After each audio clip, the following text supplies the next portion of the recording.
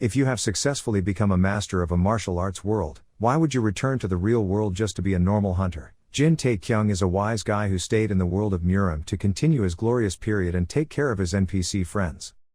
That's the contents of the chest, so first let's find out how he magically entered Murim. Jin Taekyung was walking on the street and his face was sweating profusely. Each step was filled with heavy steps up each step. Taekyung was panting while carrying a large virtual reality machine on his back. This thing is twice as big as him. After going up, Taekyung's face turned red and his whole body trembled and said, "I'm almost there. I just need to get to the 4th floor to complete this debt." After a while, he was able to bring this virtual reality machine back to his room, but as soon as he saw this old game console, his roommate immediately criticized him harshly. This thing was trash. Taekyung frowned, he didn't look at it the right way. But Jin Ho just raised his glasses slightly and said, "Taekyung, my brother, it seems you are mistaken about something. Trash is trash, no one digs up a pile of trash to see if it's really trash, you can just say it's trash." Taekyung felt a bit sad when he heard that, but, then sadly thought, "But I need money." Jin Ho now laughed and said, "Wait, there, we don't need to feel guilty on our friendship trip." When Taekyung heard this, he couldn't hold back his anger, his eyes full of murderous intent, and said, "Senior." Jin Ho was suddenly scared speechless. "Ah, Taekyung." Seeing Taekyung angrily stand up, he tried to reassure her, "Calm down and think about the law of awakened people, more specifically, Article 1 Line 12, it says that force cannot be used against ordinary citizens and..." Hearing that, he immediately objected, "I said an F-rank hunter like you shouldn't be considered an awakened person." After hearing that, Jin Ho pretended to be confused. "What did you say? When? Were you drunk? Because you don't remember that damn thing." Taekyung was helpless to control his anger. "Whatever." Jin Ho did some strange actions and said, "Good thinking, that will make things difficult for him. If he hears him assaulting someone, citizens you will chase and..." "You've been kicked out." Jin Ho was stunned when he heard that. Taekyung bowed his head and said sadly, "When he just walked in to do what he did today, the captain thanked him for everything he had done." Taekyung became a hunter because his late father was also a hunter. Even though he doesn't have any talent in this field, being a low-ranked hunter, he still prides himself on his hard work ethic. Thanks to these efforts he was able to pay his mother's medical bills and support his sister, but now he feels everything he did in the past 7 years was a waste. Jin Ho felt a bit regretful and shed tears. Taekyung just said, "You're planning on apologizing for what you said, right?" Jin Ho tried to hold back his tears and said, "Just a little." As soon as he heard that, the young master couldn't help but say, "Then buy me a drink, that's what the seniors do, right?" Jin Ho showed his attitude and said, "You're an ungrateful piece of trash," he said, "but you never considered me your senior. Drink all night long, whatever it takes, drink like there's no tomorrow." A long night passed like that. On January 1, 2015, humanity was not welcomed by the warm light of a new year. They encountered a gate, a passage connecting this world to another world. Gates known as dungeons began to appear around the world, strange monsters never before seen began to pour out from the gates. There was a battle between the awakened people and the monsters, through many victories and defeats. Finally, to end the Great War, they defeated the great demon lord, Asmodeus. That day was January 1, 2020 and it was called Victory Day. After that event, monsters stopped coming out of the gates, and a new age began, with hunters, who entered the gates on quests to kill monsters to gather resources and sell them to an auction house. Most hunters are awakened humans. There are those who surpass the boundaries of normal humans, and their rank depends on their abilities. For everyone, Taekyung's rank is the lowest, 1 F-rank hunters, and soon people won't need low-rank hunters like you. After eating a full meal, Taekyung picked up Jin Ho who was drunk and dropped him on the bed. He slapped his cheek hard and kept waking him up. "Hey senior Jin Ho, Sung Jin Ho, wake up." But I couldn't even call Jin Ho. Taekyung looked at his shoulder covered in smelly vomit and felt bored. "I told you to drink slowly, huh?" The next second, he was annoyed and took off his shirt and threw it right in Jin Ho's face. "Damn, it was so dirty and dirty. Right now you're sitting on the ground in despair, I'm having some time." Suddenly he looked at the virtual reality machine again. "That's right, I almost forgot about this thing. Maybe I'll sell it to buy some snack packs. Oh well, I'm too lazy to do that, I should throw it away." He was a little curious and pressed on the machine to see what it was. Just then the chamber door opened. Taekyung saw a book inside and immediately picked it up. "What is this?" "Instructions for use." Taekyung read and was puzzled. Why would someone put instructions for use on something they threw away, especially a piece of trash like this. Instructions for use, description of the most realistic simulator, model number ARC 2020, manufacturer H-Soft, production date January 1, 2020. You are a little surprised, huh? 2020, that is not the date the war is over. Must have been a printing error, because only an idiot would have developed this all that time. Inside the user manual there is also a warning that the player will not be able to log out. If killed in the game, the player will die in real life. Reading this, Tae-kyung was a bit speechless. Then he didn't care and just lay down and threw it away. Whatever, I'm going to sleep. He closed his eyes and slept on the ground. Jin-ho was lying on the bed continuously making crowing sounds. That's why Tae-kyung couldn't sleep, which made him crazy. Damn him, I wanted to kill him.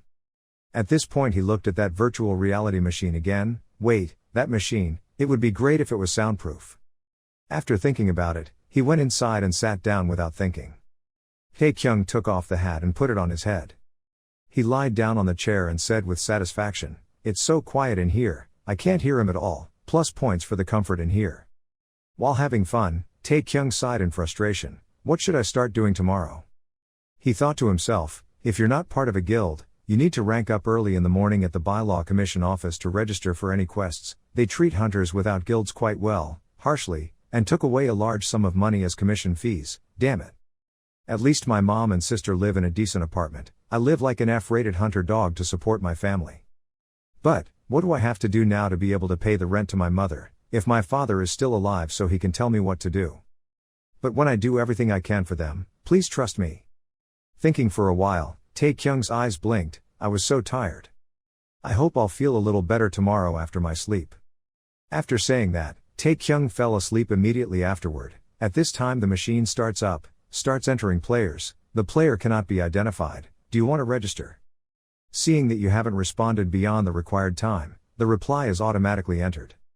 After loading, the system notifies that player data creation has been completed. Player Kim Tae-kyung has completed registration. Do you want to enter the Murim world? This time also exceeded the required time to answer. This machine immediately entered automatically. We will pray for your success. Good luck. Another scene opens. Outside the window the wind blows a bit of cold air inside. Tae-kyung had just entered this game. He was lying on the bed curled up and was awakened by the cold wind. It was so cold. Did someone open the window?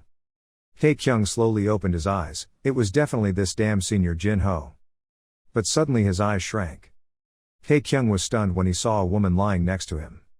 The two of them didn't even use a piece of cloth to cover themselves when they suddenly sat up. What the hell? He looked around in panic. The other girl was sleeping with her mouth moving. Tae-kyung was confused and bewildered. What the hell was going on? Where the hell am I? Am I with the bar hostess? I'm pretty sure I left right after drinking with Senior Jin-ho last night. Why am I here? Seeing that, he gently touched the girl and said sorry. The girl who was awakened sat up and rubbed her eyes and looked at him, a girl with bright white skin and beautiful pink hair. Tae-kyung looked a little fascinated and then asked, "Where am I?" The incomprehensible girl spoke to him in her language, Shenmi. The two have a language barrier. Tae-kyung misunderstood. Her name was probably Sunmi, but I didn't ask her name, and the girl just kept saying Shenmi, Shenmi. Ah, are you Chinese? The girl replied, Ni zai shuo Shenmi. Talking for a while without anyone understanding each other left him helplessly scratching his head. Damn it, I can't communicate with her at all. But at this moment, suddenly a system board appeared in front of him. You have unread messages. Do you want to read them, yes or no? Tae-kyung was startled and punched the system screen and shouted, "Damn, what the hell is this?" Tae-kyung was shocked, not understanding what happened. What the hell was going on? Basic, according to your understanding of the situation. The pink-haired girl stared at Tae-kyung suspiciously. Seeing her eyes fixed on him, he felt a little scared. What's wrong? The girl then sighed and said, I guess I'm just confused. Master Jin, you're acting strange today. Tae-kyung thought in surprise, she called me Master Jin, even though this is a game, it's quite cool. Thinking so he spoke up, how strange I am. The girl raised her shoulders and said, I don't know, everything, it looks like you're crazy or insane, you're even talking to me, so I'm sure what's going on is out there. At this time, the system displayed the start of the tutorial mission. Tae-kyung asked, guided, accepted the mission. The quest that opens announces, you are taking your first steps into the world of Murim, gathering information and adapting to your surroundings. Ranked Chain Quest Guide, ambient adaptation not completed, information gathering objective not completed, beginners only restriction, intense traditional robe set quest reward, character profile access, inventory access, skill access, quest chain progression, accept or ignore. Taekyung wondered with a bewildered face, gathering information and adapting to the surrounding environment. What kind of tutorial is this? I don't play many games, but most of them teach you how to catch some rabbits or use the user interface. Anyway, I'm fine with it, I'll gather information first. Thinking about it, he started asking the girl what she knew about me. Hearing that, the pink-haired girl couldn't help but laugh and said, "That's an interesting question, I guess you may have heard about the rumors." Taekyung frowned, "What a rumor?" "I'm sure you've heard about them before, but it's still a bit uncomfortable for me to tell you." Before she could speak, Taekyung excitedly approached, "I don't care, tell me." Looking at his impatient appearance made her a little scared. Taekyung burst out laughing again and slapped the table. "I only asked because I was curious if it was similar to the rumors I had heard before, ha ha, besides that, the rumors surrounding them did not affect me." Hearing that, the girl said in a low voice with a serious expression, "Good, if you say so." After a conversation with her, he successfully gathered information. First he found out where he lived. Taekyung was in the central city of Shan 11 district, known as Taiyuan. The brothel where he was staying was in the center of Taiyuan city, and it was called Honghua. Wolhua is a high-ranking prostitute at this brothel. And he is Taekyung, 20 years old, the youngest child of the Jin family residing in Taiyuan. The Jin family is a prestigious family and represents Shan 11 district. They are known for fighting bandits, providing food and supplies to people during famine or drought. For those reasons, the Jin family is respected and loved by the people. After completing the first mission, the system will notify you. You can find information related to the Jin family in Taiyuan. You receive the title of noble son, descendant of your father. You can check your name, sign and character profile. Taekyung saw this and felt extremely happy. "I come from a rich family, I'm a damn rich man," Wolhua said next to him, "but I heard that your family has some personal problems." System panel in front, restricted to beginners only, objective of information gathering completed, adaptation to surrounding environment completed, cloak set mission reward transmits access. Listen to Wolhua speak. He was a bit skeptical. "The problem, what was it?" She immediately replied, "Regarding the issue of sword diplomacy, the Heng sect is looking for an opportunity to take over the leadership position of Shan 11 province. There are internal problems." At this point, she covered her mouth and whispered, "The third son of the Jin family is a troublesome person." Hearing that, Taekyung crossed his arms in disgust and said, "Of course, there are bastards like him everywhere she goes. In rich houses, there are always people like that." While speaking, Taekyung stopped, his forehead was covered in sweat. At this moment, Taekyung realized something was wrong. "Wait, how many children does the Jin family have?" Wolhua replied, "Dad." Taekyung heard that and thought silently, "Damn, that's not me." The system panel appears again at this time. You get the title of Family Shame. You can check your title in the character folder. You have finished gathering information. Seeing her looking at him couldn't help but laugh. He felt a bit embarrassed. Taekyung clenched his fist and lightly hit the table to reassure himself, "Whatever, who cares if I'm the shame of the family? This is just a game, so I just need to complete the mission, so I collected information, all that remains is to adapt to the environment." Looking at his expression, Wolhua was a bit confused. She sadly shook her head and said, "Master Jin, forgive me for speaking, but you're acting like a crazy person, why don't we rest?" Taekyung was startled when he heard her say that. He held his head and wondered. I suddenly thought, what the hell am I playing in here? Then he stood up and made up his mind, I need to focus on finding a job. After saying that, Taekyung turned and walked away. He gently looked at Wolhua. Then I told myself, even if it's just a little, I'm still very happy. At this point, the corner of his mouth slightly curled up. Time passed quickly and it became dark. Follow the trail at the edge of the forest. A horse-drawn carriage is traveling on the road. The horse neighed a few times and then exhaled. An elderly man is driving a horse-drawn carriage. Taekyung is sitting inside the carriage. His expression looked a bit thoughtful. For the past 3 days, he had done everything stupid to log out, but the result was the same. So Taekyung is playing a virtual reality game called Murim, which is a martial arts game, but can't log out, and if you die in the game, you die in real life. At first, he sat around hoping someone from outside would come and save him. In the user manual, it states that the player cannot log out on his own, but if he meets certain game conditions, he can log out.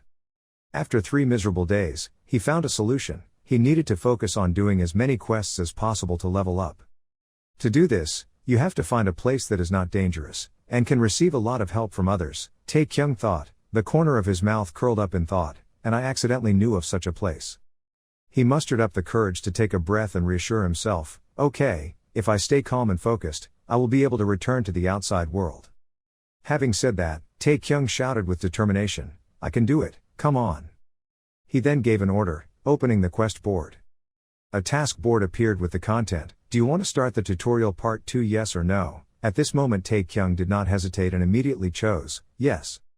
The tutorial mission part 2 opens, we have gathered basic information and grasped your current situation, however, the world of Murim is still a strange place to you, starting now, you will based on system strength, chain quest guide class, beginner restrictions, your status points goals in your unfinished character profile, your skill points in the skill table unfinished, equip an item in your inventory that is unfinished completion, trial part of the mission, skillful trading, chain progression.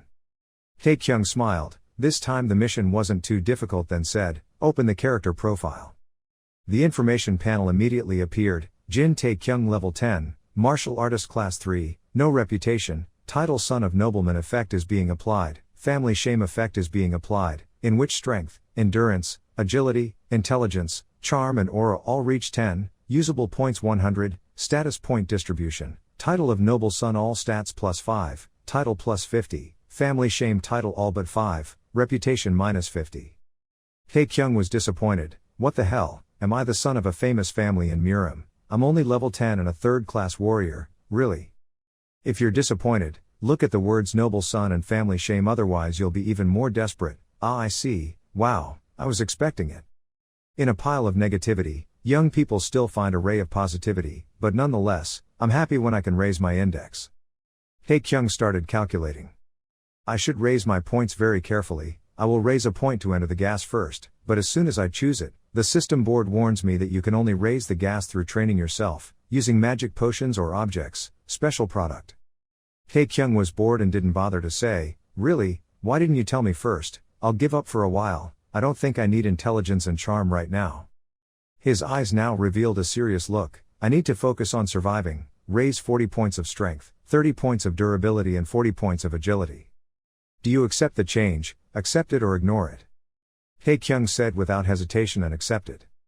Immediately his available points jumped from 0 to 100. At this moment, Tae-kyung also felt that his whole body had changed. Tae-kyung flew up around his body, emitting abundant aura, he was quite surprised, wait a minute on this. Tae-kyung took a deep breath. Then gently exhale. At this moment he felt his whole body filled with energy.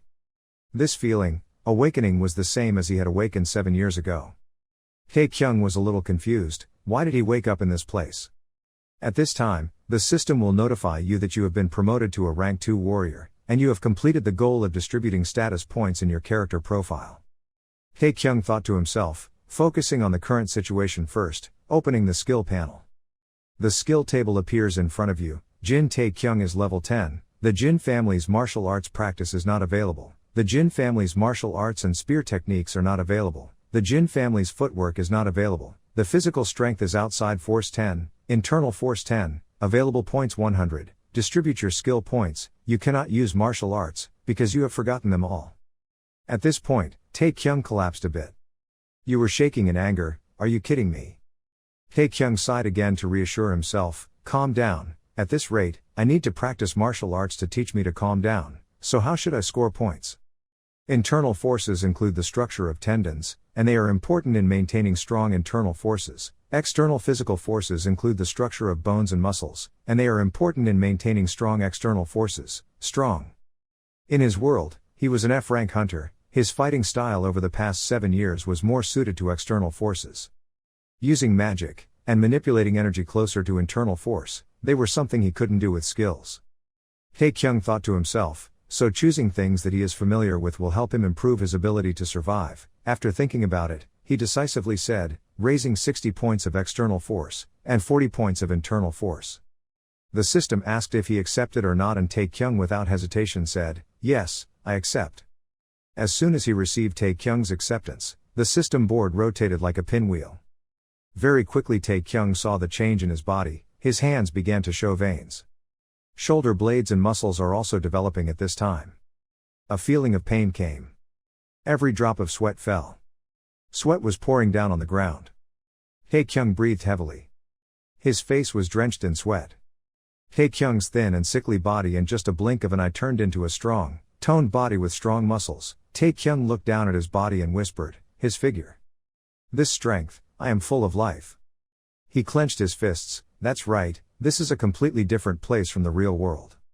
At this point Tae-kyung smiled with satisfaction, with the help of the system, I will be much stronger than before, not to mention I have 7 years of fighting experience. I don't know the limits of this power, but I will use it thoroughly. And I will survive, he thought and said, opening the inventory. The inventory that appeared inside contained only one set of clothes. The traditional robe is class 3, has no restrictions, no effects and is made of light but stiff fabric. Tae-kyung then immediately put this item on. As for his old clothes, Tae-kyung immediately ordered to put away the items. Looking at this inventory, he said with satisfaction, wow, it will be very useful when I run away. The system sounds, you have completed the goal of equipping the item in your inventory, you have completed the tutorial mission part 2, you will be rewarded, you now have access to the tutorial mission series part 2-3. Tae-kyung saw that and was happy, great, I have a reward, open the inventory. Manhwa's second class spear, no limit, direct hit effect has 5% chance to cause bleeding effect, description can be used, sharp, you can cut yourself. Looking at this item, Tae-kyung lamented in disappointment, why don't you give me something better than this? But then he also told the system to equip items. A second later, the system gave Manhwa the wound to Tae-kyung. You will start the part 3 tutorial mission now, be prepared. Tae-kyung wondered, what are you preparing for? While speaking, someone called outside, Master Jin. You're startled, okay. The man driving the carriage spoke up, it seems we have a little problem. Hearing that, he immediately looked out the window and asked what he meant. A system panel now appears, instructions for part 3, you have become stronger from using the system, it's best to practice what you have learned, you will take care of the bandits that have just appeared, quest chain guide, limited to beginners only, goal of destroying bandits not completed, mission reward full recovery, mission chain, mission failure receives death. Only to see that at this moment they were being blocked by a group of robbers, Tae-kyung was speechless, what a small problem. Jang Sam is a robber, he never leaves the 5 famous mountains. He became the leader of a group of robbers at the age of 20 and forced travelers to pay tolls. The man driving the carriage said, there are a total of 6 guys, and we've been ambushed. When Tae-kyung heard that, he was scared and hid in the carriage, thinking, are there 6 people? The man driving the carriage told him that robbers like them were quite common, but this was the first time he had seen them in this area. Tae-kyung wondered why. The man continued, outside the 5 great mountains, they would die if they attacked someone from a martial arts family. He said as he showed a smug look on his face, robbing the Jin family's territory, you guys are idiots, he thought to himself, well, maybe it's because they're NPCs. And the more he looked at the carriage driver Tae-kyung, the more he doubted life, why was this old man so tense, why could he still be calm in this situation? But for some strange reason, his name Jang Sam went out of the 5 famous mountains. Before that, when Tae-kyung's carriage was on the road, it became the target of robbers. Over there, big brother, Jang Sam, looking at your carriage, they look like they have quite a lot of money. On his face there was a big scar between his eyes. Jang Sam raised his axe and smiled and said, looks like I'm lucky. And they blocked Tae-kyung's way. The man driving the carriage saw them and threatened them without fear. You will regret saying those words when you see his face. Jang Sam spoke up, okay, I understand, now hurry up and show me that guy's face. Hearing that, the driver was angry, stupid bastard. Tae-kyung looked outside in the car and thought, finally I can witness the skills of a martial arts master. At this time, I only saw the man driving the horse-drawn carriage confronting a group of brazen and ferocious robbers. But the next second he turned around like a shy rabbit, making Tae-kyung bewildered, what the hell, why is he waiting here? The man approached and bowed his head and said, it seems you have to meet them, young master. Tae-kyung was afraid when he heard that, his face turned pale, me, why? The carriage driver opened the carriage door and said, they need to witness your fear and strength. Since they dared to stop the young master, they should witness the power of a true martial artist, he should teach them a lesson. Tien Kiem Jin, I heard about your talent, when you were only 20 years old, you were already a famous genius swordsman in Murim. After hearing the young master's story, this old man's heart felt nothing but fear and admire his achievements. Hearing that, Taekyung was a bit confused and wondered, Jin, a sword genius, what the hell is this old man talking about? Thinking of this, he smiled awkwardly and said, I think you are mistaken. The man driving the carriage turned around and shouted at those robbers, that bastard, don't you recognize this person? He is the second young master of the Jin family of Taiyuan, a famous martial artist in Shan 11 province. When Kyung heard this, he quickly grabbed him and tried to explain, wait, I'm not the second young master. The man laughed loudly and introduced, he was the heavenly sword Jin Mu Kyung. When he heard that, he immediately said, I am Taekyung. However, hearing these words, the man immediately became speechless. He hesitated awkwardly, apologizing. Taekyung scratched his head, well, I tried to tell you earlier, I'm not Jin Mu Kyung, I'm Taekyung. Hearing this, the man immediately changed color and sweat profusely and said, you are Jin Taekyung, the useless third child. Taekyung also did not refute this statement. When the man saw this, he was so shocked that he foamed at the mouth.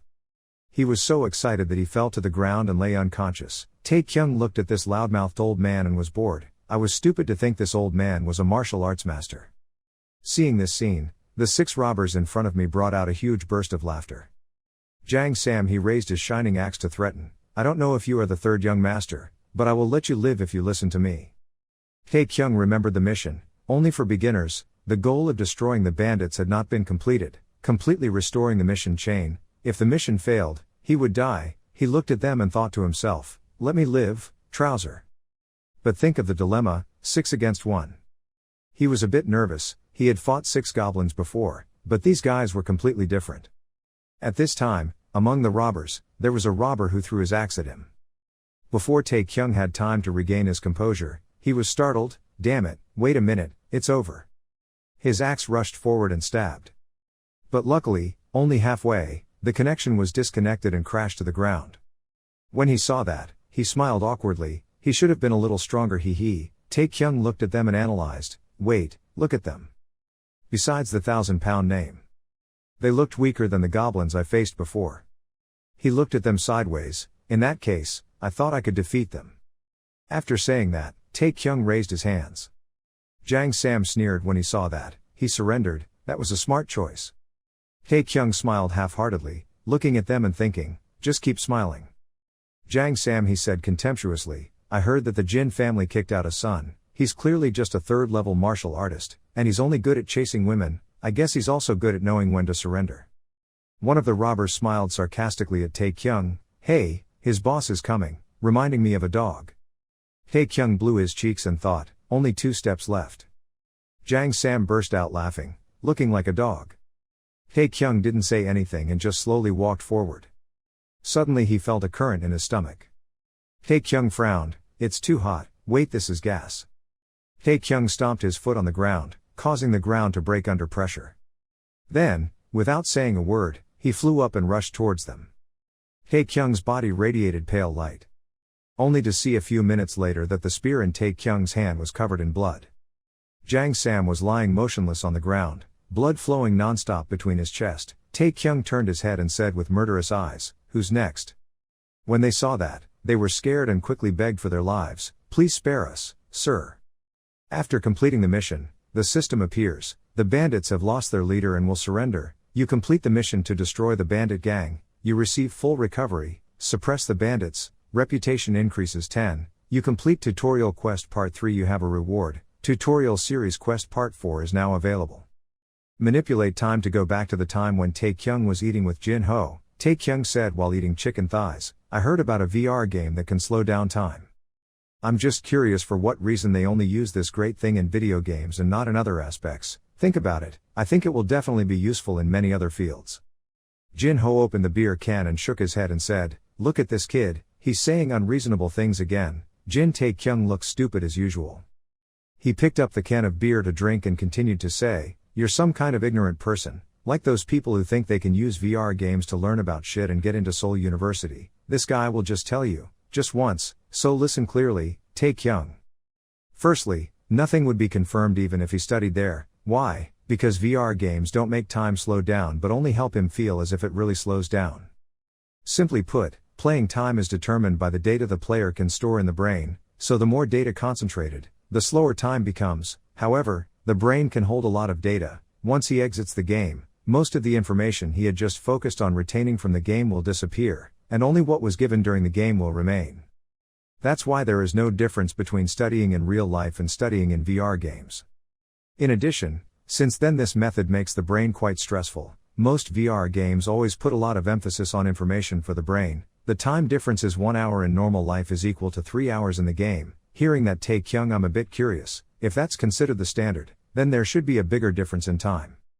Jin-ho yawned and said, if the technology is good, the difference will be higher, but the cost of creativity is too high. Just talking about a lot of equipment money is already difficult to afford, so most of them can't beat it.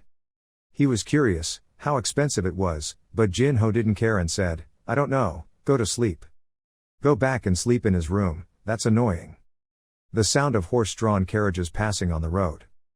Back to the present time, Tae-kyung sat in the carriage after remembering the conversation with Jin-ho and mumbled to himself, in any case, he has to wake up, he said and ordered, open the skill menu.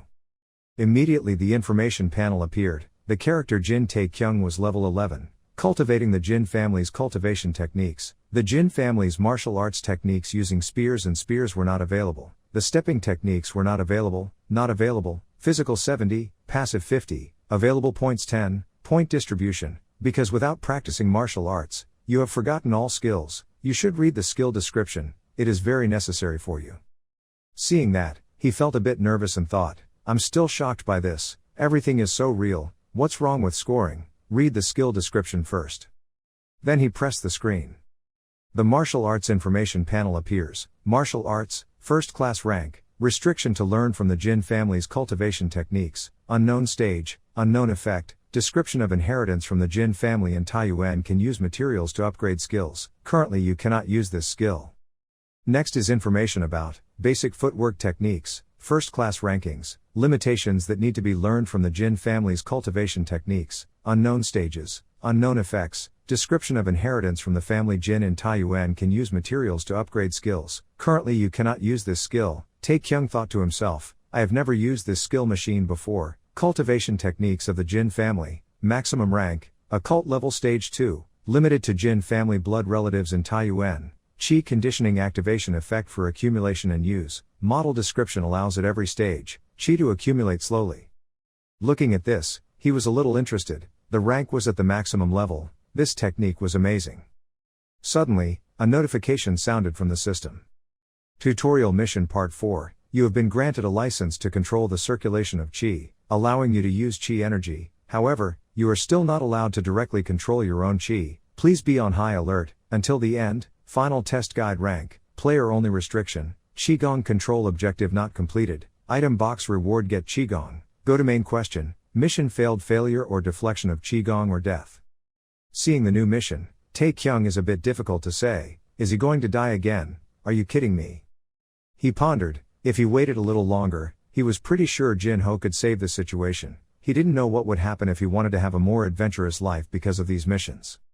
Notification system, waiting for a response. When he saw that, he was stunned. No, I didn't agree, I refused.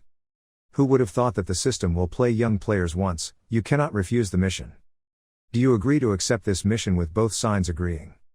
Seeing that, Tae-kyung was so angry that he screamed, I said I refuse, refuse, refuse, why are there 2 agree buttons here? However, the system decided on its own and the mission was automatically accepted. Tae-kyung was so angry that he wanted to apparate. Are you kidding your dad? The announcement sounds continuously, your mission will begin immediately. The cultivation techniques of the Jin family will enhance your abilities. Because this is the first time, you will receive help for this mission. You will be transferred to the mission site, whether you agree or refuse. Tae-kyung sat on the ground in despair, refusing. But the notification system automatically agreed, leaving Tae-kyung helpless and not even bothering to say, damn it.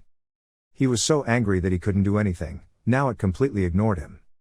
Damn it, once I get out of here just wait, but suddenly at this moment the chair in front of you suddenly twisted into a crooked shape. Everything around is moving again. It moved to form a vortex and sucked him into it. When Tae-kyung saw that, he was scared and covered his face and shouted loudly. He closed his eyes for a few minutes. A moment later Tae-kyung slowly opened his eyes. As soon as he opened his eyes, he discovered he was standing in an empty space. Taekyung looked bewildered. Somewhere, suddenly there was a voice, "Come here." I only saw in the distance an old man with white hair and beard wearing a white suit, waving to Taekyung. Seeing that, he walked step by step closer to the old man, thinking to himself, "Is this old assistant going to help me?" The old man with kind eyes stared at him. Taekyung was a bit nervous. Then he gently said, "Sit down and relax." Taekyung was a little skeptical. I thought to control Qigong you had to sit on a lotus flower." The old man stroked his beard and laughed, saying that only weak people have to do that. With masters nothing is impossible. Taekyung was stunned. He could read my mind. He was truly a master. "Ho ho, you're quite interesting." After saying that, he stood up and his body rushed over to point the acupuncture point on Taekyung's body, immobilizing Taekyung. The old man standing behind spoke up, "Don't be too surprised, I'm simply pointing at your acupuncture points, concentration is very necessary." Taekyung thought to himself, "I can't move." He then placed a hand on his back and said, "Knowing how to regulate the flow of air in the blood is extremely important for any martial artist. Not only does it help accumulate valid Qigong, it can help allow your mind, Qigong and soul to become more refined and brighter, and moreover help you reach the highest realm.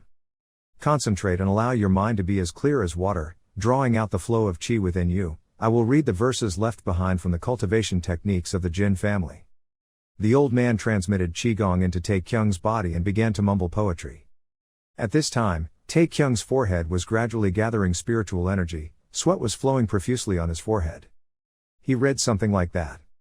Finally he spoke loudly, following their trail. Taekyung was a little wondering, what are you tracking? At this time the system appears, the circulation of the Jin family's cultivation techniques will begin at this moment. The bloodline in Taekyung's body now emitted yellow light spots. Follow the light from the blood vessels. The light marks are then joined together. A moment later, the system announces, "You have completed the mission of cultivating Qigong. You have completed the fourth mission. You will receive a reward. The Qigong skill has been recruited. You can freeze Qigong Gong, and confronting the power of other people's Qi. A small amount of poisonous gas has been released from your body. You have completed all tasks related to the master. You have unlocked the main quest." Returning to reality, Taekyung is now sitting on a carriage practicing. A moment later, the aura surrounding his body gradually dissipated. Taekyung opened his eyes and let out a breath. When he felt full of vitality, he exclaimed, "Wow, it feels so great, my whole body feels like it's been revived." Taekyung placed his hand on his stomach and whispered, "Qigong is indeed very interesting, but..." Just seeing a red ball appear above his head made him a bit confused. "What is that?" At the same time, the driver outside spoke, "Our young master is coming to the land of the Jin family in Taiyuan already." Jin Taekyung saw his strength while on duty. That is, 10 years of his Qi. Quite small but pure essence. Wait. Another source of energy, that source of energy was approaching his energy. "If I absorb it, I will definitely become stronger." But he chose to refuse. "Okay, I shouldn't do such unnecessary things, it's no joke. Just focus on completing the task first. This is the right decision." Just as he finished, he heard a voice calling, "Young master, we have arrived at the Jin family's property in Taiyuan." Taekyung hummed, told the driver to slow down to try out his new skill. He thought, then rubbed his chin and said, "Oh, so it's like that, like a level scanner." He sat in the correct position and said, "Okay, let's try it, activate the feeling." A blue circle surrounded him. The system displays a notification, "You have activated aura because you are only in the early stages of mastery, you will only identify people under level 30 and within 30 meters. The carriage driver closest to him was scanned as level 4, Wang Ha Wei, you have identified the person through aura." He exclaimed, Oh, delicious, this is useful." He smiled happily and thought, "It's been a long time since I found one that worked, so lucky." He opened the mission menu. He thought, "If I wait until I can see outside, I'll kill the guy who developed this game." The car was stopped when it reached the door and stopped. The carriage also stopped in front of the door.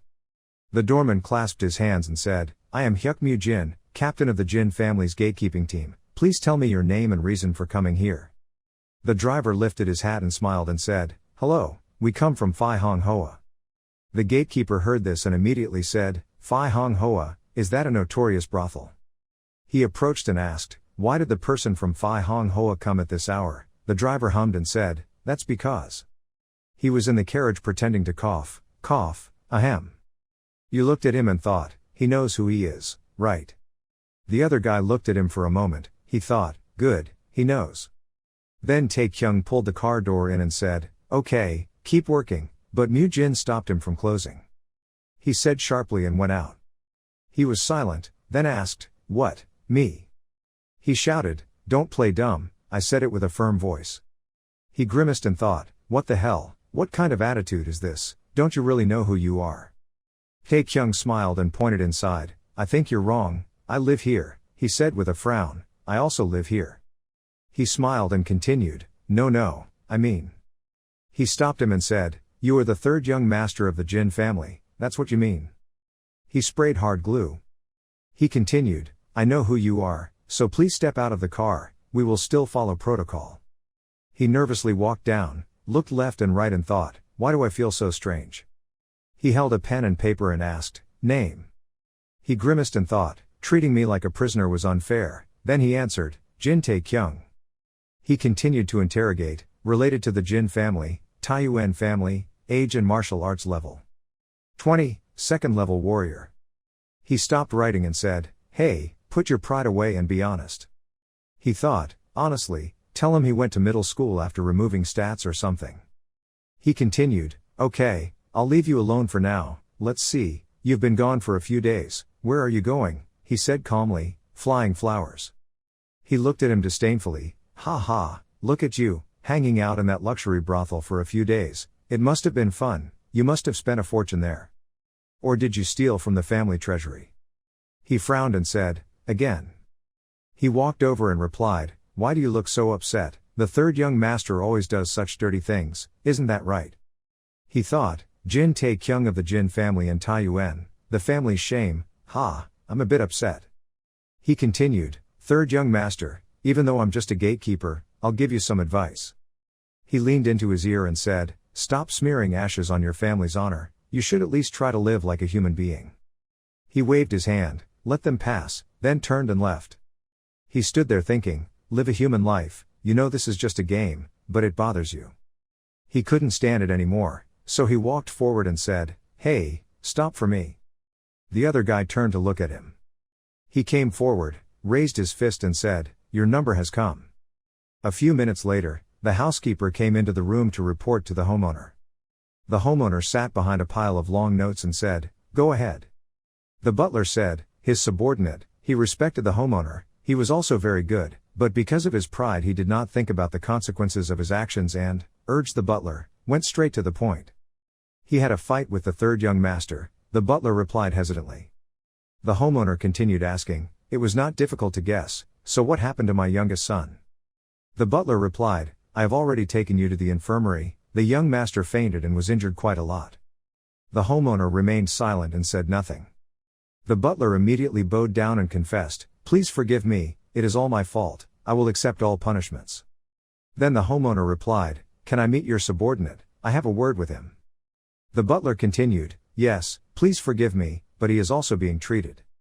The homeowner asked if he was being treated, he replied, yes, he is also in the infirmary, I heard that he had a broken bone. He continued, really, then forget my suggestion just now, you can go, yes sir. The butler left, and the old man immediately threw away all his notebooks and called out, Wai Peng. Wai Peng immediately said, yes, master. He happily said, let's go out for a while. Wai Peng didn't know what to say and just sighed. Tae-kyung fights Hyeol Mu-jin with all his strength. But he quickly dodged the attack, causing him to fall down and said, better than we thought. He quickly punched him in the face from below. He looked at him and thought, what level is this guy? Quickly seeing him at level 20, he punched him until his mouth bled and cursed him, this bastard. He thought to himself, I should learn to be quiet and focus on leveling up. After the match ended, Tae-kyung woke up in bed with a bruised face, you woke up from sleep mode. He slowly sat up and looked around. The doctor next to him said, the young master is awake. He immediately asked, where am I? This is the pharmacy hall, the young master has been in a coma for an hour. He lay down again and thought, infirmary, if I had fainted for an hour. He woke up startled and wondered, wait a minute. The pain came and made him hug his body and cry out. The doctor said that the young master still had some bruises so it would hurt a bit. Please don't exercise too much and rest as much as possible. After that, he went out. Taekyung said exhaustedly, opening his character profile. Profile appears, character Jin Taekyung, level 11, warrior profession level 2, reputation 10, position as son of noble, family disgrace, stats are normal, points are available as 10. He looked at that board and said, who knew I would end up like this, relying on my endurance. Taekyung thought, if he had raised his score earlier, he might have won. He sat up and practiced his arms. Okay, if I move so sluggishly, lifting would make no difference. If I want to defeat him, I need to master martial arts first. Someone walked in outside, a voice said, this room, thank you. Opening the door and walking in, right after that was a middle-aged man, that was the homeowner.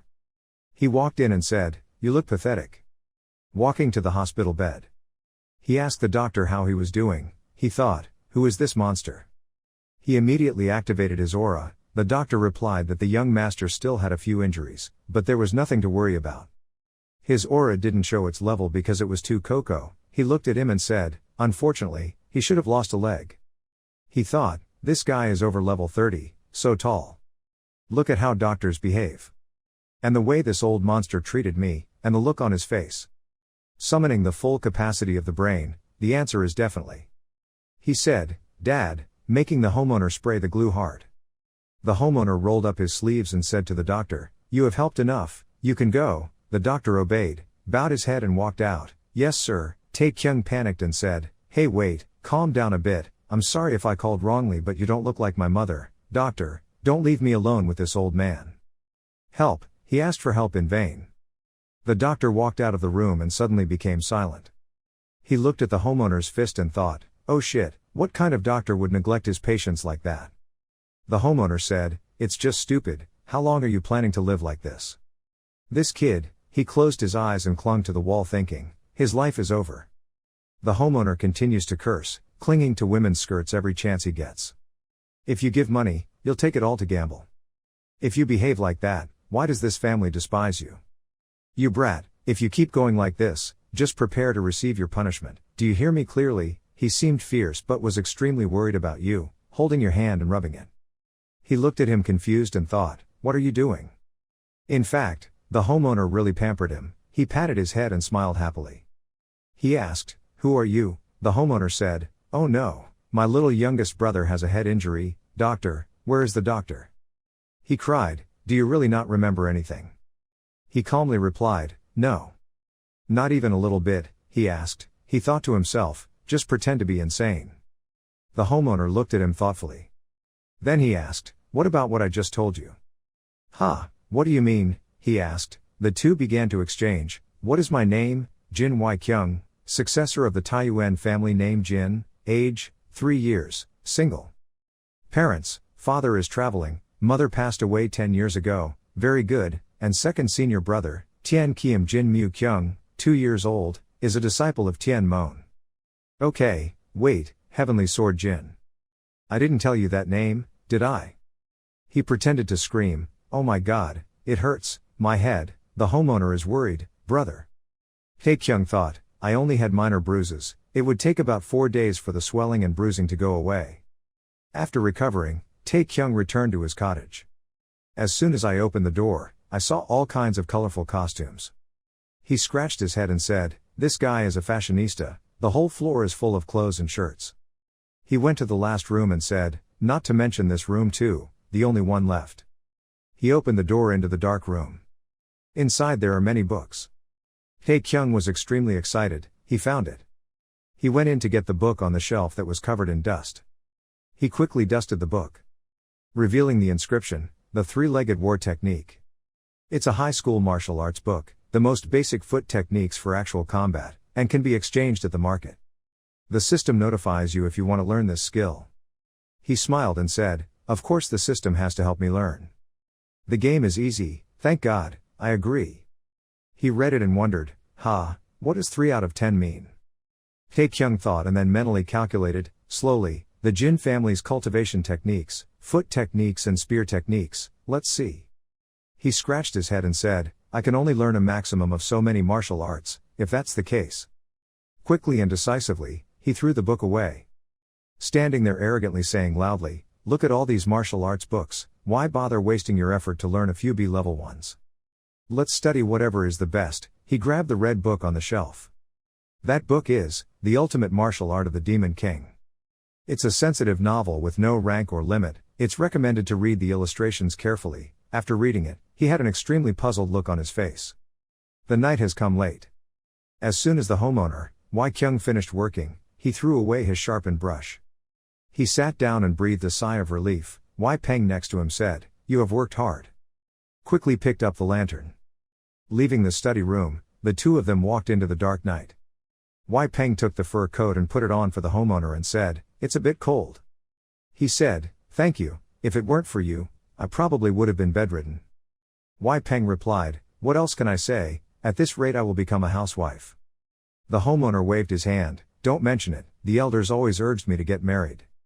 He thought about a girl then sighed. "Well, in the end, I still have to get married for the sake of my family." Wai Peng looked up at the sky and said, "Today's moon is so bright, we probably don't need lights, old man." The homeowner is paying attention to the side of Tae Kyung's cottage where the lights are still on. Wai Peng turned around and said, "Isn't that where the third young master lives?" The homeowner walked over and said, "You're right, it's late at night and he hasn't turned off the lights yet." The homeowner went to the small yard. Wai Peng stopped him. "Master, let's visit the young master another time. I'm sure he just pretended to lose his memory, maybe he got drunk like usual." The closer the two walked to the door, the more they heard loud breathing from inside. Wai Peng whispered, "It seems I underestimated the third young master, he dares to bring a woman into this house. Listen, everyone knows what he's doing, I'll bet you this month's salary." The homeowner looked inside and said, "Wai Peng, shut up and come take a look." He came to look and said, "I don't want to see his lewd scene, but since you said so, huh?" He was exercising, sweat covered his body. He holds a book in his hand. Feet are on tiptoe. You follow the instructions in the book, now you need to take 2 diagonal steps. Unfortunately, his leg twisted onto the floor, causing him to fall. Tae Kyung calls heaven and earth. Who created this strange martial art? The homeowner looked with sparkling eyes. Wai Peng. Wai Peng also replied, "Yes sir." He smiled and said, "You said it yourself, I'm not getting paid this month." After practicing, Tae Kyung sat breathing heavily. Why was it so difficult? But in return the system issued a series of notifications. "You have learned the Jin Clan foot technique, you will receive influence from this martial art. You have once you complete your goal of learning martial arts, you will be awarded the title of new student." He gulped down the water. When he regained his strength, he exclaimed, "It was too much." Tae Kyung put his hand on the stack of books and thought, "I can't believe that there are only so many books, not 18 plus books, half a room isn't enough." He picked up the 2 books and thought, "Well, I still have to thank him for these books."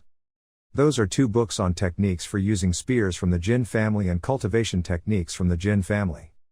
Tae Kyung continued counting, slowly, the Jin clan cultivation techniques, foot techniques and spear techniques, let's see. Looking at the book I scratched my head, I can only learn a maximum of so many martial arts. He picked up the pile of books and thought, but now the only thing I need is to focus on what I can do. Okay, no practice today. He walked away, but behind his pants he was still carrying the 18 plus book from before. Tae Kyung sat practicing exercises in the room. He slowly exhaled a stream of air. During that time, a servant discovered him. He came in from outside and brought in food. The young master woke up. He scratched his head and said, "Ah, I can't sleep." Tae Kyung looked at his hand and said, "Since my chi is circulating properly, my mind is more alert and I definitely don't get tired as easily as before." He put the things down on the table and said, "The young master's wound could get worse, so I hope the young master will rest." He held his stomach and thought, losing that wound would be better. Then he said, "I understand, then I can." The other servant said, "Oh, the young master can talk normally with me, there is no need to use honorifics." He replied, "Yes, you're right, then."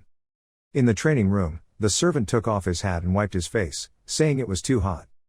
Tae Kyung suddenly stopped. Then he said, "Okay, let's just address him as before." He smiled awkwardly and thought, what a crazy game, the graphics are so realistic, I feel bad talking to older people without using honorifics. He replied, "As you wish, so what do you need, young master?" After that, the servant went to report to the homeowner. After hearing this, Wai Kyung said, "You've worked hard, you can leave." Just walked out of there. The homeowner immediately threw all the piles of yarn on the table and happily said, "Great news, I won't be working today." Wai Peng immediately grabbed the pile of notes he had just thrown out and said, "No way. He stopped me, old man, if outsiders find out, things will become complicated." The homeowner happily said, "My younger brother is trying his best to learn martial arts, how can I work now?" Wai Peng replied, "Do you know what is more important? It is a matter for the elders." The homeowner immediately changed his unpleasant attitude. He sat down and said, "Those old men are so annoying." Wai Peng clasped his hands and said, "Master, can I say this?" The master rubbed his forehead and said, "No, I refuse, I don't want to." Wai Peng said with his hands on his hips, "I will still say, this is the 5th time he has embezzled the family funds, I haven't even counted the other things he stole." The homeowner immediately cursed, "This bastard." Wai Peng continued, "If we followed the family rules, he would have been banished a long time ago, it is a miracle that he is still alive today." The homeowner asked, Why do you say that now?" Wai Peng replied, "I just tell the truth, if you ask anyone else in the family, they will answer the same, sir, you consider him your little brother, but to everyone else, he is hated." The homeowner glared at him and said, "Hey, do you have any grudge against my younger brother, what's with that tone?" Wai Peng patted his chest and said, "I'm just frustrated, old man, extremely frustrated, it's all thanks to the trouble Tam young master caused, but now you're gradually losing your position to the seniors." The homeowner silently sat and thought. Wai Peng continued, "Not only that, the elders always made sure the 3rd young master received money from his family, giving it to him to cause more trouble." The homeowner stood up angrily, banged the table and shouted, "Those old men were truly unforgivable." Then he walked to the window. Wai Peng said, "I'll just say that, you need to let him grow as a man." Then the atmosphere gradually sank into silence. The new homeowner speaks up, "This will be the last chance." Wai Peng stopped, "But, old man," he immediately shouted, "I already told you. He was just a child, lost his memory, but he became a completely different person." The homeowner turned and said, "You can see that he is very different." Wai Peng replied, "Yes, then." He thought, it was true that he was behaving very strangely, he even learned martial arts, very different from before. The homeowner looked outside the door. Suddenly he called, "Wai Peng, yes, old man." He smiled and said, "I have an idea, please issue an order in my name." The next day, Wai Peng did as he read the homeowner's orders, so that's it. Because he broke 14 family rules. 3rd young master, Jin Tae-kyung will be detained in the training cave for an unlimited time. Tae-kyung gave orders and just sighed. Wai Peng sent someone, "You tie up the prisoner." Tae-kyung laughed and trembled, "Ha ha ha." His face was strangely pensive. The servants came to take him away and he got angry and shouted, "What do you mean? I said I need a practice room, not a prison." "And what about the last sentence you said, unlimited time, are you crazy?" Wai Peng said, "Come on, Tam Chio, calm down and listen to me." "You shouted, I don't want to listen, no." He struggled and had no choice but to fall to the ground and say, "I don't care, I won't go, I can practice martial arts in the yard." Wai Peng called, "Tam Chio." He gritted his teeth and said, "That's enough, get up quickly." He looked at him and his face turned pale with fear. He looked and thought, "This is telepathy, don't be wary and listen carefully to what I say." He sat up and thought, "Isn't telepathy only something martial arts masters can do? You can still hear it, you may not know it, because your memory is lost, but remember that you are being closely monitored, you will probably be punished even more severely than this." So the old man took it upon himself to solve the problem. "Even if I say it's an indefinite period of time, do you really think the old man will imprison you forever?" He thought, he was right, that guy was far from doing that. "First you will be there 7 days. Can you sign, just 3 days?" Wai Peng replied, "You're still lying." You looked at him and thought, scared, look at his eyes, he thought he could easily defeat me, then what, give it a try, get a feeling. He used aura with Wai Peng. He said, "So what do you think?" He immediately obeyed, "Okay goat, I'll stay right away," after seeing that Wai Peng's level was higher than 30. He was immediately detained there. The homeowner is already there waiting for you. Hearing footsteps approaching. He immediately turned to look. He was blinded and was kneeling on the ground. The homeowner said, "You have finally come." You also looked at him and said, "Hello, brother." Wai Kyung looked and said, "I can no longer cover up your actions, as the family's successor, I declare that you will be placed in solitary confinement. Do you have anything else to say? He was about to say, of course, but then he looked at Wei Peng's face to see his attitude. Then he bowed his head and said, I will accept this punishment.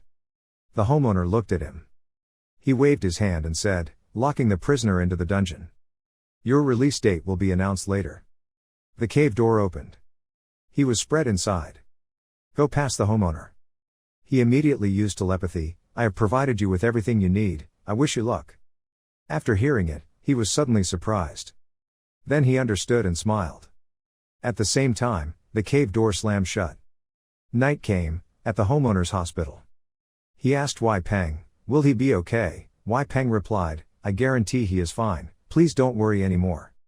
The homeowner replied, he hasn't fully recovered yet, he will be fine, right? Wei Peng said, you act like he is about to die. His wound can be healed just by licking it. The homeowner walked back and forth saying, no, that's not true, you don't know how fragile and weak my brother was when he was young. Wei Peng said incomprehensibly, weak, the rare drugs and medicinal herbs he used could fill an entire room. Have you forgotten what happened last year, the 100-year-old ginseng incident? The homeowner stopped him, okay, stop talking, Wei Peng said, ha, the chief physician was so angry that he felt like he was about to slit third young master's stomach and, that's enough, stop. The homeowner sat down and sighed, issues related to the third brother, both inside and outside the family, make me stressed to death. And especially the secret meeting of those people. Wei Peng replied, Hungshan sword sect. The homeowner asked, what do you think their intentions are? Wei Peng replied, I have sent a few people to scout. Wei Kyung said, provincial Shanxi, told them to be ready to deal with the Hang Mountain sword sect. In practice. The sound of gurgling water. Everything is complete for Tae Kyung's practice. He is also practicing extremely hard. Use spears to hit the target. System notification, the number to complete is 100 out of 100. You have learned the technique of using the Jin family spear. Thanks to diligent practice, the stats for this skill have increased by 1. After reading it, he said, oh, I didn't know stats could be raised like this. He sat down on the ground and cried, ouch. Looking up into the sky. He said, I thought this place was supposed to be a damp underground prison. If I had known it was like this, I would have asked to stay longer. The inside of the cave is vast and spacious, and you are tiny inside. The system informs you that you are tired and hungry, please find food and rest to recover. His stomach was gurgling all this time. He said, I don't have much time, I wasted an hour to rest. Suddenly he thought, oh yeah, food medicine, I got some when I first got here. Summoning, food medicine. A pill immediately appeared in his hand. Food medicine is an edible medicine, ranked first level. Medicine is made from food and herbs. After absorption, not only restores energy in the body, it has other effects may be added. He looked at it grimly, but this thing. It really makes people eat, it smells like, he covered his nose at that smelly black lump. But he tried to put it in his mouth, but he couldn't help it, it was good for his health. He trembled and swallowed. Immediately your strength is full, you have absorbed the food medicine, you are full and rested enough, fatigue disappears, in the next hour, all stats will increase by 2 points. He shouted, opening the character profile. Tae Kyung was so excited after reading it, it was amazing, his index had increased significantly. He immediately summoned food medicine and ate all this shit medicine. A large chest appeared, he greedily ate them. Then the system displays a message, you have absorbed the food medicine, there is no other effect. You were so full, Tae Kyung quickly vomited and vomited continuously. The fire was burning, he continued to practice. The mastery level of the Jin family spear technique has increased to 23 out of 100. He continued to practice, the mastery level of the Jin family spear technique increased by 2 years above 100. The mastery level of the Jin family spear technique had increased by 6 out of 100, continuously increasing because he practiced extremely hard. He used 3 attacks in one go, but he didn't gain any points, he failed, he had no mastery points. He grimaced angrily, are you kidding me? Tae Kyung struggled, why is it getting harder and harder as I progress? I'm so angry, I'm wasting another hour. He was breathing heavily, sweat-drenched, wondering what was wrong. Let's try again, slower, get into position to continue practicing.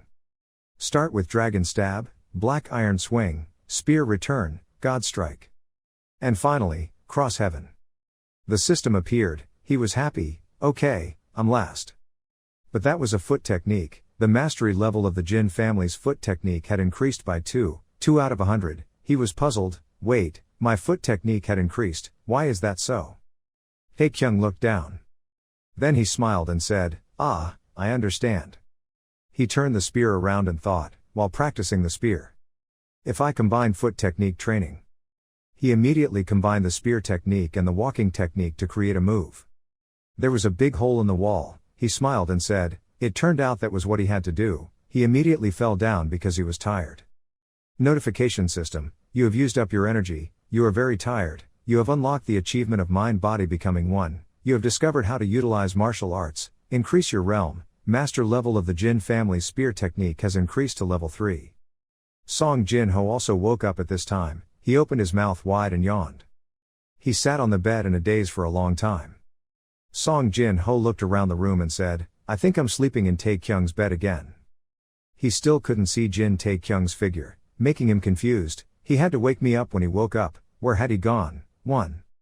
Seeing that, Song Jin-ho immediately got down from the bed and went to look at the game console. Then he used his foot to gently push open the lid of the game console. Seeing Jin Taekyung lying still inside, Song Jin-ho was surprised. He looked so uncomfortable, but he was able to sleep. This guy is really strange. Seeing that he was motionless, he gently tapped his head to wake him up. Hey, Taekyung, wake up, the sun is setting. Song Jin-ho took off his hat and kept calling, bro, wake up, let's go eat some soup to wake up. But at this moment, Jin Taekyung suddenly opened his eyes in a daze and mumbled, soup, you bought it.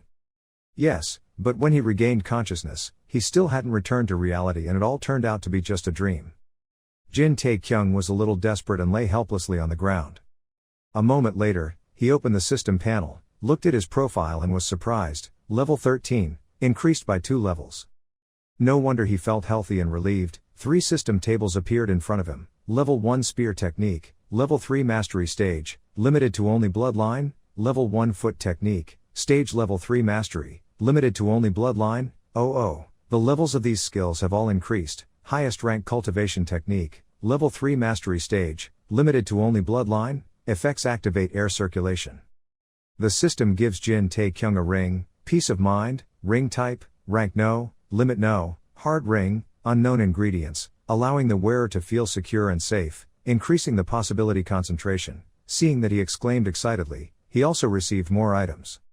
After winning the trick, working hard is different. He started calculating again, dividing stat points, health and stamina, 10 points each. After thinking about it, the young man did not hesitate, picked up the spear and got to work.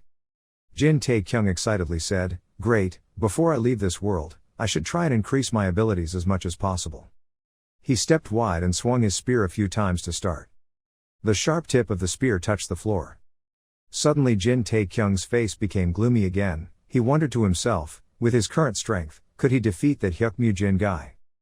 Thinking of this, Jin Taekyung shook his head like crazy to protest, not yet, there is still a level gap, stop thinking nonsense, focus on practicing. At this time, the system sends a message, a new training mode function message. You can now summon illusions of past opponents. However, if the opponent is 10 levels higher than you will not summoning ability. You're surprised to see that, huh? In front of the screen, the system displays 2 characters, training mode, opponents can now summon, level 10,000, level 20 Hyukmu Jin. Immediately after that, he summoned Hyukmu Jin, and his copy also appeared. Seeing the Jin Taekyung figure was so surprised that his mouth was open. My goodness. He couldn't believe it. As he walked back and forth, looking up and down at Hyukmu Jin's body, he suddenly exclaimed, just like that guy. He couldn't help but touch the character. Let's see. As soon as he touched the character, his hand penetrated inside Hyukmu Jin's body. Seeing that, he immediately exclaimed, good, at least he won't be injured. When this system appears again, you can change the opponent's level. Jin Taekyung was excited. Really? So let's see Hyukmu Jin with half his power. Right after that, the data of level 20 Hyukmu Jin also started downloading. A moment later, the system informed Jin Taekyung that his current form would only be able to use 50% of his power, and the character Hyukmu Jin also slowly opened his eyes. He half smiled and said, that hateful look in his eyes didn't change anything. The opposite side of Hyukmu Jin's body also smirked. The system told him to start practicing. Jin Tae-kyung immediately and excitedly swung his spear and shouted, "Of course." As soon as the spear was swung towards Hyuk Mu-jin's body, he immediately dodged. The next second he quickly rushed away. Jin Tae-kyung continued to swing his spear to attack, then jumped back and said, "Receive it." His foot grazed the floor. His eyes were full of murderous intent and he raised his voice, "Let's try to avoid it," then swung the spear like lightning. Hyuk Mu-jin was also unable to do so and easily avoided it. His eyes also showed fighting spirit. But then he could not avoid Jin Tae-kyung's spear and was hit in the face by the spear. When you see that, you're a little surprised, isn't this a bit easy to eat? Hyuk Mu-jin's body was injured and knelt down. When he saw that, he looked down on him and said, "Is half of his strength that weak? So let's try Hyuk Mu-jin at 100% power." The system immediately responded to his request and produced a version of Hyuk Mu-jin that was no different from the original. The two sides were now rushing at each other like two moths, neither willing to be outdone by the other. Outside, the sunset gradually fell. Somewhere, from afar, there was the sound of horses slowly approaching. I only saw a middle-aged man with a beard and raised his hand to speak and stopped. The person sitting on the horse saw this and immediately pulled the reins and braked the horse. The middle-aged man glanced. On the carriage was a man wearing red clothes. At his side there is also a sword. Seeing that, the middle-aged man asked, "Where do you guys come from?" The guy sitting on the carriage's mouth slightly raised. Then the leader answered, "Hang-sun." Back to Jin Tae-kyung now. The fire in the jar is still burning. A second later, something suddenly blew through the fire. I only saw at this moment that a large hole suddenly appeared in the middle of Hyuk Mu-jin's body. Hyuk Mu-jin's original expression also changed to reveal a painful expression. Jin Tae-kyung scratched his head in surprise, so strange. He couldn't believe the truth. Why did he still win, or was it just his appearance that was the same? He looked down at his hand again, wondering if this simulation was supposed to show the difference in strength between him and the better person. What was the point of winning all the time? He had only been learning martial arts for a few days, how could he be so strong? Looking at the hand and looking down at the spear, or the difference in weapons, I need to know how Hyuk Mu-jin fights if he has a weapon. Suddenly, the thought flashed in Jin Tae-kyung's head, wait a minute, let's try Jin's spear and foot technique. Right after that, the system told him, level 20 Hyuk Mu-jin was equipped with the Jin family's spear technique and the Jin family's leg technique. Jin Tae-kyung immediately said, this way I can see if I'm still alive, where is the shortcoming? Hyuk Mu-jin's copy was also armed, he smirked and said, now that's fair, right? The other Hyuk Mu-jin held a spear and pointed it in front of him. Jin Tae-kyung saw this and thought in frustration, still clearly annoyed. He got ready, raised the spear and said, okay, let's see who will win this time. Jin Tae-kyung swung his spear. The two sides then rushed to fight each other. Hyuk Mu-jin's main body attacked him with her spear. At this time, Jin Tae-kyung's forehead was also sweating. Just saw when Hyuk Mu-jin stabbed the spear down, it was like the wind suddenly rushed into the air. He looked at Jin Tae-kyung with murderous eyes. Before he could continue, Jin Tae-kyung gave him a spear and slashed him down. This slash instantly caused him to be cut in half. After that, Hyuk Mu-jin's body gradually disappeared. The system now displays a notification. Mastery level of Jin family spear technique has increased to level 4. Mastery level of Jin family spear technique has increased to level 4. Your movements have been refined and increased. Destructive power. Jin Tae-kyung broke through and increased his level again. He happily said, I'm level 14, open my character profile. The character's information immediately appeared in front of him. Character profile level 14 Jin Tae-kyung, warrior profession level 2, reputation 10, titles, 3 active titles, health 51, agility 51, charisma 10, intelligence 61, stamina 10, vitality 10 years, current points 10, son of noble family, all stats plus 5, reputation plus 10, disgrace of all family stats minus 5, reputation minus 50, new student training speed plus 10%. When he saw that, he proudly said, he became visibly stronger after only 5 days, one more level would be good, increasing his agility by 10 points. At this point, he clenched his hands and said confidently, at that time I could freely beat guys like that 1,000-pound guy and reach level 30 easily, probably in just a week. While speaking, Jin Tae-kyung's eyes filled with tears and he muttered, then. He sadly remembered the image of his mother and sister and couldn't help but feel bitter. Mom, Ha-yun, I'm coming back to you too. Jin Tae-kyung could not control his emotions and sobbed and shouted, "Please wait a little longer for me." While crying, he heard the door open and immediately wiped his tears and looked at the door. Oh, why did the door suddenly open? Only at this moment did the door open and Wei Peng and two of his subordinates walked in. He coldly looked at Jin Tae-kyung and spoke, "Third young master, it's been 5 days." When he saw him, he walked up the stairs and asked in confusion, "Have you come to release me? Everything has been handled. Didn't you say 7 days? Wei Peng replied, "Yes, you are allowed to go out." However, he needed to go somewhere right now. He was surprised to hear that. Where to go? He continued, "Going to the official hall, the family successor was waiting for him." More. The superiors were also there, along with the disciples of the Hongshan sword sect. He heard him say that and secretly thought, Hang Sun sword sect, I've heard this guy somewhere before, but why bring me to meet them? At this point, Jin Tae-kyung was sweating profusely, with a bad premonition in his heart. I had a bad feeling about this. Thinking of this, he pointed down and told him, waiting for me to change clothes. Before he could finish speaking, he quickly said, "No way, young master."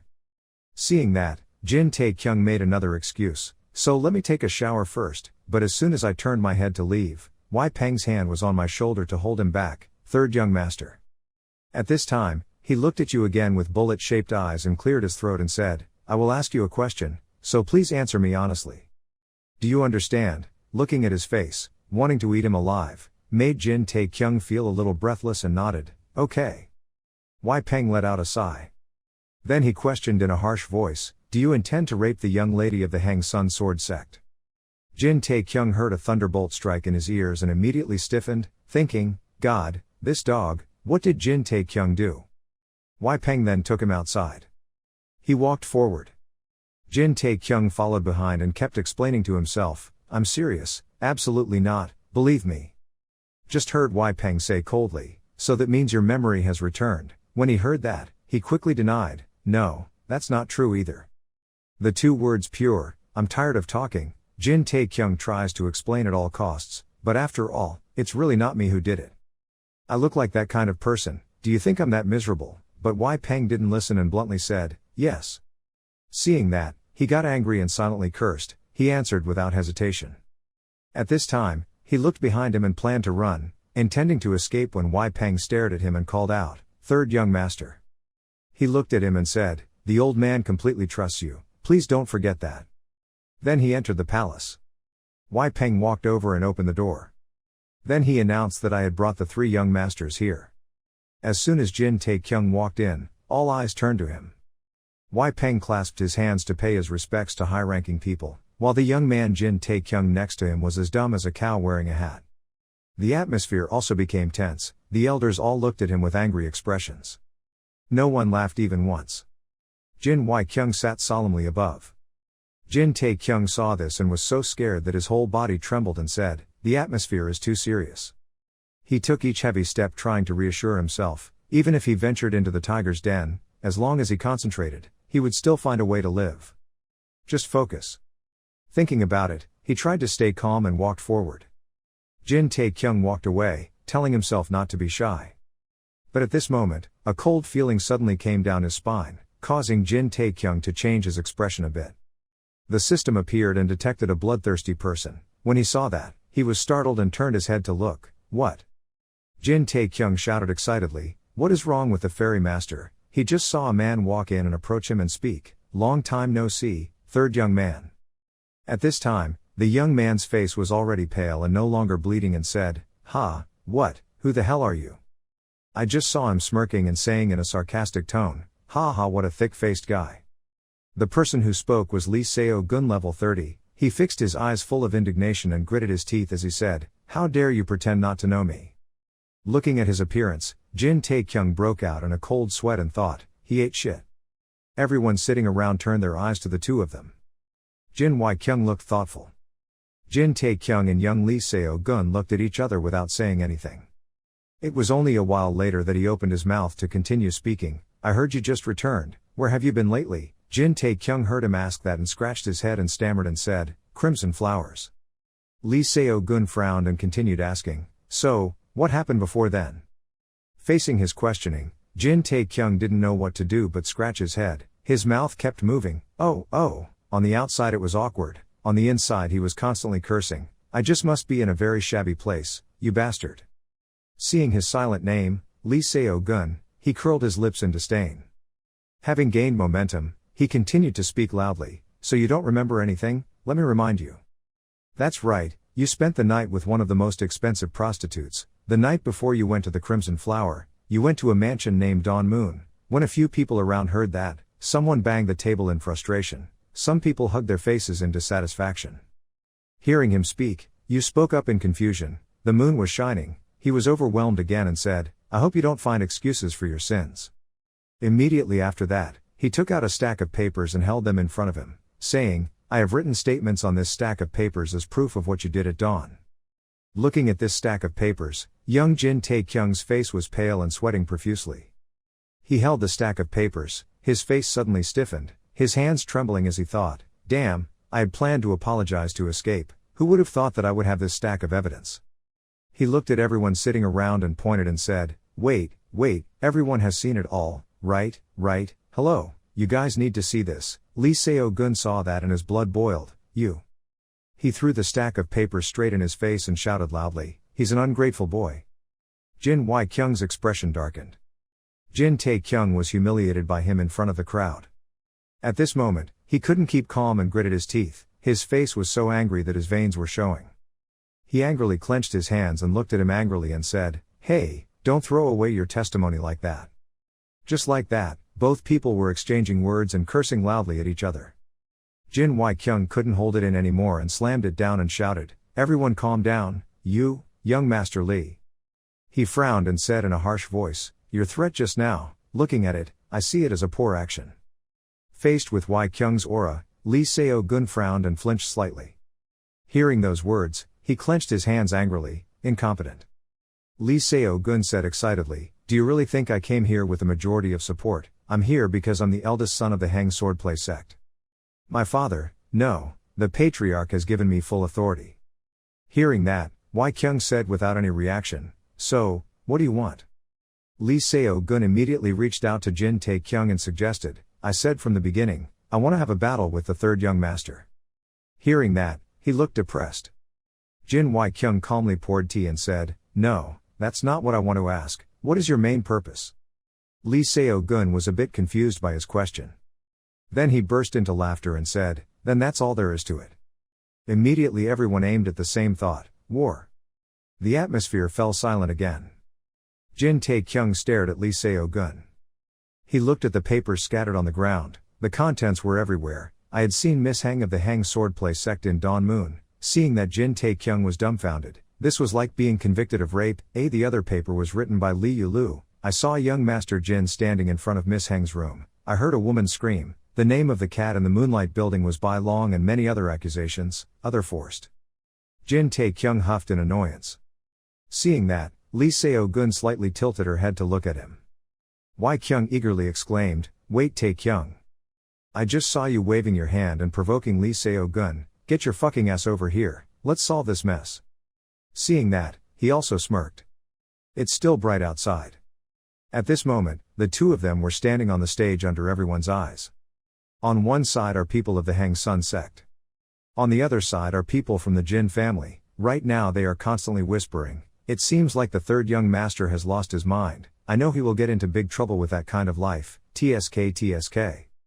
Shh, he'll hear us," he thought with a tense expression. "I know I said I would accept this match, but he's 16 levels higher than me." The name Lee Seo-gun held a sword in his hand, his whole body emitted a strong aura, his eyes sparkled with bloodlust. Jin Tae-kyung saw this and thought in horror, sweating, not to mention his strong murderous intent, too. "Right now, your mind is confused and extremely unstable. How can you not die?" The system panel sounds, "You are hit with a trembling status effect." Suddenly there was a voice motivating Tae-kyung, "Junior, take a deep breath and relax." Wai-kyung encouraged, "Don't worry, if I feel you are in danger, Big Brother will intervene. Okay, if that bastard dares to touch you, I will beat him up, do you hear me? So don't be nervous, take it easy, just be careful, you can do it." Tae-kyung, when you heard that, you looked up at him and felt a little relieved. "Well, I guess at least you won't get hurt, kill." Jin Tae-kyung returned to the main task. He held the spear tightly in his hand and told himself, but I should still focus on defense. On the other side, Lee Seo-gun spoke up, Lord Jin, let me ask you something before we begin. He smirked smugly and said, where did you get the confidence to accept this match? I thought you didn't know anything about martial arts and only knew how to run. Jin Tae-kyung spoke up a bit awkwardly, that's it. Then he fell into thought again. If I refuse the battle, I will be safe for the time being, but surely war with Mount Hang will break out, and I will become an enemy of both sides. So sooner or later I will become the target of an assassin and be killed. But if I accept the fight and take the beating, at least I can preserve my life, and another opportunity will appear by itself, because I have the power of the leveling system. Thinking so he smirked back, I feel like I can at least defeat someone like you. After hearing this, he couldn't help but burst out laughing. He spoke loudly in the middle of the ring, so arrogant, I guess you still have pride. Jin Tae-kyung coldly asked and retorted, can I also ask something? Hearing that, Lee Seo-gun proudly said, sure, I will listen, because these could be your last words. Jin Tae-kyung's expression darkened and said, in this situation, you are the one who created it, right? When he was told that he had a black heart, he paused a bit. Lee Seo-gun had no words to justify but stammered, what? He was so angry that his face turned red and he said in shock, what nonsense are you talking about, you bastard? Looking at his agitated appearance you thought to yourself, oh ha, it must be this dog, I know it is, something suspicious. He angrily raised his sword and gritted his teeth, hissing, I will behead you. Saying that, he aggressively rushed towards him. Jin Tae-kyung also immediately swung his spear to block his sword. Lee Seo-gun approached him, causing him to be pushed back with a yelp. He immediately swung his sword and slashed, shouting, die, you bastard. Faced with this situation, Jin Tae-kyung could only use his spear to try to block his attack. Lee Seo-gun swung his sword, Jin Tae-kyung silently exclaimed at his speed, he was too strong. His sword swung at him and he used his spear to block the attack. Without stopping for a moment, he continued to swing his sword, shouting loudly, now I will give you a chance to beg for forgiveness. Be grateful, I'll take one of your arms. Jin Tae-kyung tried his best to block the attack with his spear, but at this moment he suddenly realized something.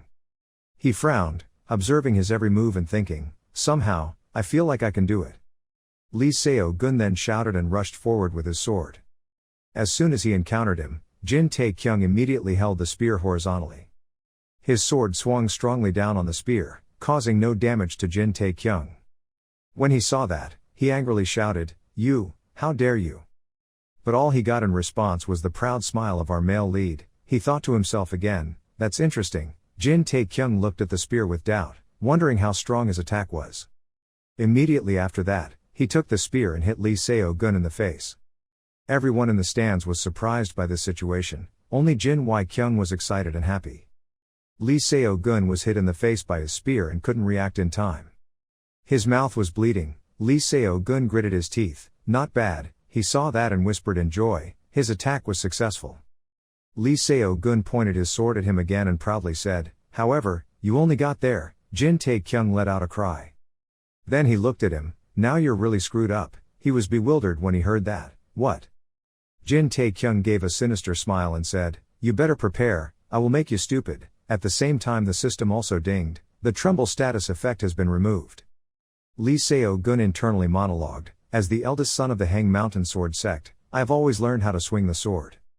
I was not a prodigy, but, thanks to my hard work and training, I reached the first rank at a very young age, I became the hope of my family, and luck began to follow me. The current problem with the Jin family in Taiyuan is a way for the Hang Mountain sect to increase its power in Shanxi province, since that bastard's reputation is already low. I know that no matter what the Jin family in Taiyuan does, this martial artist's reputation and influence will suffer a severe blow.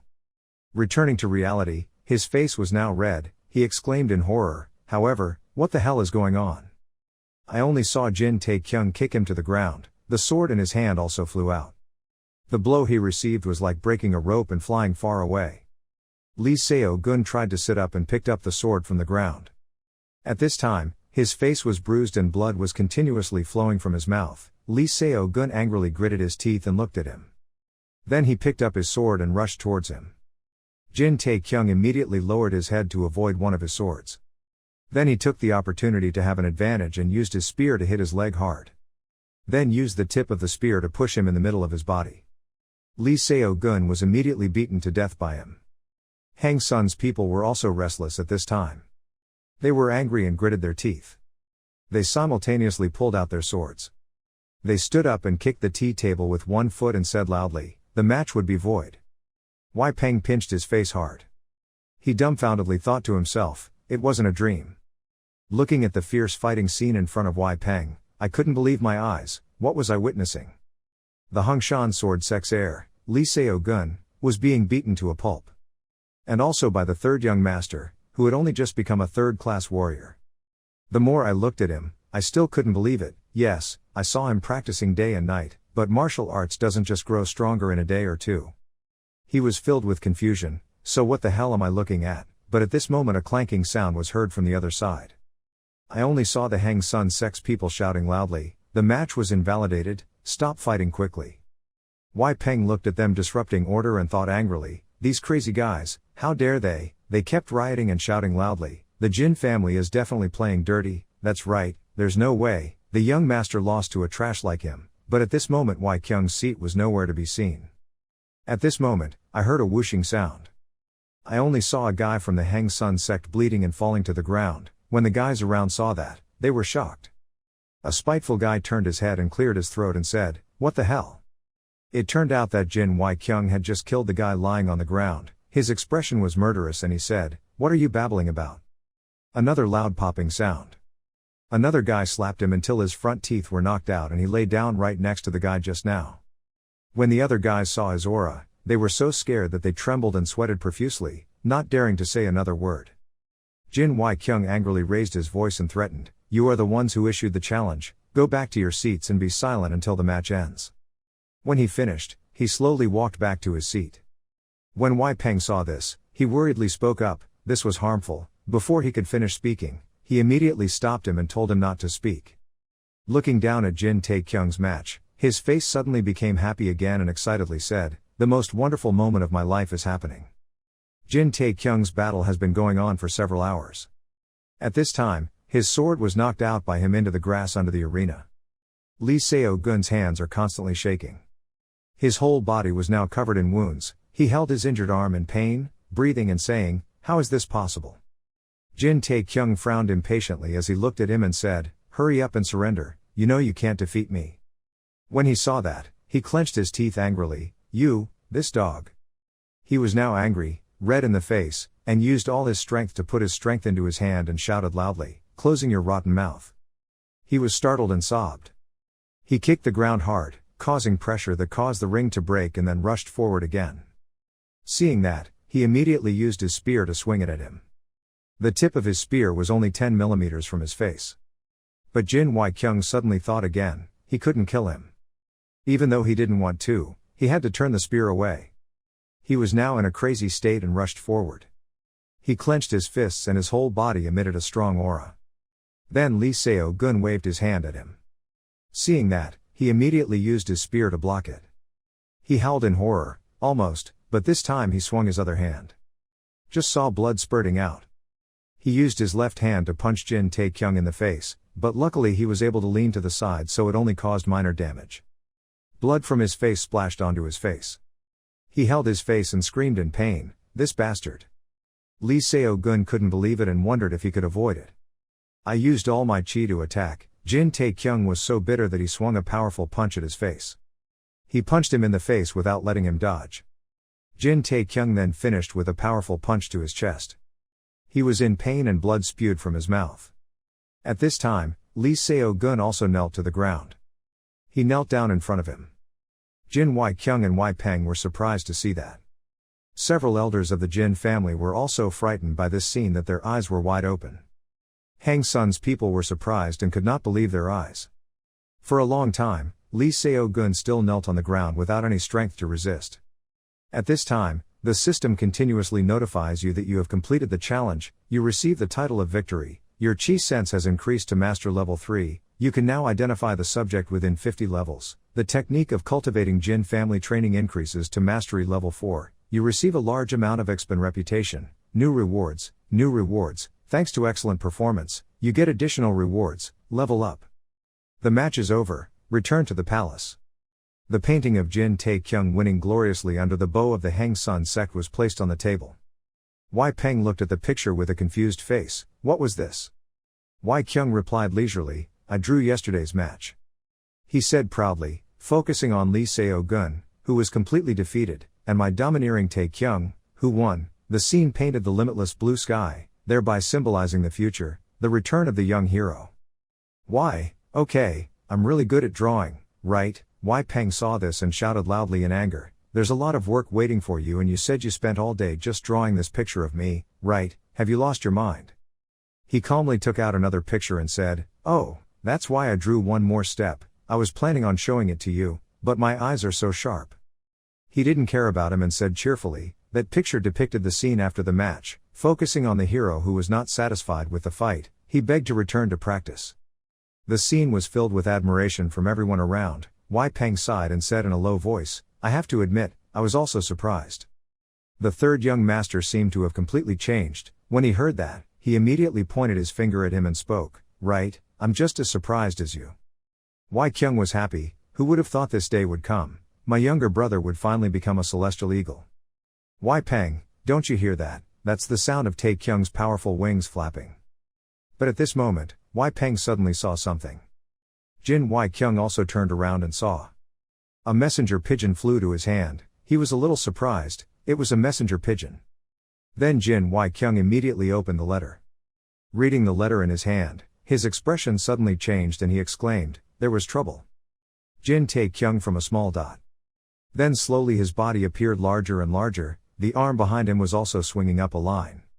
At the same time, he let out a long scream, his hand forming a fist and moving forward. A large hand zoomed forward.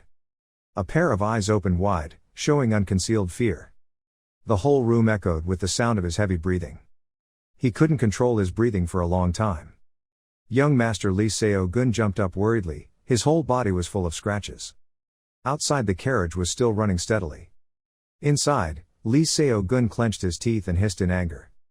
His whole body bent down, it kept shaking. He thought, I have lost my honor like him. Then he immediately slammed his fist into the next door and angrily said, fuck you. Outside, a man with a scarred face turned to look. Lee Seo-gun breathed heavily and thought to himself, I will kill him like heaven, I will personally finish him. Jin Tae Kyung, outside said, young master, are you awake? Lee Seo-gun was not angry at all. He turned around to question, where the hell are you guys going? Stop loitering around and continue walking. The person outside replied, yes master. Suddenly he touched the needle on his head and said in confusion, what the hell is this? Then a cold voice rang out, just keep going. Well, that was the same idea. Hearing that, Lee Seo-gun stopped for a moment. The guy turned his head and said, who the hell are you? Said the mysterious person. However, he wore a black cloak, revealing only his dark red eyes, and said, allowing you to return to Hang Mountain has brought us to a different position. Suddenly, the poison in his body had taken effect, blue rays began to spread, blood flowed from his mouth, and he was also foaming at the mouth. The words were stuck in his throat. Why? The mysterious person approached and pulled out the needle from Lee Seo-gun's head and said, why don't we do this instead? You can stop at Bok Sun first, then you can go back to Hang Mountain. A needle was pulled out of his head, along with a few drops of blood, while the person with a bandage around his head kept shaking. His whole body was covered in strange blue veins. He was reaching out his trembling hand towards the cloaked man, asking for help, help me.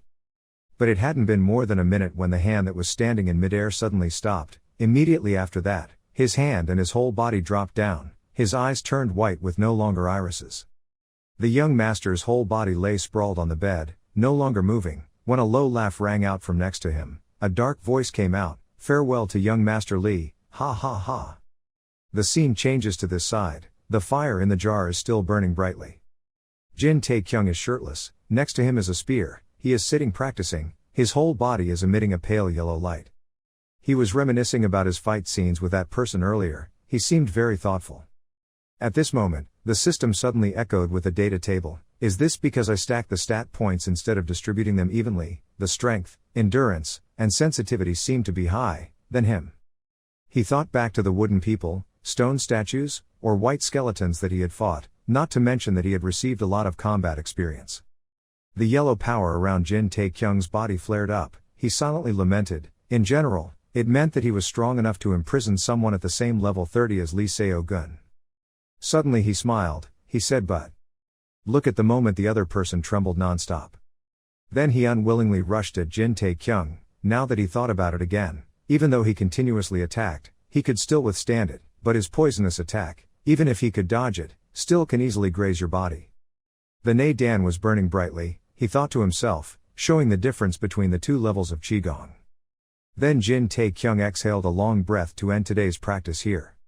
As soon as he opened his eyes and returned to normal, the system popped up 3 notifications in a row. He frowned and looked at it. Looking at the first one, Jin Tae-kyung said dumbly, opening the character data. Looking at the heartbreakingly low number, Jin Tae-kyung sighed and said, "Sigh, you said Qigong created an increase, but it's still the same as usual." The notice board showed him being 17, along with a position of second-class warrior, 10 reputation, and number 4. He was extremely angry and pointed at the system saying, "I defeated Lee Seo-gun, and he is a first-class warrior. Why am I still in second place? The only thing I have is the power of Qigong and..." Suddenly Jin Tae-kyung seemed to think of something. He stroked his chin thoughtfully and said, "Oh, wait, based on his age, it can be said that his Qigong experience is around 20 years or so." He was sweating profusely as he thought about that horrible thing, so that meant he needed to increase his Qigong level twice before he could log out. A clicking sound rang out. Jin Tae-kyung shouted unhappily, "Ah, damn, the Qi was properly circulated and still nothing happened." He lay on the ground, sighing and lamenting. Putting his arms on his head as a pillow, he asked the question, "Do I need some mental pills or something?"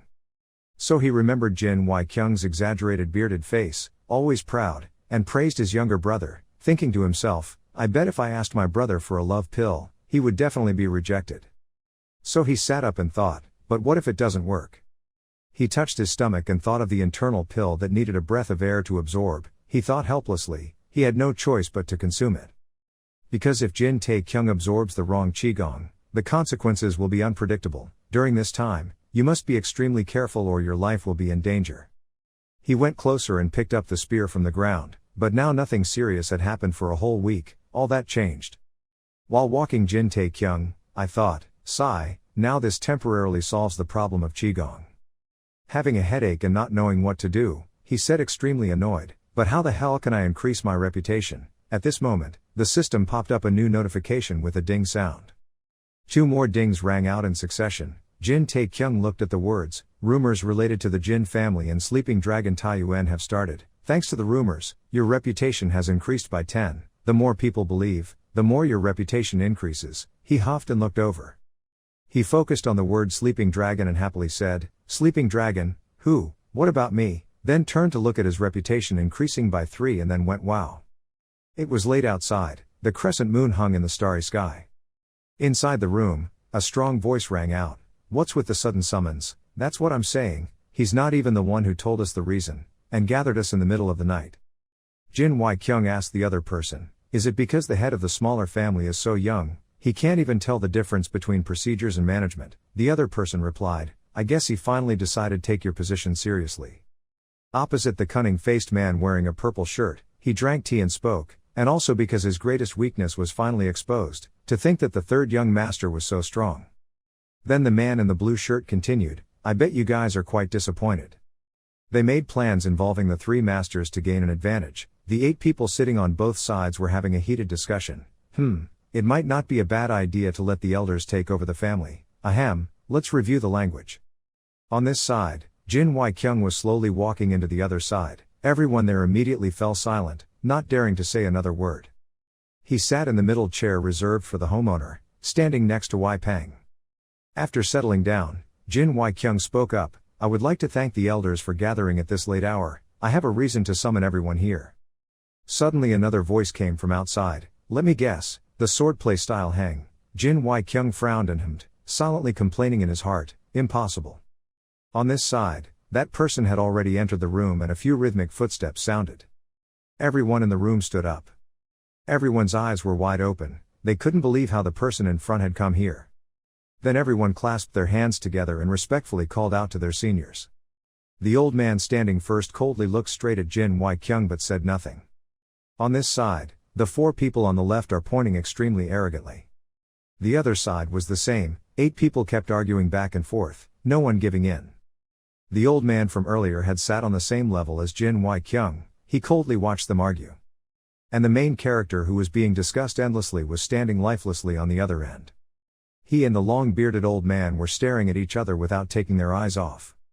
Jin Tae-kyung's eyes looked blankly at the old man but as if looking at some object. As for the long-bearded man, his eyes were somewhat evaluating him. Jin Tae-kyung started to feel uncomfortable by that look. The old man frowned even more and observed. He sweated and turned his eyes away, thinking to himself, "Look away." Looking at the man with a long beard radiating a thick layer of murderous aura, Jin Tae-kyung clutched his heart, sweat pouring out, thinking, "What's so strange? Why does he keep staring at me like that? I'm scared." Then in his head Jin Wai-kyung's voice rang out. He announced, he was the great elder. He became serious again. Jin Wai-kyung still acted as if nothing happened. He calmly told Jin Tae-kyung, "Maybe you have forgotten, but the great elder is your grandfather, the oldest person in our family. Make sure that he paid his respects to him." He looked at Jin Wai-kyung and nodded as if thinking to himself, "Will I meet my grandfather before meeting my father?" And Jin Wai-kyung continued. "With what's about to happen, don't panic and remember to answer as honestly as possible, okay?" His eyes gave him a confirmation. Jin Tae-kyung nodded. He thought to himself, "What's going on? Why does everyone seem so tense?" Receiving the answer he wanted, Jin Wai-kyung immediately smiled slightly. Then he spoke, "Please pay attention."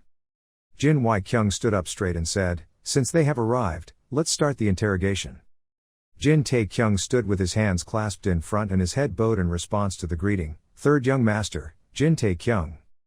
Jin Wai-kyung started asking the first question, "On behalf of the homeowner, I, the deputy homeowner, will interrogate him." Jin Wai-kyung said, "Are you?" He looked straight at Jin Tae-kyung and said, "Poisoning Lee Seo-gun of the Hang Swordplay sect." At first, Jin Tae-kyung was startled when he heard this sentence. Now he blushed and said, What the hell happened again?" Everyone in the room started discussing, "I'm pretty sure, but I still have nothing to do with this poisonous corpse of Lee Seo-gun." The fat man asked, "Do you have any valid evidence?" The evidence. You looked at him in confusion. The fat man tentatively said, "Yes, do you have evidence to prove that you did not touch anything in this incident?" Jin Tae-kyung bowed his head and took a deep breath, then he really didn't understand why he was being suspected. Jin Tae-kyung looked at the fat man with a black face and said, "Why am I the only one who has to prove it? Are you all supposed to be innocent or something?" The fat man trembled angrily and said, "What, you guys?" Everyone said, "Listen, third young master, that's enough of these meaningless sentences," and Jin Tae-kyung still spoke calmly, "You all said the same words, meaningless." Suddenly the senior spoke up, "I have a few questions to ask you." He glanced at Jin Wai-kyung and asked, "How did this start?" Hearing that, Jin Tae-kyung looked at him. The person glanced at everyone and said, "It originated from the third young master himself." Everyone looked at each other, "The person who tarnished our family's reputation." Glancing from one person to the other, Jin Wai-kyung said, "Third young master." To the last person he asked, "In the end, whoever caused trouble with the homeowner must fight." Everyone came to the conclusion that it was still the third young master, so all eyes were on him. The bald-headed elder stroked his beard and huffed. Jin Tae-kyung angrily glared at them thinking, "These bastards." Looking around this 10-person room, everyone was hateful and he silently lamented, "They were all colluding against me." The guy in the blue shirt suddenly stood up to give his opinion, but the three young masters had fought a fair match. The gray-shirted man retorted, "Fair, he must have poisoned his head. How can this be considered a fair fight? Do you think we are the mourning family of Sichuan?" He stood up, pointed at Jin Tae-kyung and shouted, but the third young master had already said it wasn't him. Everyone objected, of course he had to say that. The gray-shirted man stood up and said, "Moreover, I was the one who checked his body before young Master Lee left. Even though there were many injuries from the battle, there was absolutely no impact of the toxin." The bearded man continued, "If necessary, we can just ask the third young master to stop that war." When Jin Tae-kyung heard that, he was extremely angry. He gritted his teeth. The gray-shirted man looked at Jin Wai-kyung and said, "How dare you say those words?" He replied with closed eyes, "What, did I say something wrong?" Looking at the reality, the swordplay sect is many times stronger than the homeowner. He thought of the image of blood and death everywhere and said, "Once the battle broke out, hundreds of lives would be involved. If we didn't lose our lives, we would also be injured, and in the worst case, our family can be destroyed, completely." A hand pointed straight at Jin Tae-kyung and said, "All of this could have been avoided if we gave the third young master's head to them." The room immediately became silent. not even a sound was heard. The man smirked, and a voice rang out next to him. Jin Wai-kyung, who had not spoken until now, suddenly emitted a murderous aura and said, "You want to hand over the life of the third young master without concrete evidence, is that what you mean?"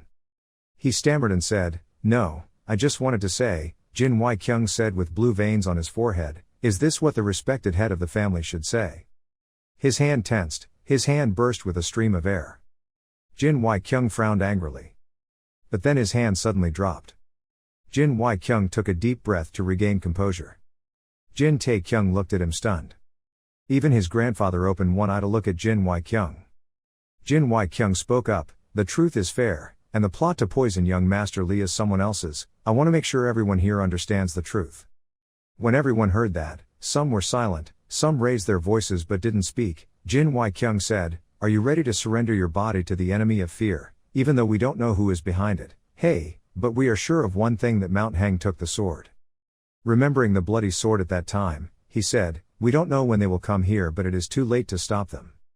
Jin Wai-kyung clenched his fist and said, "So the only thing we can do is face the enemy. You guys want to survive?" The purple-shirted man looked at Jin Wai-kyung. Even the person in the blue shirt glanced over there. They wanted to protect their family. Jin Wai-kyung looked at the bald man and said, "If that is what you really want, then gather the men and prepare for the duel. Or, you can try and offer my brother's life to those bastards," Jin Wai-kyung said threateningly. He said coldly, "That's not a bad idea if you want to live like despicable people." Everyone fell silent again. Jin Tae-kyung's grandfather clapped his hands once and said, "Impressive." Everyone looked over there. Even Jin Wai-kyung glanced at him. The homeowner banged the stick on the ground for 1 hour. Jin Tae-kyung swallowed his saliva and said, "Finally, the homeowner appeared." He continued to say, "I always thought the deputy head was just a boy, but I didn't expect you to become such a wonderful man." He stood opposite Jin Wai-kyung and said, "I'm quite impressed with you, really, that was the action that a deputy head of the household should do." He bowed his head and said, "I'm really sorry for my careless actions in the past." The elder placed his hand on Jin Wai-kyung's shoulder. He said with great satisfaction that character can only be enhanced by pride. "There's nothing to apologize for here, deputy head of household." Then the elder dropped his hand and said, "On the other hand, that was the general spirit, to be ready to confront any monster at the threshold." The elder said with a serious face, "But how dare the core members of the family talk about handing themselves over to prevent war?" Jin Tae-kyung looked at him bewilderedly, not understanding what was going on. The bearded man jumped up from his chair and explained, "Great elder, are you mistaken? We are just pointing." He immediately interrupted and replied, "Right on the brink of war, the most important thing is to unify the family." The great elder pointed at the bearded man and said, "So why did we do that? Why didn't we give the head of the deputy head to them?" The bearded man's face turned pale in fear and he backed away without saying a word. Jin Tae-kyung and everyone looked at him with the same thought, "What the hell is going on? Why is that old man on his side?" At this moment, Jin Wai-kyung was coldly glancing at the deputy head of the household. Hearing the questioning, someone quickly explained, "No, we can't do that." Jin Wai-kyung looked at him and said, "He is someone who has been loyal to this family for many years." He said coldly, "So maybe I will ignore this, and consider it an unnecessary oversight." The homeowner glanced at him. Suddenly he stroked his beard and tilted his head up to say, "You say it was just an accident. The deputy minister is more generous than me, oh ho ho." He put his hand on the stick and said, "Then as for their responsibility to explain this incident, I will stop here." Suddenly he turned to Jin Wai-kyung and clasped his hands and bowed his head and said, "On behalf of everyone here, I, this old man, would like to express my gratitude for your grace." Seeing that, 8 people quickly rushed up and said, "Oh my God, sir, it's all our fault." Everyone was in a hurry and said, "Please don't do that, we are the ones who made this mistake." Jin Tae-kyung looked dejectedly at the group of people arguing back and forth and said, "If you do that, how can we hold our heads up and live with this humiliation, old man?" He glanced at him and thought, "Oh, the one who saved you idiots was my brother, and those idiots only know how to worship this old man, huh?" Looking at the crowd, they kept talking about this and that. Some people are quiet, some people are thoughtful. Jin Tae-kyung frowned, everything in his head was gradually becoming chaotic and thought, "I'm starting to have a bad feeling about this." The great elder held Jin Wai-kyung's hand and said, "Since the patriarch is not here, our deputy minister will not hesitate to take on this great responsibility." He raised his arms even higher and said, "Let's show him our willingness to fight in this battle, if we work together under your talented leadership. The Great Elder said strongly, those despicable enemies will never be able to defeat me. Seeing that, the 4 men on the right clasped their hands and said, we will quickly receive your orders. The other 4 people also said, we will follow your instructions, sir.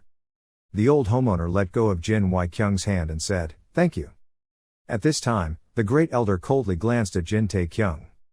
He seemed to feel that coldness and was stunned. Everyone was raising their determination with the words of the Great Elder, and he was now thinking to himself, it was impossible to know if this was completely part of their plan. At this moment, someone rushed in from outside. In his hand was a letter. He held it up and said, Nui Heng has a letter from the Mountain Heng Sword Sect. Jin Wai-kyung took it from the family. He immediately opened the paper and looked at it. The blood-red text gradually appeared. On the paper appeared the words, from my sworn enemy, they cannot live under the same sky, and will do all they can to destroy the other. Jin Wai-kyung crushed the paper in his hand clenched so tightly that it trembled. He angrily said, starting from now, our entire faction will prepare fiercely for battle. At the same time the system ding-ding sounded a few times. The Mountain Heng Sword Sect had declared war on the Jin Taiyuan family. The reality of the war had been recognized by both participating sides. The Mountain Heng Sword Sect had confirmed that you were the enemy, their enemies. Running away will not only put you at a disadvantage, but will even cost you your opportunity. Ding, an important notification appears. The main mission of the battle will now begin. After yesterday's extremely exciting discussion, it opened early in the morning. On the balcony, a man was getting mail from a pigeon. The horse next to him was breathing heavily. After getting the letter, the man let the pigeon go. Inside the riding arena, several horses were sprinting. A series of horses are running on the road. Warriors of the Jin Taiyuan family, please gather in front of the main mansion at the same time. The system sounds a battle announcement. With the mission of not being able to avoid the risks of disputes between two families, a battle must take place. Strength is the only way for us to show your trust in the battle. Martial arts world, the winner is always the strongest is always the last survivor. We look forward to your success. The main mission level, limited only for players. The goal makes the map check the nose hang. Must surrender or perish. Mission reward 222, mission failure unknown. Jin Tae-kyung helplessly looked at that hateful system. He blankly looked at the mission announcement there. Because he was so attentive, he didn't pay attention to anyone. At this moment, a hand came over with a glass of water and said, you must have worked hard. Jin Wai-kyung patted his head and said, this is inevitable, it's not your fault. There was a voice, but sir, Jin Wai-kyung replied, what's wrong? And Jin Tae-kyung slurred his tea and thought, of course, this is not my fault. Wai Peng said curiously, I still don't understand his real invention. Jin Tae-kyung secretly thought who he was. He remembered that in reality, leaders who gave speeches always had a face above what others thought. His behavior reminded me of some despicable political activists. Suddenly Jin Tae-kyung asked, what kind of person is he? Jin Wai-kyung answered his brother's questions and said that he was a military expert who had once won the highest position in the land, and his knowledge was profound and profound. People like him were considered like the strongest person in the martial arts world. He replied, is he that strong? He continued, all the best people were under his command. He was the type of person who always hid in the shadow and manipulated the weak. He used his power to persuade the Lord to take his side. He has been doing so for thousands of centuries. At this time, Wai Peng said in a cold voice, those people deserve to die. His face was fierce with blue veins, his voice was full of gloom. He said, they were all traitors when he asked you to accept their orders. I really hope you agreed. Jin Wai-kyung calmly held a cup of hot tea and said, if I do that, there will definitely be a conflict. But that was probably something that was part of his plan, he said. Jin Wai-kyung calmly said, after all, this is just speculation. We cannot know what he is thinking, but he was the most experienced person in the family, and also an extremely strong person. He looked at Jin Tae-kyung and said, you should be careful with him, but it's best not to make yourself his enemy. He continued, the most important thing now is to find a way to solve the problems we are facing. Wai Peng chimed in, and our current situation doesn't seem to be very good, because the rumor about Lee Seo-gun being poisoned has spread throughout Shanxi Bay. Our reputation is dropping significantly. Tell. Jin Wai-kyung and Jin Tae-kyung said in shock, what, it's been less than a day. Suddenly he smiled and said, even if the rumor spread that fast, this is too fast, surely someone intentionally spread this news out. The three people fell into silence again. The room was so large that even a pin drop could make a loud sound. Jin Wai-kyung closed his eyes and said, asking for aid from our factions, is there still no response? Wai Peng whispered, we only have one response from one state. Jin Wai-kyung bent down and asked, who is it? Wai Peng said it was from a smaller state. Moving the scene to this side, the man wearing an official's hat holding a pen and notebook said, please tell me your name and reason for coming here, sir. The old man driving the carriage said, ahaha, I'm glad we came, from. The old mandarin quickly interrupted, we came from the Red Flower area. In his mind he thought, why does this would look so familiar? At this moment, a graceful foot stepped down and said, the name is a secret. The old mandarin went to her and said, girl, listen, we are preparing for battle, so this is not the place for you to cause trouble. As soon as he got close, he blushed and looked at her and said, oh well, anyway, let me ask why you are here. Wolhua sickle him one sound. She happily said, to receive my debt back. Inside the house of young Master Heng. Lee Seo-gun lost his nose and bled, dying without closing his eyes. A trembling hand slowly reached out. He didn't dare touch his Lee Seo-gun. The red-haired man said, how could this happen, my son Seo-gun? He used his hand to caress Lee Seo-gun's glaring eyes. His eyes gradually closed, his hands also spread blue blood, his voice still trembling calling, my son. He looked at his hand and made a determination, I will take revenge. Then he clenched his fist, and the poison flew out. Then he turned and walked away saying, I swear I will let them experience hundreds, no, thousands of these pains. The homeowner, Lee, went outside the palace. Looking down below, there are a series of family elites waiting for orders. He cried extremely angrily and said, everyone prepare, today will be the day we avenge my son. Scene changes to Wolhua's side. She was extremely happy and said, how are you, do you still remember me? All three people looked to that side bewilderedly. Jin Tae-kyung's face darkened, remembering her face, and hesitatingly said, Wolhua.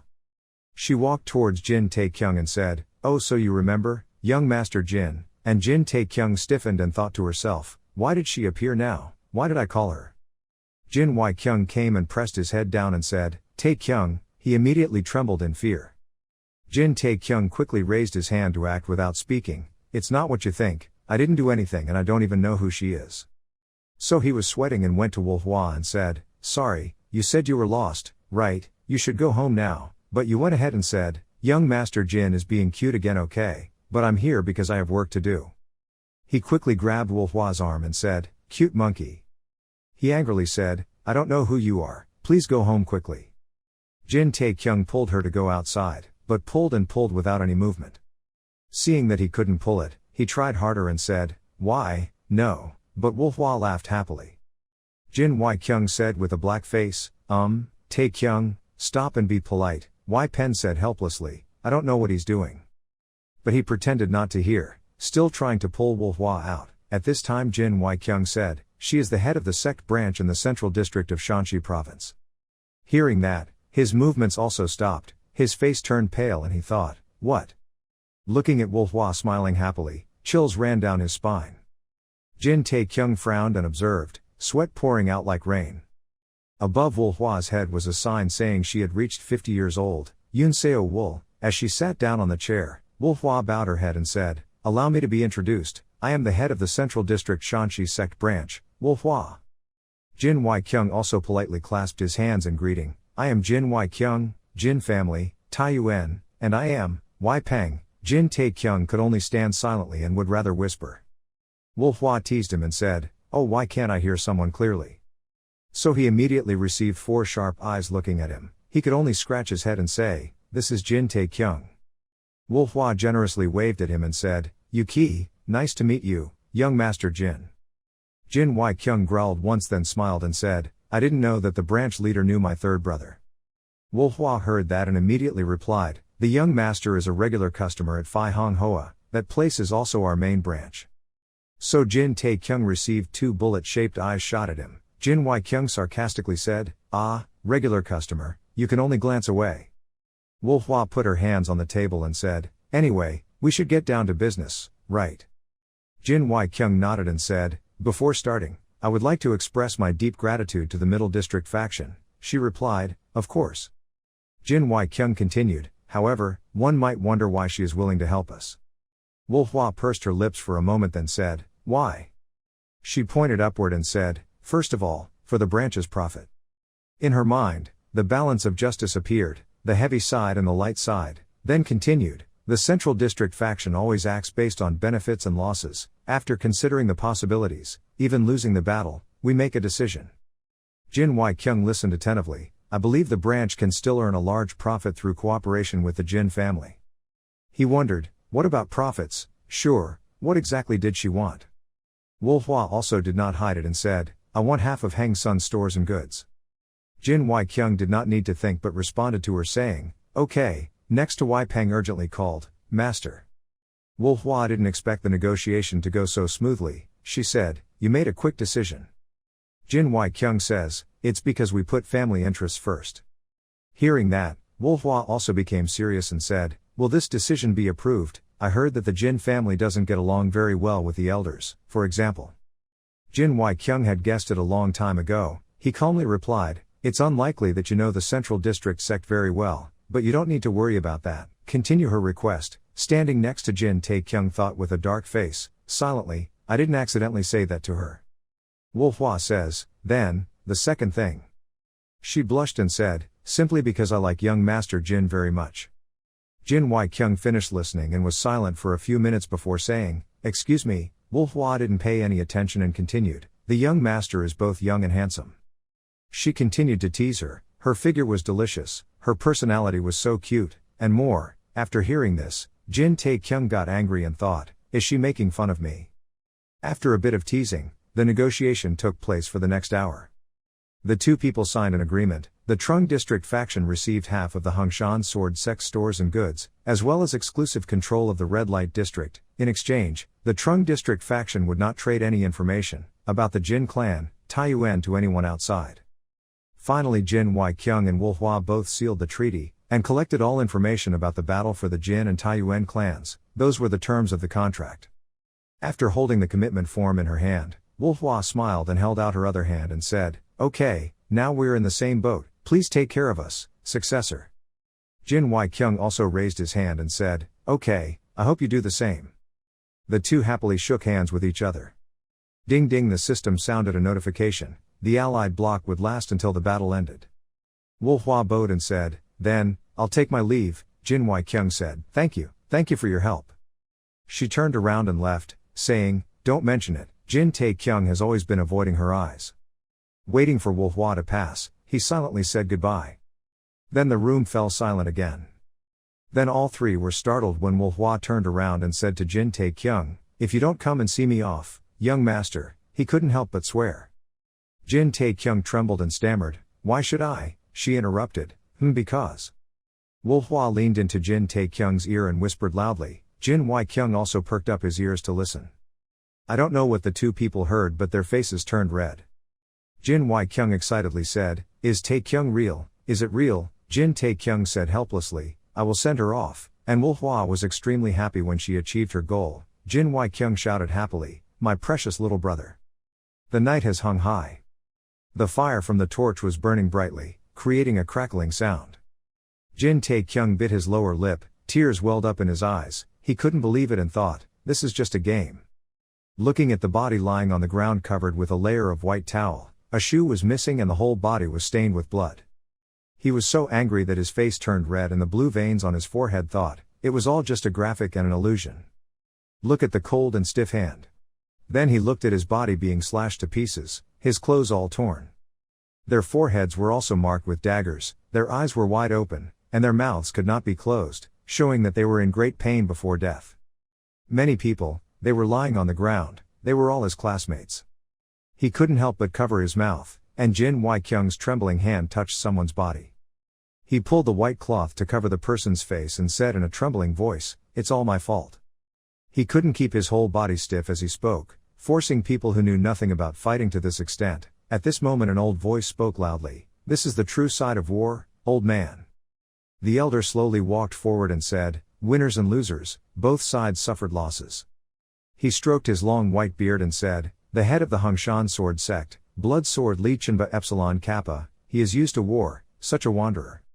He kept talking, you could tell by looking at how he treated these children. Jin Tae-kyung thought coldly, could he say that in this situation? Jin Wai-kyung slowly stood up. He angrily looked towards the elder and said, "Please be careful with your words, these children are part of the family." The elder replied, "No, those children were no different from soldiers who would die much more than this." He said with a serious face, "Maybe it's happening while we're talking." Jin Wai-kyung said through gritted teeth, "Elder," he still calmly said, "you knew this was coming, right?" The two people had an extremely tense confrontation. The elder looked at Jin Wai-kyung, who was trembling angrily, and said, "Shanyan, Yingxian, Shuozhou, those are all areas in direct vicinity of the Hongshan sword sect, meaning those are the areas they will invade first." He said, and he knew it well, "You know messenger pigeons won't be of any use, yet you still send them out just because you feel sorry for your conscience." But Jin Wai-kyung replied. The elder continued, "I'm not here to blame you, you made the right choice."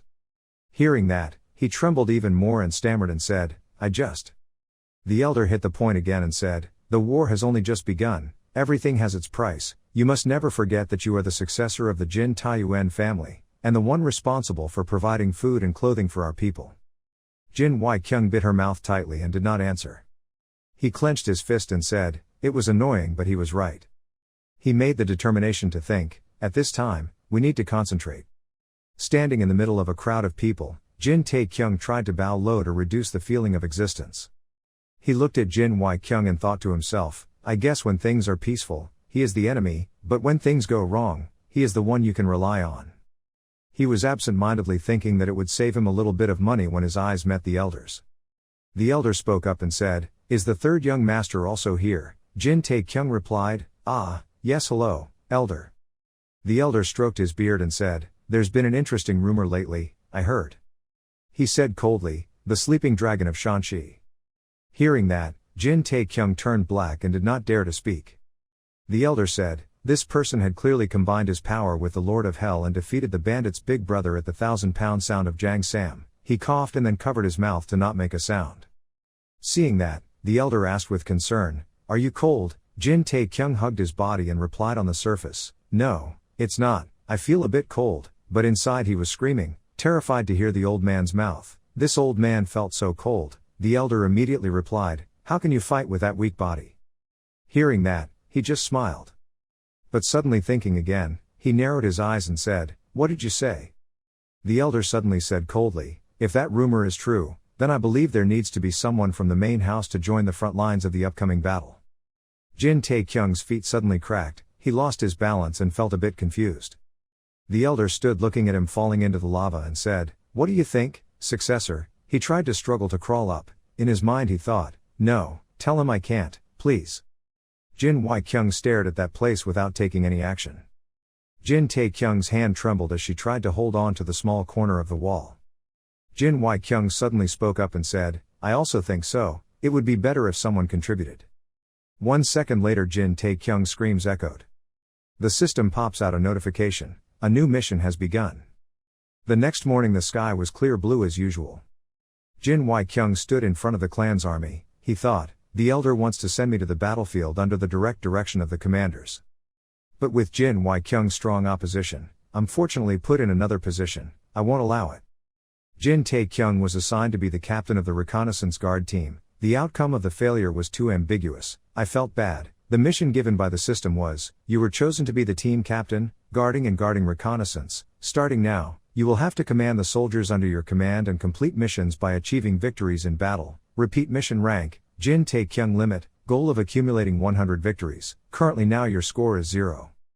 Looking at the bodies of his fellow students lying inside, he thought to himself, "But I'm part of the reconnaissance team, it probably won't be too dangerous. I know this is just a game, but I can't erase the image. The bodies of those children came out of my mind." Jin Tae-kyung closed his eyes and thought, "Since when do NPCs feel real? Am I too involved in this game? Okay, there are 5 people assigned under me." Looking at the 3 people under him standing there looking at him, he commented, "I don't know if it was a temporary transfer from another department or what, but they looked quite worried."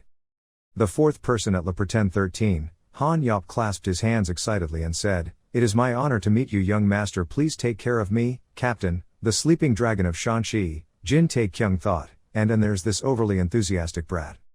The 5th person pretended to be 22 Yun Mu Jin. He said, "We meet again, third young master." He emphasized the 3 words third young master, which made you extremely uncomfortable. And finally, "This annoying bastard." Jin Tae-kyung held the spear in one hand, the other hand on his hip, silently complaining, "Oh my luck." He paused for a moment before saying, "I have been assigned to be the captain of the reconnaissance guard team. I am Jin Tae-kyung, hello everyone." Scene changed to the far observatory. Jin Wai-kyung was standing up there looking towards Jin Tae-kyung's reconnaissance team.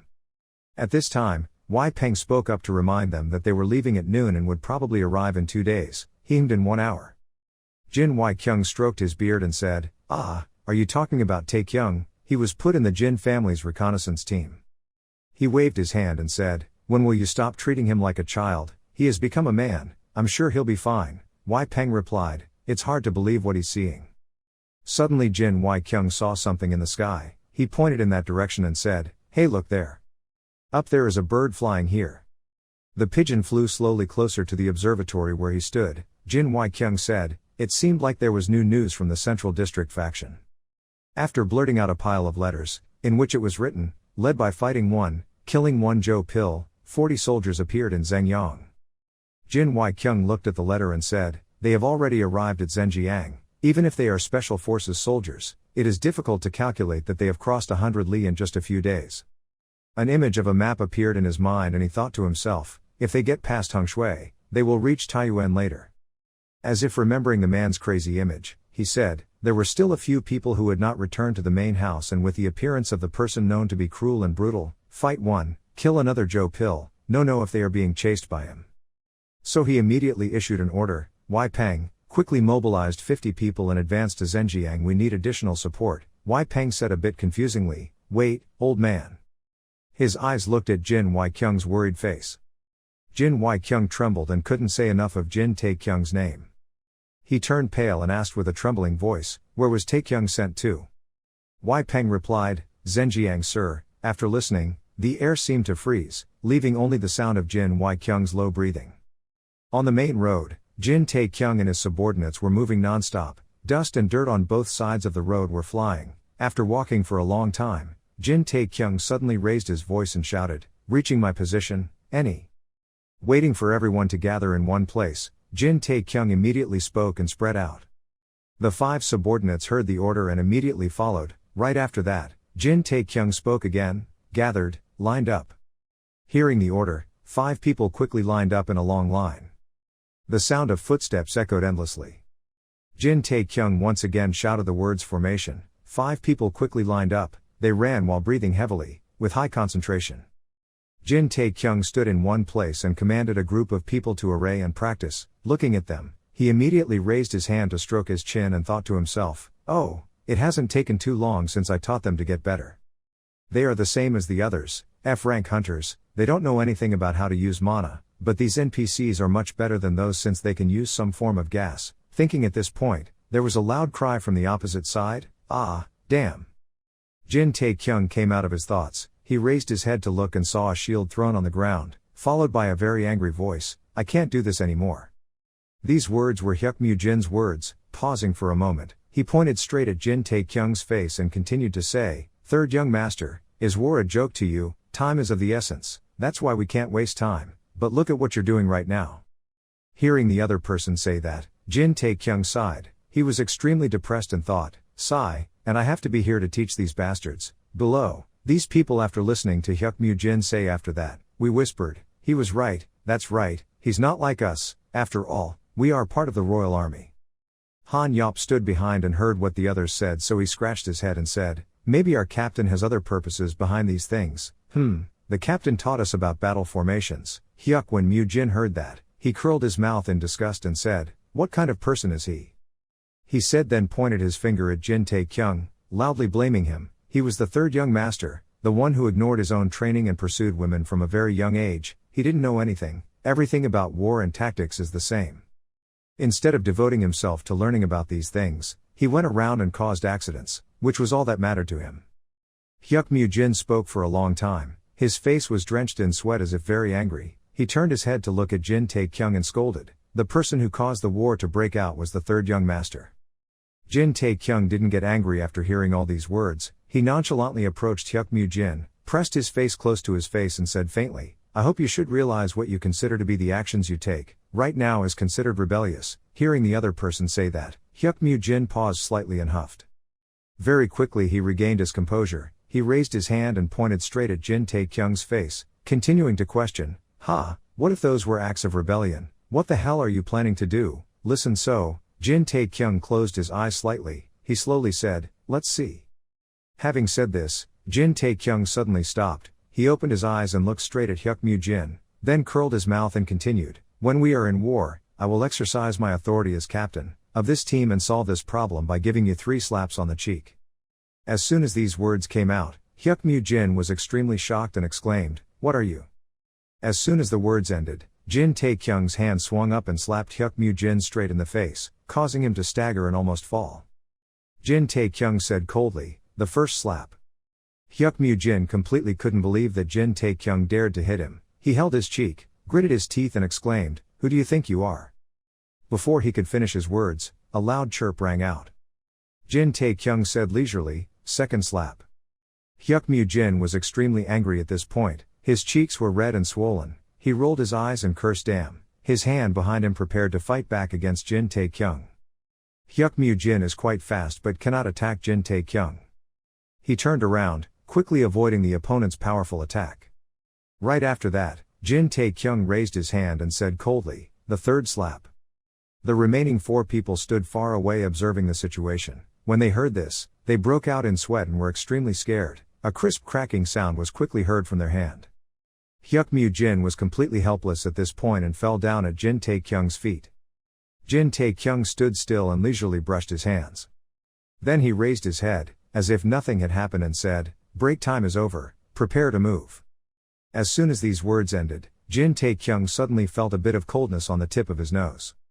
He raised his head and looked up at the sky, looking at the tiny particles falling and silently thinking, it's snowing. White snow filled the sky. A sharp blade was raised high. The falling snowflakes were instantly split in half. Immediately afterwards, fresh blood sprayed out all over the ground, wetting the entire area. A man with blood all over his face fell to the ground, his white eyes wide open. In another forest, a group of tall, muscular people holding swords were surrounding a group of civilians. They were constantly trembling and looking extremely scared. A child knelt on the ground towards the dead man's body. Just now, I was in pain and called out 2 times, Dad. A woman quickly rushed forward to hug the baby. She turned to the leader and begged, Great Lord, please let the children go. The leader heard that and curled his mouth and said, I'm sorry, but unfortunately, I'm not a great lord.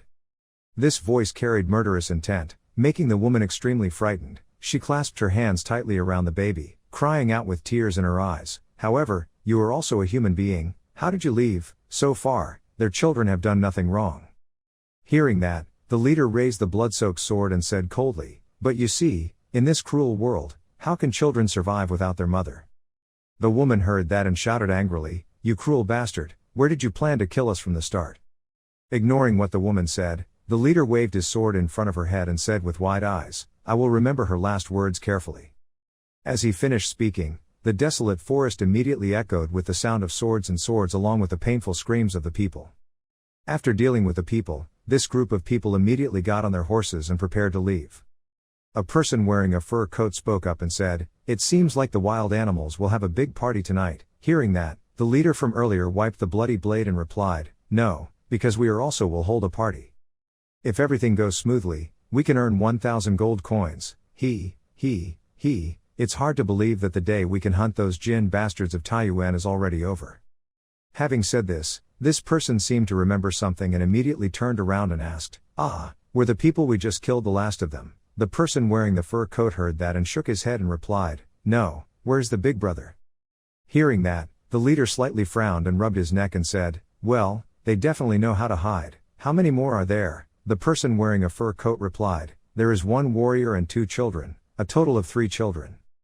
I heard that they have passed through Hangyang and are heading towards Hangshui as we speak. No need for Big Brother to go anywhere, please allow me to deal with them quickly.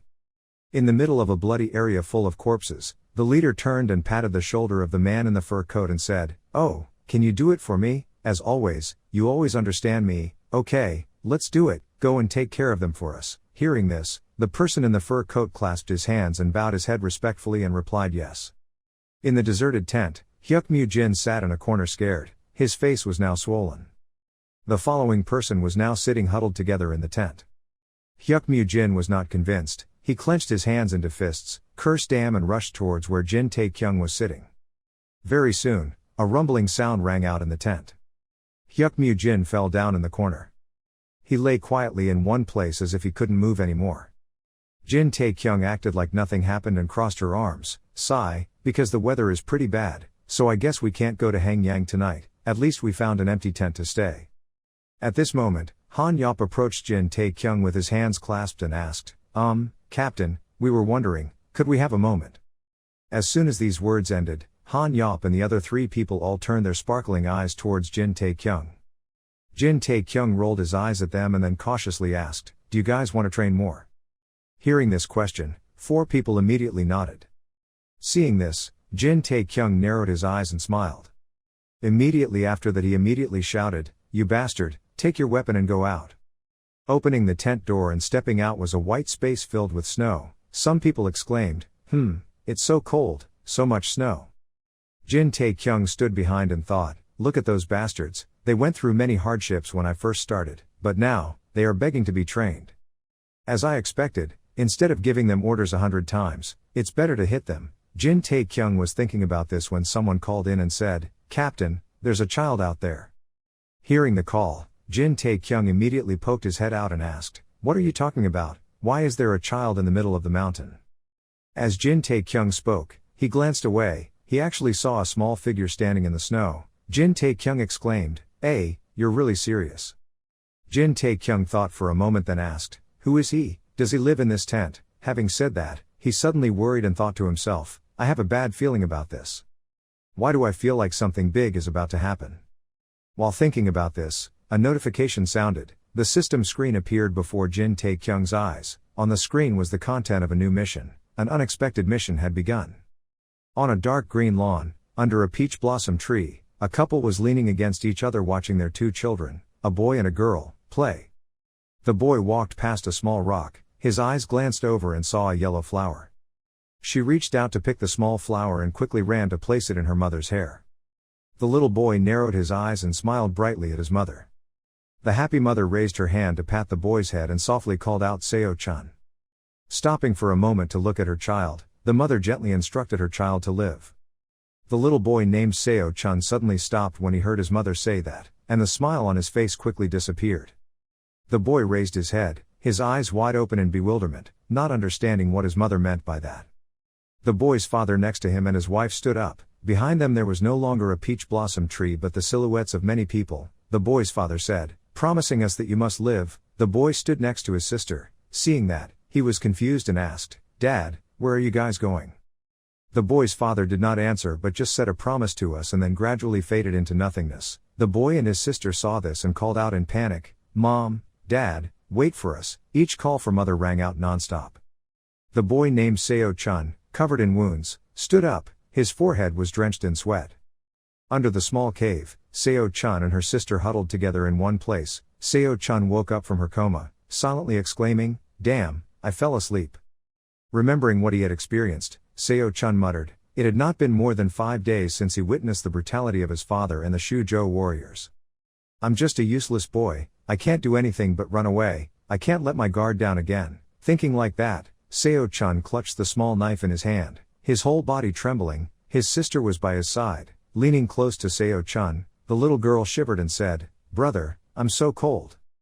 Pausing for a moment, the little girl opened her eyes wide and asked Seo-chan, when are we going home? Seo you'll misses her mother. Seo-chan held her sister's hand, softly coaxing, just a little more, we're almost there.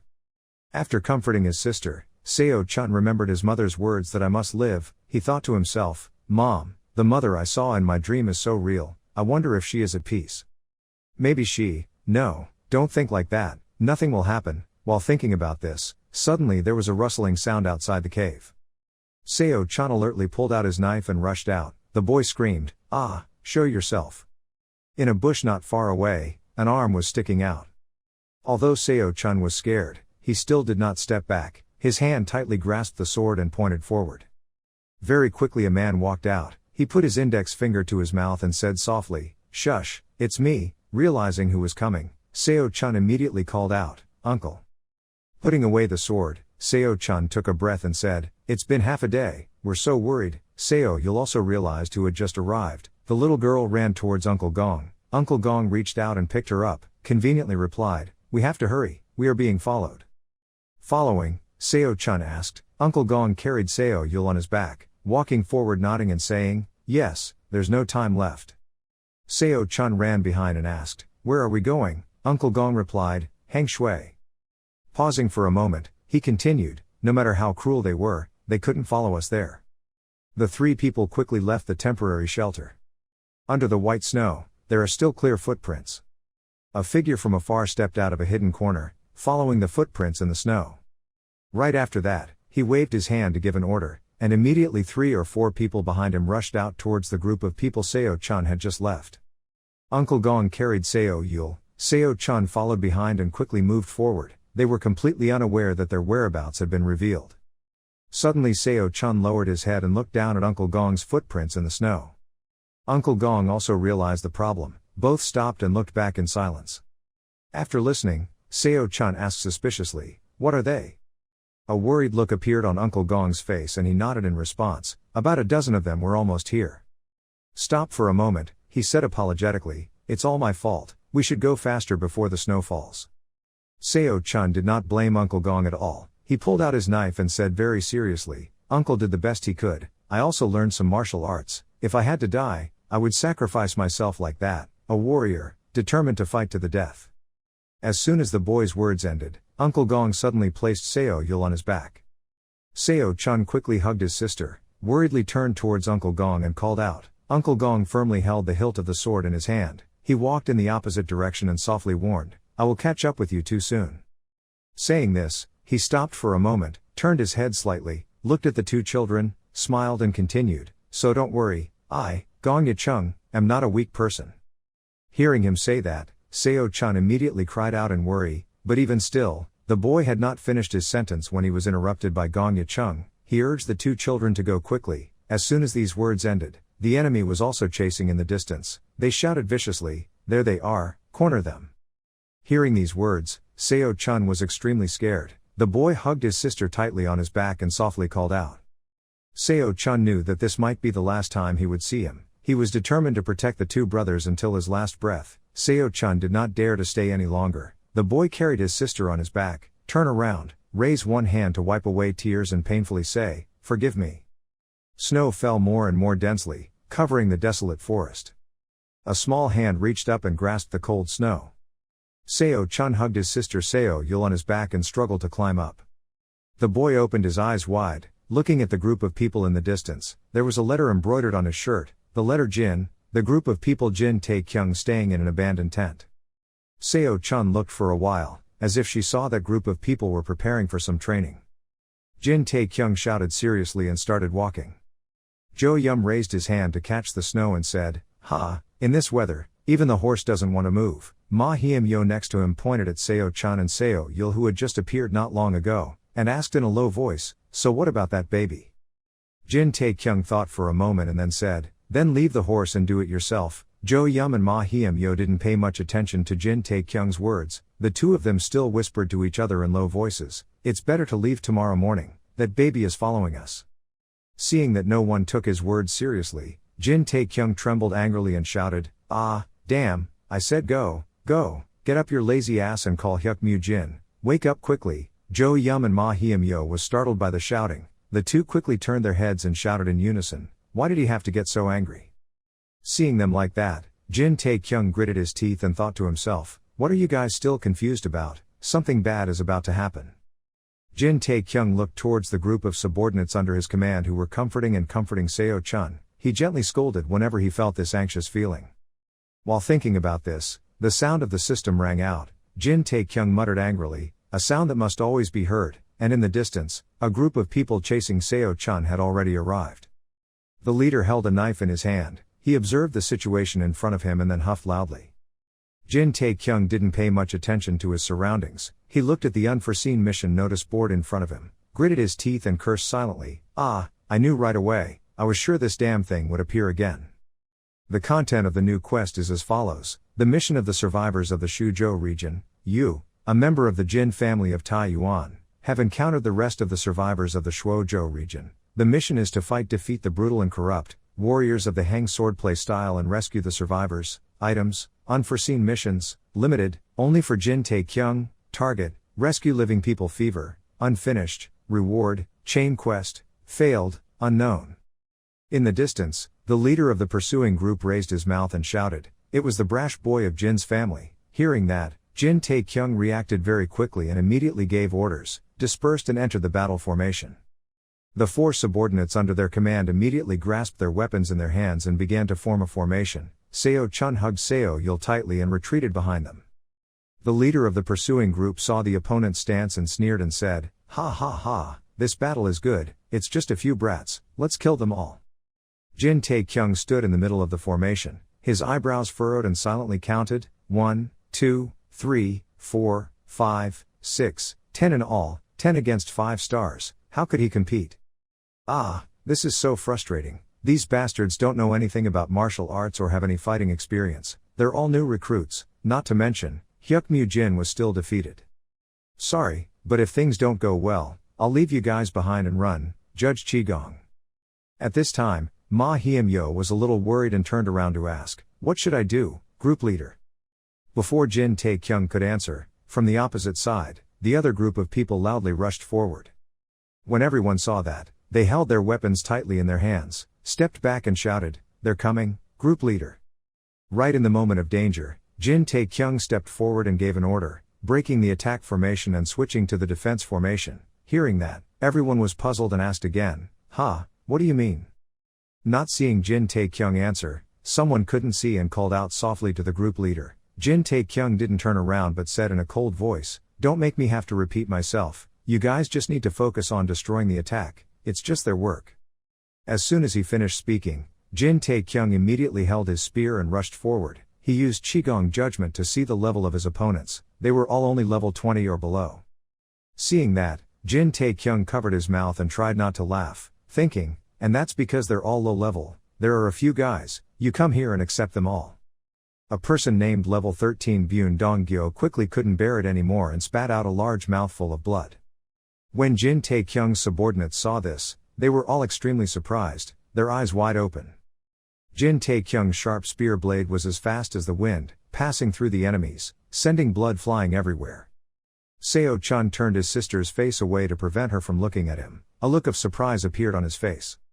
Following Jin Taekyung's every move, the group of pursuers quickly became covered in injuries, leaving no one intact.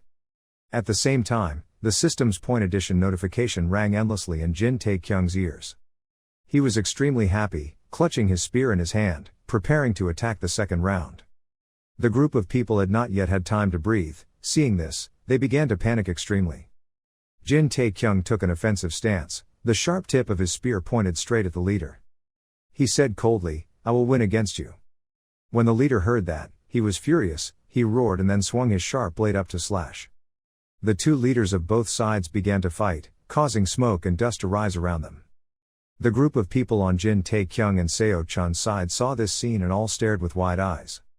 Very soon, the fight stopped, and in front of the leader of the group pursuing Seo Chun was a giant bloody hole.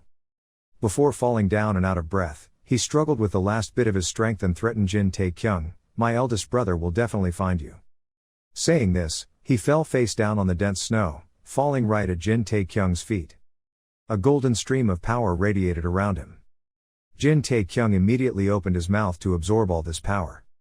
When he finished, he held his stomach in satisfaction and exclaimed, "Ah, my stomach is full." Ahead was a dark space, with small calls echoing around. Gong Yicheng gently opened his eyes. "What catches your eye?" is Seo Chun's young face. The boy and his sister saw that Gong Yicheng was awake and happily called out to Gong Yicheng. His body was covered with wounds, and he was hugged tightly by two children. Outside, the snow continued to fall non-stop. After regaining some strength, Gong Yicheng sat up, clasped his hands and said, "I don't know how to repay this kindness, I really appreciate your help."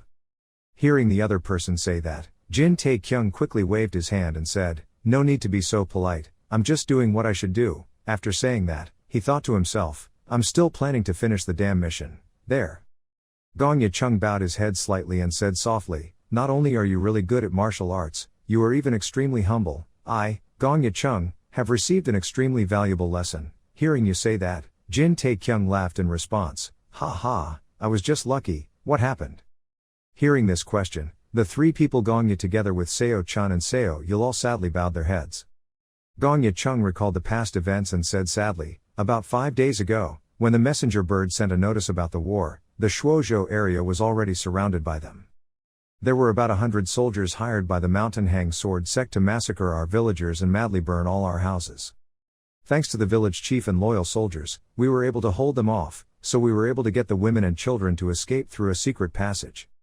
Having said this, Gong Yicheng stopped, he clenched his fists to suppress his pain, then suppressed his anger and continued, however, after finding that shelter, they hunted us down. After saying that, Gong Yicheng fell silent. Hearing that, Jin Taekyung immediately asked, how many people were there?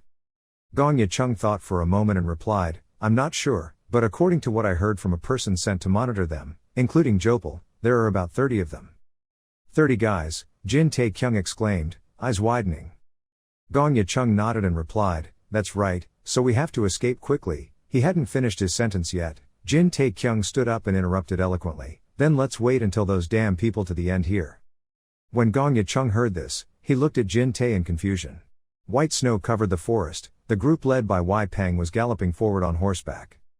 The horses' hooves quickly bounced up and down, causing the white snow on the ground to splash. The group of people did not stop for a moment but quickly rushed away. Jopal, if there is an opponent he cares about, he always asks a question before brutally killing them. Remembering this, Wei Peng gritted his teeth and thought, I can't let that monster meet him, I need to quickly find the third young master. After thinking about it, Wei Peng immediately whipped his horse and loudly urged him to run faster. The group rushed away in the wind and snow. Wei Peng thought, if I fail, I will not be able to face my lord. Under the thick snow, a body was lying there. The wound on this body was caused by a spear tip. Jopal furrowed his eyebrows and thought, they were all killed in an attack. Especially in the final attack, Hyuk-san Do's chest was punctured cleanly. Who did this? A martial arts master from the Jin family in Taiyuan, or maybe a mysterious character. But there won't be any problems in that case, the hunt will be fun.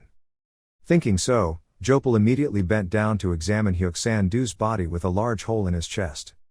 A moment later, one of his subordinates came forward to report, I wanted to report a problem to my senior brother. Hearing that, Jopal immediately told him to tell me.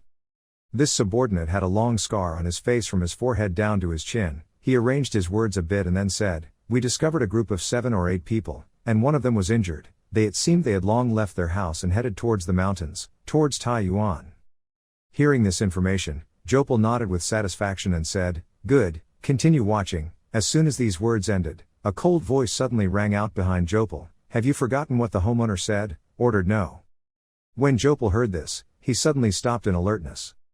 Behind Jopal, a group of people wearing hats and purple robes appeared who didn't know when. He looked at this group of people and then acted like nothing happened, opened his arms and laughed, admitting, oh right, I forgot, it's all about what the homeowner says. Reducing the smile on his face, he questioned in a harsh voice, but what does the command you said mean? I only remember being authorized. The person who spoke just now immediately objected that these two things were the same. I have been asked to regroup the main forces after eliminating the people of Shuzhou. We have forgiven your decision to disobey orders, but we will not allow you to continue illegal actions like this. Jopal did not pay much attention to this problem. He raised his hand to the corner of his mouth and said, allow you to speak, allow. Having said this, he suddenly stopped for a moment, then continued in a cold voice, this is impossible because I really don't like this word, it is extremely difficult for the other person to hear that. He raised his eyebrows and said, what are you doing? But before he could finish his sentence, Jopal approached and squeezed his neck. In just a blink of an eye, this man stopped breathing and was thrown to the ground by Jopal. He retracted his hand and coldly said to the rest, you see, this is why I love war. Seeing this scene, the group of people were extremely frightened and immediately pulled out their swords and exclaimed, what, you bastards? Jopal grinned without paying attention, his eyes flashed bloodthirsty red, his hand raised in preparation to attack. In just a blink of an eye, Jopal slashed with his bare hands at amazing speed, sending blood flying everywhere. He just reached out with his bare hands and immediately sent the group flying back. The group of people had absolutely no ability to resist and were knocked down onto the snowy ground, not knowing whether they lived or died. Jopal retracted his hand, he licked the corner of his mouth happily and said, "And that's because I can't remember all the people I killed." Standing up straight, Jopal turned back and ordered, "We will continue the chase." Strong footsteps sink deep into the thick layer of snow. A group of people followed each other forward. After walking a long way, the person in front immediately stopped, his hand resting on the snow-covered tree trunk next to him. In front of the group is a small cave entrance. "This group of people is Jin Tae-kyung's group," he said, "we will sleep here tonight." The dark night falls, the bright moon hangs high in the sky. In the cave, Jin Tae-kyung's subordinates were sleeping. Seo Chul hugged his sister Seo Yul tightly, lying on one side. In the middle is a burning red fire, making the space in the cave somewhat warmer. Jin Tae-kyung and Gong Ye-chung are sitting in front of the fire. Jin Tae-kyung raised his head and said, "It's good that we found this place. It's not the best shelter in winter, but it can keep most of the light from leaking out." Having said that, Jin Tae-kyung stopped and observed Gong Ye-chung. Gong Ye-chung remained silent and said nothing. Jin Tae-kyung thought to himself, does he know that he is involved in this war? Most people have some sort of reaction. But after the events there, he didn't say a word. I guess I was the only one worried. Thinking like that, Jin Tae-kyung immediately glanced at the group of people sleeping. He gritted his teeth and silently scolded, "Oh, it's because of that bastard, Hyuk Mu Jin." While thinking about this, Gong Ye-chung suddenly spoke up, "Yes, as expected, it's best not to listen to other rumors." Jin Tae-kyung didn't understand why. Gong Ye-chung continued, "I heard from others that you are known as a lazy, arrogant bastard who doesn't know anything about martial arts. But after only 2 days that I've known you, I can tell Jin Tae-kyung that I see nothing like fake rumors." Hearing the other person say that, Jin Tae-kyung looked dumbfounded and didn't know how to respond. Gong Ye-chung continued talking, "That's why it made me ask myself if I should believe the rumors behind our war with the Mountain Hang Sword sect." Hearing him say that, Jin Tae-kyung thought silently, "Just as I thought, he knew who I was." The atmosphere between the two people fell into silence again. Suddenly Gong Ye-chung called out, "Master Jin." Jin Tae-kyung heard it and immediately replied yes. Gong Ye-chung coughed a few times before trembling and said, "I have a question." Before he could finish his sentence, he coughed up a mouthful of fresh blood. Jin Tae-kyung saw that and furrowed his eyebrows a bit worried. He stood up and asked, "What the hell, are you okay?" Gong Ye-chung looked at the blood in his palm and said nothing. A moment later, he slowly said, "They are cunning bastards, they smeared poison on weapons." Hearing that, Jin Tae-kyung immediately asked, "What do you mean, why didn't you tell us sooner?" Hearing that, Gong Ye-chung smiled a bit and said, "Their poison is cheap and has quite poor effects, but once my condition worsened, it was too late to cure it." Hearing this, Jin Tae-kyung worriedly thought to himself, "He is in a very bad condition, do I have any medicine to cure him?" He searched the system's menu from top to bottom. He silently said, "No clothes. Well, what about the cereal pills? No, they don't have any antidote properties at all. Damn, the rest of the items are just shields. I don't have anything, the only thing I have is a weapon." Jin Tae-kyung is on one side trying to search. Gong Ye-chung sits in one place quietly turning his head to look at the two sleeping babies Seo-chan and Seo-yul. Suddenly he called out, "Master Jin." Jin Tae-kyung heard the call and immediately turned around, only to hear Gong Ye-chung say, "Children, I ask you to take care of them." Gong Ye-chung's face was now drenched in sweat, as if in pain from the poison. Jin Tae-kyung stood still, looking at him, speechless. At this moment, the system rang out a new notification. Gong Ye-chung's last mission request. The man only wants one thing, which is to ask you to escort the children back to their home safely. Mission level, no. Restrictions, only Jin Tae-kyung. Mission objective, safely protect Seo-chan and Seo-yul. Mission reward, no. A new mission notice appeared in front of Jin Tae-kyung. The content of the mission was as follows. Gong Ye-chung's last request. This man only asked for one thing, to escort the two children home safely. Rank, no rank, limited, only for Jin Tae-kyung. Target, safe Seo-chan and Seo-yul escort. Reward, no. Carrying Seo-chan and Seo-yul in the snow to leave, Jin Tae-kyung thought to herself, "It's okay, my decision was right. He is just an NPC programmed to give quests while it is poisoned and about to die and has no quest part." Jin Tae-kyung's forehead was drenched in sweat. He frowned and continued with his train of thought. The player just needs to agree to accept the mission. He doesn't need to act like a hero and end up putting everyone in the situation. Unfortunately, once that happens everyone will be killed and that's when the game ends. For me, there's nothing more, this is just a game.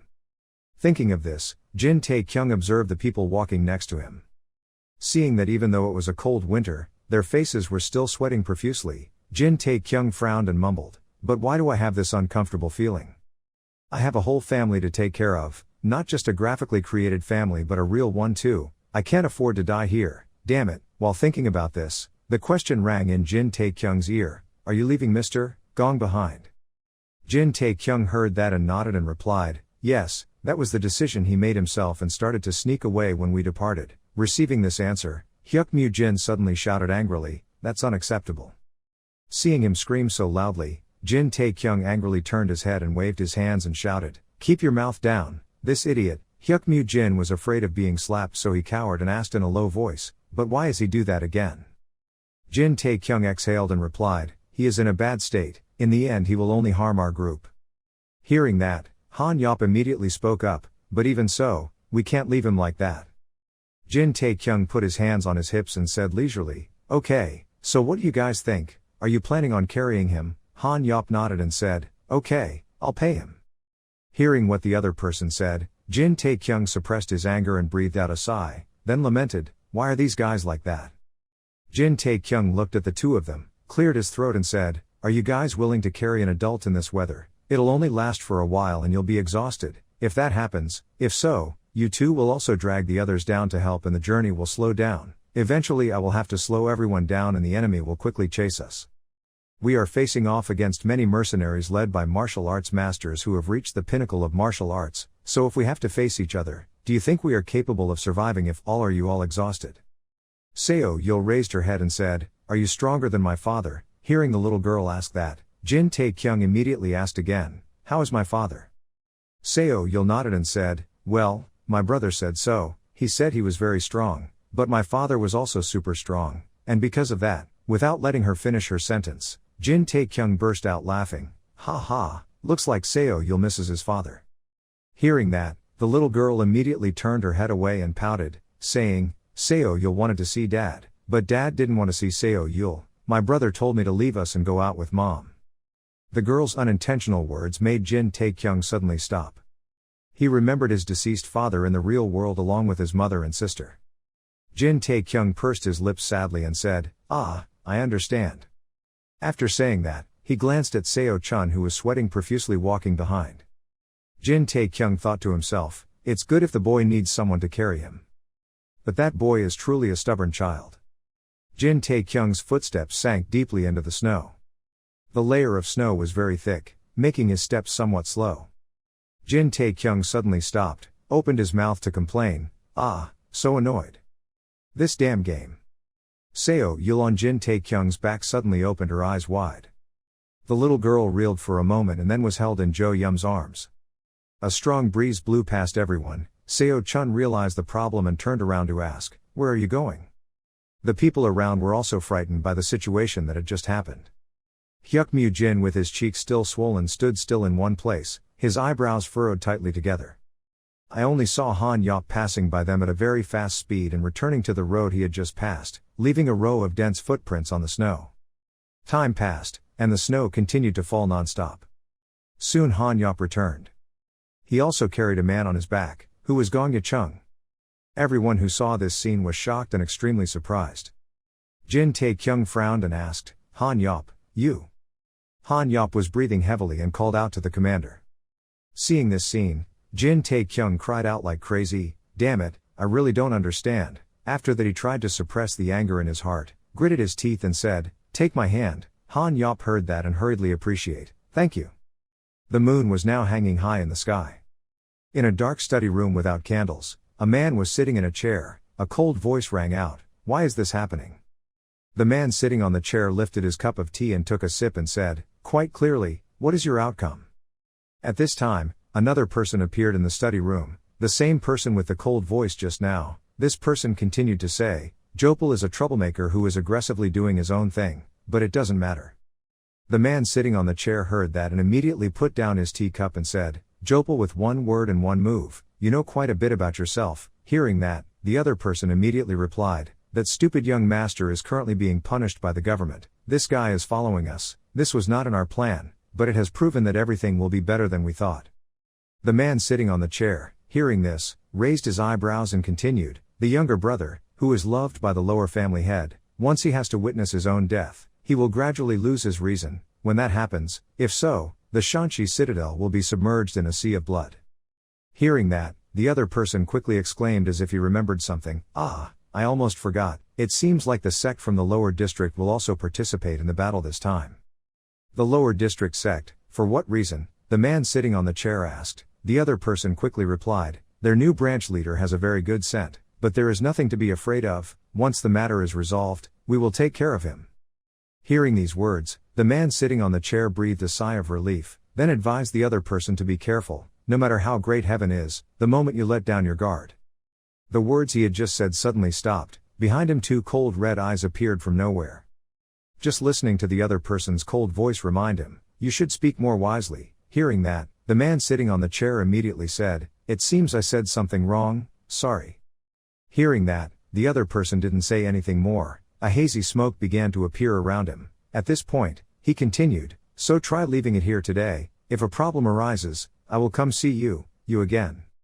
After saying that, he quickly disappeared without a trace, leaving only the man sitting in the chair in the study room. He leaned back and took a deep breath, then thought to himself, "Unknown ghosts." After sitting for a while, this man immediately stood up from the chair. He went to the window and pushed it open. Looking at the moon with its cold light high in the sky, this man thought to himself, "I have had to persevere for too long. Soon, everything will ultimately belong to me." At night, Jin Tae-kyung's group rested next to a large cliff, temporarily sheltering them from the wind and snow. Gong Yicheng was laid down in one place, his whole body was covered in sweat and looked extremely painful. Jin Tae-kyung sat next to him, looked at him, then frowned and said, "We're almost done, just try a little more." Saying such a sentence, he thought to himself, "We don't have time anymore, we have to quickly leave this place." Thinking so, Jin Tae-kyung immediately stood up and said, "Okay, prepare." Hearing him say that, Jo Yum immediately shouted to the people next to him, "Let's prepare, everyone stand up and let's go." Seeing him so enthusiastic, Jin Tae-kyung widened his eyes in confusion. Not bothering to pay attention to him, Jin Tae-kyung reached out and said, "Seo Yul, come here." Before he could finish his sentence, Jo Yum took the girl one step faster, smiled and said, "Seo Yul, come here, I'll carry you, any." After saying that, he immediately carried Seo Yul on his back, walked forward and commanded the group to quickly depart. Jin Tae-kyung in the back saw this scene and thought, "What the hell is he doing? Why is he doing this, acting so bluntly like that makes me really angry." Without bothering to compare, he picked up the spear next to him and then looked at Gong Yicheng lying on the ground and muttered, "Never mind, he's still very annoying." Right at this moment, a strange noise rang out, making everyone extremely alert. In the distance, in the dark trees, rustling sounds rang out. Someone called out to the captain. Jin Tae-kyung quickly made a shush gesture to that person. In the dark night, 2 blue eyes appeared from nowhere. Each growling sound sounded very scary. Jin Tae-kyung gritted his teeth and thought, "Have they gotten here already?" Those eyes became brighter and brighter day by day. They looked straight at where Jin Tae-kyung was standing. Jin Tae-kyung's forehead was soon drenched in sweat. Those eyes grew closer and closer, gradually revealing the appearance of a giant wolf. Following it were countless other wolf eyes quietly moving towards the group. Seeing this scene, someone cried out in fear. It was a pack of wolves. Jin Tae-kyung breathed a sigh of relief. "I thought it was them." Having said that, he immediately stood up straight, energetically brandishing the spear in his hand and said, "I'm scared. Even if they were led by a martial arts master, they still wouldn't be able to catch up with us, so fast. My senses have deteriorated because I haven't fought in a while." Sigh. "Everyone prepare to fight, we can't let these 2 kids get hurt." Having said that, Jin Tae-kyung raised his mouth and shouted, hoping they would give him some experience, "Let's do it quickly and finish it, okay?" As soon as his words ended, the wolves began to attack. Jin Tae-kyung opened his eyes, he started to take a defensive stance and then came here after 2 hours. The wolves continued to rush forward. But as soon as they were a short distance away from the group of Jin Tae-kyung, they immediately turned around another street and ran away. Jin Tae-kyung's group saw this scene and completely did not understand what was going on.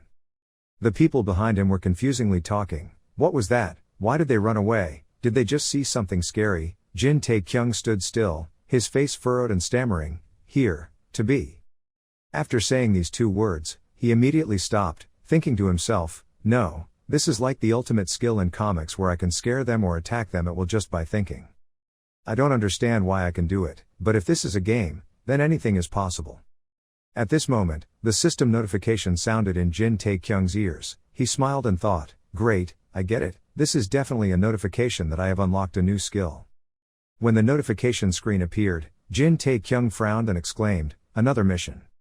New quest content is one word, one strike Jopal, the long chase is finally over, you must face one of the most brutal and violent men in all of Murim, one word, one strike Jopal, and now you have to face him, we hope you have good luck, no, we will pray for your success, top rank, designated, only for Jin Taekyung. Looking at the content of the new mission, Jin Taekyung's eyes opened as wide as possible and made a huff sound. Immediately after that, a new notification popped up with the content, there is no other choice but to accept the challenge needs to be accepted compulsorily. Seeing this message, Jin Taekyung scratched his head and mumbled, what the hell is that, no, what is it saying? While talking about this, Jin Taekyung suddenly felt a pair of eyes closely observing her from behind.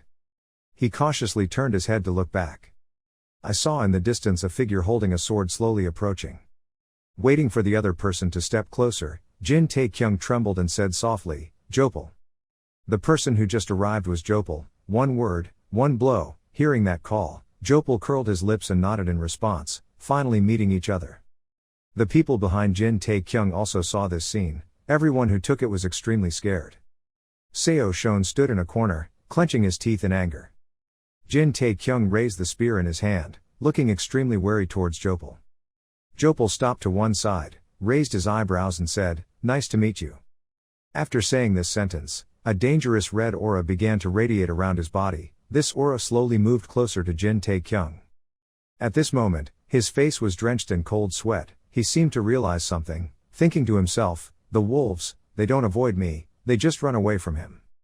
On the opposite side, Jopal stomped his feet on the snow and slowly said, no need to do that, I just want to say something to you. Hearing these words, Jin Taekyung immediately shouted, don't come near here. Jopal stood still and said, you are stimulating my curiosity. Jin Taekyung realized the danger in the other person's words. He started to take a defensive stance and then said seriously, stop your unreasonable words, I know you are trying to buy time for them to attack. Hearing him say that, Jopal immediately blinked. Then he smirked and asked, wasting time, what about me, do you think I would do that like a weak person? What? Jin Taekyung raised his eyebrows and asked. Jopal pointed in one direction and replied leisurely, don't worry, it took them quite a while to get here. But by then, everything will be over. Hearing the other person say that, Jin Taekyung scolded in disgust, what a psychotic bastard, he didn't even realize that he could lose. While scolding silently, Jopal on the other side immediately called out, hey, young man, I don't have a grudge against you, in fact I seem to like you, if you can answer my questions, I'll let you go. Ha, will you let me go? Jin Taekyung asked suspiciously. Jopal nodded and replied, of course, you will be free. Really? Jin Taekyung asked incredulously once more. Jopal opened his hand to make an oath gesture and replied, I bet my life, is that enough for you? Seeing that the other person was so honest, Jin Taekyung finally nodded and said, okay, let's talk. Jopal heard that and replied cheerfully, good, it seems you can still use your head. Two people, one asked and one answered for a moment, waiting until Jin Taekyung finished answering the last question. Jopal immediately opened his mouth and laughed happily. Seeing this scene, Jin Taekyung looked at the other person with an extremely hateful expression. Jopal didn't pay much attention and continued, what an absurd but funny story. He stopped for a moment after saying this, raised his hand to stroke his chin as if thinking about something, then continued, the third son of the Jin family, the so-called troublemaker, had achieved that realm without need someone to teach at that age, ha ha. Jin Taekyung raised his eyebrows and shouted, I only answer the truth. Hearing this, Jopal curled his mouth and looked deeply into the other person's eyes. Right after that, he laughed again and said, ha ha, okay, I like to talk, I will keep my promise. Hearing him say that, Jin Taekyung thought to himself, is he serious about keeping his word? After laughing in disgust, Jopal propped his sword against the snow. He raised his head and said to Jin Taekyung, if I wanted to kill you, I would have done it at the beginning, but now I have time to talk. Talking to you makes me want to follow you even more, especially now. At this time, Jin Taekyung asked in confusion. Jopal nodded, he held out a hand and said, I think you will know when you return, okay, you can go, hopefully next time we meet you can entertain me.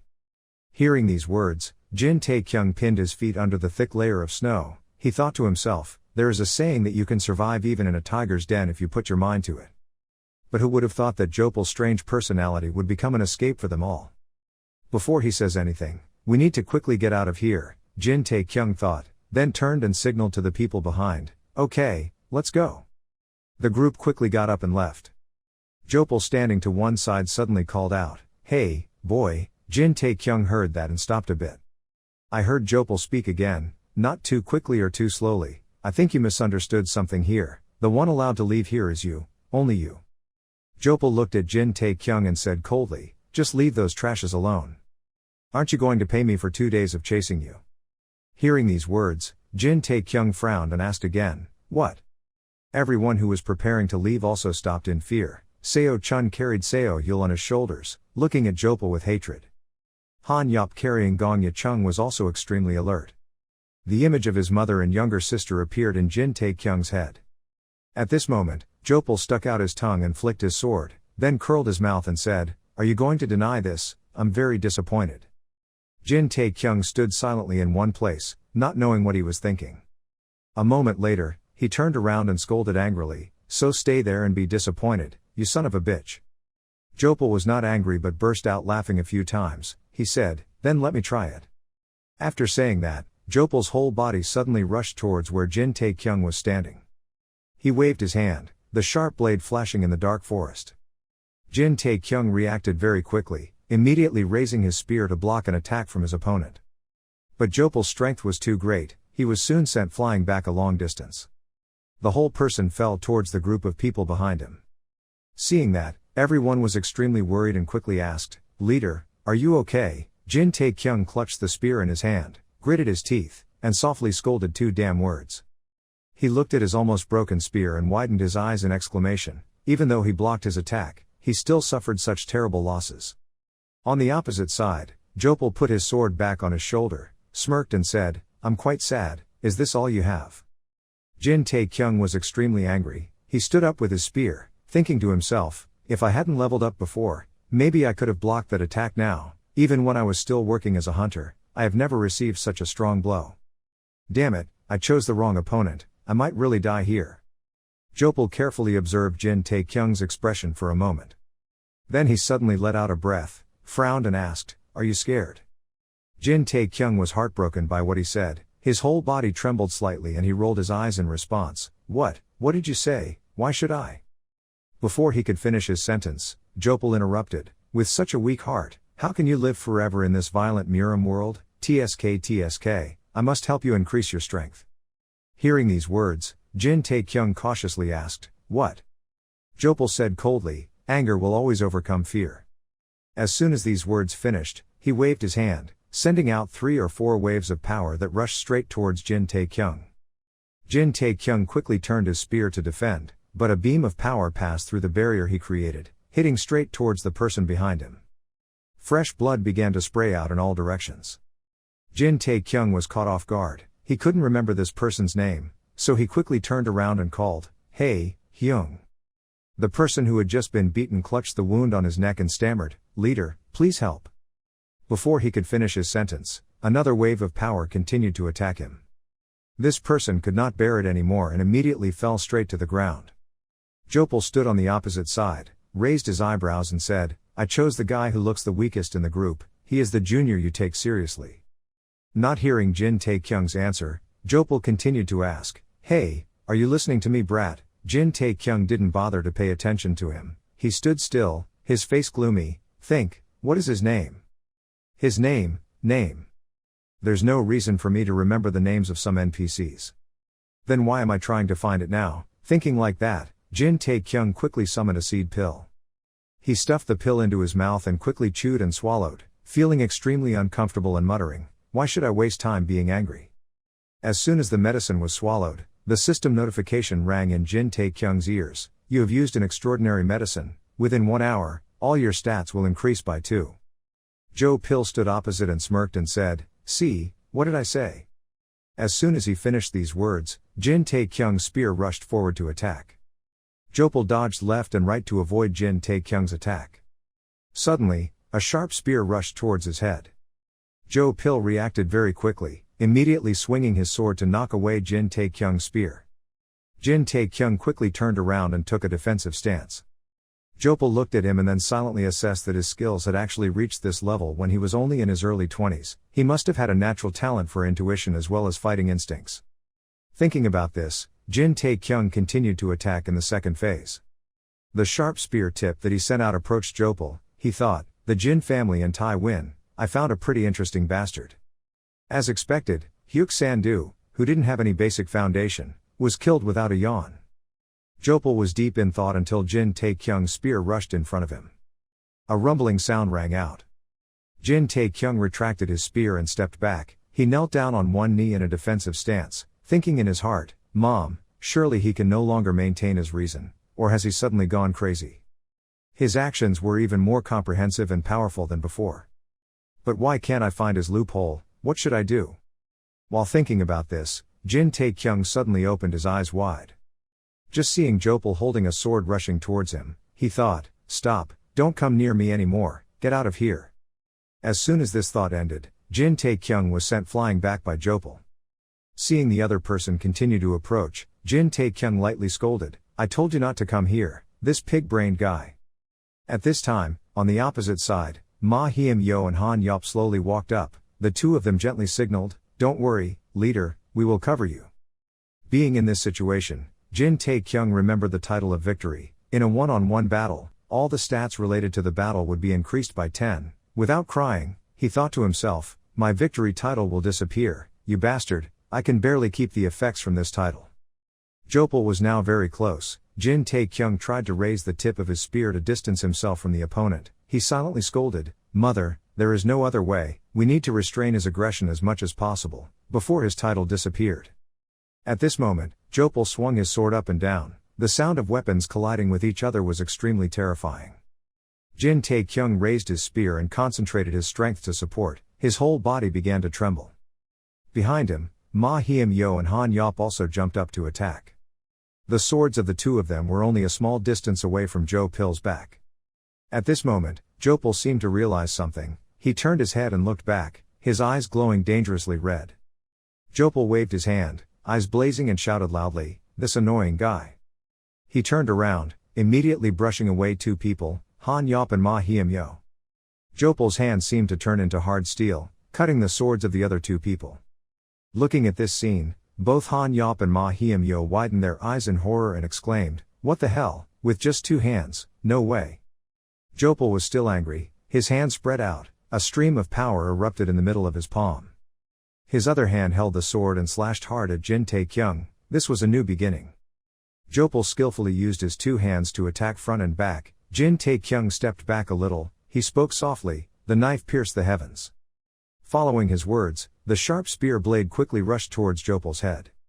Jopal sensed the danger behind him, he was not afraid but grinned. Immediately after that, Jopal turned around, his body moved slightly, carrying a sharp blade that slashed Jin Taekyung's waist, blood suddenly splashing out. In front, two people, Han Yop and Ma Hiem Yo, were also knocked to the ground by Jopal. Jin Taekyung leaned against the tip of his spear on the cold snow, one arm wrapped around the wound on his waist. He turned slightly to look at Jopal's towering back, thinking in horror, what the hell just happened? With that posture, how could he block his attack? Luckily, I was able to lean in time and avoid that fatal blow. While thinking about this, Jopal suddenly appeared in front of Jin Taekyung. He raised his sword and started to attack him. Jin Taekyung's shoulders, waist and knees were slashed by the sharp blade one after another.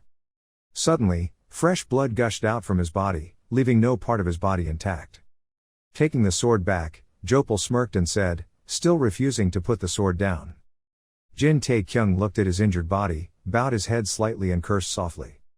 Jopal took all of the other person's expression into his eyes. He raised his eyebrows and slowly said, I will truly praise you. Hearing these words, Jin Taekyung suspiciously raised his head and looked towards where Jopal was standing. I only saw a red flame flare up in his hand. He smiled dangerously and curled his mouth to say the last half of the sentence, if you can endure this. Jin Taekyung's eyes opened wide, his black pupils reflected the image of that bright fire. In the blink of an eye, the forest suddenly shook violently, a large stretch of snow appeared, mixed with some fresh blood. Tree trunks in the forest were also covered in blood. Jin Tae-kyung is currently collapsed under a large tree. His face was covered in dust, and the corner of his mouth was still dripping with blood. Next to where he was sitting, the cold snow also turned blood red. Jin Tae-kyung's body was not lightly burned, his clothes were completely torn by Jopal's blow. He thought in fear, "It's so hot, what is this? I can't seem to muster the strength, again." Jopal quickly appeared in the distance. He followed the figure of Jin Tae-kyung with his head bowed under the tree. Sensing danger, Jin Tae-kyung grabbed the spear next to him and propped it on the ground, then gathered his strength to stand up. He thought he needed to continue standing up. Seeing this scene, Jopal frowned and said, "You can still stand up even if you are hit by the fifth deep blow of the divine fire palm." After saying that, Jopal's left hand began to flicker with fire again. He continued contemptuously, giving up that possibility. Jin Tae-kyung didn't bother to pay attention to his opponent's words. He raised his spear and pointed the sharp tip straight at his face. Jopal did not react. He stood still, not knowing what he was thinking. A moment later, Jopal raised his left hand, his hand tightly grasping the sharp tip of the spear. Jopal smirked and said contemptuously, "You really don't know when to give up. With this condition, you can't defeat me." Jopal grabbed Jin Tae-kyung's spear with a very strong force. He trembled a bit, but the counselor calmly scolded him and yelled, "Get out." But before he could do anything, Jopal moved his hand and completely took away Jin Tae-kyung's spear. Seeing this unfavorable situation happening, Jin Tae-kyung tried to calm down. In his heart he began to calculate. He had shortened the distance between the two sides and this was my last chance. I needed to gather as much energy as possible and attack his critical point. If I can do it, then the outcome of this battle will change. Having just calculated up to this point, the plan had not yet been implemented when Jin Tae-kyung immediately received a blow from Jopal. This unexpected blow made him unable to react in time and immediately spit out a large mouthful of blood. Falling to the ground, Jin Tae-kyung couldn't believe it and said softly, "What the hell, what is this?" Jopal stood from above looking down at the snow below his feet, couldn't help but burst out laughing a few times and then said, "Where did this idiot come from? Don't you realize what will happen when you try to reincarnate the energy that was sealed by the divine fire palm? The energy you are trying to reincarnate in will have nowhere to go, so you will fall into an energy gap or possibly die. You should be grateful for this level of injury." "No, wait," Jopal said this and suddenly stopped. He bent down to look at Jin Tae-kyung, raised his left hand to launch the holy fire palm. The dangerous voice continued to echo, "You will die anyway, so it would be better if you die now." Hearing the other person say that, Jin Tae-kyung no longer had the strength to move. He could only open his eyes wide and think, "Am I really going to die like this? That's impossible. In the past 7 years I've survived so many matches, but I was killed in just a few matches in the game." Thinking of this, Jin Tae-kyung seemed to realize something, his eyes glowing and mumbling softly, "Game, that's right, this is just a game." At this moment, Jopal's hand carrying the divine fire palm approached. He grinned and said, "Goodbye." Hearing that, Jin Tae-kyung silently screamed in his head, wait a minute." Right at the critical moment, two people, Han Yop and Ma Hiem Yo, came from afar. They raised their weapons high and shouted loudly, "This damn bastard, get away from our leader." Hearing these words, Jopal immediately withdrew his hand. He turned his head to look at the two people who had just arrived, smiled evilly and said, "I have changed my mind. I need to destroy this group first." Hearing this, Jin Tae-kyung was helpless, silently scolding a fool. Jopal thought he heard wrong, so he leaned closer, frowned and asked, "What did you just say?" Jin Tae-kyung didn't pay much attention, just moved his lips and muttered a few meaningless words. "The whole game, I was." Jopal didn't understand what he wanted to say. He shouted angrily, "What are you talking about? Can't you speak any more?" Jin Tae-kyung slightly curled his hand and tightly grasped the snow below. He continued to whisper a few times, words, "Fight as one." As soon as he finished speaking, Jin Tae-kyung raised his head. His face was full of confidence and vitality. He quickly said a complete sentence, "I fought like an idiot the whole battle." Finished saying this sentence, Jin Tae-kyung immediately opened his hand to pick up the dagger hidden in the thick layer of snow. Jopal was a little frightened and furrowed his eyebrows. Right after that, the dagger that Jin Tae-kyung had just pulled out stabbed him in the leg. Being suddenly attacked, Jopal immediately received a blow to the leg and immediately fell to the ground. Jin Tae-kyung's face was now drenched in sweat, the corner of his mouth was still bleeding, his cold eyes looked warily towards Jopal. A moment later, Jin Tae-kyung immediately used the dagger equipped to continuously attack the opponent's legs. Fresh blood quickly followed each of his stabbing and slashing movements and sprayed out like a stream. Jopal ate in pain, so he was extremely angry but still did not fall into a weak position. He immediately reached out and grabbed Jin Taekyung's dagger holding arm, gritted his teeth and said, "Damn evil thing." After saying that, he immediately snatched Jin Taekyung's dagger and rolled his eyes and continued, "You're hiding a weapon." As he finished speaking, Jopal immediately put his palm into his hand and sent Jin Taekyung flying into the distance. The blow caused him to smash his wounded body against the tree trunk, immediately collapsing and spitting out fresh blood. Jopal held the bloody dagger in his hand. He looked at Jin Taekyung, angrily scolded, "Damn it, I didn't think I would fall for this kind of trick, it's pathetic." Jin Taekyung sat under the tree silently without saying a word, but anger flared up in his heart. Suddenly Jopal's eyes became colder. He lifted his feet and walked towards where Jin Taekyung was sitting. Jin Taekyung's hand was still shaking from Jopal's recent blow. At this time, he had approached him. His hands were in a defensive stance, creating a sacred fire palm. He coldly said, "You are a persistent bastard, please send my greetings to the king of the underworld." Just as they were about to take action, two people, Han Yop and Ma Hiem Yo, chased them. When they saw this scene, they quickly shouted loudly for team leader. Seeing someone coming to disturb him, Jopal quickly made up his mind. The divine fire palm in his hand flared up and aimed at Jin Taekyung. He shouted loudly, "Die!" Jin Taekyung did not feel scared at all. He opened his eyes wide and smiled. The divine fire palm hit Jin Taekyung straight in the chest. This force was so strong that it caused the ancient tree behind him to break. Blood soaked the white snow. Jopal is still focusing his strength on attacking Jin Taekyung. Jin Taekyung was in extreme pain and spat out a large mouthful of blood. Suddenly Jopal's hands trembled a bit. He cried out in horror. Jopal looked down at the pool of blood at his feet and stammered, What the hell have you done?" The two people Han Yop and Ma Hiem Yo in the back were also surprised and exclaimed, "What is that? It can't be, it's not." Before the two of them could finish their sentence, Jopal in front was trembling. His face was red as if he had been poisoned. His mouth trembled and he said, "I'm sure you're empty-handed." Hearing the other person say that, Jin Taekyung curled his lips and replied, "I've been waiting for you to take your vital energy to the highest peak. Blockage and backflow of vital energy, which is deflection. Isn't that right? You're a horrible scumbag." Jin Taekyung smirked, looking at the sharp blade stuck in Jopal's stomach. There was a rumble in the cold forest. Jopal shouted angrily, "No way." After saying that, he immediately put strength in his hands, gritted his teeth and asked, "How could a simple boy do this to me?" Saying this, Jopal spat out a mouthful of fresh blood. He collapsed onto the white snow, coughing. Jopal couldn't believe it and said, "Damn it, I refuse to accept this." Jin Taekyung sat in one place and saw this scene. He let out a breath and thought, "It's finally over. He won't be able to attack me while in that state, right?" Jopal on the opposite side is still unable to accept the truth. He hung his head and mumbled, "This is impossible. How could it happen?" After a moment, he gathered his strength to stand up. Seeing that, Jin Taekyung was a little scared and looked at the two people Han Yop and Ma Hiem Yo. He thought to himself, "I don't have much strength anymore, but what are these two people doing? Hurry up and come help me."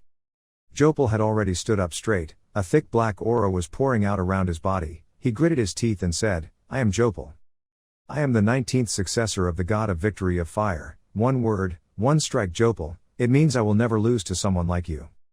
Having said this sentence, Jopal clenched his fists and raised his head to scream loudly. The scream caused the dirt, rocks and snow under his feet to rise up. Seeing this scene, Jin Taekyung covered his eyes with his hands, frowned and thought, "What is happening now? Hasn't he fallen into the gap of vital energy?" At this time Jopal's hair color is changing. From black hair gradually lightens. Just a moment later, the hair on his head turned white as snow. Seeing that, Jin Taekyung thought in horror, "No, wait, what is this? He can't hold it anymore, he's burning, own vitality. Jopal, did he really have to go filming drunk just to kill me? I've exhausted all my vital energy, ever since my left arm was broken, I can't block his attack anymore. I guess I have no other choice and just use it." At this moment, a system notification appeared in front of Jin Taekyung. Mission failed, vital energy effect difference or death. Seeing this notification, Jin Taekyung silently contemplated, the end, by Jopal or terminated by a significant energy difference. This is the only thing I can do right now. I will consume it all. Said and done, Jin Taekyung started burning her own energy. Fresh blood rushed out from the corner of his lips.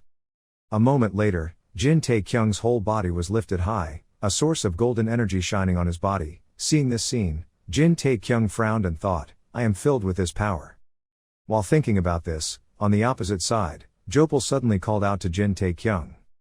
His 2 hands were divine fire palms. He quickly rushed in front of him, gritted his teeth and said, Damn you, die. A loud rumble rang out in the dark space. In the real world, in a training room, hunters who were practicing fighting monsters heard a loud noise and immediately stopped their movements.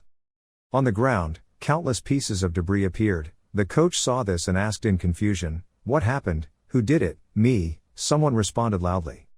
Hearing this, the coach frowned slightly and said, Jin Tae-kyung, 20 years old, birthplace in Gyeonggi-do area, rank F, are you sure you did it? Jin Tae-kyung sat with sweat all over his face. One on the ground nodded and replied, Yes, what do you think? What do I think? Ha ha, the coach asked back. Without waiting for Jin Tae-kyung to answer, he continued, In my 15 years here, at this training facility, this is the first time I have seen this. The power of this attack is equivalent to at least 1D rank hunter. Hearing that, Jin Tae-kyung quickly reached for his bag. He frowned and exclaimed, Ah, damn, I already know. I'll go now, coach. I know they gave me wrong ranking. Before I could finish my sentence, the coach interrupted and said, But I know, this won't cut it. Ha, what, why? Jin Tae-kyung turned around in confusion and asked. The coach said, Yes, your skills are deeply impressive and it's not something that a top-class hunter F can easily be done. However, your body is not the same. Outside your body and mana are that of an F-rank hunter. Look at yourself now, you used that skill once and it's done. Hearing that, Jin Tae-kyung worriedly asked, Do I really have no other choice? The coach nodded and replied, Yes, you will need to make sure that you have a strong foundation in simple skills, possessing the excellent technique and exceptional fighting feeling. In any case, if you want to live long, I suggest you don't use that skill much, well, except in special cases. Special cases, for example when? Jin Tae-kyung asked curiously. The coach raised a finger and said, When you are in danger, I'm sure that skill can protect you at least once. Pausing for a moment, he asked again, In any case, have you named your skill yet? A name? Jin Tae-kyung said vaguely, I mean I did, but what is that? Power. Images and past events in the real world appeared in Jin Tae-kyung's head. In the deserted forest, he clutched the spear in his hand. Jin Tae-kyung put all the strength he had and opened his mouth to scream, piercing all my strength. On the opposite side, Jopal's divine fire palm was also loudly attacking. The 2 sides faced each other head-on and fought each other. With all his strength, Jin Tae-kyung grabbed the spear and shouted loudly. On the opposite side, Jopal also unleashed a divine fire palm to attack. 2 people, 1 left, 1 right, face-to-face combat. The confrontation carried amazing power. The wind and snow rose loudly, causing the surrounding trees to shake as if they were about to be uprooted. Day 1, the forest was covered with cold white snow, rocks and dirt flying everywhere. The wind and snow grew stronger day by day, about to form a big tornado. The storm raged. The quiet forest was covered in white. The 2 people, Han Yop and Ma Hiem Yo, quickly hid in a corner and looked around warily. Very soon, fresh blood began to spray out on the white snow. Jin Tae-kyung's right arm was trembling, covered in blue veins, his sleeve was torn. He tried to hold the spear tightly in his hand, not daring to let down his guard. Soon, the body of the spear slowly cracked, then shattered and fell all over the ground. When Jin Tae-kyung saw that, he was extremely frightened. Jopal's face turned red, his teeth were clenched together, he sat kneeling on one side without moving. Jin Tae-kyung stared at the other person without blinking. At this moment, the system notification sounded in his ears. You have completed the mission, you have defeated 1 Ask 1 Kill Jopal, receive the reward. After reading this notice, Jin Tae-kyung seemed to have lost all his strength and fell straight to the ground. Just then, he felt a pair of feet coming from behind him. Jin Tae-kyung raised his head slightly to look, the other pair of feet slowly walked towards Jopal. 1 second later, his head was rolling on the ground. Jin Tae-kyung breathed a sigh of relief. Eyes closed tightly. And the person who just arrived is the boy Seo-chun. The boy's hand tightly grasped the small knife, he tilted his head back to the heavens, crying and laughing, looking extremely pitiful. In a certain cave, someone pointed forward and shouted, There it is, there. We found more stars, look at these magic stones, great, we did it. A group of people went into the cave looking for magic stones. One person held a newly found stone in his hand and happily said to the side, Captain, you've won the trick. The person called the captain was also holding a stone in his hand. He looked at it intently and then curled his mouth and said, "This size should be about $100.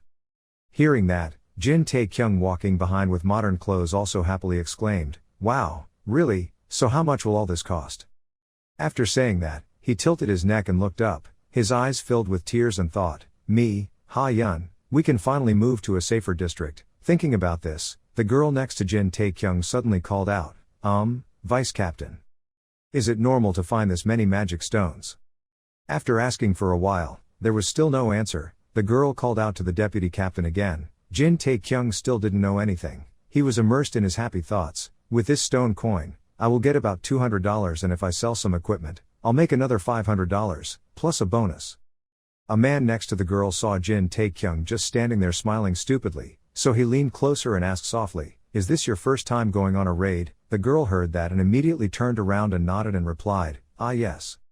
Hearing that, this man immediately explained, "In fact, this situation rarely happens. In rank F portals, there are usually only 1 or 2 magic stones, and no matter how lucky you are, you can't find them on the top 5 pills, okay?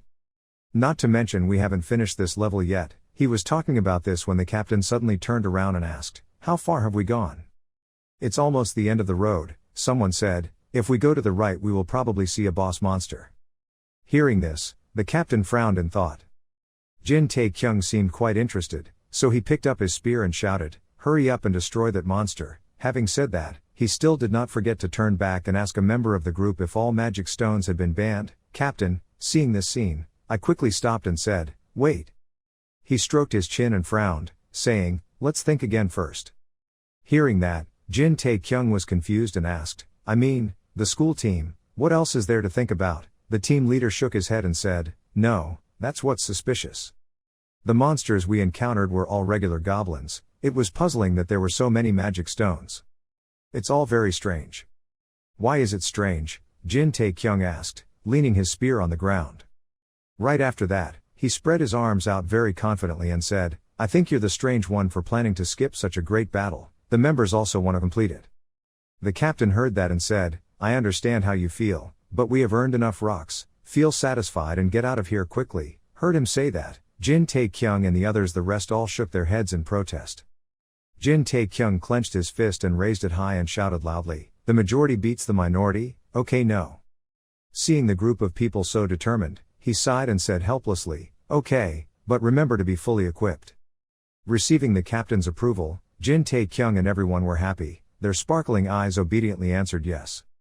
But just a moment later, after going deep inside, Jin Tae-kyung really regretted it. His face turned pale, his eyes opened wide with fear. Each killing spree echoed loudly in the cave. Many members of the group died and were injured. In front of Jin Tae-kyung right now is a giant monster. He clenched his teeth to try to keep himself calm before this terrifying scene. The giant monster with blood-red eyes stared at Jin Tae-kyung without blinking. The captain was knocked down and lay face down in a corner, trying to call Jin Tae-kyung's name to warn him. The monster heard this sound and immediately raised its foot and stomped down on the position where the captain was lying. Seeing this scene, Jin Tae-kyung was scared and quickly called out to him. The captain's body lay flat under the monster's claws, fresh blood spurting from his mouth dyed the land red. He mustered the last bit of strength to remind Jin Tae-kyung to quickly run away. Jin Tae-kyung cried in pain, his whole body trembling and said, You Chun-soo. There seemed to be no survivors here. The ground was full of flesh and blood and human body parts. Jin Tae-kyung screamed loudly and jumped up from the bed. The nightmare from the past in the real world made him tremble in fear, temporarily not knowing where he was. The sound of a book closing was heard softly. Wei Peng stood up and said worriedly, "You are finally awake.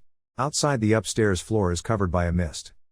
Jin Tae-kyung asked, "How long have I been sleeping?" Wei Peng quickly said, "You have been unconscious for 5 days. Because your condition is so critical, the doctor said you cannot endure it beyond tomorrow." After hearing those words, the Lord was extremely angry. If I hadn't been there, he would have beaten the doctor to death. Jin Tae-kyung heard that and tied his hair up while exclaiming, "Ah, so other than that, nothing major happened, right?" Wei Peng shook his head and replied, "No, a lot of things happened. I have both good news and bad news. Which one do you want to hear first?" Jin Tae-kyung's whole body was wrapped in bandages and he slowly said, "Good news." Wei Peng clasped his hands behind his back and nodded once, then said, "The survivors in the Shuozhou area, all have returned home safely. As for your group, only 2 people were injured, the injuries were not too life-threatening. Wei Peng was about to continue speaking when Jin Taekyung suddenly interrupted him. He frowned and asked, survivors. Pausing for a moment, Jin Taekyung remembered a subordinate under his command, but he couldn't remember the name Jopal killed first. He quickly continued, can you find his body again? Wei Peng nodded slightly and replied, maybe, and we gave him a proper burial. He seemed to be an orphan, so we couldn't find any relatives to return his belongings. Hearing this, Jin Taekyung sullenly fell silent and did not say anything. Wei Peng saw this and softly called Tam, young master. Jin Taekyung did not answer. Wei Peng continued, a fierce warrior is not someone who seeks protection but should be someone who defeats enemies to fight for his own survival. Even if the opponent is stronger and kills them. Therefore, those who stay behind should remember them and take them to their desired place. Only then, their sacrifice would not become meaningless. Hearing these words, Jin Taekyung suddenly remembered his dead comrades when searching for magic stones in the real world. He sat still on the chair, bed, eyes wide open filled with pain. Time passed like that. I don't know how long Jin Taekyung sat like that. Suddenly he opened his mouth and let out a long breath, then smiled in relief, thinking clearly about what Wei Peng had just told him. Jin Taekyung raised his head and looked out the window at the sky. He mumbled softly, to the place they wished for, I wonder what his dream is. Originally this question had no answer. Who would have thought that Wei Peng would answer? He wished to become the best martial artist in heaven. Hearing that, Jin Taekyung was startled and almost fell. Wei Peng exclaimed, it will be a long and harsh process. Jin Taekyung nodded and chimed in, yes, it's funny, ha ha nah. Wei Peng continued to say, maybe you have returned being himself. Jin Taekyung was a bit shy when he heard this. He quickly said, thank you. Wei Peng nodded. Then he said again, don't let this matter happen again. Wei Peng's voice suddenly became extremely serious. He frowned and said about the matter, now I will tell you even better news. 2 days ago, a big fight happened. In Hengshui, 100 elite warriors of the most beloved lineages fought against 200 vanguard soldiers from the sword sect in Heng Mountain. In short, we had a resounding victory. Only 30 soldiers from the sword sect at Mount Heng survived and escaped. This number was just equal to the number of injured people on our side. Even if we couldn't capture Li Seo Guang, the leader of the sword clan in Mount Heng, we still succeeded in defeating the 2 top martial artists under him, known as the Beast Duo, of Mount Heng. Hearing him say that, Jin Taekyung turned around and asked, was it you? I mean, was it the clan that defeated them? Wei Peng raised his hand and scratched his face and said, no, it was me and my lord who made each of them join our side. To be honest, they were okay. Unfortunately, it was a war that required putting one's life on the line. It was dangerous, so it was inevitable that those 2 people would be killed by us. Hearing these words, Jin Taekyung thought, the fight with Joe Pill also almost killed me, but he fought with a fighter of the same sect as his opponent, so what did he say? It was okay. While thinking about Jin Taekyung while observing Wei Peng, who was drinking water opposite him, he softly exclaimed, this guy is truly a monster. Wei Peng finished drinking the cup of water and placed it on the table, then he slowly said, anytime. We are also impressed. Having said this, he immediately stopped. Jin Taekyung let out a curious sound. At this point, Wei Peng continued, each word with a jopal palm. Stopping, Wei Peng immediately clasped his hands together and respectfully turned towards Jin Taekyung, continuing, there are no words to describe how surprised I was just quite surprised. Hearing this, Jin Taekyung sheepishly scratched his head and replied, ha ha ha, well, I somehow repelled it, but I think that's even more impressive than you and my brother, who are speaking of this. Wei Peng suddenly spoke up and said, but with all the trouble you caused, I still get extremely angry every time I remember it. This statement made Jin Taekyung embarrassed. The smile on his face disappeared. Wei Peng continued to say, no one could have imagined, third young master, you stole the family fund and spent it all in the brothel, you were drunk and stumbling on the street. As someone who always defames the family's reputation to be able to become respectable and trustworthy like this, Jin Taekyung knelt with both legs on the bed and silently listened to Wei Peng say each sentence without daring to interrupt. A moment later, Wei Peng said very seriously, I, Wei Peng, am quite impressive. He looked at Jin Taekyung, then said in a low voice, even though I hate to admit this, Jin Taekyung was sweating. He secretly glanced at the other person and thought, then just curse me, instead of just secretly being angry like that. This damn guy. Jin Taekyung used his hands to fiddle with the bed sheet while speaking. I was just lucky because Joe Pill was caught off guard. Saying something like that made him think, I will be patient. just because of his level, he is taller. Hearing this, Wei Peng was extremely confused. He thought Jin Taekyung was misunderstanding something and explained, "No, that's not the case, that was a completely different possibility. Losing just because of losing the situation, feeling that your opponent has a secret weapon are just excuses.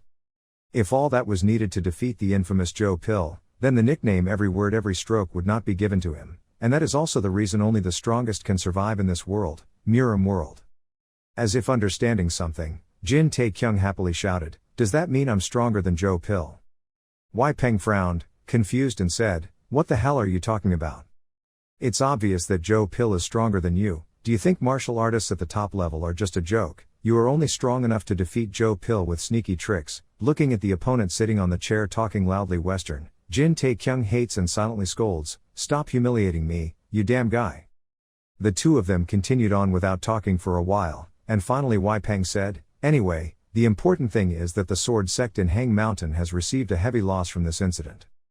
Jin Taekyung nodded and replied, "I think so too, they lost 3 powerful fighters." Wei Peng's eyebrows raised slightly. He said, "Not only that, it caused them even greater damage than before." "What do you mean?" Jin Taekyung asked curiously, but before Wei Peng could answer, a voice rang out outside the door, justifying it. A person pushed the door and walked in, not too fast or too slow to continue. They lost the excuse for why they started this battle.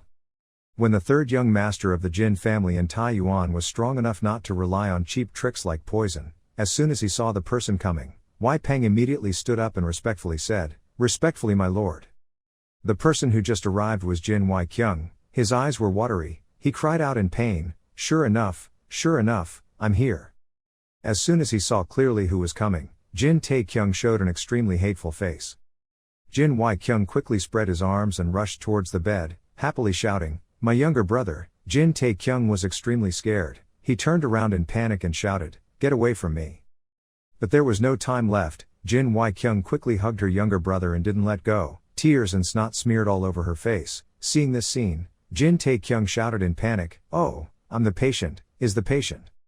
No matter how he tried, he couldn't push Jin Wei Kyung away. Jin Taekyung let out a long, miserable scream. The scream echoed throughout the large building. He thought helplessly, "Please, leave me alone." Night fell. At the edge of the forest were several tents of the sword sect in Hang Mountain.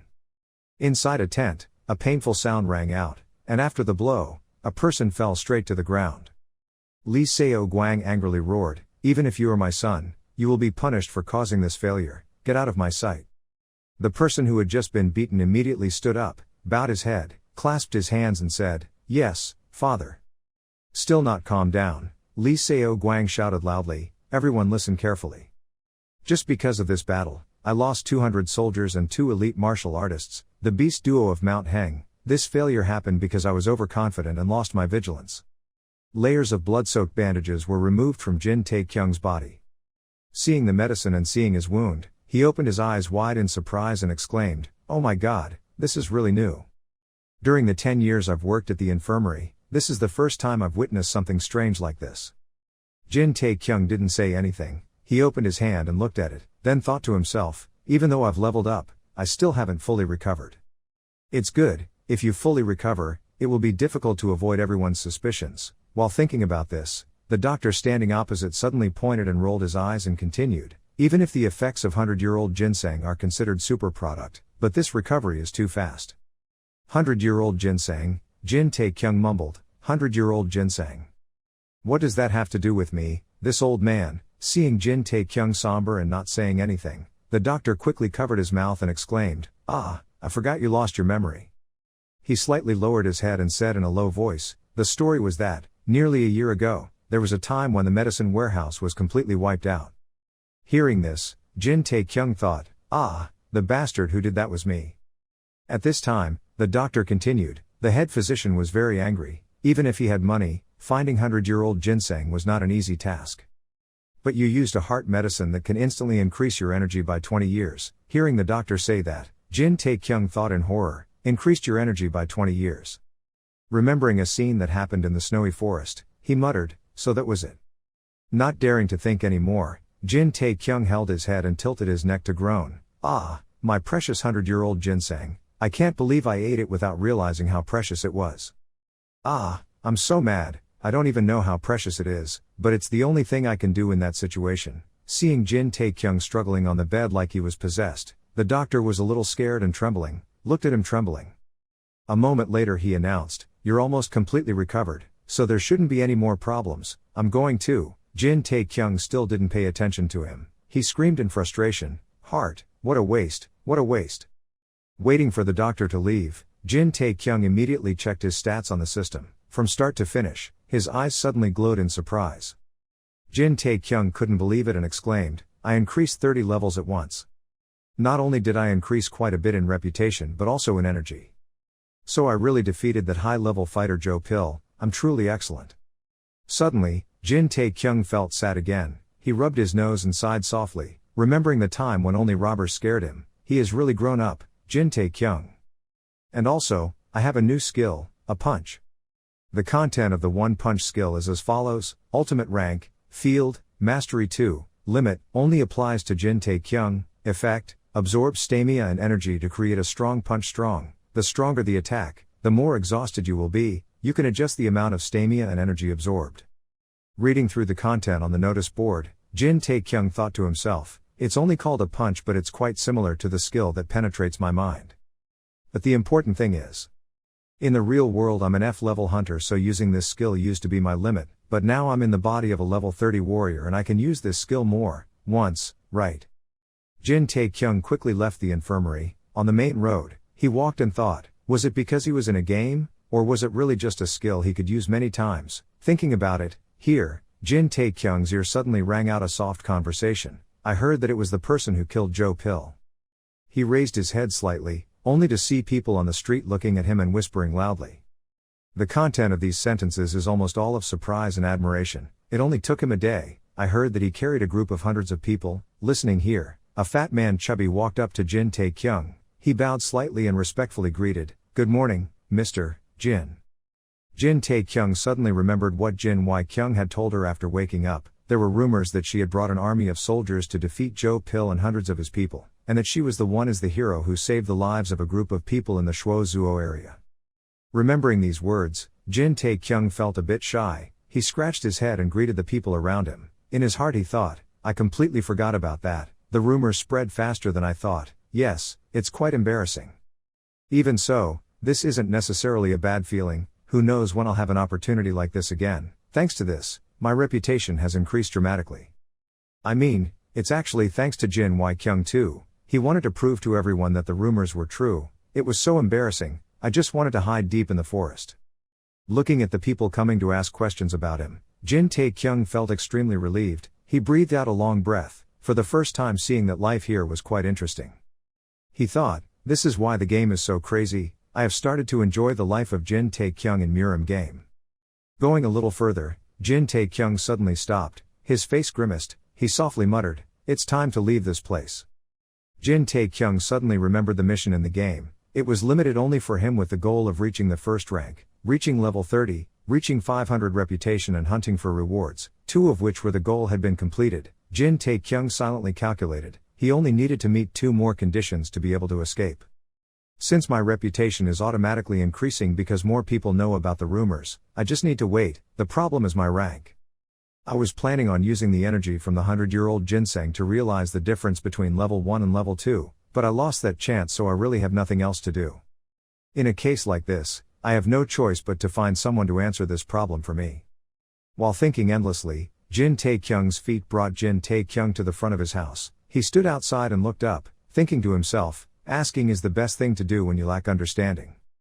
The quiet invitation to come in rang in my ears. Jin Y-kyung smiled at the teenager who had just entered the room.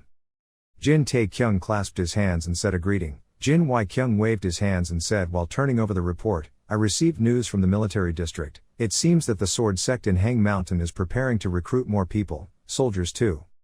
Hearing that, Jin Tae-kyung frowned slightly and asked if this match would be difficult. Jin Y-kyung didn't answer yes or no. He said slowly, "That's why we need to plan to attack the main forces on the other side before they have a chance to do so." "When will it be done?" Jin Tae-kyung asked seriously. 2 more days, Jin Y-kyung replied.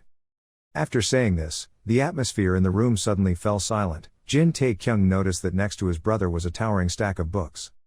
Thinking for a moment, he said, I understand. Saying something like that, Jin Tae-kyung silently cursed in his heart. Why so early?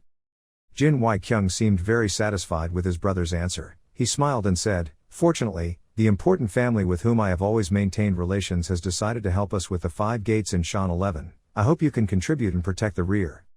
As soon as he finished speaking, a new mission notification screen immediately appeared before Jin Tae-kyung's eyes. The content of this mission is as follows. Rearguard mission. Jin Wai-kyung has assigned the mission to you. Protect the rearguard. By accepting this mission, the other fighters will be moved by your courage and determination, and then begin to praise you. Type, short mission, rank, level 2, limited, only for Jin Tae-kyung. Target, accept Jin Wai-kyung's conditions. Quest reward, reputation increased by 10, mission failed, reputation decreased by 10.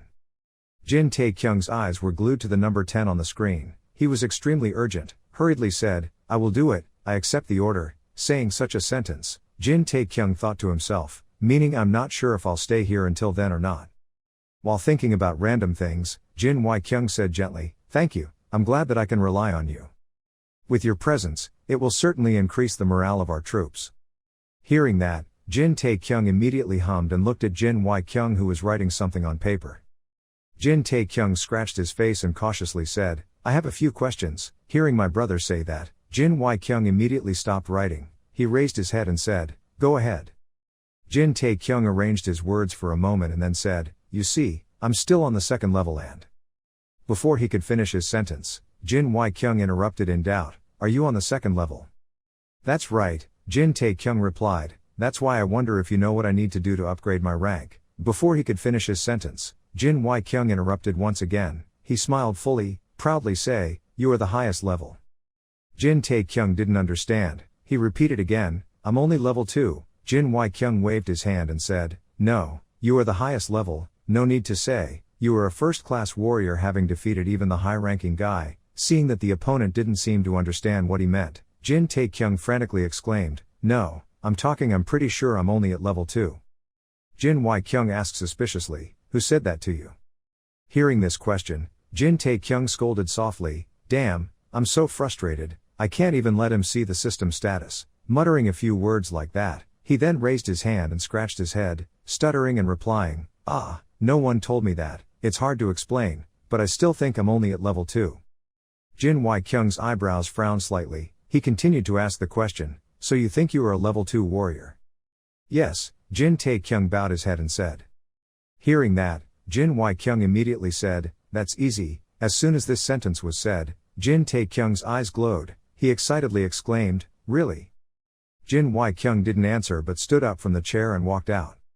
He dipped a finger into the cup of tea sitting on the table. Then he brought some tea and wrote something on the table. Jin Tae-kyung's eyes sparkled with anticipation, following his brother's every move. A few seconds later, a word please appeared in front of him. Jin Tae-kyung watched intently. Then raised his head and asked, does please mean faith? Jin Wai-kyung clasped his hands behind his back and nodded slightly, saying, you just need to believe in yourself. Hearing that, Jin Tae-kyung said sadly, what does it have to do with upgrading my rank? Jin Wai-kyung calmly replied, of course it does. Because martial arts comes from faith. It started from belief. Jin Tae-kyung's whole body was suddenly a bit surprised by this. He thought to himself, what should I believe? All this time, what have I believed in? Suddenly the image of each bulletin board appeared in Jin Tae-kyung. He suddenly exclaimed, it was the system. The reason why I keep thinking I'm at level 2 is because the system keeps saying I'm at level 2, but isn't the system designed to just tell you the truth? There is no system in this world that can provide users with false information, but as Jin Wai-kyung said, he is already a level 1. So if the system isn't lying, then the truth is that I always think I'm 2nd level because the system is just a reflection of my thinking. I can defeat the 1st level warrior Lee Seo-gun, push back an entire group of henchmen with just me and even kill the most powerful fighter. Jin Tae-kyung cursed a damn time. He looked at his brother and silently lamented, so how come I'm only on level 2? I'm already level 1. As soon as Jin Tae-kyung finished speaking, a thin layer of smoke suddenly appeared around his body. Immediately after that, a ding rang out. The system displayed a new notification. You have achieved 1st place in the soul field. Your skills have also gradually increased. Your internal and external status has also improved. Significant improvement. Abdominal muscles have been developed. Level up. level up. With each system notification ringing in Jin Tae-kyung's ears, your reputation has increased by 1. Your reputation has increased by 1. Your reputation has increased by 1. Walking on the street, Jin Tae-kyung listened to people cheering and waving back, thinking to herself, looking at the way they treated her, it was as if she had always been loved by everyone. My reputation doesn't increase anymore, while now everyone has heard about me, that's why I have to do these stupid things. While I was thinking about this, someone walked up and clasped his hands to introduce himself. Teacher, Jin, I, the guardian of the third gate, Jun, would like to pay my respects. Hearing this, Jin Tae-kyung replied, hello. After saying that, he smiled and continued walking forward, not forgetting to wave to the people on both sides of the road. After walking a few steps, Jin Tae-kyung seemed to remember something, so he turned around and asked Jun, wait, are you one of the 5 people guarding Shan 11? Jun heard the question and immediately nodded and replied, that's right. Jin Tae-kyung smiled brightly, he grabbed Jun's hands and narrowed his eyes and said, wow, thank you for supporting us to this extent. Jun heard that and quickly shook his head and said, please don't bother, Wing, the third gate is very honored to participate in the glorious mission of Jin Tae-yuan's family. Hearing the other side say that, Jin Tae-kyung thought, thank you for raising my reputation for me and fighting on my behalf, Gift Ta. Thinking so, Jin Tae-kyung immediately clasped his hands and said, ha ha, the person who guards the Jade Emperor's empire is here, maybe I should say goodbye. And, before he could finish his sentence, Jun interrupted, if it's you, that's okay, would you like to enjoy some tea with us? Jin Tae-kyung shook his head, he pointed to the same hall and said, sorry, I have something to do right now. Inside the medical shop, moans and groans rang out incessantly. Someone groaned and said, I'm about to die. The patient lying next to him heard that and said, it's a miracle you didn't die right from the start. The person who said this was Han Yop. Next to him was Ma Hiem-yo, injured and groaning. Ma Hiem-yo nodded and said, you're right. When I close my eyes, I remember the moment when Joe Pill used his best palm technique. He was a monster, how could he unleash such power? Han Yop lay on the hospital bed thinking for a while and then slowly said, because he is a top martial arts master. Ma Hiem-yo turned around in confusion and asked, hey, are you serious? Han Yop lay still and absent-mindedly replied, what do you mean, the fact that I love my tail so much? No, that's not what I mean, Ma Hiem-yo said. Han Yop sadly said, I always knew that I was incompetent, I just didn't want to accept that truth. Ma Hiem-yo silently bowed her head without saying anything. Han Yop stopped for an hour and then stopped. As if thinking about something, a second later he suddenly said excitedly, from now on, I will try to become stronger like Joe Pill, no, stronger than Joe Pill. Hearing the other person say that, Ma Hiem-yo couldn't believe it and exclaimed, you. Han Yop nodded and now clenched his hands together, determined to say, when I started thinking like that, I felt much happier. I realized that if I became a top martial arts master, I can become extremely strong. That's why I always tell myself that. People may laugh at me, but if I put all my efforts into achieving my goal, I will surely succeed. Hearing these words, Ma Hiem-yo sat next to me, absent-mindedly thinking, even he changed his mind, change. As if receiving strength from the person next to her, Ma Hiem-yo also clenched her fist and raised it, seriously saying, no, I will be the one to achieve it first. After saying this, the two turned to look at each other and smiled, their eyes revealing great determination. Who would have thought that a moment later, the sound of arguing rang out in the room, there is no way, I am sure that I will be stronger than you, I don't think so, I may be the one who surpasses you. They are busy arguing, not paying attention, the door suddenly opened a crack. After arguing for a few words, these two people seemed to have found common ground and shouted in unison, we should focus on overcoming Joe Pill. Hearing this sentence, a soft sigh sounded outside the door, then the door closed, slowly close. Jin Tae-kyung stood outside, breathing heavily, listening to each burst of laughter echoing inside. He was both helpless and embarrassed as he whispered, I always wondered what they were talking about, but these damn guys are painting their own dreams, that sounds really embarrassing. Leaning against the wall and looking into the distance, Jin Tae-kyung thought to himself, I planned to say goodbye before the war broke out, but things needed timing, I didn't want to bother them right now. Forget it, there's no reason for me to talk to them, maybe I should be satisfied with just seeing their faces. While deep in thought, Seo Yul approached from nowhere, she opened her eyes wide and looked at Jin Tae-kyung then said, Mr. Hero. In another hospital room, as soon as Jin Tae-kyung walked in, Gong Ye-chung and Seo Chun smiled and greeted. Jin Tae-kyung was pulled over by Seo Yul, He laughed and asked, "Ha ha, how are you feeling?" Gong Yicheng smiled brightly then replied, "I actually have completely recovered because of the treatment, for a long period of time. However, I hear that the Great War will break out soon, hopefully the preparations are complete." Hearing these words, Jin Taekyung was momentarily stunned. He thought to himself, aren't the main forces the only ones who know about this? If someone like Yicheng, who spent all his time in the infirmary also knew about this, then would everyone in Taiyuan's Jin family also know? Would this operation be okay? What if a spy from the Hang Sword sect knew? At this moment, the system rang a new notification. The content of the notification was as follows: "Someone has heard rumors about you. Your reputation has increased by 1. After reading this notification, Jin Taekyung thought to himself, whatever, it's not important because it has nothing to do with me. Not seeing Jin Taekyung answer, Gong Yicheng suddenly called out, "Teacher Jin." Jin Taekyung woke up from his thoughts. He nodded slightly and replied, "Well, everything is progressing very smoothly." Hearing that, Gong Yicheng immediately said, "Because it was a battle that decided the family's fate, I'm sure the young master was quite worried. Anyway, I'm very happy that I was able to find the things you left behind." Hearing that, Jin Taekyung was extremely confused. He asked suspiciously, "Did I forget something? I don't think it was me."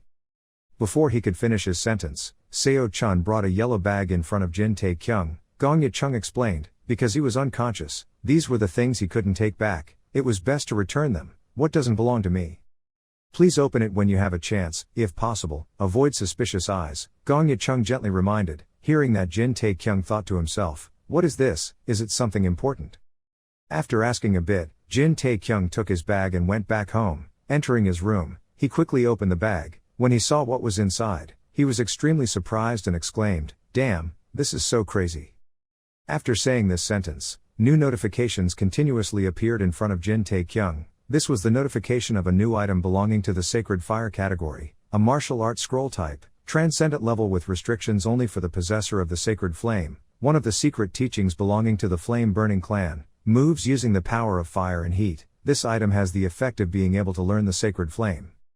The next item Jin Taekyung received belongs to the Burning Flame pill category. This is a magic pill, has the ultimate rank. This item has no restrictions. This is the secret magic pill of the Burning Flame family. It has the effect that when used, it will increase energy by 30 years. The accompanying side effect is that if the powerful fire of the magic medicine cannot be controlled, the user will have to endure a violent death.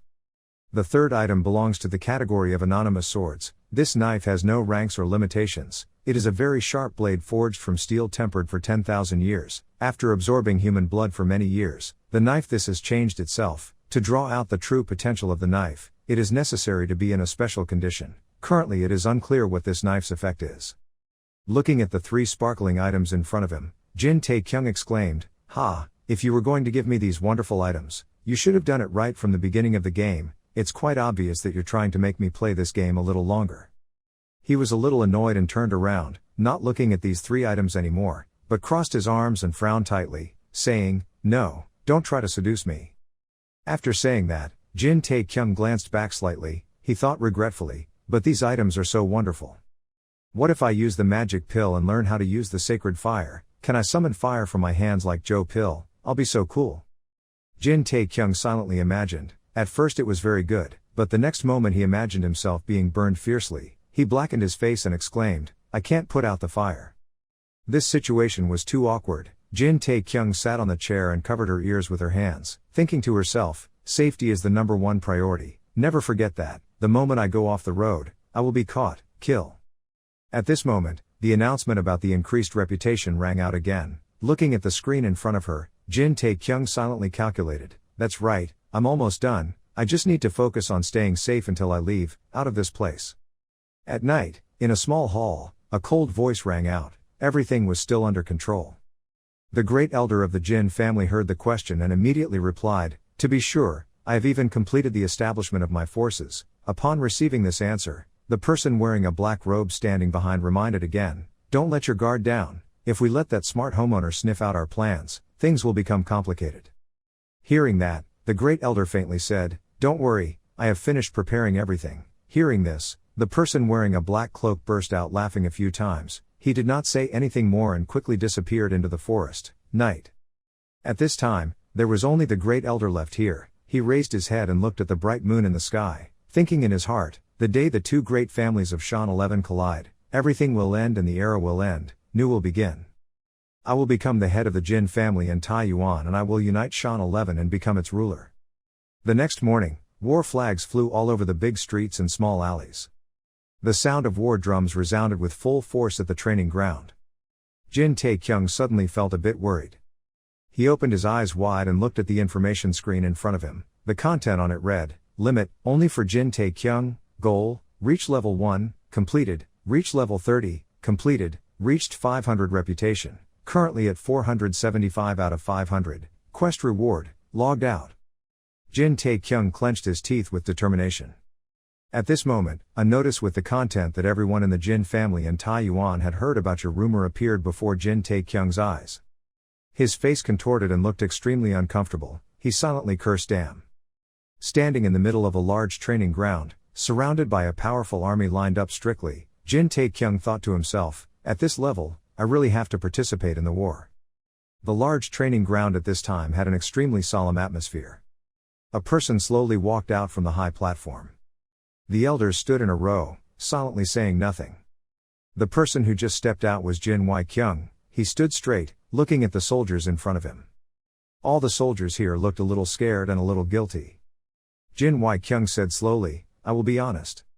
The enemy outnumbers us in terms of soldiers and master-level martial artists. However, they are not much different from a many-headed wolf. Their force is a collection of thugs, mercenaries hungry for gold and robbers specializing in stealing from others. These bastards don't have any dignity or honor left inside. Hearing Jin Wai-kyung's speech, the great elder furrowed his eyebrows in thought. Jin Tae-kyung on one side also hated and cursed in his head, not understanding what his brother was talking nonsense about. Jin Wai-kyung stood high, not bothering to pay attention to the things around him, but continued to speak. It will become a brutal battle, where we put our lives on the line of survival. I cannot guarantee that you will come back alive. But we will definitely win, the worthy will survive, risk everything you have and must survive until the end. As soon as these words ended, the soldiers below immediately stamped their feet and shouted, causing dust and sand to fly up. Everyone quickly set out on the march. The winding mountain road could not stop their footsteps. At night, the soldiers rested at the edge of the forest. Small groups gathered in one place to start a fire. Food and water were placed on the ground. Someone suddenly asked, What are you doing here? This voice belonged to Jin Tae-kyung. He looked at the soldier sitting across from him and frowned and asked, Shouldn't he be in the infirmary? The person being asked was actually Hyuk-mu Jin. He straightened his back and puffed out his chest, replied, I am the person who understands my body's condition better than anyone. Do you really think I would miss a battle that involves our family's name? Jin Tae-kyung didn't bother to pay attention. He raised his eyebrows and reminded, he looked tired, it's not too late, so why don't you go back? Being told such a sentence, Hyuk-mu Jin immediately stood up. He flexed his arms to show his strength and then replied, What do you mean? I, Hyuk-mu Jin, am a man, only walking. How can one day make me tired? You're really not tired? Yes, sir. So you mean you're completely fine, right? Of course, sir. One question, one answer here. Jin Tae-kyung immediately pointed to the group of people setting up camp not far away, raised his eyebrows and said, Then stand up and help these guys set up the tent. Hearing this sentence, Hyuk-mu Jin suddenly shouted, An hour later, after being attacked by Joe Pill, the aura in my body was still chaotic. Before he could finish his words, Jin Tae-kyung rushed forward. He threw up his hands and shouted angrily. He said he had fully recovered, but this damn guy was arguing loudly in front of him. Suddenly a person appeared and asked, Is this guy injured? At first, Jin Tae-kyung and Hyuk-mu Jin didn't realize who they were. They both stopped moving and looked up. When it became clear that the person coming was Jin Wai-kyung, Hyuk-mu Jin quickly clasped his hands and said, Ah, I'm better, Chief. Jin Tae-kyung also quickly bowed and paid his respects to the chief. Jin Wai-kyung heard that and immediately dismissed him. He waved his hand and said, Sit down, you don't look like you're in the best shape. After saying that, he immediately patted Hyuk-mu Jin's shoulder, smiled and said, However, I can guarantee that your internal injuries will completely recover. Hearing this, Hyuk-mu Jin stammered in fear, cried out, Forgive me. Jin Wai-kyung laughed and turned away, leaving Hyuk-mu Jin trembling and standing still, not daring to move. He said to Jin Tae-kyung, Will you go for a walk with me? The two quickly found a quiet place to go. The night had now fallen, the cold moon hung high above. Jin Wai-kyung asked, How do you feel? I'm fine, Jin Tae-kyung replied. Hearing that, Jin Wai-kyung immediately nodded and said, "Very good." At this time Jin Tae thought, since leveling up and allocating rank points, my body is even in good condition, more than before. The two continued to walk forward. Jin Wai-kyung spoke again, "He has been assigned to protect the rear and will only have to deal with a few fighters on our side." Hearing this, Jin Tae-kyung thought to himself, since my reputation points haven't increased yet, this is a good opportunity for me to ask him. Thinking so, he immediately bowed his head, clasped his hands and said, "Please give me a task." Jin Wai-kyung was surprised by this statement. He turned his head and asked again, "A task?" Jin Tae-kyung nodded and replied, "Since my body has completely recovered, I want to accomplish great feats for my main family." These words came out of his younger brother's mouth, making Jin Wai-kyung a bit surprised and unable to believe it. His eyes filled with tears and he asked emotionally, "Is that what you've been thinking about all this time?" Jin Tae-kyung nodded and said, "Just leave it to me." As soon as these words ended, Jin Wai-kyung suddenly raised his sleeve to wipe his tears. He said, thinking admirably, "Thank you, little brother." Seeing his brother like that, Jin Tae-kyung thought inexplicably, "Why are you crying?" "Well, I'm not sure about this, but I need to hurry and log out before the actual battle begins." At this moment, Jin Wai-kyung spoke again, "But I'm afraid I can't do that." Hearing that, Jin Tae-kyung inexplicably exclaimed, "Why not?" Jin Wai-kyung clasped his hands behind his back and slowly explained, "I will appreciate your thoughts, just focus on protecting the rear." Hearing that, Jin Tae-kyung quickly protested, "No, but you really need to establish feet and..." Before he could finish his sentence, Jin Wai-kyung interrupted, he had done enough. Jin Tae-kyung refused to give up. He continued to persuade, "Then I can assign you a reconnaissance mission or something. You can go check to see if there are any enemy soldiers ambushing out there." "Listen to me." Having said this, Jin Wai-kyung immediately placed his hand on his shoulder and softly called out to his younger brother. He said seriously, "You have been assigned one of the most important missions for us." Hearing this sentence, Jin Tae-kyung was confused for a second. He felt quite interested, so he looked up and asked, "What is it?" Jin Wai-kyung smiled silently and said nothing. A moment later, he slowly said the two words "survive." As soon as these two words were said, Jin Tae's eyes suddenly opened wide. Jin Wai-kyung placed his hands on his younger brother's shoulders and said gently, "He must do whatever he can to survive. Even if the Jin family is on the brink of destruction, he must run as far as he can. Yes, you understand. If the roots still exist, the trees will grow again. You and your second brother are even likely to do better than me now, remember." Having said this, Jin Wai-kyung immediately reached out and patted his little brother's head.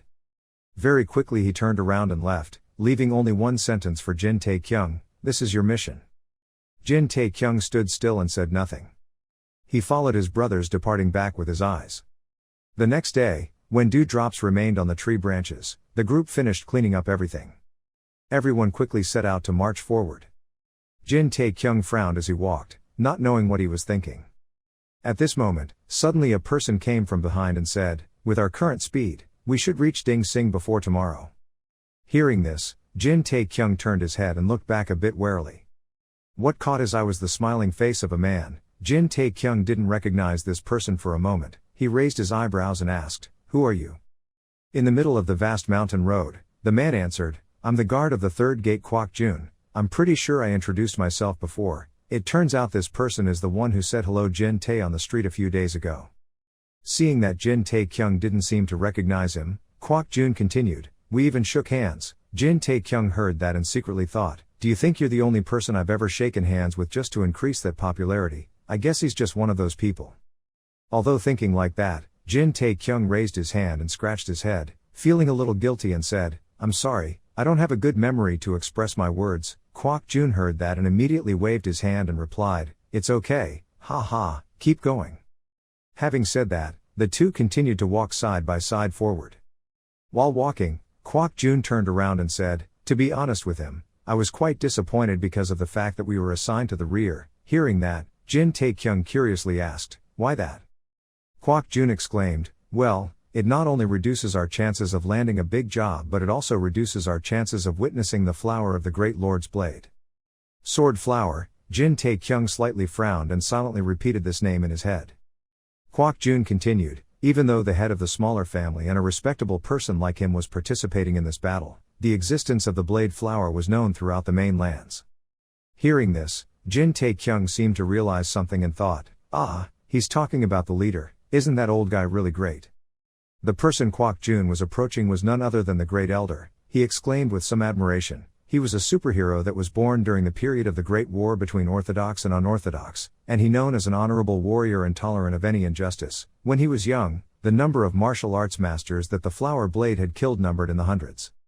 Silently walking to the side listening to the other person talk, the image of the Great Elder immediately appeared in his mind. Jin Tae-kyung thought to himself, wow, the last time I saw him, I got some damn vibes from him, but maybe that's because it was the first time I saw him. If he's really great, I guess it'll be good that he helps me out of this war. Kwok Jun panted as he walked, his face was red and he whispered, just thinking about tomorrow's match makes my heart beat. Hearing that, Jin Tae-kyung thought incredulously, it's still war, how is this dude not worried?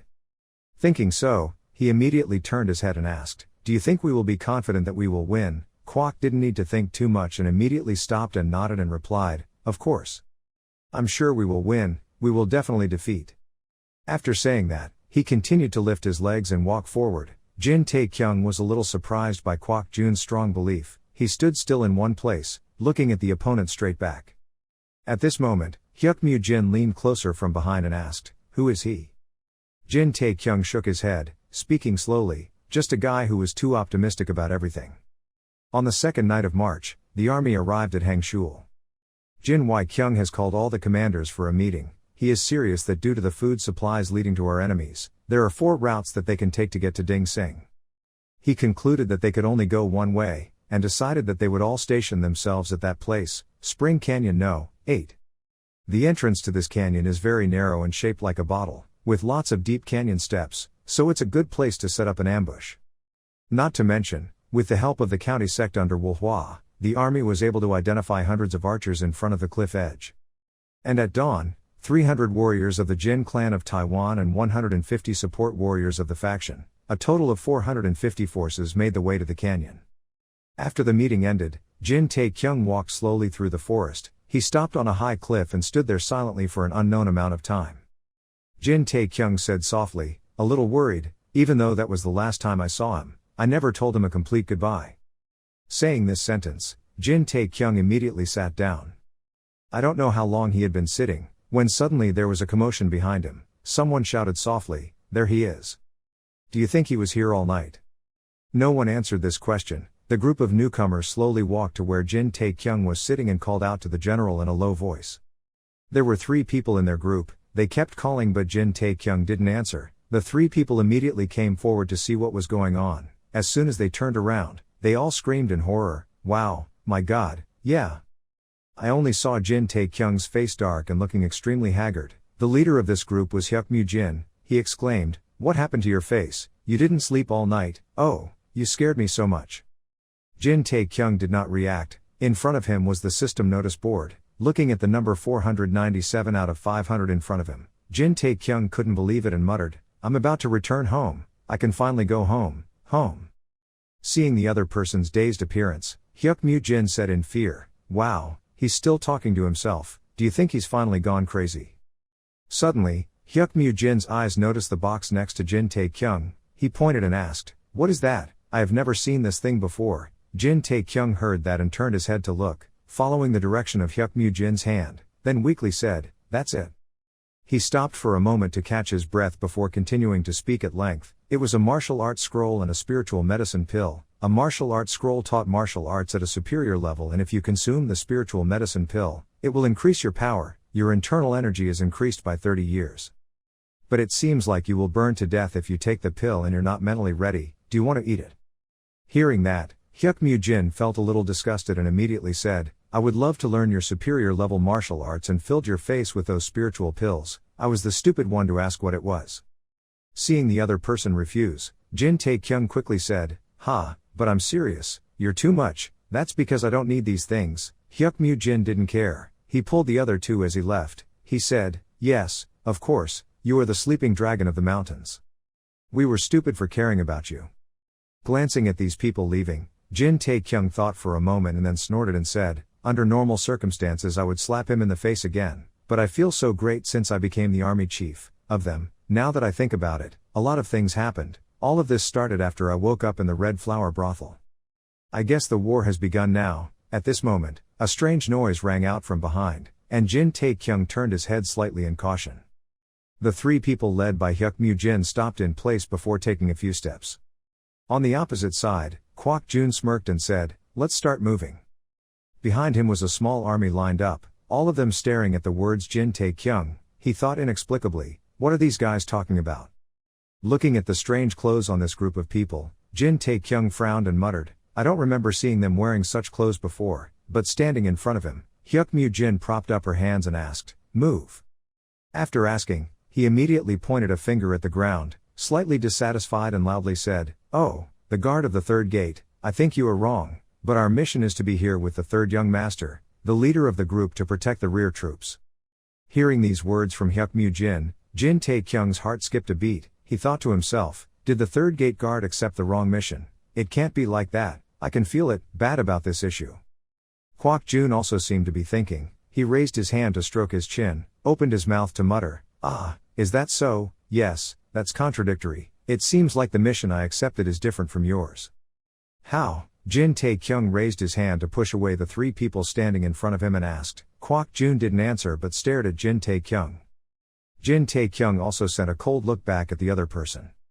The two of them locked eyes for a while. Jin Tae-kyung's hand tightened around the spear handle. A moment later, Kwak Jun grinned. Immediately after that, he raised his arms and excitedly shouted, "You're really smart. If that's the case, I guess I'll have no other choice but to tell you what that person asked me to do." As soon as these words ended, Kwak Jun's pupils suddenly turned black. He looked towards Jin Tae-kyung, shouted in a loud voice, "Kill them all and gather the main forces." As he finished speaking, a rumble rang out. Jin Tae-kyung's group and Kwak Jun's group simultaneously raised their weapons in a defensive stance. Kwak Jun stood in one place, revealing an evil look in his eyes. Jin Tae-kyung's group had 4 people, much less in number than the enemy. Jin Tae-kyung gritted his teeth and cursed 3 damn words. Next to him, Hyuk Mu-jin also roared angrily, "You dare to betray the main family, you will have the death you desire." Hearing these words, Kwak Jun was not afraid but curled his lips and replied, "Betrayal, death wish, it seems like you are wrong. I have never betrayed anyone, nor will I be killed, here, not from people like you, at least." These words made Hyuk Mu-jin angrily scold your mother. He was about to rush forward but Jin Tae-kyung raised his hand to block him and ordered him to step back. Hyuk Mu-jin asked confusedly, the group leader, "Why are you talking to them so seriously? They are the third gate guards, they are nothing more than the second-rate weaklings in the faction. We just need to defeat them and," without even finishing the sentence, Jin Tae-kyung shook his head and interrupted. He frowned and said no. Jin Tae-kyung used his ability to see that Kwak Jun was at level 40, he said very seriously, "They are not a bunch of weaklings." Pausing for a moment, Jin Tae-kyung looked at the people behind Kwak Jun. They were all level 30 or higher. Jin Tae-kyung didn't say a word but just muttered, they were all first-class warriors. At this point he was a bit scared. His sweaty face scolded softly, "Damn it, I spent 4 days with them and didn't realize that fact. I was too focused on getting out. Right now, those people are frantically attacking him." A series of slashes flew towards Jin Tae-kyung, who was gritting his teeth to block each blow. The other guy laughed extremely savagely and said, "I wonder how much longer you can withstand our attacks." At the same time, a ray of light stabbed straight into his helicopter, causing him to be pushed back. In an urgent situation, Jin Tae-kyung was attacked by a guy on his side, so he had to move forward to avoid the attack. Next, another guy took the opportunity to swing his sword down, and he ducked to avoid it. Out of nowhere, an axe flew straight into the head of one of the 3 men. The brown-haired guy had a look of utter shock and disbelief. There was a sharp thing cutting someone from the big guy. He looked down in panic. Finally, a sword stabbed straight through the other guy's chest, blood splashing everywhere. Another sword stabbed into the next guy's chest, blood spurted out of his mouth. The brown-haired guy gritted his teeth in disbelief. This wasn't how things were supposed to go. Looking at Jin Tae-kyung alone holding a sword, a spear, an axe, and all kinds of weapons, he wondered, where the hell did he get these weapons from? His eyes were constantly scanning the situation, not to mention, what was going on over there. Seeing a group of people holding shields and swords killing one of his own people was extremely difficult for him to understand, and they spoke with enthusiasm, stopped him, and stabbed him. The brunette looked at the chaotic situation unfolding and said, "Damn, I thought this damn stabbing wouldn't be a problem." Suddenly a boom rang out in the distance. All his subordinates disappeared. Even the sword in his hand was broken. His eyes flashed with blood and he thought in panic, the news, our information about them is completely wrong. Looking at his people lying on the ground, while Jin Tae-kyung was fighting his injury and wiping his sweat, he said, "Wow, my attack skills are really pretty damn good." He was scared inside. Jin Tae-kyung, he's no lucky spoiled brat, he's a superb martial arts master. His heart pounded a few times, he trembled and wanted to run away because now he only had one sentence left in his mind, "I'll quickly leave here," but before he could leave, Jin Tae-kyung's joking voice rang out, "Stop, if you want to live." He was extremely confident, pointing the spear at him and said, "If you calmly obey and answer my questions, then I will grant you a painless death." It didn't seem to go very well. A moment later Jin Tae-kyung used a spear to hit him. He clenched his teeth and let out a painful groan. Jin Tae-kyung said angrily, "I told you not to try to run away, no matter what you say, it won't stop me from trying to escape from this place. A painless death, what you're implying will only give me a few wounds, so do you want me to stab you to death? Now I'm thinking about it, you guessed right, I think I would like death. The more you talk, the more painful it is, then." Finally, the other guy clutched his stomach and knelt down on the ground, spitting out a few drops of blood. Seeing Jin Tae-kyung sitting down in front of him, his body trembled even more violently. Jin Tae-kyung looked down at him with cold eyes and said, "Let me ask you again, who the hell are you guys? Where are the true guardians of Mountain Ridge? You guys are from the Hang Mountain Sword Sect." The other guy still didn't want to answer. Taking the opportunity to bend down, he spit out the hidden weapon from his mouth. He glanced once and then tilted his head to one side to avoid it. So Jin Tae-kyung raised his fist and gritted his teeth at him. The sounds of punches and screams rang out continuously. After a moment, when he couldn't stand it anymore, he spoke up, "Like the guardians of the Third Canyon, we are truly the guardians of the Third Canyon." The fat boy came closer and said, "He is lying. The guardians of the Third Canyon are a faction that was exterminated 30 years ago. Well, they are more of a group than a faction at the moment. They are famous for taking in orphans to train warriors, martial arts soldiers, but they are not the type of people who would do such things." Another person also chimed in and said, "Could it be that these guys murdered the real guardians of the Third Canyon and are impersonating them?" When the other guy heard that, he suddenly laughed and said, "Fake, you guys still don't understand." He frowned, revealing a cruel smile and said, "The guardians of the Third Canyon were created for the sole purpose of serving him. This is a big plan that he has been preparing for 30 years, ka ha ha." Jin Tae-kyung didn't seem to believe it and said, 30 years. In his mind, the image of the Great Elder appeared. He thought to himself, the only person who could have planned such things during 30 years in Shanxi province could only be one person, the Elder, but for the purpose what? Jin Tae-kyung also remembered his fellow disciples who died in battle and thought, he was the one who blamed Jin Wai-kyung for the deaths of those children. Then remember the night of the retrial, he was also the one who prevented the political conflict within the family. Thanks to him the Jin family in Taiyuan was united for the upcoming battles and... He suddenly remembered something, he couldn't wait. He quickly turned to ask Hyuk Mu-jin, "Hyuk Mu-jin, how many of the faction's new recruits are participating in the war with us?" Mu-jin replied, "If you combine the Guardians of the Third Ridge with the Royal Guard there are a little over 100 soldiers." He asked again, "What about the Elder's warriors?" Without stopping he continued, "If we include the warriors from the Elder's political faction, then more than half of our force is." Hyuk Mu-jin seemed enlightened. He spoke up. The other two people were also extremely shocked. His mind was confused. He helped Jin Wai-kyung unite the family just for this day. When all the clans pointed their swords at Jin Wai-kyung like that, it was successful, he thought to himself. He did that to gain everything from this war. The main clan's forces were in trouble. Having figured everything out, Jin Tae-kyung started giving orders to everyone. "We will depart immediately, hurry up and get ready to go." I haven't seen the mountain keeper speak for a while, now his ears are bleeding. He whispers, "It's too late." Everyone looked down at him in shock. He said, You, the Jin family in Taiyuan, as well as the Mountain Hang Sword Sect." He laughed wildly and said, "The big plan has begun." His 7 intestines were bleeding. He knelt on the ground and raised his hands to the sky screaming, "From now on, Shanxi province will have to welcome the new owner." After speaking, he spat out a large amount of blood. Then he fell to the ground and died. 4 people watched in bewilderment as he died like that. Hyuk Mu-jin said, "It seems like he killed himself, what a cruel bastard." At the same time Jin Tae-kyung's system dinged a notification.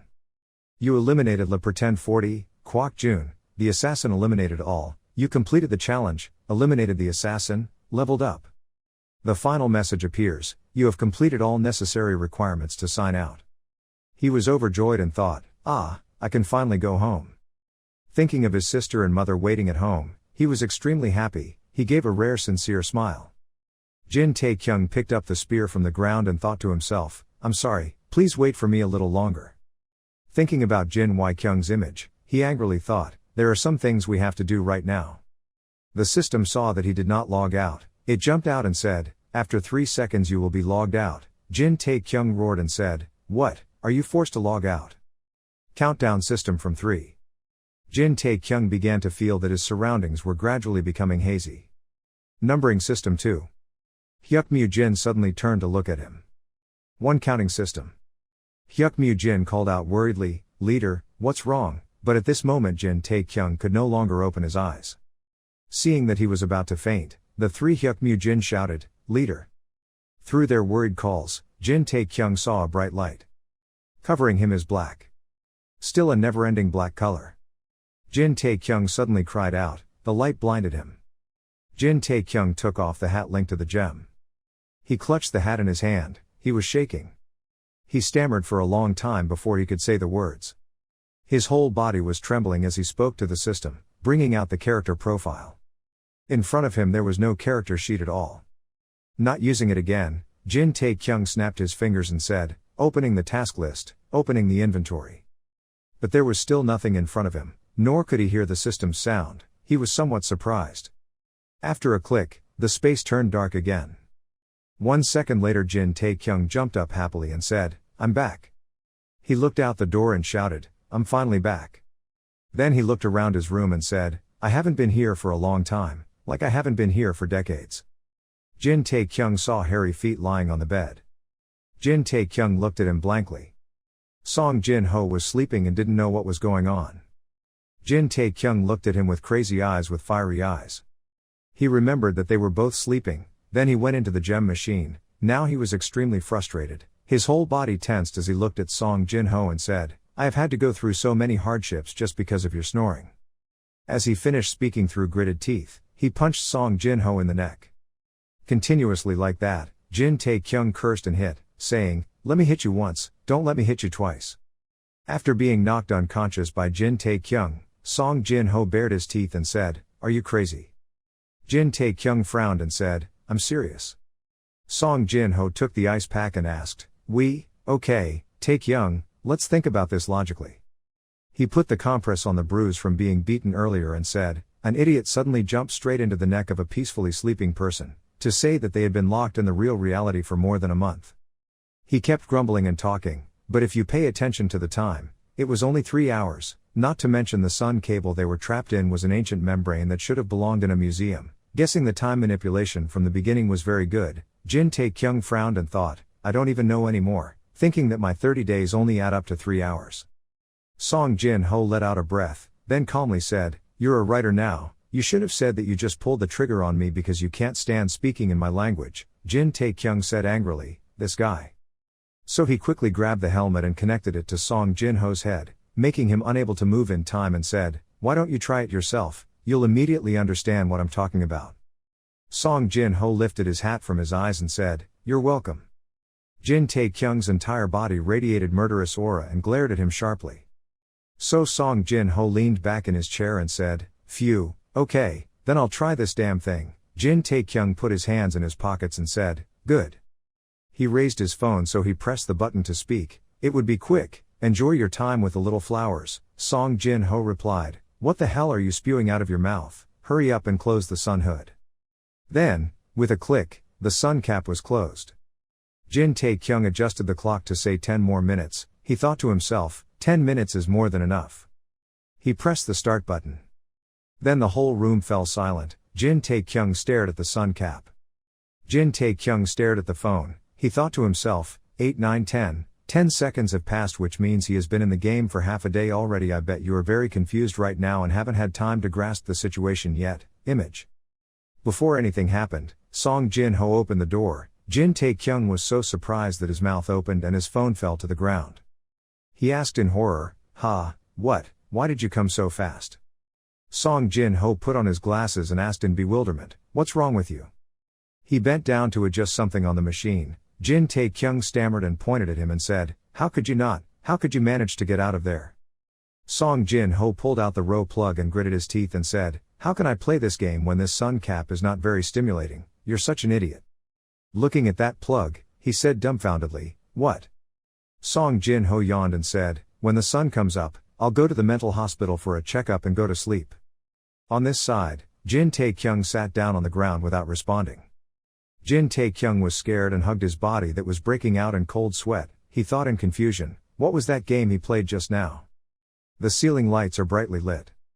Jin Tae-kyung looked around blankly. He silently looked at that cold sun cap. Jin Tae-kyung leaned against the wall and thought, could it be just a dream, or am I really crazy? In his head, he was repeating the extremely realistic images he had experienced in the gem, the emotional characters, and even the relatives in them. He thought, no way, I still remember everything very clearly, it's not an illusion. Suddenly he realized something said, maybe it was flying. Jin Tae-kyung remembered that before entering the gem, he had read the instruction manual. Now he excitedly said, yes, the instruction manual. So Jin Tae-kyung crawled around the room looking for the instruction book, thinking, where is that book? After a while, he brought out a wrinkled book and said, I found it. Jin Tae-kyung flipped around for a while. He looked at the book and said, I had read the first page. The next page was a red table of contents. He said, I've read this too. Flipping to the next page, his eyes widened in shock. What is this? He said incomprehensibly. Reading the content in the book, he said, binding on the player. Jin Tae-kyung frowned and said, so I can only use it when I die. I really can't help but notice it. The emphasized black text caught his attention. It's time for me to do something. Jin Tae-kyung climbed up on the bed and read the instruction booklet. They also emphasize that time here passes very slowly, but it doesn't affect the feeling. After reading it, he fell into silence again. He remembered his body fainting in the gem world and thought, then I can control the time. And the image of Hyuk Mu-jin calling me worriedly, can Hyuk Mu-jin and the others convey the news that the elder has betrayed him to Jin Wai-kyung safely? He remembered the image of his brother in the gem again and thought to himself, would Jin Wai-kyung be able to defend against the elder's attack? So Jin Tae-kyung silently calculated the real and virtual time, from the first month in the game to only 3 hours in real life, then came to the conclusion that he still had some time left, thank God. Hearing that, he was stunned for a moment. He shouted, hey, I'm sure they're fine, they can handle everything their way, there's no need for me to worry. Jin Tae-kyung looked at the last few lines of the manual. Then I looked at the notification on my phone and said, isn't it the same definition as I already knew? Jin Tae-kyung frowned as he read the manual over and over again. Jin Tae-kyung dejectedly flopped down on the bed and said, damn, what do they mean by synchronizing the character and player together? The room fell silent again. He spoke to the system again, opening the personal information. But the room fell silent again. He said angrily, vaguely, it didn't want to run, it felt too noisy, the room below was echoing. Did the little mouth intend to let someone else sleep? The next morning, Jin Tae-kyung went to the vending machine store. Every morning I go to each vending machine store, and see the newest models at the market at the moment. He also went to the center to try, but there was nothing here similar to the model I used to play. I also noticed a model with 70% authenticity. After a while of trying the same machine over and over again, he sighed and thought, but the NPCs moving and interacting with players were still too rough and unnatural like the game I used to play. It seemed like no one knew or listened. Through the game Murim login, yes. Jin Tae-kyung just came home and saw Song Jin-ho. Since the beginning until now I haven't been able to find anything. I decided to go find Jin-ho, he seems to know, because he must be a card game addict. Song Jin-ho picked up the manual and read it for a while then said, that's wrong, what idiot would develop and popularize a game on the 1st of January 2020, after all Jin-ho doesn't know anything about H-sort and the machine model is 2020. Jin Tae-kyung just pointed at the back and said there was a back face, but the most unexpected thing was. Song Jin-ho held up the book and said, I can't believe you told me to read this blank sheet of paper. He thought helplessly, he only read the first page, and he didn't even bother to read any other pages. So Jin Tae-kyung was chased out of the room by Song Jin-ho. He thought dejectedly, so I'm the only one who can see the information on the paper, sometimes it's really hard to understand. So he sat alone in the park in a daze. Looking at the contact list, my sister's name appeared. Finally, Jin Tae-kyung pressed the phone to call. A noise rang out, a voice rang out on the other side. Hello, who is it? A breath of water suddenly appeared in Jin Tae-kyung's eyes. His sister on the other side said, hello, who is it? Not receiving a response, she said, if you don't say anything then I'll hang up. Jin Tae-kyung quickly said, hey, wait, it's me, it's my brother. He thought to himself, her grumpy voice, my daughter really can't go back anymore. On the other side, the girl wearing an earphone said, so why are you calling me? Ho, then I'll hang up. On the other side Jin Tae-kyung said, it's because I miss your voice. He smiled and said, wait, I'm just kidding, what are you doing? Next door, the little girl was twirling a pen in her hand and said, Mom isn't home yet, if you're curious, why don't you call her yourself? Jin Tae-kyung emotionally tilted his head up to the sky and said, ah, okay, what are you doing? He thought to himself, if I heard my mother's voice right now, I'm sure I wouldn't be able to hold back my tears. In the real world, it's only been a day since I last saw them. Wondering what would happen if I never returned. It doesn't matter anymore. What matters is that I return to my world. I have a family, and I have to protect it.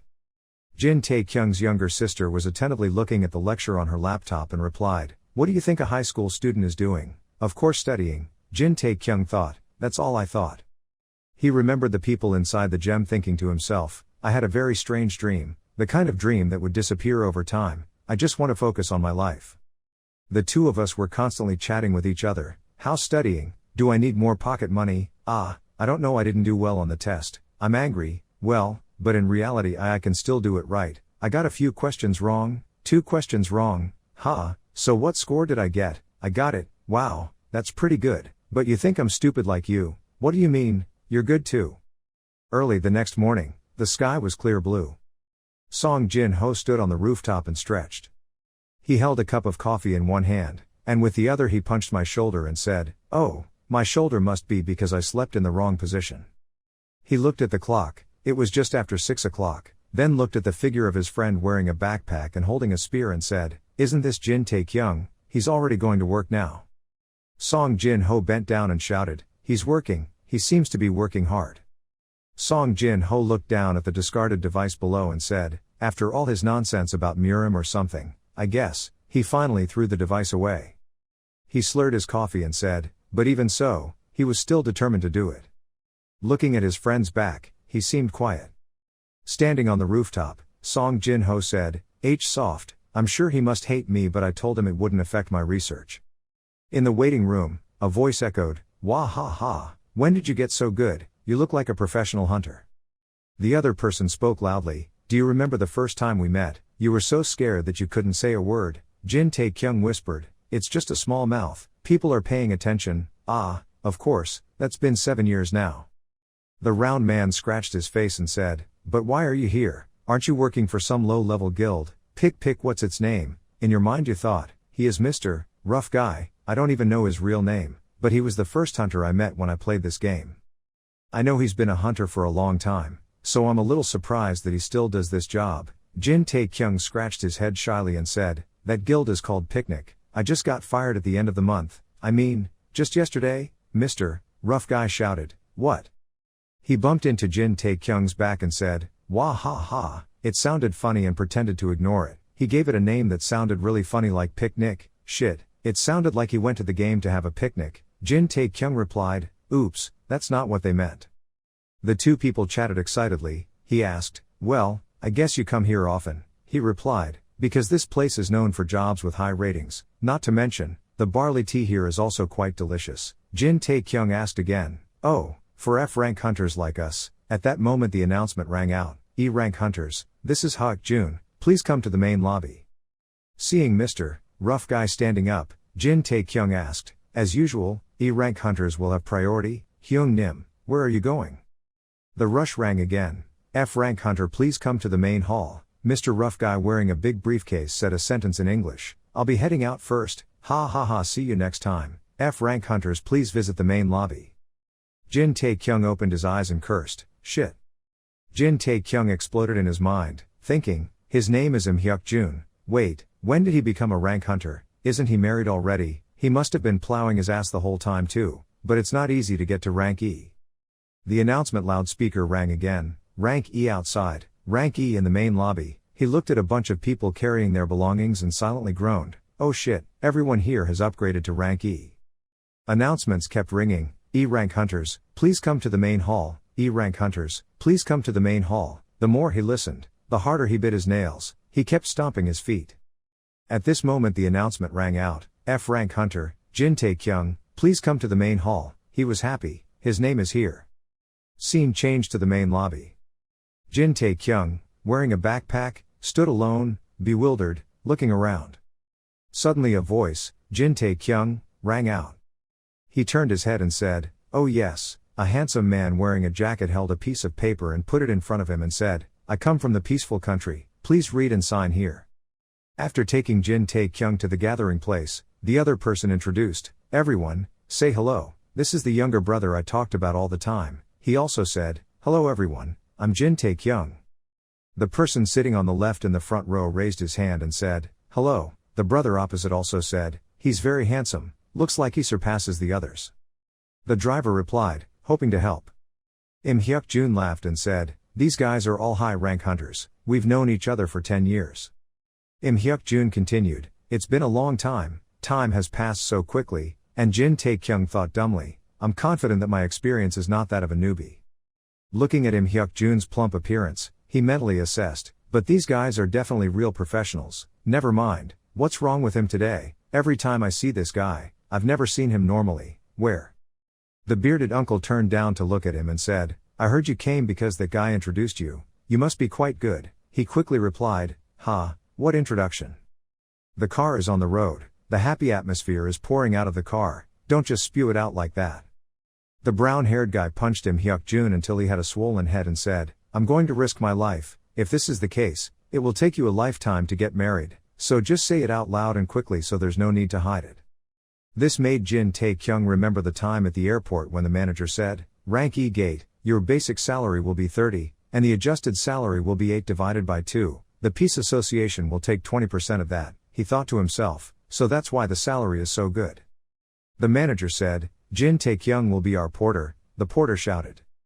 He sighed and thought, "No wonder I realized that there was no association that paid that much just to be a coolie carrying things," so he sighed. Im Hyuk-jun held his head and glanced at Jin Tae-kyung. Suddenly he said with emotion, "Thank you guys for worrying about me." Im Hyuk-jun leaned back in his chair, pretended to cough twice and said, "It's okay, I didn't do anything, I just made a suggestion."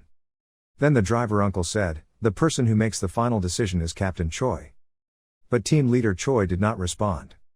Jin Tae-kyung smiled and said, "Then I will try my best." Captain Choi coldly said, "With that, we will carry out our plan."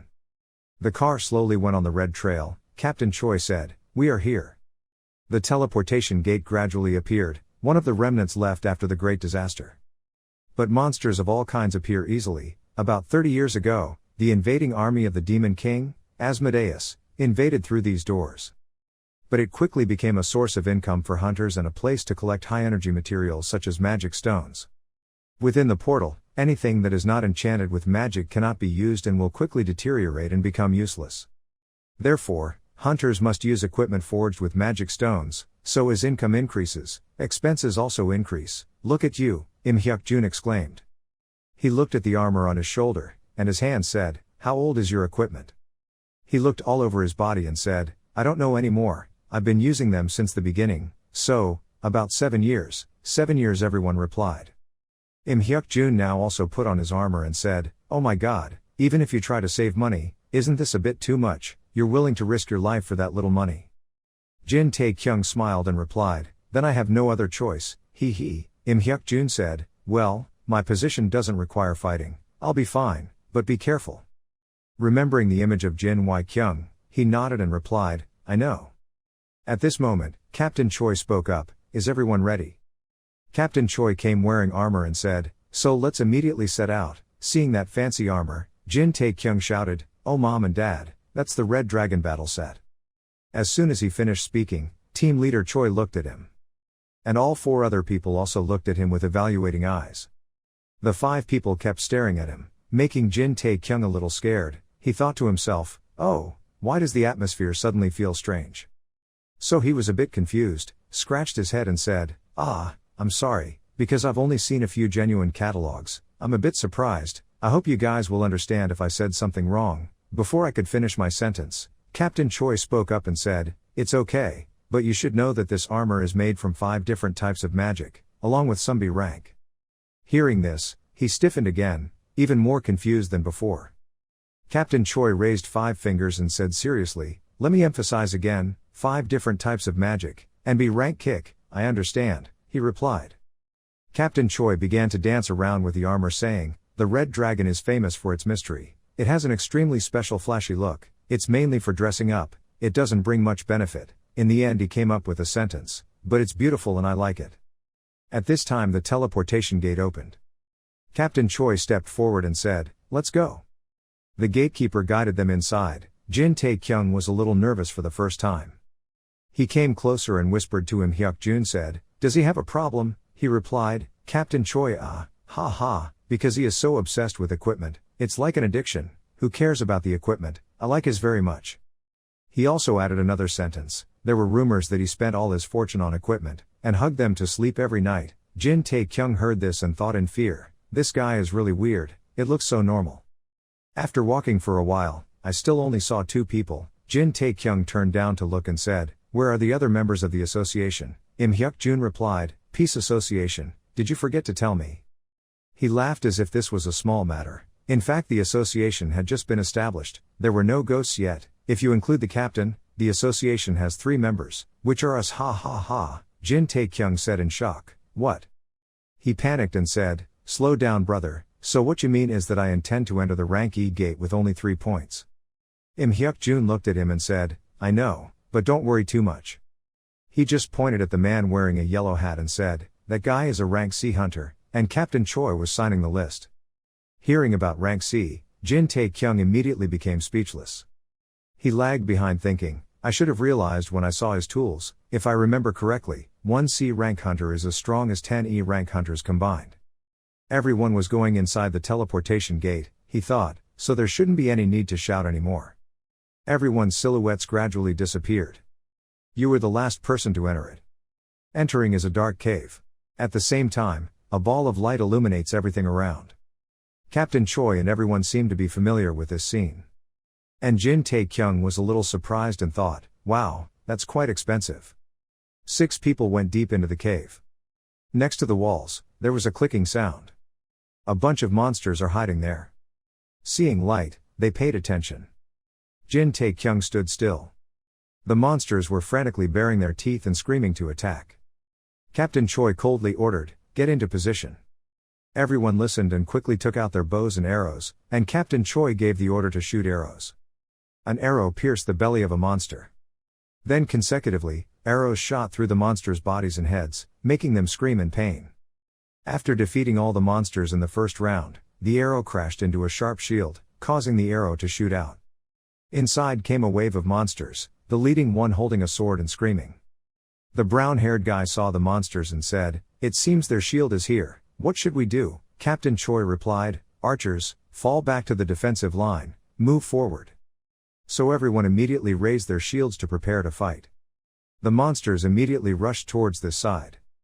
Im Hyuk-jun picked up his shield and rushed up to knock down a monster. Then the round-headed brother took a mace and smashed the monster's head. So the 2 of you, Im Hyuk-jun and the round-headed guy, went crazy killing the monsters. "Take this, you bastards." Captain Choi pulled out his sword and said, "I will take care of the rest." A blade flashed past, sending the heads of 2 monsters flying. Then he rushed forward, cutting the monsters in half. Captain Choi alone rushed into the crowd of monsters to kill them. On the other side, Jin Tae-kyung watched everyone fight. He thought, so that was the power of a sea-level hunter. Looking at Captain Choi's strong fight, he said, "He is a great warrior, but..." His eyes firmly thought to himself, if this were in the Murim world, his skills would be those of a first-rate warrior. He glanced to the side, "If it were me, I would, He saw a monster trembling and trying to run away. Everyone said, as expected of Leader Choi, "It seems like we didn't do much, but you and the monster kept looking at each other." He curled his mouth and thought, "I should have it, should I try it?" So Jin Tae-kyung pointed his spear and emitted murderous aura at the monster. Who knows, maybe it will work here too. He let out a breath to prepare for battle. The monster cowered in fear and sobbed. He grasped the spear tightly, intending to unleash a single move. But before he could make any moves, the captain's sword swung open the monster's head. Jin Tae-kyung was stunned for a few seconds. After dealing with all the monsters, Captain Choi spoke up, "Tae-kyung, please start collecting our loot." Seeing that Jin Tae-kyung didn't answer, the school team called back, "He was Tae-kyung." Jin Tae-kyung looked at the monster with its head cut off and replied, "Good." He shouted, "Good sir, focus, I should stop thinking about nonsense while I'm in a raid." Waiting for him to finish collecting the items, the whole group went deeper. The monsters from afar saw them. So everyone rushed to fight again. Everyone was excited. After finishing fighting the monsters, Captain Choi said again, asking Tae-kyung, "You will be in charge of handling this contract." He quickly ran back and replied, "Yes sir." So the whole group continued walking, encountered monsters, fought them and collected supplies. And Jin Tae-kyung will stand behind and wait for Captain Choi to call, "Boy Tae-kyung, I'm coming sir." After a while of fighting monsters, "Your bag was already heavy, you reported back that I had completed my work." Im Hyuk-jun also had to evaluate one question, "Wow, you've been working all this time, you're really fast." Jin Tae-kyung put on his backpack and said, "At least I have to do this if I want to make a living." Seeing that, team leader Choi raised his hand and said, "You're quite good." Jin Tae-kyung caught it and then stood up and said, "Thank you." Ahead is a scene where everyone is discussing, "Anyway, quickly solve this problem to save, let's go to dinner." Im Hyuk-jun said, "I hope the fighting school team and Tae-kyung can join us." Team leader Choi replied, "I already had dinner at a sushi restaurant." Someone replied, "Oh, I want to eat sushi too." Hearing that, Jin Tae-kyung thought to himself, "I can't believe that they can talk about dinner when we are in the boss's territory. That must be the reason they are allowed to eat, considered an expert party." Im Hyuk-jun frowned and said, "Okay, let's go in." Captain Choi also became serious and said, "Everyone, take Tae-kyung's position and step back." Everyone became serious. The gate creaked slowly open. It was dark inside, and from the outside looking in, people could vaguely see a shadow of a person. A monster is standing on a high platform, holding a weapon and speaking in non-human languages. Jin Tae-kyung observed and thought to himself, "A magic caster." The round-headed guy said, "It should have been a boss." Everyone was shocked. Below is a monster lying on the floor, its whole body emitting a black color. Someone saw goosebumps and said the floor was littered with the corpses of that goblin. Their entire bodies were still emitting a ring of black gas. A huge spherical lump gathered from black gas said, "What the hell?" Suddenly red and black murderous auras flew everywhere in everyone's direction. They flew slowly to the gate and everyone still didn't understand what was happening. At the same time, the door slammed shut and everyone was shocked. The round-headed brother and the wire-bearded brother said in panic, "At the entrance, he intends to lock us up." Suddenly Im Hyuk-jun shouted, "Get out of the way," then he held his shield and tried to rush into the door, causing skin damage. As soon as I rushed in, the door didn't move at all. But it caused Im Hyuk-jun's shield to crack and he was pushed a meter away. He angrily said, "Damn, what is that monster?" On the other side, the monster boot turned to look at everyone. At this moment the voice of Captain Choi said, "A hobgoblin priest." He frowned and said, "It was a sea-level hidden monster." The round head and beard said in shock, "A hidden monster." Both the brown-haired guy and Im Hyuk-jun also heard lightning strike their ears, and it was also a star. As for Jin Tae-kyung, after listening to the captain's story, he gasped, his face turned red and thought, "Damn, why is there a C-rank monster in my rank attack?" The captain turned down to look and said, "Yes." Looking at the black evil energy that was about to gradually form a human, it was still making strange sounds. Gradually its feet appeared. After a while of absorbing enough evil energy, the monster's feet appeared more clearly. Looking at its huge shape, Captain Choi said, "Another hobgoblin warrior is also a sea-level hidden monster." Everyone was stunned, only a few words appeared in everyone's minds, "It's gone." The team leader saw that everyone's morale was low and spoke up, "But we're not dead yet." He pulled out his sword and said solemnly, "If I can kill the priest first, I still have a chance to survive." The crowd behind me was extremely excited. He glanced behind him and said, "But to do that." As for the warrior leader, he was roaring and approaching. Captain Choi said, "You guys have to temporarily hold off that goblin." Hearing that, everyone fell into dead silence. Captain Choi turned his head around and said, "Just need to prolong the time for 5 minutes. Im Hyuk-jun raised his hand to stop him and said, "Wait, do you have any other way at the Choi Hall?" Without bothering to answer that question, Team leader Choi rushed towards the bat and unleashed the move, letting the wind accelerate. Everyone screamed madly, "This bastard!" Jin Tae-kyung's huge backpack was put aside. He looked at it and thought, "They say that unlucky people will break their noses even if they land on their backs when falling." He was sweating profusely and nervously thinking, "I can't believe that with a salary of $300, I met a mid-range boss monster, not just one, but two." Two people holding shields stood in front, two people holding bows stood behind to defend, and Jin Tae-kyung was trembling holding a spear in the middle. He thought, "Moreover, I thought you guys said I didn't have to fight. You guys say I'm just a luggage carrier. What can an F-rank hunter like me do? It's coming." Im Hyuk-jun pointed at the warrior chief and said, "Archer, don't save mana, shoot all your firepower." Seeing a series of arrows flying towards him, the warrior leader immediately swung his sword to send it flying. Im Hyuk-jun ordered everyone, extended the distance and continued shooting. The red-eyed goblin growled menacingly. It bounced up, causing all the surrounding rocks to break. It screamed and flew towards Jin Tae-kyung's group, shocking everyone. Im Hyuk-jun tried to calm down and said, "Covering up." With a boom, the column of light penetrated straight down to the group of people. Everyone scattered around. "Kick the brown-haired guy in the head." The guy with the zinc beard was hit in the eye and they cried out in pain. He has a round head because he has a shield to protect him from flying rocks. He bent down and turned around to talk to Im Hyuk-jun, saying, "Seniors, Sok-ho and Hong-min." Im Hyuk-jun reminded, "They're behind." A booming noise rang out and everyone turned their attention to look there. Looking forward, Im Hyuk-jun exclaimed, "Damn." He suddenly named Jin Tae-kyung. He was startled and replied, "Yes." Im Hyuk-jun said seriously, "When he distracted it, bring someone else and hide." Jin Tae-kyung tightly held the spear and replied, "Okay."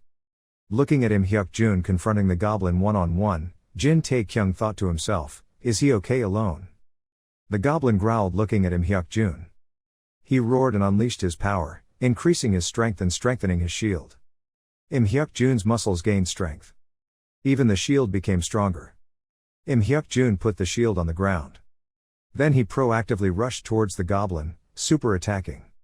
The goblin saw that and also prepared himself. Im Hyuk-jun gritted his teeth, his forehead full of blue veins. The goblin moved with each hand holding a mace and kicked Im Hyuk-jun's body, causing the shield to crumble. Seeing that Im Hyuk-jun had fallen, Jin Tae-kyung cursed once. Scared images appeared in his head. He shook his head and thought, "Why do these kinds of things keep happening to me? If this continues, everyone will die again." There were still a few tears in the corner of his eyes and he glanced towards team leader Choi. He was enthusiastically fighting with the boot. He thought to himself, "It's been more than 5 minutes, damn it." So Jin Tae-kyung slowly held the spear and approached the front. He thought, "Now it only depends on me." At this moment the goblin was trying to grab Im Hyuk-jun's head. He said seriously, "I have to stop this bastard at all costs. Please make it work, make it work, make it work." He prepared to launch a one-hit attack. The goblin saw movement and immediately looked at him with sharp eyes. His spear stabbed into the goblin's butt. The spear was also bent, but this was good because it let go of Im Hyuk-jun. The goblin growled. He looked at the spear stabbing his butt. Jin Tae-kyung's eyes were extremely determined. A second later, he could only put down his shield and tearfully said, "It's really bad." The goblin raised his arm to strike Jin Tae-kyung, who was helplessly crying and kneeling on the ground. Suddenly there was a ding in his head and he quickly opened his eyes. Jingle, the system hasn't appeared for a long time. Now a notification appears, synchronization is complete, yours has been converted. 1 second he was helplessly awaiting his fate, the next second he was holding a spear to block the goblin's stone mace. His inner core is gradually brightening. Then it burst into flames. A stream of power spread throughout his body. His eyebrows furrowed, his eyes became determined. The goblin raised his stone mace. It swung up and growled terrifyingly. Jin Tae-kyung's whole body is surrounded by a protective aura. His eyes became cold. The system goes ding ding again, synchronization is complete, yours has been converted. Sensing the gas, he spoke coldly. After having the support system, he now saw the ghost of the goblin, which was at level 45. Jin Tae-kyung laughed loudly and said, "Interestingly, this is how it turned out." The goblin screamed again and rushed towards Jin Tae-kyung. Now that he was possessed, he avoided it easily because he was using the Jin family's telekinesis. Seeing that he couldn't beat him, the goblin screamed in anger. It stomped its feet and rushed towards him. but he quickly dodged away. Jin Tae-kyung glanced at it and said coldly, "The Jin family's spearmanship, first form." Chasing the dragon's head, he swung the spear and cut off the goblin's arm holding the stone mace. He turned around again from front to back and saw the goblin, the second form, the raging black snake. The beaten goblin screams. Jin Tae-kyung uses the third form, fourth form, fifth form. Continuous attacks hit the goblin's body, it screamed in pain. The black blood in its body spurted out and it fell down. Seeing that it was stuck to the wall, Jin Tae-kyung slowly approached. The goblin groaned in pain. Jin Tae-kyung looked down at it from above and said, "I probably don't need to use a single strike to fight you." He picked up the spear and stabbed it straight into its throat. After killing it, the ding-ding sound echoed in his head. He looked at the notification then stroked his chin thinking, "I forgot about the system notification sound, but thanks to this system I was able to defeat that monster." Suddenly a call from Jin Tae-kyung rang out. On this side, Captain Choi killed the boot. He looked towards him and the slain warrior chief. He trembled and said, "You? Who are you really?" said Captain Choi. After the mission ended, the people in charge of the gate were caught up in a commotion. 2 monsters were hiding in the middle of the attack. Only 4 junior hunters were injured, but fortunately they were not in a critical condition. After being carried out, the 4 brothers said one question to me, "Who the hell is in charge of the gates? Hey, quickly find someone to treat the injury, give me more medicine, I've already called an ambulance." Every time an incident occurs, there will be a need for law, for the government to compensate for equipment, hospital bills and lost mission rewards. On this side, Jin Tae-kyung is digging into the bag, while the boy looked at him with his eyes, and the gatekeeper shouted, "Please list all your equipment." Looking at the heavy bags on the ground, if we add up all the things we got from this mission, it's quite a bit. He watched Team Leader Choi leave and thought, after the 4 injured hunters were transferred to the ambulance, Team Leader Choi was escorted to the civil agency to report. He immediately went and sat in the car. In the car, he spoke to the system and opened the character profile. Looking at the notice board that appeared, he happily said, "Wow, it really appeared." In it were name, age, occupation, strength, and score data. He looked at the data. New trainee gained 10% experience, won a one-on-one match, all combat stats would increase by 10 points, synchronization was completed. Title and reputation have you changed? Has your character profile changed? The reputation of 500, the son of a noble, the disgrace of the family. He thought to himself, the things that affected him in the martial arts have all disappeared. Well, am I a noble son or a hidden dragon monster? Nothing. He spoke up, opened the mission list, the system appeared, "Traitor, you have found out who the traitor is. Reunite with the main force and warn them about the traitor, then lead your subordinates to victory." Top rank, limited to Jin Tae-kyung only. Goal of eliminating traitors, not completed. Returning victorious, not completed. Quest rewards a large amount of experience and reputation. Valuable value. Mission failure dead. Jin Tae-kyung frowned looking at that announcement. He remembered that time. He silently assessed, was it telling him to return to the martial arts world? As if realizing something, he silently thought. Sitting in the car, he thought to himself, the system still exists in the real world. That means the martial arts world is not a game, maybe. Suddenly, Team Leader Choi pressed his face against the glass door to observe him. As soon as Jin Tae-kyung looked over, he was startled and said, "Damn it, you scared me." The captain turned around to the other side. Inside the car he silently lamented, "What a jerk." When Team Leader Choi put his head in, he immediately asked, "What's going on?" He leaned back in his chair and sighed, "I gave them a brief report of what happened, and they will contact me in the next few days. I'm sure you will too." Jin Tae-kyung thought to himself, "I don't want to see them again as investigators." On the surface he said in fear, about what I asked before." Captain Choi frowned. He remembered that time in the cave. Jin Tae-kyung said, "Can you keep it a secret?" Captain Choi replied, "Are you asking me to report falsely?" Now Jin Tae-kyung thought to himself, "At first I didn't even know if the system existed temporarily or permanently. It's best not to reveal a situation like this." Captain Choi looked at his watch and said, "You Jin Tae-kyung?" "Yes," he replied. "Look," Captain Choi held out his watch for you to see. "The clock strikes the Roman number 2. Jin Tae-kyung said 2 hours. Captain Choi said, "For a long time. This watch is made from C-class magic stone processed by N Company. It's enchanted with defensive magic, and I can use it as a shield in an emergency situation." He said, "Let's go eat something." Captain Choi asked with concern, "Do you like luxury Korean-style steak?" Jin Tae-kyung replied, I've never eaten it before. The car left, Captain Choi took him to the grill. The meat on it was sizzling and being grilled. The order list is on the table, he said, I told them I was the one who defeated them. Captain Choi said, Chief Priest and Chief Warrior. Jin Tae-kyung, who was happily eating meat, replied, wow, thank you, sorry for making such an annoying request, even though this is the first time we met. Captain Choi said, so, will you join my team, spit you out. Jin Tae-kyung puffed his mouth and rolled his cheeks and said, oh me. An hour later, the food plates were cleaned. The meat on the grill was also gone. Jin Tae-kyung's place is empty. Captain Choi stared at that side without blinking. He was silent at Jin Tae-kyung's words, I have some important things to do now, please give me some time to think about this.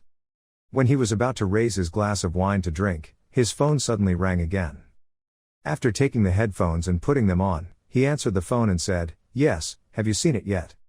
The other person replied, well, since you asked that question I've seen it, but about the name Jin Tae-kyung, what do you want to know about him? Captain Choi replied, I'm also curious about that, let's see what you have for me. The two chatted for a while longer. He had quite a history. He was awakened 7 years ago when he was 20 years old. He was determined to be an F-rank hunter. There wasn't much information in the book, all the time he was a hunter, but he had this rather interesting thing. Hearing this information, his eyes came back in disbelief and said, what? Captain Choi remembered what happened before and said, what happened at the Dong Dong Gate? It seems he was the only survivor of that accident. I was a bit shocked to hear that news. He frowned tightly, extremely surprised to know that it was related to Jin Tae-kyung. The person on the other end of the line continued endlessly, after the accident he went missing for about half a year, after that he was interrogated by the inspectors, recently he returned to the guild and worked non-stop, but just got fired 4 days ago. Captain Choi asked, what was the reason he was fired? They are reorganizing the guild, but I think such a small guild can't even afford it, do that, I bet he was fired because of that incident. They let it he left after carefully avoiding the inspectors, I guess it was because he was the dumbbell of the team. After listening, he asked, do you have everything here? The other person replied, yes, this is all I can collect, do you want me to send a copy?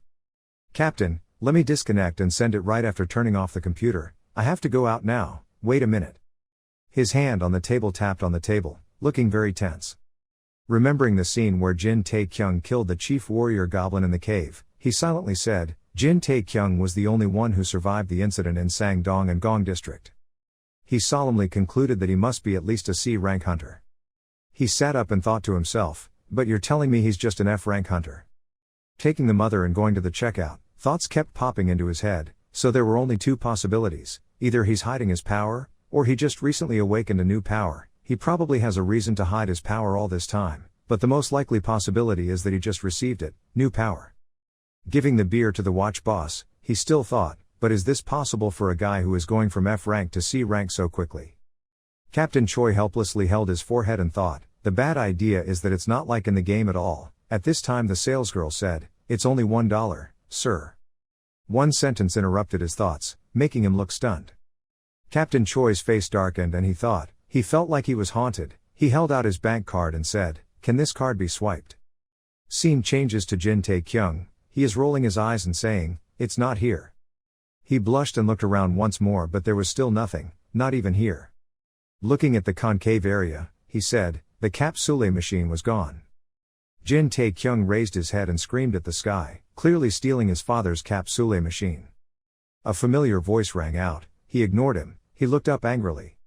Song Jin-ho shouted down from the rooftop, you know he put a lot of effort into preserving it for 10 years and yet. The guy below stomped his feet and replied, damn it, stop messing around with it, this is the real problem. Song Jin-ho teased and said, oh no, I really have it, and he screamed and said, what a pig. Song Jin-ho just pointed at himself and said, that capsule machine, I'm the one who picked it up. Hearing this, Jin Tae-kyung's life seemed to bloom. He shyly said, I love you. So the two of them argued back and forth and no one gave in. I sold that capsule game player for $100, you sexy pig, are you trying to make me crazy? But Jin-ho is innocent said, because I thought you didn't need it anymore. Ah, damn it, I'll buy it back. After a while of struggle, he finally got the device back. Jin Tae-kyung was lying on the bed staring at something. That's Captain Choi's business card, I guess if I live long enough I'll have more experiences. He crossed his legs to look at it and thought to himself, It feels like just yesterday I was wandering around watching other players work. I couldn't believe that I was recognized and understood like that. He remembered his conversation with Captain Choi at the restaurant. He offered a salary, $100,000. This was a large amount of money. It's also your salary. We pay you equivalent to the salary of a C-class hunter. What do you think? Now remembering that high salary makes him excited. Usually in these cases, I have to sign, seal, and fill in the contract, but still. Suddenly he remembered something. What would happen if that system disappeared tomorrow? At that point, he will be killed by the captain and say, "Oh, you fake bastard, there, give your girlfriend back the money," he thought in his heart, feeling like he had overeaten and overfed. As a child, I realized that this world has no altruism. Jin Tae-kyung looked at his clenched hands and thought to himself, but with the power I have now. He decided, what would that system be like if I could use it forever? After thinking about it, Jin Tae-kyung sighed again. He held his head, not knowing what to think anymore. Suddenly he sat up and said, damn, I can't hold back anymore. He quickly rushed out of the room. He ran across the street and thought, even though I've worked hard for the past 7 years, I still can't escape the rank F hunter.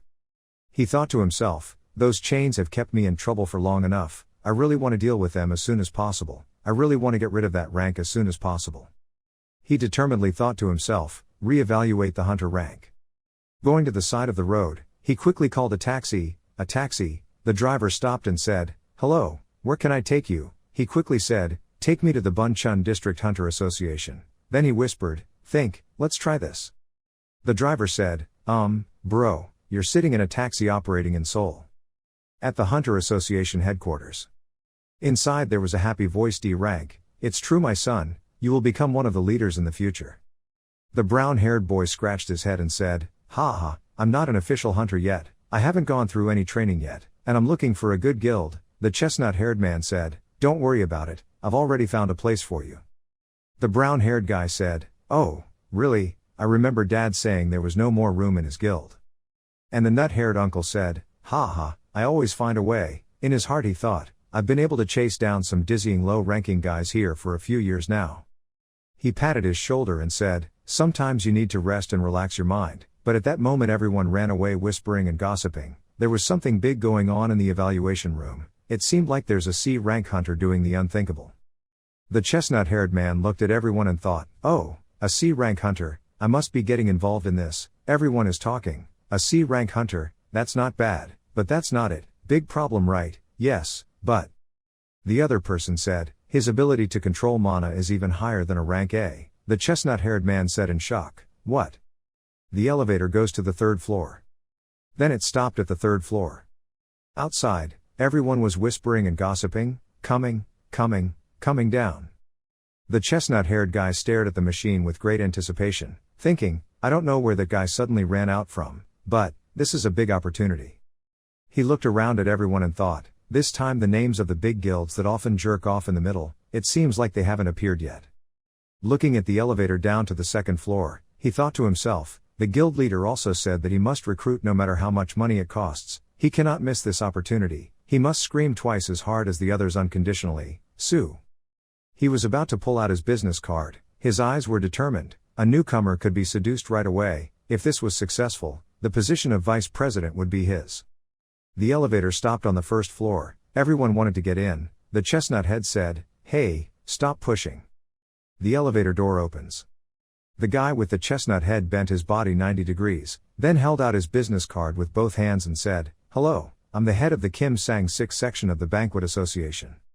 He shouted loudly, our banquet guild is a famous guild of Bucheon. Jin Tae-kyung's voice rang out, this is the first time I heard that the banquet guild is a famous guild. After listening, he slowly raised his head and said, what? His eyes were unbelievable, boy. Jin Tae-kyung smirked at him. He said coldly, long time no see Kim Sang-sik. Kim Sang-sik trembled in fear. Kim Sang-sik's previous superior's name. He is one of 3 D-level hunters in the Wild Band Guild but only tries to save his life when entering the gate of weak with the strong and strong with the weak, a typical petty ward. When he had the position of chief, he looked down on the F-rank hunters and especially hated me the most among them. 2 years ago, when the incident happened, he pretended to comfort me in front of me, and behind him, he actively spoke ill of me and him. It's the guy who incited the guild leader to cut me off a few days ago, and it's also this guy who announced that I was fired. He said with shaking hands, why are you there? Jin Tae-kyung smirked, that's right, why am I here?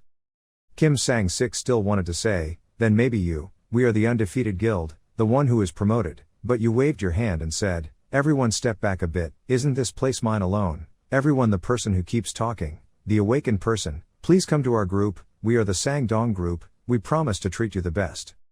Jin Tae-kyung was surrounded by everyone, awakened people, please return to our group, and Kim Sang-sik sat down on the ground.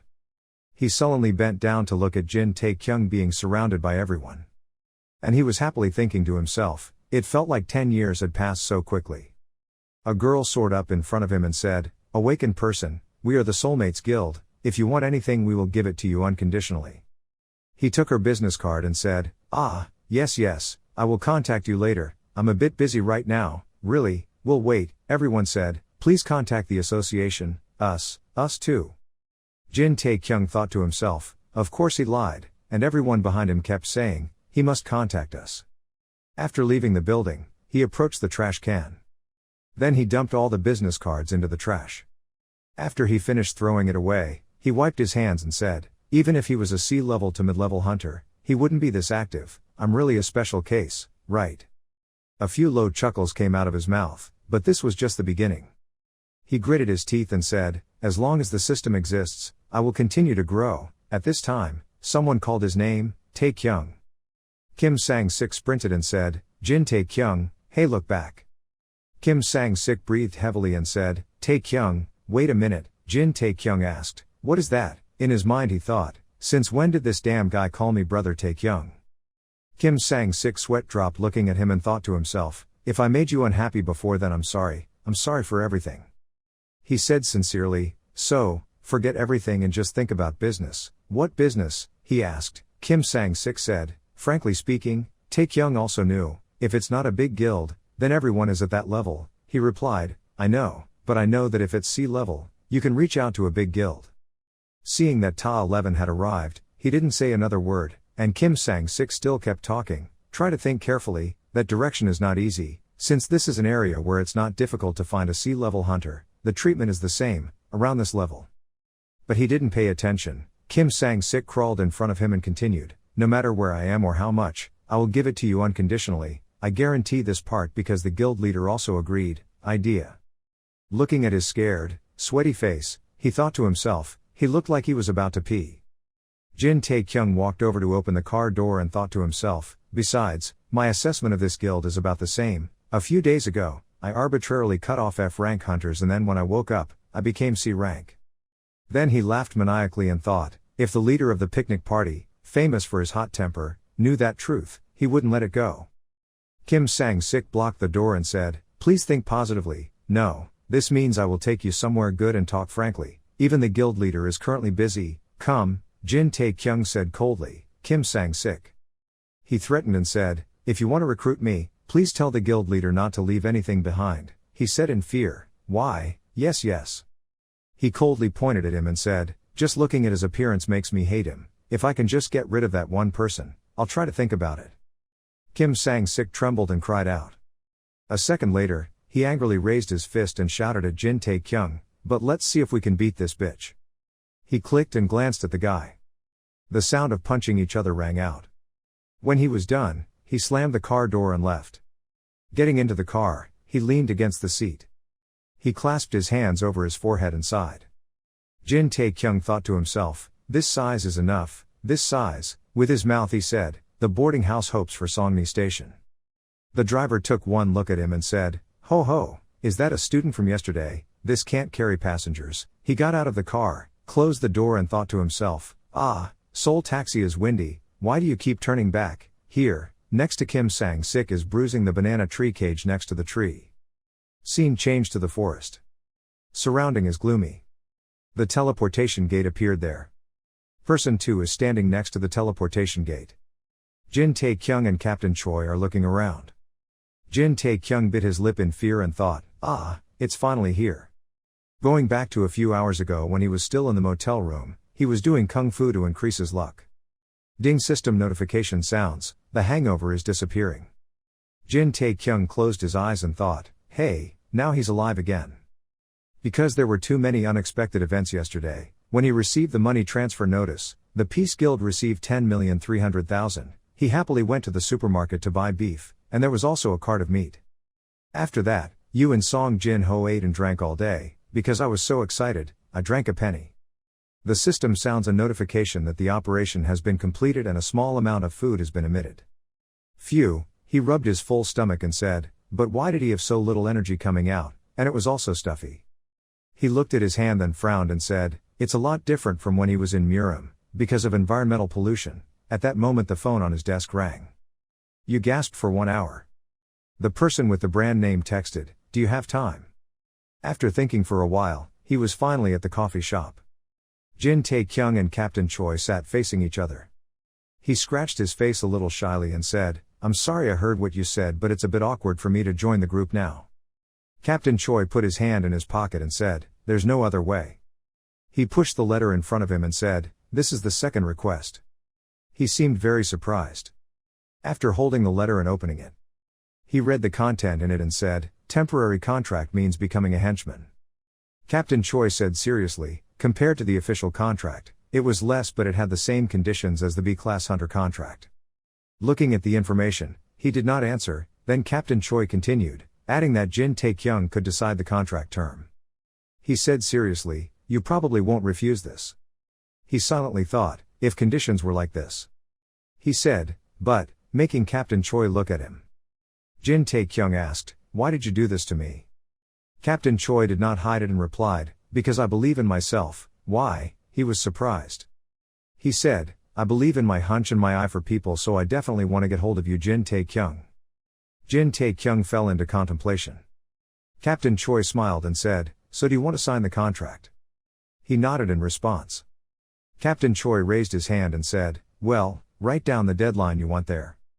Jin Tae-kyung quickly took a pen to write down and replied, yes. He thought to himself, 7 days a week is enough to see if the system is maintained or not. After finishing writing, he gave the form to him and said, then, thanks to you, I should be the one to say that, Captain Choi replied. He stood up and thought to himself, finally taking the first step as a C-rank hunter. With his mouth, he said, then can I go to work from tomorrow too, Captain, are you okay? So he was a bit confused. Captain Choi pointed at the watch and said, from now on. Moving to the present, he looked at the surroundings and thought, this is a Class D gate. Captain Choi said, it's very wide, isn't it? He immediately replied, yes, it's very wide. He adjusted his gloves and said, this size is average, from level B gate you have to hire a private instructor.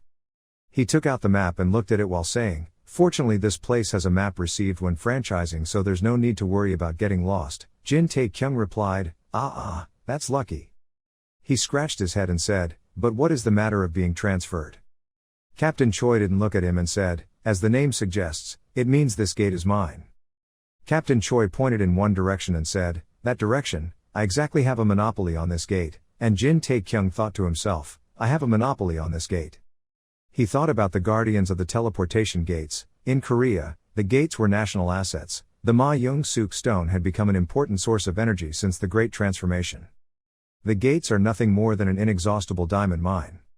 He was both shocked and about to faint, thinking, but that's personal property. How come I knew he was a son of a wealthy family but I didn't expect it to be this big?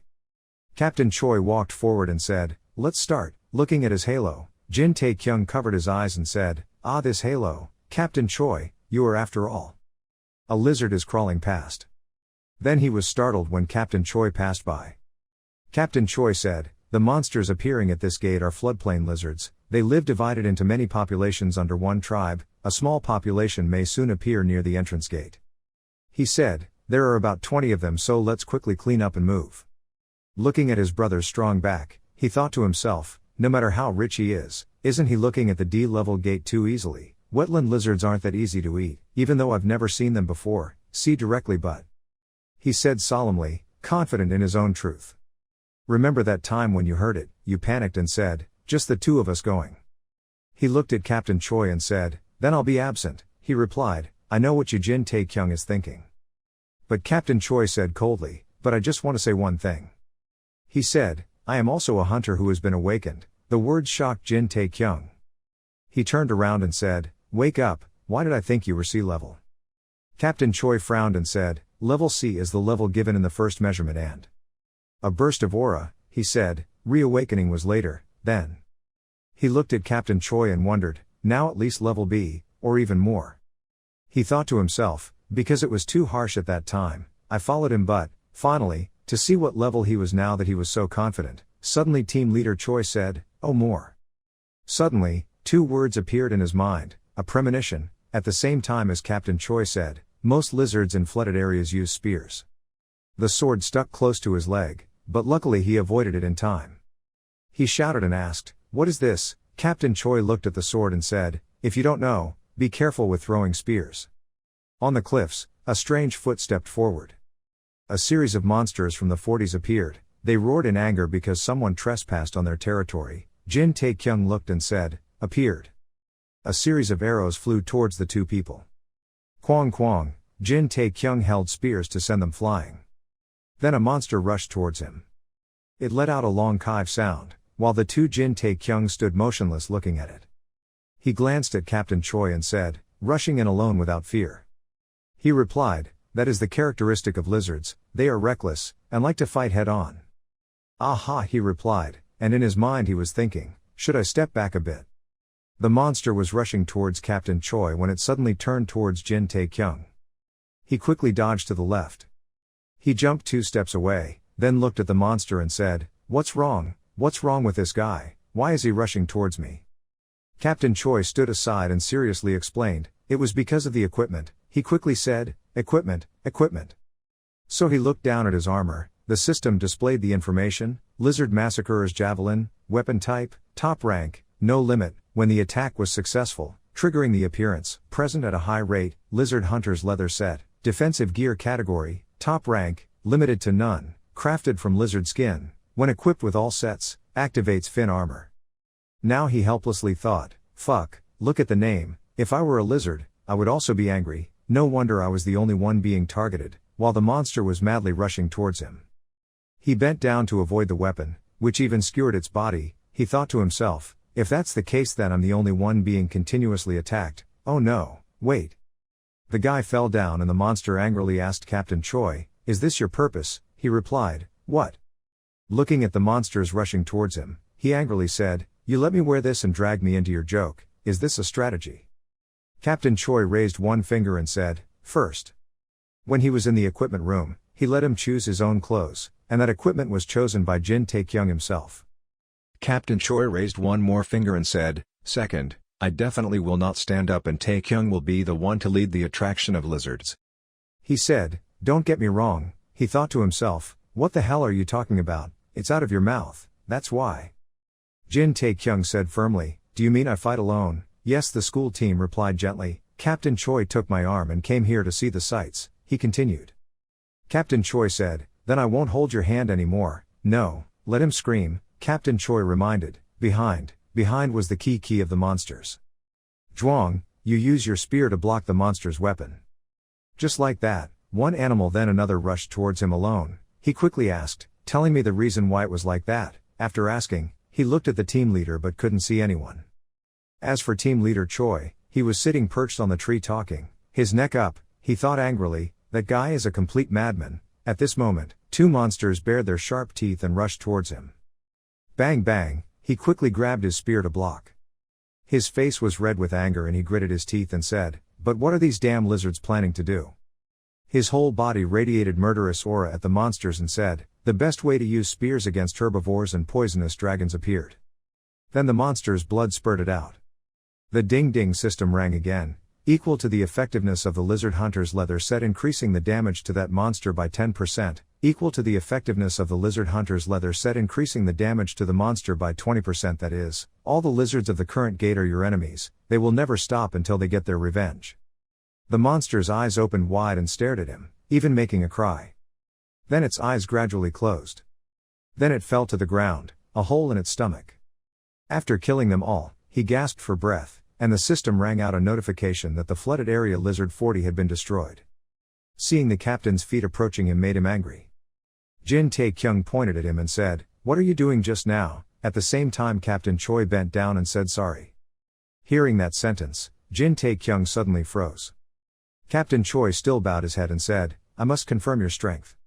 He said, I have to know how Tae-kyung moves and how much he can face, and how far he can go together.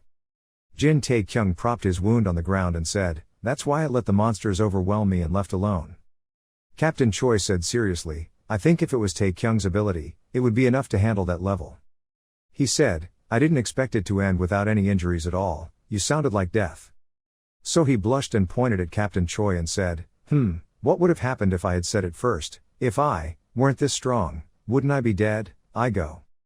He pretended to cough and said, so that's the result. Captain Choi took something out of his pocket and said, I still don't know, that's why I said, yes, he replied. He popped the stopper off the other jar. Boom, the red air flew high, making him startled. The red gas spread everywhere, one scattered everywhere. Captain Choi looked at the red gas and said, it's pheromones. Jin Tae-kyung sniffed and said, pheromones, perfume. Captain Choi said, similarly, it is extracted from female lizards. Jin Tae-kyung glanced at him. He came closer and said, then. Immediately after that, a long howl rang out, making two people look over there. Captain Choi said, the effect is very powerful. Jin Tae-kyung hated it and then angrily thought to himself, this dog. A group of monsters rushed out from the forest like a flood.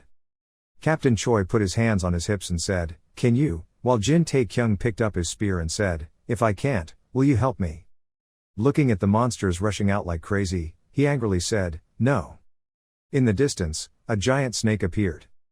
The system rang, the great boss monster Lizard 52 appeared, using the battlefield cheers skill. Jin Tae-kyung was so scared that he was sweating, then behind him Captain Choi whispered, retreating is also considered a way. His ears twitched a few times. Jin Tae-kyung's feet steadfastly stepped forward. Captain Choi frowned and observed. He stepped forward and said, if there's a better way, why do it? A triangular waterfall of monsters rushed towards him, many monsters. On this side, Jin Tae-kyung calmly gave orders to the system and opened the status window. The system displays the character table, pretending to be the top 40 Jin Tae-kyung soldiers. Charm 20, remaining points 100. He looked around and then said, strength and stamina were each 30, agility 40, and then ting the number changed to 0. A series of powers crept into his body, he screamed extremely uncomfortable. After absorbing all the power into his body, he breathed a sigh of relief and said, yes, this is the feeling. The baby looked at him and then let out a cry, looking very hungry. Jin Tae-kyung's eyes narrowed, then he coldly said, Il Soam. A great power appeared, he did not aim at ordinary monsters, but the light shot straight towards the monster's throat. The boot screamed in fear, blood splashing out of its body. Then there was a whirlwind that sucked the monsters straight into the air, they had no time to react. Looking at this scene, Captain Choi gasped in surprise. Looking at the majestic scene in front of him, he thought to himself, what is this, just a C-class hunter who was reawakened a few days ago. With just one move, Jin Tae-kyung destroyed all the monsters. This scene of destruction made him think, how can this be possible? Captain Choi remembered the teleportation gate at Gate E, also remembered the conversation he had with him that day, then in the cave he killed that warrior leader. Now thinking back he thought to himself, that day will come, I'm afraid I didn't think anything of it, this overwhelming image of a rare monster that would take about 2 C-rank hunters to hold on to, and this current power. Looking at him calmly covering the dust and looking at his surroundings, he thought, is he a C-rank hunter? No joke at all. Captain Choi crossed his arms and thought, there are only 2 of us here to see the limit, but we can't know more, so we'll wait until the next time. Suddenly he was stunned and thought, wait a minute, it can't be compared to me. Suddenly there was a scream echoing, oh no. The teleportation portal appeared, and Jin Tae-kyung collapsed and cried, touching the dead animal's body and screaming, oh no, my skin, this is very expensive, leaving the captain speechless. He thought, there's no way that other person could be like that, no, then it wouldn't be possible. Then Captain Choi spoke up and said, come on, let's go out. He quickly replied, aha, why, I did that again, my skin. The evening was peaceful again, the crescent moon also appeared. 2 sets of armor were taken off, a deep voice said, you have worked hard, young master. Captain Choi changed his shirt and replied, Butler Kim has had a hard time, standing next to Jin Tae-kyung and thinking to himself, I'm not a secretary but a butler, I only know the butler at the church. Captain Choi has buttoned up his shirt. Tae-kyung has worked hard today. He looked over and said, "What time will you come tomorrow?" "I'll ask tomorrow." Captain Choi looked at him and replied, "Do you also work on weekends?" He asked dumbly, "Isn't that a matter of course?" Hearing that, the captain was struck by lightning, looking at him with eyes of disbelief. Butler Kim put on a jacket for him. Captain Choi said in a deep voice, "You have to rest on the weekend. Is that a violation of hunter labor laws, when you in the old guild also work on weekends?" "Yes," he replied. He sighed and said calmly, a small and medium-sized guild was steadily entrenched. Everyone received an extra allowance because they were afraid of leaving notes, so they gave it in cash and the hunters also liked it. "On weekends, the gates don't disappear," Captain Choi replied contemptuously. "Now you as a C-class hunter, do you need to live so hard continuously?" He opened and closed his eyes and said, "Well," in his head he thought to himself, he doesn't know when the system will disappear, so it's because of the feeling of insecurity. This person really is. He scratched and then shyly said, "There is no special reason why you have to row when the water comes." Captain Choi opened the car door and replied, "If you do something like that, you will collapse, so think about your family." Hearing those two words, he suddenly stopped and thought, "Family, thinking about it, I only call occasionally. It's been a long time since I've been home, 2 months, oh no, the time I've had Murim has been almost 3 months, okay." Captain Choi just pointed at him and said, "After all, our guild complies with labor laws, the contract is the same, don't think about going to the Human Resources office, just rest this weekend, go because that is a violation of the contract." He replied, "Yes, I know." Looking at the team leader, he silently thought, but this team leader, when everyone rests, must also rest. If he forces himself to rest to this extent, he is also a good person, right? He remembered when he was in the teleportation gate, he had to fight those scary monsters alone. He thought to himself, no, what the hell is good about someone who can rotate the gate 3 times a day?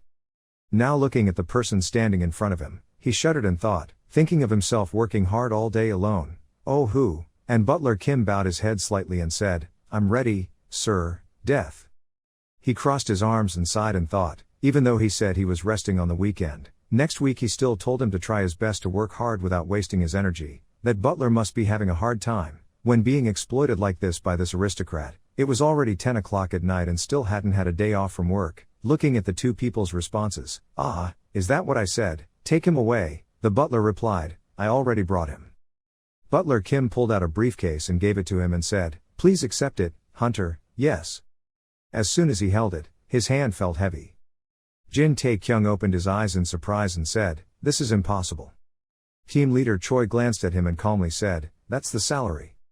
So he immediately held the suitcase of money in his arms and said, "I received it on Sunday, how much?" Captain Choi climbed into the car and said, "I prepared a little more than the contract. What's inside? It's payment time so you can check it out. I'll go first." Butler Kim bowed politely and said, "See you next time, Hunter." Jin Tae-kyung watched Captain Choi's car leave. He lowered his head to look at the suitcase and fell silent. He suspiciously looked around to see if anyone was there. After returning home, he gently put down his suitcase of money. Then Jin Tae-kyung gently rotated the password that Captain Choi said. A glimmer of light slowly came out from inside the suitcase. After opening it all, he looked at it in shock and then gasped. He couldn't help but step back and look at the pile of money in the suitcase and shouted, "How much is all this?" He happily counted, 1, 2, 3, then looked at the paper inside. He quickly raised it to read, "That's right, the payment slip." Jin Tae-kyung looked back at the suitcase and said, "The payment slip said 30 million won, what is that? But it looks like a lot more." Then he slid down the payment slip, stared at it and said, 270 million won, he gasped in surprise. Jin Tae-kyung remembered Captain Choi's carefree words, "I was prepared a little more than the contract." He was extremely shocked. Now in his heart, Captain Choi is a saint. His eyes sparkled and he held a pile of money in his heart, thinking, what a wonderful person, I will dedicate my whole body to your guild." A moment later he appeared at house number 1201. Tan Fook entered the password to enter the house. A beep sounded. Then Jin Tae-kyung slowly opened the door. 2 women, one young and one older, went out. His mother happily called, "Son." Jin Tae-kyung was very stunned when he heard those 2 sounds. He immediately smiled with an extremely happy face and replied, "I'm home, mother." After entering the house and talking for a while, the whole family echoed with happy laughter. His mother and sister looked at the money he brought home and were both happy and shocked. Then Jin Tae-kyung pulled out a Class C card to show off. His sister's eyes sparkled, her body trembled with joy. So she immediately dragged her mother to the shopping center to buy a bunch of things, and of course the person holding those things was Jin Tae-kyung, who was out of breath. Then the next day he took his mother and sister to eat at a luxury restaurant. His mother's makeup was both elegant and beautiful. Then the scene changes to a dark color. The sounds echoed endlessly. Outside, the sound of calling for his brother rang out continuously. His brother and sister screamed, startling him awake. Ting the system to notify that sleep mode is ended. Panting, he gasped for air, his face pale. His sister took one look and said, "Did you have a nightmare? Why did it just end when you fell asleep?" Jin Tae-kyung sat up and thought to himself, "Nightmare, well it turned out to be a dream, but what did I just dream about?" His sister said in disgust, "Look at the sweat." His whole body was covered in sweat. He held his head and thought, I don't remember anymore, but why is my body like that?" He sighed and thought, normally the system automatically adjusts the status for him when he sleeps. This is the first time this has happened to me. His sister put her hands on her hips and said, "Have something bad happened to you lately?" He looked up and said, Nothing.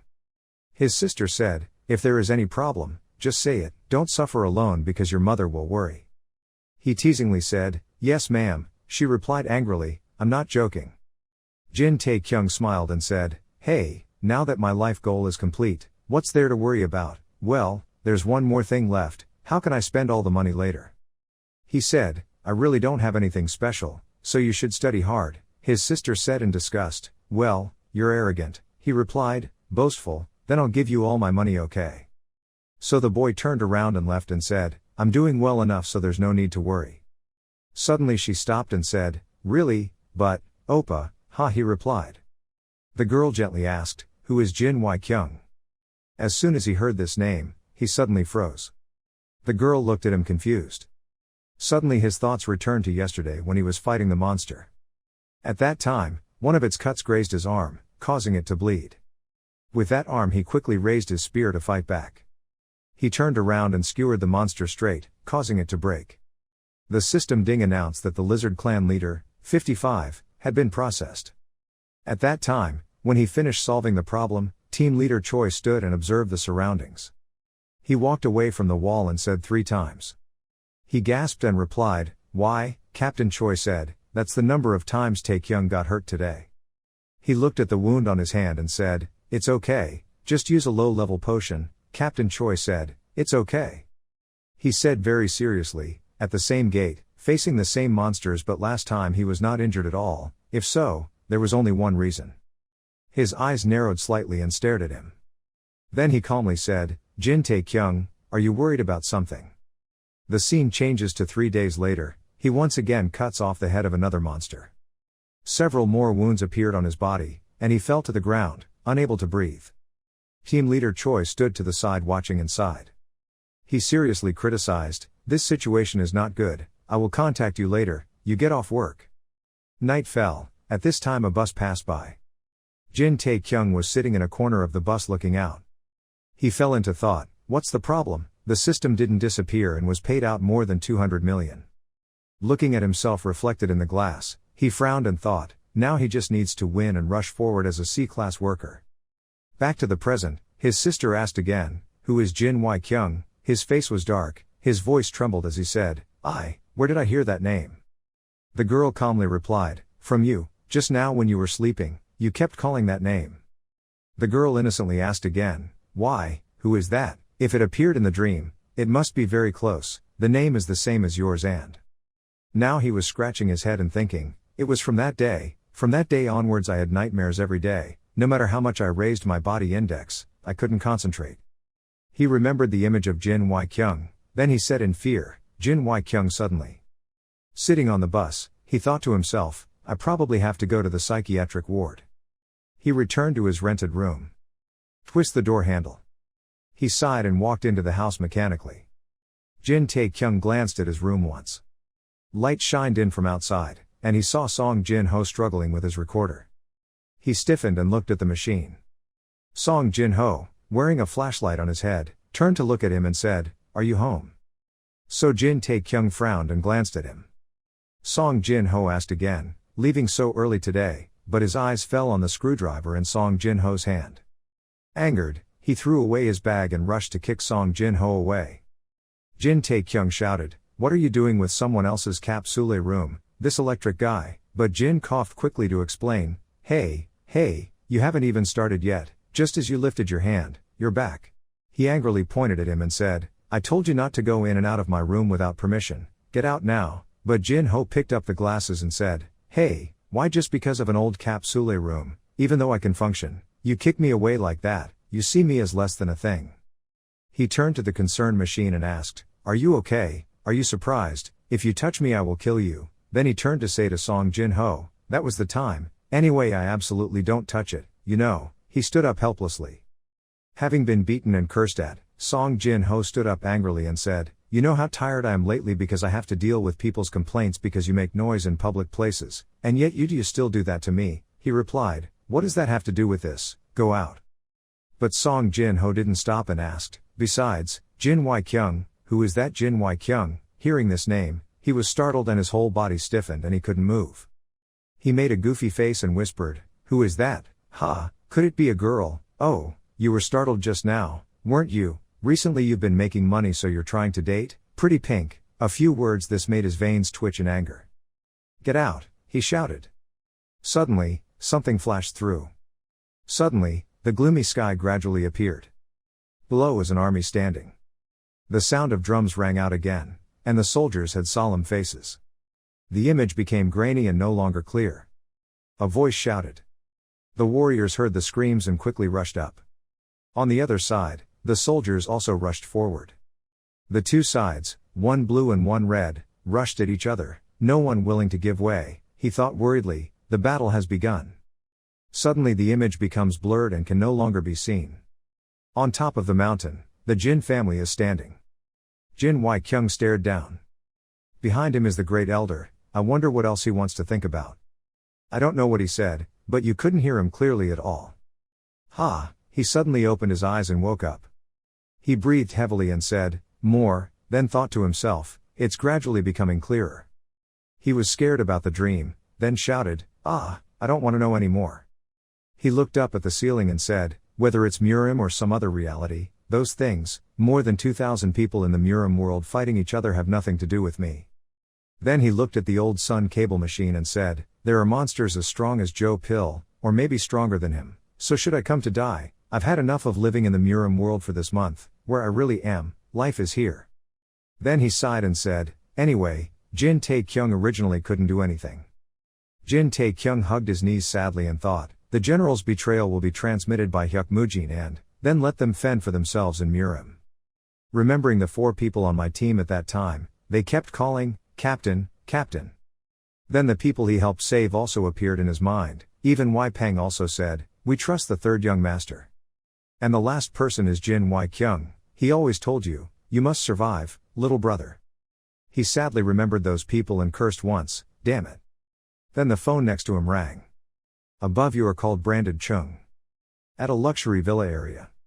Team leader Choi flipped through the pages of the report. Rustling sounds echoed in the quiet space. Then he frowned and observed a bit. After reading Jin Tae-kyung's report on everything, he said, "Butler, what do you think?" Butler Kim respectfully replied, "Clean, he is not an illegally awakened person, nor did he intentionally approach the young master in a planned way." He turned his eyes to the report and said, "Then so is all of this a coincidence?" Captain Choi said, "Butler, do you know what the rate of reawakening is?" Butler Kim replied, "As far as I know, it's about 1%. He pondered and then seriously said, "In 100 people there is only one person. That's the person who overcomes the low odds and becomes a hunter among 100 normal people. So what are the odds of an F-level hunter awakening to a C-level hunter?" After hearing what the butler said, Captain Choi replied, "Can a C-level hunter alone handle a gate of the same level?" The butler said, "If it's alone, then it's not possible. A level B hunter might," he said again, "but Jin Tae-kyung might." He remembered the scene when he fought with the monster and said, "D-level gate 5 times, C-level gate 15 times, a total of 20 plus attack." He just pointed to the document about Jin Tae-kyung, "I have seen it with my own eyes, you don't even have to act." The butler replied, "Then I'll investigate again, Captain Choi said seriously, there's no need. If you keep scratching you will get pimples. I think just being by your side and constantly monitoring will be enough. The butler smiled kindly and replied that the young master was finally planning to recruit him into the guild. Captain Choi raised his eyebrows and said, that's the thing to do. If there's anything suspicious, we'll secretly find out later, otherwise. Looking at Jin Tae-kyung's silly figure looking solemnly around, he said, by all means, we must make him one of our people. A mountain of money appeared in his head and he thought to himself, 500 million deposit. The fixed salary is 50 million won a month and the payout ratio is 70%. 4 basic types of insurance include an office apartment combined with a hotel measuring 130 square meters and an optional car. He read the contract with his mouth open and thought, this is crazy, the conditions are even better than last time. At this point, I can do everything, receive a huge salary and have a high social status, become a son, an older brother who makes my family proud and is the object of everyone's envy. Instead of disdain and contempt, he kept reading the contract over and over again and thinking, this is my dream during my 7 years as a hunter. Suddenly the voice calling him Jin Tae-kyung rang out. Captain Choi said seriously, have you solved the problem from the previous day? Yes, he nodded and replied, oh yes, that's pretty much it for now. Captain Choi said, so now there is no problem anymore. He happily said, yes. Captain Choi's eyes glanced at him. And he still closed his eyes and smiled. He quickly opened the pen and signed his name, then I'll sign it. In his heart he thought, let's get it done before having any other thoughts. The sound of a pen rang out, and Captain Choi calmly raised his cup of coffee to drink. After signing the contract, the words in the contract do not vibrate until the ink stains. Then he flipped to the last page to read, the last page. At this moment, Jin Tae-kyung frowned seriously and thought, if I sign this, I can live and enjoy all of that. He slowly put down the pen and thought to himself, goodbye to his dirty life. With a snap, he put the pen down and signed very decisively, then thought, goodbye damn Murim world. He shot the pen and broke it, he thought happily, and said goodbye to this fountain pen. The atmosphere fell silent, the ink in the pen flowed all over the page. Captain Choi was silent for a moment then spoke up, Jin Tae-kyung, I asked again. He said seriously, did you really solve the problem last time? Jin Tae-kyung put down the pen and replied, not yet. Captain Choi said, if it's a problem I can help with, he happily replied, thank you for your concern but. He used his hand to wipe away the ink that was splashed on his face earlier and said, I have to deal with it alone. Hearing that, team leader Choi stood up. But then he sighed and said, I didn't think signing the contract would be this difficult. Captain Choi stroked his hair and said with a bitter smile, I didn't expect that I had been rejected 3 times, when would I ask for the 4th time? Jin Tae-kyung said seriously, tomorrow at this time, at this location. Captain Choi froze and said, tomorrow, just one day. He said seriously, I don't like jokes like that. He also replied seriously, I wasn't joking. In his heart he thought, you don't know how long a day is. So he lifted his chair, stood up and said, see you tomorrow. He determinedly thought, I will definitely come back alive. Jin Tae-kyung looked at him and said, and, Captain Choi looked at him. Jin Tae-kyung just pointed at himself and said, maybe the conditions in the contract will increase tomorrow. After speaking, he firmly left, and team leader Choi looked at him with puzzled eyes. The scene changes to a snowy mountain area, the wind whistles in the air. In the forest, there are several figures running quickly, and one person is carrying another person on his back. Their feet rushed along the winding forest road. The 2 people in front were breathing heavily but still did not stop. And Im Hyuk-jun was carrying Jin Tae-kyung on his back, he was also out of breath. He gritted his teeth and thought to himself, he'd go crazy. Recalling Lee Seo-gwang's order, declaring war on Hang San, the assassins disguised themselves as disciples of small and medium sects. He also remembered the great old man, and the general's betrayal. Just coming here was already a situation that would make everyone's heads explode. He glanced at Jin Tae-kyung behind him and gritted his teeth, thinking, why did this guy suddenly faint like that? Suddenly the person behind him let out a slow breath, he thought to himself, obviously he had closed his mouth but it was a real devil. Im Hyuk-jun remembered that he was still injured, moreover, he still had the wound that Joe Pil had beaten him before, he remembered what the doctor said, he had to rest for at least half a month before he could regain his health. How could I miss the battle that would decide the family's fate? Now the wound is still hidden and painful, Im Hyuk-jun thought to himself, if I knew things would be like this, I would have listened to the doctor, why suddenly speak so loudly? Looking at the blurry figures ahead, he thought to himself that he must quickly inform the general's betrayal to the main force and body. Im Hyuk-jun's eyes wanted to close, more. Suddenly a halo of light flashed in front of him, causing Im Hyuk-jun to startle his eyes open. Im Hyuk-jun dreamily saw the figure of Bodhisattva Avalokitesvara. She said, "Sentient beings, you have worked hard, now you should rest." Im Hyuk-jun screamed in his heart, "Avalokitesvara Bodhisattva." At this time, Im Hyuk-jun's eyes gradually closed. He thought, yes, this is enough. Then he blamed Jin Tae-kyung, who was lying on his back, thinking, this so-called captain always collapsed at the crucial moment and the other team members didn't bother to ask if he was okay, need help or not. Im Hyuk-jun's legs trembled and he wanted to collapse. He cursed in his heart, dazed, not knowing any more. At that moment, Jin Tae-kyung woke up. He breathed into Im Hyuk-jun's ear, causing him to wake up. His eyes were filled with tears and he happily called out, "Captain." And Jin Tae-kyung smiled extremely generously. He showed his face and teasingly said, "There's candy in your ears." The sound of weapons colliding with each other was extremely deafening. Finally, the scarred man in the red shirt was slashed, causing him to cry out in pain. But at the same time, a sword stabbed straight into the body of Accelerator Jin's person. Blood also spurted out from his chest. In succession, the living killed the next person. Corpses were scattered all over the ground. Standing on the cliff, the people of the Jin family watched the sounds of fighting below endlessly echoing.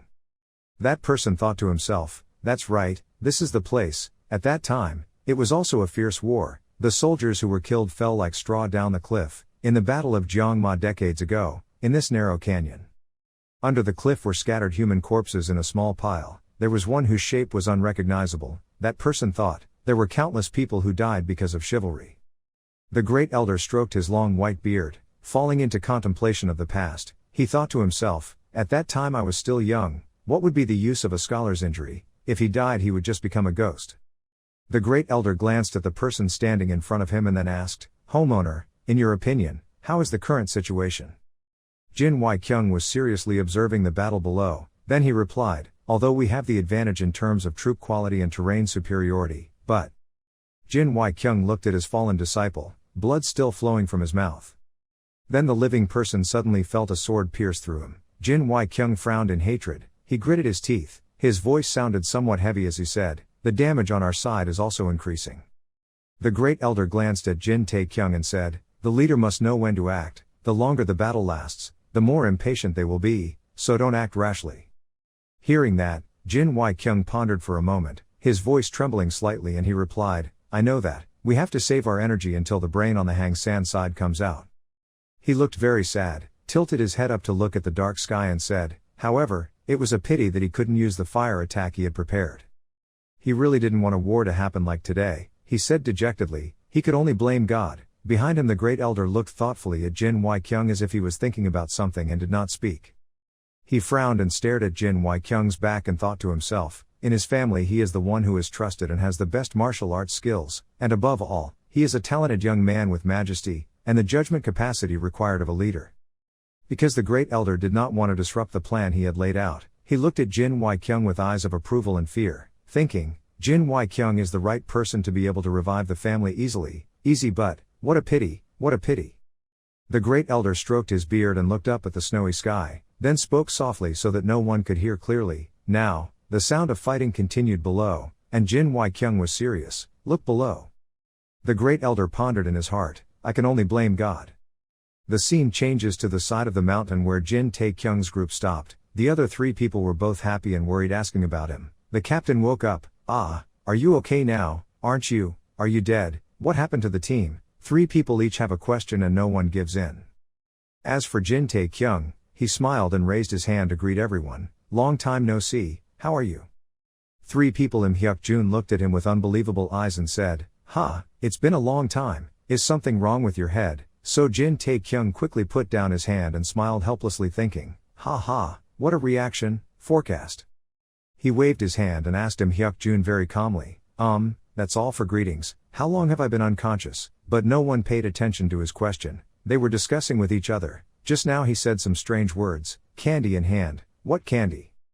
So Im Hyuk-jun sat down on the ground, his face showed a tired expression that he couldn't hide and replied, "I'm so tired, Probably more than 1 hour or less than 2 hours. After listening, he pondered in his heart, so is about 1.5 hours. Recalling his previous experience, he stroked his chin and seriously thought, 1 month in Murim is 3 hours in real life, this time I was in reality for about 2 weeks. He also remembered what the system announced before, once there is a player, leave the connection with that player until death, massive time manipulation to maximize playing time. Once logged out, you will notice that time will pass slower in game and vice versa. The system synchronizes characters and people. The game will automatically synchronize with the character in the gem. And finally he comes to the conclusion that, in general, it matches. Jin Tae-kyung opened his eyes and leaned on his hands to ask a few more questions in his mind. So, am I breathing? The person standing on the left asked in panic. Why are you suddenly asking that? He said urgently. There is no time, answer quickly. Im Hyuk-jun said as he breathed. You were breathing so you could wake up, otherwise you would have died. Jin Tae-kyung turned black and thought to himself that when he logged in or out, the other party would fall into a coma. Then he was extremely scared when he discovered a secret that meant that if he logged out if you're fighting or being assassinated, you won't have a body to return to. So Jin Tae-kyung became serious and asked again, and the main force, the person on the right, responded to him, we are moving there now, but it will take at least another 2 hours. 2 hours, he fell into contemplation because this time was too long. During that time many things would happen that no one could predict. At this moment Im Hyuk-jun spoke up, interrupting his train of thought and said, Captain, please forgive me for saying these words but... He slowly said, maybe we have to think of the worst case scenario. So the rest of us fell into contemplation and a silent space appeared. In the worst case scenario, in his mind, the image of Jin Tae-kyung lying sacrificed on the ground appeared in his mind. Jin Tae-kyung remembers, according to Kwak Jun's words before he died. Before that time he said with blood all over his body and mouth, from the beginning the 3 gates were built according to that person's wishes. Can you guess? Having a great plan in 30 years is not a big deal. Jin Tae-kyung thought about what happened until today, then he thought to himself, this betrayal was completely planned a long time ago, but in that plan there was a mistake. He was seriously thinking to himself, it was him who survived. Jin Tae-kyung remembered what Kwak Jun had said, now let's slowly start, he was thinking. And Kwak Jun showed his true face for the first time and said so, even though we lost some time to interrogate Kwak Jun but. He looked again at the sad faces of the other 3 people. Jin Tae-kyung spoke up and said reassuringly, it's not too late, so don't think about the worst case scenario. Jin Tae-kyung clenched his hands very firmly and told the other 3 people that I will definitely change that result at any cost. Captain, the 3 people looked at him with sparkling eyes. Jin Tae-kyung's eyes were equally sparkling. He stared at Mu-jin and said, so Mu-jin. He respectfully replied, yes, Captain. His eyes suddenly became serious and he stood up immediately. Mu-jin's sweat dropped and replied, I'm tired to death. Jin Tae-kyung raised his fist to threaten Mu-jin, not forgetting to say a threatening sentence, do you want to be beaten to death? Mu-jin cried and looked at him, while Jin Tae-kyung shouted and said, we have to arrive within an hour. 1 hour, Im Hyuk-jun said in surprise. Even if we go as fast as possible, it might not take 2 hours to arrive. Okay, he said again, that's why, just an hour. Mu-jin replied, how can we do this? Jin Tae-kyung acted like nothing happened and said, run as hard as you can. The 3 of them hesitated for an hour. Jin Tae-kyung ran towards first and then shouted to the people behind, hey, what are you doing standing there? Run away quickly. Scene changes to a cliff where a fight is taking place.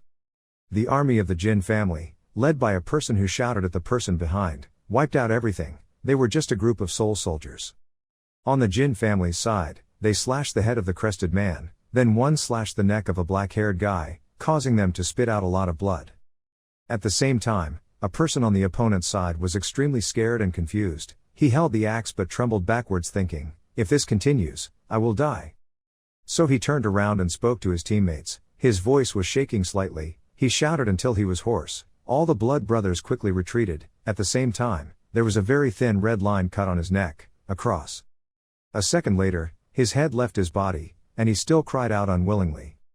A bright red cloak fluttered in the wind. The Lee family looked stunned at the person holding a sword standing in front of them. The blue veins on Lee Seo Guang's forehead popped out. His voice was low as if coming from hell. He said, call the Blood Vu Sao team. After he said this name, the group of people holding weapons trembled as the naked eye could see clearly. Lee Seo Guang pointed the sharp knife at the crowd and coldly said, go back, if you don't want to see the real blood and rain. Hearing that, a group of people did not dare to leave. they turned around and rushed back to fight again, even though they knew their lives could be lost. And Li Seo Guang is very angry right now. He gritted his teeth and thought to himself, these unemployed people and code thieves can only take the lead, useless people. A vein appeared on his forehead, then he frowned and silently assessed, perhaps I was too hasty. When he was in his son's corpse room, he was extremely angry. Now that he thought about it, he thought to himself, the anger over losing my son and the desire for revenge have clouded my ability to judge. Li Seo Guang stood hesitantly in one place. He thought to himself, ignored the advice of his subordinates and found the fastest route, then walked alone into this narrow canyon. Li Seo Guang's hands holding the sword were filled with veins and murderous aura all around. He lifted his foot. Then he stomped down hard, the ground and rocks below crumbling under his feet. Below Li Seo Guang is an entire elite army. His strategist speaks up, the monarch is leading, all attack and wipe out the Tae-1 army. Outside, the sky had turned dark, the snow had fallen more densely, and suddenly there were loud roars below. On the top of the mountain, the great elder huffed for an hour and then looked down to see what was happening. Below one are armored generals rushing in like lightning to kill the people of the Jin family. Then the gray-haired man also held a sword and rushed towards the Jin family, who died like a straw. Then there was another man with long hair. He also madly killed everyone who passed through his hands and fell. In the distance is Li Seo Guang. He is telling all his warriors, there is no need to compromise with them. On top of the mountain, when he saw that the person he needed to see had arrived, Jin Wai Kyung coldly spoke up, it's time. The great elder also solemnly continued, yes. Then he suddenly glanced at Jin Wai Kyung. In his eyes there were a few barely perceptible rays of scrutiny. He thought to himself, it would be better if he appeared a little later, no problem. They will rush in eventually. The great elder approached the cliff. He said, I will pay attention to Chun Baek. Jin Wai Kyung replied indifferently, just do what you want. Two heads of two families, right now are confronting each other. Two people have two different thoughts. Li Seo Guang has a very big ambition. Jin Tae-kyung remembers his face and thinks, wolf beast Li Chun Baek. He was a transcendent master, the one who single-handedly built the mountain Kumhang sect to its peak. Then he thought, what an unfortunate fate. I've always wanted to talk to him. Jin Wai Kyung said, Wai Peng, leave the rest to me. Wai Peng respectfully took the sword and walked over and said, as you wish, my lord. Jin Wai Kyung reached for the sword. He stared at the sword looking very thoughtful. He remembered that man. In the letter he left behind, he wrote, I want to travel on land, use this sword instead of my dung. Jin Wai Kyung was silent, his face was hidden in the darkness, and then he thought to himself, I don't even know where the person who should be the leader of the family is now. Give me a break, traveling on the mainland, boy, I've done nothing but stupid things all my life, and my middle brother should have received news of my situation by now. Jin Wai Kyung's eyebrows furrowed tightly. In his mind he secretly thought, I must be the one to protect the Jin family. He pulled out his sword, swung it into the air, and thought, I must win. Jin Wai Kyung turned around, stood stunned before his warriors, then raised his sword and said loudly, don't let any of them live. Moving the scene to the bottom, Li Seo Guang personally killed people of the Jin family. The people who passed through his hands were no longer intact, but Li Seo Guang still did not stop. Naturally, Li Seo Guang's eyes looked in one direction. His eyes were very cruel when looking in that direction. That person was Jin Wai Kyung. He was calmly walking forward. Li Seo Guang secretly resented saying the name Jin Wai Kyung. The sword in his hand emitted a layer of red murderous aura. He gritted his teeth and thought, here you are, I will have to kill you myself. Li Seo Guang was very angry because he saw Jin Wai Kyung. Suddenly an old voice rang out, oh, swordsman Chi. He suddenly jumped. After hearing that voice, he was a bit stunned, slowly turned his head and thought to himself, since when did he? Then, without saying a word, he swung a knife back. Behind the sword, a pile of dust appeared. The sword was also emitting a huge murderous aura. But the sword could not pierce the great elder's body because he had moved to a quite far place. Li Seo Guang coldly looked at the great elder and blurted out, sword illusion. The great elder looked at him and spoke, I haven't heard that name for a long time, are you a wolf? Looking at the great elder leisurely stroking his beard, Li Seo Guang replied, is that why you are here? In his heart he was thinking, even though I was wary of Jin Wai Kyung, but no, unexpectedly, he appeared behind me, but there was no movement, he must have reached zombie level. Seeing that he didn't answer, Li Seo Guang spoke up again, becoming the strongest person in Sun Tae doesn't seem like a bad idea. The great elder replied, I'm afraid it's impossible for you. Hearing that, Li Seo Guang coldly said, "If you don't try, how will you know?" The great elder said, "That's what weak people say, they don't understand that the result will not change anything." Li Seo Guang swung his sword once and then he raised his eyebrows and said, his words were sharp. In the hands of the great elder, he did not know when a sword appeared, he said, "I think if it is only useful, I say it is sharp." He frowned and said, "I should let you attack first." Hearing that sarcastic sentence, Li Seo Guang's whole face turned red and was extremely angry. He did not hesitate any longer and rushed into battle with the great elder. He raised his eyebrows and hummed. With a whooshing sound, his sword slashed towards the great elder, and the great elder used his sword to block the attack. 1 second ago, the great elder was still visible in front, 1 second later he was behind Li Seo Guang, he thought, behind him. The great elder swung the sword at him, Li Seo Guang turned around to block the sword. Because it was so sudden, Li Seo Guang's hand holding the knife trembled. The great elder continuously slashed at Li Seo Guang. And Li Seo Guang had to retreat backwards because of the great elder's attacks. The soil and rocks below them were thrown into the air. Rocks flew towards the group of people fighting, making them startled and looked over there. A series of flying rocks and rocks hit people around, some people even dropped their swords in their hands. In the middle were Li Seo Guang and the great elder fighting fiercely, everyone was running around saying, "Get out of here, we will get caught up in this war." Looking at the two people fighting with no one giving way, everyone said, "This is a battle between masters of swordsmanship." With a whoosh sound, the sharp sword flew forward. Somehow it hit Li Seo Guang's arm. He shook his bleeding arm, changed the sword to his left hand, he thought to himself, "Damn, my right hand is injured." At this moment, the great elder swung his sword and flew in. Li Seo Guang raised his sword with his left hand to block the attack, a curse rang out in his mouth, "Damn it." Suddenly a loud explosion rang out. Li Seo Guang's arm holding the sword was twisted back. He cried out in pain. Then his shoulders suddenly tensed. His waist shot out jets of blood. Even his shoulder was spurting blood. A sword slashed straight towards Li Seo Guang's chest. He gritted his teeth and endured the pain. Because he was seriously injured, he immediately spat out a bunch of real blood, his face turned pale, his white eyes filled with pain. Because he was seriously injured, he immediately spat out a bunch of real blood, his face turned pale, his white eyes filled with pain. A group of people fighting had to stop and look. They were all extremely stunned and couldn't believe their eyes, they even stopped fighting and didn't continue. After a moment of silence, a voice of discussion rang out, "The Hangzhen sword master lost." The people from the Li family said in confusion, "Master, Master," and the people from the Jin family shouted with joy, "The general won." Li Seo Guang, his whole trembling body knelt down on the ground, spitting out fresh blood from his mouth. Seeing that the situation was not very good, Li Seo Guang said with a trembling voice, "What do you want, say it." But the great elder did not react at all, he was waiting for something else. Seeing that there was no answer, Li Seo Guang hugged his painful chest, his voice unable to hide the fear, and said, "I will give you this life, I will order my subordinates and disband the sect for 10 years or even it's been 100 years, so the mountain sword gate." Before he could finish speaking, the voice of the great elder interrupted and said, "No." The great elder coldly glanced at Li Seo Guang, who was kneeling on the ground, and said, "The only thing I want is for every mountain sword gate to be destroyed, not even a blade of grass left behind." Hearing that, Li Seo Guang screamed in pain. "Why?" The great elder still coldly replied, "Don't ask like that. If the winner is, the sect that will be destroyed will be my sect."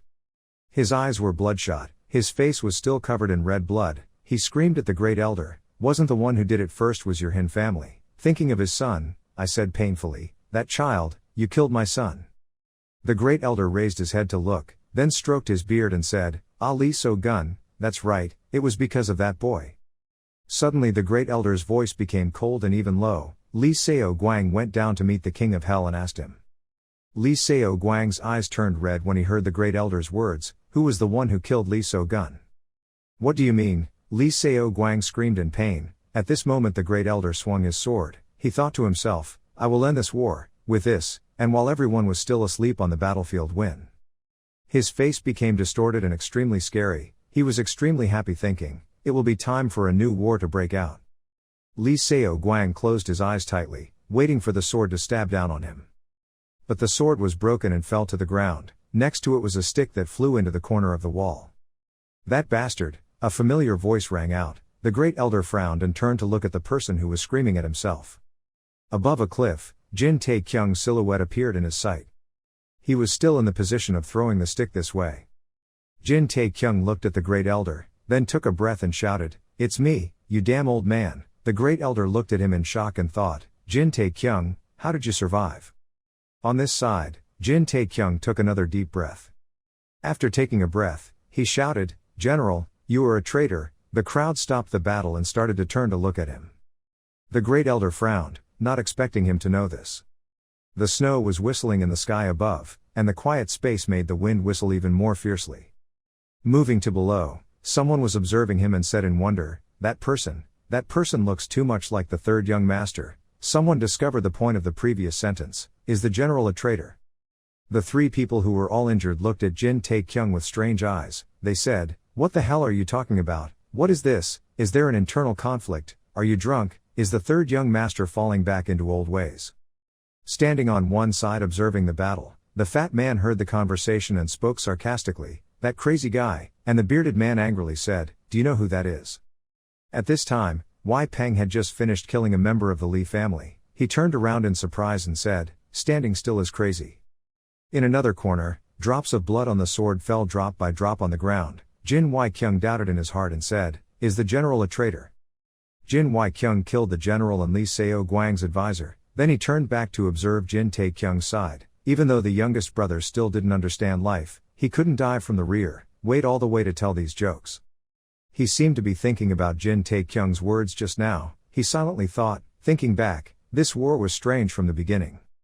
Jin Wai-kyung thought back to the events that had happened recently. First Lee So-gun was killed, starting with Lee So-gun who was still recovering and died from poisoning. Then the rumor spread quickly. Although we know that the general's success today is thanks to that good cooperative attitude. Jin Wai-kyung felt like he was standing still as he pieced together these stories. He remembered the great elder's face and silently lamented in his heart, but did it turn out like this because the general wanted it that way?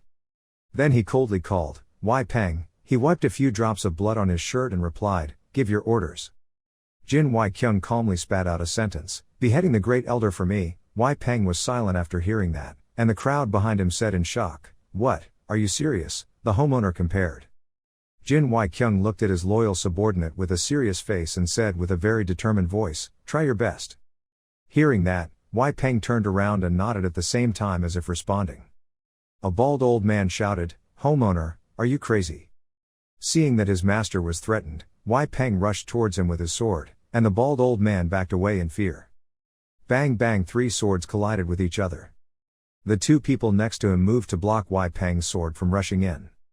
The three swords all emitted terrifying murderous aura as they faced each other. Wei Peng said coldly and with disdain, "It turned out that he deliberately hid his martial arts skills." The bald old man snorted sarcastically. Hoppy raised his hand and launched a shot at Wei Peng. A gust of wind shoots Wei Peng far away. The crowd looked bewilderedly at the scene unfolding. The bearded man panicked and said, "Great elder, what exactly is this?" The newspaper man pointed forward and said, "No way." A second bald man waved his sword and said, "It's still a bit early, but it can't be helped." Jin Wai-kyung quickly ordered Wei Peng to speak, stopping him. Suddenly, a loud explosion rang out, followed by fireworks shooting straight into the sky. On this side, after seeing that sacred thread splash, the people of the Jin family who were resting and drinking water said in surprise, "Hey, what is that?" At that moment, a sword pierced straight through the chest of the person holding the water bottle. That person died immediately, and the other person did not expect his comrade to kill his own people like that. What's wrong with you?" The other guy took off the blue shirt he was wearing. He also threw away the hair tie. He said, "You have no place to hide, you will die from that wound." A bunch of people wearing blue clan clothes tore off the entire shirt and instead became another army, the Palace Demon Gate and the Three-Path Gate and even the Blue Path Gate.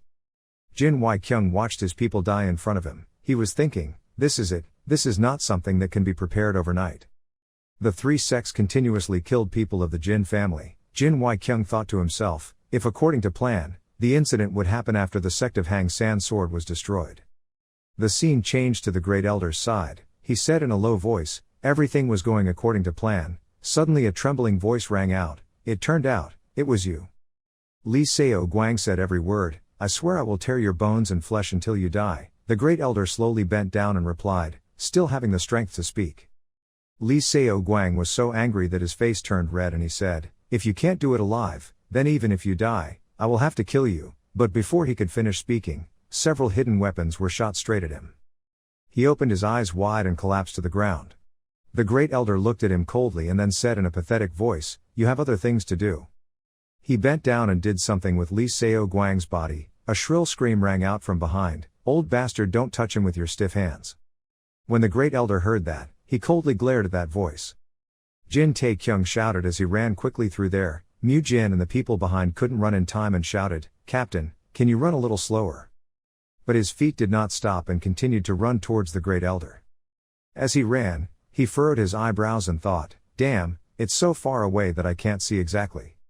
Looking at the chaotic scene before his eyes, people pushing and pushing back and forth, he couldn't see clearly what the great elder was doing. Li Seo Guang, he thought to himself, but with that huge figure and sword, it was Jin Wai-kyung. Jin Taekyung's head was sweating. He gritted his teeth and thought, he's already been defeated. Is that old man that strong? Looking at his fellow students lying on the ground, he worriedly thought about how he could save them. As soon as he finished thinking, he ran quickly across the ground and conveniently grabbed the spear stuck in the ground.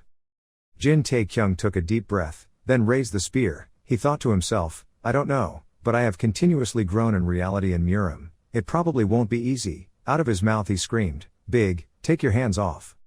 Seeing Jin Taekyung release the spear without any regrets, behind the two people Mu Jin shouted, "My senior brother, this bastard." At this moment the spear was rushing towards the great elder. He did not move but glanced at the spear rushing towards him. Then the great elder slowly raised his sword, and a strong murderous aura emitted from the sword's body. Then suddenly he turned around and used his sword to split the spear that was coming towards him. Jin Taekyung saw that one of his moves had broken the spear and wanted to hold his breath, not even daring to breathe. The three people on Mu Jin's side also stopped. All three faces were pale as if there was no blood left at all. Jin Taekyung was running as fast as he could when he suddenly braked, causing the ground below to sink into a long hole. Looking at the red light radiating from the great elder's sword, Jin Taekyung thought to himself, this is it. In fact, mana crystals can be extracted when you become at least a level a hunter. The only difference is in name between mana and power. In terms of monkey intelligence, they are the same. On this side, the great elder turned around and was about to walk towards Jin Taekyung. The four people on his side kept moving forward, their bodies trembling slightly. The three people Mu Jin panicked and whispered to Jin Taekyung, "The captain just now was like a sword. Are you sure he betrayed the leader? Otherwise we can resolve it by negotiation." "Hey," he stood in front, sweating, thinking, "Damn, it's too much for me." He clenched his teeth, his face looked serious. He silently speculated in his heart, "Why run away? No way. If that was the case then I wouldn't have come back here. I've gone too far and there's only one road left."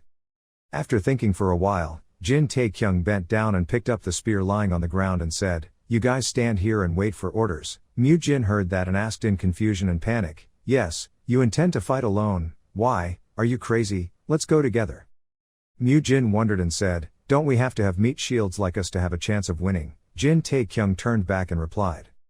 He raised his eyebrows at the other three people and then smiled and said, "Are you guys going to die? I'll go take a look and then come back, so just wait." So Jin Taekyung alone held the spear and walked towards the great elder. Behind him was still Lee Wenbaek kneeling face down and fainting on the ground. On this side, Jin Taekyung sighed, then took a deep breath and thought to himself, "If you can make the most of the length of the spear to maintain distance and fight, then let's try it." The great elder was silent and wanted to say something, but in the end he still didn't say a word. He also took a few steps forward. Even Jin Taekyung's footsteps did not stop at all. Angry, Jin Taekyung swung his spear towards the great elder. Suddenly the system jumped out and ding-ting for a few times and then said, the winner's title and effects were applied. Strength was temporarily increased, agility was temporarily increased, and physical strength was temporarily increased. The great elder did not move, but his hand raised his sword to block the spear. His face was extremely cold. The great elder's eyes were somewhat appreciative, but most of all they were contemptuous of him. He opened his mouth and said, "That's pretty good, it can go this far." Jin Taekyung raised his eyebrows to notice his words, and at the same time, a light sound rang out. The great elder lightly touched the blade to the spear, causing it to break very easily without any effort at all. The great elder coldly swung his sword at him without mercy. He quickly rushed out of that circle and jumped to the side. In his hand was a spear that had been cut into 3 equal lines by the sword. His face shone with surprise that could not be hidden. Quick as lightning he threw 2 sticks towards the Great Elder. Without waiting for him to react, Jin Taekyung changed his direction to another side, making him extremely confused. He turned his head and glanced at him and said, "Are you planning to escape?" At this time, Jin Taekyung ran to where Lee Won-baek was lying in a pool of blood. He laughed and said, "Running away, how ridiculous." Seeing that he was being played, the Great Elder waved his sword angrily and said, "This brat." The airflow he threw out just happened to hit the spot where Lee Won-baek was lying. At the same time, the figure of Jin Taekyung, hugging Lee Won-baek, rushed away. After he retreated, 2 groups of people quickly rushed out with weapons, protecting the captain, protecting the third young master, and gathering everyone around.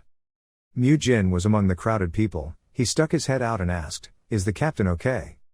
Jin Taekyung didn't pay attention to his question, but he was staring blankly at the dying person. In his mind he was extremely confused, thinking, "What is this person?" He shyly looked at Lee Won-baek and said, "Sorry, but who is this?" At this time Mu Jin had managed to squeeze out. Looking at Lee Won-baek he was extremely shocked.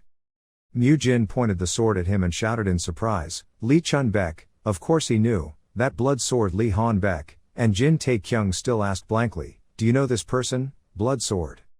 After hearing this name, he threw the Lee Won-baek bag on the ground and stuck his body against the wall. Mu Jin said, "The head of the Hang San family, that's the blood sword Lee Won-baek." Looking at the person covered in blood all over his body, it was difficult to even breathe. Jin Taekyung was afraid, hugged his body and gritted his teeth, thinking, he was the one who started the war and the one I was going to capture. He was going to take all the credit, a sword to save such a worthless guy. Jin Taekyung took a deep breath and thought to himself, but luckily it wasn't Jin Wai-kyung. On the other side Mu Jin was observing the situation and reporting back to you, "So where is homeowner so?" He regained his composure and said, "I don't know," but before he could finish his sentence, he noticed that the Great Elder on the other side had killed all his people. Jin Taekyung said seriously, "That is not the current problem." After killing all those people, his feet were still stepping on the body of one person. Now his whole body was emitting an amazing murderous aura. His voice was low. He looked at Jin Taekyung with sharp eyes and said, "Yes, is a disrespectful person." The scene changes to this side where Wai Pang is holding a sword and rushing forward. The person blocking the attack was the fat man with white hair. In Wai Pang's next post, another fat guy appeared wanting to sneak attack him. A sharp swishing sound swung up and cut through the Wai Pang. The ends of Wai Pang's hair were cut off, making him frown and glance at him. After seeing his subordinates being secretly attacked, Jin Wai-kyung was on fire and was about to rush up and say, "These guys." Let's take a look at the figure of a skinny bald old man pointing his sword at Jin Wai-kyung and saying, "Where are you going in such a hurry?" Jin Wai-kyung frowned once. His blue mana-coated sword pointed straight at that old man. That bald man also swung his sword to fight back. He said softly, "Yes." Suddenly a powerful explosion rang out. The 2 swords collided, causing Jin Wai-kyung to retreat backwards. Even the bald old man was also pushed back a distance. 2 people stood at opposite ends staring at each other. The surrounding air became stagnant. Jin Wai-kyung let out a breath and thought to himself, what is the old man behind his strength? The bald old man raised his slightly red hand and thought to himself, he didn't expect the homeowner to be this strong. A cut suddenly appeared on Jin Wai-kyung's arm, causing blood to spurt out. A small cut wound also appeared on his face, and he cried out. Jin Wai-kyung slowly raised his sword. He silently lamented in his heart that he had used too much energy to fight against the fierce mountain swords. Looking at the bald old man fiercely rushing towards him, Jin Wai-kyung prepared to raise his sword to block the attack. He thought to himself, this seems to be difficult. Not knowing when, another sword rushed between the 2 people. The bald man glanced at that person coldly. He swung a cold sword towards that sword. On the other side, the sword was broken. The other person's blood also flowed out like a waterfall. Jin Wai-kyung was extremely shocked when he saw that person. The injured person trembled and hugged the wound on his stomach. The bald man pulled out his bloody sword and coldly spoke, "Mr. Military, you are really troublesome, you really want to, so dead." The so-called advisor was holding out his broken sword and trembling as he said, You great elders betrayed the family." The great elders said, "Oh, then what?" The advisor said, "You are a warrior, master of the Jin family." The strategist spat out a large mouthful of blood. He still steadfastly pointed his sword at the great elder and said, "I order you to stop. His voice was trembling. Suddenly, a loud and shocking scream rang out. Then a series of people called out to the military advisor. The great elder looked at the group of dirty-clothed people whispering and talking. He thought, so these are the leaders, elite warriors and bureaucrats, TSK, that's so disappointing. They turned to see the fat man and the wire-bearded man already in battle, inexplicably shouting, "What the hell is this?" The bushy-bearded man was extremely shocked when he looked at the two dead bodies of his fellow disciples and thought to himself, so have you guys really been lying to us all this time? Next to him was another person. He gritted his teeth and thought, thinking that I didn't know anything and still helped them before, how shameful. Next to him was a man with long brown hair who thought to himself, I don't know when they plan to destroy the whole family. A second later, all the people were holding swords, knives, and spears, so they said, kill all those traitors. The three people in the elder team had to step back into a group to observe the situation. The great elder looked at a group of people who didn't know anything but rushed towards him. He smirked and said, it's truly indescribable stupidity. Jin Wai-kyung stood still, watching the group of people rushing towards the great elder's place. He could also hear the words, this day next year will be your day of coaxing. Even Wai Peng couldn't get in. Those people still confidently said, damn it, show them the power of the Jin family. 1 second later, Jin Wai-kyung turned his feet and turned back to the other group of people.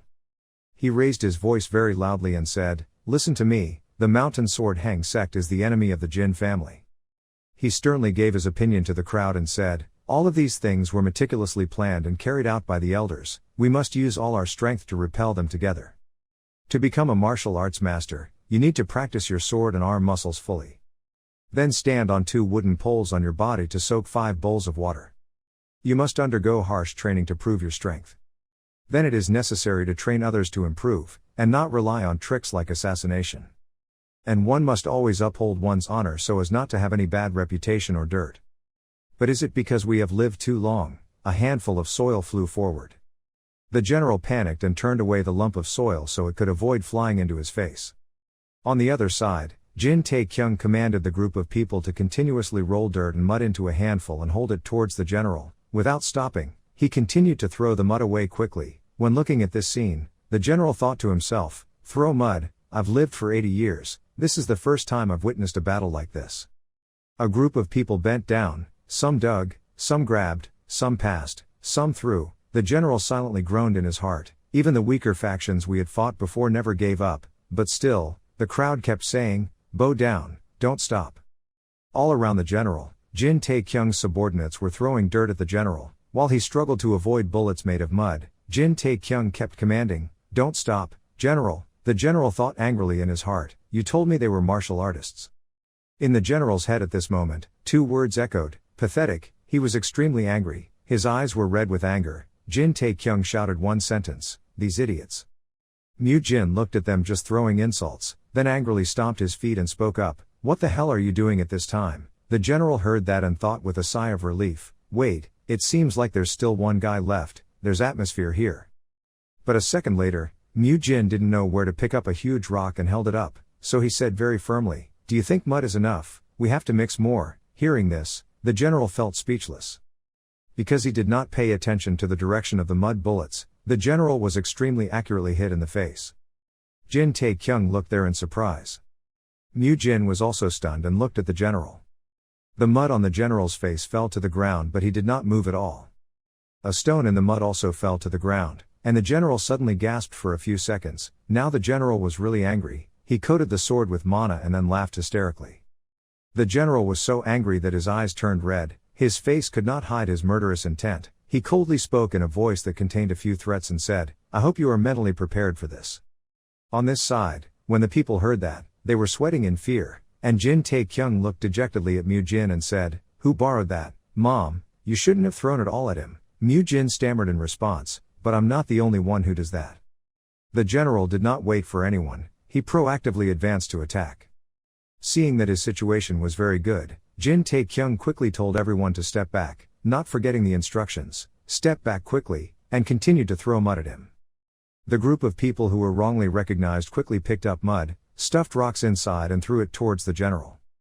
This time he gently raised his sword to clear away the mud. The whole crowd gasped in disbelief. Then Mu Jin was the first to run away.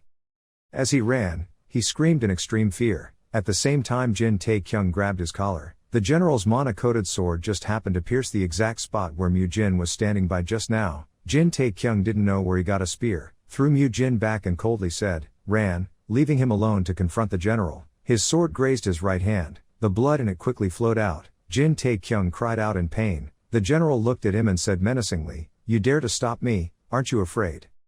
Jin Tae-kyung turned around and ran and replied, "If I told you I was scared, would you let me live?" The general followed his footsteps and ran after him, then replied sarcastically, "Oh, I can't believe it." He raised his sword and prepared to stab Jin Tae-kyung in the back. "It seems like you need to learn how to behave first." He cautiously turned his head to observe the situation, looking at the mana-wrapped sword that was about to stab at him. Jin Tae-kyung opened his eyes. He was depressed and thought to himself, "I left my mother." Just as the sword was about to stab him, another sword blocked it.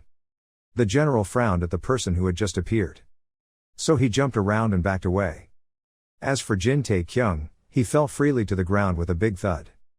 Jin Tae-kyung pointed his sword at the general and said, "Behaving impolitely is normal for a young teenager." He stood in front of Jin Tae-kyung to protect him. He looked at the general and coldly said, "Why do you want to kill my younger brother?" The general looked at the two brothers Jin Tae-kyung silently without responding. On this side, Jin Tae-kyung is sitting up on his hands. He looked at Jin Tae-kyung and smiled, thinking, "I know he's still alive."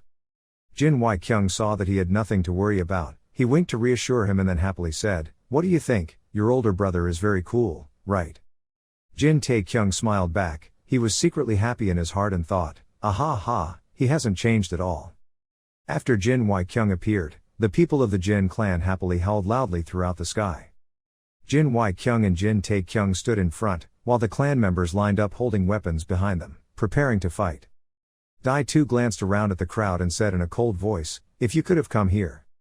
Jin Tae-kyung didn't even bother to give him face. He also coldly said, "I have already killed both the second elder and the third elder. With the first elder it will take a bit of time." The general heard it and tilted his head slightly to look at the gloomy sky without a single ray of sunlight. He said, "They keep saying they want to die like warriors. I'm glad they got their wish, already."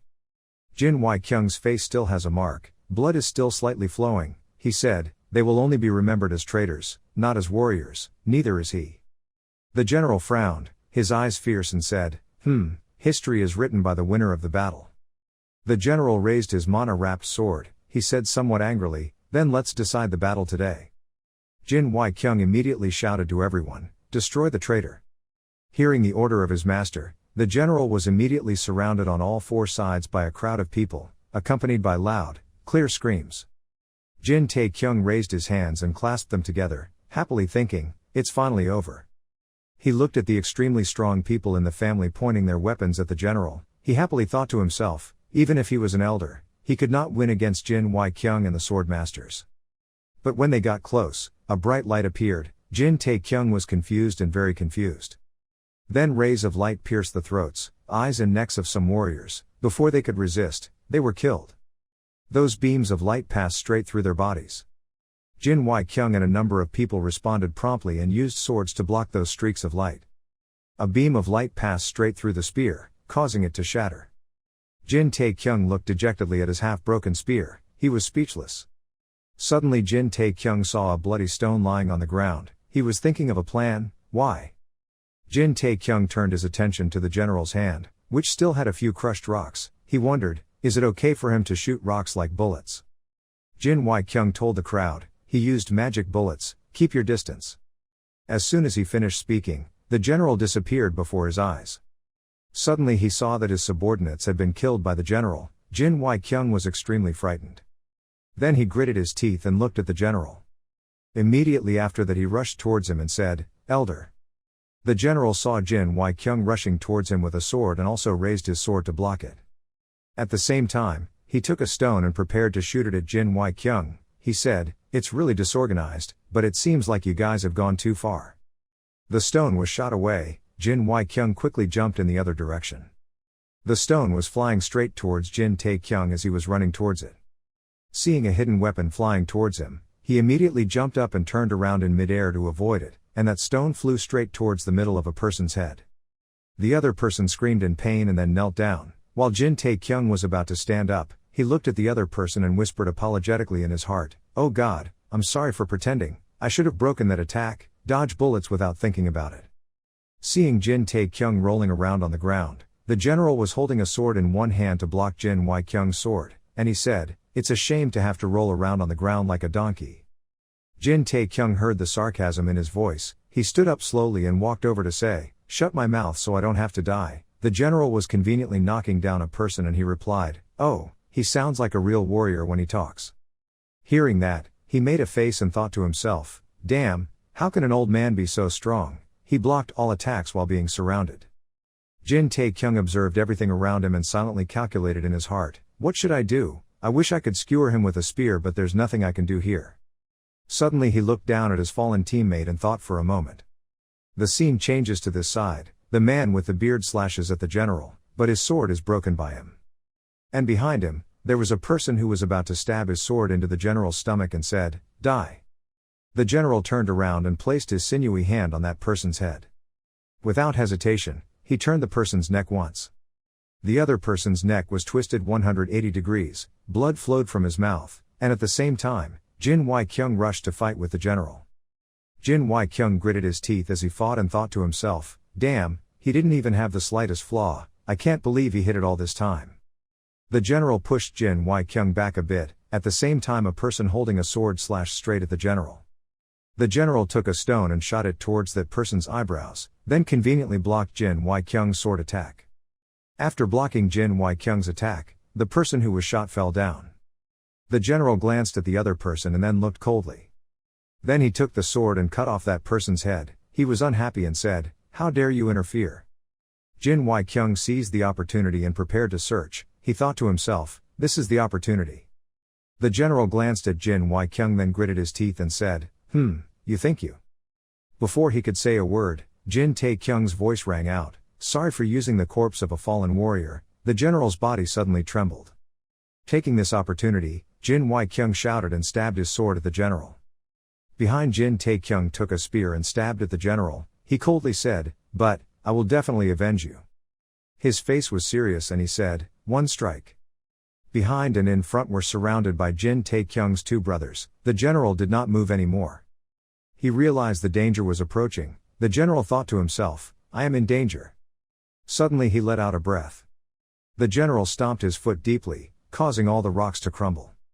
The general raised his mana-coated sword. He also added another layer of mana to increase his strength. Jin Wai-kyung frowned in recognition, increasing his sword energy.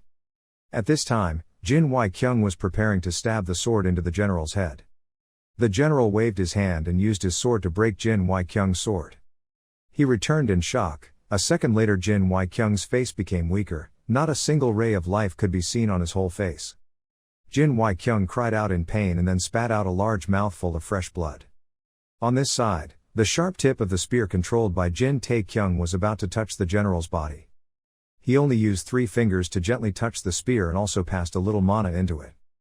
But Jin Tae-kyung also refused to be weak. He wrapped a layer of yellow energy around his body and shouted with determination to rush towards the general. He saw that he could not break the spear, then looked at the yellow light and was somewhat shocked. Then a beam of yellow energy hit him in front of him.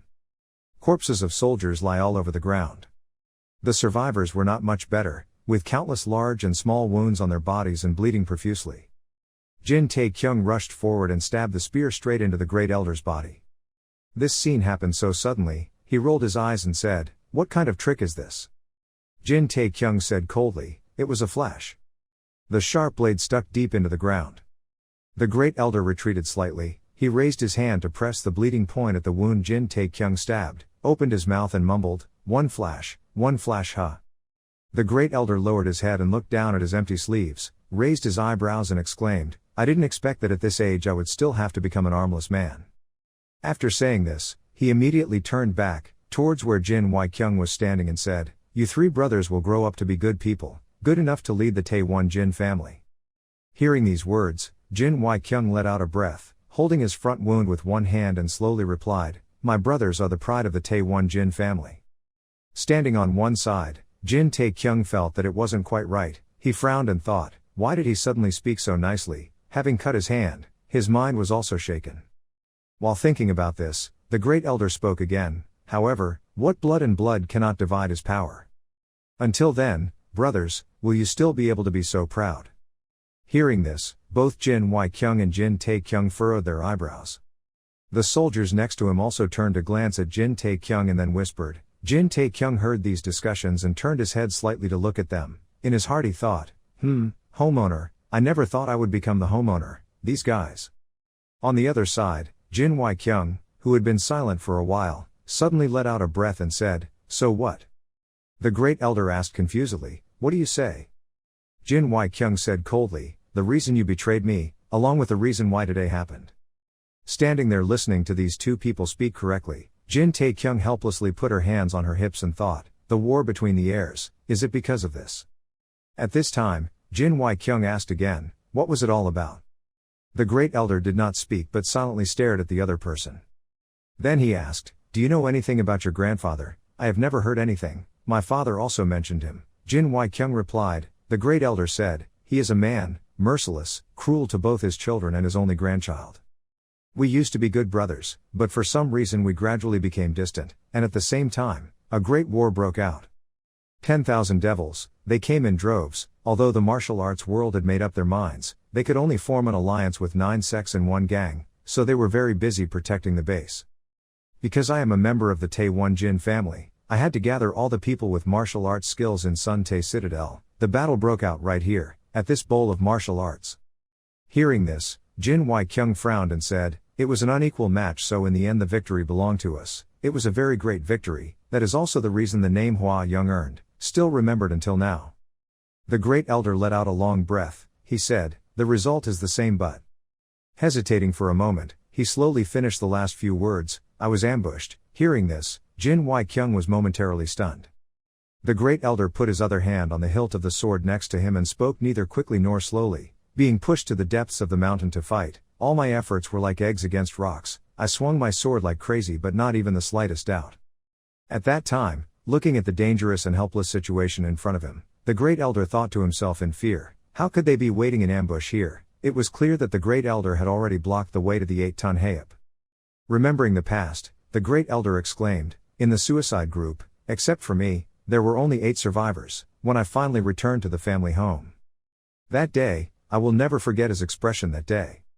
Is that true? Jin Wai-kyung asked doubtfully. The great elder nodded and said, that was the time when the country changed several times, but you think I only came here to doubt.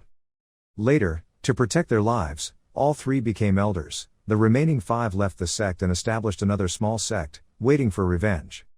Hearing this, Jin Wai-kyung was startled and thought, the 5 masters of Sun Tae 5 Mons are these 5 people.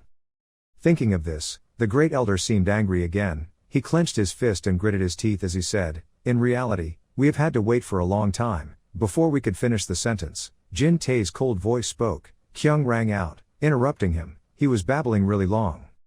Hearing this, everyone widened their eyes and looked towards Jin Tae-kyung. The great elder suppressed his anger and said, what? Jin Tae-kyung raised his hand and scratched his ear and replied in disgust, I listened carefully to see what it was, but the ultimate goal is to take revenge lightly. After eliminating the obstacles that are Tae-1 Jin Jia and Hang San Sword Gate, you will take over the entire Sun Tae city, right? Having been told this, the great elder gritted his teeth and scolded.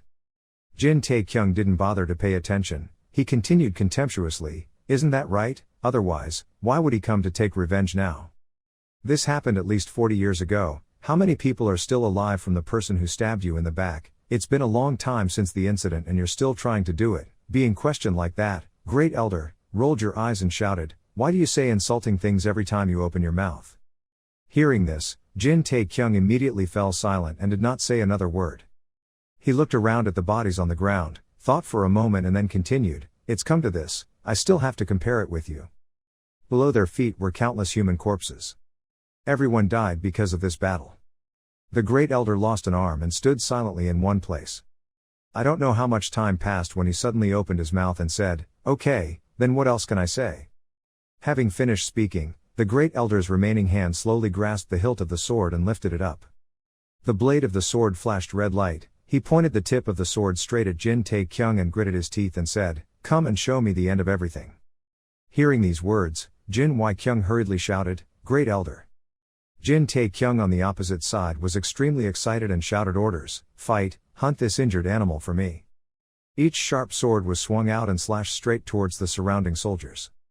The sword slashed right into the neck, causing fresh blood to spurt out. The air around here had a sweet, fishy smell of hot blood.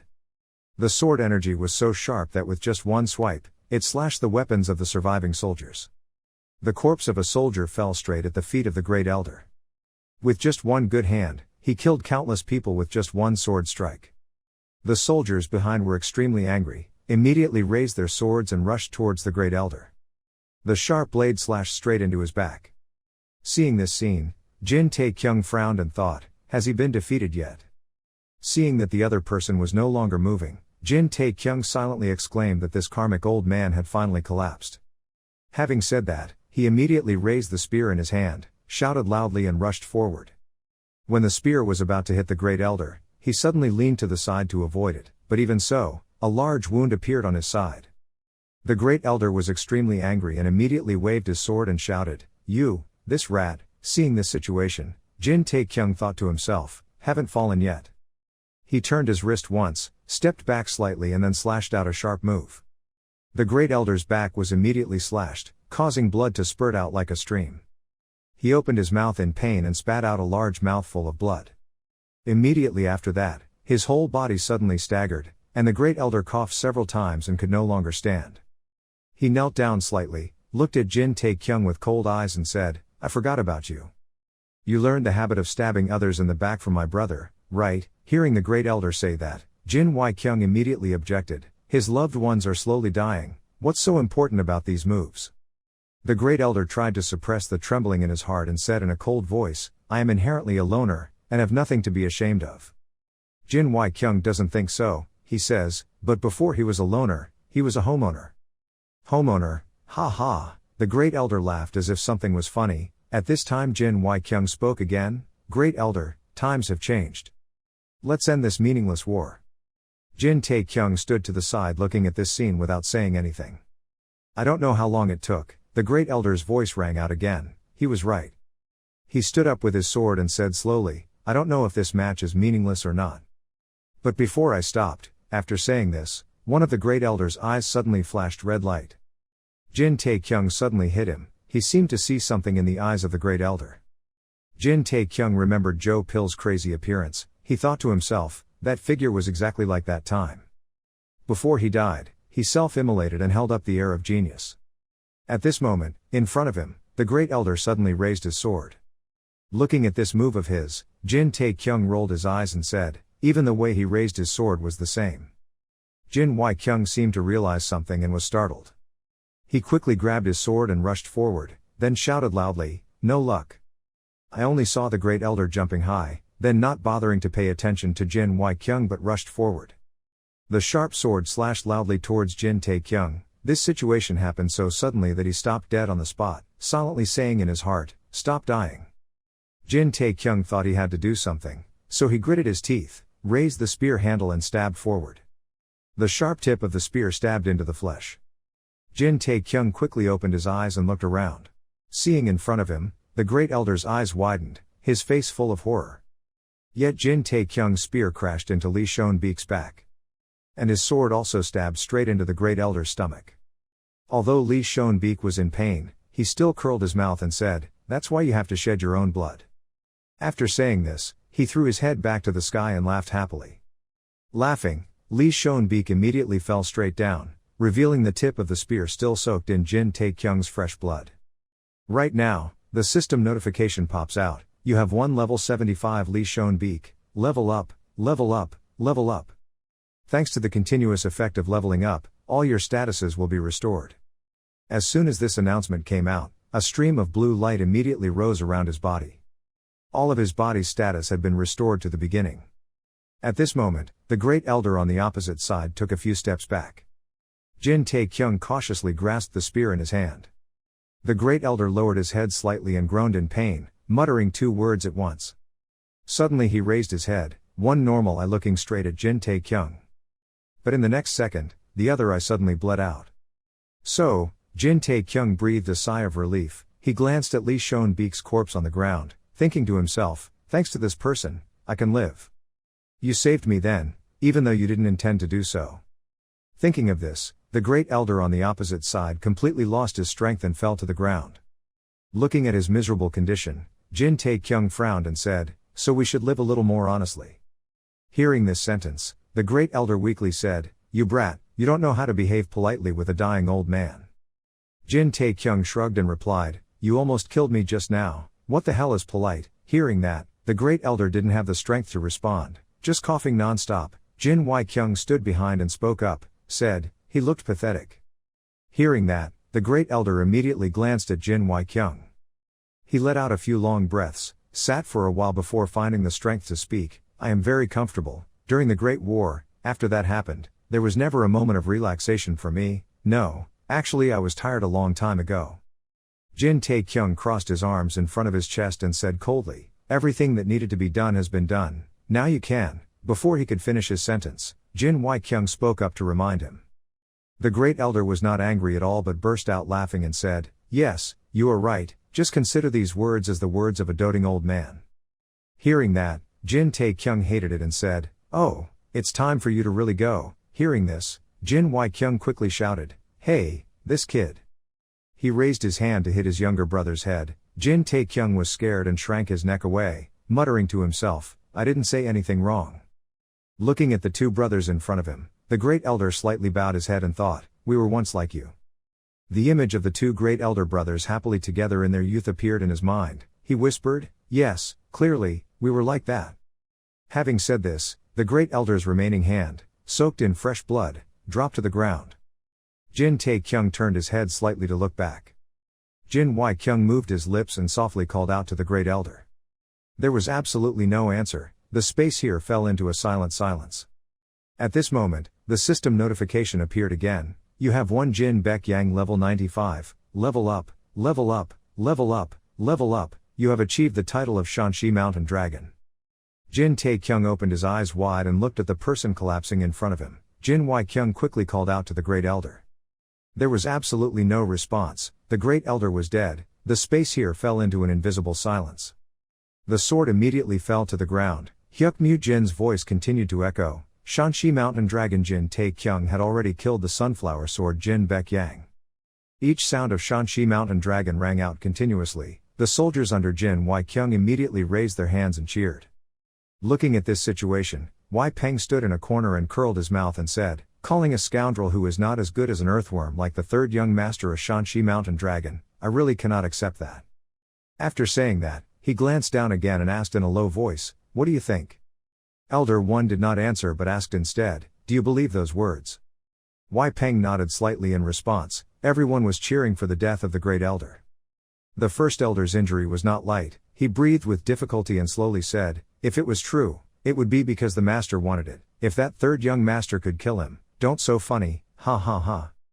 Wai Peng turned his head to look at the crowd, frowned and said, "Can you see from this distance? Your eyes are also sharp." The first elder let out a breath and said, "Because I have already sold one eye, I am looking out like that." After saying this, he seemed to have difficulty breathing and groaned several times.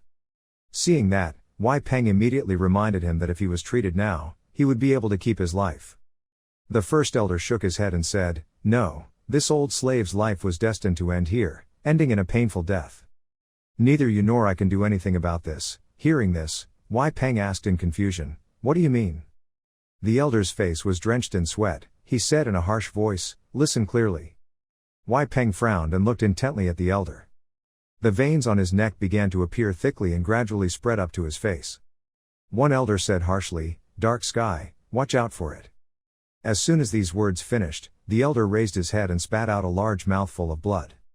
Seeing this scene, Wai Peng hurriedly exclaimed, "Most elder."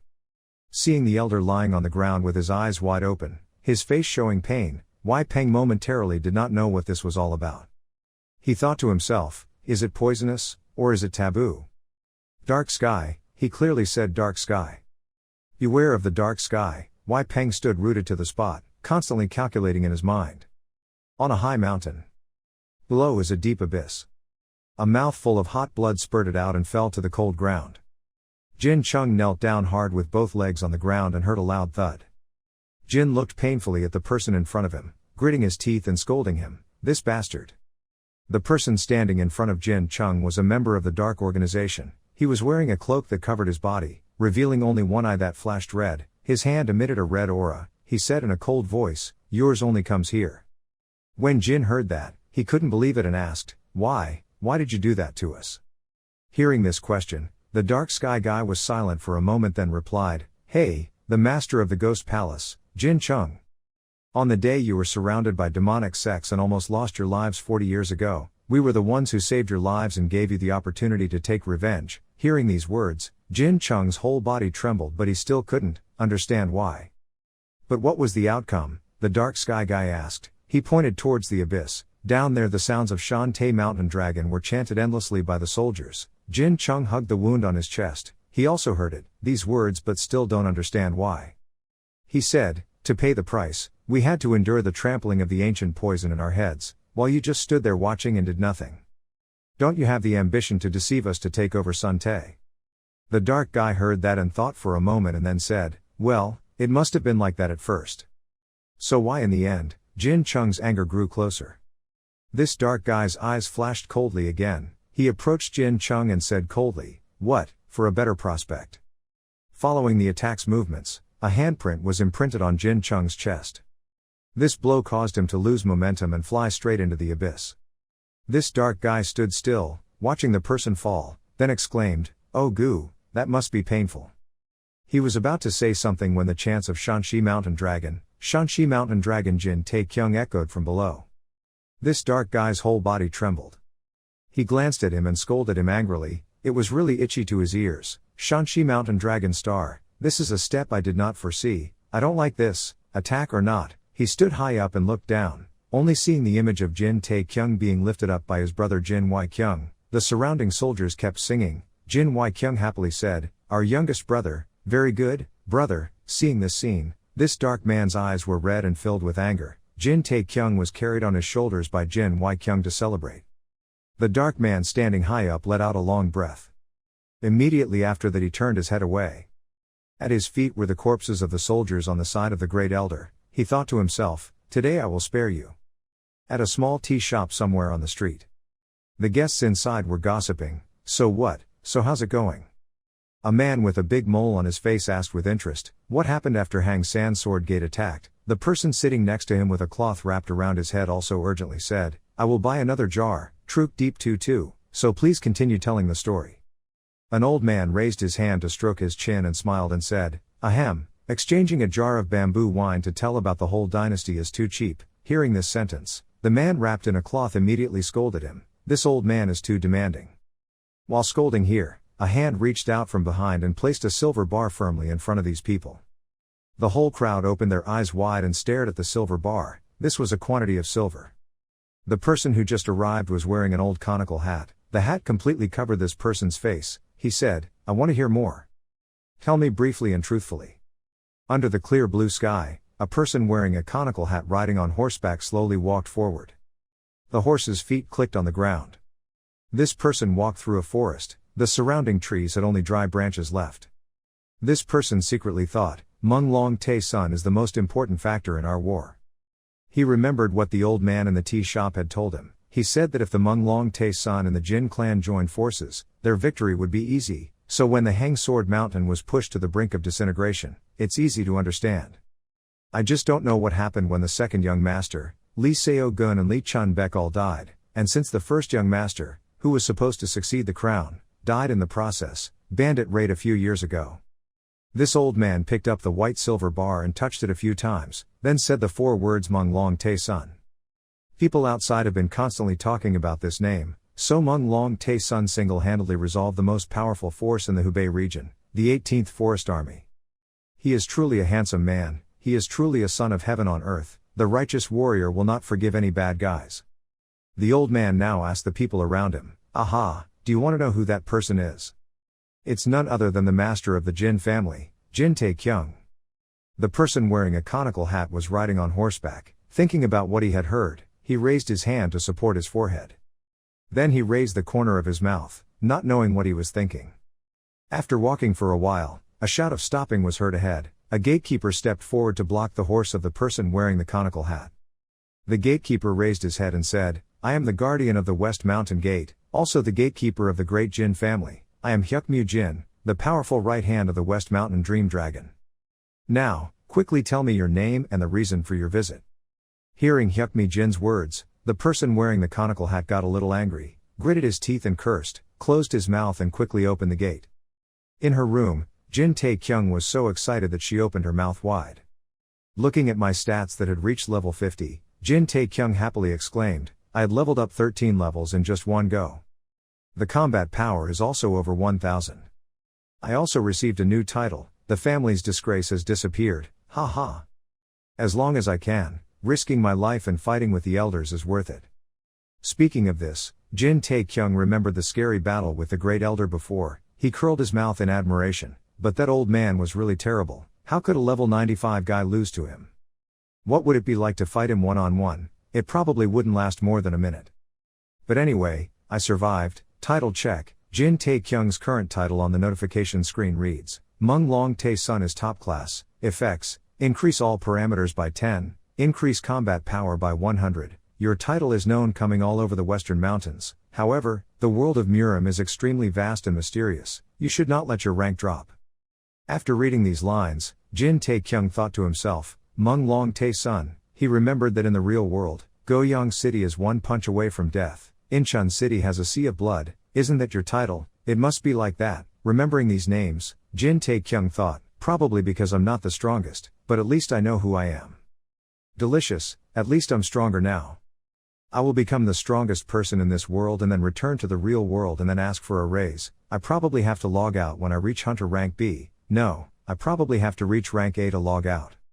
While thinking endlessly, Jin Tae-kyung suddenly stopped.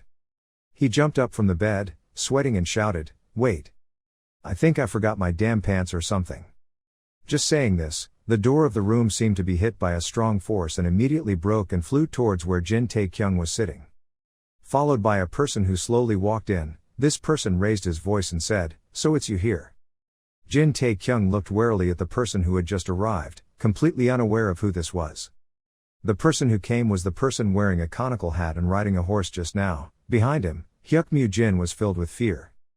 Who the hell is this guy? Jin Tae-kyung pointed to the person who had just appeared and asked Hyukmu Jin. He stammered and still couldn't say a complete sentence. Hyukmu Jin tried to suppress the fear in his heart, turned his head to look at the person wearing the hat, then stammered and said to Jin Tae-kyung, don't you recognize this person? Hearing that, Jin Tae-kyung asked in confusion, how the hell do I know? Who must it be? You brought him here. After saying that, he glanced at the other person, feeling a bit annoyed. The other person took off the conical hat on his head. Jin Tae-kyung observed his movements and then silently evaluated. Dust covered his face but he looked very young. His body was strong and had been trained hard. He was definitely a family member, martial arts. That's interesting. Maybe this guy heard my name so he wanted to come compete. Thinking so, Jin Tae-kyung slowly got out of bed. He muttered, I will show you how to be polite. Jin Tae-kyung quickly stood up. He used condensation to see how strong the opponent was. A notification sounded, but the system could not confirm the current level of the other person. Jin Tae-kyung thought, I thought he must be very strong. Wait, what? Wait a minute, his name, Jin. By the time he saw the other person's name Jin Mu-kyung clearly, his face had appeared completely before Jin Tae-kyung's eyes. In the infirmary, Jin Y-kyung asked, second brother, don't you remember him? Jin Tae-kyung shook his head and replied no. Jin Y-kyung continued, it's Jin Mu-kyung, he's 25 years old, he's a martial arts genius, he reached the highest level of spiritual magic at a very young age. Sounds cool really, right? Jin Tae-kyung lying straight on the hospital bed, his body covered with scratches and bandages, he weakly said, probably so. Jin Y-kyung continued speaking, but I haven't seen him for a long time, he is now in a faraway place. Where is he? Jin Tae-kyung asked. Jin Y-kyung replied, he is studying a martial arts school in Hanam, I haven't seen him for 3 years. What kind of person is he? Jin Tae-kyung asked curiously. Jin Y-kyung stroked his chin thoughtfully and said, well, it can be said that he is a kind person, even though people often misunderstand it because of his cold eyes, but I am sure that he is a good person. Lying on the hospital bed, Jin Tae-kyung asked again, are you close to him? Jin Y-kyung scratched his chin and nodded, yes, you two are quite close. I think so. Jin Y-kyung stood up and said, you guys are definitely very close. Jin Tae-kyung remembered what Big Brother said when he returned home and widened his eyes and exclaimed, second brother. Jin Mu-kyung slightly raised his eyebrows and observed his younger brother without saying a word. Jin Tae-kyung stood still and thought, I thought he was very far away, it would take a few weeks to come back, but he came back as quickly as the war had happened and ended. Seeing the other person's cold face, Jin Tae-kyung immediately smiled gently. He muttered, you know I'm just joking, right? Ha ha ha. Jin Tae-kyung quickly walked towards Jin Mu-kyung. He held out his hand, squinted his eyes and said, it's been a while, second brother. Jin Mu-kyung looked at his younger brother's hand in front of him, silently saying nothing. A moment later, he reached out his hand to shake the other hand, nodded and replied, it's been a long time.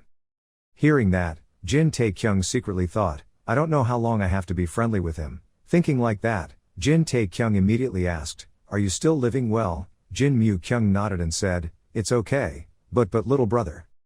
Yes, Jin Tae-kyung replied, baring his teeth. At this moment, I heard Jin Mu-kyung's cold voice, isn't the way you talk to me unusual?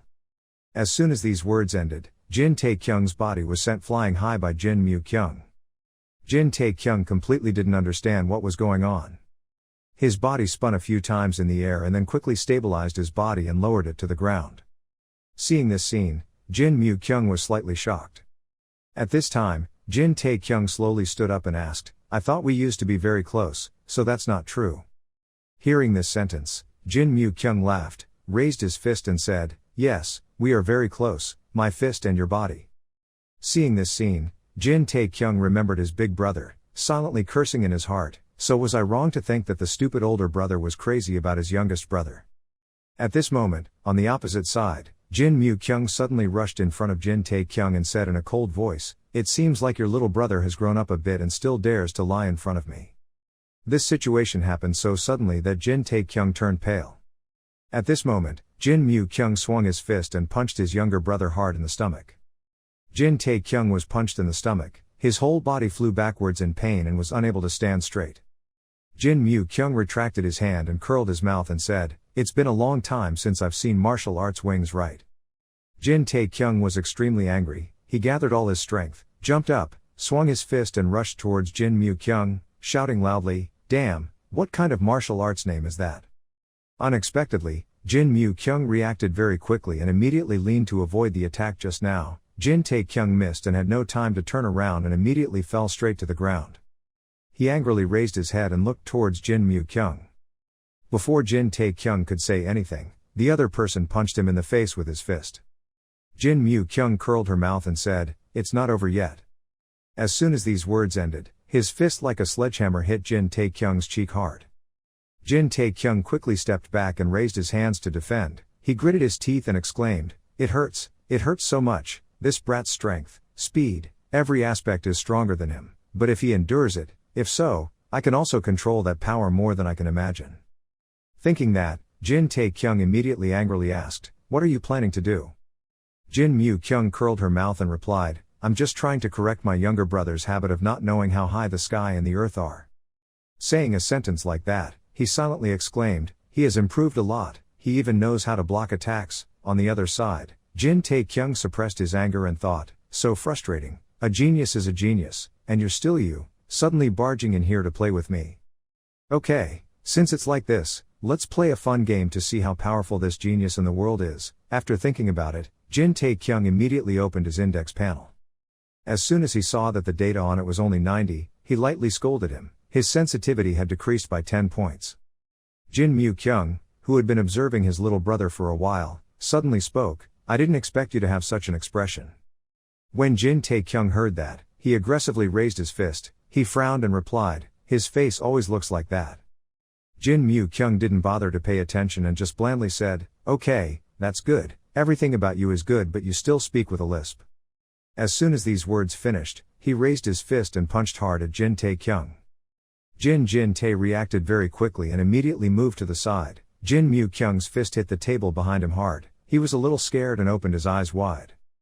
Jin Tae-kyung curled his mouth and said, have you heard that rumor? I'm called the Hidden Dragon Mountain Book. Hearing this sentence, Jin Mu-kyung chuckled. He spoke neither quickly nor slowly, but he was tired of listening to that nonsense rumor. Realizing the contempt in the other person's voice, Jin Tae-kyung gritted his teeth and replied, just wait, I will catch up with you. Chasing after creation, Jin Mu-kyung laughed and said, "What year is it?" "Right now," Jin Tae-kyung said. He just checked his stats, and now his sensitivity has decreased by another 10 points. Jin Tae-kyung's current acuity is only 80 points left.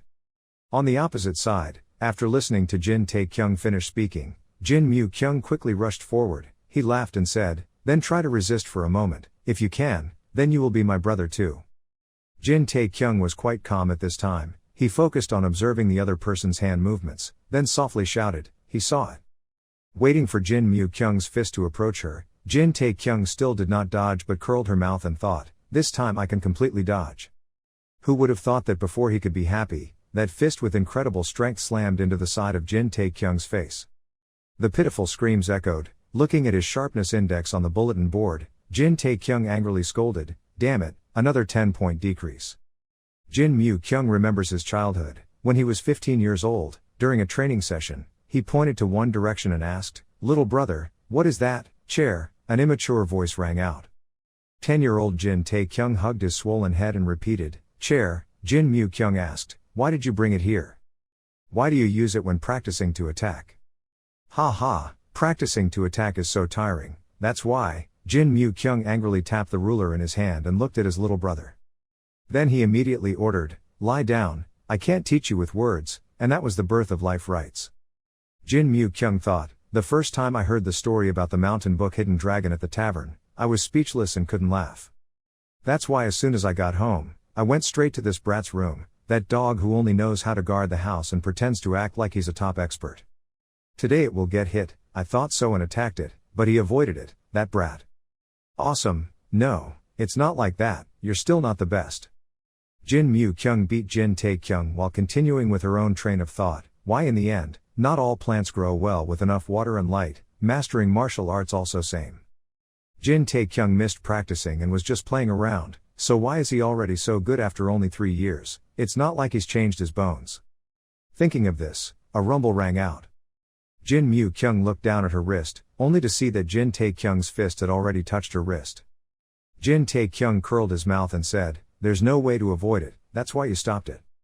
Jin Mu-kyung cried out in disbelief. Jin Tae-kyung pointed straight at him and said, "I told you, I will chase you." Jin Mu-kyung's face wrinkled. He raised his eyebrows and asked, "How is that possible? Did you drink potency-increasing oil?" Potency-increasing oil is a rare medicine. Even if you drink just 1 drop it can increase your strength, internal work increase several times.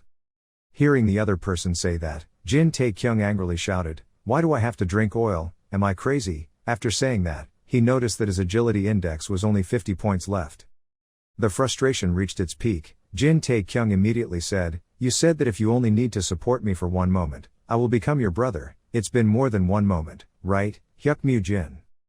Being called names, Hyuk Mu-jin hugged his pillow and sat in the corner, stammering in fear and saying, "Yes, what, it seems like that." As soon as these words finished, Jin Mu-kyung turned to look at him coldly. Hyuk Mu-jin was scared, held his head and turned away in fear, screaming, hiccuping, but it seemed like it wasn't so. He said sadly, "Can't you two let me go?" Jin Mu-kyung didn't need to think too much and shook his head and replied, "No." At this moment, several cracking sounds were heard across the ceiling. The pillar behind Jin Tae-kyung also started to crack. Jin Mu-kyung was burning with anger as he stared at his little brother. Seeing that something was wrong, Jin Tae-kyung immediately clasped his hands together and said respectfully, "Brother, that's not the right thing to do." Jin Mu-kyung's blue veins all over his face gritted his teeth and said, "Just do what you say, you dog." Looking at this scene, Hyuk Mu-jin's face turned pale with fear. He cried out pitifully, "Help, help, save me." As soon as these words ended, the room immediately echoed with a loud bang, and dust rose into the sky. Hearing this shocking sound, everyone in the Jin family rushed out to see. Walking in front was Jin Wai-kyung, followed by Wai Peng. All they saw in front of them was Jin Tae-kyung's room. The room had completely collapsed, smoke and dust were rising. Jin Tae-kyung flew from nowhere and landed directly at Jin Wai-kyung's feet. The big brother looked at his younger brother's bloody face and immediately raised his head and cried. Seeing that, Jin Mu-kyung said calmly, "He's not dead yet." Jin Wai-kyung didn't bother to pay attention and cried bitterly, "Oh my god, my sister." Jin Mu-kyung glanced at the rubble and continued coldly, "It seems like someone died." As soon as these words ended, Hyuk Mu-jin rose from the rubble. His body was now covered in blood and looked extremely miserable. Jin Wai-kyung quickly ordered, "The water gate has been collapsed, help quickly, move to the Weak King's Road." Jin Mu-kyung seemed to be very excited. He stretched out his arms and walked away while exclaiming, "Ah, the weather is so beautiful today." Hearing this, both Jin Wai-kyung and Wai Peng were speechless and didn't know what to say. At night, the moon hangs high in the sky. Jin Tae-kyung with a bruised face was lying in one place. He opened his eyes wide and looked up at the ceiling of the infirmary. Next to Jin Tae-kyung was Hyuk Mu-jin. He looked even worse than him. His whole body was covered in bandages. Jin Tae-kyung thought to himself, lying in the infirmary again. This damn Jin Mu-kyung, where should I lie now? As I was thinking about this, Jin Tae-kyung's upper and lower abdomen had strange movements. He immediately raised his head to look at his protruding belly. Jin Tae-kyung was scared and quickly lifted the blanket. As soon as he saw what it was, Jin Tae-kyung frowned and asked, "Why are you lying here?" On Jin Tae-kyung's belly, Seo Yul was lying there. The little girl smiled and said in a low voice, "I'm playing hide and seek." "I bet he won't know where Seo Yul is hiding here." Hearing her say that, Jin Tae-kyung glanced at the shadow outside the door. He thought to himself, no wonder he's been feeling like someone is outside, door. Thinking so, Jin Tae-kyung shouted, "Come in here." Hearing these words, the people outside quietly opened the door. Seo Chun scratched her head and squinted her eyes to greet Jin Tae-kyung. "Sorry for bothering you, sir." Seo Yul did not expect Jin Tae-kyung to call Seo Chun in. The little girl angrily shouted, "Have you betrayed me?" Jin Tae-kyung exhaled and smiled and replied, "Life is a lie, it's nothing." Entering inside, Seo Chun immediately asked with concern, "Are you okay? Your body still seems to be in bad shape." Hearing that, Jin Tae-kyung shook his head and said, "There's nothing to worry about, just a few bruises." After saying that, he looked down at Seo Yul who was sitting mischievously in his lap. He thought to himself, even though I was beaten so badly, not a single bone was broken. It seemed like he held back because he considered me a little brother, probably because I was so hasty that I stood up and hit him back. Seo Chun sat to the side and listened to Jin Tae-kyung say no. Then he took a breath and said, "Ah, it's good to hear that." As if remembering something, Jin Tae-kyung asked after a few words, "How did you know I was injured?" "It's a rumor, what are people saying?" Asking a question like that, Jin Tae-kyung thought, Meng Long Tae's son was defeated by that guy named Niet Tien. It wouldn't be surprising if everyone started talking about it. While thinking about this, Seo Chun suddenly got angry. He clenched his fists and shouted. Everyone was very angry. Doing so was defaming him. This statement made Jin Tae-kyung a bit surprised. Seo Chun stomped his foot again and said, "If I were there, I would beat that bastard for daring to do that to you." Seeing that the boy was angry because of him, Jin Tae-kyung quickly advised, "Calm down, kid. Thank you for thinking about me, but isn't that a bit of a loss?" Seo Chun doesn't think so, the boy said, "But like so how can that be? The commander has forbidden anyone to follow him." Hearing this information, Jin Tae-kyung uttered two words in doubt. He was sweating and thought, what the hell, is it normal to execute brothers in the Murim world? Isn't it normal to fight like that? So what was the attitude at that time? Jin Tae-kyung hurriedly got out of the hospital bed. He mumbled, "It's okay, he'll be fine, let's go back to the team. In fact it would be faster if I chased him alone." Mumbling something like that, Jin Tae-kyung asked again, "Where's my senior?" Seo Chun quickly replied, "He is with the second young master." "Ha, what did you just say?" Jin Tae-kyung asked incredulously, "To whom?" At this time at home, Jin Wai-kyung was extremely happy, opened his mouth and shouted the words "little brother." He stretched out his arms and hugged Jin Mu-kyung in his arms and gently said, "I almost forgot your face." This kid, Jin Mu-kyung was hugged tightly. He said helplessly, "I can't breathe." Hearing these words, Jin Wai-peng bowed his head sadly and said, so coldly, "You can only say that to your brother after not seeing him for more than 3 years. Jin Mu-kyung leisurely replied, "Yes, I am inherently a cold person." Jin Wai-kyung didn't bother to pay attention but narrowed his eyes and said, "No problem, I'm a warm person, let me warm you up." These words made Jin Mu-kyung get goosebumps and quickly escaped from the boss's arms. Sing to yourself and cry out, "Please forgive me." After greeting each other, Jin Mu-kyung looked around and asked, "Where have you gone?" Jin Wai-kyung sat in the chair, picked up the teacup, took a sip and said, "I've sent him on his own business. I'll give him 1 month to come to the 3 sects." Hearing that, Jin Mu-kyung slightly raised his eyebrows and said, "You've gone quite far, just to hide from people what just happened. Are you going too far?" Jin Wai-kyung put his hands on his chin and smiled and asked, "What's wrong? Are you starting to feel guilty?" Jin Mu Kyung exhaled and waved his hand and replied, "No, I just don't like to overdo it, I just want to have a small competition with him." "And what else?" Jin Y Kyung asked. Jin Mu Kyung was silent for a moment before saying, "Well, actually he's not bad, it's my fault, because I'm too hot." Hearing that, Jin Y Kyung immediately pointed at the other person and said, "I'm not surprised, he's no longer the person he knew before." Jin Mu Kyung crossed his arms in front of his chest and said seriously, "I asked you, what happened to you? I was only told that Mountain Sword Hang attacked me." Hearing this sentence, Jin Y Kyung immediately leaned back in his chair and replied, "Probably you haven't received the entire report yet, I have sent you a letter informing you about this meaningless war."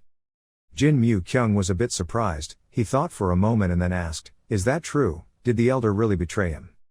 "That's right," Jin Y Kyung replied, "he had been planning it for a long time." "How long had it been?" Jin Mu Kyung asked. Jin Y Kyung's voice was cold, "From the Great Chaos 30 years ago." Hearing this answer, Jin Mu Kyung immediately turned around and said, "Okay, I'm not very interested." Jin Y Kyung immediately added, "At that time, the old man, who hadn't said a few words, saw Jin Mu Kyung wanted to leave, he quickly shouted, 'Wait a minute.'" Jin Mu Kyung stopped and turned his head slightly and said, "Those things happened before I was born, even if you explain now, I still wouldn't know what those things were like. If it happened now then we can help out." Jin Y Kyung stood up and said, "But you must know the truth behind the family name."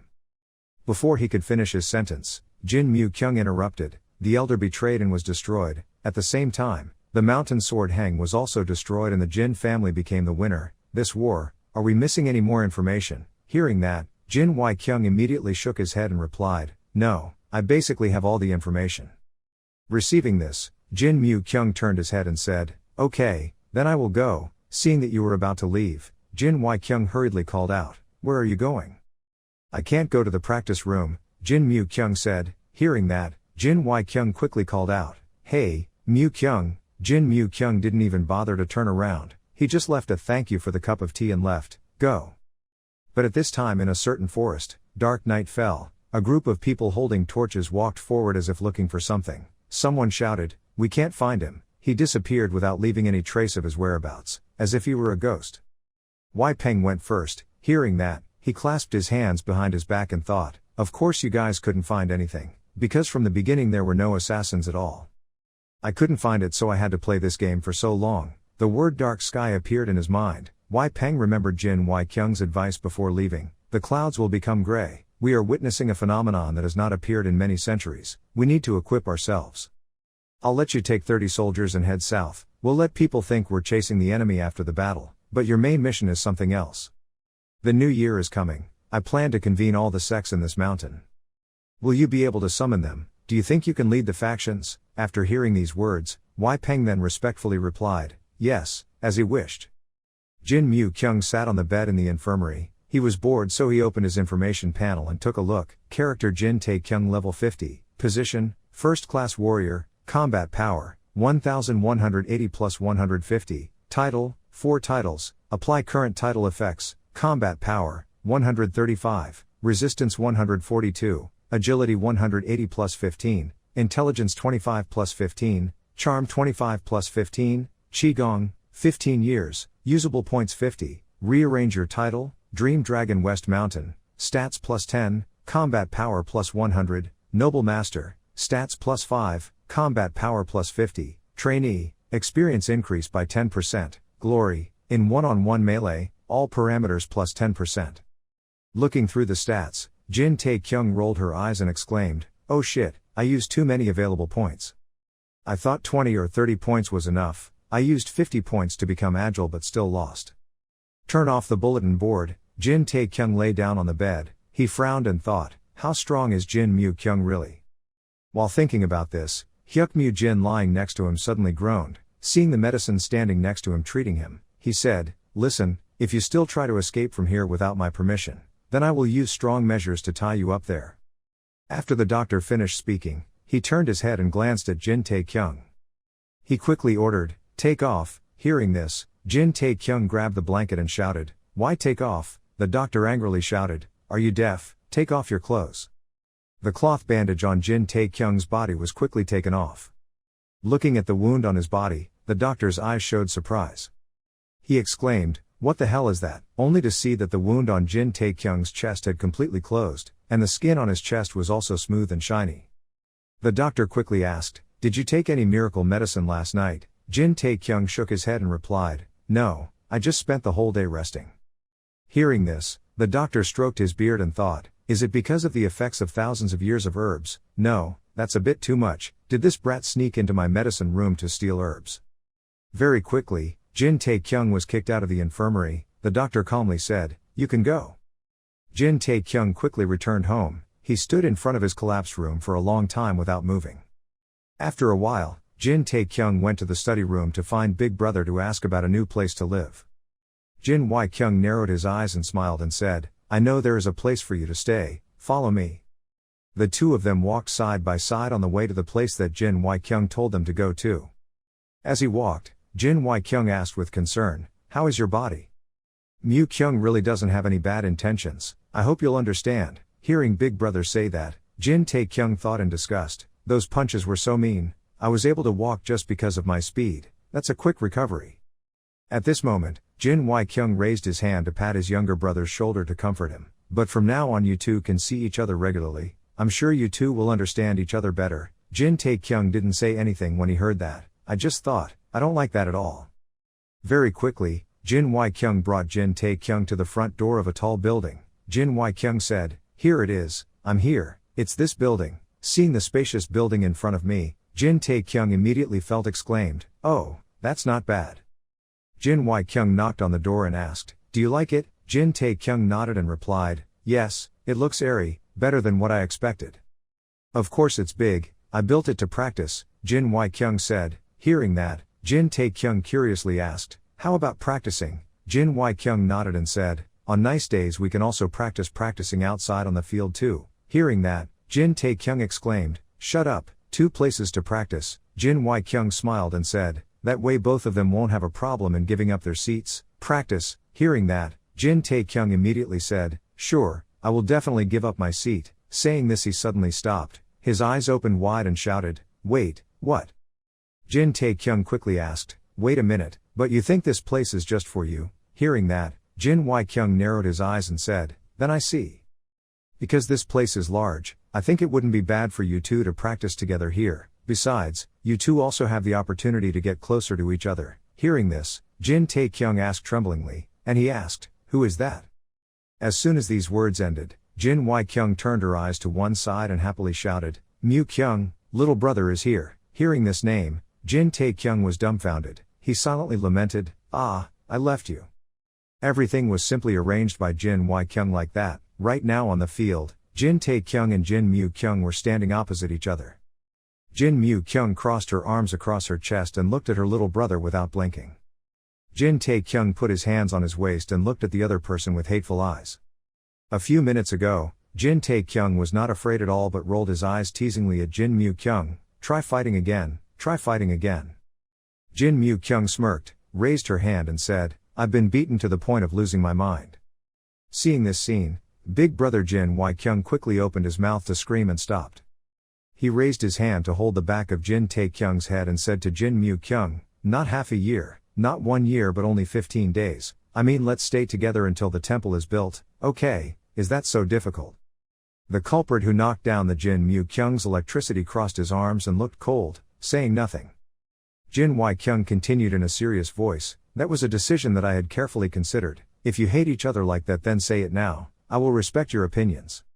Hearing Big Brother say that, the two people, Jin Taekyung and Jin Mu Kyung, glanced at each other. Immediately after that, both of them turned their heads away at the same time, shouting in unison, "I don't like it, I don't like it either." When Jin Kyung saw this scene, his face suddenly fell. After that, he seemed crazy and stretched out his arms to hug his two younger brothers, then narrowed his eyes and exclaimed, "This senior brother is very happy because the two of you will do what I want." Jin Taekyung and Jin Mu Kyung didn't understand why they quickly cried out in protest, remembering what Big Brother begged me to do just once, "Please accept this request." Jin Mu Kyung thought with a dark face, "Just 15 days, not just 10 days of living together, is that okay?" Thinking so, he loudly said to Jin Taekyung, "Listen clearly to the rules." Jin Taekyung heard this and exclaimed in confusion, "Rules? What rules do boys have when living together?" Jin Mu Kyung didn't bother to say much and immediately said, "First, from now on when you meet me you have to be polite and use honorifics." Hearing that, Jin Tae Kyung teasingly asked, "What if I don't like it?" As soon as these words ended, a heavy punch suddenly hit Jin Tae Kyung. The yard where the two people were standing roared loudly and a few puffs of smoke rose. Jin Mu Kyung put her face close to her brother's face and asked in a cold voice, "What is the first rule?" Jin Mu Kyung looked coldly. Behind them, a newly broken pillar lay there. Jin Tae Kyung furrowed his eyebrows. The two Jin family brothers stood at opposite ends, looking at each other without blinking. A moment later, Jin Tae Kyung immediately bowed his head, respectfully shouted, "That was using honorifics, senior brother." Upon hearing this, Jin Mu Kyung turned his head satisfied and said, "Good, next, Monday. Live quietly, suppose if making a loud noise wakes you up or interrupts your practice, then," having said this, Jin Mu Kyung immediately patted the wooden body used for practice behind him, Jin Tae Kyung to warn. Jin Mu Kyung continued, "Finally the third thing, although the use of military equipment is free, but when I say stay away without saying too many words, do you understand? Listen to this." Jin Tae Kyung no longer resisted but nodded and replied, "Yes, yes." Then he silently screamed again, "Ah, I miss my mom so much." Seeing that his younger brother was obedient, Jin Mu Kyung immediately said, "He seems awake now, go out, the third floor is my room." Hearing this, Jin Tae Kyung quickly bowed and quickly ran away. As he ran away, he turned his head slightly and glanced back, cold sweat drenching his face. Jin Tae Kyung thought, "Just wait, because I will catch up soon." Thinking like that, he saw Jin Mu Kyung swing his sword once, and the wooden man practicing on the field immediately crumbled. This scene was so scary, Jin Tae Kyung couldn't believe that his second brother was so powerful. His sweat was pouring out like a bath. His running speed became faster. He muttered, "Just wait, one day I will catch up." At night, the bright moon hangs high in the sky. Jin Tae Kyung sat in his room, taking on the role of a player and constantly mumbling, "Jin Mu Kyung, the type of person who doesn't like troublesome things and always values efficiency, the person who strives to practice tirelessly. However, he is a person who beats his younger brother like a dog for not using honorifics. But the senior brothers are trying their best to build the family. The youngest brother is the one who lags behind in martial arts. If he only knew how to get drunk and love women, it would be normal to be like that, right? He's also good at martial arts and," while thinking about this, Jin Tae Kyung was suddenly startled and exclaimed, "What? The more he thinks about it, the more amazing he is, isn't he? This time is the opportunity. If I were to be tutored from a master within 10 days of living together, wouldn't I be able to improve my martial arts skills a lot more? Who knows, maybe that guy will see the pure image of his junior and will directly teach martial arts. I have to quickly get stronger. Up until now I've only found ways to endure, but at my current level, I can't protect my life. At the peak of rank 3, the time to go from rank F to rank C is 2 months. Until the next time I log out, if I improve my abilities as much as possible, I can easily advance to level B." Thinking for a moment, Jin Tae Kyung clenched his fists and punched the table with determination. Suddenly, as if remembering something, he stood up and exclaimed, "Ah, that's right. Open the task window." Jin Tae Kyung quickly opened the notification panel. Looking at the empty notification, he rolled his eyes and thought to himself, "Are there no missions in progress? So what about the logout task?" Jin Tae Kyung quickly browsed. Only to see the text appear on the screen, "The return achievement has been achieved, the returnee title has been received, and the new feature has been activated." Reading through this notice, Jin Tae Kyung frowned and said, "What is this? A returnee, a new feature?"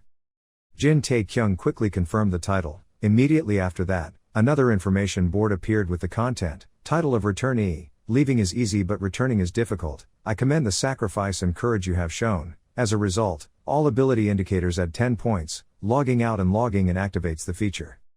Reading this information once, Jin Tae Kyung pursed her lips and opened her eyes wide. Light gradually crept into the room. In the room, Jin Mu Kyung was sitting cross-legged practicing.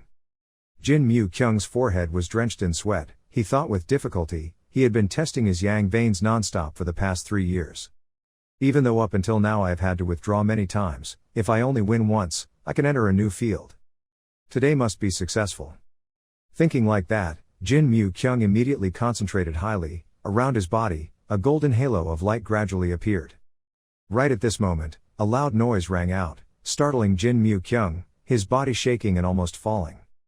He quickly sat up, his face drenched in sweat. Remembering the sound just now, he frowned and thought, what's going on? What's wrong with his heart, trying to accumulate strength? Before he could finish his thoughts, there was a burst of laughter and loud shouting. Ho ho ho rang out again. The loud and resounding sound made Jin Mu Kyung unable to bear it anymore and fell to the ground. His hands were trembling, gripping the ground tightly, his voice trembling incomprehensibly. His demon heart could not say such nonsense.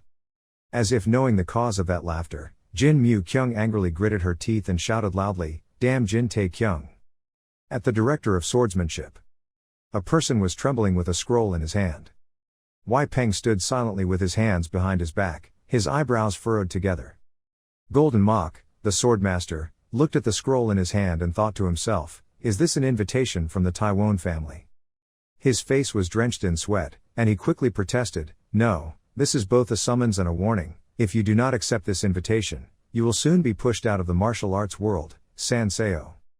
And Wei Peng Demon Sword is one of the key masters of the Taiwan family. This person coming here directly, if he doesn't approve, he will probably be retaliated against for ignoring the family's help, Taiwan clan in this war. If so, then this family will not have the power to stop it, the Taiwan family will have already drawn their swords. Thinking about it for a while, Hwang Kim Mok then clasped his hands respectfully and said, of course we will participate, we have wanted to meet the homeowner before, this is a really good opportunity. Hearing that, Wei Peng immediately responded, it was an honor for the leader to meet him. He paused for a moment and asked again, but he didn't know if he had met anyone suspicious. When Hwang Kim Mok heard that, he was confused and asked back, yes, is that someone suspicious? Wei Peng said with a cold look, someone tried to kill the third son of this family but failed and fled towards the sword director. When Hwang Kim Mok heard this, he waved his hand in panic and said, no way, isn't there some misunderstanding?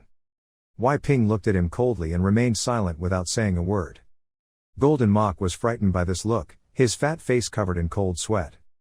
Suddenly, Wei Peng threw his head up in the air and burst out laughing, ha ha, of course it was a mistake. The truth is that the whole world knows that the relationship between the Taiwan family and the sword master is very close, so there is no way it would be like that. After saying this, Wei Peng immediately turned around and led his subordinates to leave. Before getting on the horse, he turned his head slightly and said, thank you for welcoming us, see you again on Lunar New Year. After saying that, Wei Peng and his subordinates quickly climbed on their horses and left. Golden Mok looked at this scene and was completely dumbfounded, not understanding what was going on. The Wei Peng group left, leaving him only a pile of white dust. Jin Mu Kyung's hand gripped the ground tightly. He said in confusion, there was no way the devil could say such nonsense.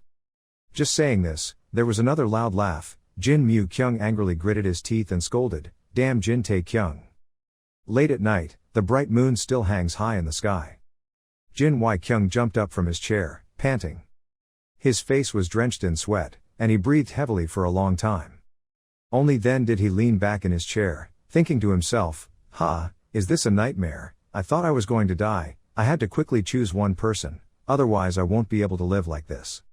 If we can combine strength with San Seo martial arts this Lunar New Year, the day will soon come when talented people from all over the world will gather under the flag of the Taiwan family. Jin Wei Kyung leaned her head back in her chair, opened her mouth to mumble, until then. Just saying a few words, his ears suddenly heard some strange noises. He thought, what is that? The sound of soldiers colliding. Jin Wei Kyung quickly stood up and went to the door. As he pushed the door open, he thought, who else is there at this hour? Thinking of this, he stopped. As soon as the door opened, what caught Jin Wei Kyung's eyes was the image of a building not far away with the sound of weapons colliding with each other. The direction of that house was the direction of Jin Mu Kyung's house. At Jin Mu Kyung's house, each stone pillar was smashed to pieces. Jin Tae-kyung was frightened and hurriedly shouted, log out, log out. As soon as his words ended, a notification appeared, restricting logging in while fighting.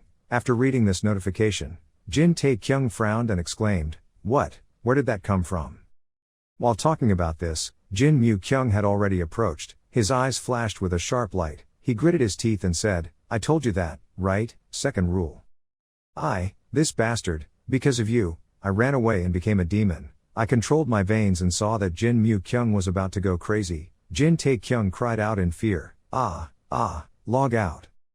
Jin Wei Kyung had been running for a long time, but he didn't dare to go in. He just climbed up the wall and peeked inside. Looking at this scene, he thought in horror, the old man kneeling, He was about to become a ghost. He was a ghost, circuit, even though I don't know exactly what it is, but like that, something has happened, I have to come out. Jin Wai Kyung opened the door softly. He was about to go in when he heard Jin Mu Kyung's cold voice ring out. Why was his side so empty? He wanted to be beaten, so he opened it. Jin Tae Kyung stepped back in fear. Seeing that, Jin Mu Kyung curled her mouth and said, after all, she was just beaten, so don't move. Having said that, he immediately took the sword and rushed forward, very seriously reminding Jin Tae Kyung, especially the lower body. Jin Tae Kyung saw the opponent rushing towards him and immediately swung his sword to slash. Jin Mu Kyung slightly turned his ankle and retreated a few steps before making a loud noise. Jin Mu Kyung said, "You are a baseless person. You have to change from the habit of instinctively stretching your arms and legs. Martial arts should be learned by humans, not animals." When Jin Tae Kyung heard that, his face was so angry that his veins were all over his face. He clenched his fists and rushed forward to attack. Jin Mu Kyung saw that and immediately said, "It turns out he is also a guy with bad memory ability." He waved his hand and hit his little brother, then gently said, "Sleep well, if you wake up I will explain the rules again." Jin Tae Kyung was beaten once and opened his mouth to spit out fresh blood. He couldn't stand anymore and fell straight to the ground. Jin Mu Kyung then glanced at the gate and said, "Not too quickly or too slowly, please go inside." Jin Wai Kyung opened the door and gingerly stepped in, narrowing his eyes and asking, "Do you know?" Jin Mu Kyung coldly replied, "I don't know what's strange. Every time this kid gets beaten, the sound of his swallowing sounds like thunder." Hearing this, Jin Wai Kyung burst out laughing a few times shyly. He walked over, bowed his head, looked at Jin Tae Kyung and said, "It turns out he wasn't seriously injured." Fortunately, Jin Mu Kyung put the sword on his shoulder and replied, "Don't worry, he's a kid with strong bones and bones, very sturdy.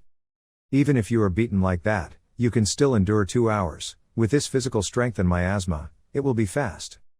Saying this, he suddenly stopped. Seeing Jin Wai Kyung smiling, he puzzled and asked, "Why are you smiling?" Jin Wai Kyung narrowed his eyes and said, "Because it's really magical. This isn't the first time I've complimented you." Hearing Big Brother say that, Jin Mu Kyung was startled and lowered his head to look at Jin Tae Kyung lying on the ground. His face darkened and he thought to himself, I praise that kid." Feeling that this was impossible, Jin Mu Kyung crossed her arms and shook her head and said, "There is no such thing." Hearing that, Jin Wai Kyung smiled softly and asked again, "Is that so?" "It's true," Jin Mu Kyung said hatefully. Seeing that his younger brother was about to get angry, Jin Wai Kyung immediately raised his hand to stroke his beard and nodded and replied, "I know." No one said anything. Jin Wai Kyung glanced at Jin Tae Kyung, silently cheering in his heart, "Little brother, even though your body will be in a lot of pain, you must persevere." At this moment, Jin Mu Kyung asked again, "Aren't you also smiling right now?" There was no such thing. Jin Wai Kyung quickly turned his head away, not daring to look at Jin Mu Kyung's angry face. At this time, he continued with his line of thought, "Talented people will understand talented people better, and can teach better. He will train you to be tougher and sharper, all for that little brother." Thinking like that, he immediately waved his hand and said, "Let's go." Seeing that the other person was about to leave, Jin Mu Kyung quickly called after him, "Where are you going? Let's take this kid away. Today, out of respect for you, just do it like this, otherwise you'll have to call the funeral team over tomorrow." Hearing this, Jin Wai Kyung immediately said that if what you mean is right, then do it like that. "Why? What?" Jin Mu Kyung thought he heard wrong and asked again. Unexpectedly, Jin Wai Kyung continued, "Please do what you want." What does this mean? Jin Mu Kyung completely doesn't understand what his big brother is thinking. Stepping out the door, Jin Wai Kyung looked up at the moon high in the sky, satisfied, and exclaimed, "It was also a good experience for me." The next morning, the sun rose high between the mountains. Jin Tae Kyung was still lying flat on the bed, not waking up yet. His lips were pale and seemed extremely weak. At that moment, a call rang out in the room. Jin Tae Kyung was still sleeping silently without any movement. Seeing that, Jin Mu Kyung immediately said, "I know you're awake, answer me." As soon as these words came out, Jin Tae Kyung quickly jumped up and obediently replied, "Yes, are you here?" Jin Tae Kyung glanced at his second brother, suppressing his anger and thinking, "Weak is guilty, guilty." While thinking like that, he heard Jin Mu Kyung cry out. He put his hands on his hips and said coldly, "What is that look in his eyes? Are you dissatisfied?" These words scared Jin Tae Kyung so much, he quickly withdrew his eyes and turned his head away. A second later, he turned back to look at Jin Mu Kyung. His eyes sparkled and said, "Yes, what are your eyes?" Seeing this expression of the other person, Jin Mu-kyung wanted to say it again, then just said 3 words carefully. Jin Tae-kyung quickly nodded and replied, "Yes, brother." Jin Mu-kyung be silent for a moment and then talk. "What's going on?" "Yesterday." Before he could finish his sentence, Jin Tae-kyung knelt down on both knees, then reached out and held Jin Mu-kyung's hand tightly, sincerely saying, "I was wrong. While senior brother was practicing, I made a loud noise. It's okay to be beaten." Seeing this scene, Jin Mu-kyung quickly said, "No." Jin Tae-kyung still hasn't stopped. He continues to say, "What should I do? Yesterday, because of beating me, my hand was injured. Love, it's gone. Let me bless you." This situation was too scary. Jin Mu-kyung quickly pulled her hand back, her face black, and cried out, "What the hell are you doing? This is completely okay. Hey, follow me." "Where are you going?" Jin Tae-kyung asked curiously. "Military equipment warehouse," Jin Mu-kyung said leisurely. Hearing this location, Jin Tae-kyung was scared and hid close to the corner of the wall, thinking, "Are you planning to fight again?" Seeing his younger brother showing such panic, Jin Mu-kyung impatiently explained, "It's not like that, don't follow along, from today it's practice." After practicing, Jin Tae-kyung's eyes opened wide in surprise. Seeing that the other person still refused to leave, Jin Mu-kyung turned his head to look back. He frowned and said, "That's right, I will fix your brat's disgusting martial arts from the beginning." These words made Jin Tae-kyung even more scared. He turned pale and clung to the wall, thinking to himself, "A person who wants to hit me every time he sees me, but suddenly wants to help me practice, that's also different. What about my own time?" Seeing the other person so panicked, Jin Mu-kyung let out a sigh. He turned around and said, "Big brother came here yesterday, he had a few empty buildings. Why did he send you here to me?" This question made Jin Tae-kyung pause a bit. He thought, so Jin Y-kyung did it on purpose. On the other side, Jin Mu-kyung put her hands on her hips and tilted her head back, sighing and saying, "Damn, I should have refused from the beginning." Hearing this, Jin Tae-kyung muttered softly, "This guy doesn't seem to like teaching me so much." Stepping 1 foot off the bed, he silently calculated, but he couldn't miss an opportunity like this. Thinking like that, Jin Tae-kyung immediately clasped his hands into fists and bowed his head and said, "Brother, please help me a lot." Hearing that, Jin Mu-kyung raised his eyebrows in warning, thought carefully and said, "If you want to meet my standards, it will be very difficult. If you want to complain about being tired in the future, please fold it cleanly like now." Without thinking too much, Jin Tae-kyung said with determination, "I want to be stronger." The two people looked at each other face to face. Everyone brings their own thoughts. A moment later, Jin Mu-kyung walked out the door. As he walked, he said, "Go to the military equipment area." As soon as Jin Mu-kyung stepped out, the system notification sounded. The mission had been created. A new mission screen appears in front of Jin Tae-kyung with the following content: practice, practice, practice for a certain period of time under Jin Mu-kyung's direction. No matter how stronger you become, if Jin Mu-kyung is not satisfied, the mission will fail. The mission's level is the peak. The mission limit is reserved for Jin Tae-kyung. The main mission is to get recognition from Jin Mu-kyung, currently not completed. Unknown reward, unknown failure. Remaining mission time, 9 days 23 hours 51 minutes 10 seconds. Reading through the new mission, Jin Tae-kyung frowned and thought, "What about Jin Mu-kyung's recognition? I can do it." At this moment, Jin Mu-kyung stood outside the door and looked in and asked, "Really, you use a spear, right? Bring that too." Hearing that, Jin Tae-kyung frowned in confusion and said, "Suddenly why did he use a spear?" Jin Mu-kyung curled his mouth into a dangerous smile. After laughing, he said, "Practice is like reality. Haven't you heard that sentence? I have permission from Big Brother. It's okay to call the funeral team." After saying this, Jin Mu-kyung quickly left like a devil, leaving Jin Tae-kyung alone standing dumbfounded in the room. Jin Tae-kyung thought for a while, then said seriously and logged out. As soon as these words ended, a system notification immediately appeared, restricting logging out while performing tasks. As soon as this announcement came out, Jin Tae-kyung immediately swore. In the military equipment area, candles are lit under each lamp post. On the ring, Jin Mu-kyung and Jin Tae-kyung are standing facing each other. The spear blade in Jin Tae-kyung's hand shined brightly. On the opposite side, Jin Mu-kyung leaned his wooden sword against the tile floor. He looked towards his younger brother, thinking in his heart, "This kid, holding a spear, has a different atmosphere." Thinking so, he praised and said, "The posture is correct, isn't it?" Jin Tae-kyung maintained his posture and said seriously, "This time it won't be easy, right?" When Jin Mu-kyung heard that, his eyes became a little sharper. Jin Tae-kyung also looked warily at the other person.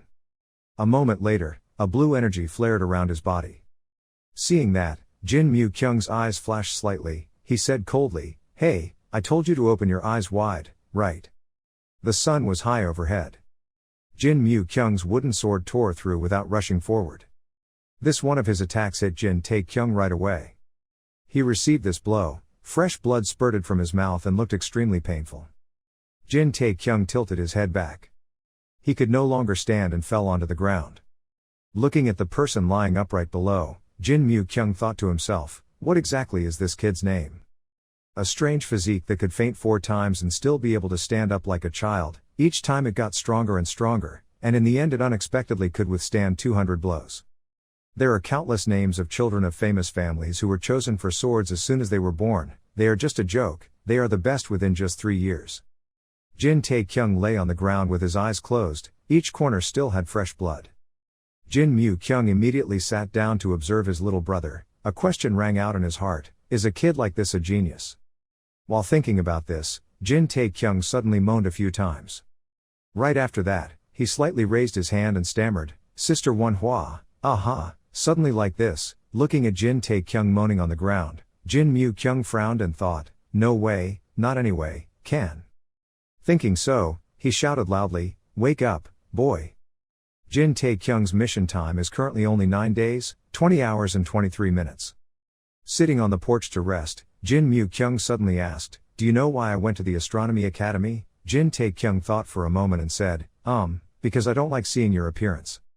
Hearing that, Jin Mu-kyung raised his eyebrows and said, although it wasn't a very wrong statement, there was a more important reason compared to that.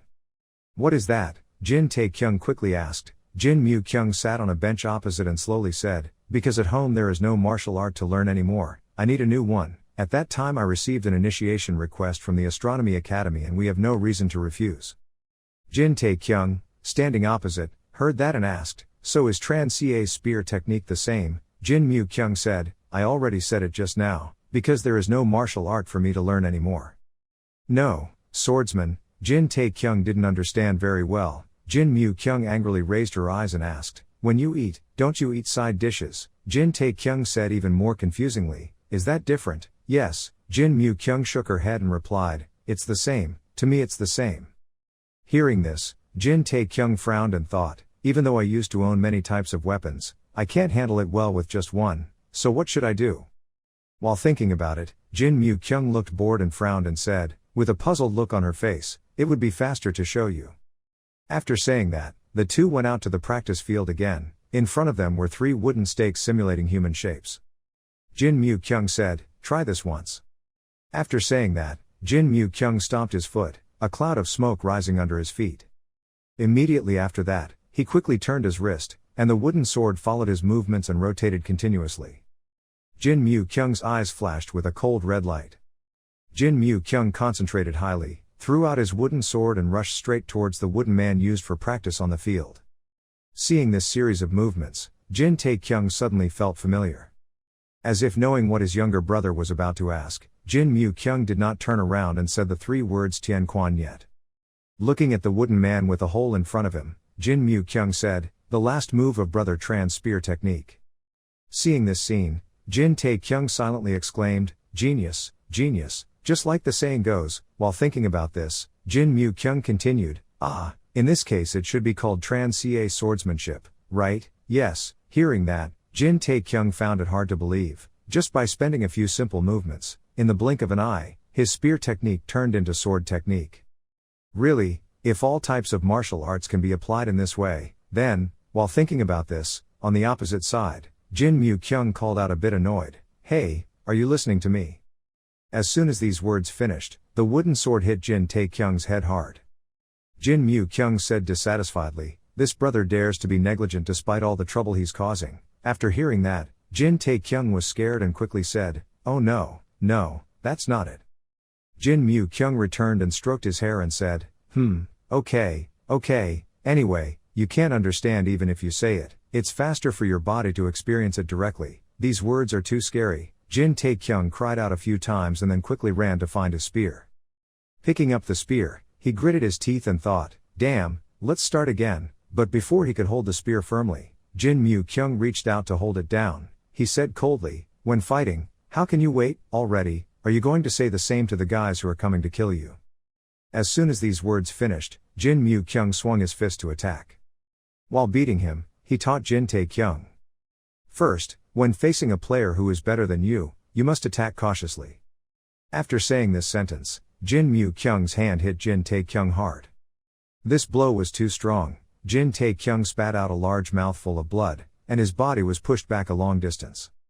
Retracting her hand, Jin Mu-kyung slowly continued, "Don't panic too much, because I won't attack the other person, my dear brother." Jin Tae-kyung didn't bother to pay attention to these empty words of love. He kept his body balanced, his hand firmly holding the spear handle, and curled his mouth to reply, "If it's like that for me, why don't you put the wooden sword away?" Just after saying this sentence, the wooden sword in Jin Mu-kyung's hand suddenly struck. He approached Jin Tae-kyung and said coldly, "No, this is better than his hand." Jin Tae-kyung couldn't resist this blow, he could only endure it and cry out a few times. Unable to lose face like that, he put all his strength into his hands, and a few seconds later, the spear handle swung strongly and knocked away Jin Mu-kyung's wooden sword. Jin Mu-kyung seemed quite amused by his younger brother's recent attack and grinned. Immediately after that, his foot quickly rotated on the ground. He said very seriously, "The first move of Tran brothers' swordsmanship." Hearing this, Jin Tae-kyung widened his eyes full of suspicion. I saw the wooden sword in Jin Mu-kyung's hand as if it had turned into countless swords. It spun around and rushed towards Jin Tae-kyung. Jin Mu-kyung curled his mouth and said, "And the poisonous dragon appeared first." As he finished speaking, his sword technique loudly hit Jin Tae-kyung's body. He struggled to defend himself and kept shouting, "Is this a scam?" Not bothering to answer his younger brother's question, Jin Mu-kyung concentrated his mind and struck the tip of the sword straight at the opponent's body. Jin Tae-kyung took a few steps back in pain, clutching his stomach and groaning. Jin Mu-kyung slowly pulled back his sword and continued, "Second, when you sit and drink with the girls, don't forget that I practiced until I bled." Seeing his little brother clutching his stomach and writhing on the ground, Jin Mu-kyung frowned and said, "Don't pretend, just stand up." Jin Tae-kyung heard that but couldn't respond. His stomach was in too much pain right now, he just hugged it tightly. "I just thought, what, drinking with girls?" These words made Jin Tae-kyung extremely angry. His fists clenched, he gritted his teeth and silently scolded, "Don't laugh at me. When you're playing around and holding someone else's girlfriend's hand, you go around the gate and fight like crazy every day, you bastard." Thinking like that, Jin Tae-kyung immediately swung his fist and punched Jin Mu-kyung's chest. Just hearing a clang sound, his chest seemed to be made of steel, extremely hard. 1 second later, a scream full of pain echoed through the sky. Jin Tae-kyung hugged his swollen hand and cried out, It hurts, my hand." Jin Mu-kyung smirked. He reached into his shirt and pulled out a thick piece of steel and placed it on his chest. He smirked and said, "Third, let's fight." After judging the opponent's intentions and seeing that the steel piece is dented, round hole in front of him, Jin Tae-kyung widened his eyes and exclaimed, "Why did you put that in?" Jin Mu-kyung didn't bother to pay attention. He raised 4 fingers and continued to say, "Fourth, don't be lazy to exercise even on a daily basis." Fifth, before he could finish his sentence, Jin Tae-kyung refused. I cried out loud, I can't do it, I can't."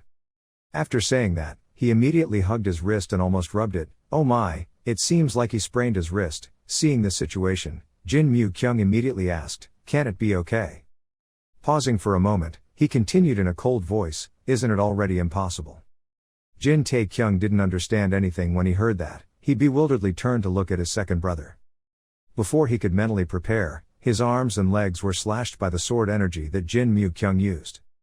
Jin Mu-kyung's face darkened and said in a cold voice, "It's already impossible." As soon as these words came out, Jin Tae-kyung didn't understand what to do. He hugged his wrist and looked back in bewilderment. Before he could react, his arms and legs were slashed by Jin Mu-kyung's sword energy. Jin Tae-kyung couldn't keep his balance and immediately fell to the ground. His face was all bruised, he couldn't believe it and cried out, my arms, my legs." Screaming for a while, Jin Tae-kyung suddenly realized something was wrong. He looked down at his limbs again and then raised them up high. He couldn't believe it and exclaimed, even though it was very painful, it was still healed. Standing on one side, Jin Mu-kyung said faintly, "Your limbs would have been severed if you were an expert of black magic who was cruel and several times stronger than you." As soon as these words finished, Jin Tae-kyung shivered. He cried out in dissatisfaction. He suddenly knocked him down and said something so unlucky. Jin Mu Kyung didn't bother to pay attention and continued, "If he was a bad person then there is another way." As he finished speaking, Jin Tae Kyung's neck and shoulder blades were attacked again. He didn't understand what to do, he only had time to scream and then fall down again. Jin Mu Kyung stood silently in place, his hands still not yet retracted. Jin Tae Kyung lay on the ground, his eyes wide open. The system notification appeared in front of him. "You have been controlled by the demon point, you will fall into a state of paralysis for 1 hour, you have been controlled by the dem point, you will not be able to make a sound, within an hour." After reading this notice, Jin Tae Kyung gritted his teeth and scolded, "Oh my god, crazy." At this time, Jin Mu Kyung slowly walked to where Jin Tae Kyung was lying. He raised his hand and continued to say, "Weighing the bones is a cruel procedure, even though it is long, in half an hour, the blood will deform and the bones of the whole body will crumble. Even if you can miraculously survive, you will still have to become a crazy person or have to live a life of disability. Can you endure that pain? Maybe at some point you will forget who you are." In this situation, a new notification appears before Jin Tae Kyung's eyes: "Life has been discovered." Seeing this notice, Jin Tae Kyung trembled in fear and thought, "Could this bastard really want to kill me?" Extremely scared, Jin Mu Kyung immediately put his hand down. His voice also softened a bit, "But rest assured." Hearing that, Jin Tae Kyung breathed a sigh of relief and thought, that's right, killing his younger brother." He still hadn't fully thought about it. Who would have thought that Jin Mu Kyung would pull out his sword? The sharp blade pointed straight at his throat of Jin Tae Kyung. Then he coldly said, "I will let you go without pain." Seeing this scene, Jin Tae Kyung widened his eyes in fear. His face was covered in sweat. He could hardly believe it and thought, when did it really intend to stab? Jin Mu Kyung's eyes flashed. He slowly said the 2 words, "Die." Jin Tae Kyung was so scared, he couldn't move but could only cry out in his heart, "Oh my god, this is a damn situation." Jin Mu Kyung said so, immediately thrusting the blade straight down. Jin Tae Kyung's eyes widened with all the whites, his whole face turned pale. Jin Mu Kyung glanced at his younger brother. Then he tapped the wooden sword on the ground, calling out, "Wake up." Jin Tae Kyung was startled back to consciousness. He completely didn't understand what had happened. A new notification appeared in front of Jin Tae Kyung: "The control of the demon point has been released, the paralysis has been removed, the control of the demi point has been released, you can say naturally." After reading this notice, then looking at the wooden sword stuck right next to him, Jin Tae Kyung thought inexplicably, "What is this? It clearly feels like being stabbed by a sword, am I mistaken?" Jin Tae Kyung slowly stood up. Jin Mu Kyung spoke again to remind him. "Remember, you've already died once today." His limbs were severed, his bones were torn apart, his neck was cut. Even though the pain was at a different level, he was already dead, that's for sure. Hearing these terrifying words, Jin Tae Kyung silently scolded him, "Some crazy bastard." Then he asked again, "So what do you want to say?" Jin Mu Kyung crossed his arms in front of his chest and slowly spoke. This meant that his lifeline was running out. Hearing this, Jin Tae Kyung asked in confusion. Jin Mu Kyung raised a finger to point at Jin Tae Kyung's face and seriously explained, "You are only half of the type, not a martial artist, not a romantic, but only half. A clumsy guy like you is out. Martial arts will surely die." "Kamlong Sanseo, the best expert, that's so ridiculous. You're simply a brawler. If you're a martial artist, no one fights as clumsily and is as useful as the romantic. Don't mistake your luck to survive as your ability." Hearing these words, Jin Tae Kyung didn't think so. He angrily objected, "So what about Joe Pill, as you said, is that also lucky?" Being asked such a question, Jin Mu Kyung was a bit surprised. He raised his eyebrows and asked again, wondering if he was close to Joe Pill. He thought for a moment then continued, "Even deaf old people know that the 3rd son of the Taiwan family is a scoundrel but doesn't know how to Joe Pill, clearly an idiot to the point of being absent-minded. In the face of the enemy, he had the final way to reverse the situation." Hearing the other person say that, Jin Tae Kyung gritted his teeth and silently scolded, "This bastard, how did he know that?" While thinking about this, Jin Mu Kyung crossed her arms and continued to say, "Let me tell you, this is the end of passing that luck. In martial arts there are all kinds of monsters, those people will not be careless like Joe Pill. Know why? To those people, he is no longer the scoundrel 3rd son of the Taiwan family but the evil dragon Sanseo." Hearing this, Jin Tae Kyung gasped, his eyes opened wide in surprise. The two stood silently facing each other, no one said a word for a while. Jin Mu-kyung's face is naturally a bit cold and unapproachable. Meanwhile, Jin Tae-kyung lowered his head, his arms hanging down at his side. I don't know how much time passed when Jin Tae-kyung suddenly opened his mouth. He hesitantly said, "Then you just need to teach me to be strong enough to be able to survive safely as a Tam Dragon Sanseo. Please help me, my love." This sentence was a bit nauseating. Jin Mu-kyung thought he had heard it wrong and gasped. Jin Mu-kyung smacked his lips and said, "A martial artist can easily ask for help like that." Jin Tae-kyung cried out when he heard that. It's okay for brothers to be together." Jin Mu-kyung heard that immediately said, "But up until now you've been talking so comfortably." These words made Jin Tae-kyung startled. He quickly exclaimed, "Yes, when?" Jin Mu-kyung didn't want to say any more and immediately ordered, "No way, bring the spear. From now on I will train you with the highest intensity." Hearing that, Jin Tae-kyung felt like he was dying and quickly screamed, "Brother, ah!" So Jin Tae-kyung quickly entered Jin Mu-kyung's training. At the end of each training session he sat at the table to write a diary. On the first day of training, "From today I decided to write a diary so I wouldn't forget the things I learned during this training. Under Jin Mu-kyung's direction I just swung spears all day. The beginning and end of the day always ended with martial arts. Even though I was beaten to death I still can endure. This is for the first time in my life. I tried grinding ink, it was very interesting.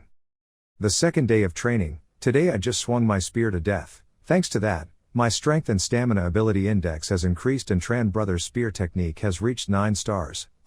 And the index has appeared, new ability and endurance. Compared to when practicing alone, the speed has increased a lot, but I think it's better to immediately learn other martial arts at this time." However, Jin Mu-kyung will also have thinking about it. Grinding ink is starting to get a bit annoying. Okay, so tired. The third day of training, it was Tran Ca spear technique again. I asked him to teach me another martial art, but I was beaten so bad that my spirit was rotten. While I avoided deadly attacks, then Tran Ca's spear technique has increased to 8 stars. Damn, this is also effective. Day 4 of training. Since I started training I have never slept more than 2 hours a day. Most of it is training, sparring with Jin Mu-kyung. From yesterday I started temporarily eat all kinds of cereals to save time eating. Although systematic, physical strength is gradually limited. On the 5th day of training, because my hand hurt, I just sharpened the ink a little. The sky was yellow, I slept here. On the 6th day of training, I didn't understand why the system no longer had the memory function. I was angry while grinding the ink, so the inkstone broke, and I was beaten by Jin Mu-kyung. On the 7th day of training, Tran Brothers' spear technique reached 9 stars, and at the same time the level also increased by 1. Let's see how much I have learned in a boring way. Lately, even when sharpening ink, I step on the spear technique. Day 8 of training. Today my arms and legs are twisted. It feels like it's not the martial arts I used to know. It's strange for martial arts to expand thousands, tens of thousands of times. Jin Mu-kyung said it's a natural phenomenon, course. On the 9th day of training, maybe I knew, a loud explosion rang out. Jin Tae-kyung's footsteps glided quickly on the ground. The wooden sword that Jin Mu-kyung used was broken in half. Holding the broken hilt of the sword in his hand, Jin Mu-kyung curled his mouth and said, "Success is creepy." Jin Tae-kyung's sharp spear tip was held firmly in mid-air. Jin Tae-kyung thought to himself, is brother Tran's spear technique like this? So what I've done up until now is that I haven't been able to use half of Tran Ca's spear technique. While thinking about this, countless new notifications appeared in front of Jin Tae-kyung.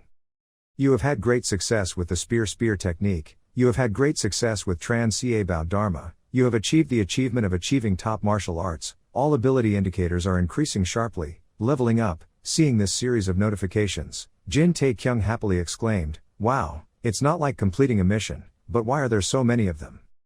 While talking about this, a special notice appeared. The reward is a new skill. Secret crafting level is being formed. Seeing this announcement, Jin Tae-kyung's eyebrows furrowed tightly. He didn't understand at all why he was suspicious and mumbling. Was it secretly made? He thought in his head, great martial arts. This sentence means to understand that martial arts perfectly. Even considering the fact that he had previously reached a certain level, it was a huge achievement to make 2 great martial arts his own in just 10 years. He sighed and looked at the rotten wooden sword in frustration. From the beginning, he was just planning on fixing his habit of constantly swinging his arms and legs and regaining a basic grip, but not knowing what to do, except for adjusting his posture a little, there was basically nothing to criticize. His eyes seriously looked forward with a thoughtful look. He clearly noticed that Jin Tae-kyung in terms of muscle, physical strength, agility, and all physical ability criteria not only surpassed those who studied martial arts at the same level, but also developed very balanced. A skinny guy who once created abdominal veins so girls could see more clearly, but in just 3 years he changed into this look. It's not like he's a part of the heavenly martial arts, but it's more like someone he feels inferior to when he thinks about him. The system pops up a notification. There is a secret level to create. You can create a secret level with only great martial arts. The current secret level can create Trans CA's treasure Dharma. Heard there was something about the new skill. He scratched his face and felt strange. The new skill looks so useless, it doesn't have any effect, even so it's better than not having it. He squinted his eyes trying to read the tiny text in front of him. While I was busy reading, I immediately ate it in my head. Beating him until the sword was broken, he sternly reminded him, "What have you been doing all this time, touching your hands in the air like that? You were beaten until you had a swollen lump on your head, so you got angry and screamed, 'Why, just keep hitting me in the head.'" Jin Mu Kyung threw the wooden sword aside and said coldly, "Who cares about that anyway?" "This is the end of the training," he officially announced this news. The system appeared to inform him that the remaining time limit would disappear, and based on Jin Mu Kyung's assessment, whether the mission was successful or not would be decided. Mu Kyung frowned. It was still a long way. "In 10 days, it's a pity to only be able to keep up with this much of my time." While reminding him, he suddenly noticed the expression on the other person's face. He asked grumpily, "What is that? What is that expression?" "I mean the strange expression on your face right now. You are now puffing your mouth and rolling your cheeks trying to hold back your laughter. The system continuously displays instructions and rewards. The mission success conditions have been met. Training has been completed. Mission completion rewards are being added to the list." He smiled happily and pointed, with a straight face and a gloating smile. 25-year-old Jin Mu Kyung turned out to be a shy child. "This guy, what is that? Oh, don't ignore it. If you're 25 years old, that's when you're the most shy. You're getting married and I'm so angry that I'm fuming." While the two were arguing, his servant came to report that someone was looking for the two of them. Both immediately stopped and turned towards the worker with a confused look. The other guy had a worried face and urgently informed him that things were urgent. The sky was now bright sunlight shining down on the palace. Both of them suddenly asked back, "What did you say?" Jin Y Kyung smiled and replied, "Hangzhen Sword Gate." "This is a guest who cannot be absent during the Lunar New Year," Jin Mu Kyung shouted in confusion. "But why do we? No, why do you have to go?" Jin Tae Kyung rolled his eyes and thought to himself, "Look at him struggling to escape alone." "Because the Hangzhen Sword Sect Master directly requested it." "Both of you were surprised by this information, Master?" Jin Mu Kyung wondered and asked. "The Master of the Wolf Blood Sword Sect, Lee Chun-baek, and the majority of the main masters in the sect had died in the 8,000 heroes. The second person, Lee Go-sun, was poisoned. The first person, called So Moon-ju, was said to have died unreasonably when facing a hare in an empty house. If according to rumors, even if there was a door, wouldn't that be a normal situation?" He firmly replied that it was a sect that was supposed to hold the main defense axis of Sanseo martial arts. That power should not be underestimated. If it had the core point, it could lead to recovery. "What's the point? Who is that?" he asked curiously. "Is that Lee So-won, Lee So-won?" he asked back. Lee So-won, Lee So-won, a hidden son or a distant relative? He thought about it and still couldn't remember who the hell that guy was. As expected, "You don't remember?" "Yes, that's someone you know." Moon, the new master of Hangzhen swordsmanship, is the daughter, the third child of Lee Chun-baek and the only sister of the deceased Lee So-gun and So Moon-ju. He explained for a while, but his brain still couldn't remember who it was. After a while, the slow brain finally had a bad memory. His face was now pale and green like a withered banana leaf. Jin Tae Kyung didn't know about this issue and found his attitude strange. "What kind of acquaintance?" he reminded him further, and the new master of Hangzhen Sword Sect conveyed it. "Just waiting for that." He hastily turned around and wanted to retreat from the fight. "So it's okay if I don't go, right? I'll ask for permission to go first." Before I could leave, the next piece of information pulled me back. "Second, if you go there, you intend to reveal some of the secret level martial arts." For a person as crazy about secret level martial arts as him, there was no way he could let it go. It didn't take too long for him to ask, "When are you leaving?" "Right now." So Jin Mu Kyung has an additional mission. Now that all the truth has been revealed, Hangzhen Swordsman is not an enemy but will be a teammate who must hold hands. Invite them to the Taiwan family during the Lunar New Year. Next. Surprisingly, this mission was just to deliver invitations. If he failed, there was no penalty, and the difficulty of the mission was not high, so this was quite lucky for him. He sat in the carriage and was secretly happy in his head. Fortunately, because it was a mandatory mission, he was only happy. On the contrary, he found it too easy, so he was a bit frustrated. Anyway, the important thing is, thinking about this, he ordered the system to immediately log out. There's no problem logging out of this mission. Now I'll go back and finish my contract with Captain Choi, then I'll test out the new martial arts. He patted his thigh and laughed happily. Jin Tae-kyung angrily said loudly, "Why don't we ride a carriage? If we keep going, it's probably fine. It took a long time." Losing his temper, he banged his hand on the door to urge the rider, "Can't the driver go faster?" The person in front kindly replied, "First of all, I'm not a cart driver, and I can't go any faster, even though I don't know what it's like inside. It's very cold outside, so I'm about to freeze to death." The more he listened, the more confused he became, and he asked, why was a guy who wasn't a driver sitting there? The person sitting in front was still very considerate and replied, "Before leaving, the gentleman said that the bodyguards were very troublesome, so let's all disappear and the car assistant will disappear too." "Oh, so, then who are you?" he asked curiously. He conveniently pulled the curtain open to look and saw that the guy in front of him had his face frozen, his nose and tears mixed together, and he couldn't recognize anyone else's face. He quickly closed the door. "Ah, is that his name? I'm Hyok Mu-jin." "But why don't you just disappear? We have to bring the driver here," the driver replied with trembling teeth. "I followed the third young master's orders." "So, it seems like a close relationship." "What are you doing?" Jin Tae-kyung asked him when he saw him wrapped in a towel. "You're planning your luck. I see you're planning to sleep." He frowned, annoyed, and shouted back, "If you vomit, luck is luck. If you touch it, I'll tell you, you'll go crazy. I don't know what's going on." This guy really wanted to die. His older brother was about to rush in and beat him up, but he closed his eyes and raised his mouth to keep saying, let's start. He closed his eyes and pretended to be determined. Seeing there was no movement, he opened his eyes slightly. The other guy didn't fight anymore but just waited silently. He glared at that guy warily. He couldn't give his precious body to that guy. The thing he hasn't been able to do for a while now is log out. The system displays a message asking if you will log out. He agreed to log out. The door to the room was closed silently when suddenly there was a loud sound of the door opening.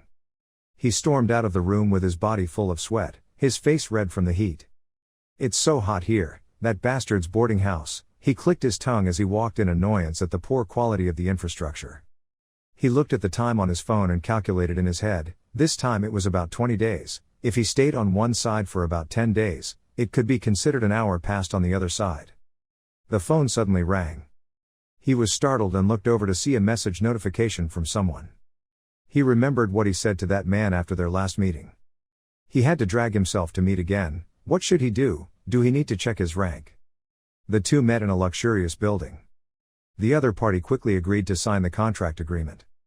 The moment you finished signing, the system displayed a congratulatory message. Your guild has joined Pyonghwa. The achievement is that you have completed joining the guild. The reward received according to the achievement is 10 points. He happily gave him the contract, which would help him a lot in the future. "It's me." The person opposite is an elegant man dressed neatly with neatly combed hair. "But yesterday you said the contract conditions had to be increased, so is it okay to stay like this?" He laughed it off, patting his thigh vigorously. "I was just joking, it's just a day, there's no big difference." He was so blunt and said what he really thought. The deposit was 500 million, a fixed monthly salary of 50 million and 70% down payment. Houses and vehicles were provided by the company and dozens of associations were used. Another thing is, after all, in martial arts I'm a hidden dragon Sanseo. In reality I become a hunter earning hundreds of millions of stars.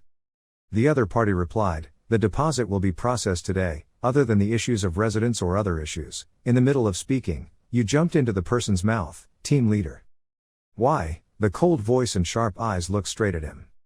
He smiled brightly and said, "Please hit my cheek. If it was a dream, it would be quick." Before he could finish his sentence, he received a slap that dislocated his jaw. Being beaten was so painful that he immediately covered his face and cried, "He really beat me but didn't refuse. I'm the one who can't refuse a favor." "How are you feeling?" "You're awake." "I'm extremely awake," he said grumpily. "That's good. If that's the case, then meeting each other when you're sober will give a good first impression, right?" "What is the first impression? Are we going to meet someone?" he asked in surprise. "No one, just members of our guild." He didn't hesitate and quickly got into the black luxury car parked outside. So let's go right away. Going all over the city are full of luxury high-rise buildings. He exclaimed with excitement, at the center of the most crowded area, where all 100 guild branches nationwide gathered. Now I'm also living a second life as a hunter here. You imagine yourself living in a luxurious apartment with classy amenities.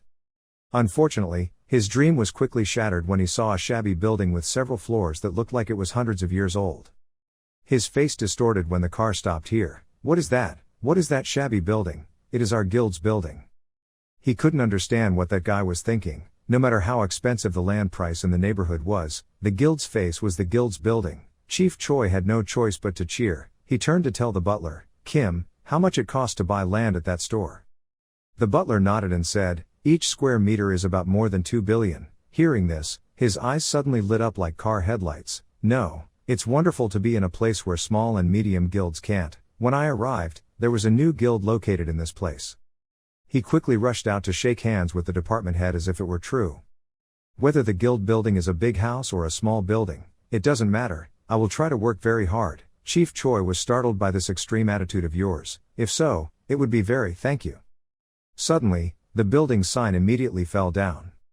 Everyone fell into a scary silence. Department head Choi spoke up, if it was repaired, it would be fine. A man walked out and this thing fell again.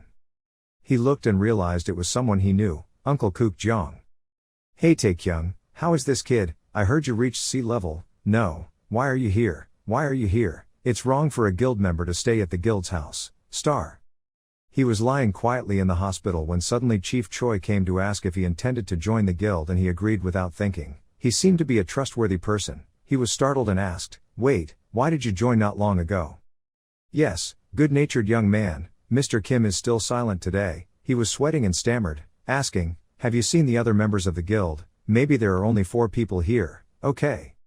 Of course not, oh that's right, oh what a good time. The uncle turned when he saw the next member. He cheerfully waved to the person approaching. It was a girl with long hair, carrying 2 supermarket bags in both hands, including Song Yang. For a total of 5 people, she greeted with a bright smile, hello to everyone who came early. Why did you buy so much? I already booked a separate store. It's expensive there but it's so little, so why do you have to go there? You can just grill the meat and eat it here. Everyone will help you with your bag. Having you is my dream collapsing. That evening was both a welcoming party for me and a party for this small association. And also through this party he learned a few truths. The market girl's name is Song Yi, whose occupation is that the only female member is an assassin. Second, the leader of this guild is Butler Kim. His full name is Kim Hwa Jong. Although he is retired, he is a high-level developer who was active during a turbulent period. And still maintaining relative strength, so there are no problems. Next, from the beginning of the turbulent period until now, the Ares Guild is the most heroic and legendary guild among hundreds of guilds in the country. Butler Kim, head of Department Choi and Ms. Song Yi are people who were active in the Ares Guild in the past. Everyone ate, drank happily. The last thing for today is that the next day there will be the launch party of the Pyeonghwa Guild.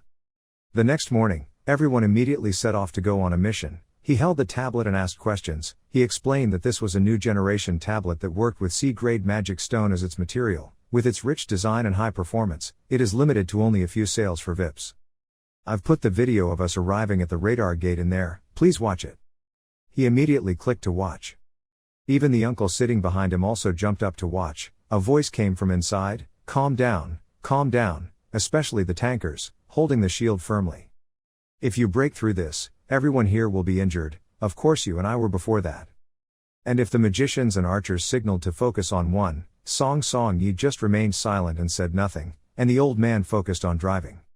He observed the video. Among the 4 tankers there were near and far rangers, there were also assassins and magicians. The lineup was good, the members looked good. Chief Choi also added, let's consult further, this time it's a B-level gate and it's called this in the Hunter Association. The Minotaur's maze is a bunch of monsters that are half human and half buffalo. They are extremely ferocious monsters and live in herds, with huge muscles, each holding a sword, 2 horns growing on their heads, and underneath are the legs of horses. Looking at the guild before the extremely strong battle, they still couldn't win. Seeing that, he asked, what was the result? 5 B-level people, 10 C-level people went to destroy the Minotaur, 2 hunters died.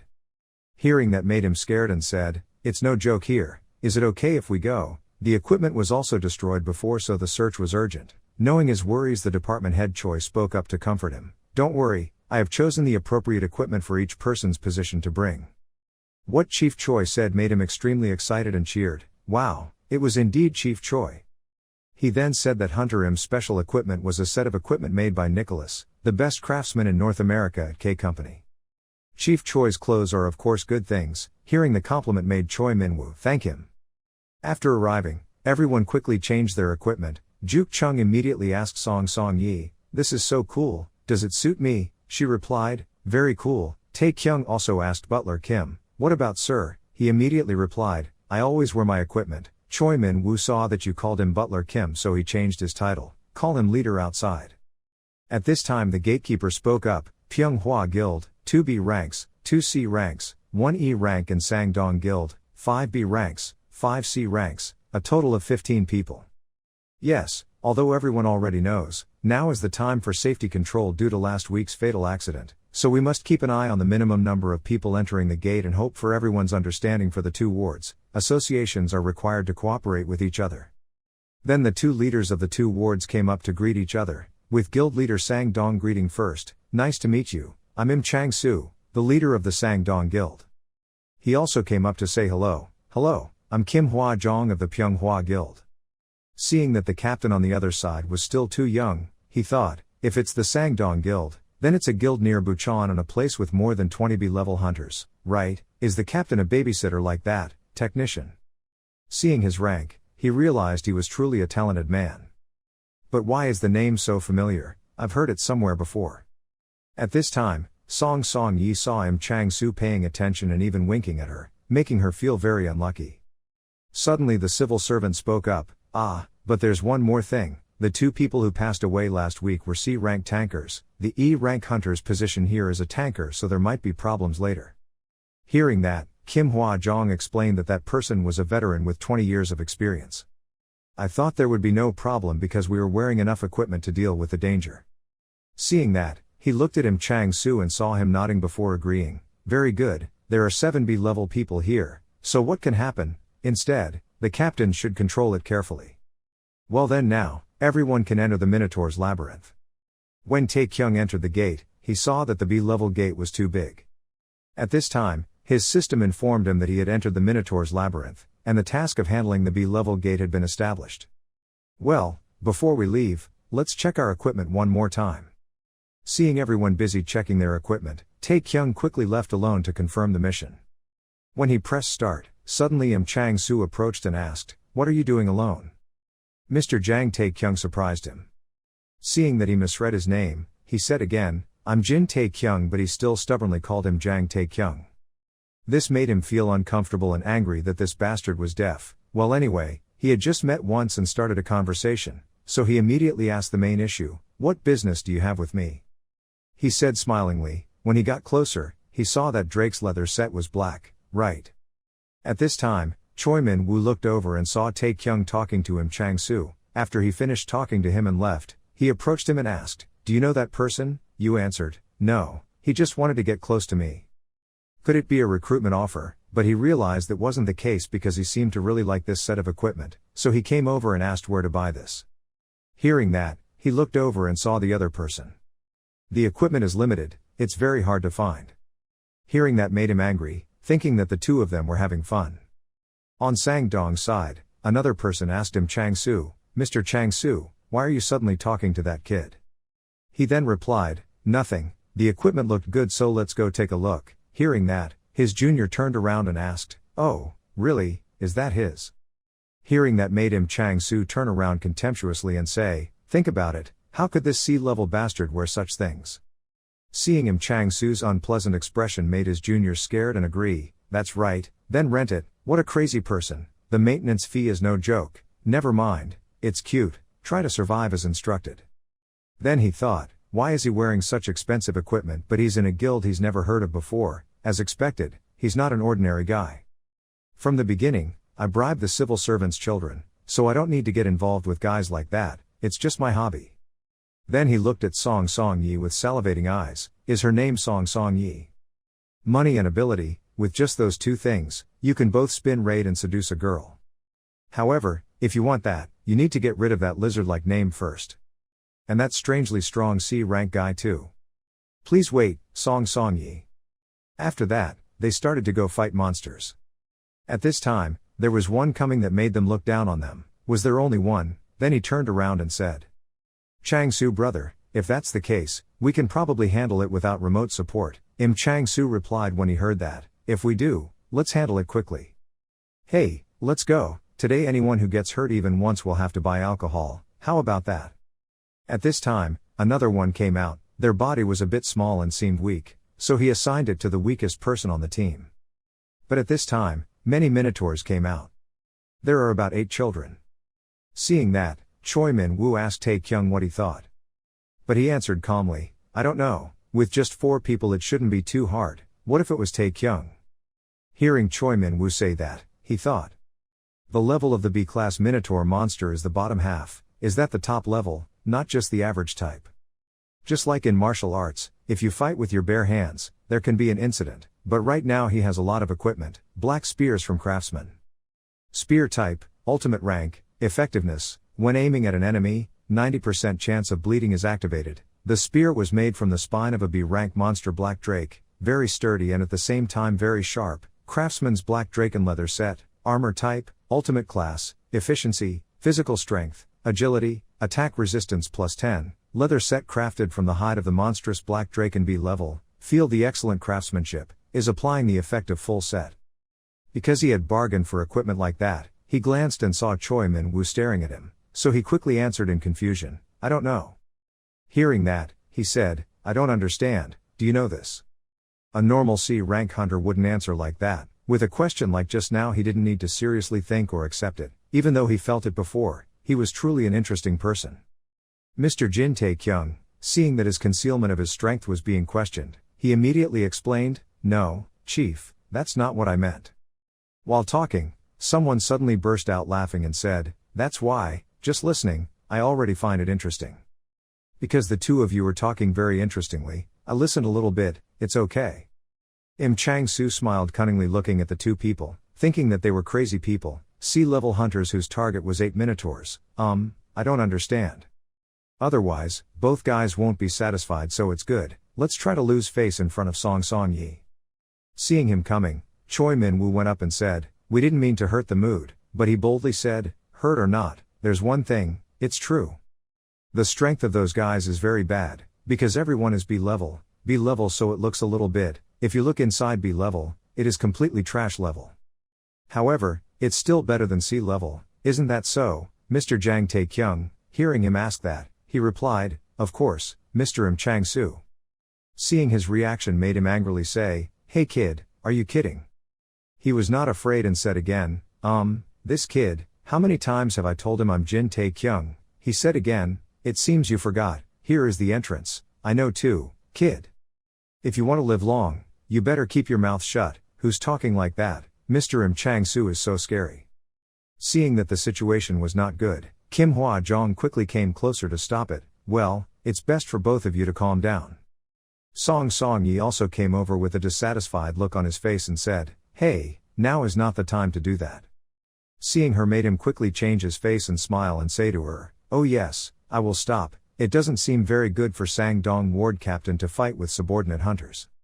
Suddenly Chang-su spoke again, hey Jang Tae-kyung, this made him even more frustrated so he asked, did you do that on purpose? He saw your reaction and disdainfully said, we're good equipment first, so now I can't see anything in my eyes, what if I do it like this?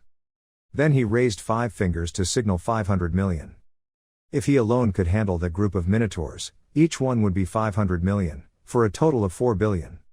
When everyone in the ward heard this number, everyone gasped in surprise. He was so surprised that when he spoke, he was extremely confused, just like that, 4 billion. Hearing him say that, Chang-su wondered, just like that, this is not that easy, this is a bet, in case he dies or runs away, there will be no compensation, in addition. There is one condition, Ms. Song Yi will come to our Sang-dong guild.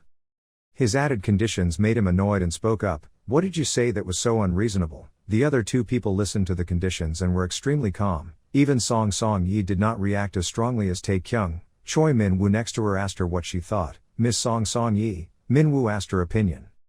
She immediately criticized, "To put it bluntly, I hate people who show off their money and who are promiscuous. That's not my style." At first, when Im Chang-soo heard that, he was extremely sad and bowed his head, but when he heard her say more, "However, I don't hate the Sang-dong group," knowing that she didn't hate his guild made him happy again, so he asked again to make sure. "Really?" she replied to him. "Yes, anyway, just transfer it back." Hearing her answer made him blush with excitement and think, Song Song Yi, so she has an unexpectedly straightforward personality. After all, if she comes to our guild, wouldn't it be easy to get caught? After thinking and calculating carefully, Jin Tae-kyung stepped up and said, "Fine, then I will also participate. Isn't the bigger the bet the more interesting it is?" If Jin Tae-kyung can handle all 8, he will receive 4 billion. Seeing that Choi Min-woo also wanted to participate in this bet made Im Chang-soo feel even more proud that they were really interesting guys. One guy was so chaotic that he wanted to die, and the other guy was restless because he wanted to give up. Money, this is Tae-kyung's bet, so the decision depends on you. Seeing everyone talking about him, he asked what would happen if he lost. But Choi Min-woo believes he will win. Seeing that he trusted him like that, he smiled confidently and said, "Then, I will participate in the bet." Seeing everyone agree, this made Kook Jong unable to accept it. What crazy thing do you think they are doing? C-level hunters facing 8B-level monsters. Butler Kim and the schoolroom Choi both lost their ability to judge because of money, these bastards from Sang-dong Ward. What is that money that I have to die for? I have to stop it. So Kook Jong intended to quickly go to Tae-kyung to stop him, but saw that he had disappeared and was now right under the 8 minotaurs. The minotaur monsters saw him and quickly rushed forward. This was also his first time fighting a cow, so it felt new. But he only needed one move to defeat the minotaur. Seeing that scene made everyone present gasp in surprise. Only Choi Min-woo and Kim Hwa-jong were not surprised by this because from the beginning they realized the true power of Tae-kyung. Im Chang-soo saw him defeat a minotaur monster easily with just one move and cut it in half. That's why he's worried about losing 4 billion. After defeating one monster, Tae-kyung began to fight the next monsters. He counted each 1, 2, 3, 4, 5, 6, 7, 8. After defeating all 8 monsters, he turned his head to look at Sang-dong Guild, smiled and said very jokingly, "The settlement was fun." At this time, the system announces, "Level up." When the job was done, Tae-kyung immediately arrested Im Chang-soo and asked him to find out that he was the son of guild leader Sang-dong. When Kook Jong heard that, he guessed that's why he had so much money. Tae-kyung thought it was true though. If it's the son of guild leader Sang-dong, he's not even 25 years old yet he dares to be so rude to an adult. He made an evil face, making him extremely scared and apologized. Only then did he remember that Im Chang-soo was him. Then he said, "A brother I knew had said before, the only young son of Guildmaster Sang-dong was a person who had awakened to become a B-level hunter. He had won a position in his father's guild, and is the most annoying because he's crazy about girls.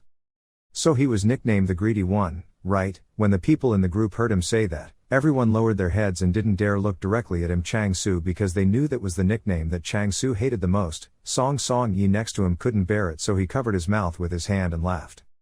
Seeing himself humiliated made him extremely angry and tried to pick up his sword to fight back, but Tae-kyung took the sword away, swung it back and threatened. "Here is the gate, kid, have you forgotten what I said just now?" Seeing that, he immediately crawled back in fear and begged you, "I'm sorry." Seeing that, you told him compensation money, which made it difficult for him to understand what he had to compensate. Seeing that, Tae-kyung said, "You pulled out your sword, don't know if murder is not a good thing, sincerely apologize to all the members of my guild here." Hearing that made him feel awkward and turned to look at Sang-dong's guild, but no one came out to help and just stood there watching him be threatened by him. Butler Kim felt so bad for drawing his sword against the star member, it was beyond words. Song Song Yi is next to Kook Jong. "It's not because he doesn't want to, that's why, isn't that right, uncle?"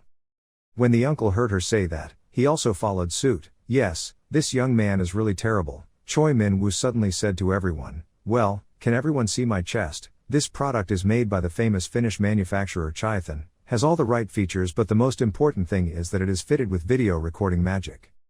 Seeing his actions recorded made Im Chang-soo feel damned, so he could only speak up, "I'll do it," which made them wonder what he was saying. Then he said, "I will do everything you ask." After the agreement was completed, they quickly set out to fight the boss. Im Chang-soo walked and thought, what is that guy's background? Definitely not C rank. Where in this world can a C rank hunter be able to defeat 8 level 8 monsters head on? Could it be that it's a criminal on the run, or a fraudulent registrant? Whatever it is, as long as I get out of the gate, it'll all be wiped away. Just now, the guys in Sang Dong's guild came closer to ask him, Chang-su, are you okay? Are you injured anywhere? Seeing them pretending to care about him made him angrily shout, shut up, how much have I done for you in the past and you can only watch? Seeing him so angry made them immediately explained, no, that's not the case, the situation at that time was a bit, sorry big brother, but he didn't care about that, so he decided, you bastards who have no feelings, shut up, just go out, then you guys will all be kicked out. Hearing that I was about to be kicked out, a girl in the guild immediately approached and begged, Oppa, think again. The others also begged, this time we will really do it, follow everything you tell me. Hearing that he would do everything he said, knowing that they would do what he said, Chang-su had a plan. He whispered to everyone in Sang Dong Guild, from now on listen to what I say clearly, now we are about to reach the boss area. The boss monster is the Minotaur, it's a B-level monster but has physical abilities similar to A-level, even if it's Jin Tae-kyung, he'll only be exhausted. That is the opportunity, although unfortunately there is no other way, about one assassin can be easily suppressed, right? If she is caught, it will be difficult for Jin Tae-kyung to take action. Even though the guildmaster is a B-level old man, because he is a magician, melee combat is a medicine and the E-level tanker uncle is not worth discussing, if there is any problem, it is probably Choi Min-woo is that name. Anyway, then I'll figure out how to do it myself, do it well, this time if anyone hesitates or backs away a little, you'll know. Hearing that, they can only obey without being able to do anything. At this moment, Tae-kyung turned around and said to them, hey, this is the boss area, hurry up. Chang-su replied sharply, yes, come here. In his heart, he secretly rejoiced, Jin Tae-kyung, if you have trampled on my pride, you must pay for it. But right after that, Tae-kyung easily defeated the big boss and the system also continuously notified that the level 70 Minotaur battle was completed, leveled up, the task of handling the level B gate was completed, level your contribution is being calculated, completed, mission completion reward has been catalogued. Seeing that made him a bit confused because as expected the final phase had to be a big shot, right? Let's quickly get our things and go out, I'm starving to death, but you see everyone's expressions are extremely strange. Kook Jeong should ask, I don't know why I should still ask. Choi Min-woo was so surprised that he didn't expect him to be this strong, can he share the story about this? When Tae-kyung heard this, he just smiled and replied, let's go later, Miss Song-yi looks a bit strange. Then he asked the two people from Chang-su's guild, what were you guys doing there? Seeing that they were caught red-handed, one person said, we were just standing here, and the other person said, because she is so beautiful that I want to stand here. Only then did he notice Chang-su and ask, what's wrong with your face, where does it hurt? His face was now extremely distorted due to extreme surprise, he answered him, feeling a little tired in his heart, he felt, monster, if there is a crowd of this person, only I will suffer. Seeing that, he said, eat a lot of protein, that's why, kid, your family has so much money, anyway, let's quickly get our things, I'm tired. After going out, piles of fallen items were piled up on the ground, the civil servant saw this and said, the quantity is too much, at this rate, the minotaurs in the maze will probably be gone. How do you plan to handle it? As you know, there are two ways, selling to individuals and selling on trust, but Butler Kim is selling to the management department. At this time, Tae-kyung put his hand on Chang-su's shoulder and asked what about the promised money, he quickly replied, I will give it, when will it be, I will send it tomorrow. Hearing that, Tae-kyung was extremely excited, patted his shoulder and said, oh sure, the rich man's son is very comfortable, wow, this is my account number, keep it like a fortune and send it tomorrow, please give me the money, if you later say you lost it, you won't be happy, you know. After hearing his yes answer, you were satisfied and let him go. After Chang-su left, Kook Jeong approached and asked, will that guy give the money as promised, what if he doesn't? What, that's a bit strange, the Sang Dong Guild is a star guild that uses power in the surrounding area, if that guy plays like he doesn't know anything. Tae-kyung quickly interjected, hey, there's a video. Just get rid of the evidence, and we heard something. That's the story of Guildmaster Chun-soo known by the nickname Frozen. Kook Jeong mysteriously said, just eliminate the evidence and I heard something. Hearing that, Jin Tae-kyung was a little curious and asked, what is that story? Kook Jeong looked around, making sure there was no one there, then whispered, Guild leader Sang Dong Chun-soo, he is known by the nickname Frozen.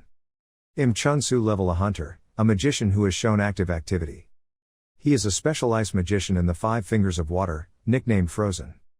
After the disastrous war, that person chose to build the Songdong Guild. At that time, the vast majority of guild owners in Bucheon were heroes. Then there is only one reason why the Songdong Guild still exists until now, that is Im Chun-soo destroyed all the competitors and survivors, and there is good news that the personality is not as bad as it seems, real power. If Im Chun-soo knew what happened today, what would happen?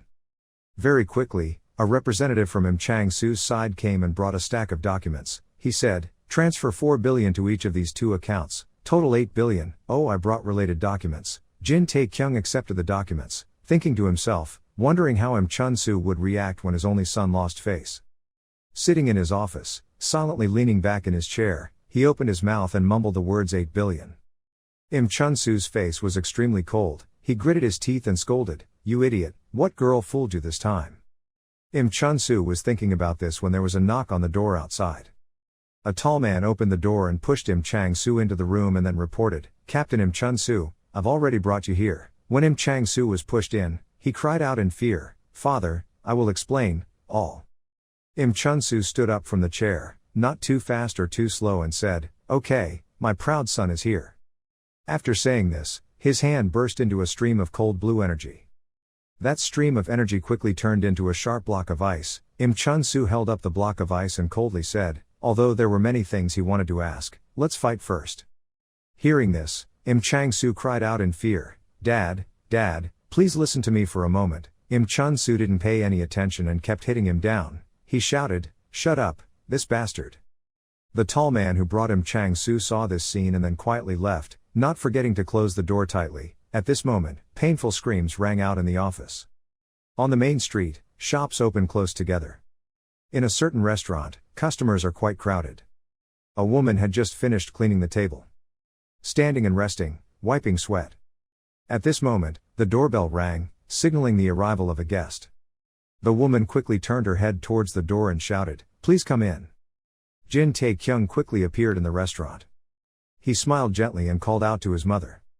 The woman was extremely surprised by this appearance. She asked her son suspiciously. The phone screen is account balance information. In her own house, looking at the balance in front of her, both Jin Tae-kyung's mother and younger sister couldn't believe it and exclaimed in unison, 4 billion, is this real? Jin Tae-kyung nodded and replied, see, now you make very good money, so in the future I won't have to hide and work at a restaurant anymore. What's the reason you've been working so hard lately? Yes. I just hope Mom and Ha-yeon can live safely, pain-free and happily. Why do people think I don't know? If so, I can't live comfortably. After saying that, he pointed at his sister and continued very seriously, Ha-yeon, you too, from now on don't study too hard all night and day, think about your health a little, but why are you so handsome? Your face doesn't look that good, does it hurt somewhere? Ha-yeon sat on the opposite side, her cheeks were red and she coughed a few times. Her fever was 39 degrees, she endured it until the second period and left early. After all, tomorrow was summer vacation, she had been studying on her own, already. Hearing her sister's fever, Jin Tae-kyung worriedly exclaimed, what, have you gone to the hospital? Ha-yeon nodded and replied, I'm home, I've taken the medicine as prescribed. Looking at her sister with such a high fever, Jin Tae-kyung sat there and thought to herself, although it's a bit expensive, if you hire a specialist or buy a potion, you'll get better quickly. How much does that cost? Anyway, a little luck will probably be much better. Thinking so, Jin Tae-kyung immediately said, give me your hand. Ha-yeon didn't understand what her brother wanted to do but still reached out her hand. Right when Jin Tae-kyung's luck was transmitted into Ha-yeon's body, she shivered a bit, a little curiously asked, what's the situation now? It was so creepy again. Seeing his sister about to pull her hand away, Jin Tae-kyung quickly said, sit still for a bit. He passed the energy to his sister, thinking in his heart, is it possible? After a while of healing, Jin Tae-kyung felt quite good, then quietly said, okay. Ha-yeon bowed her head and looked at her whole body erupting in a golden light. She widened her eyes and exclaimed, what is this? What is it? Jin Tae-kyung did not answer this question. He thought to himself, Trans-CA heart magic is an internal mind technique that has extremely high stability instead of a slow accumulation rate, thus being able to control Ha-yeon's body. Thinking so, Jin Tae-kyung curled his mouth and said, bear with the pain a little, you know. Ha-yeon was bewildered, not understanding what her brother was saying and opened her eyes wide. The next second, a blinding light carrying warmth flashed before her eyes. An hour later, the two brothers leaned back in their chairs and breathed a sigh of relief. At this moment, the system displayed a new notification that the destiny had been successfully completed. Ha-Yun raised her hand to touch her forehead. Now her fever was gone. She couldn't believe it and cried out, "The fever is gone. Oppa, what have you done?" Jin Tae-kyung breathed heavily and said, "Treated with traditional medicine, a very stable form, so how do you feel?" Ha-Yun looked at her pink hands and exclaimed, "Oh, at first it was more painful, but as time passed, the more comfortable I felt. My body was also relieved and my headache was gone. How should I say it? It feels like the bad energy inside has been wiped away." Hearing his sister say that, Jin Tae-kyung thought, "At that point I'm pretty clear." Thinking so, Jin Tae-kyung suddenly put his hand on his nose, grimaced and said, "Oh, I know, now go take a shower, the smell from you is no joke." Hearing this, Ha-Yun cried out, she smelled it, "My body, inexplicably, after bathing during the day, still has some smell coming out." Saying this, she suddenly cried out and quickly ran to take a shower. Looking at her sister's bustling back, Jin Tae-kyung thought to herself, "Where do all the waste products that have accumulated in your body for 19 years go? They all squirt out of your body, such as sweating, or, that's right, we'll exit like that." The mother saw this scene and also curiously exclaimed, "Oh my God, when I was a child I also went to the traditional medicine clinic a few times, it was amazing." Jin Tae-kyung smiled when she heard that and replied, "It was effective, right, Mom, please try it once too." This was also a good idea. Mom immediately held out her hands and said, "That's great, my digestion is good these days." While talking about this, Ha-Yun's shrill scream suddenly rang out from inside the bathroom. Mom thought for a moment and then told Jin Tae-kyung and Ha-Yun to go out. "Then let's start." Jin Tae-kyung thought about it, so she quickly nodded and replied, "Yes, after all, our house only has one bathroom." On the street, Jin Tae-kyung heard the person on the other end of the phone speak and suddenly widened his eyes and exclaimed, "Why don't you take a week off?" The other end of the line nodded and said, "Yes." It was as he heard. Jin Tae-kyung put the phone away from his ear. He thought to himself, taking a week off, is there a problem with the guild? Thinking so, he immediately asked the person on the other end of the line, "Is there something wrong with the Songdong Guild?" "What about the Songdong Guild?" the other person asked. Jin Tae-kyung quickly shook his head and said, "No, it's because of Im Chang-su's problem." There, as if understanding what he meant, the person on the other side immediately said, "Ah, you don't need to pay attention to that, the guild building will be repaired in a week, so that's it." Hearing this reason, Jin Tae-kyung breathed a sigh of relief. Luckily nothing happened. What does repairing the building have to do with the raid? Thinking so, he immediately said to the phone, "Department head, I want work." The manager on the other end of the line heard that and said, "Well, even though I'm on leave, my salary will still be paid normally." Hearing this, Jin Tae-kyung suddenly no longer had any problems and said, "Then see you in a week." The department head on the other side immediately stopped and couldn't say a word. Jin Tae-kyung said again, "I'll turn it off, I still have some work to do." Jin Tae-kyung turned off the phone and the person was in front of a large building. He carefully pushed the door open and stepped inside. In the room, a man is sitting in front of a desk. Jin Tae-kyung immediately greeted him and said, "I came to see the house." Choi Min-woo finished talking on the phone and immediately put it on the table. Kim Hwa-jong sat on the chair and asked, "What did you just say?" Choi Min-woo crossed his arms and said, "Even though it's nothing, I'm still worried about the Songdong Guild." Hearing this sentence, Kim Hwa-jong smiled reassuringly. The more he looked like an interesting young man, seemingly acting without thinking but grasping the situation very quickly. Hearing that, Choi Min-woo did not rush to respond. He bowed his head slightly, remembering the previous events, and then thought, the first time he met him, he was nothing more than an honest F-rank hunter. 2 days ago, he was single-handedly destroy the level B gate. Even though I was skeptical yesterday, I'm sure now. Jin Tae-kyung is gradually getting stronger at an extremely fast speed. Thinking like that, he immediately turned to call butler Kim. Kim Hwa-jong heard the voice and immediately replied, "Yes, sir." Choi Min-woo seriously advised him to try to find the role model of a third-year awakened person. Hearing this, Kim Hwa-jong was a little surprised and gasped. Kim Hwa-jong was surprised for a moment and then said, "I know." Thinking for a moment, he continued, "Although it will take some time, it will be very valuable to find out." Choi Min-woo, standing next to him, nodded and replied, "Thank you. Well, the move from Sangdong Guild is how are you?" Kim Hwa-jong smiled slightly and said, "The surveillance officer has been released, even though the target was Jin Tae-kyung, but because I could be followed, I took evidence from Ms. Song Yi and hunter him. No, yes, we also need to let you know, Jin Tae-kyung. Hearing that, Choi Min-woo slightly shook his head and replied, it's okay, on the contrary, the understanding of Sang-dong society is much better than ours, so I want to clarify Jin Tae-kyung's background. Understanding the other party's intentions, Kim Hwa-jong immediately said, so that's it. After all, Sang-dong's guild leader seems to be a very cautious person. If it was like before, he would have come here to cause chaos a long time ago. Then, this made Choi Min-woo a bit surprised. He turned his head around in suspicion and asked, could it be that? Kim Hwa-jong nodded and said, I am acquainted with the leader of Sang-dong Guild. Choi Min-woo asked thoughtfully, is it a bad fate? Kim Hwa-jong heard that and laughed and said, I don't know, ho ho ho. Jin Tae-kyung was taken by the landlord to a quite spacious building. The landlord said, it's here. He started introducing, 4 rooms and 2 bathrooms. The living room is large and is a 2-story house with a lawn. Among the houses for sale in a safe area, this house is probably very suitable for you. What do you think?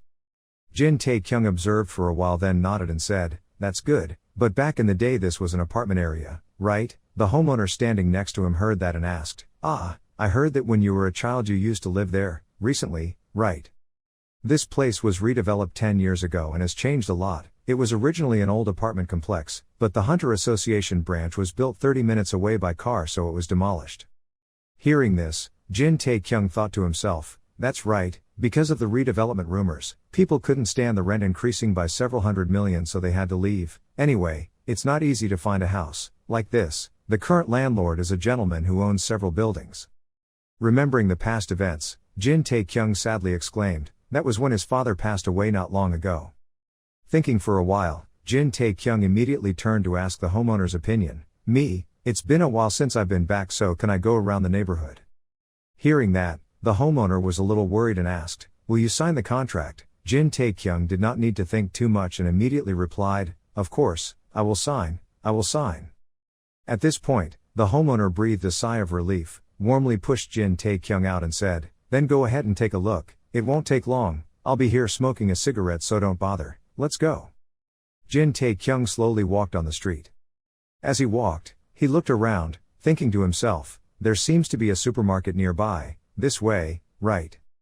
Jin Tae-kyung went to a turn and saw in front of him a man and a woman standing next to a yellow car. The man pointed around and said, when I was a child, this was my grandmother's place, so many years old. Jin Tae-kyung didn't pay much attention to other people's business. He still looked around in all 4 directions, seeing a 24-hour store in front of him. He immediately thought to himself, convenience store. However, it's lucky that it hasn't changed much. While thinking like that, Jin Tae-kyung noticed the other man walking quickly towards him. He mumbled incomprehensibly, what is it? Who is this bastard? Jin Tae-kyung's eyebrows furrowed in alarm. And that man walked up to him. He took off his sunglasses, his eyes glowed and shouted, right, old classmate, 6th grade Jin Tae-kyung, 3rd year, I'm Park Ji-hwang, that guy. Hearing this name, Jin Tae-kyung was a bit surprised and stopped in one place. The yellow car sped along the main road. The girl sitting in the co-pilot's seat turned her head and asked, it's really nothing special, right? Park Ji-hwang, sitting in the main driver's seat, heard that and immediately said, what's wrong with your tone, are you dissatisfied? The girl crossed her arms in front of her chest and nodded, yes, it's because I'm your friend that I said that, frankly speaking, that's all. Park Ji-hwang curled his mouth and said, it's strange, when he was young he is very popular, tall, has a nice body, and is also very good at sports. Even if he didn't look at his face, he would still be considered handsome. Hearing that, the girl let out a breath and said, I feel normal, it looks a bit like being unemployed. What is that person's occupation? Park Ji-hwang thought for a moment, then shook his head and replied, I didn't ask that. His childhood dream was to be a gym teacher, so he probably went in that direction. The girl sitting next to her looked at her slim hand, smiled slightly and continued, probably because she met him. Other men couldn't catch her eye. Handsome, good personality, and perfect ability, he's absolutely amazing. Compared to his friend who only has that body, he's 100 times better. Park Ji-hwang heard his girlfriend's words and frowned a bit and said, don't talk like that, that's a very good guy.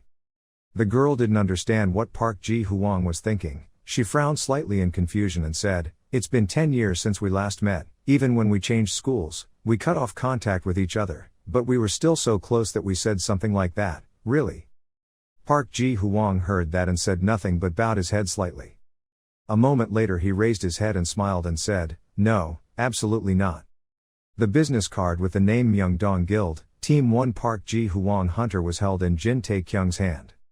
Right now he was sitting at a roadside cafe, looking at the business card. Jin Tae-kyung thought he should do the same. Looking at the words on it, he thought, "Friend met again after 10 years, are you a hunter? It's amazing. If you're the first team of a big guild like Myeongdong Guild, you must be a very elite hunter." Although I don't remember clearly in the past, his skin was darker and his height was shorter than now. Why did he change his name? Now he is a perfect guy, with a beautiful lover and an imported car. This guy has completely become a dragon. Jin Tae-kyung remembered the appointment that Park Ji-hoon said earlier. Later the classmates will gather, so if I come over, you have to have a drink, okay? Jin Tae-kyung happily agreed. The two said goodbye to each other and then Park Ji-hoon and his girlfriend left. Jin Tae-kyung sat alone on a chair looking out at the street. Suddenly he stopped, as if suddenly realizing something. Jin Tae-kyung held a straw in his mouth, resting his chin, thinking, but is that guy so close to me? Sunset has come over the city, the sounds of contracts ringing out endlessly.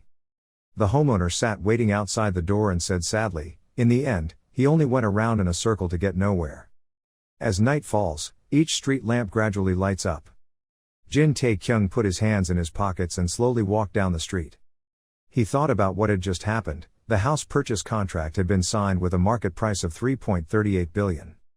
Jin Tae-kyung then said, "Today I will deposit the deposit in advance." The homeowner was still stunned. He thought the other party had run away but then heard Jin Tae-kyung continue, "I will confirm soon, set a date and proceed with official purchasing procedures." Slowly walking on the street at night, Jin Tae-kyung thought, anyway, after Ha-yeon finishes her university exams, it would be best to move house. Until then there's still a lot of time. I will have to renovate that house to be as similar as possible to the old house I lived in. Mom will be very surprised. Later, when I sign the official contract, I will learn more about the furniture company. While thinking about this, Jin Tae-kyung suddenly felt danger behind her. He didn't think much and immediately pulled out his dagger and slashed it quickly back. All I see behind me is an empty space, no one there. A moment later, a stray cat quickly rushed out from the dark alley. Seeing the cat stretch and shrink its neck, Jin Tae-kyung muttered softly, "What is it? Is it a cat? Have I overreacted? No, this feeling is a bit strange." Muttering these words, Jin Tae-kyung immediately used his camera to feel every corner of the street around him. That cat is level 1. Jin Tae-kyung was a bit surprised but didn't think too much. He put the dagger away and said softly, "If the system reports like that then it must be like that. Maybe I've been overworked lately." Jin Tae-kyung continued to slowly walk forward. He softly exclaimed, "Ah," suddenly craving chicken soup stewed with ginseng. By the way, come to think of it, what can we eat out with Mom and Ha-yeon? In a certain corner, a man's pupils were wide open, the whites all around were red blood. This person tilted his head up to the sky and gulped down a bottle of water. After taking a drink, he breathed a few sighs of relief and then suddenly got angry and cursed under his breath. "Who's she?" I was startled. What the hell was that bastard? Why did he suddenly turn back to look? Damn it. Maybe you noticed something. It can't be like that. Who am I? I'm a B-level Hong Woo Jin mage. Even though I can't use fancy attack magic, I'm proud to be the best tracking and surveillance mage. Up until now, I've investigated terrible people, more without being detected, but was discovered by a C-level hunter. Hong Woo Jin raised his head to look up at the bright moon above. As if thinking of something he said, "That's right, no way, just a coincidence, just a coincidence." A fly buzzes in the house. Jin Tae-kyung raised his hand and slapped the mosquito against the wall next to him. After hitting this mosquito, he angrily exclaimed, "Ah, I'm going crazy, why are there so many flies?" Ha-yeon picked up a kettle of water and heard that, "So that's how summer should be, are you an idiot?" Jin Tae-kyung shook his head indignantly and said, "It's not 1 or 2 fish, I caught it from morning until now, more than 100 children already." Ha-yeon poured a glass of water and said helplessly, "Look at how exaggerated you are, that's a man." Jin Tae-kyung on this side was always swatting away flies. He grimaced and exclaimed, "It's not an exaggeration, but he caught one and then caught another. If he caught one then there was another. Look at that, there's another one coming in. How did these guys get in?" Ha-yeon didn't care too much. She sat down on the chair, drank water and said, "Don't hit me anymore, just sit still, it will be less noisy." Hearing that, Jin Tae-kyung immediately fell down on the sofa to rest. Looking at the flies in front of him, Jin Tae-kyung suddenly felt something was wrong. He widened his eyes and exclaimed, "Little sister, these days all the flies know how to run, right?" Ha-yeon also realized something was wrong. She also widened her eyes. I said, "I don't know, maybe they just don't want to fly, anyway, give me 100,000 won." After saying this, the two brothers gathered together to look at the fly walking on the opposite wall. Jin Tae-kyung thought warily, suspicious, too suspicious, even though the timing was just right, they were trying to look normal. And I felt like someone was watching me yesterday, maybe I was really overreacting. Thinking like that, Jin Tae-kyung immediately used the technique. After using this skill, Jin Tae-kyung's eyes opened even wider. "The flies on the wall are all house flies, level 1, Jin Tae-kyung mumbled in confusion. "What is this, what is this?" Jin Tae-kyung's resume is held in the hand of a man. The content of the resume includes, Jin Tae-kyung's name, age 27, place of residence, eldest son in a family of 1 man and 1 woman. I live alone with my family. My father passed away in an accident 11 years ago. The man looking at this resume is Chun-soo. He took a look at Jin Tae-kyung's profile, then called out to the person standing next to him, "Hey, Team Leader 1, yes, sir." Team Leader 1 replied, "Shut up, a sea-level hunter, but can fight the Minotaur alone. Do you think this makes sense?" "I think it's impossible." The leader of Group 1 bowed his head and said, "When I heard that, I conveniently burned Jin Tae-kyung's file and asked, who wrote this report? Hong something." Hearing that, the leader of Group 1 quickly answered, "It was Hong Woo-jin-a." Although he was young and did not have much experience, his strength was assessed very accurately. Chun-soo snapped his fingers and threw away the burning documents, then nodded slowly and said, "Yes, Hong Woo-jin." He raised his eyes to look at the leader of Group 1 and advised, "Tell that boy to rewrite the report, add a little intimidation. Also, who is that? Information related to the names of the Pyonghwa Guild or how's the sarong or something." The leader of Group 1 was a little scared and sweating all over his face. He said, "I was just about to report about it. The information about the guildmaster and department head is locked so I can't access it." "What?" Chun-soo slapped the table a little angry. Team Leader 1 quickly explained, "All personal information as well as accounts are kept confidential." The inspection team is also very confused. Hearing these words, Chun-soo remained silent and did not say anything. The office suddenly fell into silence. After a while, he suddenly opened his mouth and asked, "Saving money?" The leader of Group 1, hearing that, didn't know what to say and bowed his head slightly. After a moment, he raised his head and said, "Even if not, I would have spent quite a lot." "So what?" Chun-soo asked. The leader of Group 1 said seriously, that side also seemed a bit shy. According to his words, of the officials on that side, higher authorities have placed it on security so it cannot be touched. This information made Chun-soo gasp in surprise. He thought to himself, have I ever seen such ridiculous names like these? A guild that has been established for less than a month with only 1 team and having to do everything themselves. The guild is like children playing with toys, but there are 2 names that can lock the information. What's the point? That, something. While thinking about this, the leader of Group 1 suddenly asked, "What will we do now?" Chun-soo put both hands on the table, thought for a moment before speaking, "Let's firmly monitor the guys who angered us this time. Don't dig deeper for now, just leave that part." Stop for a moment, he emphasized, "First focus on that Jin Tae-kyung. Add a few more people to the guild's inspection team and increase the number of private followers." Hearing this, the leader of Group 1 asked with some confusion, "What's wrong?" He leaned back in his chair and turned around. The other direction slowly said, "Yes, looking at the status of the report, isn't it 0? Come to think of it, our guild's inspection team isn't any behind, right?" "That's right," but the leader of Group 1 suddenly stopped talking halfway. He thought about what Hong Woo-jin once told him. "As soon as I receive this request, it will become my business, you know that right? Within a week I will know everything, even about this kid today. What color underwear is that person wearing? So trust me and leave it to me. If they work there and the surveillance subjects find out, my work will be ruined." Thinking of this, the leader of Group 1 sweated all over his face. He didn't know what he should say to Chun-soo now. Chun-soo was extremely sharp. He immediately turned around and asked, "Why, is there anything else you want to say?" The leader of Group 1 was startled. He quickly said, "No, I will do that in boat." When Chun-soo heard that, he waved his hand and said, "Okay, let's go." The leader of Group 1 turned around and left, thinking worriedly, "Is it okay? Nothing will happen." But right now at Jin Tae-kyung's house, he was constantly waving his hands to swat flies. Jin Tae-kyung couldn't stand it anymore and angrily exclaimed, "That's right, there's no way, it's just a coincidence, just a coincidence. Ha Yun closed the refrigerator door. She heard her brother complain again. I'm going crazy, why are there so many flies? Summer is coming like that, Ha Yun said. Are you an idiot? Hearing that, Jin Tae-kyung immediately objected. It's not 1 or 2 children, from morning until now. Jin Tae-kyung kept complaining. Ha Yun said tiredly, look how exaggerated you are. The 2 Jin Tae-kyung brothers were talking to each other without paying attention. Under the sofa, a small worm was crawling back and forth. It silently cheered. Hit all those, come on, cheer for a while, you. This deep thought, the Songdong gang, these amateurs, have already done this. Familiar users with poor abilities, who don't realize it, these pitiful people, very good, then from tomorrow I will also be bolder. What is familiar magic? A type of nervous system magic used by magicians. The user will be mentally linked to the living creature used as the familiar and, depending on the criteria, can control it as they wish. However, there is a limit to the distance between the user and the familiar. According to the standard for a B-level mage, the maximum distance is 500 meters, the safe distance is 300 meters.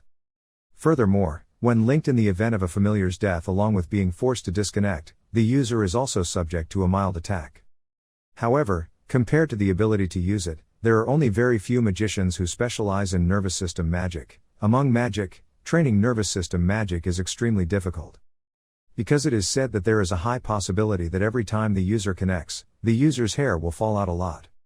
That's what Jin Tae-kyung learned the night he discovered the familiar in his house. He pretended to be asleep and visited the hunter community to find out. Jin Tae-kyung was doing push-ups in the house while thinking, I can guess who sent it, besides Sangdong Guild, where else could there be? However, because there was not just one familiar, Jin Tae-kyung could not conclude that the object was just a place and there was no way to know exactly where it was. Even so, he couldn't leave it alone like this. Even though it was just a spy, Jin Tae-kyung couldn't stand having strangers intruding into his family. With that in mind, Jin Tae-kyung immediately pretended to exclaim, how can I kill all these bastards? After saying this, he silently told himself, from tomorrow I will travel busily. The first thing Jin Tae-kyung did was go to the specialized hunter's accessory store and buy all the weapons for downgraded hunters and put them in storage. Next he will pretend to go to a nearby property and look for a house, find out what items within a 500-meter radius of his house have been traded in recent days. Because every place Jin Tae-kyung went through, he felt the faint energy of mana, thinking about the possibility of eavesdropping magic, so he acted, even though it wasn't good and even though he sweated a lot when he had to, turned around to ask but finally got the result. Jin Tae-kyung smoothly and successfully discovered 3 suspect locations including Building 5, Room 901, Building 4, Room 301 and Building 3, Room 202. However, when they found these locations, in the past time they'd also start to change. Ha Yun picked up an abandoned stray cat somewhere and it was a familiar. Discovering this situation, Jin Tae-kyung frowned and breathed out a long breath, his eyes darkened a bit, not knowing what he was thinking.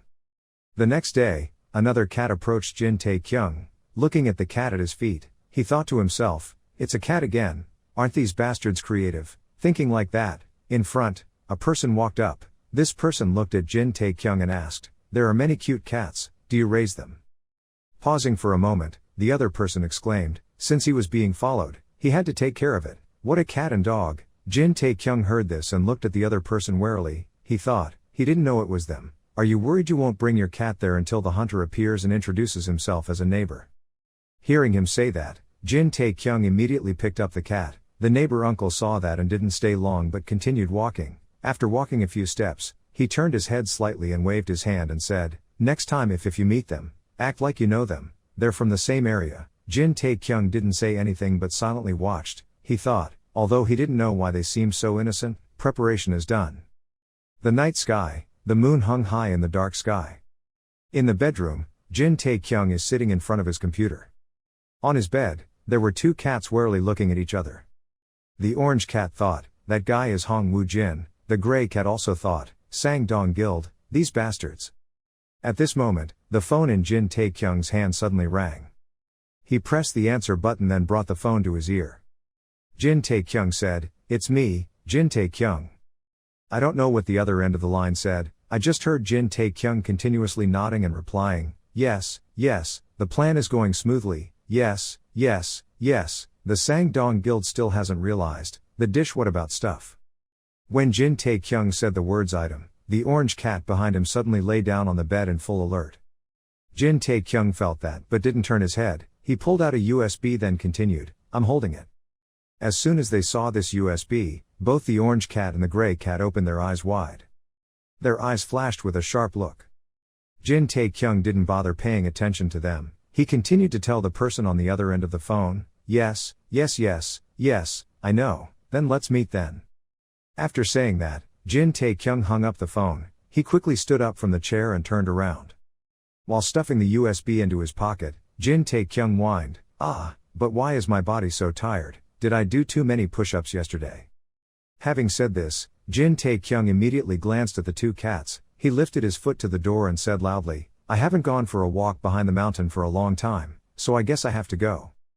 Quickly stepping out of the room, Jin Tae-kyung reached out and closed the door tightly. He thought to himself, what a coincidence, all three locations found in the real estate had the same shape surrounding his apartment. The east entrance could be seen from the window and this was an easy location for surveillance. No matter where the surveillance was, it wouldn't be strange. Because they were afraid of being discovered, they were so careful that they brought their familiars to their faces rather than magic equipment. If they approached clumsily, they would definitely miss them. Standing in front of the open door, Jin Tae-kyung pondered, if I couldn't leave, the only way was to make them come to me. While thinking about this, he suddenly heard a strange noise coming from his bedroom. Jin Tae-kyung frowned slightly and thought, yes, with the cat's body, they couldn't take my USB. This is expected, look who they are. Jin Tae-kyung grinned with excitement. It's late at night. On the rooftop of a certain high-rise building, small noises were emitted. Immediately afterwards, the door to the terrace opened, revealing a pair of human legs. Hong Woo-jin wore a red tank top with a hood covering his bald head. He slowly walked out and looked down. Observing for a moment, Hong Woo-jin thought to himself, should I follow or not? Looking at Jin Tae-kyung's back day by day on the main road, Hong Woo-jin silently pondered, if he thought about entrusting himself, he should follow, but why did he feel so shy? While thinking about this, Hong Woo-jin discovered that behind Jin Tae-kyung there were several dark shadows following. These guys are members of the Sangdong Guild. Hong Woo-jin saw them carrying weapons and thought, are they planning to use force now? Thinking so, he immediately took out his phone and texted something. While texting he muttered curses, so he didn't want me to take credit for him, right? These bastards, I should have stopped right when I gave them the work, this guy, and put them in the security team. At this time, Hong Woo-jin's eyes narrowed and looked at Jin Tae-kyung's back. He whispered, Jin Tae-kyung, you definitely want to use my hand to rob. Saying a sentence like that, Hong Woo-jin immediately pressed the send button. The message was quickly sent. Looking down at Jin Tae-kyung, Hong Woo-jin said evilly, no matter what, rest in peace. Jin Tae-kyung quickly reached the gate to the forest behind the mountain. In front of him is a set of stairs leading to the top of the mountain. But Jin Tae-kyung didn't go up those stairs. He cut the connecting wire blocking the way, then slowly walked onto the dirt road next to it. Jin Tae-kyung slowly walked forward step by step. Behind him, several people also secretly followed. The sound of rustling leaves rang endlessly in Jin Tae-kyung's ears. He stopped in one place, curled his mouth and snorted. Right after that, he immediately turned his head. A cold voice said, this is not a mountain climbing path, what are you guys looking for? Behind him, two men were standing still. Seeing that these two men didn't say anything, Jin Tae-kyung continued to speak, not saying anything. Maybe there's something you need to see me for, ha ha. Hearing these words, a tall man wearing a vest smirked and replied, it seems like you know roughly the current situation, why did you come all the way here? Jin Tae-kyung shrugged and opened his arms and said, by the way, you guys keep following me, so I tried to see where you guys would go. If you think this is dog training, then that's fine. Listen to me. So, the man in the suit said angrily, this kid is so brave, it turns out he has a talent for taking beatings. Thank you for the compliment. Jin Tae-kyung grinned and then called the man in the vest by name, Choi Byung-il. Seeing his name spoken from the other person's mouth, both Choi Byung-il and the person next to him were terrified. Choi Byung-il cried out in disbelief, what, how could that be? Seeing the horrified expressions of the two people in front of him, Jin Tae-kyung burst out laughing and interrupted, saying, that's a business secret. Then he turned to the person next to Choi Byung-il and said, Kim Kwon-ding is old acquaintance, right? I'll take good care of the cat. Not bothering to pay attention to the other person's fear, Jin Tae-kyung pointed his hand in 4 directions around him and then continued speaking. Besides Park Hyung Jin, Oh Kyu Yun, Lee Min Chul, Kim Jun Soo, just go ahead, isn't it inconvenient to stay there forever? Jin Tae-kyung's followers hiding in the surrounding bushes heard their name being called out and all looked out, each with extremely scared expressions.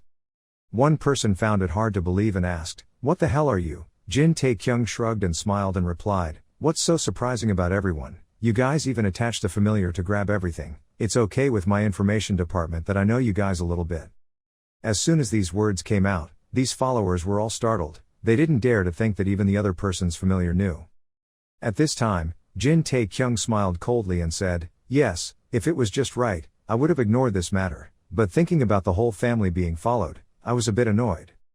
So I tried casting out the bait and I didn't expect people to bite it." Choi Byung-il heard that and immediately widened his eyes and exclaimed, "Why, then that USB is it?" Without letting him finish his sentence, Jin Tae-kyung calmly said, "Ah, is that it?" Jin Tae-kyung smirked and said, "That's the OV collection I've spent my whole life collecting." When the other watchers heard that, they froze on the spot. Kim Kwon-ding from the side suddenly called out to the captain. Choi Byung-il did not respond but only gritted his teeth and angrily scolded, "This bastard." Scolding him like that, he immediately pulled out his weapon and roared in anger, "Since things are like this, I think the next thing is to deal with this bastard first." Jin Tae-kyung was not afraid at all and pulled out his dagger. He took a stance and said, "Rush to chase away these stalkers." As soon as these words ended, the others shouted in unison, then immediately surrounded and rushed towards Jin Tae-kyung. At Im Chun-soo's office, Im Chun-soo spoke up neither quickly nor slowly. That guy was talking on the phone with someone whose identity was unknown and all the content of the conversation and actions taken were very suspicious. He stood in one place with his back to the leader of Group 1, looking at the documents in his hand while continuing to speak. It seemed like he had to rush to chase some target, so that guy said he would report later, then cut off the power. During the conversation, the leader of Group 1 nodded and replied, "Yes, every 2 hours a report comes in. That report is from 4 hours ago." Hearing this, Im Chun-soo pondered and then hummed. He turned his head to look at the leader of Group 1, raised the file in his hand and asked, "Who is the guy talking on the phone with Jin Tae-kyung? If you know the name has 3 letters, then you can see, this one." Team Leader 1 remembered a bit and then said, "His name is Sung Ji-ho, a 30-year-old civil servant preparation candidate living in Bucheon." Hearing this information, the document in Im Chun-soo's hand fell straight to the ground. He exclaimed incredulously, "What, are you preparing for the civil service exam?" "Definitely not." The leader of Group 1 tried to calm down. His face was sweaty. He calmly said, "I also checked again, so it can't be wrong. The general case of Go C1 where Jin Tae-kyung said they had a brotherly relationship twinning." As soon as he finished these words, Im Chun-soo threw his head back and burst into laughter. He exclaimed, thinking he was a class A hunter, but instead he was a person preparing to take the civil service exam. "Ho ho ho, this is really a mistake, I was fooled." The leader of Group 1 heard that and immediately hit me. He quickly asked, "What should we do?" Im Chun-soo didn't know what was going through his mind. He walked past the leader of Group 1 and said leisurely, "What are you doing? Do you have to go to eat dinner?" Standing behind, leader of Group 1, "I don't understand, but do it later for an hour." Hearing that, Im Chun-soo said, "Stop talking nonsense and just follow me." Once the other person said that, the leader of Group 1 didn't ask much anymore but said yes for 1 hour and then quickly followed. At this time, in the forest on the mountain, faint moans rang out continuously. Some of Jin Tae-kyung's followers were lying on the ground, weapons stuck to one side.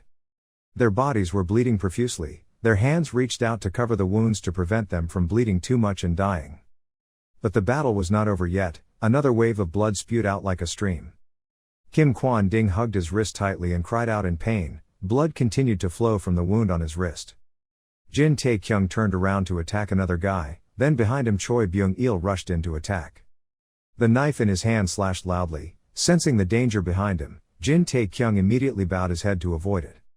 He quickly turned his wrist and attacked Choi Byung-il's feet. Sensing danger, Choi Byung-il widened his eyes in fear. Immediately afterwards, a scream rang out in the deserted forest. Choi Byung-il fell straight to the ground. His ankles were slashed by Jin Tae-kyung, and blood flowed out continuously.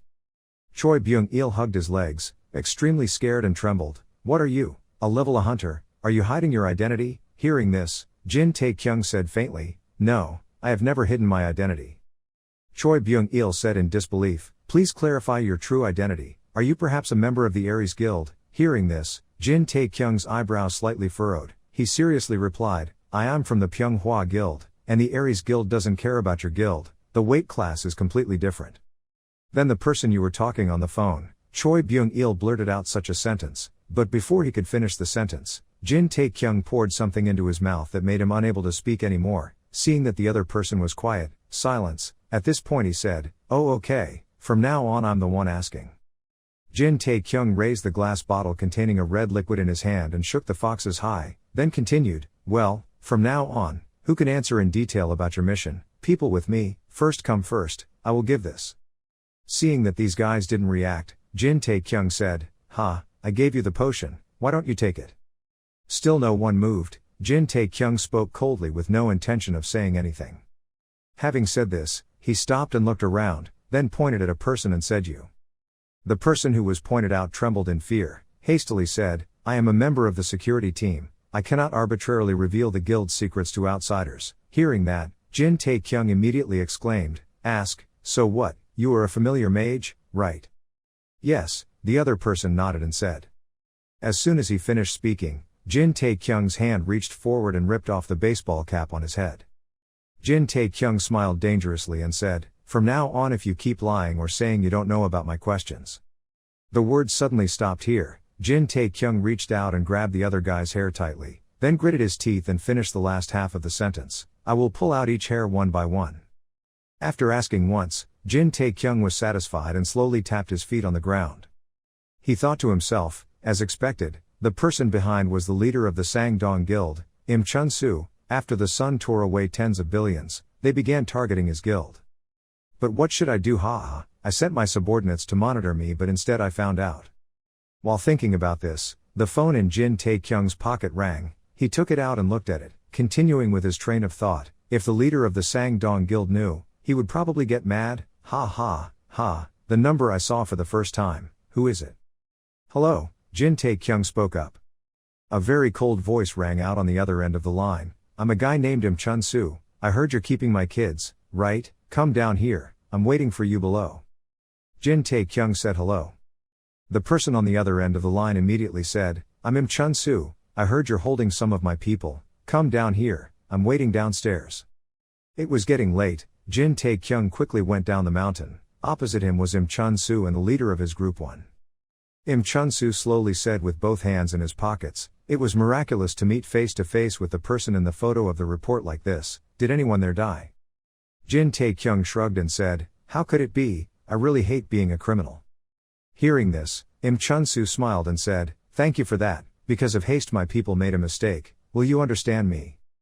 Jin Tae-kyung didn't want to make things difficult, so he raised his mouth and asked if there was a suitable reward. As soon as these words finished, the leader of Group 1, standing behind Im Chun-soo, immediately spoke up and said, young man is really unreasonable. Jin Tae-kyung raised his eyebrows and said, I am also that type of person, but when I heard these words from the person who followed me, my mood was a bit unusual. Hearing him say that, the leader of Group 1 immediately exclaimed, anyway, but before he could finish his sentence, Im Chun-soo raised his hand to stop him. He slightly glanced back and ordered, the leader of Group 1 left and brought the people back here. Hearing that, the leader of Group 1 sweated all over his face, quickly nodded and replied, yes I understand. After saying that, he immediately turned around and went up the mountain, where only Jin Tae-kyung and Im Chun-soo were left. The bright moon now hangs high in the night sky. Im Chun-soo asked, do you know why I'm still here? Jin Tae-kyung said calmly, isn't it to monitor me? Im Chun-soo had one hand in his pocket, his head slightly bowed, not too fast or too slow to speak, at my age, time is precious, you are not a classy person for me to come all the way here to meet. Small pieces of ice began to form under his feet. He continued to say, the past 10 years have been in vain, all the nearby guilds are allies, we have no more enemies. But you guys appeared again, silently raising your head, your eyes carrying a sharp ray of light. He said in a cold voice, even the guild masters or group leaders find it difficult to find out my information. Hearing this, Jin Tae-kyung thought to himself, I thought he was a reasonable old man, but he was elected, why is this atmosphere so dangerous? At this moment, Im Chun-soo suddenly opened his arms, cold ice energy shot out from his hands, he laughed loudly and said, most of all, your existence has excited me. Seeing this scene, Jin Tae-kyung immediately used his ability to see the opponent's level. The opponent was level 75, Jin Tae-kyung quickly said, must he have to face a C-rank hunter like that? Im Chun-soo didn't bother to pay attention to Jin Tae-kyung's words. He curled his 10 fingers together, then gritted his teeth and said, once a hateful relationship is formed, it must end. Seeing that the opponent wanted to hit him, Jin Tae-kyung gritted his teeth and thought, avoid it or stop it, take out the spear or not. While thinking about this, a giant wall of fire appeared in front of Jin Tae-kyung. The wall of fire that just appeared made Jin Tae-kyung a bit surprised. Im Chun-soo also opened his eyes and stammered out, there, what is that? As soon as these words ended, a figure slowly walked out from within the wall of fire. This person spoke and said, I'm glad I wasn't late. Hearing this voice, Im Chun-soo was terrified.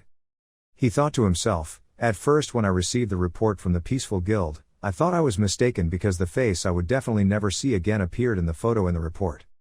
Remember when he pointed at a portrait photo on the report, asked Team Leader 1 next to him, who was this person? Team Leader 1 glanced at the photo and replied, he is Kim Hwa Jong, Master of the Peace Guild, 55 years old, B-level hunter. Kim Hwa Jong, level hunter. Im Chun-soo asked suspiciously. Team 1 leader nodded and replied, yes, is there a problem sir? Im Chun-soo shook his head and said, no, I was mistaken because it resembles someone we have known before.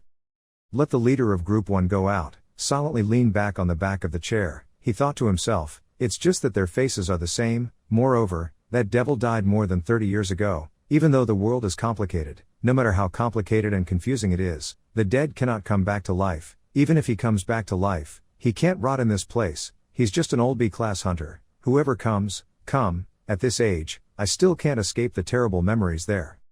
After that, even after hearing that Kim Kwan Jong's information was being kept strictly confidential, I still felt cold down my spine. Could it be like that? No way, there's no way it could be like that. However, my ominous omen cannot be wrong. Im Chun-soo's memories stopped here. The wall of fire that appeared right in front of him spread more and more. A figure slowly walked out from inside. When I saw clearly who was coming out, Im Chun-soo stammered in horror, fireworks, spear official. Kim Hwa Jong smiled and looked at the other person, then curled his lips and said, long time no see, 28th Regiment, 1st Company, 2nd Battalion, Im Chun-soo. Im Chun-soo couldn't close his mouth at this point because he was so scared. Immediately after that, I heard Kim Hwa Jong scream again, training soldier number 1, lie down. Standing aside, watching until now, Jin Tae-kyung completely did not understand what was going on.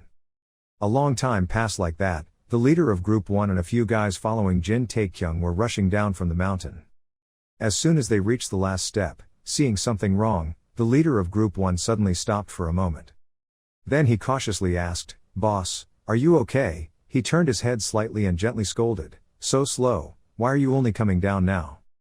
The leader of Group 1 looked around in all 4 directions and stammered, not knowing what had happened. But where did Jin Tae-kyung go? Im Chun-soo did not answer his question. He patted his forehead and said, I told you it was just the right amount of advice. When I talked to him, I see that he's better than I thought.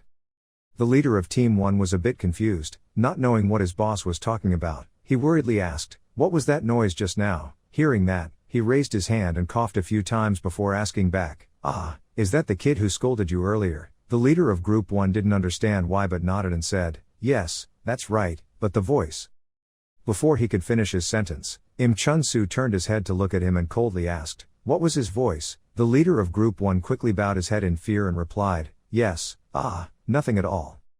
Im Chun-soo cleared his throat a few times, then exclaimed, how boring, those brats below were just playing field games so I kicked them out. No, is there still military culture in the university? Hearing this question, the leader of Group 1 immediately said, that's right. Hearing that, he was silent and had no head or tail, saying, what, just hanging out with the sports PT for a while almost died.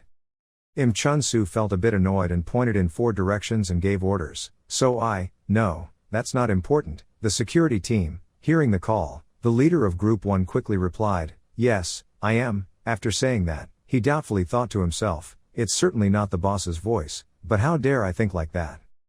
Someone has spread rumors about the boss's unpredictable personality. However, when working directly with him, you can see that he is a superior with great ability and charisma. He is a wonderful person with a full and respected life. Team Leader 1 thought about this, took a breath and said to himself, boss, I will always be loyal to you.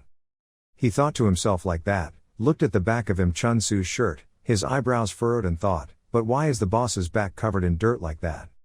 Seeing that the boss was still scolding those people nonstop, the leader of Team 1 thought to himself, is he scolding them too harshly? Thinking of this, his boss shouted again, but it was correct, just return to the guild. At this moment, a black car slowly drove down the road. Kim Hwa Jong drove, Jin Tae-kyung sat next to him. He glanced at the other person, his lips pursed slightly, not knowing what he was thinking. At this moment, Jin Tae-kyung's mind remembered the image at the foot of the mountain earlier, when Kim Hwa Jong raised his foot and kicked straight into him Chun Su's copper shin. Looking at this scene, Jin Tae-kyung thought to himself, who is a sports team that uses mana? At that time, Kim Hwa Jong stood in one place, his stern voice shouted a few stern words, stopped in line. Im Chun Su did not dare to disobey orders but immediately followed. After that, there was a series of commands, lie on your back, lie on your stomach, lie on your back, lie on your stomach repeated endlessly. Chun Su did not dare to delay but immediately carried out the training. Kim Hwa Jong stood there coldly asking why he was bullying his honest juniors. Hadn't the teachers emphasized many times that juniors and seniors should live to help each other? Having finished speaking, he continued to give orders. PT number 8 did it 100 times, practice, practice. Thinking about what had just happened, Jin Tae-kyung's sweat dropped and thought to himself, this person comes from the 3rd official hunter training school. All early magicians were trained by the butler Kim, and if they could overwhelm the guild leader of the same guild, the magician's ability must be at least level A. But why would such a person be a housekeeper? Jin Tae-kyung is extremely puzzled by this. Driving next to him, Kim Hwa Jong felt Jin Tae-kyung's curious eyes. He smiled and said, it seemed like he had a lot of things to ask. Jin Tae-kyung without hiding immediately admitted, successfully, honestly, that's true. It's a long story to say, Kim Hwa Jong replied. Hearing that, Jin Tae-kyung shook his head and said, it's okay, I'm on leave so I have a lot of time. As soon as these words ended, Kim Hwa Jong laughed and said, oh, by the way, I can chat with Jin Tae-kyung, I also have a few things to ask. Hearing this, Jin Tae-kyung suddenly startled, he quickly pointed to the front and quickly said, please let me off at the front. Tomorrow is my last day off so I have to go sign a real estate contract so I think I have to leave early. Ha ha. Kim Hwa Jong did not expose the other person's words, he also laughed and continued, ha ha, okay, I'll see you again after the vacation. Hearing this, Jin Tae-kyung sighed in relief and replied, thank you for giving me a ride. Thinking for a moment, he exclaimed, today is truly a rare day for me. The next morning, the sun was high in the sky, bright sunlight spread across the street. Jin Tae-kyung placed the newly arranged furniture on the bed for an hour. He thought to himself, I've lived in this exam prep boarding house for 7 years and yet I only have one box of stuff.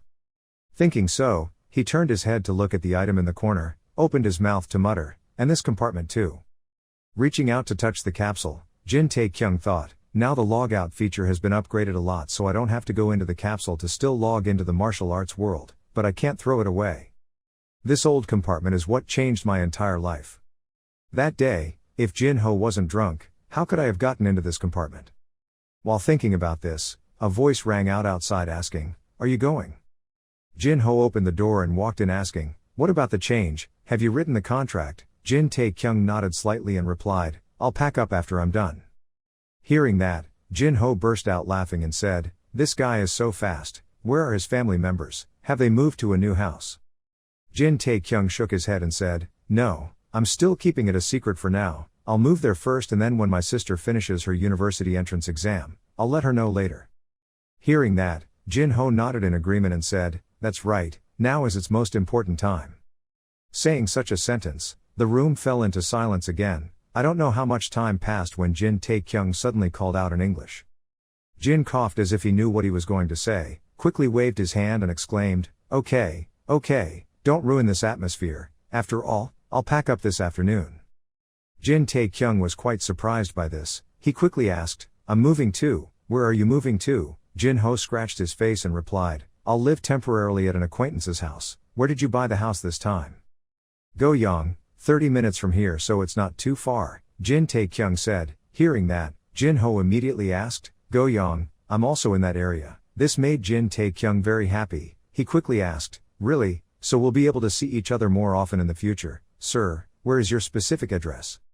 While talking about this, Jin Tae-kyung got a phone call, he signaled to Jin Ho and answered the phone while saying, yes, "Journalist, you're here." "That thing, there's no need, I'll carry it down myself, yes. Hanging up the phone, Jin Tae-kyung poked his head in and smiled and asked Jin-ho, "I'll carry the compartment, can you help me carry the box?" Hearing no response, Jin Tae-kyung quickly circled into the room. The room was now empty and there was no one. Jin Tae-kyung frowned and said, "Where did he go again?" And his eyes were really good. Very quickly, the moving truck finished packing Jin Tae-kyung's things and set out to move to the new house. The transport team struggled to carry Jin Tae-kyung's capsule inside. It was very difficult to carry it to the living room. The transporters all sat down on the floor panting. After resting for a while, they then left. Jin Tae-kyung very politely went to the car to see them off. Entering the house, he plopped down on the sofa. Jin Tae-kyung tilted his head back and looked up at the ceiling, breathing heavily. He silently exclaimed, "Dad, I bought the house. The area where I used to live is no longer there. But this house is fine, right?" Night quickly fell. The light from outside shone into Jin Tae-kyung's house through the glass door. Jin Tae-kyung lay on the sofa, scrolling through his phone and muttering, "After 12 hours this vacation will end." Putting the phone down on the table, Jin Tae-kyung lay straight back on the chair and said, "I have to go there before I get busy again." Jin Tae-kyung wants to log into the game. A notification screen appears in front of him. "Do you want to connect to the martial arts world?" Without thinking, Jin Tae-kyung chose yes. Jin Tae-kyung lies on the sofa, preparing to enter the game. Not knowing how long had passed, the storage compartment located in the corner of the room suddenly made a strange noise. A human foot slowly poked out. This person let out a hum, and this person is none other than Jin-ho. He lifted his glasses and raised his mouth, happily saying, "Is this my new home?" Jin Tae-kyung logged into the game, felt his forehead being red and swollen. He immediately grimaced and exclaimed, "What is it? What is this? What happened while I was sleeping?" As soon as these words ended, Jin Mu-kyung sitting next to him suddenly said coldly, "While you were sleeping, didn't you say you were controlling your energy?" Hearing the other person say that, Jin Tae-kyung immediately stood up, pointed his finger straight at Jin Mu-kyung's face and said, "Yes, that's right, luck regulates the breath, so why did you hit someone who was using luck to regulate the breath?" Hearing that, Jin Mu-kyung then turned his face away and said faintly, "As a martial artist, if you don't practice, you fall asleep. I saw you look so miserable, that's why you did that." Jin Tae-kyung cried out in confusion, "So a martial artist like you uses such a despicable method to attack someone who is so defenseless?" Jin Mu-kyung curled his mouth and said, "Then come down here and compete, the way you do, martial arts." Hearing this sentence, Jin Tae-kyung quickly said, "It was really pathetic, the mission was finished." He finished speaking, he immediately sat down. The carriage on the road was extremely bumpy. Jin Tae-kyung, I thought to myself, even if they were brothers, how could they be so similar, even with that dirty personality? After sitting for a while, a mission confirmation message appeared in front of Jin Tae-kyung. The new mission has the following content: "The mission was once an enemy, now it is a friend. Now all the truths have been revealed. You have become a friend of the mountain swordsman, no longer an enemy. In the coming new year, come invite them to Taiwan Jin's house. The mission level is level 1. The main mission, handing out invitations, has not been completed. The reward is unknown. If they fail, there will be no penalty." Reading through the mission once, the 4 words Mountain Sword Gate immediately appeared in Jin Tae-kyung's mind. "Remember when you first came here, Wai Peng asked you a question. Is it true that you did something depraved with the daughter of the Mountain Sword restaurant?" This made Jin Tae-kyung always worry in his heart. He leaned against the side of the car and bowed his head, thinking, although now everyone knows that he is innocent, at that time he was the criminal of the whole country. Lee So-gun, the person who used fabricated evidence to threaten Taewon Jin's family, was poisoned on the way home. That was the beginning of everything. Even though it only lasted for 1 or 2 months, I became a third-rate guy, my family perished, and then I became a hidden dragon. Lee So-wool, the woman whose name I once didn't know, has now become the new owner of the Mountain Sword Shop. When she received an invitation equivalent to advice to surrender, there was no telling how she would react. As long as she doesn't stab me, Jin Tae-kyung frowned and thought. At that moment, outside the carriage, the call of the driver and gentleman was heard outside the carriage. He announced that they had arrived at Hanju. Even though it was night here, the streets were still extremely busy and the lights were bright. People were constantly passing back and forth on the street, an extremely bustling atmosphere. At a restaurant on the street, the lights were brightly lit inside. Customers flocked to the restaurant, business seemed to be going quite well. At a table in a restaurant, a person placed a pair of chopsticks firmly on the table. This person was Jin Mu Kyung. He looked around and said angrily, "It's too noisy, it's better to spend the night outside like this, let's go." Following the two of them was Hyuk Mu Jin. He was chewing and hastily stopped him. "No way." Anyway, there was no way to go with him, so I prepared a good room for the young master. I hope the young master will consider it. Reminded, hearing him say that, Jin Mu Kyung frowned and asked, what about me?" Seeing that the situation was starting to get tense, Jin Tae Kyung lowered his head to the table, eating and tremblingly thinking, like Jin Y Kyung said, "I can't move anymore, I'm his brother." At this time, the second child brought the food again. Jin Tae Kyung took this opportunity to raise his head and say, "But these dishes look expensive, is it okay?" Hyuk Mu Jin immediately replied when he heard that, "This is my residence, Taewon Jin gentlemen, it's not expensive, this is definitely the best place." Hearing these words, Jin Tae Kyung couldn't stand it any longer. He picked up his chopsticks and shouted loudly, "Is that so? Then please, everyone." Who would have thought that as soon as these words ended, an incident happened. Jin Tae Kyung was suddenly injured. A strong force from behind pressed his head hard into the bowl of soup in front of him. This situation happened so suddenly that the soup splashed all over Hyuk Mu Jin's body. Jin Mu Kyung reacted quickly and grabbed the tray from the second child to cover his face, thus avoiding this life. When everyone around saw this, they turned around to look and whispered, "What was that?" At this moment, a person from behind exclaimed, "Oh my god, my hand slipped." Jin Tae Kyung's entire face was now drenched in soup. He rolled his eyes and turned his head to look back, gritted his teeth and asked, "Who are you guys?" Behind Jin Tae Kyung is a team of 5 or 6 tall men gathering. One of them smirked and said, "Oh ho, this prefect." "Excuse me." Another person sitting next to him crossed his arms and laughed, continued, "It was just a slip, why are you so tense?" As soon as this sentence ended, another person laughed and said, "Oh ho, that's a big deal, he was eating." At this time, Jin Tae Kyung was very angry. His face was red, but he tried to calm down and silently calculated, "Okay, calm down, try to stay rational and avoid causing trouble here." Thinking for a while, Jin Tae Kyung spoke up, "There is an old saying that avoids meals, so you guys should quickly apologize and order the food again, otherwise, Jin Tae Kyung won't be able to finish his sentence yet." One of the people causing trouble slowly walked over. As he walked, he laughed and said, "Oh ho, look at this guy who's not blowing his nose cleanly." Jin Tae Kyung closed his eyes and tried to hold back his anger and said, "I was thinking about letting it go once," but before he could finish his sentence, the other guy pressed his face close to Jin Tae Kyung's face. He stuck out his tongue teasingly and said, "Sticking out, take a look at your tongue, kid, let your dad pull it out and see what happens." As soon as these words finished, Jin Tae Kyung couldn't bear it anymore and immediately raised his fist and punched this guy straight in the chin. This punch was extremely strong, immediately knocking this hoodlum to the floor. Jin Tae Kyung stood up, rubbed his nose with his hand and cried out, "Damn it, his mouth stinks, brush your teeth and rinse your mouth, these dogs." The guys behind saw this scene and were extremely frightened and stood up. They cried out at the same time, "Take down Kwang Soo, this bastard." This group of people saw their man being beaten and were extremely angry. They shouted the words "kill him" and rushed forward together. In a room upstairs, a woman held a pipe in her hand and smoked. Hearing the noise below, she immediately exclaimed, "It was really noisy." Hearing this, a person outside the door immediately reported that 6 people from the Fawn Thief group were fighting with someone.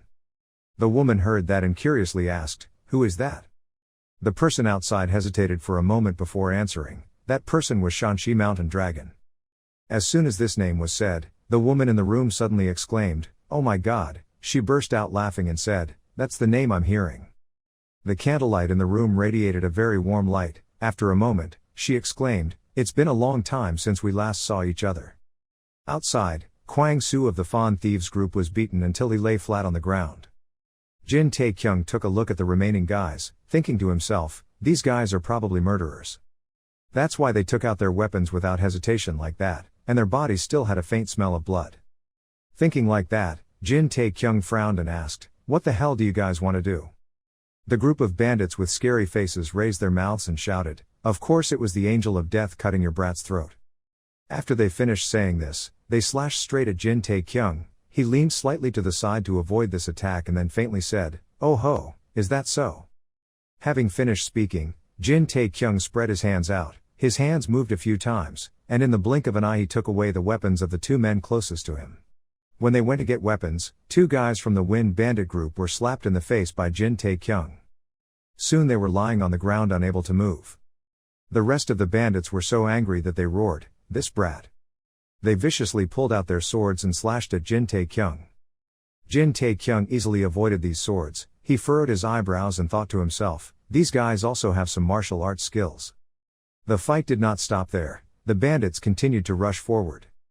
But before they could hit Jin Tae-kyung, they were slashed by his dagger and splattered with blood. Another guy saw this scene and exclaimed in horror, in one blow, he was able to defeat the leader.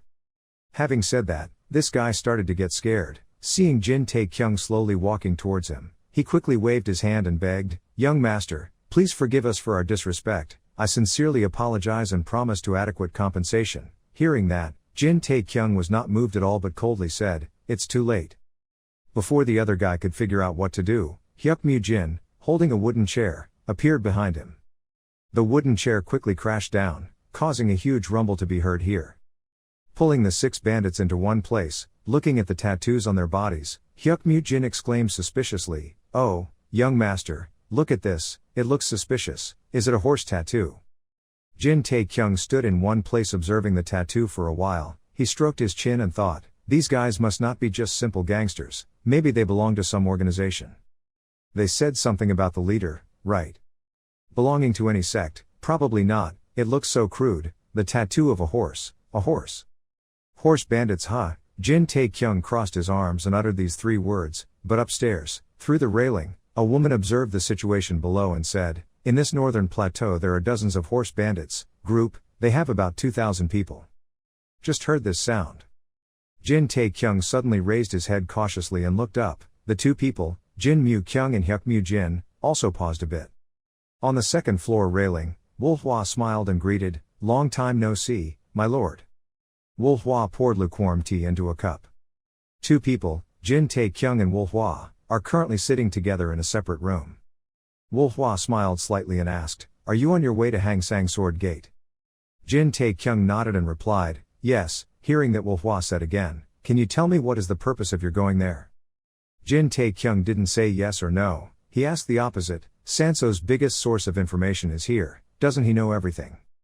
Wolhwa coughed a few times, pretending to be sad and said, "I want you to say it yourself, it's so sad." Jin Tae-kyung breathed out when he heard that. He crossed his arms and leaned back on the chair, frowning and said, "Work must be clearly distinguished."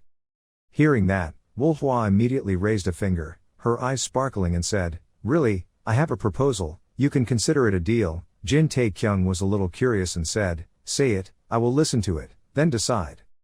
Wolhwa moved her lips a few times, her lips were extremely plump. A moment later, Wolhwa narrowed his eyes and said, "Let's go with you to Hang San to search for the gate." Hearing the other person say that, Jin Tae-kyung stood up in surprise and asked, "What are you going there for?" Wolhwa shrugged and replied, "That probably can't be said, I'm a person who decides between public and private affairs." After a moment's pause, she smiled and said, "Just kidding, I just had something I needed to receive from Hang San Sword Moan, so I decided to go with Taewon Jin." Hearing this, Jin Tae-kyung suddenly remembered what Wolhwa once said, that half of the stores and goods were owned by Hang San Kiem Moan. He was extremely surprised and widened his eyes. At this time, Wolhwa picked up the pipe that was placed next to him and said, "As young Master Jin also knows, the stance has changed a bit. Although we won that battle, when it was revealed, it was all because of with the Great Elder's tricks, we can't get our hands on the spoils." Hearing that, Jin Tae-kyung was a little wary and said, "If Hang San Kiem Moan accepts this merger proposal, then will we need to pay any compensation?"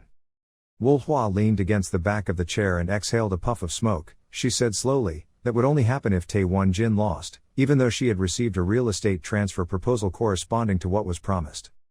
But anyway, isn't meeting the person in person to talk directly the best way?"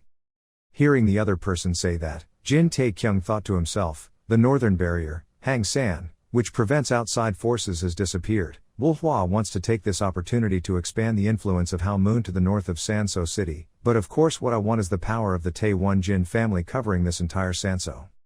Yesterday they were allies, but now they have become competitors. Seeing that Jin Tae-kyung was still hesitant, Wolhwa said again, "Then I will go with our cute Moon Yo to Cave San Sword Gate, how about it?" Without thinking too much, Jin Tae-kyung immediately shook her head and replied, "I refuse." Wolhwa was a little surprised and jumped up, exclaiming, "Isn't that so cruel?" Hearing the terms of the transaction, you definitely refused. Jin Tae-kyung said seriously, we are no longer allies in this matter. As soon as these words came out, Wolhwa's eyes suddenly turned cold. She put the pipe down on the table and said leisurely, so let's go. Hearing that, Jin Tae-kyung didn't say anything anymore. He thought to himself, I thought she would try to seduce me a few more times, but just once she gave up, then what? Thinking so, he immediately stood up and left. Seeing that, Wolhwa quickly asked, I heard you plan to stay at the mansion tonight. Jin Tae-kyung nodded and said, yes, so what? Wolhwa smiled and said, can you pass on my words to young Master Jin? Those 5 ancient cypress trees in the backyard are very expensive, so practice carefully. As soon as these words were said, Jin Tae-kyung was a little curious. But he didn't ask anything but nodded and answered. Wolhwa said softly, if you need anything, just say it, you're the gentleman so I'll help with the supply. Returning to her residence, as soon as she saw the situation in front of her, Jin Tae-kyung was scared and sweating. The sound of sheathing the sword sounded extremely sharp. In the yard and the backyard, 5 ancient cypress trees were cut off. Jin Mu-kyung said faintly, he finished cutting a few trees. As soon as he finished speaking, Jin Tae-kyung and Hyuk Mu-jin behind him were both scared. Nope. The moon hung high at night, and an owl perched on the top of a tree let out a few creepy sounds.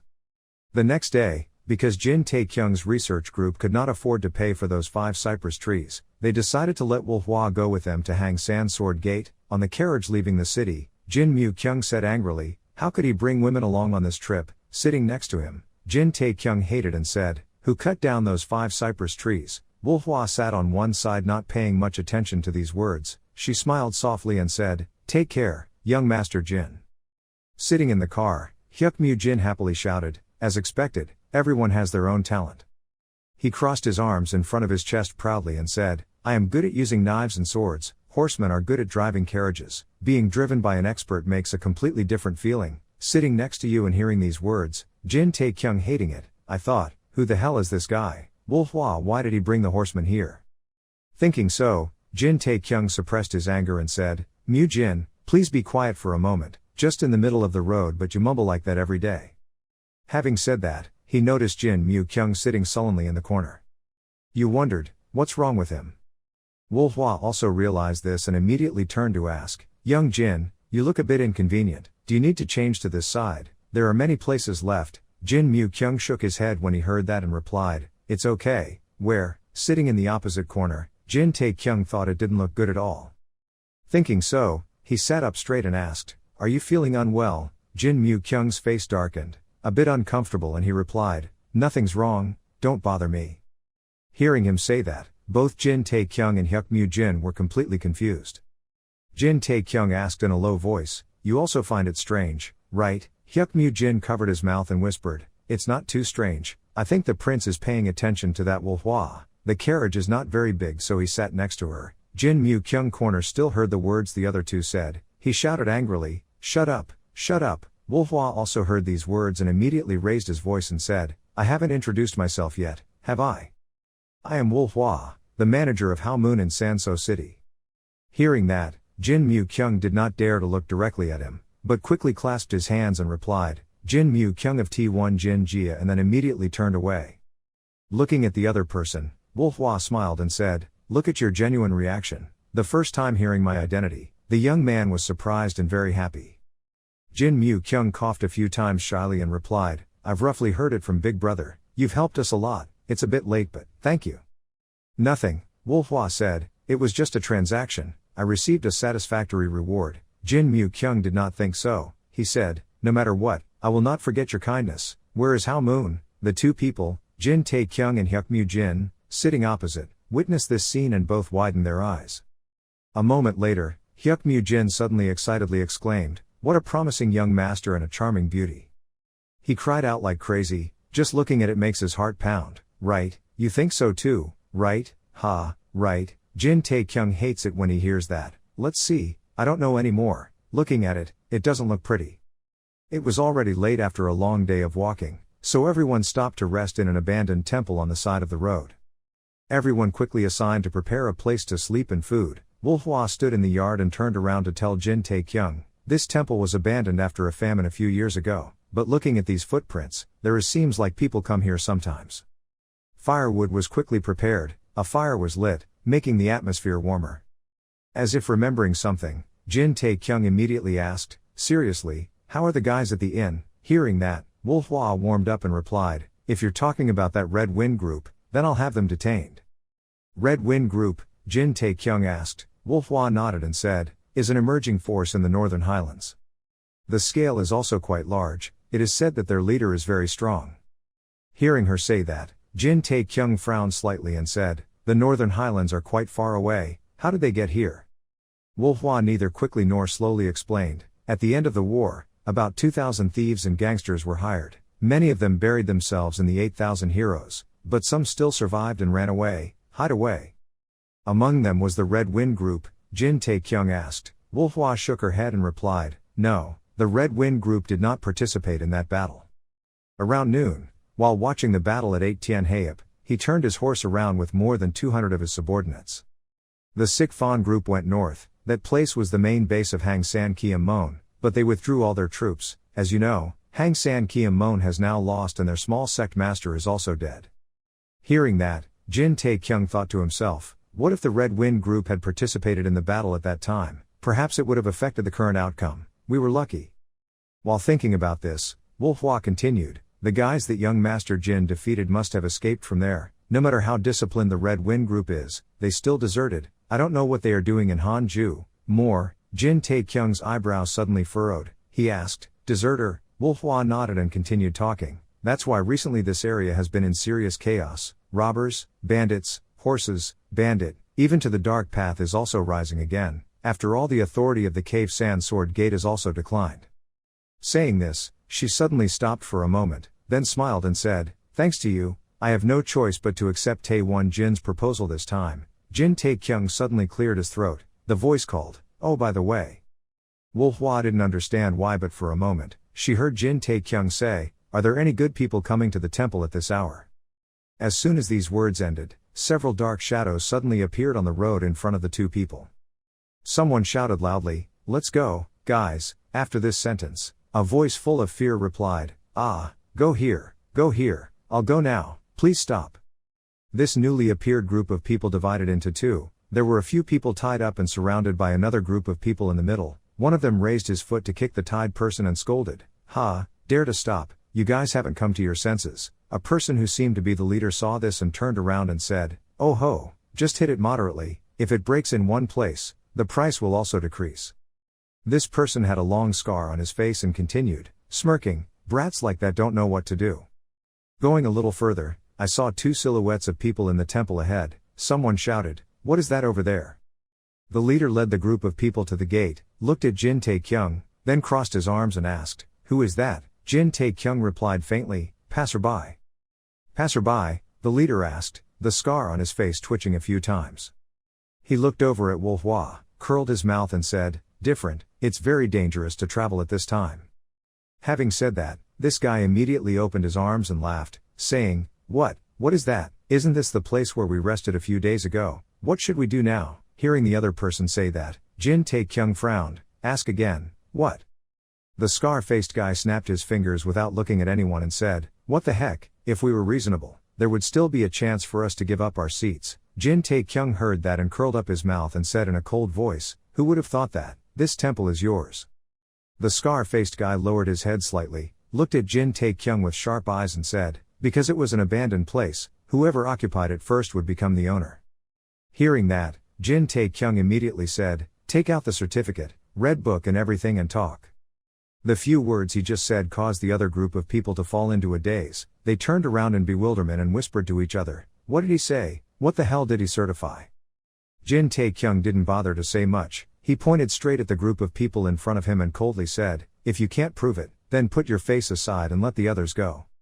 The scar-faced guy was extremely angry when he heard that. He ordered his juniors to pull out their swords, gritted his teeth and said, "You've crossed the limit. Where did you learn that habit? How dare you look down on others?" Jin Tae-kyung looked at the group of people in front of him, who were all brought down from level 30, and said contemptuously, thinking he was the president or something, he was a total clown. Hearing these words, the scarred man tightly grasped the sharp sword in his hand. Jin Tae-kyung coldly stared at them. Right at this moment, an umbrella rang out in the night sky. The people tied up behind groaned in low voices, "Ah, big brother, it's us, save us, big brother."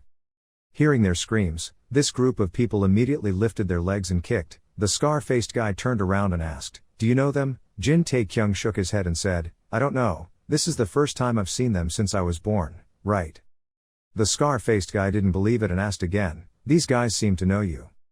Jin Tae-kyung still didn't recognize the group of people tied up. He tried to search his memory. After a while, he remembered the group of people who blocked his way when he first returned home. After remembering, he suddenly cried out, "Those at that time." Jin Tae-kyung's face was covered with a few drops of sweat. He pointed towards them and hesitantly asked, "Are they some kind of cross-colored ghosts?"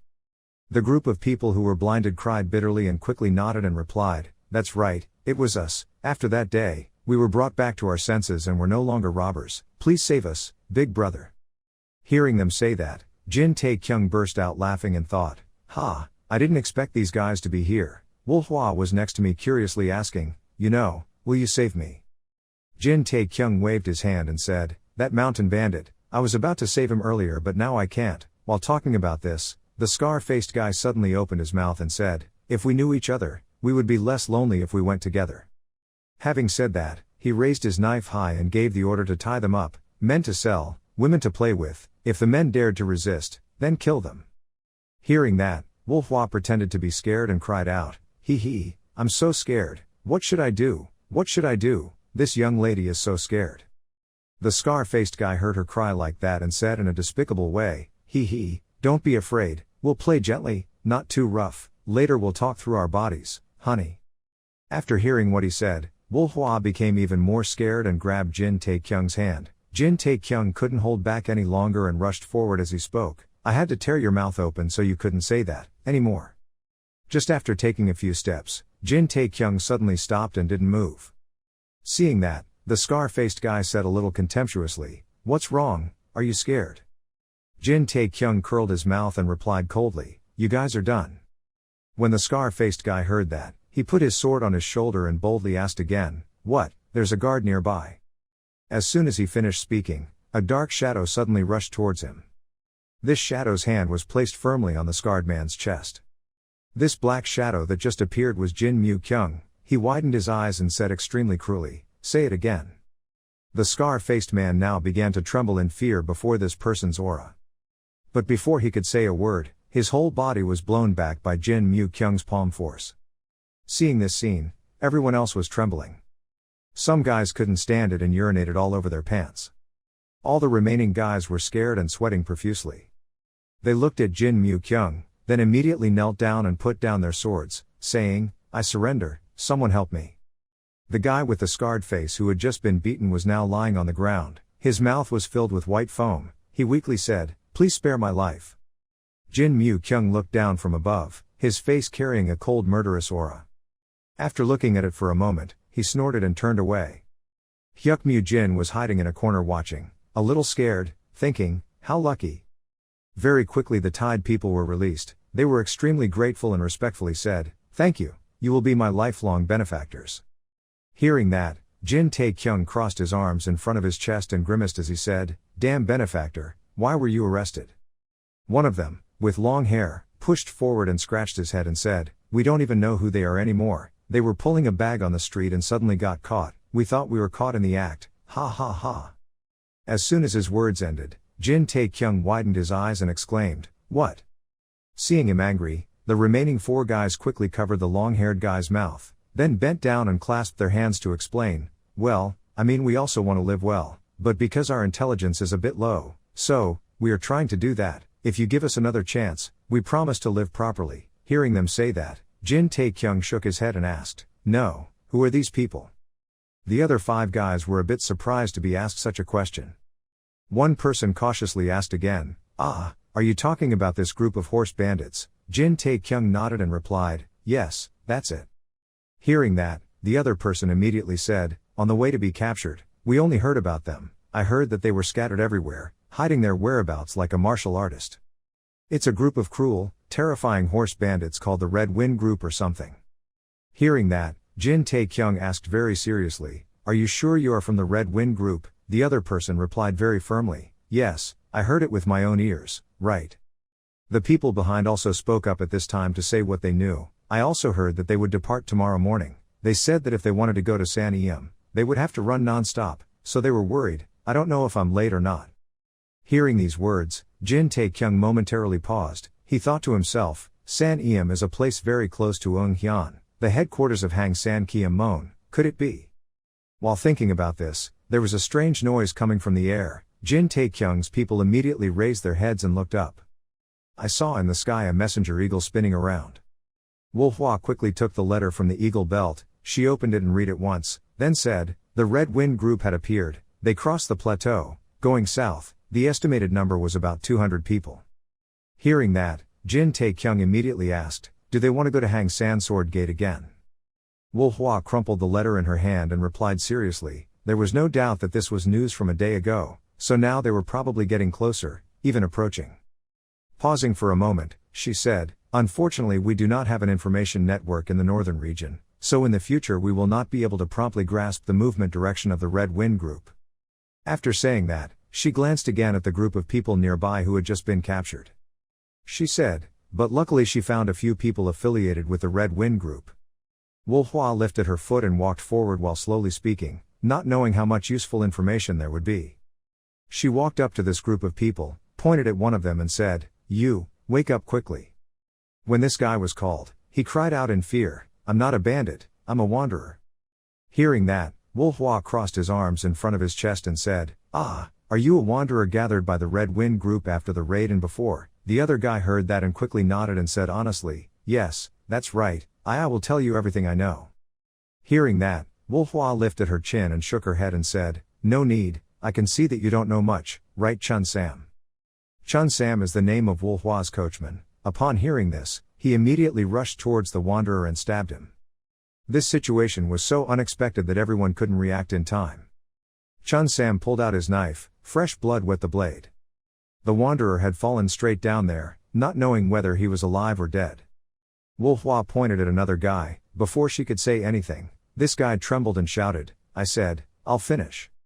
He quickly said sincerely, I joined the Red Wind Group for a year, so, feeling that these words were too unnecessary, Wolhwa called Chun Sam. This guy was immediately hacked to death on the spot. The rest of the group were all scared. Wolhwa said in a cold voice, remembering the following two things. 1 is to only answer the question I asked, 2 is to answer correctly. Being threatened with such a sentence, the bandits trembled in fear and did not dare to say a word. In just a few minutes, Wolhwa got a lot of information about the Red Wind Group. Late at night, the small town up and down the mountain had its lights on. The horses' hooves slowly clacked on the ground. The person sitting on the horse turned back to report, Sir, it's done. This person urged the horse to come closer, smiled and said, the men were all killed, and the women and children were also captured. Hearing this, the group leader frowned and asked, why? This person heard this and said in confusion, that is the tradition of the plateau. The group leader frowned and thought for a moment and then asked, which group do you belong to? Hearing this person immediately said, well, not long ago I belonged to the local bandit group. Upon receiving this answer, the group leader said, this is not the bandit group, but the Red Wind Group. Forget about trivial things like Highland traditions. The man from the previous bandit group paused slightly, then replied in a low voice, because I didn't know. The group leader didn't pay attention to him anymore. A moment later, this group leader spoke up, his voice carrying an extremely cold tone, conveying his words to them. That there's no need for prisoners here, kill them all. The man from the former bandit group was a bit scared by this cold aura. He quickly replied, yes, Lord Group Master. After saying that, this person immediately left. The group leader sat on horseback and looked down at the town below as if waiting for something. Not long after, the fire flared up. The fire gradually spread more widely. The leader's eyes opened as wide as possible. Down in the town, fire burned people's houses. This group leader seemed extremely excited and grinned happily. On this side, Wolhwa is also showing a similar smile. Looking at the smile on the other person's face, Jin Tae-kyung thought, she also knows Murim. I almost forgot when I saw her so cheerful, she's so experienced, I almost got fooled. Jin Tae-kyung thought so and stood there with a black face. At this time, Wolhwa glanced at him slightly and then covered her face and exclaimed, is that too cruel? Hearing that, Jin Tae-kyung said in disgust, well, it's a little bit, but it's effective. Hearing that, Wolfhua said again, "Young Master Jin, don't misunderstand, I'm not a maniac." Jin Taekyung looked at the bloody scene in front of him and nodded slightly in response. "Okay." At this time Wolfhua said again, "The enemy is not a good person either, so why is their blood so difficult to wipe off?" As soon as these words ended, a handkerchief was brought in front of Wolfhua along with a sentence. She used this to wipe it away. This made Wolfhua quite surprised. The person who just held out the tray was Jin Mu Kyung. He snorted in embarrassment and calmly said, "I thought you needed it. Seeing your second brother like that." Jin Taekyung didn't know. "What should I say?" I heard Wolfhua reply again. "Thank you, young Jin, just when I needed it." "Nothing," Jin Mu Kyung said. Hearing that, Jin Taekyung thought, he's really the type of person who only knows how to treat only women well. Everywhere he goes he meets someone like that. After dealing with the bandits of the Red Wind group, it was already early morning. Everyone immediately rode horses and continued on their way, leaving the carriage behind at the abandoned temple. While riding Wolfhua's horse, he clearly stated the situation at hand. The Chief On group was probably half a day away from reaching the Sword Gate Cave. We needed a day and a half. But because we know how to choose the right direction, if we run day and night, we can close the distance. Hearing her say that, Jin Taekyung riding the horse behind thought sadly, then the rest is gone. Seriously, why did this happen? It was originally just a simple task, so why now? While silently lamenting here, a new system notification suddenly appeared in front of him with the content that the difficulty of the mission had been changed from easy to difficult. After reading this notice, Jin Taekyung froze. A moment later he silently lamented, "Ah, okay, there's nothing left but to cry with sadness." The next morning, at Sankiam Cave, a scream rang out from the room. "What? The whole army was destroyed?" A man angrily shouted. The previous battle they had suffered huge losses. Why did they do it so quickly? The guard came in to report and was extremely scared. He quickly clasped his hands and bowed his head to explain. He heard that they had recruited a new team, known to be about more than 200 people. Hearing this, the elders of Hang San Kiam Mon all widened their eyes and asked in unison, "When would they come?" The guard immediately replied, "The fastest is 1 day, the latest is 2 days, they will attack here." As soon as these words ended, moans continuously rang out in the room. "Oh my God, the movie is over." The people sitting in the conference room at this time all had their own thoughts. They did not have an appointment but all had the same thought that after this case, the swordsman cave would probably be dead. If those bandits were willing to let it go, the peace will die immediately, there will be chaos. I don't know if the entire Sword Gate now has 100 people. The people in the room were silent for a moment, then suddenly someone exclaimed, "Damn, if the sect master was still alive." Hearing this sentence, another person immediately continued, "With the current situation, only with the sect master's daughter, owner is not enough to stabilize the situation." As soon as these words ended, there was the sound of the door being pushed open outside. Right after that, a tall man walked in boldly from outside the door and said, "Whoever was talking nonsense is talking nonsense.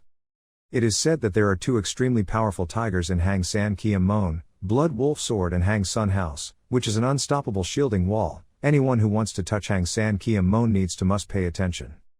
Chul Mu Beek was known many decades ago as the fierce tiger of Hang San. He entered the room, once again loudly repeating, "Who said it? I don't know how to unite myself against those bandits, but how dare you say such harsh words?" As soon as they saw clearly who was coming, everyone in the room jumped up and cried out, Chul big brother, you misunderstood, how dare we be disobedient, big brother, please calm down." Chul Mu Beek did not answer anything. An aura burst out around his body carrying amazing power. This aura quickly spread throughout the room. Feeling the power in it, the people in the room could not stop feeling it. Exclamation, "Heat and yang earth energy, is it really electric? What did you eat to make it so strong?" The situation was extremely tense when a small hand reached out and grabbed Chul Mu Beek's sleeve and called out in a low voice, "Chul nudge, it's too hot." Chul Mu Beek heard this call and quickly turned around, his face no longer filled with murderous intent like before. He waved his hand and softly exclaimed, "Oh my God, I was so angry that I didn't think about it, it was so hot, ha." The girl shook her head and said, "Time's over." As soon as the people in the room saw this girl, they clasped their hands and bowed slightly to say hello, "Miss." Hate meeting the lady. Before they could finish their sentence, Chul Mu Beek angrily gritted his teeth and turned around to scold you. Not letting him finish his sentence, this girl raised her hand to stop him. She walked into the room and said, "This is the last time we will talk about this. Change your title, not lady, but call me master." A character information panel appears in front of Jin Taekyung. Currently he has leveled up to 55 points, profession is first-class martial artist, reputation 1300 points plus 150 points, reputation 4, applying 4 reputations, strength 196 points, physical strength 195 points, speed 192 points, intelligence 35 points, charm 55 points, ability 15 points, courage 125 points, additional stat points 0 points, demon prince fame, all stats plus 10 points, Shanxi mountain dragon fame, all stats plus 10 points, reputation plus 50 points, reputation apprentice martial artist name, training speed increased by 10%, winner's name, stats related to 1 versus 1 battle increased by 10%. After looking at a series of her own stats, Jin Tae-kyung sat on the ground silently thinking, wow, that's really increasing, her strength should be called flying, this should be enough to save her life in a difficult mission, right? After finishing this mission, I think I should review the stats that are not related to combat. I'm thinking about this. Hyuk Jin ran from somewhere and lay down next to Jin Tae-kyung, complaining, oh, my butt hurts, okay, knowing that, I was reincarnated as the coachman's child. Hearing him say that, Jin Tae-kyung immediately turned his head and asked, are you tired? Asking a question like that made him think, it's true, this guy is the weakest in the group, he's talented enough to follow along. Hyuk Jin lay on the ground and continued talking. To be honest, it was tiring, but at least it was much better than the reconnaissance mission. Why? Jin Tae-kyung asked. Hyuk Jin sat up and replied, although before I also had to run non-stop to carry out the mission, I wasn't as tired as now, or is it because it's something I'm familiar with, me? Hearing the other person say that, Jin Tae-kyung immediately turned his head to look at Hyuk Jin. He thought to himself, wow, it seems like he has leveled up, let's see what level he is, hee. Jin Tae-kyung used his vision skill to show that Hyuk Jin was now level 38, he silently exclaimed, hey, when did he get this high? The first time I met him, I was only level 20, I almost doubled my level in 2 months. Maybe it's because I'm with someone who has a system like me. If so, he might also have additional stat points, it's possible. Jin Tae-kyung slowly raised his hand, he muttered, let's try it, open the status window. Jin Tae-kyung's hand placed on Hyuk Jin's shoulder. He frowned and thought, let's see. My hand was placed on Hyuk Jin's shoulder for a long time but still no notification popped out. Seeing that Hyuk Jin was confused, he asked, what's wrong, is there something on my body? Jin Tae-kyung paused a bit, he shook his head and replied, no, that's impossible. Hearing that, Hyuk Jin immediately nodded and said, ah, is that so? Jin Tae-kyung didn't say anything anymore, he thought to himself, something is wrong, I thought it was okay. Maybe I should say it out loud. Thinking so, he opened his mouth to speak and opened the status window. As soon as these words ended, something unexpected happened. Jin Tae-kyung's eyes opened wide.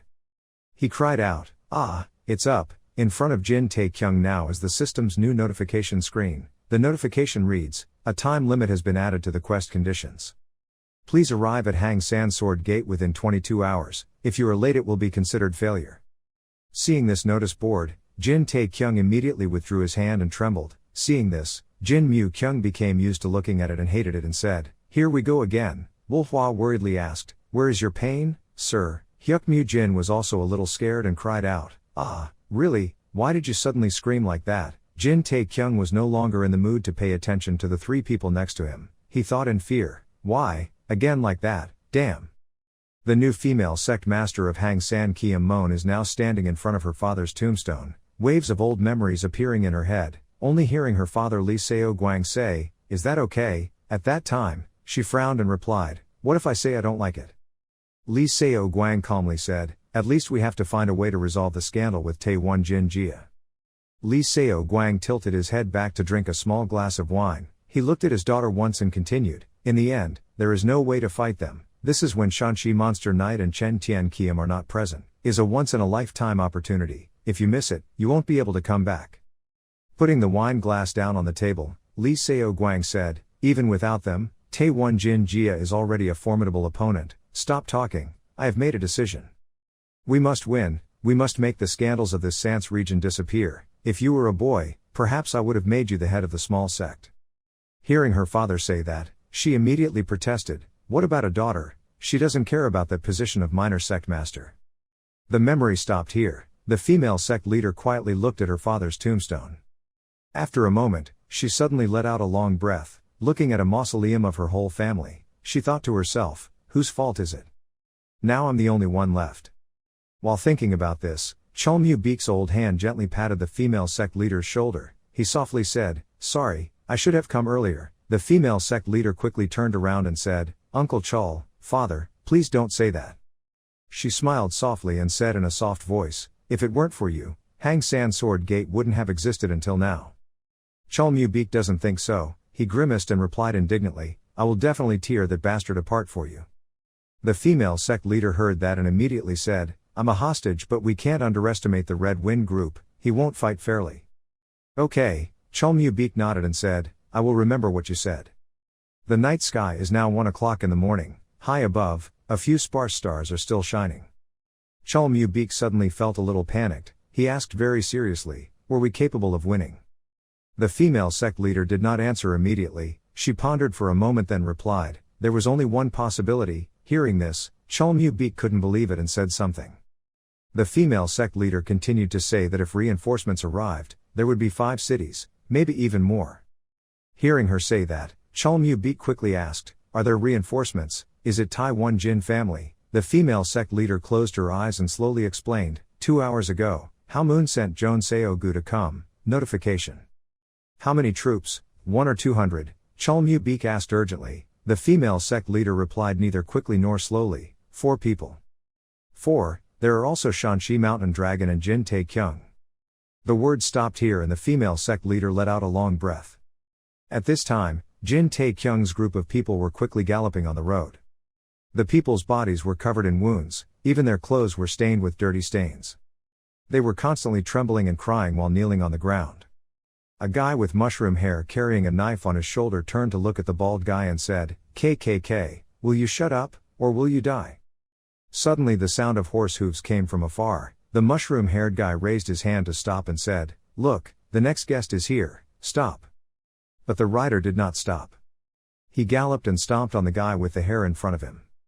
After he passed the mushroom-headed man, he pulled the reins to stop the horse. Then Jin Tae-kyung jumped off his horse and said, "By the way, what you guys are, the Red Wind Group, right?" When those guys saw their comrades being stomped on the ground by Jin Tae-kyung, they pulled out their swords. Dao said confusedly, "What is this?" But Jin Tae-kyung didn't pay any attention. He clasped his hands together and said solemnly, "Looking at your reactions, you're probably right, I don't have much time, let's end it quickly." When they heard the taunt, they all shouted angrily and killed it. At this time, the system reappears and displays a notification. Time limit is 16 hours 25 minutes 32 seconds. In less than a second, they knelt down with bruised faces and disheveled bodies, clasped their hands and said, "Please forgive me." 10 bandits were kneeling in front of Jin Tae-kyung, begging for forgiveness. The words please, please rang out, and he was thinking, how boring. Over there Wolhua was helping the people stand up and asking questions, concerned about them. Someone came up and pointed at the horses and asked, "These horses, use these horses instead of those exhausted horses." Jin Tae-kyung's people happily said, "Then let's go, I'll take the witness." The scene will change to this side where the bandits are sadly looking at Jin Tae-kyung and thinking to themselves, how many names are there in this Red Wind Group, right? He thought to himself, according to the information collected earlier, there were hundreds of their gangs scattered throughout the northern mountains. Some were hiding in remote villages, others were concentrated in prosperous places, crowded flowers. They were all waiting for orders. At that time Wolhua ordered his subordinates, "Chun Sam, you escort these guys to the nearest branch to report the situation." He was visualizing the map from the plateau to Nkiam Mon Cave. He thought to himself, the Red Wind Group would replenish its forces in the plateau, and go straight south. Their subordinates would gather in the southern region, north. Once unfavorable developments occur, they can easily escape and meticulously prepare for the next plan. The motivation for them to attack was because of the superior martial arts of the leader of the Red Wind Group. Thinking of this, Jin Tae-kyung suddenly felt scared. He groaned, "What kind of thief is that bandit? No wonder the difficulty has increased so much." After thinking about what had happened recently, he automatically waved his hand and said, "Hey, I heard that their group leader is a top expert, so it must be just a rumor. Who would be an evil person? Such nonsense." At this moment a voice rang out from behind, "That's right." Jin Tae-kyung turned around to look at Wolhua and asked, "What?" She said very calmly, "It's not like they expanded so quickly without a reason." Wolhua said, "According to the information I know, it is true that he is a top-notch expert." When he heard that, he shouted in surprise, "Oh my god, why are you acting like a thief with such strength?" He looked around for a while and said, "Among the robbers and bandits, there are also many people with super talents. Horse bandits are not weak, they have superhuman skills. Are those robbers?" At this time he brought 2 more horses and approached. Wolhua walked towards the horse and pointed at the reins and saddle. She looked at Jin Tae-kyung and replied, "When you meet Nok Min Chu or Jang Gang Su Min Chu, ask yourself, they probably won't be free," you said boredly, hoping not. After freeing the good people from the bandits, the 2 of them quickly left. People standing on the side of the road waved goodbye to their saviors. Then a series of horses' hooves neighed loudly and quickly left. The system pops out a warning. Time limit is 15 hours 59 minutes 13 seconds. The scene changes to a large forest. The surrounding trees and mountains are covered with a thick layer of snow. There are noises below, including voices, which cannot be echoed. A group of people are sitting on horseback walking on the trail. The group is discussing something with each other. Some people are saying, the massacre of the Daedong branch is part of the war, but if we take action against the whole civilians, there will be an excuse for Taewon Jin Jia to intervene. The 2 people were slowly sitting on horses. The black-haired uncle said, "They are holding the Sanso citadel." The leader of the Chi Fan group replied, "Not yet, but soon they will surely give up swallowing the cave." Sandsword subject. The bearded uncle doesn't speak well. It's not that I doubt the group leader's words, but factions like the Taewon Jin family don't like bandits like us. The leader of the Chi Fan group smiled and replied, "Who is the horse thief? Do you also know about the horse thief of Hang San Kiem Mon?" The bearded uncle was startled when he heard that and said, "That's right, I heard that I'm already old enough to get married." The leader of the Chi Fan group grinned and said, "Perish or get married, in the end you have to choose one of the 2. He started teasingly saying, "Then the Chi Fan group, you can't eat eggs without removing the shell, who knows what will happen when you become a pavilion master." The leader of the Chi Fan group laughed and said, "Ha ha ha, I will definitely contribute, my whole life for this place." The leader of the Chi Fan group held the reins tightly. He thought to himself, after more than 20 years of living like a horse thief. His eyes were extremely determined, thinking, "I finally got here." He remembered when he was a child because of a mantou he killed a person. From then on he entered the path of bandits until now. A beggar in the highlands like me, never dared to do so before. I dreamed about this scene. At that time someone saw the leader of the small group Chi Fan group and said, "Big brother, there is a boy here." Back a few years ago when he opened a cave, looking at the white skeleton placed in the coffin, the leader of the Chi Fan group thought to himself, "If I hadn't received my destiny 3 years ago, maybe I wouldn't have come, okay here." In contrast to the present, he was extremely happy and thought to himself, "I have finally become the leader of the Red Wind group, now it is time to invade this Murim." Suddenly, a voice rang out, interrupting his thoughts, "Group leader." In front was a massive citadel. The leader of the Chi Fan group looked at the citadel and thought, "Hang Sandsword Gate." Everyone in the group began to move their horses around, while the leader of the Chi Fan group moved forward thinking, "The loss last time forced us to retreat." The leader of the Chi Fan delegation tightly grasped the reins to ease the tension. He thought firmly, "But this time there won't be any more of that." Inside his bag was a small piece of wood that he placed carefully so as not to shock it. The leader of the Chi Fan group and his subordinates approached the edge of the cliff to look at the Sandsword Gate cave. After looking at the citadel for a while, the leader of the Chi Fan group began to speak. "Today, before sunset, we must capture the cave Sandsword Gate." Suddenly he became cold and ordered, "Go up." A group of people heard the order and jumped on horseback, holding weapons and shouting. A person standing at the edge of the cliff took out an elephant tusk. "Then put it in your mouth and blow to cheer for your teammates." On this side, the Ting Ting system announces that you have completed your luck and your physical strength has partially recovered. Jin Tae-kyung was sitting and cultivating his ears when he moved and heard something outside. He immediately said, "Did you hear any sound?" Wolhua sat on the rock leisurely and asked, "What is the sound?" And Mu Jin pointed to the distance and said, "The sound of leaves rustling, the sound of horses neighing loudly, or the sound of wind blowing." Jin Tae-kyung was angry, shouted angrily, "Not those things, electricity." Mu Jin innocently asked, "Why not?" Jin Tae-kyung shyly pointed to the sky and said, "Apparently, vu-vu-zi-la, that's a type of trumpet." Mu Jin didn't hear clearly so he put his hands on his hips and asked again, "What nonsense?" Wolhua was looking at him extremely confused, and Ji Tae-kyung was gesticulating with his hands and feet pretending to talk. It was a sports cheerleading instrument, you know. Mu Jin shrugged and sighed, "Why do you keep saying such strange words?" But Jin Tae-kyung became serious again. He looked behind him and thought, "Could it be that I heard him wrong?" He clearly just heard the echo, from the north. He looked up at the majestic high mountain in the distance and silently guessed in his heart, it would take several more miles to reach Hang San Sword Gate. No matter what was going on there, it wouldn't be able to spread the sound here, but it was clearly just now. It was an illusion that Jin Mu Kyung's voice rang out. He sat meditating on the rock and said, "What's going on? I can't hear anything." Jin Tae Kyung argued back, "There must have been some sound." Before even listening to the end of the sentence, Jin Mu Kyung interrupted him and spoke firmly, "So strong that I couldn't even hear it, but the kid like a human could hear it, ah." Hearing that, Jin Tae Kyung was so angry that he was purple. He was so angry that he couldn't speak, but he couldn't argue back because he was too reasonable.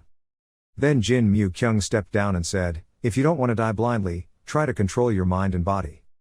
He said, because the battlefield is a place where anything can happen. Hearing that made Jin Tae Kyung a bit confused. Jin Mu Kyung suddenly became serious and said, "I need to confront a large number of enemies, so I have to know how to maintain my physical strength and save my effort. Of course I will take the lead, so just follow me, it's okay." He looked at him in disgust and thought to himself, "If you're worried, just say so, but even if you're shy, it's true that even though he always seemed to dislike you, he still always helped you." Looking at Jin Mu Kyung's face, he thought, maybe he is an emotional person. At that moment he suddenly realized something. A second later, Jin Mu Kyung turned his face as dark as hell and said, "What are you looking at? Don't you know your eyes are tired?" Jin Tae Kyung was speechless because of this person. So he gritted his teeth and angrily said, "If I get caught by those bandits, I'll die with you." He was still annoyed and thought, "Oh my god, I must have gone crazy just now." After a while, Wolf Hua appeared, the sound of relief. "Gentlemen, now we will have to run non-stop. Are you ready?" Jin Mu Kyung blushed when he heard that and replied, "Yes." The system sounded a reminder again. Time limit 6 hours 25 minutes 19 seconds. Time limit 6 hours 25 minutes 18 seconds. Time limit 6 hours 25 minutes 17 seconds. On this side, the sky has turned yellow, and there are sounds coming from below, and those sounds are mixed with arguments. The scene changes to below where the horses have fought themselves. They are lying on the ground. There are arrows and blood on their bodies. Besides the dead horses, there were also people. Some of them fell, some were injured, some died, some were stabbed straight in the heart with arrows. Above the sword gate, the leader of the Chi Fan group ordered his men to use rope ladders to climb up. On the wall were people inside trying to push the group of horse bandits down. Seeing that the horse bandits were about to climb the citadel wall, the people in the sword gate of Hang San shouted, absolutely not letting them climb up. An announcement rang out below, whoever climbed up first would be rewarded with 20 taels of gold. Below appears a wooden stake with one end chiseled very pointedly. A group of people quickly wanted to break down the door to get in. Inside the sword gate, the wooden door was about to be broken, but the gatekeeper shouted for help. Their gate master was attacking the city. They are constantly looking for the sect master. Underground there are still people who have died in battle. Sect master, we need help. They all pointed at the city wall and then turned back to look at the master and called out, "Master, we must act quickly, master." The girl called the sect master was trembling slightly. She bit her lip and thought, is this what the so-called Murim is like? After that, she calmed down and began to give orders. When given my order, fire a rocket towards the city gate, obey the command of the person next to you, clasp your hands respectfully. Chul uncle, she spoke up. She turned to seriously look at the person called Uncle Chul and said, sooner or later they will destroy the city gate. I know this is a difficult request, but I don't know if you can help me keep them. Uncle Chul crossed his arms and calmly replied, I also want to try the feeling of 1 on 100. The master of the sword gate raised his eyes to look at Uncle Chul and replied, although you are a master who can defeat tens of thousands of people, you should also be careful. Uncle Chul raised his face to the sky and laughed and said, of course, can I deal with these scum? After he finished speaking, he used the Jing Kung to jump down onto the monument. The master of Hang San Kia moaned silently looked at Uncle Chul, not knowing what he was thinking. Next to her, there were 2 people raising their bows and arrows, preparing to shoot. Outside, the master of the Chi Fan group was observing and looking at the Hang San sword gate. Inside, the master of the gate gave a clear order and said, shoot. The citadel's walls had been filled with oil at some unknown time, and underneath were thick straw spreads. When rockets began to pass by, they caught fire. On this side, after seeing the bow and arrow, the eyes of the leader of the Red Wind group turned cold and said, we're all ready. The fiery arrow fell on the straw and caught fire. In front of the leader of the Red Wind group was a row of blazing flames. The screams and sounds of fire mixed together were extremely deafening. On this side, a bald guy stepped forward and looked at the leader of the Chi-Fan group and said, "If we do that, our losses will be huge. Since the first attack, we have already lost 100 people." But the leader of the Chi-Fan group did not answer him. He was frowning in thought. He must wipe out the cave sandsword gate. No matter how much damage there is, using the attack will only be effective. It only lasted a little while. Maybe they were waiting for someone to rescue them. If that's the case, then there's no need to hesitate anymore, he thought. Then the leader of the Chi-Fan group held the horse's reins tightly, smiled and said, "I will go directly to battle." Immediately after that, there was a heavy punch with the entire fist printed on one guy's face. Then a mana-wrapped punch hit the chest of one more guy. Another barehanded punch with no mercy. One more consecutive blow to the opponent's chest. The people of the leader of the Chi-Fan group who had entered the city were all mercilessly pushed out. The sounds of thud-thud resounded, causing people to fall into silence. From inside Uncle Chol, a mana-wrapped body was slowly walking out. He was as big as a giant, outside the crowd of people trembling and moving their lips saying, "Monster." Suddenly, a voice echoed from behind the group of people who were trembling and saying, "You guys go out." The leader of the Chi-Fan group walked boldly on the snowy road and said, "I will take care of this place." A group of people heard that there was no need to risk their lives to attack and quickly moved to the sides and shouted happily, "Oh, to be alive, already." Then the leader of the group, the leader of the group, the leader of the group, and the assistant of Chol, stood facing each other. Neither of them spoke. After a while, the leader of the Chi-Fan group spoke first and said, "See you again, Senior Chol." Uncle Chol gritted his teeth and said angrily, "I don't remember that I have a junior who is a horse thief." Hearing that, the leader of the Chi-Fan group shrugged his shoulders and said calmly, still as rude as before, "No matter what you say, fate has already been arranged like that." He replied, "That's right, it arranges for people to run away without knowing how to look back." Don Chi-Fan Don said with his hands on his hips, "We should call it a strategic retreat." "Why is he so hot?" Uncle Chol clenched his fists and said angrily, "Do you think I'm just hot?"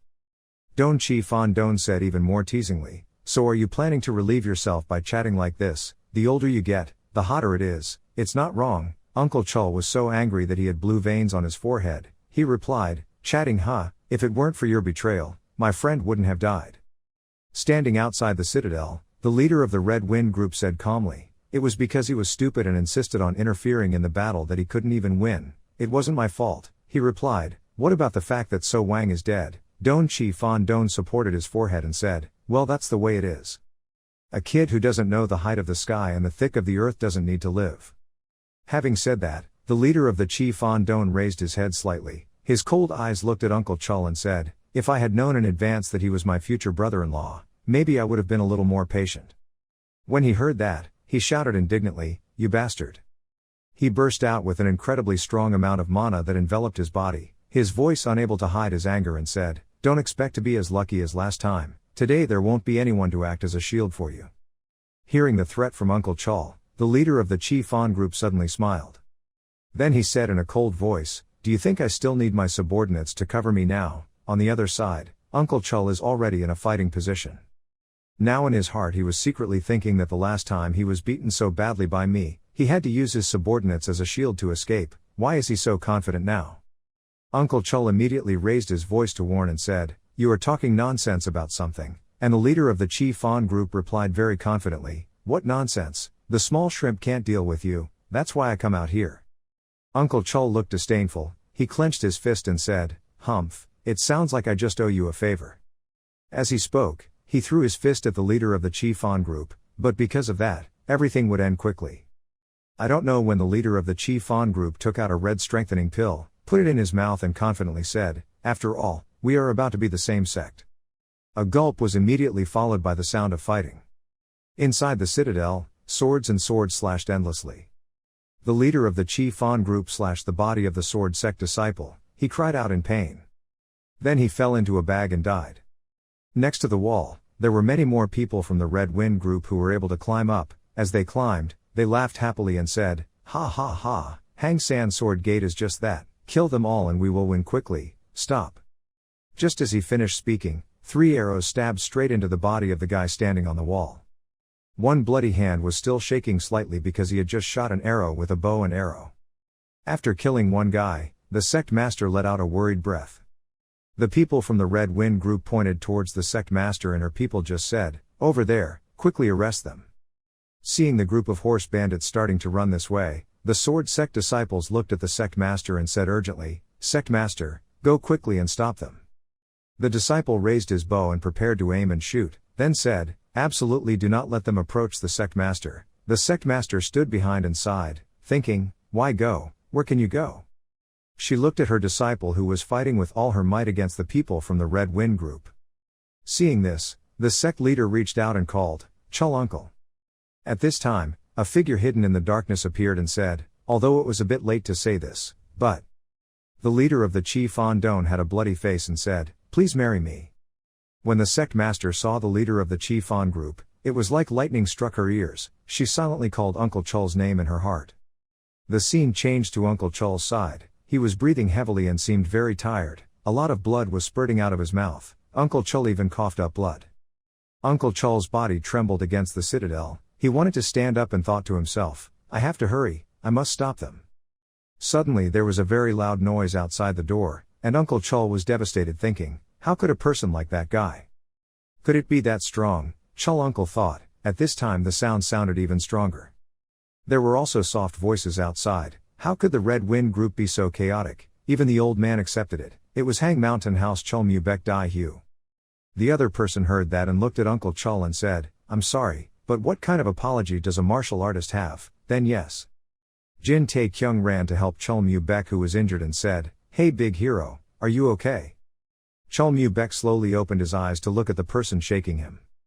Chul Mu Bek said while spitting blood, "Is it Taiwan Jin family?" Looking at the four young people standing in front of him and then hearing Chul Mu Bek, he said, "Oh, you recognize us." Deep footprints were printed on the snow.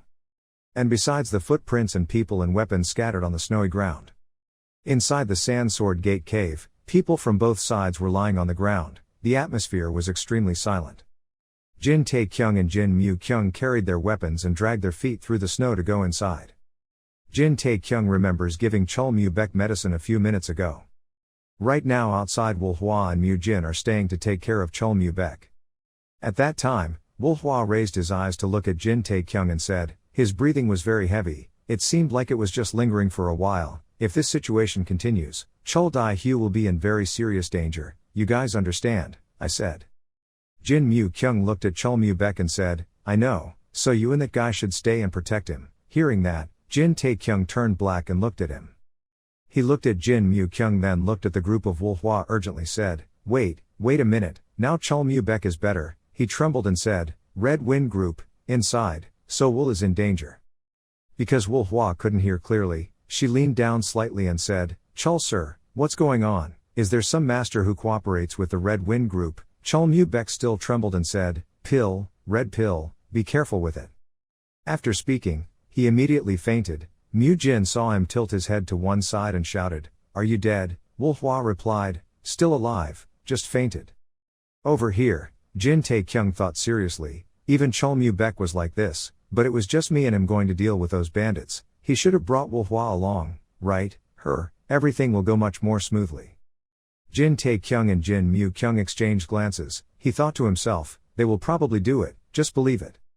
He opened the system, a notification appeared. The time limit was 0 hour 02 minutes 19 seconds. He said with a click, there was no time to delay anymore. Now back to reality, he curiously looked at Jin Mu Kyung and said, Are you sure you will win? He replied, If you keep thinking too much, your mood will be suppressed. Jin Tae Kyung looked towards the dead disciple lying in the snow, above which was the fallen spear below.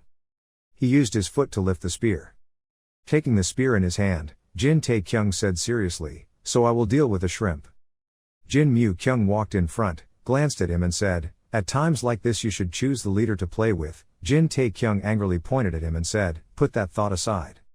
So Jin Tae Kyung seriously explained to Jin Mu Kyung, standing outside it was easy to observe and learn how martial arts geniuses fight horses, right? Then let's go. Hearing that, Jin Mu Kyung bared his teeth and thought dejectedly, Speak without shame.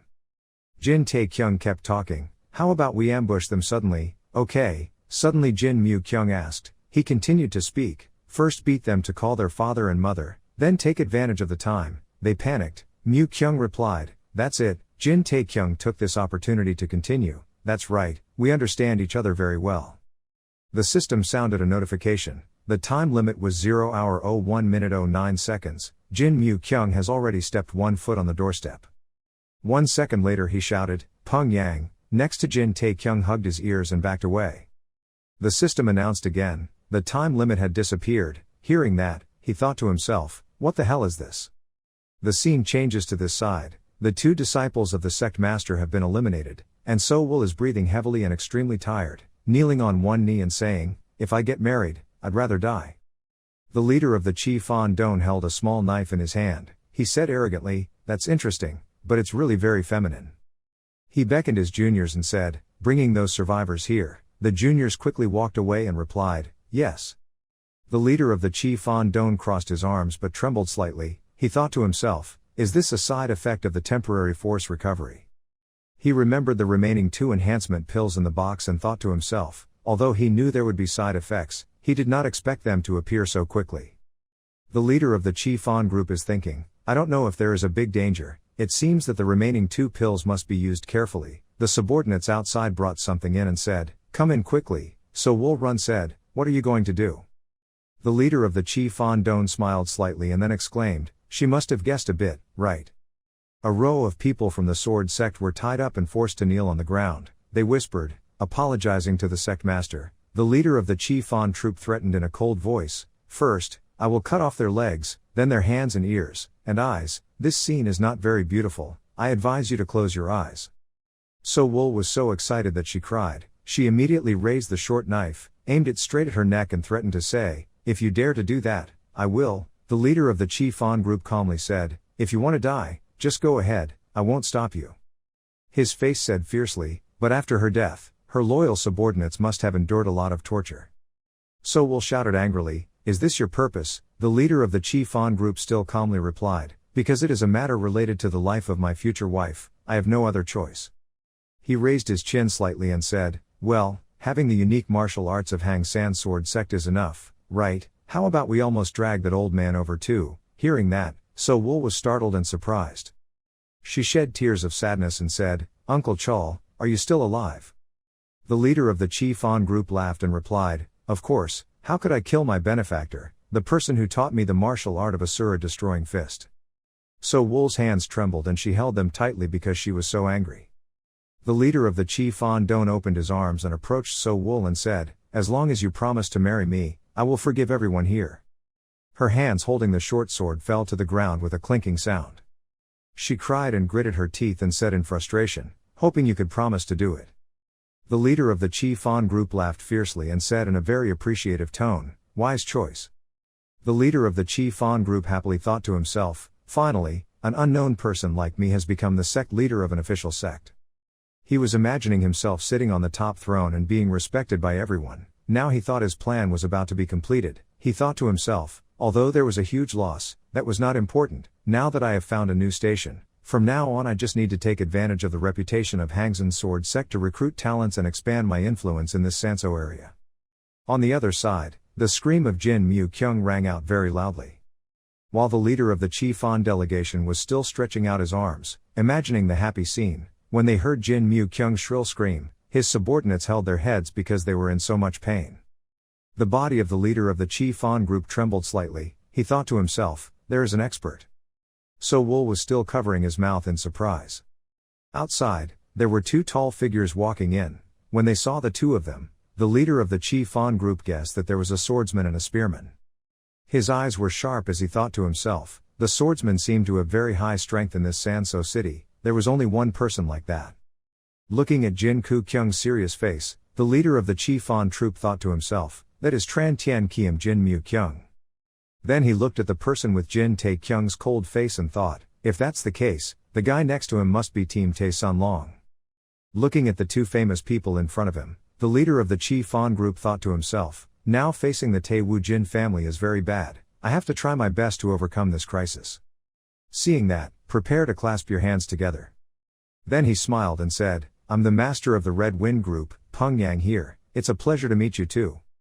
As soon as he finished speaking, a slash flew across Peng Yang's body. Luckily, he quickly bent down to avoid it, only losing a little hair. But his subordinates were not so lucky. Just one slash from Jin Mu Kyung caused 3 of them to be cut in half. Jin Mu Kyung coldly looked at them and said, "Are you planning to escape? It's useless." Peng Yang's body was cut off, and he gritted his teeth and bent down. He also did not give up and quickly pulled out his sword and rushed towards the two people. Jin Tae-kyung said, "Is this how Tae Woo Jin treats people?" Before Jin Tae-kyung could make a move, Jin Mu Kyung rushed forward. The two swords covered in mana collided with each other. Jin Mu Kyung kept making moves, making Peng Yang unable to react in time. He had to retreat backwards. Peng Yang could not keep up with the continuous slashes. A cut on Peng Yang's face was bleeding. He thought in confusion, he was too strong. Suddenly, his feet touched the ground. He then jumped around his two subordinates, leaving those two men wondering what had happened. Jin Mu Kyung quickly cut those two men in half. The blue-shirted man's body flew up and then fell down near Jin Tae-kyung's feet. He thought to himself, "What the hell is this?" So he was surrounded by a group of subordinates from the Red Wind group. He looked around and thought, "He overpowered that guy more gently than I thought." Suddenly Jin Tae-kyung saw something. He thought to himself, "It will probably end soon. Oh wait a minute, that." Jin Tae-kyung stared at Peng Yang's hand holding something. He frowned and thought, "Is it that color pill that Cholmu Baek Dao Hu was talking about?" Peng Yang quickly swallowed the medicinal pill into his mouth. As for Jin Mu Kyung, he raised his sword and slashed at him. Peng Yang was strengthening his body. But no, Peng Yang quickly slashed through Jin Mu Kyung's shoulder blades. Both Jin Tae-kyung and Mu Kyung gasped in surprise. The system again displays a notification that an unscheduled task has been initiated. Temporary Force Dan mission. Currently, Red Wind Group Master Peng Yang has used Temporary Force Dan and has become unusually strong. Take him down to rescue Hang San Kiem Mon. The mission will fail if Lee So-wol dies. Top ranking. Request to stop Peng Yang La pretending to be unknown, or defeating has not been completed yet. Limit Jin Dae-kyung. Success. Failure unknown. Looking at the text in front of his eyes he thought to himself, "What?" After eating the pill, Peng Yang was given a terrible power, but because the power was so great it made him scream. Jin Tae-kyung silently cursed and thought to himself, "Damn it, he's such a top expert that he plays so dirty, why even use medicinal pills?" Red Blood 12 swords, Red Blood Heart Magic and 1 box of medicinal pills containing 5 temporary strength pills. At that time, Peng Yang discovered them in a tomb in the highlands and killed all the people in that ancient tomb. To be able to monopolize all of these things, he killed all of his subordinates. Thanks to them, his strength increased rapidly. In just a few years he reached the ultimate expert level, but that also made him realize that he was walking down the path of evil and pagans, an unwelcome path in Murim. That's why he returned to the old plateau. With the martial arts skills he had learned, he easily defeated the 2 horse bandit groups and immediately became the group's leader, but soon after, he realized that the martial arts he practiced were only beneficial in terms of speed. Besides that, the downside is extremely great, because if he cannot overcome the weaknesses of martial arts, he will not be able to advance even one step in his entire life. Jin Tae-kyung thought to himself, the battle between Sword Master and Taiwan Jin family took place right at that difficult time. He remembered the unhappy negotiation between Lee Wen-baek and Peng Yang, then silently lamented. Initially, Lee Chun-baek promised to hand over Taiwan Jin Ji as martial arts to me, but that has been messed up until now. In Jin Tae-kyung's mind, the image of a medicinal pill appeared. No one even knew the formula and method of making the temporary force pill. He looked at Peng Yang thoughtfully and thought, if we had known that, maybe we would have taken over Hang San Sword Gate sooner. Now, after Peng Yang had absorbed all the huge energy, he smiled. Speak up, that's pretty good. He stood tall and radiated an amazing murderous aura. He looked at Jin Mu Kyung, who was kneeling on one knee, and said, so now I have both the martial arts of Hang San Sword Sect and the martial arts of Taewon Jin, married. Jin Mu Kyung looked at the broken sword that was covered with power and thought to himself, this is the sword's intention. He quickly pressed acupressure points on the bleeding wound on his shoulder and speculated that this was a very difficult technique to achieve, no matter how hard he tried to practice. How long has he been practicing? 10 or 20 years. Is his martial arts expertise and hard work not as good as that of a nameless pawn? Thinking of this, Jin Mu Kyung tried to stand up with his sword. He laughed and said, ho ho, how can a dog like a human be able to do such a thing? Just as he finished speaking, Peng Yang rushed in like lightning. Because his slash was enhanced, it became very strong. Jin Mu Kyung had to step back 2 times to avoid that slash. Peng Yang then suddenly smiled in a strange way. He raised his bloodshot eyes to look at Jin Mu Kyung and calmly said, I didn't expect that Taewon Jin's family only knew how to hide and hide. Don't you feel humiliated? Jin Mu-kyung heard the sarcasm in that voice. He angrily picked up his sword and stood up to respond. Does face matter? Are you a top expert to say that? Are you not afraid of being beaten? What? When Peng Yang heard that, he laughed and said, let's fight, I also want to see who dares. Jin Mu-kyung said coldly, you will be seen soon. Peng Yang's whole body burst with strength. The guy carrying the knife on his shoulder said contemptuously, what? Suddenly there was a noise behind him, and he glanced at him with those bloodshot eyes. Right after that, a sharp spear swung deeply into Peng Yang's chest, and Jin Tae-kyung unleashed a one-shot attack. When two large forces collide, it creates a thunderous explosion. Below on the ground, the subordinates of the Red Wind Group were lying on the ground, weapons and blood mixed together. He was thinking to himself, after defeating those brats, both his physical strength and his vitality were completely restored, fully recovered. Now Jin Tae-kyung is putting all his energy into the spear. He wants to launch a move at Peng Yang. He silently speculates, at that time he has no defense, an extremely suitable time to attack. Then when he launched the spear attack, stabbing straight at Peng Yang's body, but the sharpest part of the spear could not penetrate his body, he thought to himself, I have never seen this before. But when he couldn't stab Peng Yang's chest, his face blackened and he thought, what is this called in martial arts novels? Peng Yang's body seemed to be covered with a layer of protection. It caused the spear in Jin Tae-kyung's hand to break. He urgently said, is it a protective chi?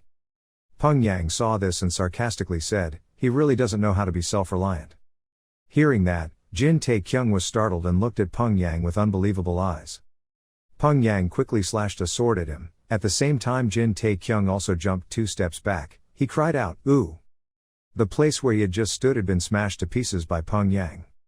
Jin Tae-kyung flew a meter away and looked at the broken rock and soil and grimaced, thinking, this is crazy, but there is also body protection qigong, so does this mission want to destroy people's lives or something? Seeing that he still hadn't regained his composure, Peng Yang smiled sinisterly and said, it's my brother's problem, so the way he ran away was exactly the same. When behind him Jin Mu-kyung swung his sword and said in a cold voice, exactly like that, sounds so funny. Then there was a sword strike that stabbed Peng Yang's back. He didn't have time to take precautions and only glanced at Jin Mu-kyung. Jin Mu-kyung's eyes narrowed, observing the situation. But when he pulled out the sword, there were no injuries to the 6 stab wounds on Peng Yang's back.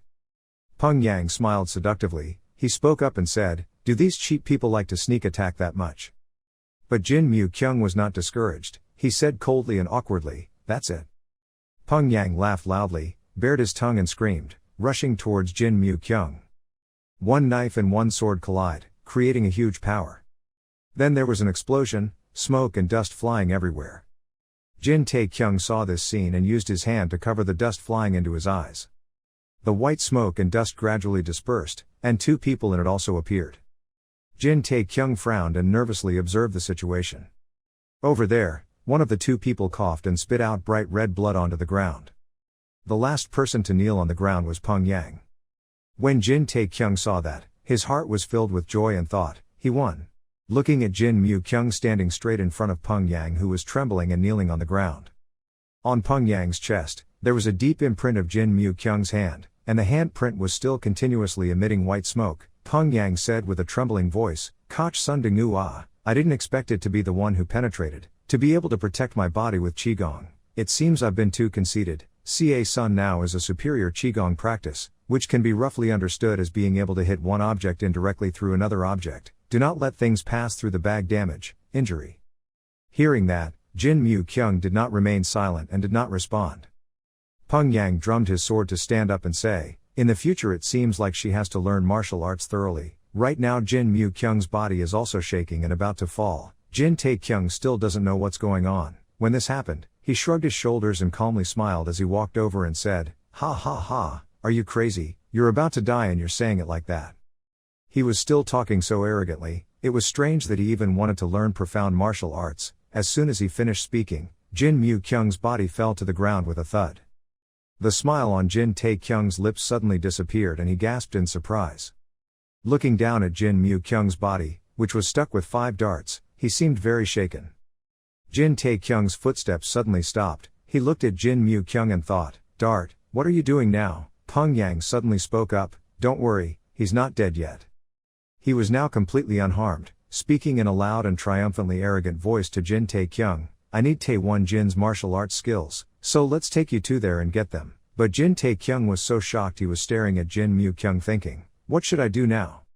Now the Pyongyang guy was walking towards him and said, it's better to cooperate obediently. If you lose a leg or an arm, it will be too late to regret. He was sweating and silently complaining, this guy is too strong. Now without Taewon Jin Jia by my side, how can I defeat him? Cold sweat flowed down Jin Tae-kyung's face. He felt cold down his spine, gritting his teeth and biting his neck, thinking of a plan. If he made a single move, he would die if he made me go alone with him. Oh my god, I didn't eat Dan, there's no medicine like him. Jin Tae-kyung paused and suddenly remembered something. He sighed, then thought it was good. His eyes lit up, medicinal pills, now these two words appeared in his mind.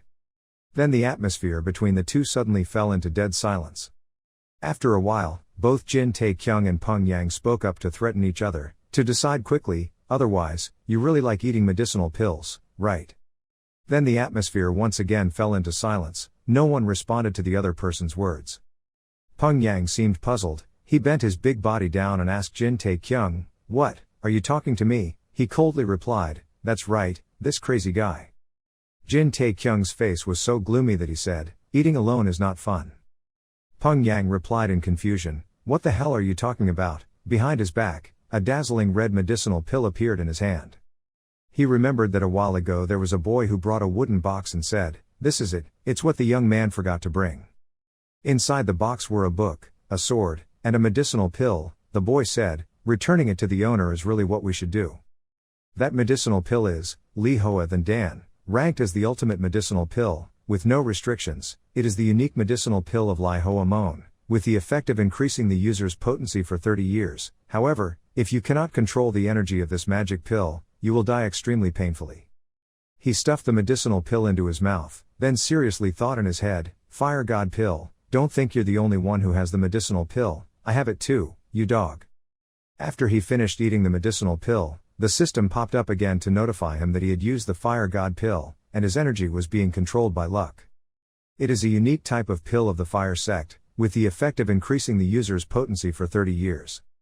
However, if you cannot control the energy of this magic pill, you will die extremely painfully.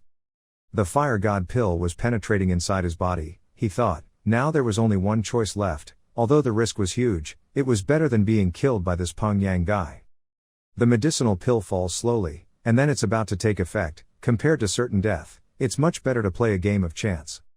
After falling, it completely penetrated into Jin Tae-kyung's body, his inner core transmitted energy to every corner of his body.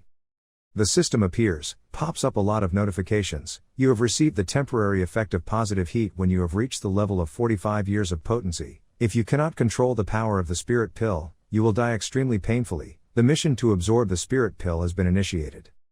After the system rang the notification, Jin Tae-kyung's whole body from head to toe was as red as a chili pepper. He let out a long scream that looked painful and painful. Pyongyang looked at him with red eyes in surprise. He said in confusion, what the hell? The dust and smoke at his feet spread everywhere. He walked towards Pyongyang laughing ho ho ho. At this moment, Jin Tae-kyung's whole body was red, almost every part of his body was sweating and smoking. He trembled forward, laughing and saying, oh no, he was fighting, why are you asking so much? Pyongyang saw that the situation was no longer in his favor. He quickly picked up his knife and slashed at him, saying, die, what the hell did you eat? Seeing that the slash was about to come towards her, Jin Tae-kyung immediately moved to the side to avoid the slash.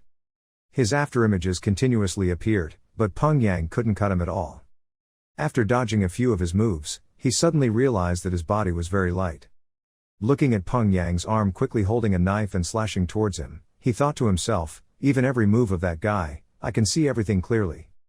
Jin Tae-kyung avoided a few more of his slashes. He turned 3060 degrees around Pyongyang's body and thought to himself, 45 years of this power, although I can't completely control it yet, I have a feeling, it's like I can do anything with it. The fiery god pill is boiling in my body. Thinking of this, he slightly stopped his legs. The only problem was, Jin Tae-kyung held the spear and exhaled a mist of smoke, aiming straight at Pyongyang. He thought to himself, it is a time bomb that does not know when it will explode, so at all costs I have to defeat him quickly. His words mixed with a bit of sarcasm rang out, quite good. He said in a cold voice, although he didn't know what he had eaten, just this much was not enough. Hearing that this time, He responded extremely calmly, it sounded so tense. On the other side, Peng Yang slashed his knife into the air and said, "The beast that catches its prey will use all its strength." Every time he spoke, he let out a breath and replied to him, "Is there any beast that can catch its prey and use it temporarily?" Hearing this, Peng Yang did not expect that he would discover his secret. The black-faced man angrily said, "You dog, how do you know his name?" Hearing that, he just laughed happily but did not respond. 1 second later, Jin Taekyung took the spear and rushed at Peng Yang. He fought and said, "The secret cannot be revealed, you bastard." Tian Yang stabbed straight at all four sides of Peng Yang. He dodged the attack while secretly thinking, "I have never told anyone about the name of the medicinal pill, how could this kid know?" He didn't answer, but the sharp spear still stabbed towards him. A small, bleeding wound appeared on Peng Yang's face. He gritted his teeth and thought, could it be that he used a temporary force pill? Then he started to look more closely at Jin Taekyung. Seeing that he was radiating a huge source of energy, he thought, that's not right, this source of energy is completely different from him. What he used was a type of energy, other medicinal herbs. Peng Yang thought that his medicinal pill was being targeted. He secretly thought that now was not the time to investigate the reason if he possessed a strange item that would double or even triple his strength. Strong user, if exposed, not only Tae-1 Jin family, but also the masters of Murim will search for me. Just as he was thinking, Jin Tae-kyung slashed another blow, sending rocks flying into the sky in this direction. Then he landed gently on the ground. The same goes for Peng Yang. At this time Jin Tae-kyung has entered the war world. Peng Yang glanced at his sword wrapped in mana. He silently evaluated Jin Tae-kyung. Shanxi Mountain Dragon Jin Tae-kyung, I have to kill him. On the other side, he frowned and looked at him. The two people looked at each other and looked very tense. Then at the same time the spear also stabbed forward. And Peng Yang's sword also moved. The two weapons collided, creating dazzling sparks. A sharp clanging sound rang out, creating small sparks. Jin Tae-kyung's spear fell to the ground, and he also jumped back a few steps. The spear was chipped in many places, sticking straight into the ground. Peng Yang slashed his sword twice in the air without forgetting to say a few sarcastic words to you idiot, do you still think you can confront me head on? On this side, Jin Tae-kyung was speechless as he looked at his spear that had lost its tip. So he threw it on the ground and replied to Peng Yang, there's no need to do that anymore, I have new important information, he said vaguely, new important information. Jin Tae-kyung was still sweating, he coldly glanced at the guy and replied, yes, that is the attack method of someone who only focuses on strength. As soon as he finished speaking, the atmosphere fell into dead silence. Peng Yang did not expect him to say it so calmly. The guy hesitantly spoke up, aha, what a power. Peng Yang seemed angry, he smiled and said, it seems you still don't understand your current situation. You probably have to cut your veins and cut your flesh to keep your mouth shut, right? Jin Tae-kyung teased and said, what's so cruel, are you crazy, or do you have body addiction syndrome? Being provoked, he gritted his teeth and said, this young man. Being called young, he pretended to be angry and said, what, old man? At this time, the blue veins on Peng Yang's forehead were showing up. He was screaming, I will definitely cut off your flesh. Hearing that, Jin Tae-kyung was also happy, you also took what he said, and I will cut off your limbs and give them to the dogs to eat. Then Peng Yang exploded, he rushed towards Jin Tae-kyung, but he remained as calm as ever, not even moving. When the sword was about to strike straight at his head, he still made no move. Suddenly he opened his eyes, silently guessing in his heart, it was here. Jin Tae-kyung caught the sword from Peng Yang's hand and slashed at him. Fresh blood flowed out from his body. He spit out a handful of blood and looked extremely painful, and Jin Tae-kyung was happily thinking, definitely. Seeing that Peng Yang had landed on the ground, he quickly turned his head to look and thought, I have to give him another blow. From behind, in Peng Yang's hand, a bright red object appeared. When Jin Tae-kyung was about to rush in, Peng Yang threw a dart at him. Luckily he retreated to avoid it. The dart stuck into the pole behind him. Jin Tae-kyung stepped back about 1 meter to get a safe distance. Peng Yang removed his hand from the cut to let the blood flow out. He got angry and scolded him, you son of a bitch, do you only know how to do such antics?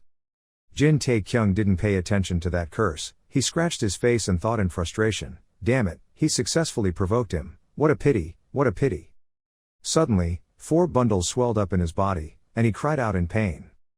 Jin Tae-kyung doubled over and thought, no, my body is getting hotter and hotter, it's so uncomfortable. At this time, Jin Tae-kyung also did not forget to observe Peng Yang. He saw that he was also trembling. He thought to himself, oh, that guy also seems to have side effects. He suddenly thought of something. On this side, Peng Yang's eyes have faded. Then a white patch appeared. It seemed like his medicinal pill was about to run out of effect. His body trembled as if he was about to fall. Jin Tae-kyung secretly speculated that the effect of the temporary force pill was gradually decreasing. Realizing that the situation was not good and was no longer leaning towards him, Peng Yang immediately used all his anger to rush towards Jin Tae-kyung. The surrounding rocks and soil also kicked up with his movements, and Jin Tae-kyung quickly stepped back. Peng Yang gritted his teeth until he bled. He was extremely scared. His eyes were almost no longer red. Peng Yang used his hand to wipe the blood from the corner of his mouth. He gritted his teeth and thought, it was only half the time, but it was so fast. Was it because he used temporary force pills continuously? Rocks and soil were thrown up on both sides. He rushed towards Jin Tae-kyung, thinking to himself, if this situation continues, it will be difficult for me to endure. The red and blue lines on his body have gradually receded and can be seen with the naked eye. Peng Yang let out a long scream. He used the last of his energy to rush towards Jin Tae-kyung. He thought to himself, we must decide the winner quickly. Then cuts began to appear on Jin Tae-kyung's biceps. Even his back had a bloody wound. His eyes narrowed slightly and silently assessed, TSK, is there something wrong? Jin Tae-kyung saw Peng Yang's sword slashing towards him. He immediately somersaulted in the air and landed in the distance. He thought inexplicably, just now he looked like someone who had run out of medicine. At this moment, his chest suddenly throbbed with pain caused by the medicinal pill. He quickly held his chest and thought, his ability to control the heat of the earth's yang has reached its limit. Then he turned the dagger in his hand into a spear. Jin Tae-kyung silently made a plan in his mind. He had to release it if he could disrupt that Peng Yang's vision. There was a loud whooshing sound from behind. Something was flying this way. An arrow appears right at Peng Yang's temple. He used one hand to catch the arrow and gently broke it in half. Peng Yang coldly turned around to look at the person who had just shot the arrow and said, there are so many people who want to die. Lee So-wool's small figure appeared from the smoke and dust. He looked at her and said, this time it's you. Is there a need to be in such a hurry? Peng Yang threatened Lee So-wool and said, whatever you want, your bones will be buried here, right now. Behind him the vortexes created by Jin Tae-kyung were flying towards him. Jin Tae-kyung's whole body was still red and fuming. He looked at Lee So-wool and said appreciatively, Master, you shot the arrow well. Peng Yang was angry, swung his knife at him and cursed, this brat. Jin Tae-kyung was no less competitive. He screamed once, then took the spear and rushed towards Peng Yang. The tip of his spear touched the Peng Yang's blade with a cracking sound. And this time it was no surprise that Jin Tae-kyung's spear was broken again. Peng Yang's eyes were now even redder. A thunderous explosion rang out. A moment later, the sound of falling rocks and soil rang out. There was smoke and dust underneath, and the tile floor was all broken. The wooden spear's trunk was completely blown apart due to the explosion. Jin Tae-kyung knelt on one knee on the ground and threw the ineffective stick aside. He was constantly shaking and breathing heavily. In front of the hazy smoke, a large figure rushed towards him. Jin Tae-kyung tried to open his bleary eyes while breathing and looking at Peng Yang rushing towards him. He reached out his hand to catch him. A very strong force was put into the hand that tightly grabbed Jin Tae-kyung's neck, causing him to cry out several times, his tongue even sticking out. Peng Yang slowly lifted him up into the air. Jin Tae-kyung flailed his arms and legs, struggling to escape. When he saw that, he said, "You're pretty good." Peng Yang smiled cunningly and said, "If it had been a little later, the body protection qigong had not been deployed, you might have hit me." Jin Tae-kyung wanted to remove Peng Yang's hand. He was breathing hard but didn't forget to answer him. "Oh, you son of a bitch are feeling emotional," he happily replied. "That's right, before killing him, I have to take your mouth out first, right?" After speaking, he immediately thrust his whole hand into Jin Tae-kyung's mouth, making him scream a few times. Peng Yang even deliberately hooked his hand deeply. He was happy when the person in trouble said, "You didn't expect to fall into this situation, did you?" And he could only cry out. Seeing that he couldn't speak, Peng Yang immediately removed his hand and sarcastically said, "What the hell are you talking about? Do you want to leave your last words?" The more he spoke, the tighter he squeezed Jin Tae-kyung's neck, making him unable to say a word. Peng Yang was having fun. Then he loosened his grip, smiled and said with satisfaction, "Okay, say whatever you want to say." As soon as he said that, Jin Tae-kyung cursed a long sentence. "Oh dirty, go wash your hands for me, this is so stupid." Then he quickly called the system and said, "Open the store, whatever, come here quickly." The system jumps on the text, the system can't find the item, whatever. The system will replace it with the longest stored item ever, then slowly another sword will appear in his hand. After the sword appeared, it dinged once and said, the nameless sword had been summoned. Holding the sword tightly in his hand, he was preparing for the opportunity to stab Peng Yang's body, even though he still didn't know the effect of the sword. He thought to himself, anonymous sword, huh, what is it, let it be. Seeing movement below, Peng Yang glanced down and calmly said, I knew right away. At this time, he had already swung his hand back to prepare to stab Peng Yang with his sword, but it seemed that he didn't pay much attention. He still calmly mocked him, although he didn't know where he got these things from. But you think the same trick will work on me twice. Peng Yang used protective qigong to protect his body. When the anonymous sword stabbed into his body, at the same time he raised his hand to strike a blow at him. This idiot, obediently accept death. Jin Tae-kyung saw that he couldn't penetrate the body protecting qigong on his body. He thought angrily, that damn body protecting qigong. When he collapsed, he looked at the hand that was stabbing towards his head without any resistance. Peng Yang smiled triumphantly, thinking that this was the end. As for Jin Tae-kyung, because he couldn't breathe, his eyes gradually closed. But right after that he fell freely to the ground again. Peng Yang's body stiffened and still maintained the position of wanting to strangle him. Jin Tae-kyung gasped in surprise in his heart. The system appeared at the ding-ting time for 2 hours and then gave an announcement. The unknown sword had attacked the enemy, the protective chi system had been broken, the air had not yet reached his brain and he still did not understand what was happening. Go out. As for Peng Yang, he trembled as he looked at the anonymous sword that was stuck across his chest. He said in panic, how could this happen? He couldn't believe it and thought, could this be? It's the legendary weapon that can pierce everything. Peng Yang's body staggered as he looked at the anonymous sword and said, divine weapon, how did you get it? Jin Tae-kyung still didn't understand anything. He was still dumbfounded on the ground for an hour. Now Peng Yang had fallen to his knees on the ground. He angrily said, damn. Jin Tae-kyung was now able to breathe evenly. He looked at the sword stuck in his chest and happily said, oh, I can scream. Blood spurted out from Peng Yang's mouth. He thought unwillingly, if this continues, he will die. Suddenly Peng Yang remembered the last temporary force pill in his pocket. He reached out his trembling hand to take out the wooden box and thought, that's right, temporary force pill, as long as he swallows it, he can survive. Because I was so shaken and in pain, when I temporarily took the power pill out of the box, it rolled out. After surviving, I will completely destroy this place. Looking at the medicinal pill rolling out of his reach, Peng Yang panicked and thought, no, that's not possible. The tip of Jin Tae-kyung's shoe simultaneously touched the temporary power pill on the ground. He quickly bent down to pick up the medicinal pill.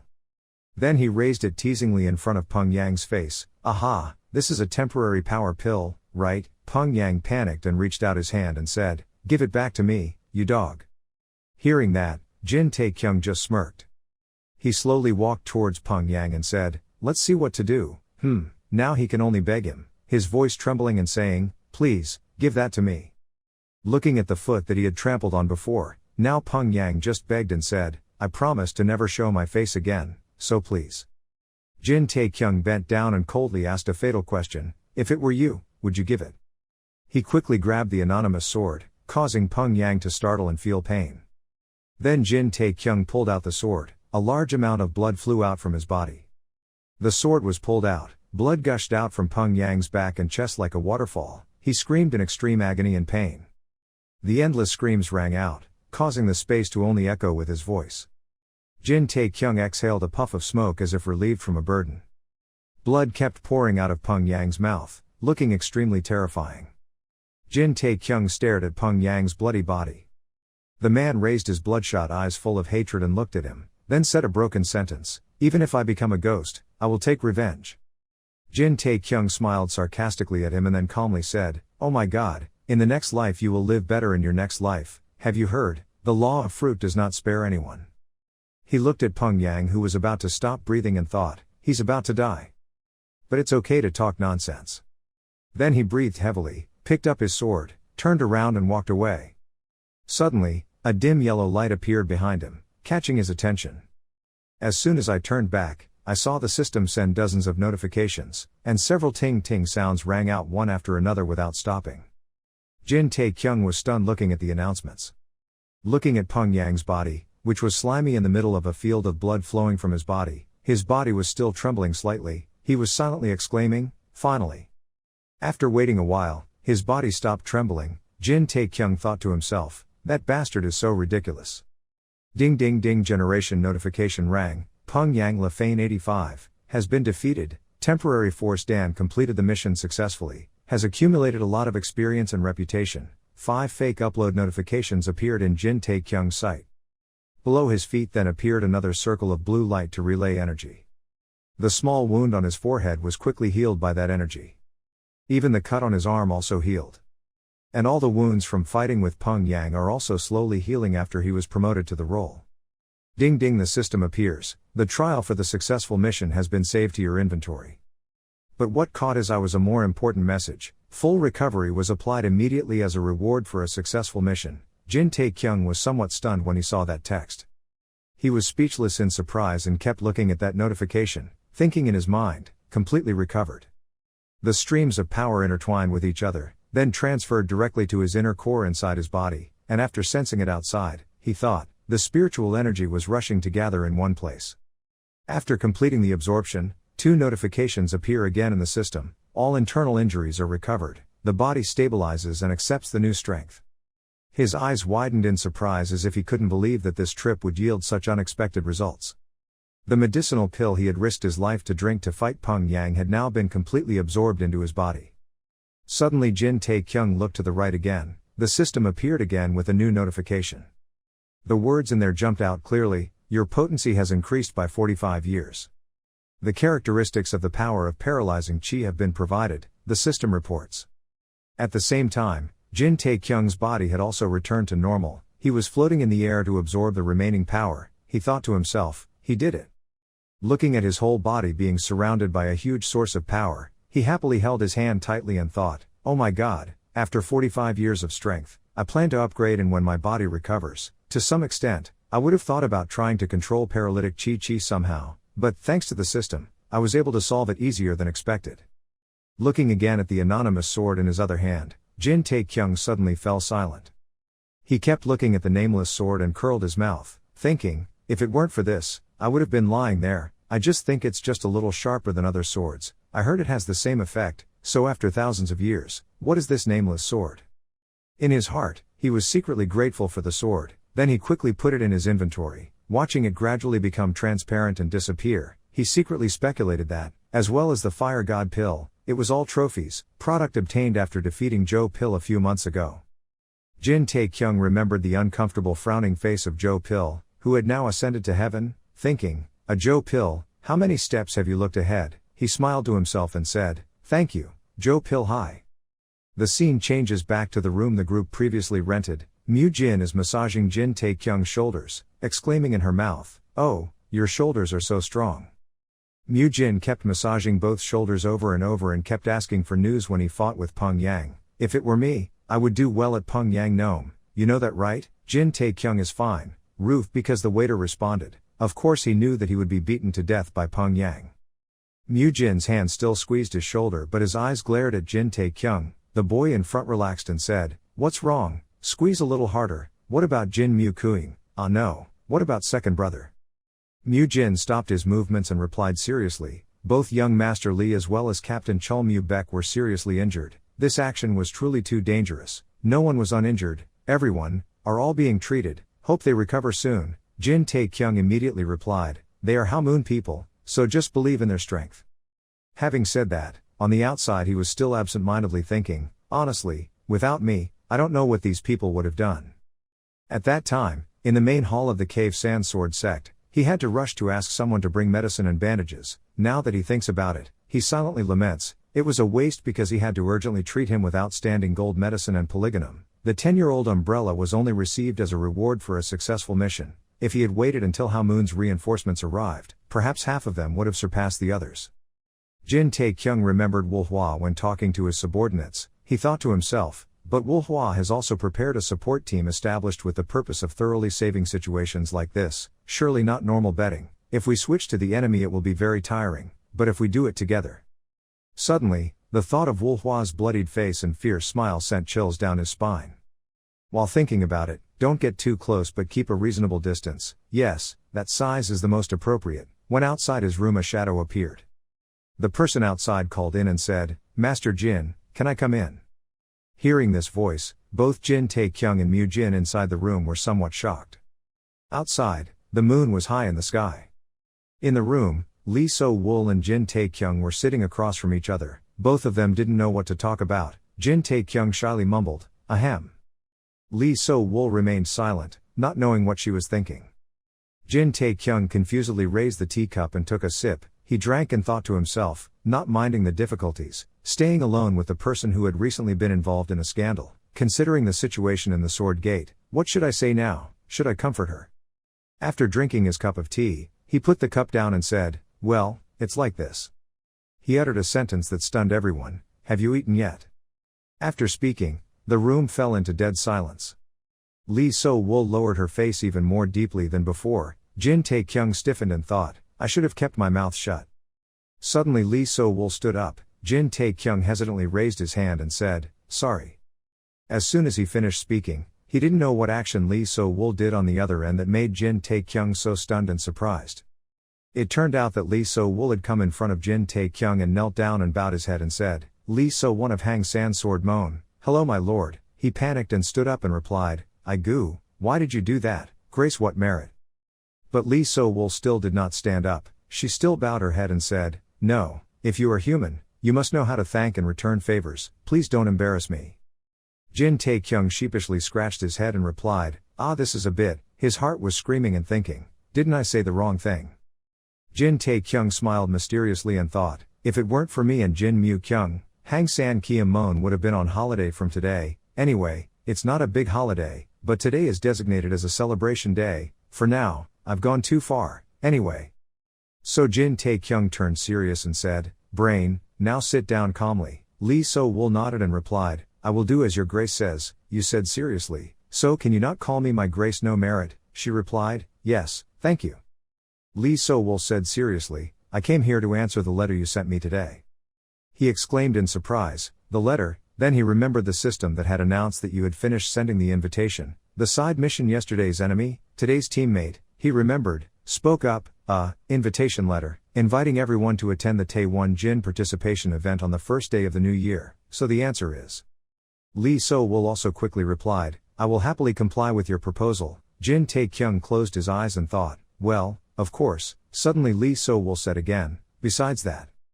She very seriously expressed and said, as an apology for the past, all rights in all fields that this document occupies, I will transfer to Taiwan Jin Jia.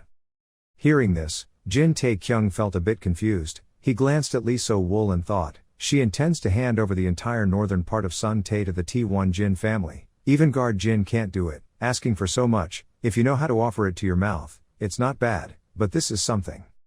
Jin Taekyung outside immediately smiled happily and replied, thank you, my big brother will probably be very pleased. Lee So-wol continued, adding. Looking at Lee So-wol struggling with something wrapped in a layer of green fabric, he wondered and thought to himself, what, isn't it over yet? When she opened it all, he saw 3 books inside. He seemed very quiet and didn't know what to say. Lee So-wol spread the 3 books evenly on the blue cloth and introduced, my father spent his whole life creating martial arts that were truly transmitted by the blood wolf sword method and protection method, and the esoteric surah to destroy the energy of blood. Uncle Chul is all top martial arts. Jin Taekyung was so surprised that he stood up from his chair. He leaned forward to look at the 3 books in front of him. He had a guess in his heart. There were 3 books of ultimate martial arts secrets. This is about the value of holding power. North of Sun Tae is even more so. Jin Taekyung was so happy that he blushed and asked, is this also a gift? Lee So-wol bluntly replied, no, she said sternly, this is a transaction. From joy, he turned to disappointment in the next minute. He sat down in his chair dejectedly and thought to himself, then that's right, you can't just hand over this precious thing. If you want to make transactions with these things, so maybe they are asking for something huge in exchange for it. In his heart, he was still feeling uneasy and thinking, don't let it get to the point where nothing happens. We have to stay away. On the outside, he smiled and replied, well, I don't know if you know, but at night it's just to issue an invitation letter and don't have any special powers. This matter should be discussed with my elder brother. Li So-wul bowed his head and said in a low voice, "No, in my opinion, this family's benefactor has enough power to handle the matter."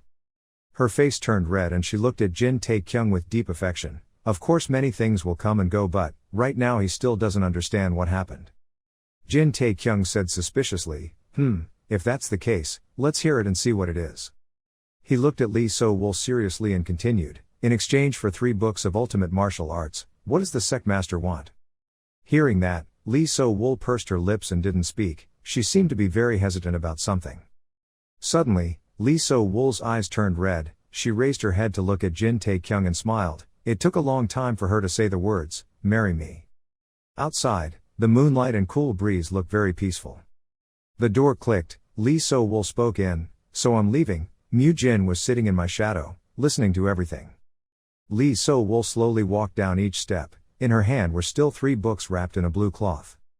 Mi Jin crossed her arms and watched Li So-wul leave. But after walking a while, Li So-wul suddenly stopped. He sighed and looked very depressed.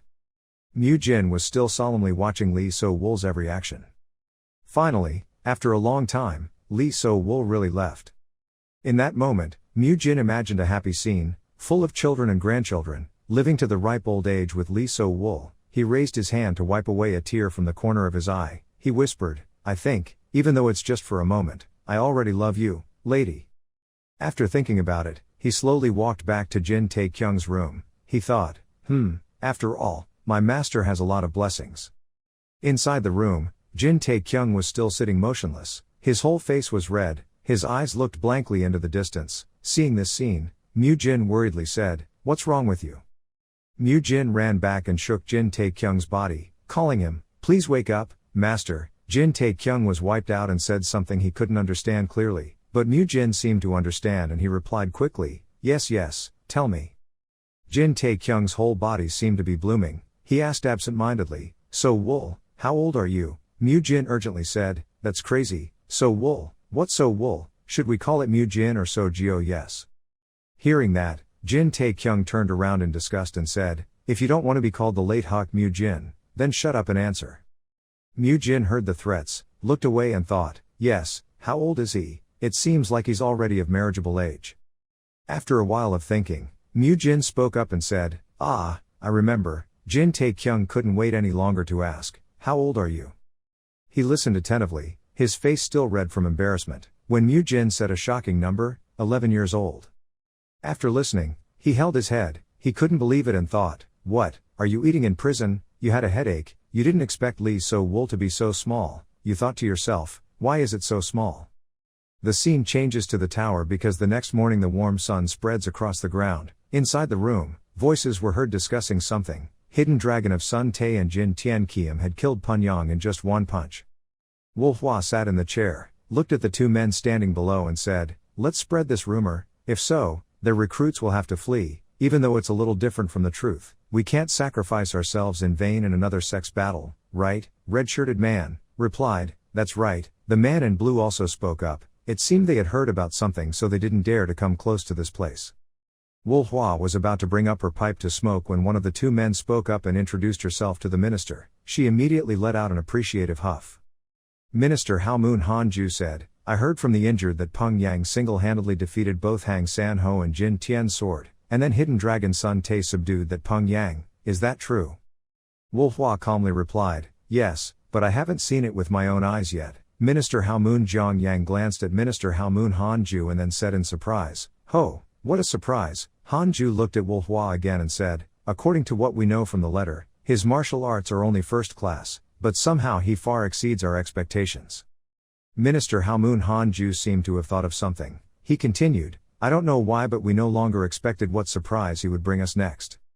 Hearing that, Wu Hua's whole body radiated murderous aura. His eyes glanced at them, then slowly stood up and spoke. Waiting, the other 2 people were startled and took a few steps back in fear. Wu Hua's face showed blue veins, his eyes turned red and he angrily said, "I have a headache to death because the expenses and information were cancelled because of his surprise, but what to expect?"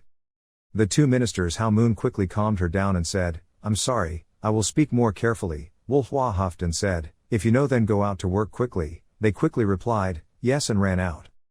So the room returned to its original silence. Sitting on the chair, Wolhua breathed a sigh of relief. Wolhua raised her eyes and looked outside, then frowned and thought, Jin Taekyung, Jin Taekyung. She recalled a conversation she had with her father and thought to herself, there are people like that, people who always exceed other people's expectations. You can't judge based on information. What should I do in times like these, master? Her master said, don't judge but observe. Until you can be certain about that person, she gently said, what if you did it but weren't sure yet? But the Wolhua at that time still didn't fully understand the meaning of this statement. Her master looked at something falling on the tip of her shoe. She continued, it was impossible to predict that if there was such a person, then wouldn't one day have someone who could turn the whole world around. Returning to reality, Wolhua picked up her pipe and took a smoke, still thinking about her master's words. Her eyes were steady, remembering that last sentence, the person who can change the world. The scene changed to Jin Taekyung and he was still sitting there dumbfounded, his face still a little pink. He thought about Lee So-woo's beautiful face. Before she left, she looked at him seriously and said, marriage is a big deal in life, so please think slowly and answer me. Thinking about it now still makes Jin Taekyung's eyes red. He raised the cup of tea to drink to calm down and then thought to himself, he didn't expect to receive a marriage proposal from a girl who was much younger than him. As expected, he wanted to marry her. Rim, not really, on the contrary, being unmarried at this age can also be a strange thing. So Jin Taekyung drifted away in thought. He kept remembering Lee So-woo. Anyway, if she was only 17 years old then she was 2 years younger than Haein, so getting married was a bit of a deal. Over there Jin Mu-kyung, seeing that he was absent-minded, he asked him what he was thinking so absent-mindedly. Jin Taekyung quickly regained his composure. He looked at Jin Mu-kyung once. Then he said a sentence, you're not married yet. As soon as I heard the tea, I just put it in my mouth and before I could even swallow it, Jin Mu-kyung spat it all over Jin Taekyung's face. When Jin Mu-kyung was asked suddenly, she angrily said, what nonsense and nonsense. Jin Taekyung used his hand to wipe away the water on his face and replied, don't say it yet, why is it so uncomfortable, ticklish? Jin Mu-kyung slammed the teacup on the table and angrily pointed at him and said, this body practices martial arts day and night, women are always a luxury to me, do you know, don't think of me as a eater, playing around like that person is an insult to me. Hearing that, Jin Taekyung remained silent and did not respond. After finishing speaking, Jin Mu-kyung was still blushing. He poured more tea into his cup and spoke in a low voice. It was too unnatural, and Jin Taekyung looked at his movements and whispered, damn that libertine, I've been single for 27 years, if I say dating is a luxury then I'm a stingy person. Jin Mu-kyung took a sip of tea to calm her voice and asked, but why do you suddenly ask that, you know all the truth? Oh that, he slightly bowed his head, looked down at his hand and replied, the master of Hang San Kiem asked me to marry her, so maybe. Before he could finish his sentence, another round of tea that Jin Mu-kyung had just finished spitting in his face. This time he was extremely helpless. Jin Taekyung shouted angrily, spraying is just right. He was scolded but Jin Mu-kyung didn't scold back. He asked in surprise, the master of Hangsan's sword said that. He shook his head and replied, oh, just the other day. Jin Mu-kyung spoke in a confused voice, why are you and I getting married? Jin Taekyung answered honestly, it's not wrong to say that, but I still feel uncomfortable. Jin Mu-kyung slowly poured another cup of tea and calmly said, then, are you going to agree? Jin Taekyung also awkwardly scratched his neck and said, of course not, how can you marry a child, there's nothing a weak person can't say. Jin Mu-kyung said thoughtfully while pouring tea, but think carefully, if it's a cross marriage, we have to at least get something. If the person marrying someone he doesn't have feelings for doesn't get anything, then there's no reason to agree to a cross marriage. He just raised the teacup and was about to drink it, but no matter what proposal, he must be present. After all, he is not a person who easily allows people to intermarry. Jin Taekyung on the other side quickly replied, on the other side. The other also gave a rather large gift. As soon as she put the teacup to her mouth, Jin Mu-kyung still said, what is that? Jin Taekyung replied, Blood Wolf Sword Technique, Blood Wolf 1 Magic and Sura Extermination Punch. As soon as he finished speaking, Jin Mu-kyung sprayed tea in his face for the third time. Jin Taekyung stiffened his face and let the water drops fall down. He thought helplessly, this bastard sprayed it on purpose, right? On this side, Jin Mu-kyung used both hands to hold Jin Taekyung's collar. Jin Mu-kyung shouted excitedly, her face was red, and got married immediately. Outside the sky is in white clouds, below a voice calling, so will ah. Chol Mu-bek was lying on the bed wrapped in bandages, motionless. Lee So-wol sat on the chair next to him and said, "Uncle, tell me," Chol Mu-bek replied, "I really hope you will be happy." He seriously advised Lee So-wol, "It's not too late for you to marry the person you love. If you have Tae-won-jin's help, you can have a peaceful and happy family anywhere in the country, West." Lee So-wol took a deep breath and was silent for a while before saying, "What I want is not a family but a swordsman cave." Chol Mu-bek sadly looked at Lee So-wol. He thought to himself, "Poor niece, that child has to live with the burden of building and reviving the sect." After thinking about it, Chol Mu-bek said again, "You might regret the choices you made today." Lee So-wol still calmly replied, "But no matter what your child chooses, Uncle still believes in you, right?" Chol Mu-bek waved her hands a little impatiently and said, "Of course, otherwise I wouldn't have given the surah to destroy the power to you." She held out her hand and advised him, calm down, and urged him. Then she caught Chol Mu-bek's flailing hand. Lee So-wol smiled and thought, "I know what a big decision you have made." Her voice still spoke softly, "Thank you, Uncle." Chol Mu-bek blushed a little, then closed his eyes and turned his head away and said, "Ahem, I'm old now, it's hard to bring in disciples now, but a good opportunity has come." After a while he asked again. What people meant was, she was a bit confused by this question. Chol Mu-bek raised her head that still moved normally and said, "Which of the two did you choose?" Lee So-wol replied, "Uncle Da." Suddenly he said in a low voice, "I know who that person is, but isn't Jin Tian's sword better?" Lee So-wol covered her red face with her hands and replied, "Oh, Uncle doesn't like Hidden Dragon Sun Tae."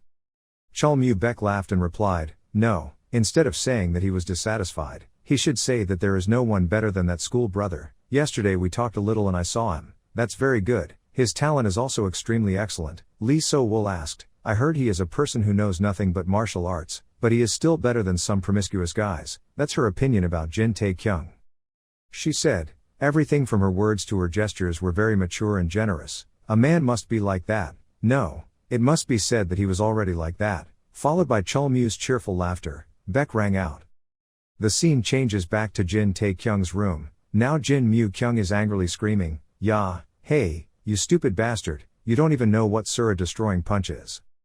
Being shouted at Jin Tae-kyung was no less difficult. He also shouted back, "It's not like that. Surah killing punch is the strongest martial art in the world, that's why it's so captivating." Jin Mu-kyung wanted to open Jin Tae-kyung's brain and see what was so stupid about it. He shouted into his ear and said, "Even though it wasn't the world's #1, it was called 200 years ago, is the ultimate secret tribulation. It is the ultimate martial art that has not been seen for a long time after it was passed down to someone hungry. It is also known as that legendary surah of killing punch."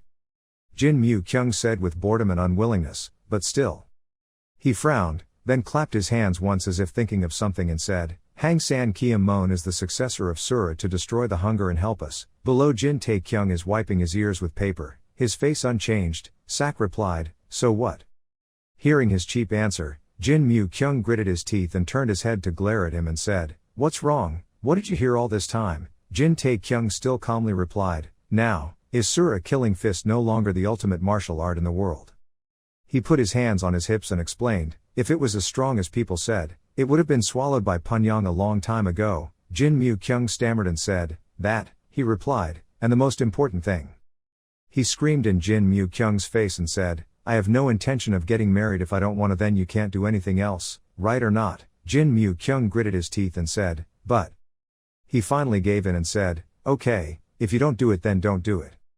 After finishing speaking, Jin Mu-kyung went into the corner and sat down. He was depressed and lowly said, "I only have one younger brother. I'm so sorry, I just need to close my eyes and get married." Seeing the regretful expression, Jin Mu-kyung's regret, Jin Tae-kyung thought helplessly, already angry, "This guy is really crazy about martial arts, and that's right. He also came to Chunmu Academy to learn more martial arts, or to tease him, that's a little bit." "Do whatever you think." Jin Tae-kyung came closer and said, "I regret that so much. If we have fate, we can have it in the future." Jin Mu-kyung did not turn around and judged him. "Idiot, the martial arts secret set must have fallen from the sky." Jin Mu-kyung stood up and said, "Even in Shonmu Academy, where all the martial arts in the world gathered." Jin Tae-kyung put his hand in his chest pocket and took out something bright and said, falling down, "It's my hand." It seems Jin Mu-kyung can't hear clearly. He's still talking in a daze, strictly managing top martial arts secrets. "What are you talking about?" Jin Tae-kyung is confident like no one else. He held up a yellow book, raised his mouth and said boastfully, "I said it fell into my hands. That is also super awesome." Jin Mu-kyung opened his eyes wide and couldn't believe the words on the book. He could only stammer and say each word fire 3 times in a row. Then the whole room echoed like an earthquake with the horrifying scream of Jin Mu-kyung, Fire Deep Divine Palm. The system introduces the Fire Deep Divine Palm, the type of martial arts secret, super level, the owner limit of Thermal Duong Chi Jia, one of the legendary secrets of Thermal Fire Sect, a type of martial art. The technique is based on the power of weapons, and has the effect of subduing the Fire Scroll Divine Palm. I didn't expect that my dead younger brother would have such a precious book in his hands. You, how did you get it? Jin Tae-kyung proudly laughed and said, a very good person gave it to me, then he disappeared and fell from the sky.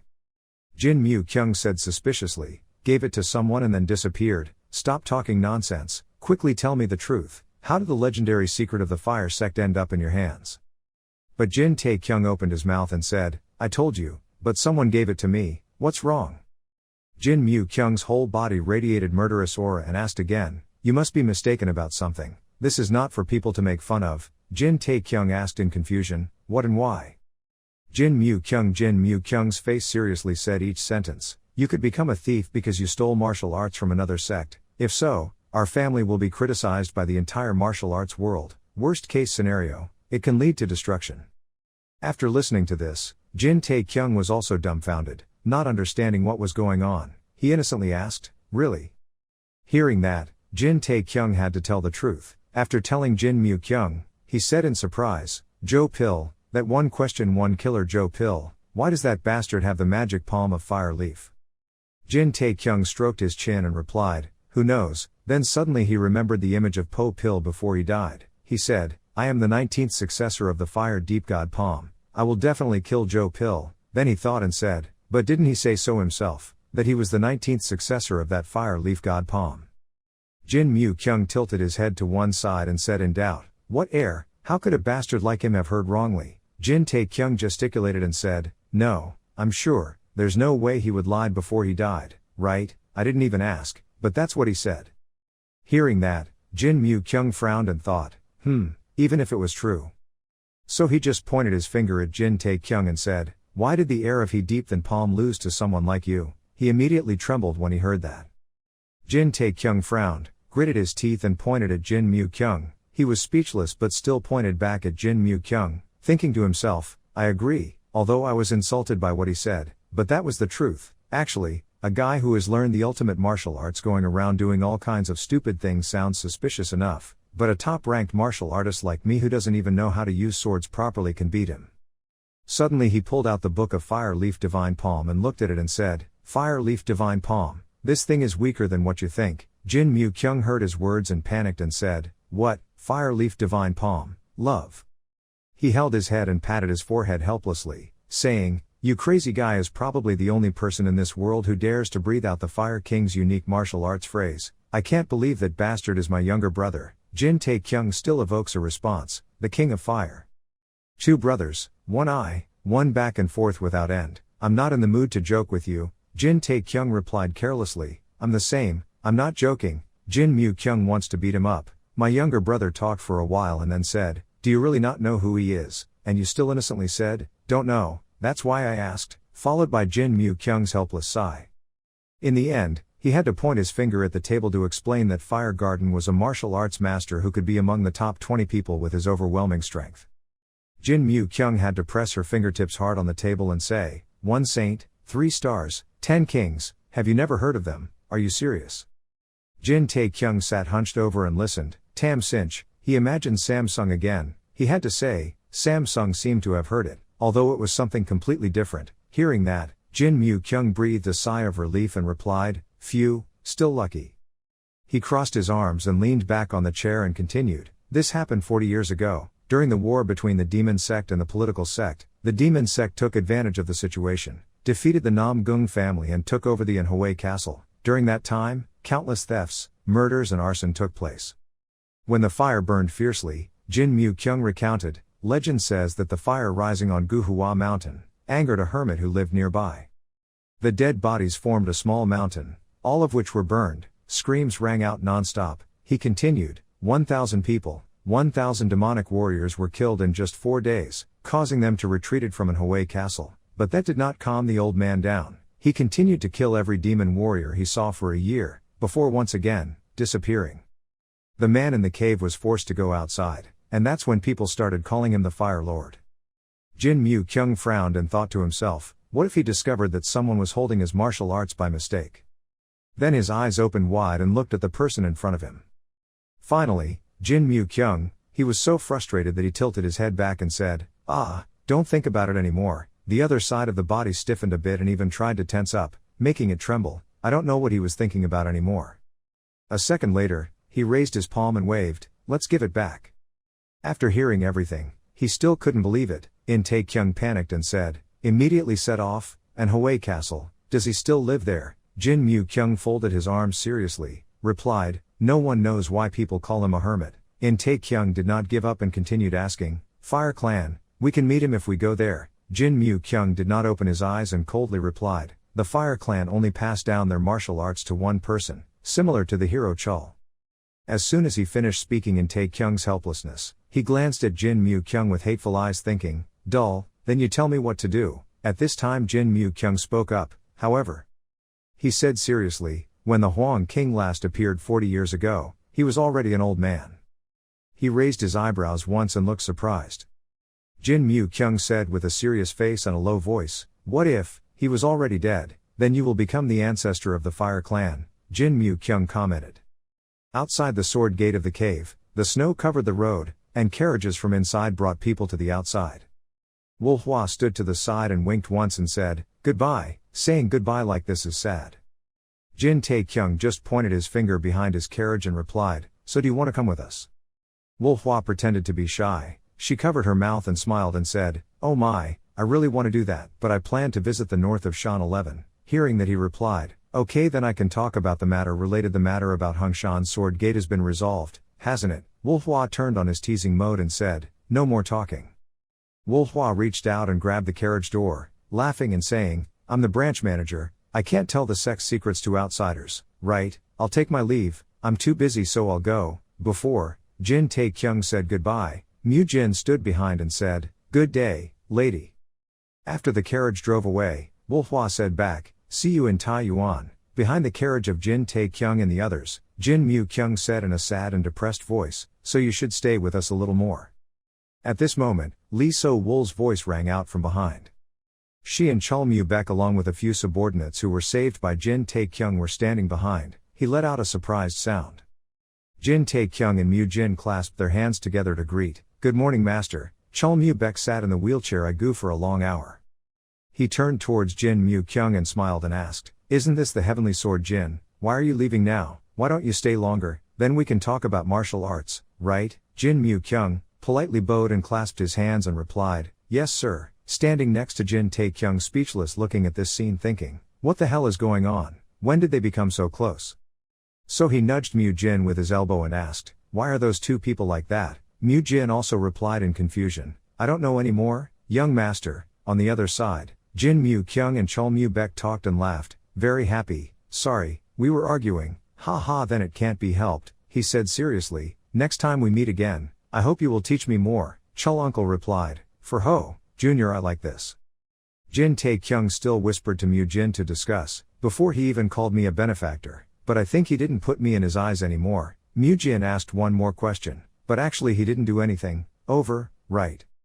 While smiling at Jin Mu Kyung, suddenly Chul Mu-baek turned serious and even looked angry at Jin Tae-kyung. His voice radiated murderous intent and said, don't you have anything to say? Startled.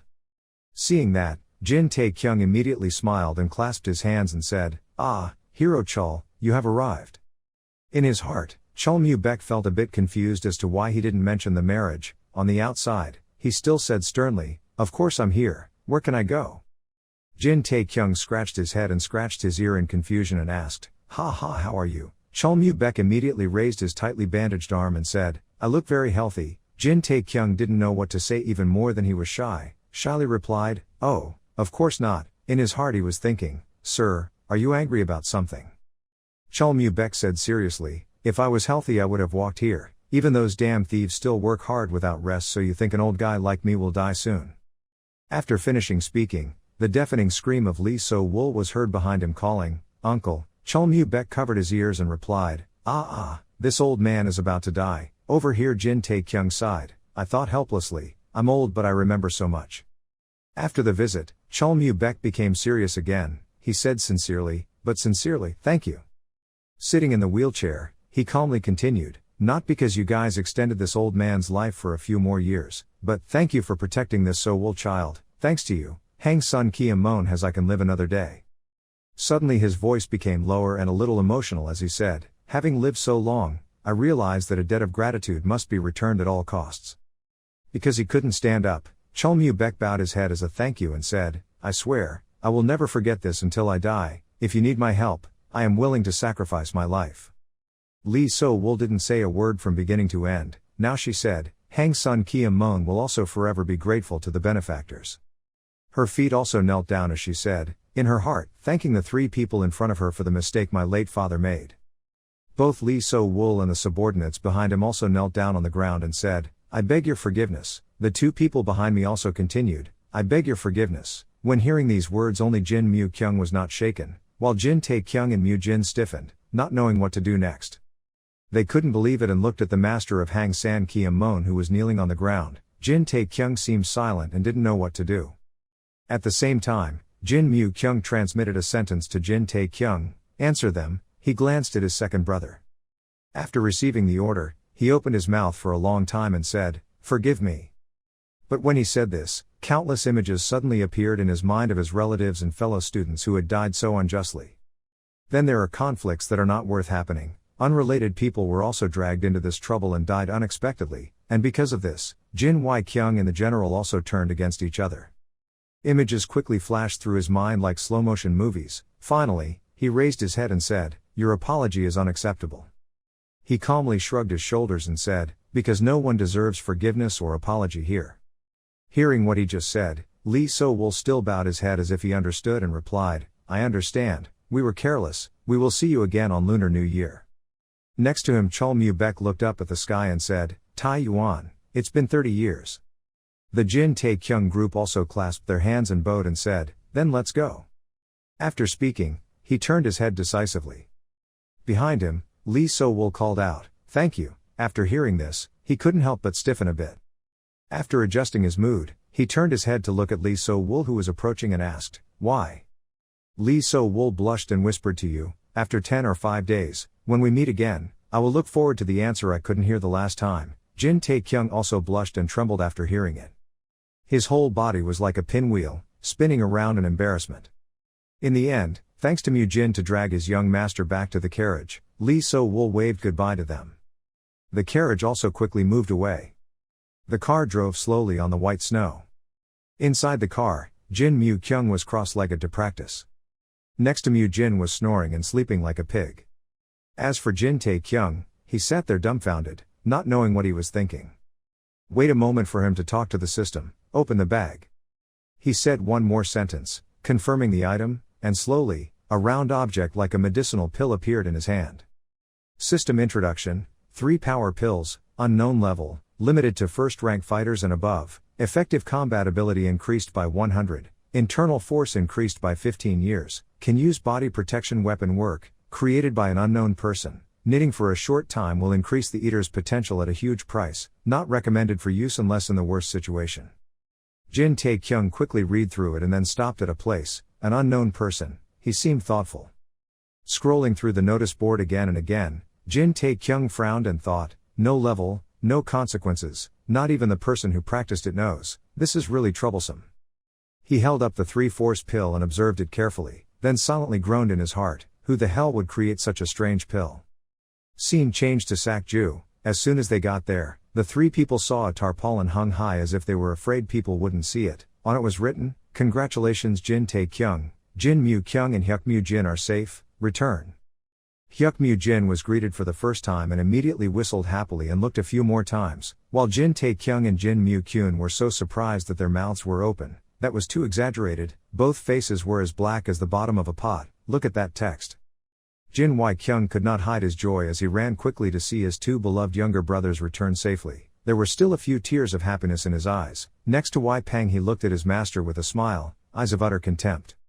Jin Wai-kyung rushed over and threw his arms around the 2 of them. causing both of them to suffocate until they were vomiting blood. He also took this moment to look to see if all three were injured anywhere, causing Hyuk Mu Jin and Wai Peng to faint. Force. The two people, Jin Tae-kyung and Jin Mu-kyung, couldn't stand it and screamed loudly. Scene changed to that evening. Sitting in Jin Wai-kyung's room, the three of them were discussing something. Suddenly Jin Wai-kyung's suspicious voice rang out. This is what they call a temporary force pill. Jin Tae-kyung placed the triple strength pill on a small wooden shelf in front of Jin Wai-kyung's group of people. The three people pressed their faces together in surprise and said in unison, temporary force pill. On the other end, Jin Tae-kyung explained, yes, I heard Peng Yang himself say it. He silently thought to himself, if it weren't for the side effects, I would have kept it and it would have been a waste. Jin Mu-kyung didn't know about this. He immediately stood up and asked, Peng Yang, when did that happen? Jin Tae-kyung calmly replied, of course it was after you passed out. Jin Wai-kyung didn't pay attention. The two argued. He held up the temporary strength pill and asked, right after swallowing this thing, will it be so strong that it can be used to protect the body? Jin Wai-kyung raised the medicinal pill and looked at it, then turned to Wai Peng and asked, Wai Peng, what do you think about this? Is this bullet really made by a demon cult? Next to Jin Mu-kyung was angered like crazy. She blushed and tried to hold her breath so as not to punch Jin Tae-kyung. Wai Peng reached for the temporary power pill and calmly said, I don't know. There used to be something called blood rage pill used by demon sect fighters in the battle between the righteous sect and the demon sect, but, this is the first time I've heard of this temporary force pill. He stared at the temporary force pill for a long time and then said, although it looks a bit ugly, I can't feel any demonic energy at all. Seeing that, Jin Wai-kyung leaned over to look and replied, that's right, it feels different. Jin Tae-kyung watched them discuss back and forth and then spoke up and said his thoughts, maybe it wasn't the demon religion that created it. Wasn't it created by a demon religion? Jin Wai-kyung was quite surprised to hear that. He hadn't thought of this possibility. Wai Peng glanced at Jin Tae-kyung and asked, why did you say that? Being questioned like that, he wasn't very angry. He pouted and replied, first of all, we don't need to come to a conclusion like that, right? Even in the last battle, on the outside everything was different. What happened was all because of Hung Shan's sword sect, but it turns out that our real enemy is the Great Elder. Jin Tae-kyung paused for a moment before continuing. So I think it's best to consider the possibility of a third force being involved. Hearing your thoughts, Jin Wai-kyung and Wai Peng were extremely surprised. Course. Suddenly Wai Peng blurted out a name, Black Heaven, but before he could finish the sentence, Jin Wai-kyung coldly called out, Wai Peng, he warned him. Receiving the warning, Wai Peng regained consciousness and turned around to look at Jin Wai-kyung and said, sorry I was wrong. Jin Wai-kyung mumbled a few words of warning. Jin Mu-kyung listened but didn't understand anything, but in Jin's mind Tae-kyung silently recited this dark name again. As he was thinking about it, the system popped up with a ding-ding notification, so he was startled and looked at the notice board. It is written on it that internal strength increases by 15 years, you can use body-protecting qigong and medicinal pills created by an unknown person. In a short time, the eater's potential will increase in exchange for a very large price, not recommended unless in the worst-case scenario. You read those lines over and over again, it seems like you've come up with something. Jin Tae-kyung fell into deep thought, looking at the situation. It was definitely some kind of organization. The naming ability of the developer of this game is amazing. Just using 2 words alone can express that organization. Very suspicious, right? Thinking of this, he suddenly raised his eyes to look at Jin Wai-kyung and thought, it seems like Jin Wai-kyung and Wai Peng know something. Should I ask more? But just as he opened his mouth to ask, Jin Mu-kyung spoke up. Ask first, what is that black sky? When Jin Wai-kyung was asked like that, his voice lowered slightly. He said, I'm sorry about that, it's not time to tell you two yet. He glanced at his 2 younger brothers and said solemnly, I will personally tell you two when everything is clearer. At this time, both Jin Tae-kyung and Jin Mu-kyung had no appointment but had the same thoughts and ideas. That is a secret that must be kept from you two. Not hearing the words he wanted, Jin Tae-kyung frowned and thought, he wanted to link these things together. Black Heaven, temporary force pill, the ultimate secret that only Jin Wai-kyung and Wai Peng knew. God, hey, I've decided. He was depressed and thought to himself, I will live my life without worrying about that. At this moment, the door opened outside, and the servants outside brought delicious food inside. Seeing that, Jin Wai-kyung happily waved. He laughed and said, come on, no more talking. It's been a long time since we last saw each other, so we should have a drink, right? Then on the Jin Wai-kyung's floor, the 4 people ate and drank happily. Let's drink until we're drunk.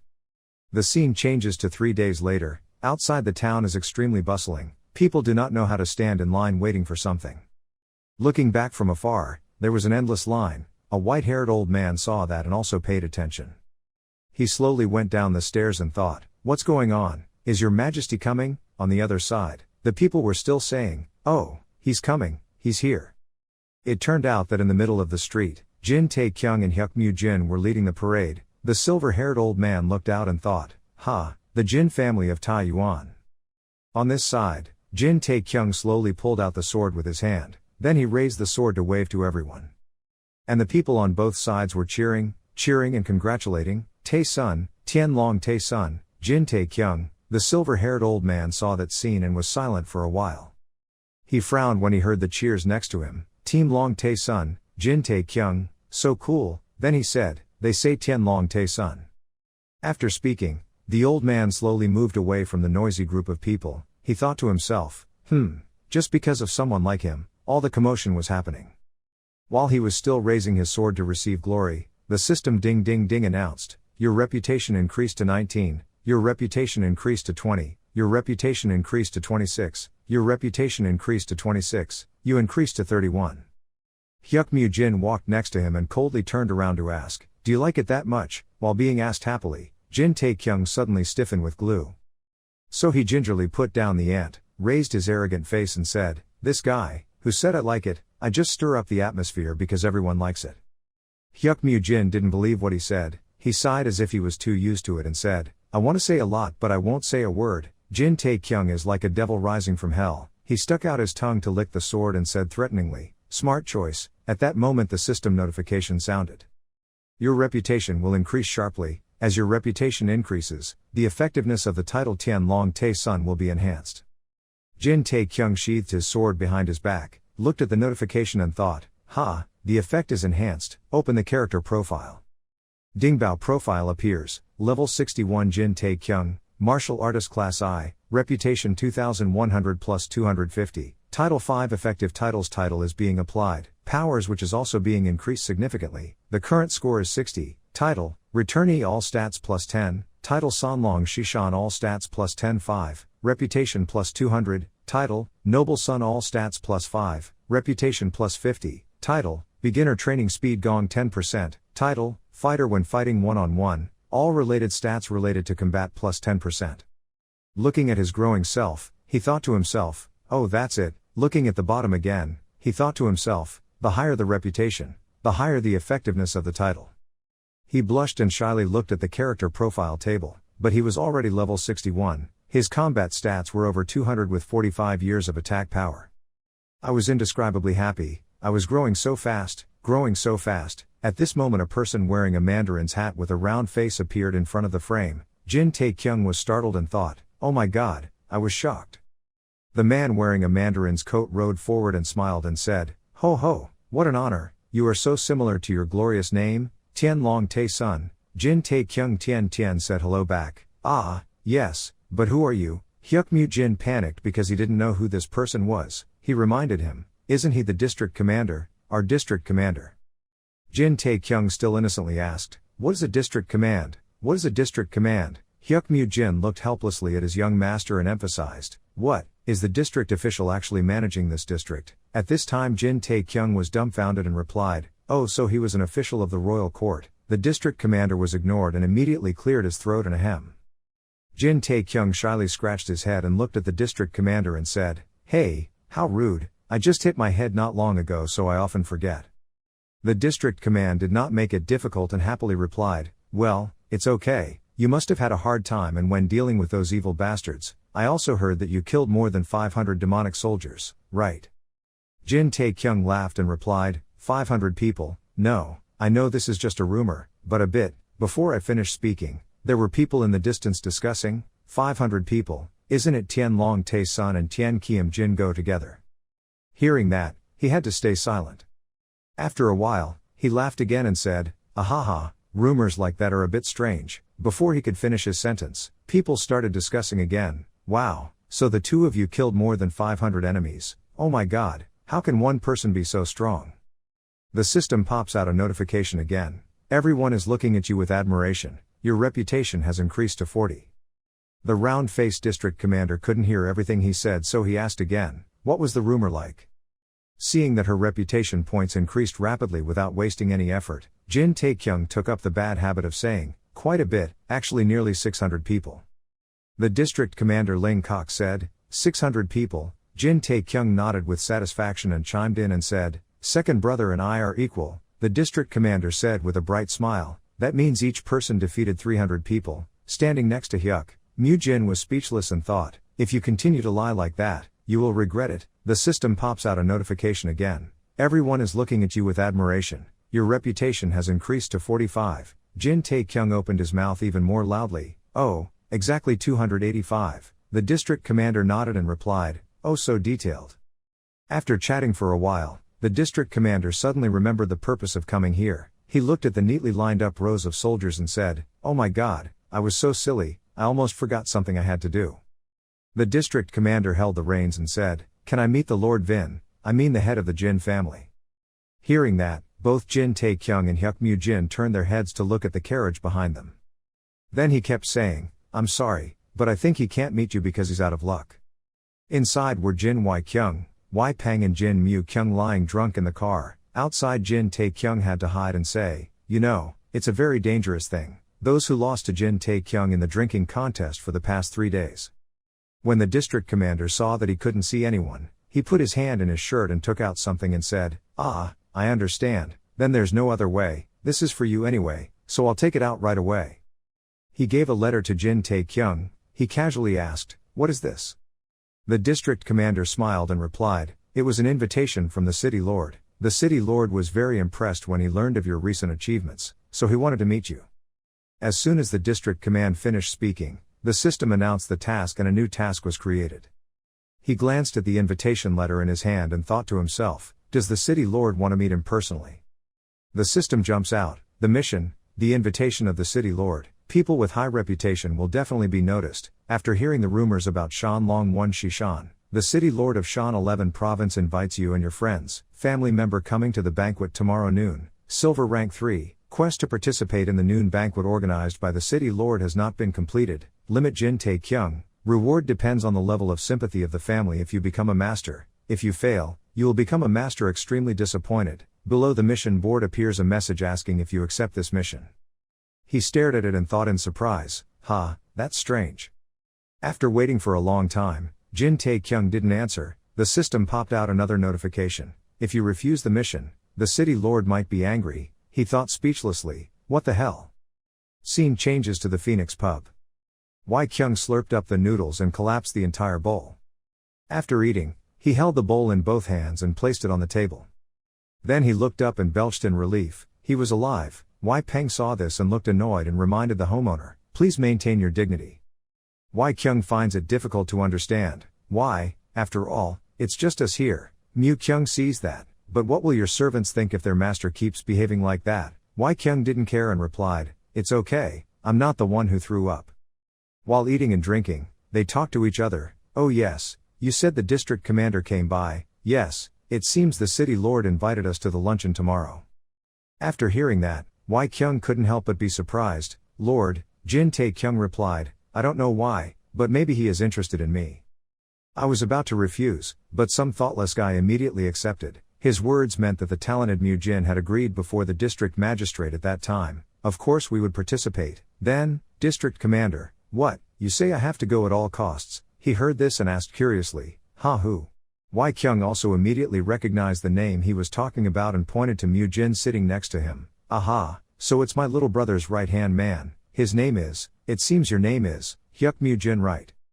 When Mu-jin heard that, his eyes lit up with joy. He clasped his hands together and spoke, thanking the homeowner for remembering my name. Wai-kyung smiled and replied, I'm the one who should thank you. Our third brother is still lacking, so please continue to help him like today. It's my great honor, ho, that's why. He continued with satisfaction, accepting the city lord's invitation. Well done. After listening, Taekyung put on a skeptical face and said, it's true, but as far as I can see, he has nothing to do with the martial arts world. Wai-kyung immediately replied, for a long time, the court and the martial arts community did not violate the water of the well. The emperor ruled the world, and the people who listened to his orders were the city lords who governed the provinces, so people in the world martial artists should also listen to the city lords' orders. However, for security issues that the court officials could not resolve, the Vo Lam Alliance would be in charge, and because the Martial Arts Alliance sometimes had to send their warriors to visit the court, they cooperate with each other, and recognize each other's territories. So insulting an official is of no use. After all, the martial arts world we live in is just a branch ruled by the emperor. Taekyung asked in confusion, I understand why the royal court did not take action in the last war, because this was a battle between martial artists, but why did we ignore the suffering of the people due to funerals? The teacher caused it. When Wai Kyung heard this question, it was difficult to answer, his mouth faltering, but Wai Peng next to him was a little excited and slammed on the table and said loudly, it was because of the incompetence of the city lords. Mu Kyung had not said anything, but now he had to speak up to refute. No, it should be said that the emperor was incompetent, right? Wai Kyung was a bit stunned when he heard what he said. Wow, Mu Kyung. Wai Peng changed his expression and whispered in a low voice, second young master, you can't go back to visit your grandparents yet, please avoid saying anything that will cause trouble. But Mu Kyung seemed very calm, it's just us, and I didn't say anything wrong. Jin Tae-kyung asked confusedly, what does the city owner mean by incompetence? Mu Kyung looked at him and said, you don't even know what incompetence means. Tae-kyung heard that and shouted, damn it, go tell the Mandarin that you just cursed the emperor. But Mu Kyung was not afraid at all and even teased, the punishment for treason will be applied to at least 3 clans, you know that right? Congratulations, my beloved brother. When you heard that, you were speechless and thought to yourself, wow, this guy is much better at dancing. Mu Kyung asked him, and do you know who the current city lord is? Tae-kyung propped his chin up and looked at him and replied, Mr. Kim Chun-bae. When he heard the answer he almost spat out his food. If he didn't know, he just said he didn't know. Go. The current city lord is the emperor's youngest brother, he is a descendant of the royal family, so he is a bit different from other city lords. He is the type of person who will force you to accept an invitation just to save face for him. After hearing this, Tae-kyung couldn't hide his excitement. Wow, the emperor's younger brother, he must be super talented with a golden spoon, but why is he so incompetent? He must have had a lot of support from his brother, or is it important? Their relationship is not good. Mu Kyung said again, well, I don't know, but that's not the reason. I heard that the current emperor also ascended the throne after assassinating his royal brother, His Highness the Crown Prince. So is the city lord incompetent because he doesn't have the emperor's help, or is it because he loves alcohol? Listening to the two of them talking, Mu Jin wanted to explode, so he covered his ears tightly and turned to a corner to mutter, I don't know, I heard nothing, I really don't know anything. Mu Kyung exclaimed, drinking wine. It's too early for him to live like that. He's only 10 years old, you can't believe your eyes when you hear that. What? He was surprised, what kind of city lord is only 10 years old? Suddenly Tae-kyung remembered the system's words, if you refuse the mission, the city lord might be angry. He gasped and thought to himself, so he might be angry. Tae-kyung was filled with worry at this moment, whether it was an order or something else, at this rate he wouldn't be able to return to Shanxi with his life. Then he spoke again, I thought you were just crazy about martial arts, but I didn't expect you to understand the situation like that. You surprised me, you know. Mu Kyung was not slow or quick to answer, for me, went there personally. Hearing that, Tae-kyung was startled. Mu Kyung smiled and said, yes, I was summoned there, it was 3 years ago, that damn incident. After eating and drinking, everyone returned. At this time, in the capital of Shanxi province, Taiyuan, everywhere the sounds of selling for sale were heard from the surrounding shops. Come and buy, a pig has just been priced at 20 gun cents, always cheap. A man held up a medicinal pill invitingly, just one pill would purify the mind and give him the strength of a wild boar. All over the city, there were crowds of people going back and forth, noisy and bustling. Tae-kyung and Mu Jin had also just arrived here at Wai Kyung's suggestion. In case of any unforeseen circumstances, the two of them went to the capital first, so as not to be late for the banquet. Looking at everything bustling and crowded here, Tae-kyung spoke up, it's too crowded, didn't you say this is your hometown? Mu Jin nodded and replied, hometown, that's right, it's been 5 years since I returned, so a lot of things have changed. Why? Mu Jin said quietly, I started learning martial arts a bit late, besides working 10 or 20 times harder than others, I couldn't do anything to catch up with them. So, I didn't know I would return like that. But the next second he saw something and suddenly felt happy, his aunt was still alive there. Mu Jin cheerfully asked, young master, do you like gummy candies? Hearing that, Tae-kyung answered honestly, I have never eaten it. Mu Jin confided, when I was little, I always wanted to eat one. The kids would hide in front of her car and suck their fingers until she gave me one or two. You won't imagine how jealous I was when I saw those children, when they held their parents' hands to walk on the street to buy sweets. I still remember their faces clearly. When Taekyung heard these words, the corner of his eyes suddenly felt stinging and thought, this guy's parents, I should have paid attention when he said it took 5 years to return. He didn't need to return to a strange place full of painful memories, this suffering. I didn't know that, and was always harsh with him.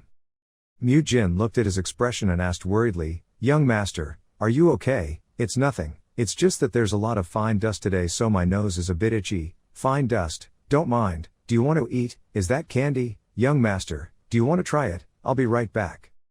Mu Jin at this time came to the street vendor selling gourd candy. The owner immediately recognized him as soon as he looked. Oh my god, is it you Mu Jin? He was also happily talking and laughing. Long time no see auntie, oh my god, you're so real, I almost didn't recognize you, but you're still like that.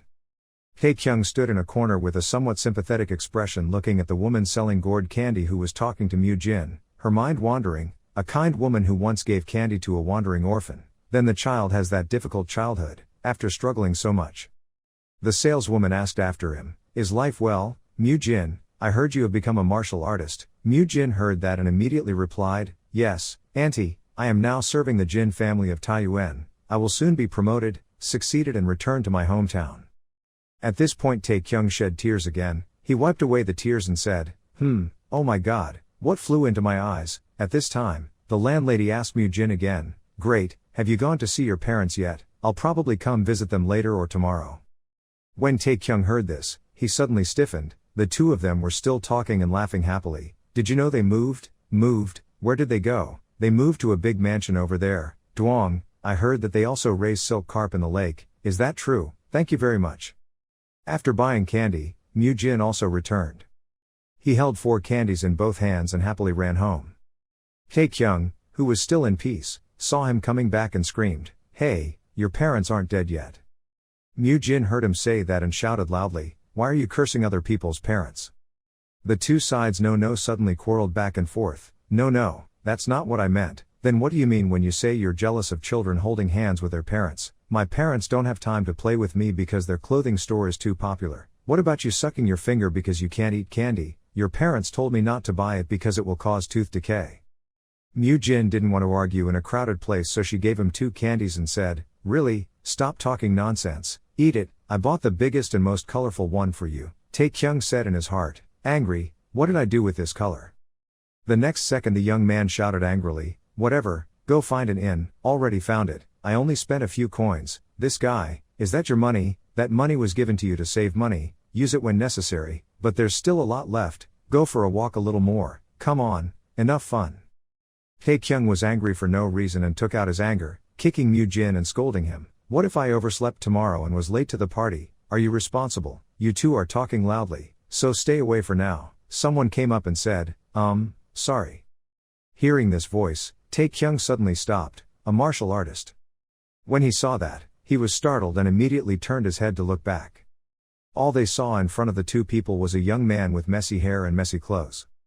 He looked at the candy with sparkling eyes with hungry eyes, his mouth drooling and asked, if you two don't eat it, can I eat it? When the two heard that, they looked at him in bewilderment. Taekyung frowned and thought, name. A mysterious level indicator appears above his head, and this person's name is Chung Peng. You're skeptical when you see that, who the hell is this guy? As soon as Chung Peng took the candy, he immediately ate it to forget his own image. He took a bite of the gourd candy, enjoying its sweet taste in his mouth. Looking at Chung Peng eating candy, the two young men on the opposite side immediately showed nauseated expressions. Chung Peng's candy stuck around his mouth. By this time, he had also eaten 2 candies. Suddenly Chung Peng's eyes lit up. He was like a hungry ghost looking at the 2 candies in Mu Jin's hand. His saliva was about to flow into a river. Taekyung saw that and said, Mu Jin, let him go. But Mu Jin was a bit unwilling and said, why, no way, I haven't eaten these in 5 years. When he saw that, he said harshly, do you want to die 5 years early? Mu Jin looked dissatisfied and regretfully at the 2 candies. So mean. Chung Peng couldn't help but feel hungry and thirsty, so he grabbed 2 candies and said, thank you very much, benefactor. Mu Jin looked at his strange appearance and was scared. He is not an ordinary beggar. Do you know him, young master? Taekyung shook his head and said, I don't know. After saying that, he thought to himself, I have never heard of any young martial arts master in Shanxi other than Jin Woo-kyung, he just looks about my age. Chung Peng sucked his fingers and said gloatingly, Phew, thank you for the treat. Taekyung looked at him, filled with confusion, where did this bastard come from? Taekyung asked in a low voice, it seems like you're really hungry. Hearing that, he burst out laughing and said, Yes sir, I've been hungry all day because I lost the toll, but this is still an interesting experience. Taekyung confusedly thought to himself, being hungry all day because he had no money but being happy, he must have a problem with his head. At this time Chung Peng clasped his hands and said, Forgive me for introducing myself late. Chung Peng salutes you, Kor. The two of you also started introducing your names to him. My name is Jin Taekyung, and I am this person's right-hand man, Hyuk Mu Jin. Suddenly Chung Peng came here and said a little awkwardly, Sorry, but, hearing that, Taekyung couldn't hide his pride in his heart. He had indeed heard my name before. He then stroked his handsome hair and smiled, That's right, as you said, I am. Chung Peng didn't have time for him to finish his sentence and interrupted, If you don't mind, can I ask you another favor? Taekyung was skeptical, Why? He scratched his head and smiled bitterly, Well you see, I've been hungry for a long time. He saw that he was hungry and without thinking, he said, Let's have a meal together. Chung Peng heard that and immediately shouted happily, Thank you very much, benefactor. A moment later, all three were at the Hawa Inn. The boss came to the three people's table and smiled and said, What do you want to eat? Taekyung gave him the menu and said liberally, Order what you like. Chung Peng saw that and immediately waved his hand and replied, I can't do that, you helped me, why should I? We're fine, just call. Hearing that, the young man was not humble enough to order food to the boss, so please bring out all the dishes you have. Taekyung saw that the young man had such a thick skin and was thinking about what he had just said. The boss was excited as if he had caught gold, Everything is fine, the villain will bring it out right away. Taekyung thought helplessly, what kind of monster is he? It was dark outside. Inside the inn, the table was filled with a pile of bowls. Suddenly there was no food left on the table. Looking at Chung Peng's appetite, even Taekyung and Mu Jin were overwhelmed. Mu Jin was wondering to himself, if this monster is not an ordinary beggar, could he be a martial arts master of the gang? Taekyung looked at him thoughtfully, if he really came from the gang then he already knew all the information in the world. When I mentioned my name before, he would have reacted, we are both from the political faction so there was no way he could pretend not to know, but he definitely came from a famous family. Which family was that?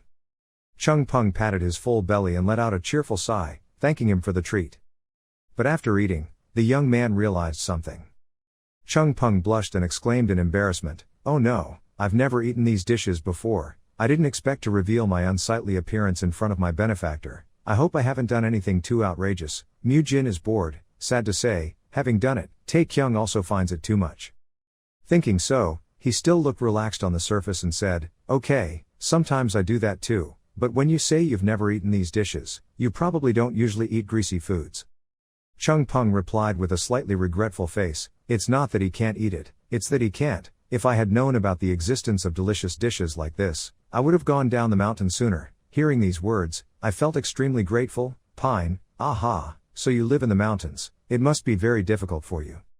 Chung Peng denied, Not at all, life was fun, the scenery was beautiful, and there were many things to eat. He also lived alone all his life. As he spoke, he saw a bottle of wine in a girl's hand, serving girl.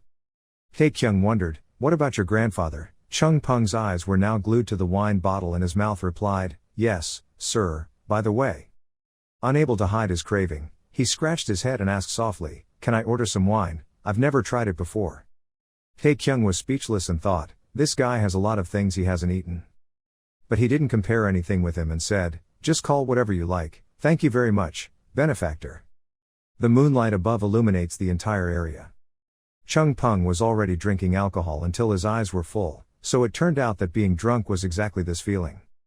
Chung Peng was no longer conscious at this time. Where did we go? Taekyung spoke up, You said your grandfather lived in the mountains alone. Oh yes, in general. Chung Peng told the story again, I have lived with him since I was 5 years old, it has been 15 years. Hearing that, he smiled and replied, Is that so? It's been quite a while. And then he thought to himself, a 20-year-old top martial artist, a genius who can compare to or even stronger than Jin Mu Kyung, is getting more and more curious about his identity. Taekyung couldn't hide his curiosity and asked, "Where is that place? If it's a good place to live, then I want to visit." Chung Pung picked up a bottle of wine and drank. "Where is that?" Having said this, he stopped and took a gulp, while Taekyung could only sit helplessly. After drinking, Chung Pung looked at Taekyung and said, "But I don't think I can tell you. You feel a bit sad when you hear that, can't say anything." Chung Pung waved his hand and replied, "Because my grandfather hates it so much, strangers keep coming to find us, so we have to change places once or twice a year." When he heard that, he wondered, what about strangers? Does he mean mountain bandits? Chung Pung continued, "When I was 10 years old, one day dozens of people came to cause a commotion. I remember he told them to go away before burning the whole mountain down. Luckily the mountain was very big, so we were able to avoid them from there." Mu Jin next to him asked curiously, "Then can I ask why you came down the mountain?" When Chung Pung came here, he said without hesitation that it was because of the 10 dragons and phoenixes. When Taekyung heard that, he couldn't hide his shock. Mu Jin looked at his expression and said incredulously, "What the heck, why doesn't the young master know about the 10 dragons and phoenixes? This guy, there's a lot of things I don't know." "Oh, wasn't he humiliated last year after drinking too much at a brothel and rambling about how he was one of the 10 dragons and phoenixes?" "That's not me." "What is that? You ask because you really don't know, can't you know, damn it." Mu Jin frowned and said, "Of course not, the second young master is one of the 10 dragons and phoenixes." He was startled when he heard this. That name. Mu Jin couldn't help but shout excitedly at this moment, "The strongest martial artists of the righteous sect, the dragon and phoenix will lead the martial arts world in the future. You don't know what the 10 dragons and phoenixes are, is it unreasonable?" Taekyung was embarrassed, looking at everyone's judgmental eyes. He quickly covered his mouth. Hey, be quiet, people are watching." Mu Jin insisted, "Who cares? Young master is too much, you're teasing me, right? Taekyung was annoyed. "I don't know how to tease people, but I'm confident I can hit people there." After beating the young man, Taekyung said with a smiling face, "Come on, keep talking." At this time, Mu Jin had been beaten and had a headache. He held his swollen face and mumbled, "Nothing, I just thought I was very childish just now." Chung Pung at this moment made up his mind, between them and me, who is stronger? After thinking about it, he spoke up, "I just want to answer the question with my own strength." Hearing that, Taekyung thought to himself, so he went down the mountain because of his fighting spirit. He is a martial artist, so he definitely wants to prove his martial arts skills by defeating strong people, and he seems to be capable of doing that as well. Suddenly the whole inn burst into loud laughter. Everyone looked up startled. I just saw the laughter coming from the table upstairs. I was so angry that I couldn't help but laugh. Ha! A man stood up and walked over to put his hand on the railing. He looked down with a disdainful expression and said, "What did these idiots who don't know anything about martial arts just say? You guys are about to defeat the 10 dragons and phoenixes." The people around also followed suit and burst out laughing. Looking at their unsightly actions, Taekyung spoke up, "Not finished." They stopped laughing and immediately turned angry and said, "What is that, this bastard?" The other man scowled angrily and looked down at Taekyung. "After that, what are you going to do?" When Taekyung saw him reporting the fox, he couldn't help but smirk. He was so angry that his veins turned blue as he looked up at them and raised his voice, "Get down here now, you damn meatheads, my neck is hurting." Shanxi 5 sects, a word referring to 5 sects that can be seen as representatives of the alliance and small and medium sects in southern Shanxi. Recently the 3 sects and Demon Palace sects are still in the 5 sects, that sect. They were wiped out after being discovered to have colluded with the elders in the Battle of the 8 Gates. And the head of the Wu family created the 5 Gates of Tan Sun Te, the reason why the Wu clan could significantly influence the creation of the 5 sects of Sun Te, but not another martial sect or clan. It is because they bribed more than 20 small and medium-sized sects, from the sect masters to prominent figures and their descendants, bribing them with wine and wealth around the clock. Because they were able to gain profits through many different businesses, the benefits from rising to the position of Sun Te and Gu Mon far outweighed all the losses they suffered. The reason Wu Jin Te, the successor of the Wu Jia, and the descendants of the 5 Gates of Shanxi gathered here tonight. It's because of the lunch banquet with the city lord of Shanxi tomorrow.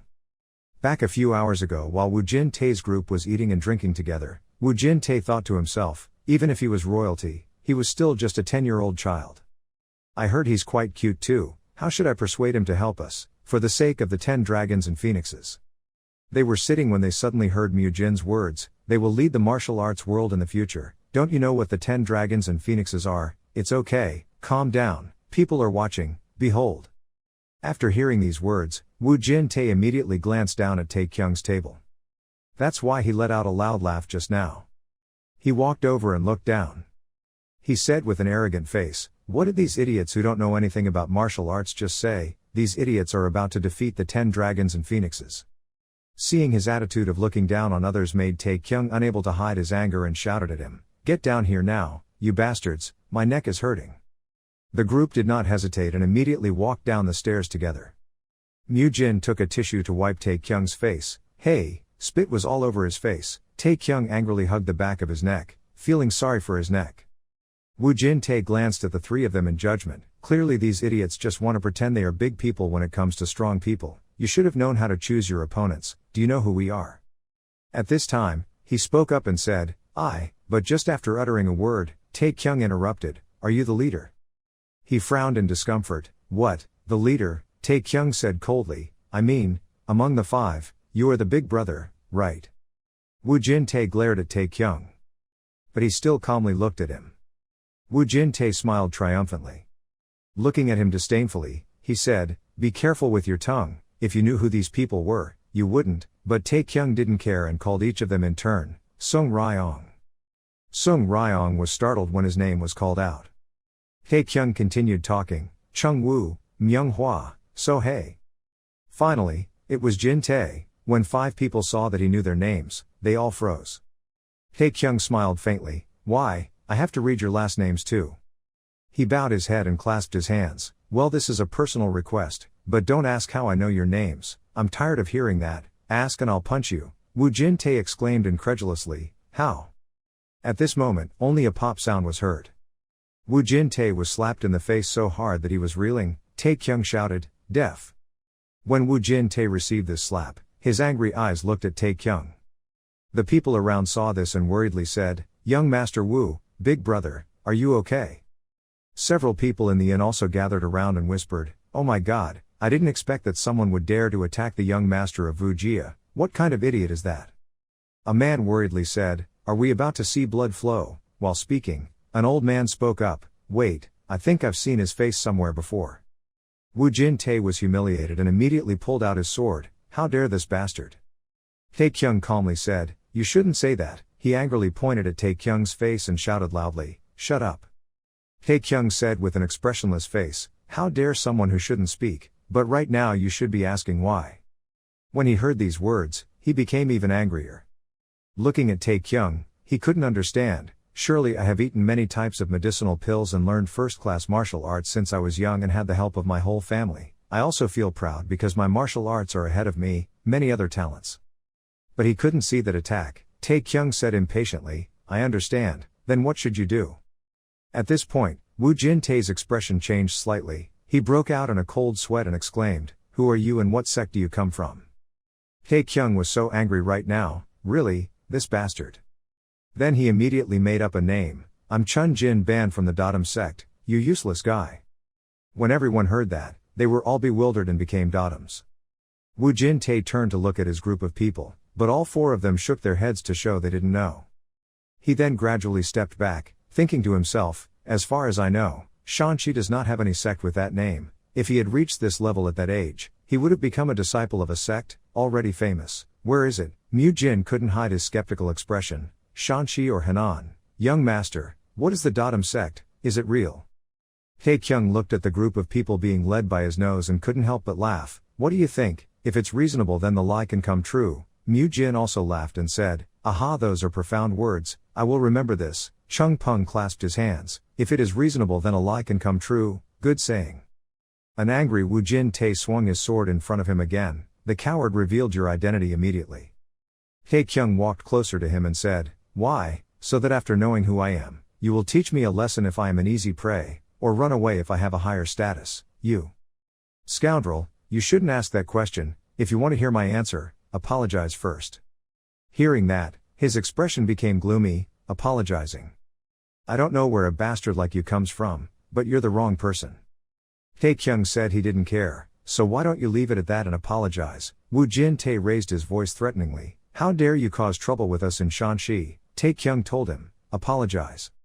Seeing him so arrogant like this has already reached my limit. Aren't you really sorry?" let me warn you one last time. Wu Jin-tae still spoke very strongly. We are Sun-tae 5 gates. Tae-kyung saw that he didn't drink the wine he offered and wanted to drink it as punishment, so he walked over to teach the young man a lesson. He only heard a whispering voice say, "Ha, you bastard." All 4 people saw Wu Jin-tae being beaten and took out their weapons. The pitiful cry for help continuously came from Wu Jin-tae's mouth. The 4 people then slowly pulled out their swords and then aggressively approached Tae-kyung. Suddenly a voice rang out, "I remember, it was Tianlong Sun-tae, Tianlong Sun-tae."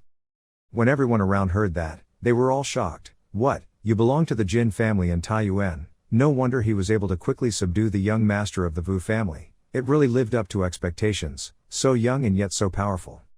When the other 4 heard these rumors, they were a little scared and withdrew their swords. After the whole group learned of Tae-kyung's true identity, they immediately turned pale and broke out in cold sweat. "The Jin family of Taiyuan, we are dead." At this moment, a finger gently touched their back. The 4 people trembled in fear and turned their heads to look. Behind Mu Jin, his murderous eyes stared at the 4 of them. He smiled sinisterly and said, "Now, if you want to save your life, will you do as I say, ladies and gentlemen?" Wu Jin-tae was beaten so much that his face was disfigured and bloody. Tae-kyung sat on top of him and spoke, "Ha, why did he stop moving? He was already unconscious, hey." Seeing him lying motionless on the ground, Tae-kyung slowly stood up. "Hey, what a pity, I just finished the warm-up, well I can't help it." At this moment, he glanced at the group of people with cold eyes and said, "Followed by." The other 4 people were now all sticking their butts in the air, bowing their heads and touching the ground, with their hands behind their backs. Tae-kyung saw that and exclaimed, "What the hell is this, why are you doing that?" He looked at Mu Jin, "Hyuk Mu Jin, this guy, you forced them to do that." Mu Jin immediately replied, "Yes, I ordered them to do that." He frowned, "This bastard." Looking at Tae-kyung's face, Mu Jin looked a little scared. But the next second Tae-kyung burst out laughing loudly and was extremely satisfied, patting Mu Jin on the shoulder. Having grown up, Mu Jin also laughed loudly, "I did well, well done." Mu Jin asked for his opinion again, "What should we do with them?" "Well, they have voluntarily offered themselves to me then, give me the scabbard." Tae-kyung walked closer to the 4 of them. He gave a sinister smile, held the sword in his hand and said, "Good, then hit each guy 10 times and you're done. Now whoever wants to hit first, I will also punch the last person I hit." Hearing that, everyone shouted in fear, "Me first, please hit me first." "Okay, you come here and lie down, then lift it up, your butt is a little higher, do you want me to hit you in the bone?" Just as he was preparing to teach the crowd a memorable lesson, Chung Pung exclaimed, apologizing. Tae-kyung was startled and turned his head. He excitedly told him, "We have never done this before, so yes." Chung Pung's face was full of desire, "Can I hit the next person?" Hearing that, Tae-kyung looked at him in confusion. He thought to himself in confusion, in his life he has encountered all kinds of crazy people, but this is the first time for someone like him. After thinking about it, he also spoke up, "Just go ahead, Chung Pung is happy, thank you very much." "Thank you, by the way." Tae-kyung is here thinking to himself, he must be a villain. All night long, the whole inn continuously emitted screams. After a while everything was quiet again. By this time it was already morning. In front of the inn, there was a group of carriages coming. The surrounding soldiers stood in large numbers, attracting the attention of passers-by. Everyone looked at each other in bewilderment and said, "Hey, what's going on? Brother Yang hasn't heard, I don't know anything either." At this moment, a man slowly stepped down from the carriage. Everyone turned their eyes to the man. This man is none other than the district official. He walked a few steps to the front of the inn and loudly said, "Listen outside and receive orders from the royal family, new talents of the martial arts world." Inside the inn at this time there were 2 soldiers guarding outside the door. Inside the room, the 4 people of Sun-tae and 5 Mons were tortured all night long. Each person's face looked like a floating corpse and had difficulty getting up. The district official saw this scene and was confused. Why did this happen? Tae-kyung laughed and said, "They are still young fighters, right? They probably practice too hard because they want to get stronger." When the district official heard these words, he had no doubts and said, "So what, if you have trained so hard, why are you still standing?" Tae-kyung looked a little regretful and thought to himself, if I had known that these guys were also invited to the luncheon party, I would have been a little more lenient with them. But the next second he looked at them like he wanted to devour them. He was asking if it was true. Did no one hear what he just said? All 4 of them stammered in fear. of course listen, I did hear, I was just thinking about the answer, that's right, I thought someone else would answer. Taekyung smiled, there's nothing to think about, just tell the truth, right? The district official then looked around and asked, but it seemed like there was another person. Taekyung heard that and spoke up, oh you probably mean young Master Vu. The district official nodded and replied, that's right, I heard his name is Jin Tae or something. He then made a sad face and said that actually last night, he got caught up in an argument and got injured, so he hasn't woken up yet. After hearing this, the district official immediately became agitated, arguing, do you mean fighting? Taekyung's eyebrows furrowed and he replied, almost the same, but his face is the problem, I think right now he can hardly appear in front of others. When the district official heard that, he was so angry that he trembled. He did not expect that someone would dare to make a guest personally invited by His Highness fall into such a state. Who the hell was responsible for this? But very quickly his expression changed to worry, I'm in trouble, no matter what the reason is, he can't accept the invitation. If His Highness knows about it, he will be very angry, and the surrounding area will be chaotic. Taekyung heard that and wondered, what are you talking about?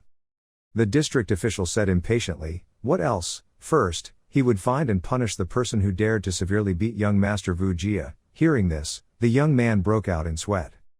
The district official now helplessly held his head and lamented that dozens of people would have to resign because of poor security, and when he was done, he would take my life. He did not expect that the matter would become so serious and thought to himself, wait a minute, how could it have come to that? The district official held his head in tension, I still have a few mouths to feed. Pondering for a moment, Taekyung raised his hand to propose a plan, apologizing, how about we do this? What are you talking about? At the same time Chung Peng had just woken up, he yawned and spoke, benefactor, you woke up so early, Taekyung suggested, if I bring a new talent, it won't be a problem, can you, don't you think so? The district official looked at Chung Peng and replied somewhat awkwardly, I thought he wouldn't say anything, but... He looked around blankly. And Taekyung smiled brightly, brother Peng, have you ever met His Royal Highness the Prince? Scene changes to Li Peng's residence at this time. Surrounded by dense fog. At this time, Li Peng is practicing swordplay. Fog obscures everything from view. Li Peng moves quickly and continuously swings his sword, he now shouted loudly. With just one slash, the mist was torn apart. Then Li Peng breathed a sigh of relief. While standing, he felt someone lurking outside and spoke up, what's going on? You know not to bother me while I'm practicing. I only saw a shy beautiful woman coming in with a low voice, asking for your forgiveness. Your Highness wanted to pass on the message. Chung Peng heard that and spoke up, Your Highness. Yes, His Highness ordered you to attend the banquet this afternoon. Upon hearing that, he immediately asked, the banquet is where new martial arts talents gather, right? Hearing that, Chung Peng sighed and thought, I've been very busy training soldiers. But you can't refuse Your Highness' orders, sir. At this point, he also put his sword in. There was no way to refuse, so he had the heart to speak to the beautiful lady, informing her that I would come, yes, sir. Outside the city, passers-by immediately ran to the side. It turned out that in front was the district official's horse-drawn carriage rushing forward. Chung Peng sat in the carriage excitedly, it was my first time riding a 6-horse carriage. Taekyung saw that and asked, what about the 4-horse carriage? Not yet. As for the car, before he could finish, he said excitedly like a child, I want to sit in that car too. Looking at the strange appearance of the helpless young man, Taekyung thought to himself, I don't know whether to call him naive or stupid, it's probably because he lived all his life in the mountains. He thought about the scene of talking to the young man about His Highness, not knowing how outrageous the young man would be, but fortunately he was easy to deal with. The other 4 people sitting on one side all looked at Chung Peng with judgmental eyes and whispered, is it okay for us to attend the party like this? If he makes a mistake in front of His Highness, I think we will also die. The district official spoke awkwardly, young Master Jin, he looked over and replied, yes. He pointed at Chung Peng and shyly said, is that guy okay? Taekyung saw that and firmly said, please believe me, I can guarantee he is very good. The district official scratched his head shyly, no, I don't care if he's good or not, I'm asking if he's normal. Taekyung immediately reassured him, please don't worry, if something happens, I will take responsibility. After hearing this, the district official breathed a sigh of relief, then I will believe you. But suddenly, everyone turned their eyes to Chung Peng. I just saw him holding a jade dragon head in his hand and said, this thing. I don't know if the young man did it or if he failed on his own, but I only saw the young man scratching his head in ignorance and looking at everyone. Why did he fail? When the district official came here, he was so angry that he couldn't bear it. Young Master Jin. Are you sure it's okay? Tae-kyung replied with a forced smile, probably yes. At this time at the palace, Lee Pung strode into the palace. He arrived in front of the banquet venue.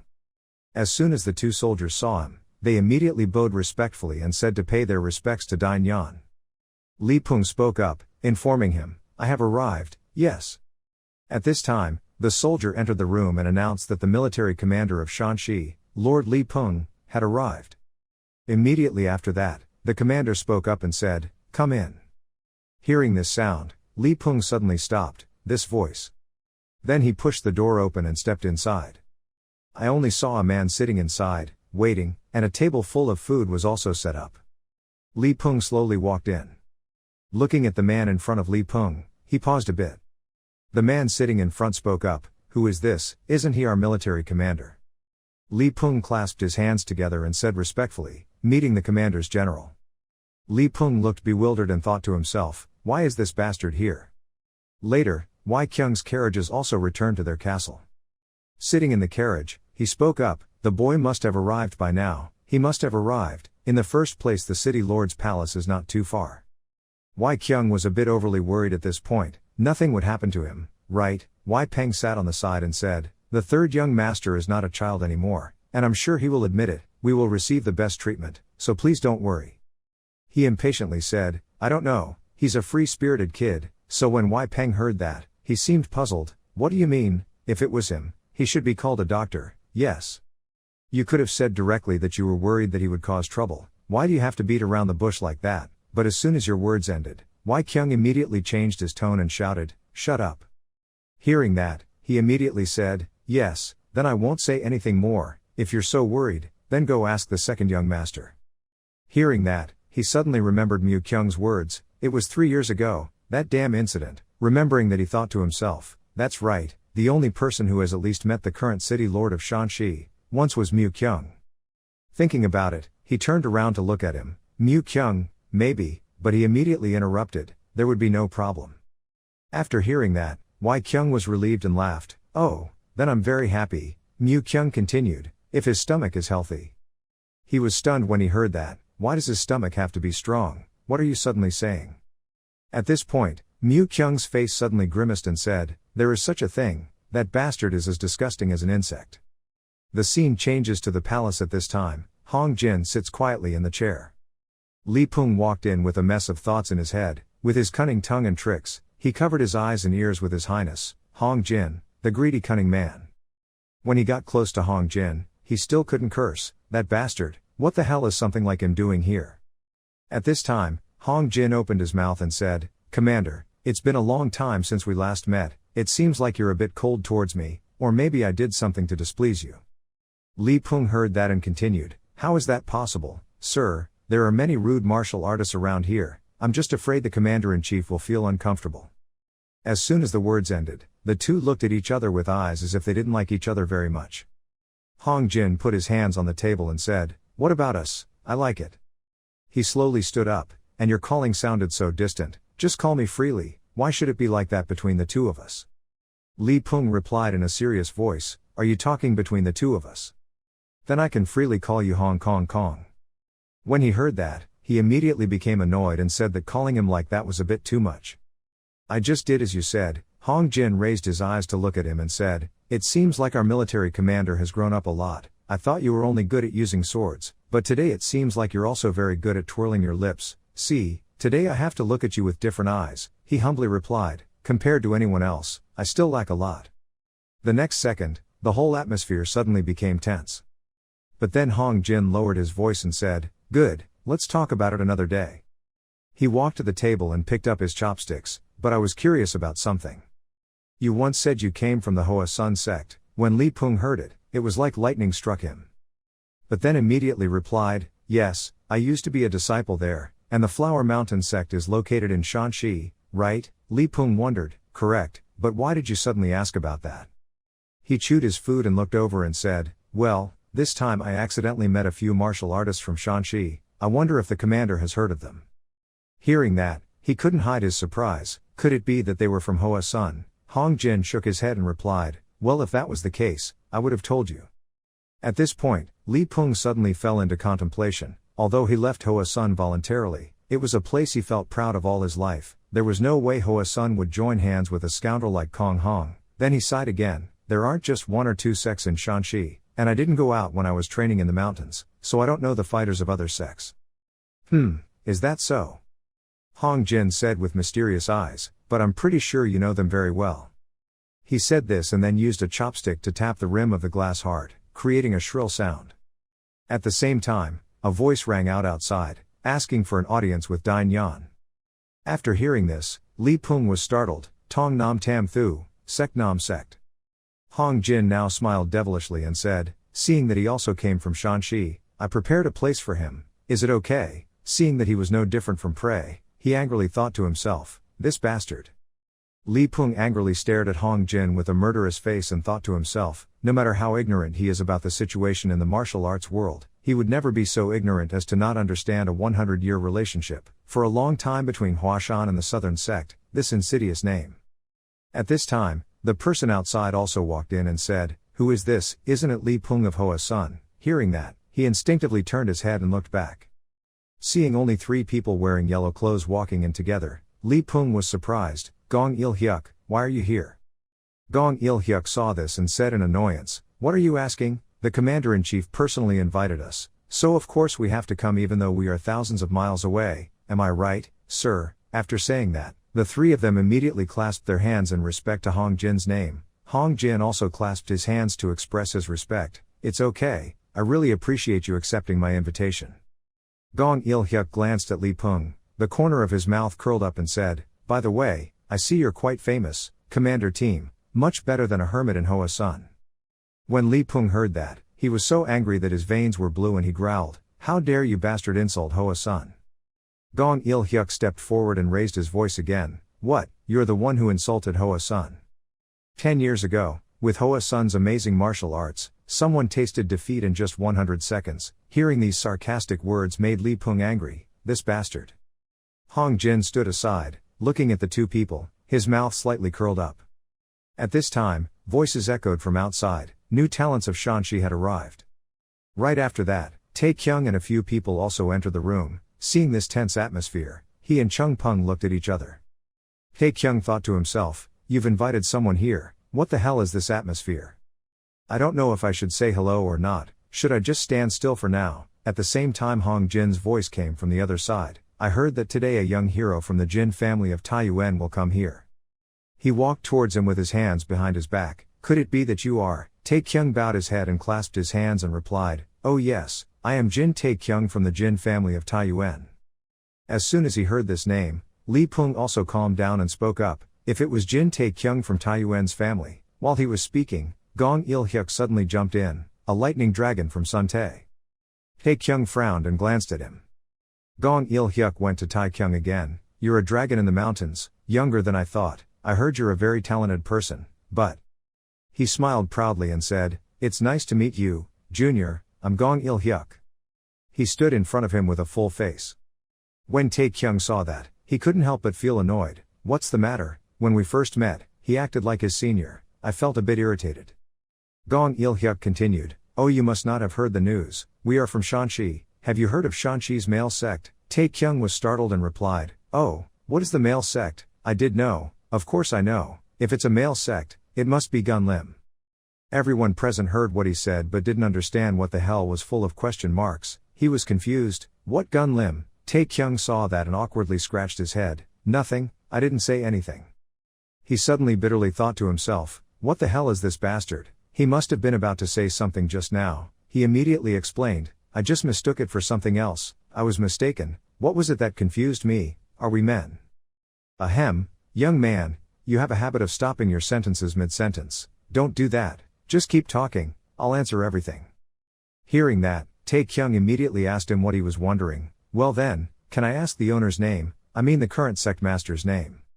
Ah, the name of the sect master, it's Gong Il Jung, ah I see, haven't you heard of it, what about the nickname Van Kiem Tun? I'm not sure, maybe I've heard it or maybe I haven't heard it, what about the last name, so what? He shouted angrily, no.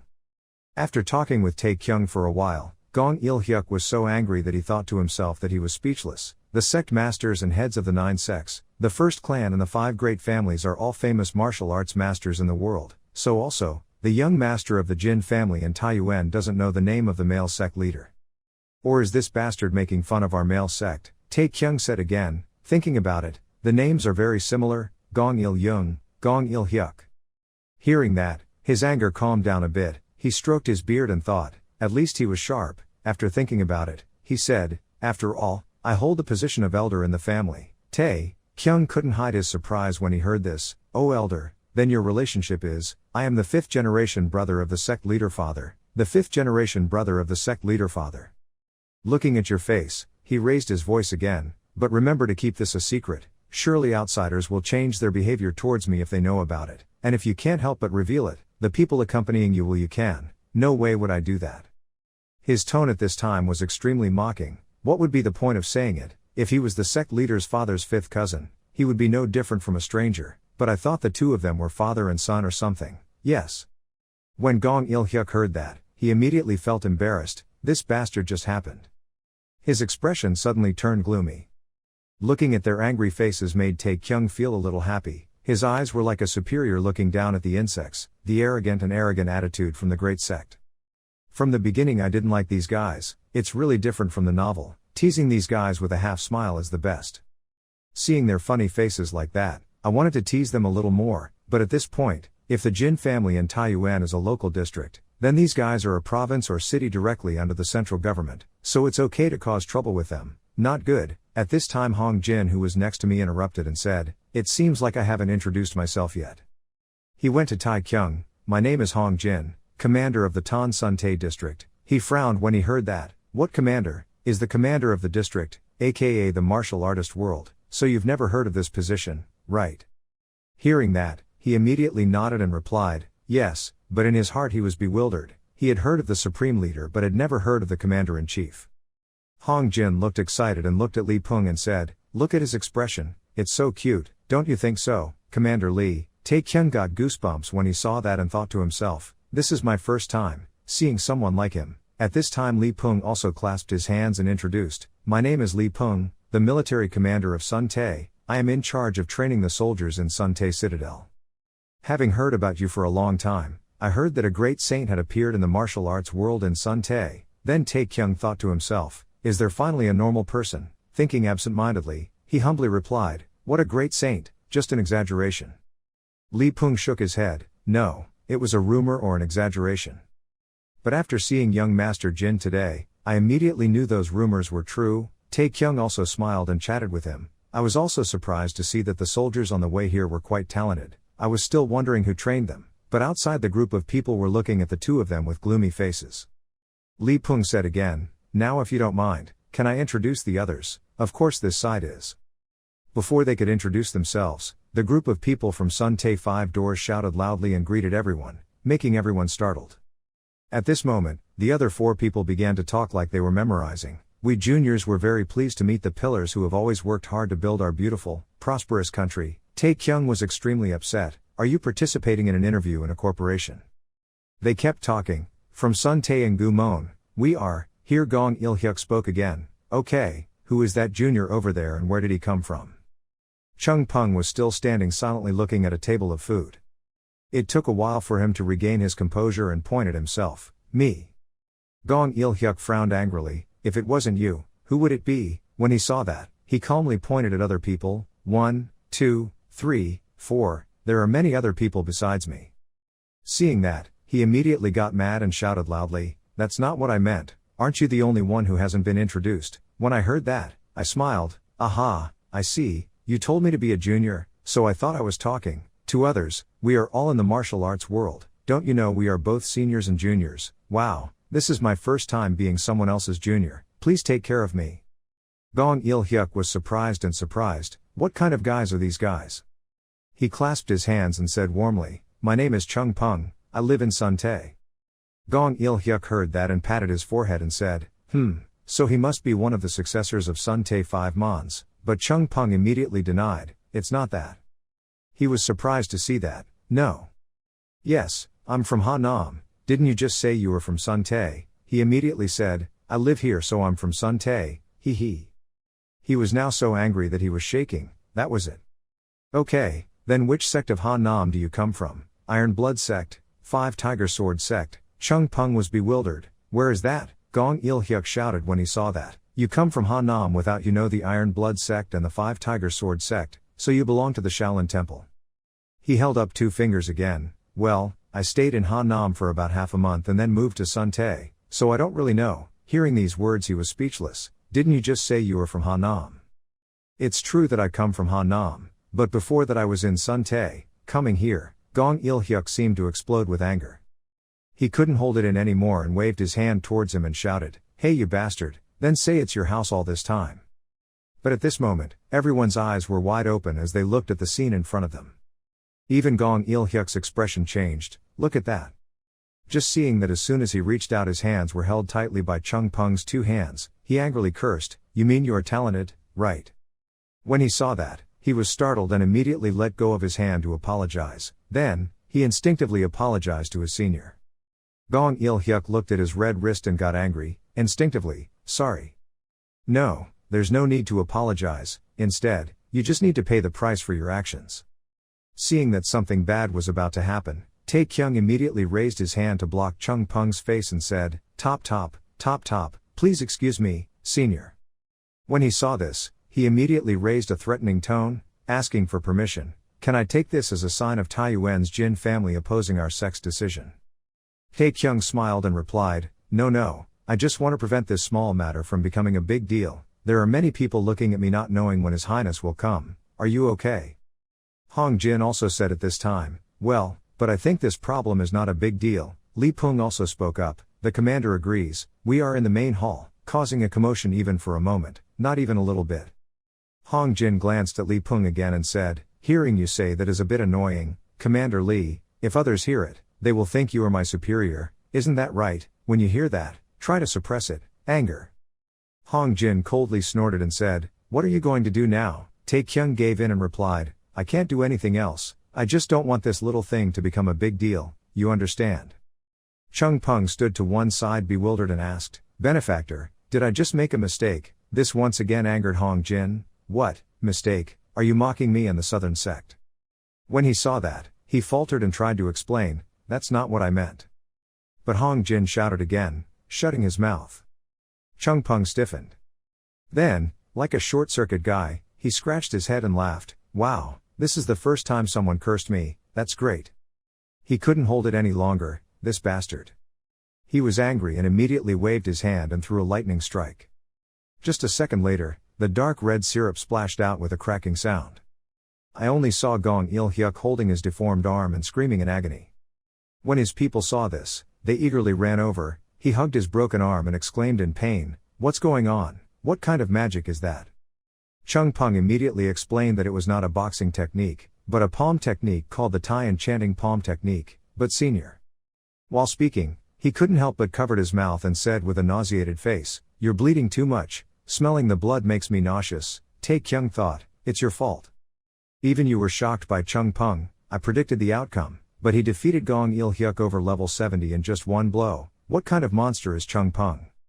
Li Peng exclaimed in surprise, Thailand loves swinging palms. You just said Thailand loves swinging palms, are you sure? Chung Peng stammered, Sure, I learned from my grandfather. When he heard that he immediately asked, Can I know his noble name? Chung Peng replied while crying, Mei Jong Hak. Hearing this, Li Peng suddenly became dumbfounded. Sword Saint Mei Jong Hak. The 4 people of Sun Tae all looked at each other in horror. Sword Saint Mei Jong Hak, is that Sword Saint? That idiot is the grandson of the Sword Saint. Only Tae Kyung burst out laughing at this moment. Tae Kyung's eyes glowed like car headlights, looking at Chung Peng and thinking, Oh, so he's the Sword Saint's nephew. Is this what those skewers of gourds brought me? Tae Kyung immediately marked his claim, He belongs to me, I'm the one who brought food and drink to the Sword Saint's grandson and came along, right? It's me, you bastards. But Gong Il-hyuk doesn't yelled at the news. Nonsense, the Sword Saint hasn't heard any news for more than 30 years. The Sword Saint I know doesn't even have children, so how can he have a grandson? Chung Peng scratched his head and replied, It's true, I'm that grandfather's grandson. He shouted again, Everyone in this world knows that the Sword Saint devoted his whole life to martial arts. Clearly you are talking nonsense. He tried to explain to him, no, I'm not lying, I'm really grandfather's grandson. Because grandfather said that 20 years ago a crane brought me to him. Everyone immediately fell down. Everyone had a bewildered look on their faces after hearing it. Chung Peng put on an innocent face and scratched his head and asked, benefactor, did I misunderstand something? Tae Kyung asked again, how do you know that? Chung Peng said innocently, he said that heaven would take care of the child until it was appropriate for the crane to come pick him up, isn't that right? Well, about that, it's the stork, right? Tae Kyung sweated and thought to himself, since their last names are different, the Sword Saint must have adopted him somewhere, because he lived in the mountains alone with his grandfather until he was 20 years old, so maybe he believes everything his grandfather said, tell him. Seeing Chung Peng with tears in his eyes, he put his arm around his shoulder and said, listen carefully to what I say, for a child to be born, 3 steps are needed. As he spoke, he held up 3 fingers to enlighten Chung Peng to understand, ovulation, fertilization, and finally implantation, try it. After hearing that, he innocently asked, to his benefactor, Tae Kyung was startled when he heard that, why do you want to do this to me, are you crazy? I asked you to repeat after me. Yes, I heard you two say. Gong Il-hyuk stood to one side, his heart overflowing. He shouted loudly, you bastards, what are you doing in front of your great predecessor? But the two of you are still whispering to each other, ovulating, fertilizing, and finally as an implant. At this moment, Tae Kyung heard the loud shouting and was startled and exclaimed, wow, your words are quite harsh, senior. All 3 people heard that and blurted out, what? Tae Kyung smiled half-heartedly and pointed at Chung Peng, I'll ignore it, what will you do if what my friend just said is true? When he heard that, he was surprised and said, it's true, then there's no way Li Peng wouldn't know. Then he glanced at Li Peng again to probe, what do you think? Tae Kyung thought in confusion, what does Li Peng have to do with him? Li Peng spoke up and said, I am a disciple of the Flower Mountain sect, until 10 years ago I was still there, my Sword Saint Master Mei Jong Hak, that person. Gong Il-hyuk commented, among the disciples, he was also very capable, until he lost to me in that martial arts competition, right? Li Peng immediately responded, yes, he stayed at the southern sect for 2 days to prepare for the competition but accidentally ate something and became seriously ill. Hong Il-hyuk suddenly looked uncomfortable and reminded him, I don't get tired of talking about that.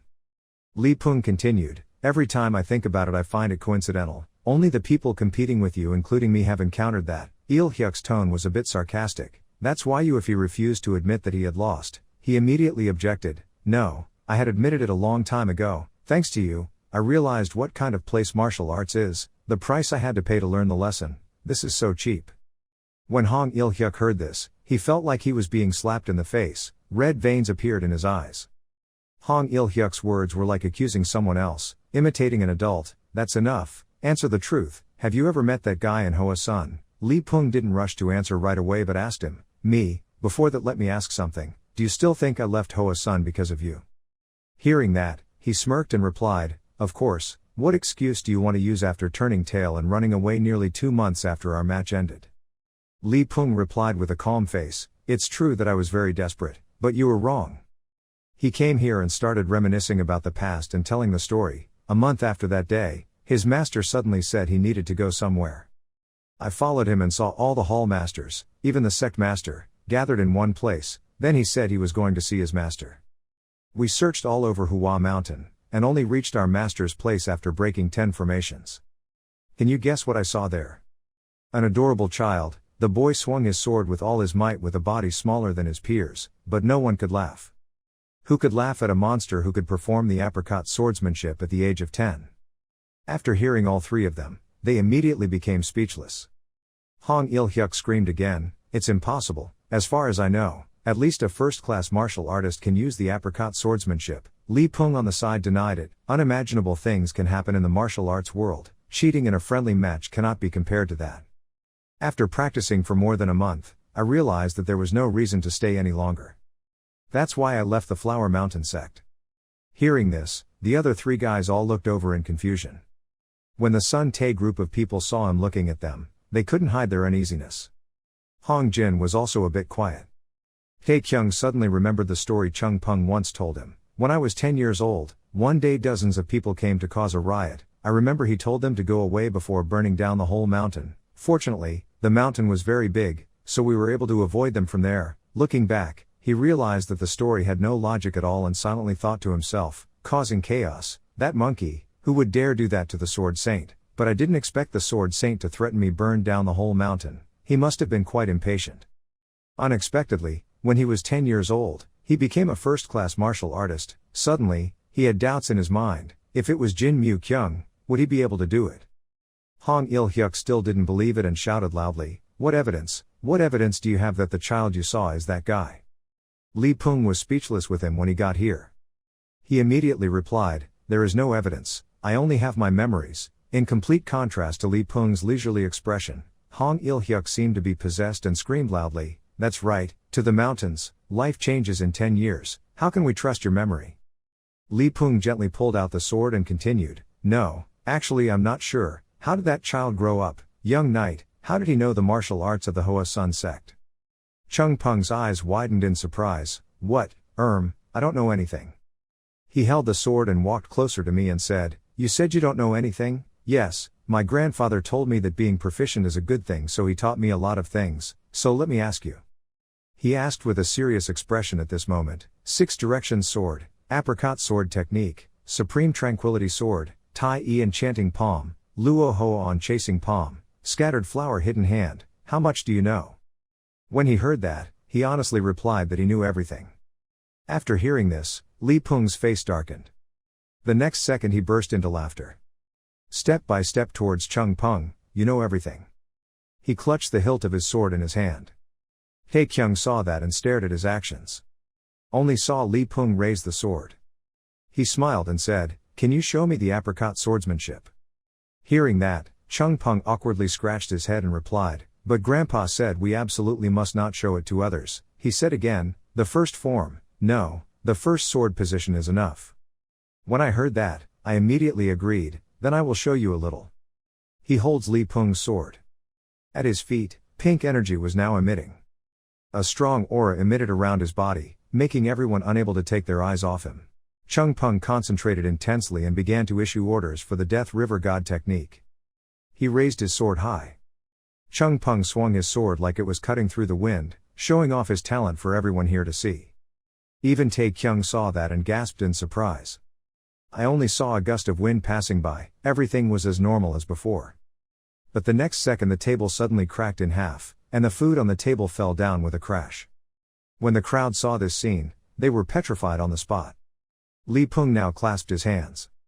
His eyes full of admiration said, Li Peng, a disciple of the Hoa Sun sect, paid his respects to his uncle Chung Peng. Only Tae Kyung was wide-eyed and angrily scolded, "This crazy idiot, why did he have to cut the table in half and waste the furniture? That's it, I haven't eaten anything this morning."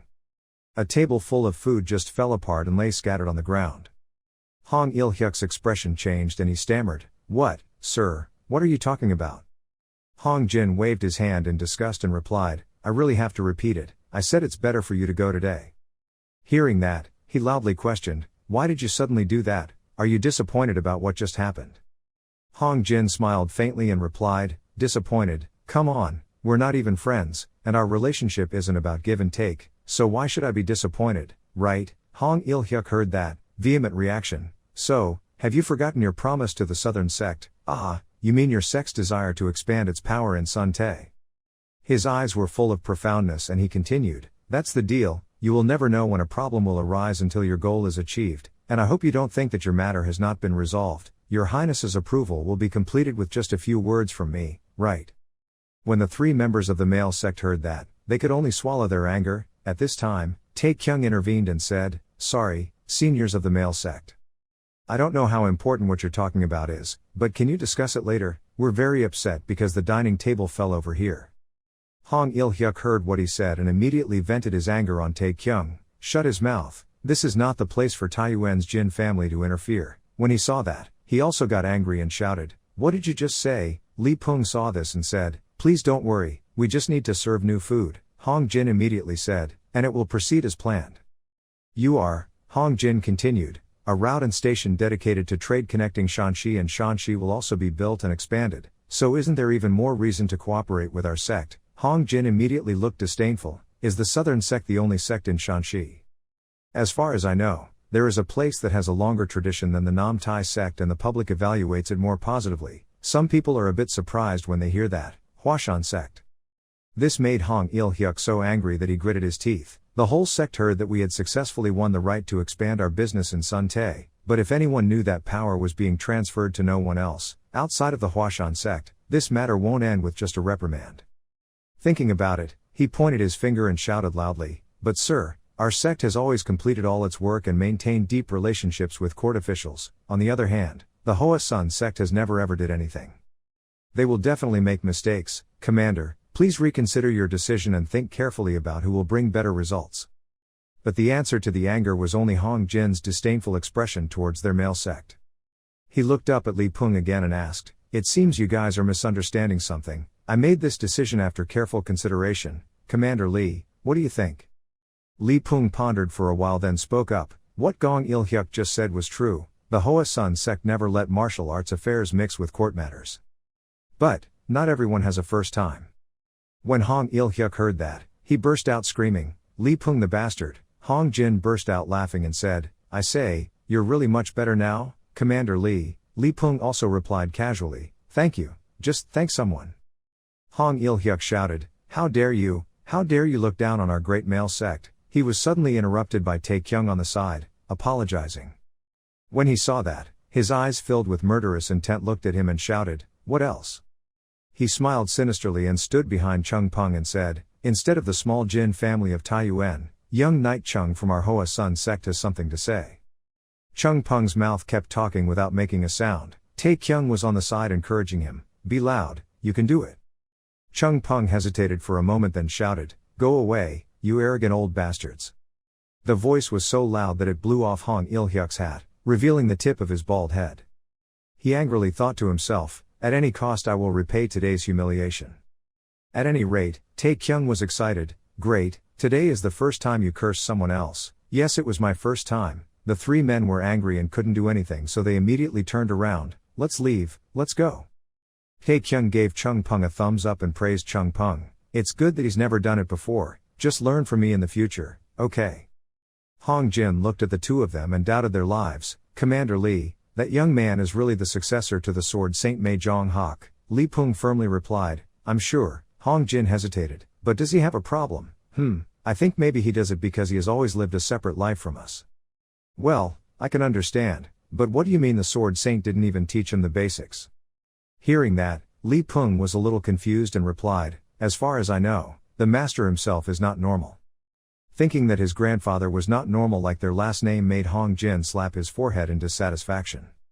He continued, "Can we hand over this business to the Hoa Sun sect?" "Yes, good, then let's talk later, clean up this mess first."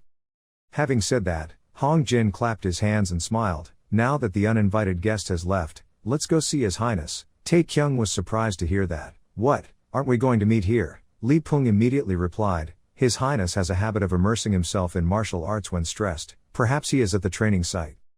A moment later, everyone came out to the practice field. Everyone knelt down on the ground to pay their respects to His Highness. His Highness above was enthusiastically practicing swordplay, and when he saw the crowd, he said, "Oh, is it time already?" His Highness immediately gave the sword to the eunuch. Then happily ran down the stairs. Tae Kyung was kneeling and silently thinking, he invited people to come while he was practicing martial arts here. You mean royalty, he doesn't know any manners. His Highness walked in front of everyone accompanied by a child's voice but full of majesty. "Which one of you is the Tianlong Sun Tae?"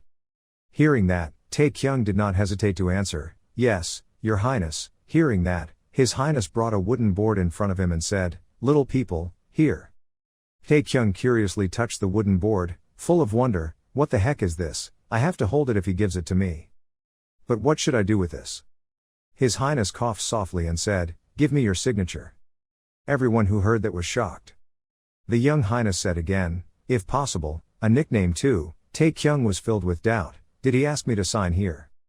A moment later, a table full of delicious dishes was brought to entertain everyone. Chung Peng put his hand to his mouth and chewed delicious food.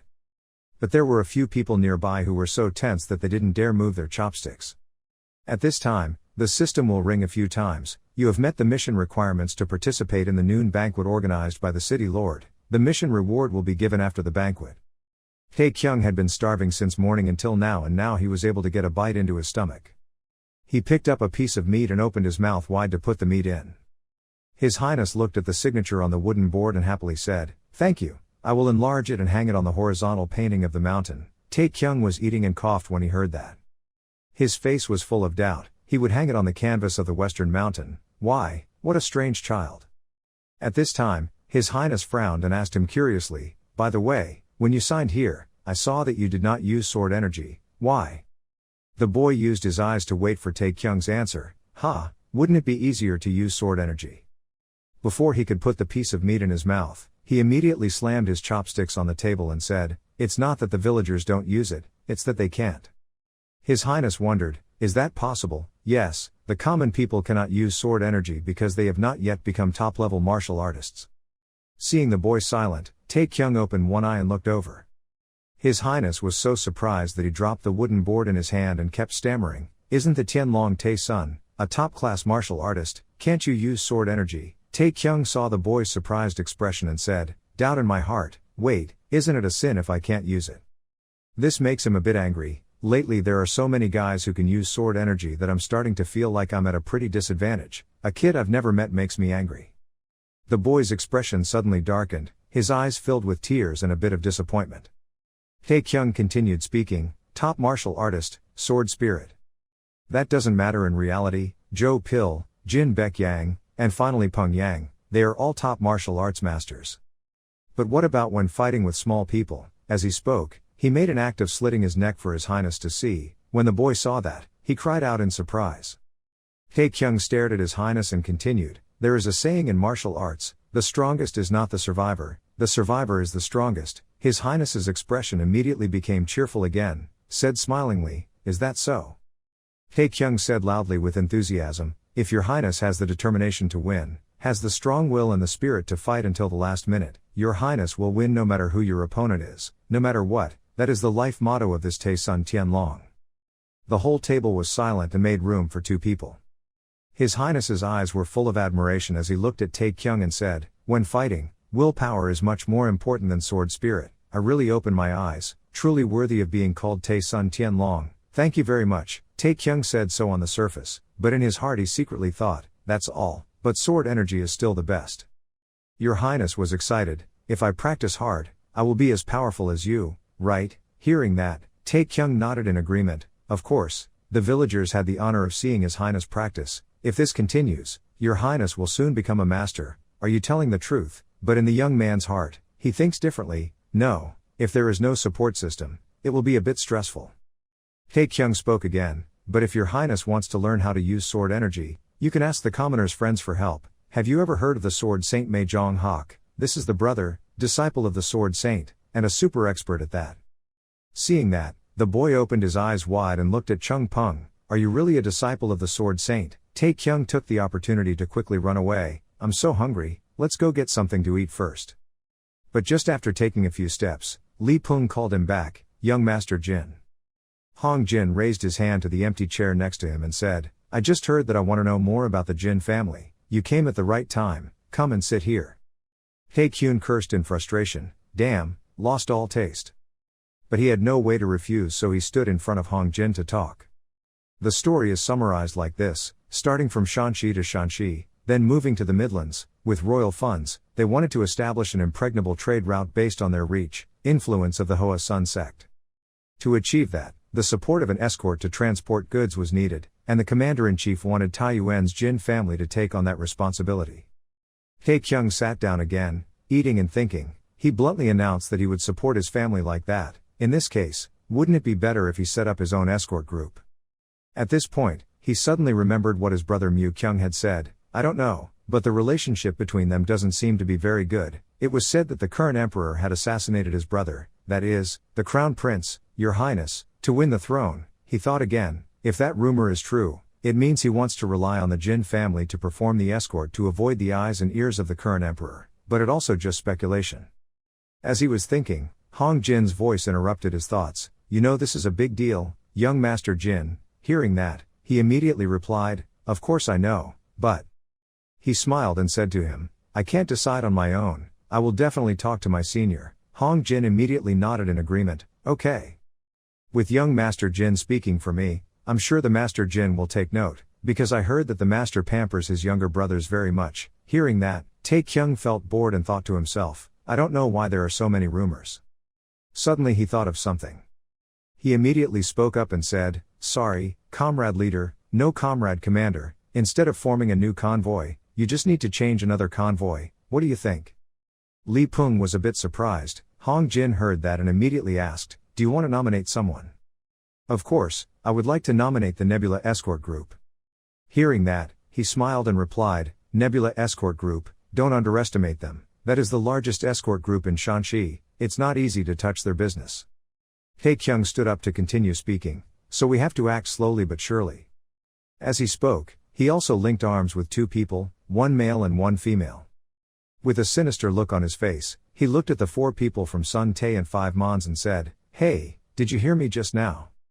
Those people were so scared that he immediately said, I won't reveal anything, I'll take it with me to the grave, I've forgotten everything, I don't remember anything, who I am, where I am. Tae-kyung laughed coldly, come on, instead of rioting, let's make a choice. They were all trembling and sweating. He continued, you will confront the Jin family and the Hoa Sun sect, together with the royal court. How about throwing Wu Jin Tae aside and joining hands with us? What do you want?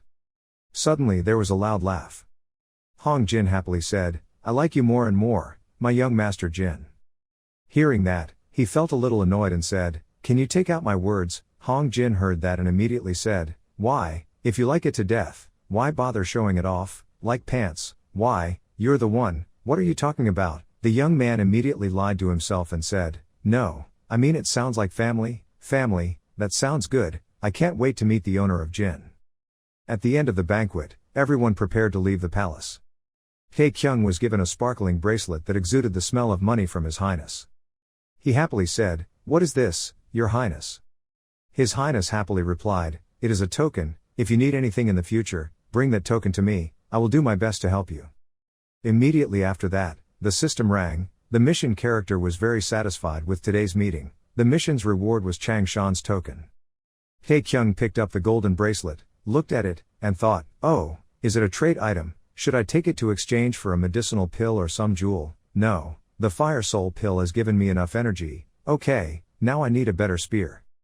Can we exchange it now? Chung Peng saw that Tae-kyung received a gift and happily pointed at him. What about you? Your Highness said at this time. When can we meet again? He scratched his chin and replied, well, maybe after another 1,000 nights. His Highness heard it and was angry. 1,000 nights.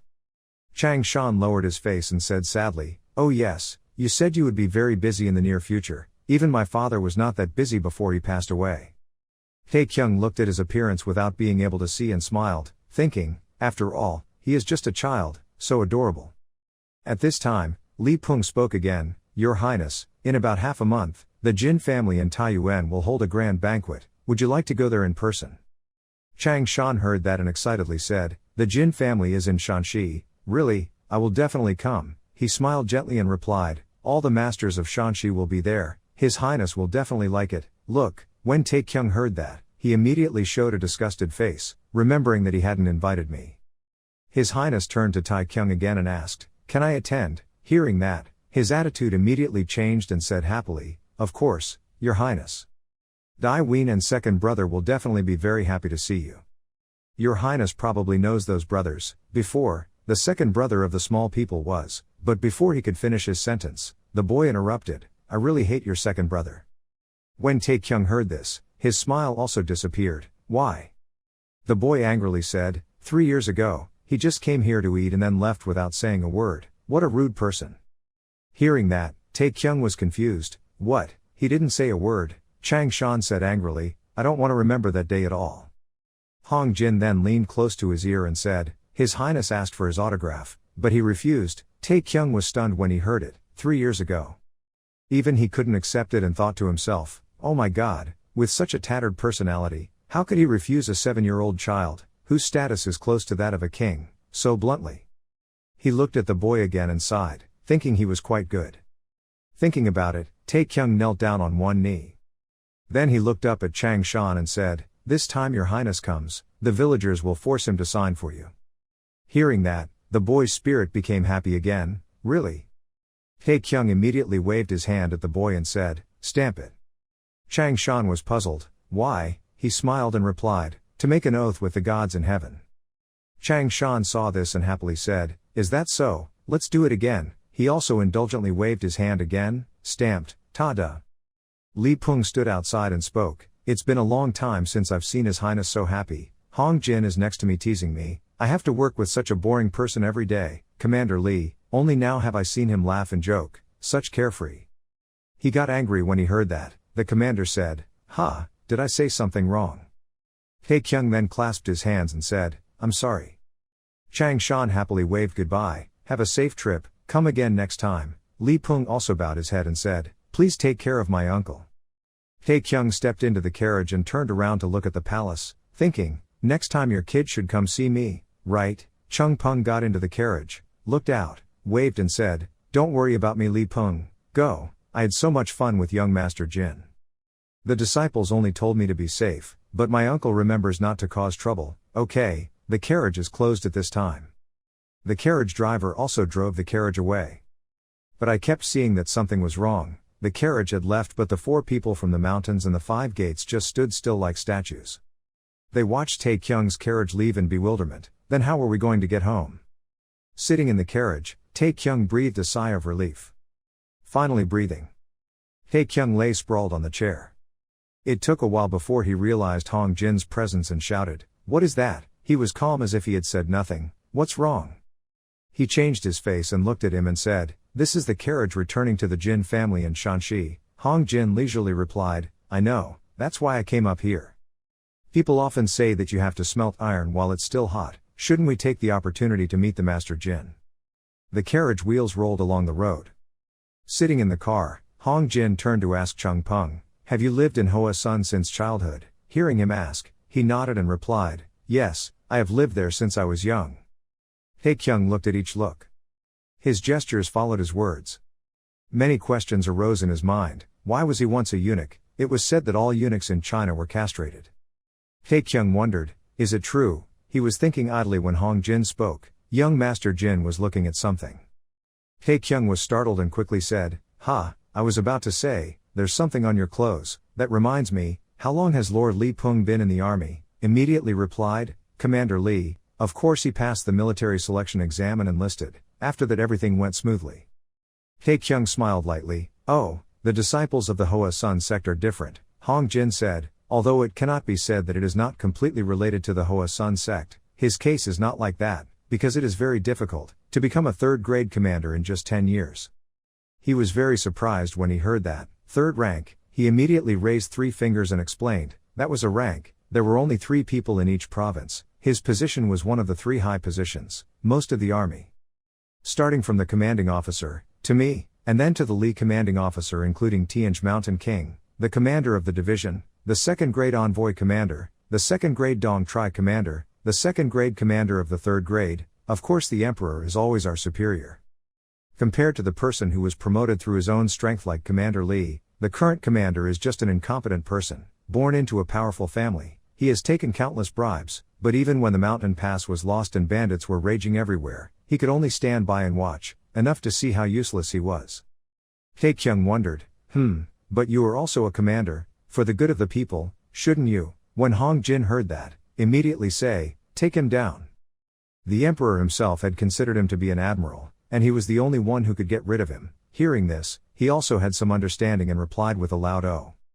Hong Jin continued, "But fortunately he had no other ambitions. I also like to accept bribes. I have no right to criticize him."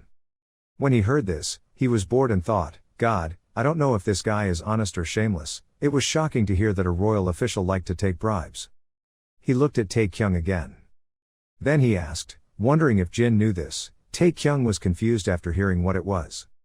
He replied, "I don't have that." The 2 people were bewildered and didn't understand what the hell was going on. Hong Jin continued, "Because I am a eunuch." When Taekyung heard this, he was so nervous that he broke out in a cold sweat and thought, "What's the matter? It's natural. Who borrowed it? How should I respond?" He awkwardly looked at Hong Jin without knowing how to talk to him. It was only a while later that he forced out 4 words from his mouth, respectfully expressing his condolences. He looked at his face and said, "You don't have to pity me, that was my decision, I have never regretted it.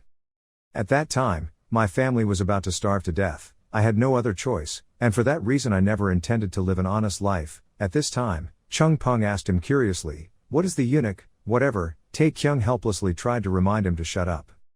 But the more he hesitated, the more curious he became and asked, "Benefactor, what is a eunuch?" Tae-kyung was helpless and did not bother to speak but told himself, "There are some things in life, please don't ask, please."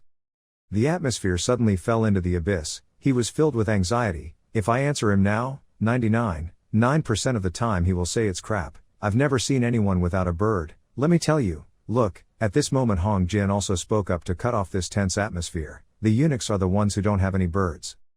Chung Peng heard that and innocently shouted, "Wow, I have never seen anyone without a bird." Tae-kyung shouted angrily and shut his mouth.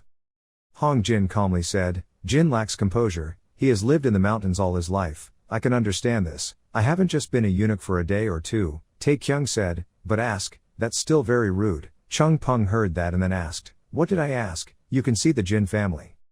At the same time, in the Jin family, books were piled up on the table. Wai Kyung lamented, "Wai Peng, at this rate I will die." Wai Peng said harshly, "Sir, please finish your work and then die, my subordinates will organize a funeral for you." When he heard that, he got up in anger and shouted loudly, "Are you a human or a ghost? Do you have a conscience? How can I solve all this alone?" Wai Peng coldly replied, "It was you who got rid of all these things, the scholar came to help us, but while we were talking, someone came in and interrupted, sir." When Wai Kyung heard that, he turned his head and said, "What?" The guy bowed his head and replied, "Someone sent a message to the commander of the Tae Sun Dong Tri, what should we do?" Hearing that, the two immediately turned to look at each other. Wai Kyung excitedly asked loudly, "Who are you talking about?" A moment later a man came in and spoke up, "Very pleased to meet the homeowner, the young man came here to leave a few words from the commander and general." Wai Kyung hurriedly, "Forget the ceremony, does it have anything to do with my younger brother, sir? They are probably still on their way back here. When you hear that, ask, together." He immediately replied, "Yes, they will arrive in about an hour or so." After hearing this, Wai Kyung darkened his face and thought, "I have heard rumors about him. He is the closest subordinate of Tianj Mountain King and has great influence. A person like that personally came to this place. I don't think it's someone who would do anything without intention." Wai Peng walked closer to the man and said, "Even if the commander-in-chief is a high-ranking official of the royal court, his blatantly coming here without the will of the royal court is no different than disregarding the family, ours." His eyes looked like he wanted to eat him alive. Wai Peng spoke harshly, "Do you understand?" When he heard that, he stammered in fear, that matter was only following his orders to send a message. Wai Kyung walked over and put his hand on his shoulder and said, "Stop it Wai Peng, what did the commander say?" The man answered immediately, "The commander wanted to send a message that he wanted to apologize for what he did, feel free to visit and." Having said this, he suddenly stopped and took out a roll of paper. Seeing that, he wondered, "What is this?" He immediately said, he did not say anything more, just told the young man that after reading it, Mr. will understand. Wai Kyung was curious as he opened the scroll. He then read the contents written inside silently. The other man also opened the door and left the room. A moment later Mu Kyung came in from outside and spoke, "Please call me." Seeing that no one responded, he walked closer to the two people and spoke up, "Why are you calling me?" "Big brother," but the other two people were not paying attention to his presence. Wai Kyung laughed loudly, "The guest is about to arrive." Wai Peng also happily said, "That's right, we have to prepare to welcome him. Stop." Mu Kyung spoke up, "Distinguished guest." At this point the two of them realized his presence. Wai Kyung was startled. Mu Kyung and Wai Peng next to him were also startled. "Second young master." Suddenly both of their faces changed. Wai Kyung and Wai Peng covered their noses tightly and distanced themselves from Mu Kyung, saying, "Have you finished practicing? Standing here you can still smell the scent of the young master's sweat." Mu Kyung replied faintly, "How can you exercise without sweating?" Wai Kyung pointed out and said, "Go take a shower." Wai Peng also pointed loudly, "Go wash your body." When Mu Kyung saw that, he trembled and shouted loudly, "Calling me all the way here just to do this?" Wai Kyung continued, "A gold mine is coming here and there." Wai Peng said again, "That super huge gold mine, haven't you heard yet? Go take a bath quickly." As for Tae-kyung, he had also arrived at the Jin family. As soon as he stood outside the gate, he had to freeze for 5 seconds. The front gate was ornately decorated with the words "Pleased to welcome the commander-in-chief." This made Tae-kyung blankly think for a moment, "What the hell, it's not Buddha's birthday. He was embarrassed and didn't know which hole to put his head in. When Hong Jin saw that, he burst out laughing. Wow, that was beyond my expectations. It's because of the elder brother and that bird-brained guy, suddenly being so hospitable. Hey, young Jin, I don't have that. Oh, I'm so sorry. Chung Peng stood there dumbfounded and wondered. Sir, Jin clan in Shanxi. Hong Jin spoke up again and asked, young Jin, do you know what creates the relationship between people? That is money. People say money can even control the devil, so are humans. What, do you think so? Tae Kyung heard that and replied, I'm not sure, but I didn't expect that my senior brother could be blinded by such silver coins. When he heard that, he objected to the silver coins. What do you mean? I gave the homeowner 1,000 taels of silver. At this point he fell into deep thought again. 1,000 taels of silver, how much is that? I heard that 50 taels of silver is double the spending money of a family of 4, so 50 taels of silver can be considered 50 million won, multiply it by 20 times. Tae Kyung was now confused with all the thoughts in his head. Then he exclaimed, that's a lot, isn't it? Hong Jin continued, this time I have to abuse my power once. It's hard to understand when you hear that. Why, sir? He continued, of course for our future relationship, besides money, the Jin family has many other things to cherish. As long as we have not defeated and captured the enemy's territory, then the war has not ended yet. The benefit you will receive is the most important, that is the lesson that I have learned myself, and of course. While speaking, Hong Jin turned and winked at him. Because of young Master Jin, I had to abuse that position. Do you understand my heart? Seeing that, Tae Kyung got goosebumps and whispered, I understand those pants. You want another war, right? At this time, a voice rang out from inside. The commander has arrived. Tae Kyung was delighted when he heard that. I only saw in front of Wai Kyung and Wai Peng, along with Mu Kyung, everyone welcoming him very warmly, welcoming him to the Jin family. Only Mu Kyung had something a bit unstable on his face. When Hong Jin saw that, he smiled and replied, I'm very pleased. Tae Kyung sadly said to himself, horrible, shameful, but a little bit right. Chung Peng is behind the gloomy face. Unconsciously, the corner of his lips curled up slightly, thinking, I found it. Wai Kyung smiled and introduced, this is Jin Wai Kyung of the Jin family, pleased to meet with you as commander. Hong Jin also happily responded, to receive such a warm welcome from the Jin family, I am truly honored, just call me fellow Hong. How dare you be rude to court officials? Oh my god, why are you still so formal? Just address yourself comfortably. Then please excuse me, fellow Hong and Jin householders. Wai Peng and Mu Kyung next to them looked at the two people talking and immediately showed extremely unsightly expressions. Looking at the two of them laughing and talking like friends they hadn't seen in a long time made Tae Kyung feel bored and think, is this Murim or a military reunion? Hong Jin looked at him, then put his hand on his shoulder and said, His Highness was very satisfied with this banquet. He always said he would miss young Master Jin very much. After saying that, he turned to Wai Kyung and said, His Highness likes the young master so much that he doesn't owe us any more to leave. Wai Kyung said hospitably, Ha ha, I didn't expect this young brother to be loved so much by His Highness. It's a bit embarrassing to say it, but this Tae Kyung is truly a talented person. If he were born into a better family, he might become the #1 expert in the world. When Hong Jin heard this, he paused a bit, the world's #1 expert. As he spoke, he glanced over with his eyes full of murderous intent, Master Jin, your joke has crossed the line. Noticing Hong Jin's unusual expression, Wai Kyung panicked and said, Oh my, have I gone too far with my joke? But the next second Hong Jin laughed like an idiot and raised his head and said loudly, The young master is only the first in the world, it must be the first in the galaxy. Wai Kyung saw that and also responded, agreeing with Hong is too complimenting. Then he pointed to the reception room and said, I have prepared a banquet table to entertain my companions. Sir, please have a drink with me. Hong Jin smiled and replied, Well, what should I do? I don't drink got wine, so what? Hong Jin laughed loudly, because I had already drunk all the wine in my palace. When he heard that, he also laughed, Oh my god, fellow Hong is so funny. Tae Kyung frowned and thought, look how close they are. Then the two of them walked hand in hand and walked inside, laughing and chatting happily. Wai Peng walked towards Tae Kyung in confusion and asked in disbelief, Is that really the commander-in-chief, third young master? He helplessly replied, I'm sorry, that's the truth.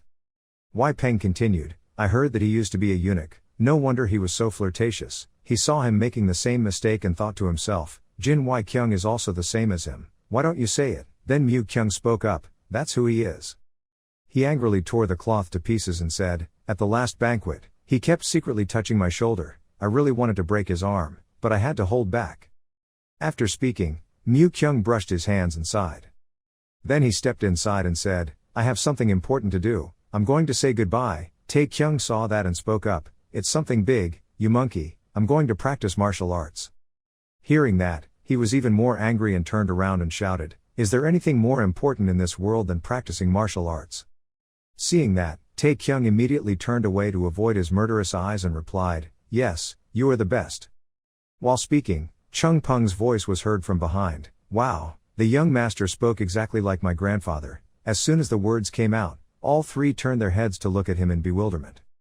Wei Peng wondered, who is this? This man still looks young, but his energy seems very strange. Mu Kyung suddenly thought to himself, this person has already surpassed the level of expert, is a master. Tae Kyung spoke up and continued, oh, I forgot to introduce myself, this friend is Chung Pung, from Hoa Sun. Before he could finish his sentence, Chung Pung shouted loudly, my name is Chung Pung, I just arrived in Sun Tae a few days ago, I used to be in Haiyan, last month I just came to Ho Bok. Tae Kyung spoke up, he was a disciple of the Sword Saint. After hearing that, both of them stood still like a statue. Sword Saint. Wei Peng and Mu Kyung both couldn't believe it and blurted out, are you really a disciple of the Sword Saint? Chung Pung smiled and replied, yes, that is my ancestor. Wei Peng was surprised, he couldn't believe it. Mu Kyung was also stunned and exclaimed, is he a descendant of the Sword Saint? Mu Kyung asked with his eyes shining, please tell me if the Sword Saint will go down the mountain with you. Chung Pung replied, no, I secretly went down the mountain, because there were a few people I wanted to meet, I see. Then he looked at the two of them, I would like to ask, which of the two of you is the heavenly sword Jin, one of the 10 dragons serving the world? Mu Kyung heard that and immediately answered, it is me, why are you asking? Chung Pung heard that and smiled and replied, Kwoa, finally met, I have been looking for the young master from Chenmu Academy all the way to the south. He heard that and said in confusion, looking for me. Tae Kyung couldn't believe it and thought, the person he has been looking for so long is Jin Mu Kyung. Chung Pung smiled and replied, yes, because the young master is the closest person, so choosing the young master as the first person is not bad. Mu Kyung frowned, the first person. Chung Pung continued, before going down the mountain, I made up my mind. Until all 10 dragons and phoenixes have been defeated, this one will not return, as he said, strong aura emitted from his body. The aura made both Wei Peng and Tae Kyung admire him. He was amazed and thought, oh my god, the magic of the Purple River. Mu Kyung looked gloomy and did not speak. Chung Pung smiled and stared at him. At this time, the corner of Mu Kyung's lips also slightly raised. From his body also emitted a powerful aura that was no less powerful than Chung Pung. Sword Saint Ma Jong Hak. In order to overcome that person, he had engraved that name in his heart since he held the sword. Overcoming the legend, another page of history was written for the martial arts world. He kept that goal in mind, and practiced persistently every day. And right at this moment, the person who inherited all the quintessence of martial arts from Ma Jong Hak was right in front of him. Chung Pung spoke up, my father once told me. I am not allowed to be arrogant, because compared to the 10 dragons and phoenixes, I am nothing. Mu Kyung continued, you are very powerful, I confirm. He said again, before I was not sure, but now I understand. He heard that and immediately said, after meeting me. Chung Pung nodded, yes, after meeting young Master Jin, I confess I was a bit surprised. When Mu Kyung heard that, he was furious and thought to himself, he just said, a bit, this guy is quite interesting, isn't he? He thought while observing Chung Pung from the opposite side, possessing a martial arts level comparable to or better than the elders of the 9 great sects, a genius, and to be more precise, a great master. The teacher is not suitable to live in the martial arts world. Completely opposite of someone I know, Mu Kyung thought and asked, how old are you? He immediately answered, I'm about 20 years old, the same age as that person. Is it a coincidence, or is it because of fate? Chung Pung heard that and asked in bewilderment, what? Mu Kyung fell silent again. He already knew the outcome of this match. He couldn't show off all his moves in front of a master like this, what a pity. He looked at Chung Pung and wondered, if it were him, what would he do in this case? Tae Kyung on the side showed a strange smile. He said every word that came out of his mouth. Please say goodbye. When Mu Kyung heard that, he angrily cursed, damn it, I'll castrate you now. Chung Pung said, my father also told me that when fighting, it is not necessary to take a defensive stance. Mu Kyung heard that and nodded and replied, I also see it that way. Having said this, both sides immediately rushed forward. Chung Peng and Mu Kyung clashed swords and looked at each other with murderous eyes. At the same time in Eleven City, Shanxi Province. In front of an inn. Inside everyone is sitting and eating together.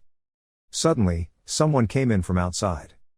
Seeing that, everyone in the restaurant turned their heads to look. From outside the door, two men were covered from head to toe, with only their eyes covered. The two of them slowly entered the inn. They passed by the nearby dining tables. Then slowly stepped deeper inside. The two walked up to a man sitting alone drinking and stopped. When the man sitting at the table saw the two of them, he immediately put down his glass of wine. He spoke up and said, You're too late. The other two strangers also slowly took off the hats on their heads. The big man said, Excuse me, we had a disagreement on the way. Yoon Hyung said loudly, Our boss, he's really brave. She ate the cake and spoke, knowing that the relationship between them was not bad, but she did not expect that the boss could barge into the quiet room of the Hoa Sun sect leader like that. Chulwoo said enthusiastically, Fortunately the boss only broke in and didn't do anything else, just leaving a dagger next to the bed made the Hoa Mountain sect already in chaos. Speaking of this, he suddenly remembered the letter from before, Let's go out for a little excursion. Don't think that once you become a sect master you can be complacent, you should also practice before going to bed. He remembered that, analyzing again, if it wasn't the boss's handwriting, the sect leader would have stirred up heaven and earth. Mu Song poured wine and replied, I had heard that the boss was traveling around the world, but I didn't expect it to be such a big deal. Yoon Hyung came here and asked, Boss, will we find the boss? He took a sip of wine and said, I'm not sure, according to the letter sent from Sun Tae, there is still no news about the boss, but we can meet your disciples. Chulwoo asked again, had that person named Chung Peng, senior brother, ever met? He immediately replied, yes. Probably 10 years ago. I wonder how much that child has grown. Over here at the Jin family the match between Chung Peng and Mu Kyung was still going on. He rushed like a moth towards Mu Kyung. Mu Kyung is also not the type to counter each of his attacks. He continued to attack Chung Peng repeatedly. However, Chung Peng's agile body immediately dodged all attacks. The two sides rushed at each other, some fighting, some defending, no one giving way. The two sides collided with strong auras. The sword was thrown high into the air. After the battle ended, Mu Kyung also returned to his room to rest. He sat cross-legged on the ground and thought to himself, I don't know if I could do it again, what would I change? Within those 300 seconds or not, no matter how bad my physical condition was, I lost too easily. Mu Kyung's mind at this time was haunted by Chung Peng, a great master at the age of 20, a martial arts genius, the heavenly sword Jin, one of the 10 dragons and phoenixes. The more he thought about it, the more disappointed he was in himself. My submission, is it really just at this level? Someone once said that this world is extremely vast, but who knows for sure that throughout these 5 continents and 4 seas, there are still many experts who have not yet appeared. I am really just a frog at the bottom of the well. Tian Martial Arts Academy may be the leading place to learn martial arts in the martial arts world, but that does not mean that Tian Martial Arts Academy gathers all martial arts schools in the world. In fact, the true descendants of the 5 great families and disciples of the former great sects, still inheriting the secret techniques passed down by his predecessors every day. The more Mu Kyung thought about it, the angrier he became. He clenched his fists. Anger was clearly written on Mu Kyung's face. He gritted his teeth and told himself, Chung Peng, just keep your eyes open and watch, one day I will surpass all of you. At Tae Kyung's room, the system board announced that the Qi circulation had begun. Control the Qi by following the instructions in the Jin family's secret to cultivating Qi. He was also sitting on the bed practicing Qigong. He closed his eyes and thought, both Chung Peng and Jin Mu Kyung are stronger than he thought. If I fight them, will I be able to last a few seconds? I want to be stronger, I must be stronger. Is there any other way to level up? How can I reach their level? Every time I circulate energy, obstacles appear, like now. There are always 2 bright spots like an iron gate blocking the air from moving. Are those 2 circuits Num and Doc? The main characters in martial arts novels all have the ability to open 2 veins to switch bodies. I've tried it a few times. But my gas is only at 15 years old, it's still a long way to reach that level. It's like having to crash a giant iron door with a car without airbags. But now it's different. After taking the Fire Soul pill, my energy has increased by 30 years, meaning my energy is now 45 years, now is the time to try it. Taekyung reassured himself, no, I must do it. At any cost, I must advance to a new level. Taekyung also made up his mind at this time. Suddenly at this moment a ray of light flashed. Taekyung opened his eyes wide. The next second, a shrill scream came from inside the room, "My bird!" Then many message boards appear from the system. The chi circulation has failed, your chi is very chaotic, 2 chi points have been damaged, a meridian has been reduced. Taekyung's face was red, sweat was flowing, and he was moaning, "Mom." Taekyung seemed to have just experienced an extremely intense pain. What the hell, this area hurts so much. He tried to stay on the bed, thinking in his room, I wonder if I will ever become a eunuch. Hearing the screams, Mu Jin and Chung Peng from outside eagerly ran into the room shouting, "What's going on, young master, benefactor?" The two people were stunned by Taekyung's actions. The young master, Chung Peng were bewildered. What is his benefactor doing? Taekyung spoke haggardly, what is the matter? You're tired and your mouth is muttering, ah. Then quickly explained, it wasn't what they thought, there was a misunderstanding. Mu Jin smiled and replied, it's okay, his subordinates understand. Taekyung waved his hand to try to regain his image, saying it was a misunderstanding, already. Mu Jin saw that and teased, people play with each other, young master, why are you afraid? When you hear that, your face turns red with shame, people play with your head, when you gain momentum, Mu Jin opens his mouth to tease, we'll go out and let the young master deal with it. Taekyung saw this and immediately trembled and shouted, I didn't do anything, if that's the case, my subordinates will go out so the young master can rest. Chung Peng stayed outside to listen, people talk but don't understand anything. A moment later, Mu Jin realized that he had punched him until his face was swollen and spoke up, why didn't the young master say it from the beginning? Taekyung angrily raised his fist to threaten, do you want me to beat you to death? Mu Jin covered his face and trembled and said, no, this subordinate is still in pain. Suddenly the young master went around messing with his two veins, spend. The young master is not a master, and moreover, the young master would not dare to take risks, he immediately said, it was only once. Mu Jin heard that and immediately said, just once, what if there are any consequences? Taekyung sighed, stop chanting, I know I was wrong, because the area below hurts so I can't finish, why is that? Mu Jin shook his head and replied, I don't know, I'm not a doctor, young master should find an expert to ask. Chung Peng, who has been silent up until now, also spoke up, your grandfather once said. When the two heard that, they immediately wondered, why, what did he say? Chung Peng hesitantly replied, if he hurts the governor, he won't have to be a man in the future, but if he hurts the governor, then what's wrong? After hesitating for a while, he finally remembered and smiled and continued, oh, I remember, my father told me to wait until it opens on its own, if I touch it carelessly, I will become an idiot. The two of them listened to him and ignored him. Taekyung was puzzled and turned to ask Mu Jin, could those two circuits be connected by themselves? He shook his head and replied, his subordinates don't know anything, they haven't heard it before, but the sage said so, surely it's not true, I'm not talking nonsense, that's probably it, maybe it's just the wait being a bit long. My father will turn 60 tomorrow, I'll go ask him, when you hear that, you'll ask again, did your father open those two veins, is he a martial artist? No, sir, the homeowner is just a clothing store owner, don't tell me you'll also sell clothes like that in the future. Chung Peng said in a low voice, yes, young master.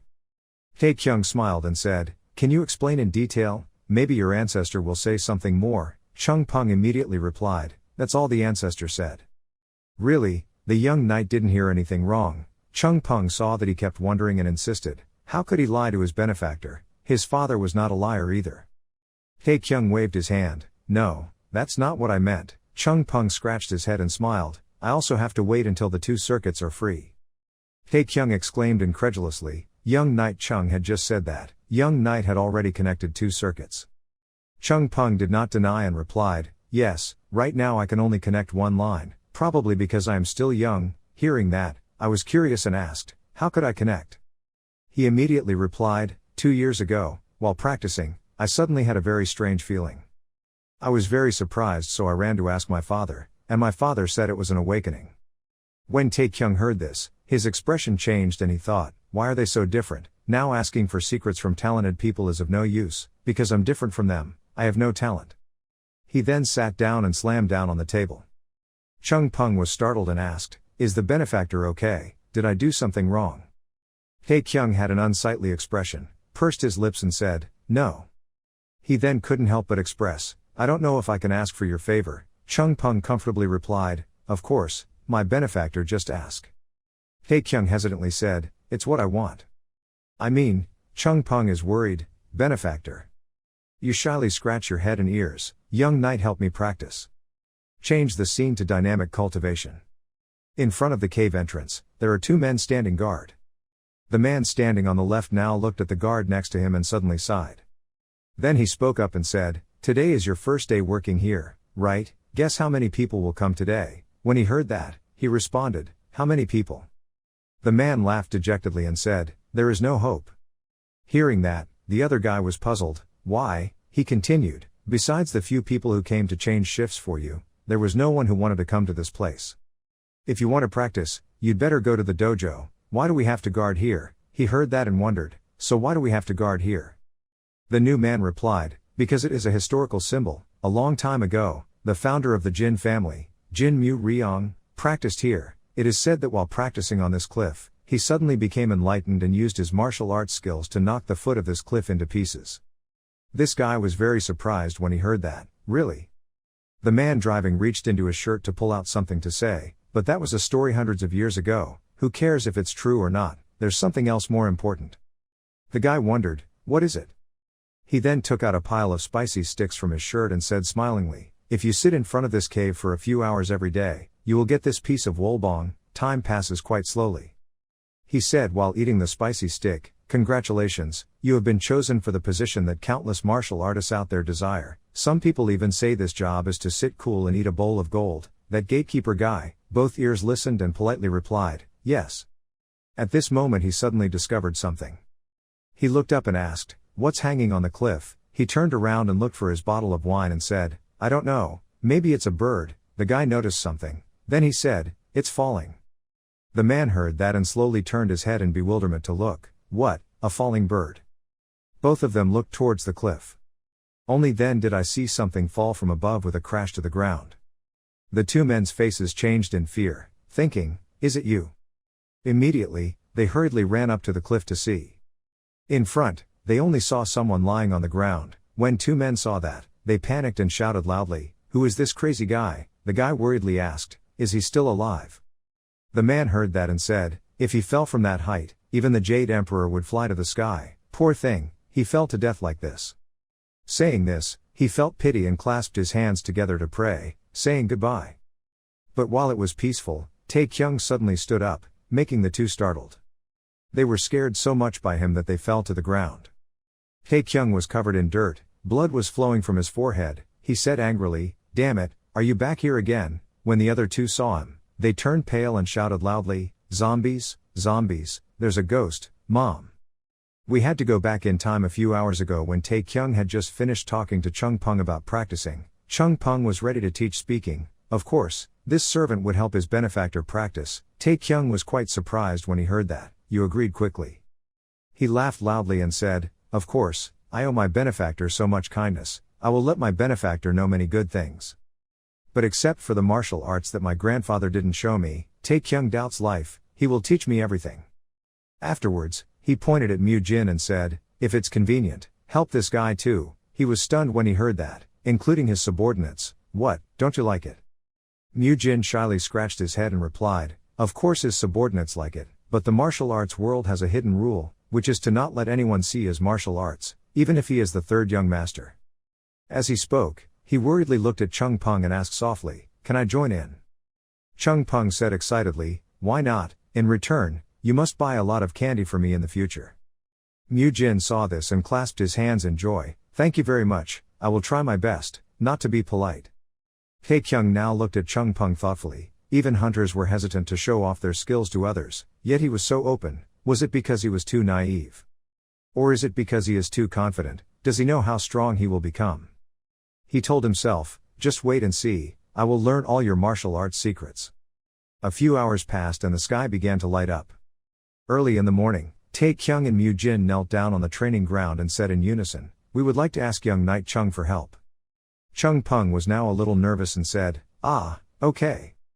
Mu Jin saw him tense and spoke up, asking if the young master was okay. He immediately said, "No, because this was the first time I taught someone."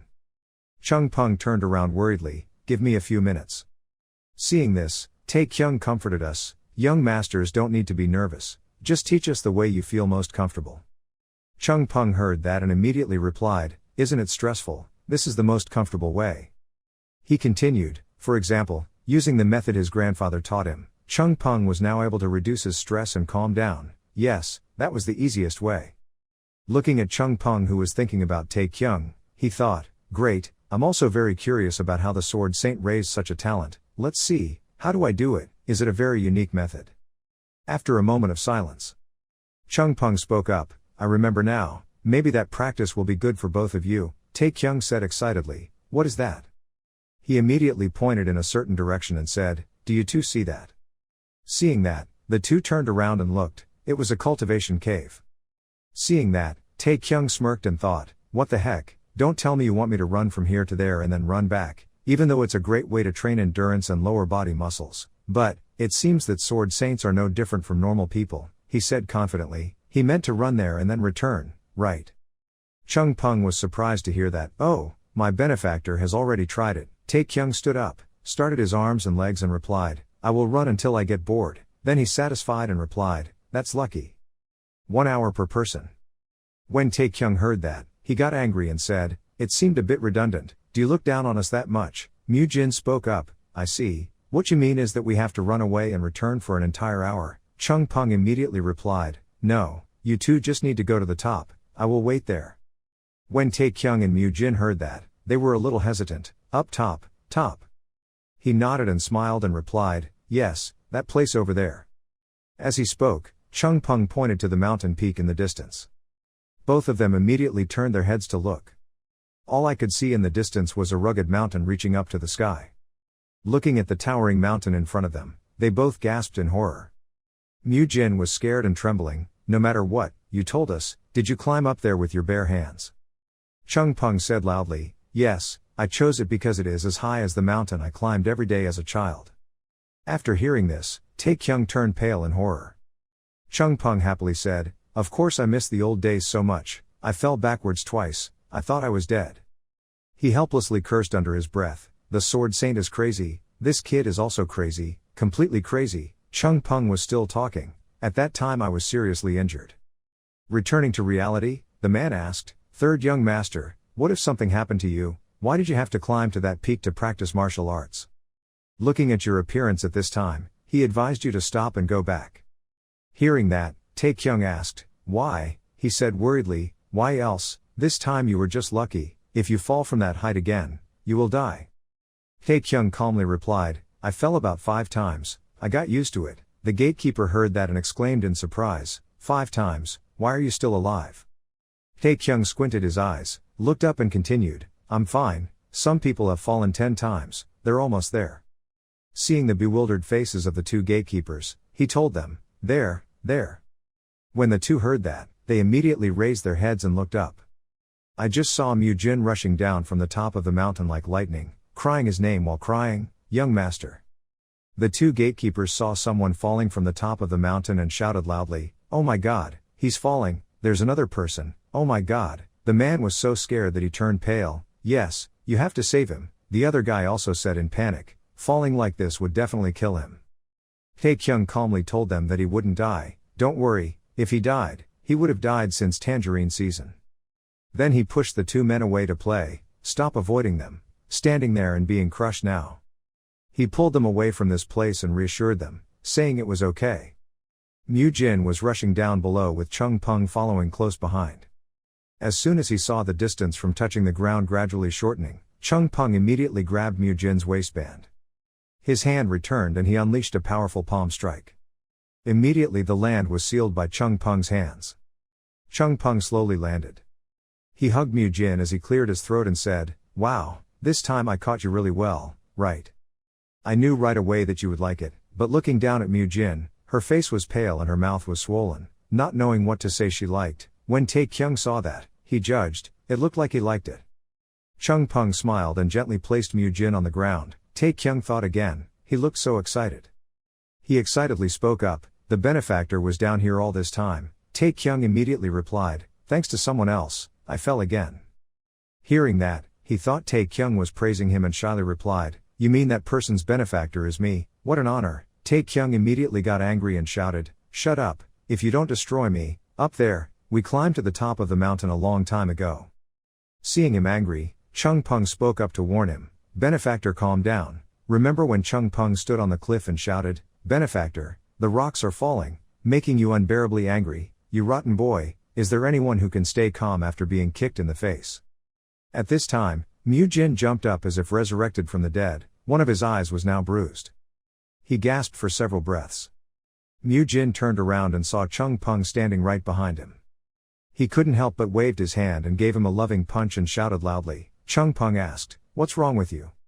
Mu Jin chased after Chung Peng and shouted angrily, "You still dare to ask me, young master, help me catch him?" Chung Peng innocently replied, "Whatever my father taught me, that's what I did." He clung to the cliff and climbed up to avoid Mu Jin and said, "I'll wait for my benefactor at the top of the mountain." Mu Jin was angry, "Are you coming down here?" Chung Peng climbed up in one fell swoop. Mu Jin angrily threatened, "Wait for him to come up, he will rip out your intestines." Taekyung saw that and sarcastically, "And the life will be up there and counted." After listening, he slightly tilted his head and looked back. Mu Jin immediately took on the role of the pitiful victim and said, "Young master, that guy," he threw a rock as big as his head at his subordinate. He took out a small bag and gave it to him. Then he knew. Mu Jin was curious, "Young master, what is this?" He replied, "That medicinal pill, if you lose your strength while climbing a mountain, take it." Mu Jin saw that and said, "But that is a cliff, there is no time to drink, the cliff is not completely steep, there will be some very twisty places, take advantage of those places to rest and take medicine." He reassured Mu Jin, "Don't be impatient, just go up slowly, just think about the moment you reach the top of the mountain." Looking up at the top of the mountain, Taekyung silently made up his mind, "I have been climbing for half a day, there are only 6 hours left, within these 6 hours, I must climb there at all costs." Having said that, he urged Mu Jin, "Let's go." He immediately replied, "Yes, young master." Timeless, this cliff is both high and steep, with some very smooth places and very winding places. The two of them tried to cling to the cliffs to climb up. There were also sections with very sturdy tree roots or protruding rock ledges that were easy to hold on to. There were times when he had to stick his fingers into very small gaps to hold on, again. Gradually, Taekyung's senses also became sharper, because he had to focus all his strength on each finger and each toe. If he had luck or used weapons to climb up, it would be much easier, but he was forced to choose the most difficult way to practice. While climbing, a rock fell on Taekyung's place, causing him to almost faint. Taekyung thought to himself, "But the real reason is, every time I want to do a trick, the name Chung the other Peng will find out and throw stones at me." He tried to cling tightly to the cliff and begged loudly, "I didn't do anything, don't throw it." Chung Peng, with a sinister face, hid behind the rock and spoke down, "My grandfather once said, training never has shortcuts, training with sweat and tears is true martial arts." Taekyung heard that and shouted loudly, I didn't do anything." "Okay, let's forgive the benefactor this time," he cursed in frustration, thinking his grandfather wouldn't mind. The wind blew through the clouds. Taekyung was almost exhausted at this point. I don't know how many times he stumbled and fell. He clung tightly to the cliff and used all his strength to climb up. Taekyung silently calculated in his heart that if he could get past that place, he could climb to the top. Taekyung prepares himself mentally. Thinking about it, he immediately jumped back there. The sound of rock shaking. Taekyung also successfully landed safely under the rock. He smiled proudly, "Hee mosquitoes. I have overcome all the major obstacles, just a little more to go." At this moment, a system board appeared in front of him. Strength increased by 1, agility increased by 1, endurance increased by 1. Taekyung was happy to see that. What is it? Practice was indeed effective, but right now behind him was a large rock falling towards him. Taekyung glanced at him. He discovered the rock and immediately swung his hand and punched it hard, causing it to shatter, along with a bit of blood. Taekyung was out of breath lying on the white snow. He breathed heavily and tiredly. Chung Peng walked over and applauded, but he didn't expect that his benefactor could smash that rock with his bare hands. Taekyung angrily thought to himself, "It's okay to hit your head." Chung Peng encouraged, "It was only one day and you did it, you two did very well." Taekyung lay flat on the ground thinking, if it wasn't for you, We would have finished climbing within 2 hours, guy, damn. Mu Jin had also climbed to the top now, he lay on the ground panting, finally reaching the top. Chung Peng said at this time, the two of you have worked hard. Hearing that, the two of them thought they had finished their practice and smiled. But who would have thought that Chung Peng would throw them another bucket of cold water and say, since you've climbed once, after 9 times you have to shorten the time. After listening, the two people were stunned and could not believe their eyes. Mu Jin and Tae Kyung were still panting. Mu Jin thought he had heard something wrong and asked again, 9 more times. Chung Peng nodded and replied, yes. Tae Kyung heard that and asked, will we be stoned like this time again? He replied without thinking, of course. Tae Kyung darkened his face and protested. Chung Peng saw that and wondered why. He said with tears in his eyes, I don't have any strength left to climb, I can't climb anymore. Mu Jin also cried and lamented, I also so, no more practice. But the response was a loud laugh from Chung Peng. The two of them saw him laughing at them and got angry. How dare you laugh? Chung Peng said, sorry, looking at the two of you, you remembered you back then. Tae Kyung saw that and said, there, you're not interested in anything. He shook his head and said, no, I really want to continue climbing, but because I'm so tired. He was confused when he heard that. Are you playing with toys? Chung Peng reached out and gently pulled out the sword. At that time, I told my father that my legs are too tired. Can I continue climbing tomorrow? He pulled out his sword and slashed at the ground. Then he put away his sword and continued smiling, but the father spoke again. Climbing up was difficult, but falling down was easy. The two people were bewildered and didn't understand what the hell was going on. Just close your eyes, open your eyes and you'll be at the foot of the mountain. As soon as he finished speaking, a corner of the mountain where he had just lowered his sword and slashed cracked. Mu Jin and Tae Kyung could only scream helplessly. It was true that cruel people often lived in leisure. Chung Peng looked at the two people falling in despair and spoke again, 9 more times. At this moment, a notification appeared on the system board. The Sword Saint's training mission had been set. The two fell to the ground with a crash. Tae Kyung breathed a light breath. He clung to the cliffs and continued climbing. Tae Kyung gained momentum and quickly launched himself to the top. Mu Jin standing below also stepped on the stone steps and followed the cliff to climb up. 2 silhouettes quickly climbed up the mountain. From the training cave, 2 gatekeepers observed them. One spoke up, okay, it's been a few days. The other one replied, this is our 3rd case, okay, it's been 3 days. Hearing that, he said with admiration, 3 days, if I were to learn the 3-body jutsu, it would probably take 3 months. The guy silently looked at the man. Then say, big brother, what? I don't know if martial arts can be learned until the tangerine season. When he saw him mocking him, he growled angrily, I know for myself, there's no need for a newbie like you to remind me. Yes, yes. Tae Kyung is now standing in a cave on a cliff. He opened the system panel to see. In front of him was the task assigned to him by the system, the task and training of the Sword Saint, the pinnacle of martial arts that required a lot of will and effort. Chung Peng, who had undergone harsh training, of the Sword Saint, will rely on childhood memories to retrain you. The level reaches the top, the task of climbing the mountaintop 10 times, limited to only those accepted by Chung Peng. The reward is learning the 3 forms Chung Peng technique will be fun. Sorry from death to injury, Chung Peng will be very sad. Tae Kyung saw that and silently thought, 1 more time would be fine, but still. Chung Peng stood on the top of the mountain and called down, where is my benefactor? I came to save my benefactor. I have run out of things to throw. My benefactor can rest assured. When Tae Kyung heard that, he became so angry that he quickly hid, in the cave, avoiding his attention. He silently thought to himself, that psycho up there keeps watching for me to stone me, so I have to be careful. Seeing the fiery rock in Chung Peng's hand, he shouted bitterly, his mouth saying save people, and what is he holding in his hand? Chung Peng followed the voice and immediately discovered him. His benefactor is here. I have to do that so that my benefactor can learn the Bikba Taijutsu. Tae Kyung angrily cursed, what kind of guy gets kicked in the face and masters the Bikba Taijutsu? Is he crazy?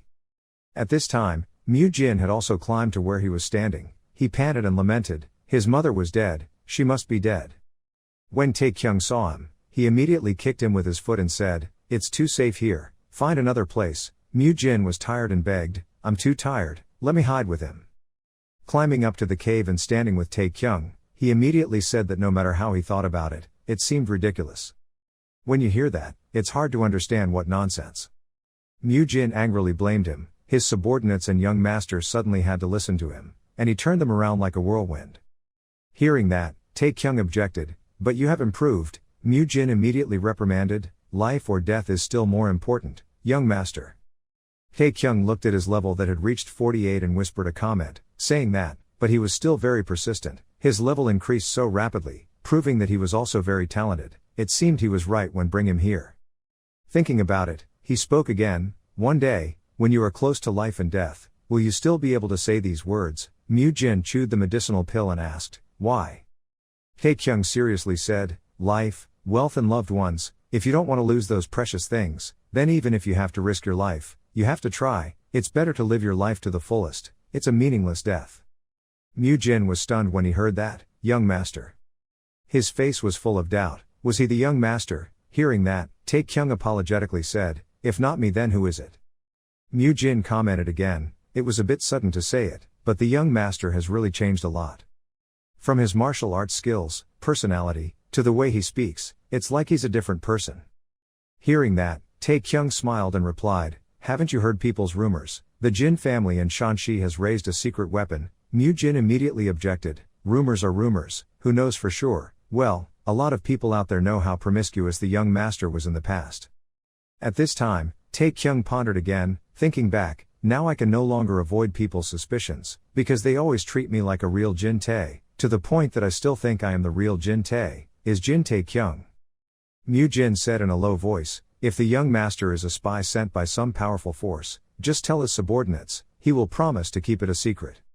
When you heard that, you objected, crazy, if that's true, you should expose me, right? Mu Jin replied without hesitation, the subordinate is no longer the same as before, moreover, the subordinate still owes the person who saved my life, really. Taekyung said, it's so good, we've been itching to say something for a long time, but we didn't expect the opportunity to come so soon. This made Mu Jin freeze and it sounded like a thunderbolt. He looked down with a mysterious expression and said, I'll be honest with you. Mu Jin saw that and thought uneasily, could it be, this is really it? He stepped forward. Mu Jin followed suit and stepped back. Taekyung looked at him and said, I'll only say it once, listen carefully. He looked down and smiled, actually I am from another world. In that place, even if we are thousands of miles apart, we can still talk. There are also a bunch of monsters with horns and wings. According to martial arts, those monsters will be demons, right? Mu Jin listened, bewilderedly asked again, why? Taekyung continued, and I came here from that world. To make it more dramatic, he also waved his arms and legs. Suddenly I saw a bunch of strange things and all of a sudden, I leveled up, then there were more points. Suddenly it appeared in my mind, he saw him talking nonsense. If he spoke nonsense, his eyes would be full of judgment, as if the subordinate had not said anything. Taekyung smiled mischievously and said, what's wrong? I'm telling the truth, you don't believe it, what do you think I'm going to say? Am I from a blood tribe, or a demon tribe? Mu Jin was scared and quickly ran out. He was about to climb out of the cave and said, this move is wrong, I would like to move again. A person who wants to deceive his subordinates should say something reasonable. Suddenly Taekyung grabbed his collar. Then he pulled him hard to avoid the large rock falling from above.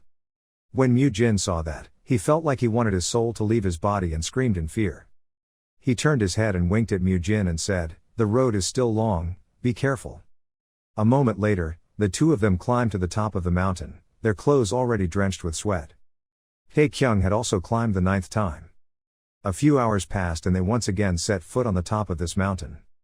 The system also informed him that he had completed 10 times of Chung Peng's training exercises.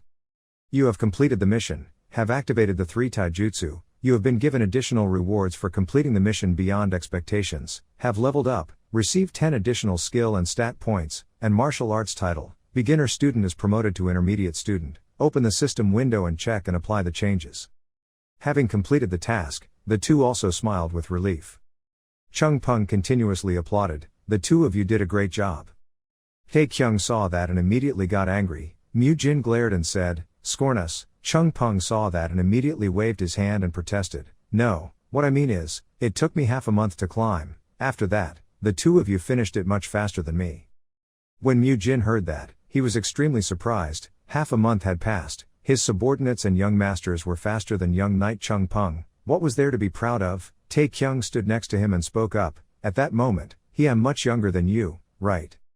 Chung Peng just said, in fact, he was not very young, at that time he was already 10 years old.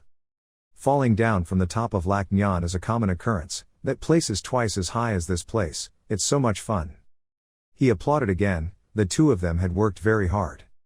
So when he achieved that miracle, Mu Jin turned around and smiled and said, young master has worked hard. Tae Kyung also congratulated and said, you too, well done. At this time Chung Pung spoke again, however, just hearing this, the two people's expressions immediately changed. Tae Kyung and Mu Jin silently begged in their hearts, no, don't. Chung Pung laughed loudly, I still know many fun things. At the same time, the system also spoke, Chung Pung was very satisfied with your performance, and has set up a special mission, the training lesson of the Sword Saint Part 2. Tae Kyung saw that and silently thought, Part 2. You're a little discouraged, there will be more to come. Chung Pung cheered, let's try together. The system panel appears, the task of the Sword Saint's training lesson Part 2. Chung Pung is very satisfied with your performance, so he proposed the second training lesson, defeat Chung Pung at least once before the Lunar New Year Dan, the top level of the top. The Chung Pung victory mission has not been completed, the limit must complete the previous mission. The Chung Pung reward will be very happy, the Chung Pung failure will be very sad. Tae Kyung inhibited and punched the system panel. Who would have thought that this punch would immediately bounce back into his stomach? Tae Kyung thought angrily, is this training? Right after that, a new system panel appears, you have just received a very strong blow, your endurance has increased by 2 points, and there are 10 days left until Tet. Scene changed to the Jin family mansion. A report came from the study room, currently, the Huang Shuyan sect and the Tu Lam sect are having a conflict, we request our family to come forward and settle the matter, we have already invited them to the New Year's party, when will it be, resolve it immediately, notify them in advance. The sect leaders of the 5 major sects in Sun Tae have sent someone to apologize, they are currently waiting for our response. Hearing that, someone immediately said, is this the matter with the third brother? Please come back, that's all, anyone who wants to apologize must come here in person. Next. Another man immediately said, dear Patriarch, recently, near Dai Dong, there have been factions of pagan sects coming from the northern mountains with very suspicious movements, a total of 5 factions, and gradually gathered 500 followers. Wai Kyung heard that and spoke up, the evil pagan sect and the Red Wind sect have been destroyed, yet there are people who don't know how to look and set an example. The man then suggested, fortunately, our family has recently gathered many martial artists, should we leave this matter to them to resolve? Wai Kyung immediately refused, it was impossible, those new people were still inexperienced. In the current era, establishing and stabilizing branches in new provinces was the top priority. Hearing that he immediately said, but my lord, if you leave them alone, I'm afraid it will be dangerous for everyone. Hearing that, he immediately told them, then, contact the 5 major families and provinces in Sun Tae, tell them that Dai Dong is currently being threatened by evil pagan forces, and needs them, help. A manager heard that and was a bit hesitant, dear Sun Tae province, considering the passive behavior of the royal court in recent years, asking them for help is almost hopeless. Seeing that he was talking a lot, he shouted orders, even if he couldn't do it, he had to do it, isn't that your job? Hearing that, no one dared to object but immediately complied and replied, yes. When he finished, he told everyone that you must be tired, go back and rest. The managers also gradually walked out of the room. In this room, only Wai Pang and Wai Kyung remained. Wai Pang opened the door and asked him if he had heard anything from the new scholars about the tacit agreement between him and the Sun Tae province. He immediately replied, it was called a tacit agreement, the less people know, the better, good. Our family is not really strong, so if this news reaches the ears of families with hidden connections to the royal court, we will be in big trouble. Wai Pang was a little worried and stammered, that's true, but at this moment, someone came in from outside and said, excuse me, sir. Wai Kyung saw him and spoke up, what's wrong, have you forgotten something? He shyly walked in and said softly, no, there's something I forgot to tell you, please tell me. He then took out a small piece of paper and said, it was a message from the Hoa Sun sect, sent by my Hoa Teet. As soon as both of them heard about apricot blossoms, they immediately became excited, what? He thought to himself, the group of apricot swordsmen is a collection of the ultimate martial arts masters in the Hoa Mountain sect, especially among them, there is an even more outstanding character, called Apricot Flower, Beek Mu. Sung is so talented that people still believe that he will be the next head of the Hoa Sun sect, a character like that will come to our family. Wai Kyung couldn't believe it and exclaimed, is it really Apricot Flower? The man immediately answered, that's right, there is also another person. Wai Peng asked impatiently, who is it, please tell me quickly, go. The man continued to speak. They said that their uncle had gone missing. They thought that the uncle had gone to the Jin family in Shanxi, so please contact them if we see him. After speaking, he wondered who that uncle was. Immediately Wei Peng and Wei Kyung both noticed, both their faces changed and exclaimed, "Sword." The manager didn't understand. "What are you looking for?" Wei Kyung was shocked to an unusual extent. "Oh my God, God of heaven and earth, what's wrong with you?" He then said, "Please go home, forget what happened, what you just saw, I understand, I will leave." Saying that, the man also left here. After the manager left, the two happily said, "The Sword Saint is coming here." Wei Peng reminded, "Shush, keep your mouth shut, we still don't know for sure." Wei Kyung smiled happily and said, "I didn't expect to meet him so soon, maybe we can learn something from him." Wei Peng asked a little confused, "But he came here to do what?" When he heard that, he immediately judged, "There are times when you're too slow to digest, right?" Wei Peng was a little stunned. Then he also understood what he meant and said, "What you mean is, the Sword Saint temporarily put aside all his work and went to find his biological disciple." Wei Kyung laughed loudly, "I just guessed that, but it must be so." He raised him as if he were his own grandchild. He was as excited as a child. "His name is Chung Peng, where is he now?" "I heard he is teaching my little brother Bai Ba Tai Jutsu." "Is that true?" Wei Peng immediately said, "That has been practiced, finished 2 days ago." Wei Peng suddenly changed his attitude and said with a sinister expression, "But now," when he heard that, he wondered, "But now what?" Wei Peng continued, "He was punching your younger brother." Wei Kyung heard it and shouted like a thunderbolt, "What?" Tae Kyung was currently at the practice field when he was punched hard and sent flying away. Tae Kyung fell hard to the ground. Tae Kyung raised his hand to stop. "Wait, don't punch me in the stomach." He grimaced in pain and thought to himself, "Damn it, he's even more evil than Jin Mu Kyung, I didn't think I could win against him even once." Tae Kyung recalled each fight with Chung Peng and thought to himself, "When I got used to the shadow palm, he switched to the shadow palm, when I grasped the shadow palm, he played again, tiger punch, then dozens of other martial arts I've never seen, how the hell does he know so much?" Chung Peng walked closer to him and asked with concern, "Was his benefactor okay?" Tae Kyung immediately blamed him, instead of asking, "Could he be more lenient?" When he heard that, he burst out laughing. "If he did that, it wouldn't be practicing. Whatever you do, you have to do it to the end, you have to practice with the mentality of a soldier going to the battlefield, that's the way to survive in the dangerous world." He stood up and told him with difficulty, "It was him, what did that ancestor say?" Hearing that, Chung Peng said as if he had fallen from Mars, "Oh, how did the benefactor know?" "The benefactor also lived in the Lotus Peak." Tae Kyung thought speechless, "All day you kept talking about that old ancestor, if not him then who else?" He stood up, pointed at Mu Jin who was lying flat on the ground and warned, "It's not important, look at him leaving, it will be very dangerous if you leave it like that." When he saw that, he immediately argued, "Well, I tried to hold back, I guess I don't have much experience, I only practice with my ancestors for now, please forgive me." Hearing that, Tae Kyung silently thought, fighting with a Sword Saint, there's no need to hold back, it's reasonable. After thinking about it, he agreed and said, "Never mind, it's probably okay, after all, this is practice, he will understand us." Chung Peng said, "I also want to confess something truthfully, if you hear that then say it, stop pretending." He smiled and said, "Among the people I have met in martial arts, my benefactor is the best, because no matter how many times I get punched by him, I can still stand up. Being able to punch my benefactor, I also like it very much." When Tae Kyung heard this, his face darkened and he sat down. "Come and see your defeat, boy, do you think I'm a punching bag? No wonder my endurance skyrocketed like that." Chung Peng bowed his head respectfully and said, "In the future, I would like to ask my benefactor for help. When I punched my benefactor, I also learned a lot, listening to this guy talk about Tae Kyung. Sometimes I just want to punch him a few times," he told himself, knowing he had no bad intentions, but why did he feel so angry? Just wait for him. Tae Kyung clenched his hands, "No matter what, he will surpass you, that's fine, it would be fun if he were merciful to me." Then he opened his mouth and said, "Young Master Chung, I have a request. You seriously suggest to me, compete with me, just fight with all your heart, no need to hold back."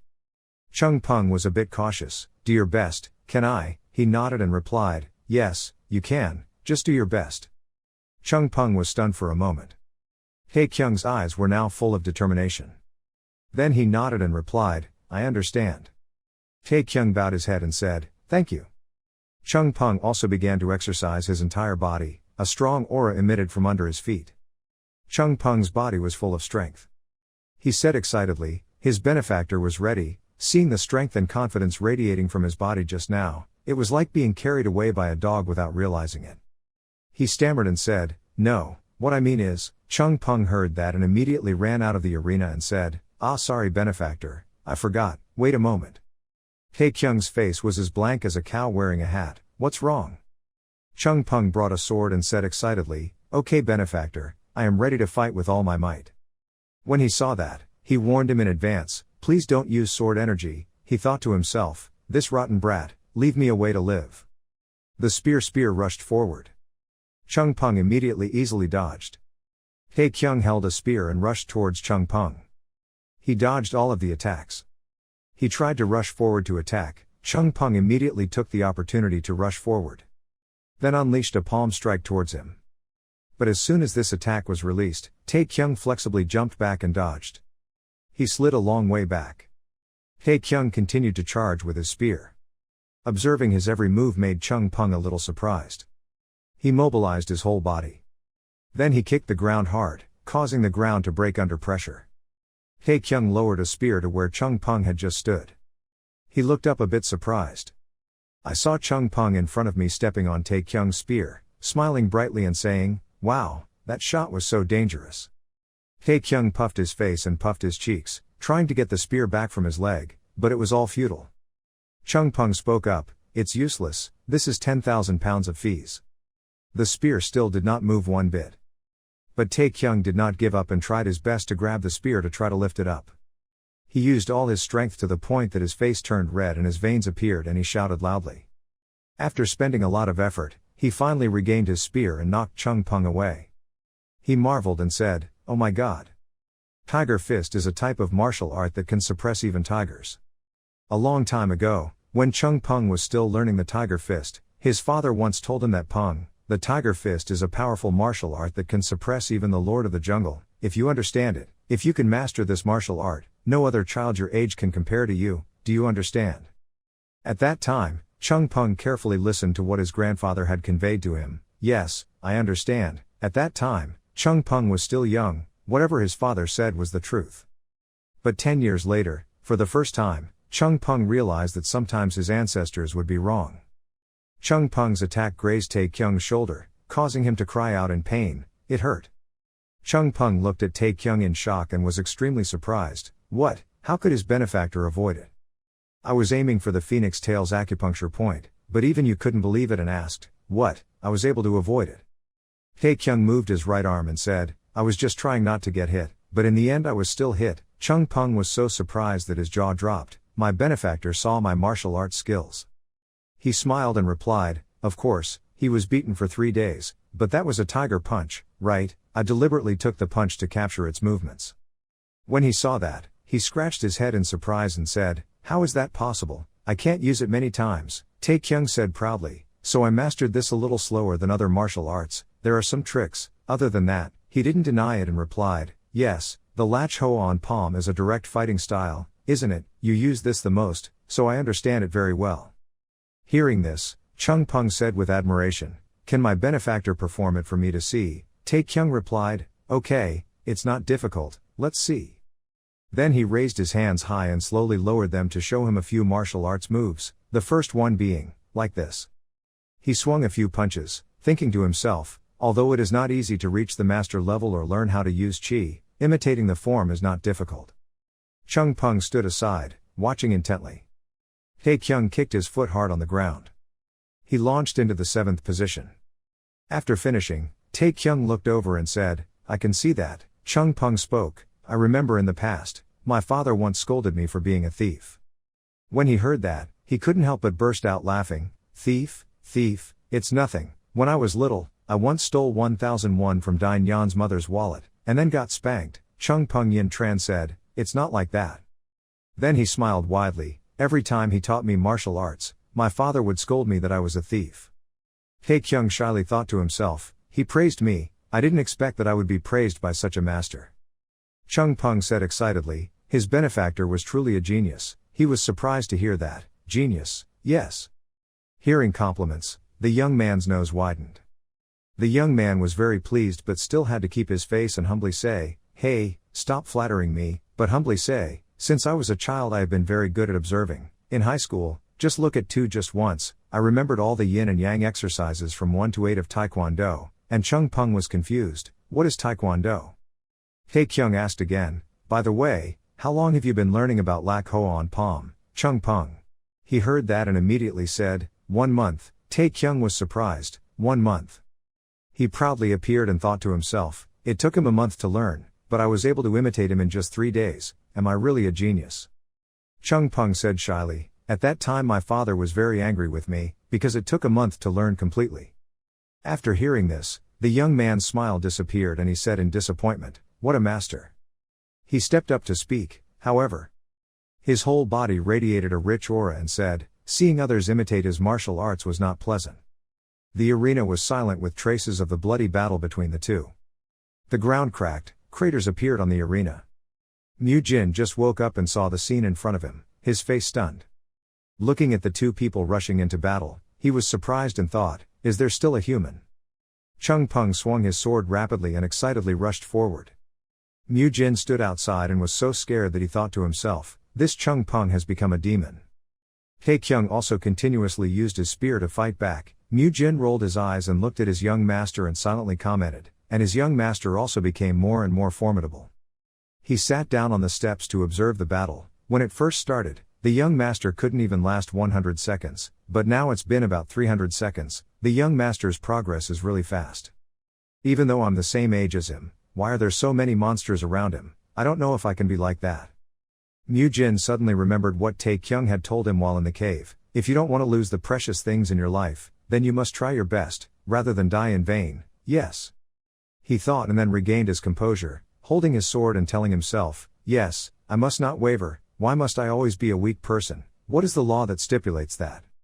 Mu Jin stood up and looked at the 2 people who were passionately fighting to set an example for me, I will also become stronger, to be worthy of becoming Jin Taekyung's right hand, otherwise I have to be so strong that the whole world must remember my name, Hyuk Mu Jin. The fire is boiling in the body. Taekyung thought, for the past 7 days I have always been defeated bitterly, how many more times do I have to fight with him? 60 times, or 70 times, he hasn't even touched his sword energy yet. According to this mission, I have to defeat him before the Lunar New Year, which only has 3 days left. It's not that I don't have a trump card, but this is practice, not sacrifice. He sat on the ground, closed his eyes and sighed, I don't know when I will have to face strong enemies, to prepare for that, I must win with my own martial arts. At this time, the system sounds a notification, you have completed the circulation of Qi, the Jin family's secret to cultivating Qi has leveled up, and your endurance has been restored. Taekyung opened his eyes.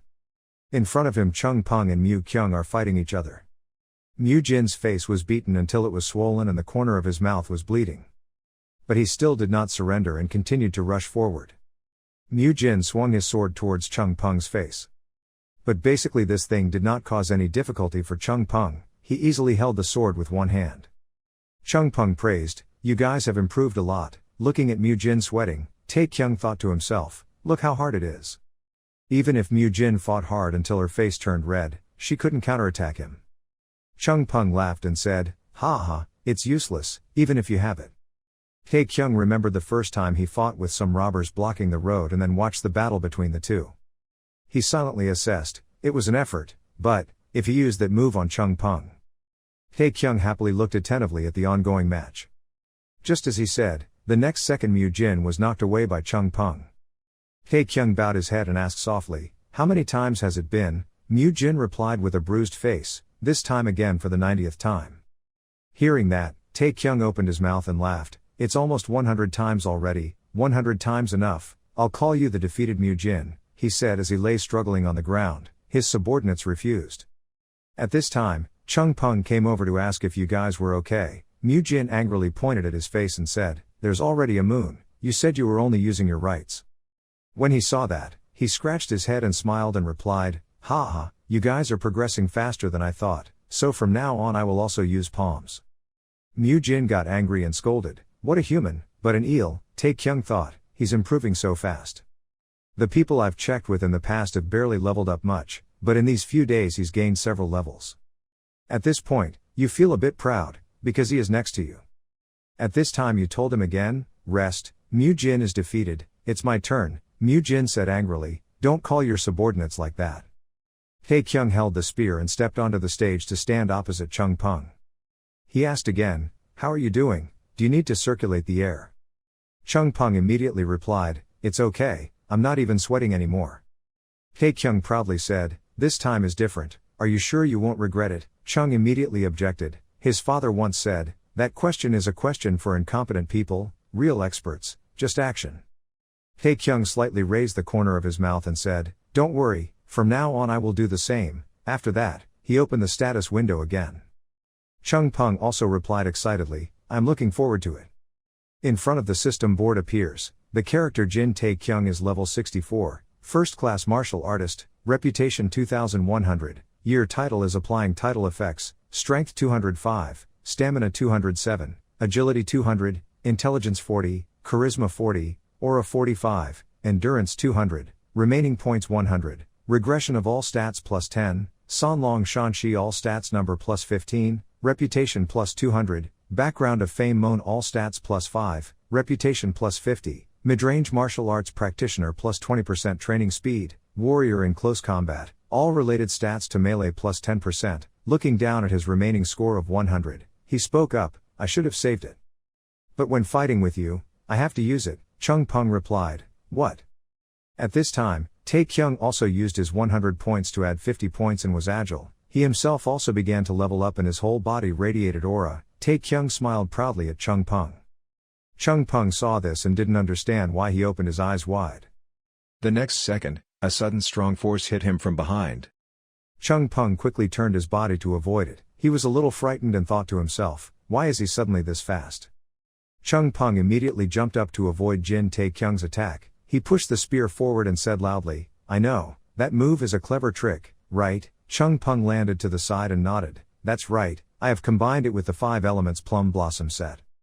Is that okay? Jin Taekyung rotated the spear as he spoke and attacked, Chung Peng quickly dodged this attack with his feet and smiled and replied, of course. Retreating to one side, Chung Peng turned his head and glanced at Jin Taekyung and said, so rude, I have underestimated my benefactor.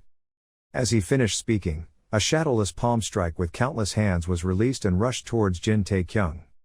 Unable to prepare in time, Jin Taekyung was hit by these hands and sent flying back a distance. Putting his spear on the ground to keep his balance, Jin Taekyung gritted his teeth and silently scolded, damn, he's as strong as a devil, at this rate there's probably no way to win. If that's the case then go big and add 50 points to your strength. The power increased, and the spear blade suddenly flashed a cold light. The two people, Jin Taekyung and Chung Peng, immediately rushed to fight, the sound of weapons colliding with each other rang out continuously on the field. Chung Peng turned his sword and spoke, even though he did not understand what he was saying, but I'm very surprised. Hearing that, Jin Taekyung immediately asked again, what's the surprise, you mean I look so good? Chung Peng smiled and replied yes, then again concentrated his strength to attack Jin Taekyung. Jin Taekyung was not weak, each spear shot made Chung Peng step back, he praised, my benefactor is more powerful than I thought, I'm telling the truth. Saying this, Chung Peng paused for a moment, the sword in his hand flashed a light pink light, he grinned and continued, admitting that it was really interesting. Seeing the sword in Chung Peng's hand, Jin Taekyung frowned and thought, this is it, it's sword energy, what should I do, I can't resist anymore, or should I give up? Or throw away the spear to make the next attack, what is that feeling just now? I felt very strange, my heart was beating as fast as a drum, my vision was clearer than ever. Instinct is driving me, this time it's different. I can do it. Feeling a huge source of energy erupting in his body, Jin Taekyung immediately swung his spear and jumped up, he aimed in the direction where Chung Peng was standing, while slashing his spear down he shouted, come right away. Spears and swords quickly collided. Both Jin Taekyung and Chung Peng looked at each other warily. A second later, Chung Peng suddenly became a little frightened and opened his mouth wide. A loud clang rang out. Chung Peng was knocked back by Jin Taekyung's attack just now. He quickly stabilized his body, his hand holding the sword trembled slightly and exclaimed, God, why is my benefactor so strong? At this moment, on the opposite side, Jin Taekyung continued to raise his spear high, he rotated the spear in his hand and asked, have you tried Vietnamese coffee yet? After finishing speaking, Jin Taekyung immediately rushed forward, He curled his mouth and continued, "Coffee for men." The spear blade quickly flew forward and hit Chung Peng. Chung Peng quickly raised his sword to block the sharp spear tip that had hit him. Feeling the power from the spear, Chung Peng thought to himself, "Is the spear resonating?" At this moment, the system rang a ding sound. Jin Tae-kyung thought, it was successful. A notification screen quickly appeared in front of him with the following content: "You have been promoted to a completely new level, the weapon is resonating with your aura, the wall crossing mission has been set." Reading the third notice, Jin Tae-kyung exclaimed in confusion, "What?" He silently remembered the words he had once heard, people who said that those who had reached the pinnacle of martial arts would hear the sound of someone crying before the wall broke. For a martial artist, weapons are as important as life and are also the first thing that represents a new step forward for a master. Remembering this, Jin Tae-kyung sweated and muttered, "This is," but on the opposite side, Chung Peng found it strange and called out to his benefactor. He narrowed his eyes and smiled and asked, "Martial arts are very interesting, right?" Jin Tae-kyung frowned and looked at the other person, remaining silent and not responding. At this time, I heard Chung Peng continue to speak. "My grandfather once said that martial arts are just martial arts, there is nothing interesting." Hearing that, Jin Tae-kyung frowned and asked, "Did the sword saint really say that?" Chung Peng nodded, replied, "Martial arts are like an empty jar. Because its nature is empty, people have to accept it and fill it inside." Hearing him say that, Jin Tae-kyung asked in confusion, "Why did you suddenly say that?" Without waiting for the other person to answer, Jin Tae-kyung raised his hand to stroke his chin and mumbled to himself, "Accepting and filling. What? Because it's empty so we have to fill it up." While thinking about this, Jin Tae-kyung's whole body suddenly turned upside down.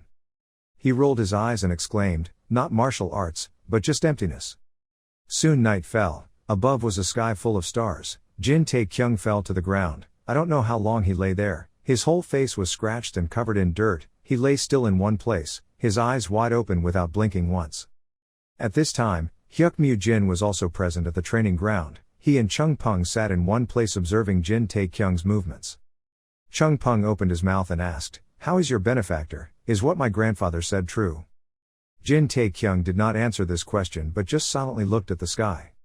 I don't know how long it took before he opened his mouth to respond, "Right, but," saying one sentence like that, the system notification sounds again, "You have completed the task of overcoming the wall.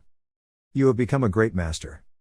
At this moment Hyuk Mu Jin happily spoke up. This subordinate knew that the young master would be able to do it. "Congratulations, young master." This subordinate Hyuk Mu Jin swears to protect the young master until the end. "I will always protect the young master, always keep my eyes wide open, not letting any mouse pass by." Listening to what he said, Jin Tae-kyung was not quick or slow to respond. "No mouse needs to know, but look, you're the one I'm so annoyed with."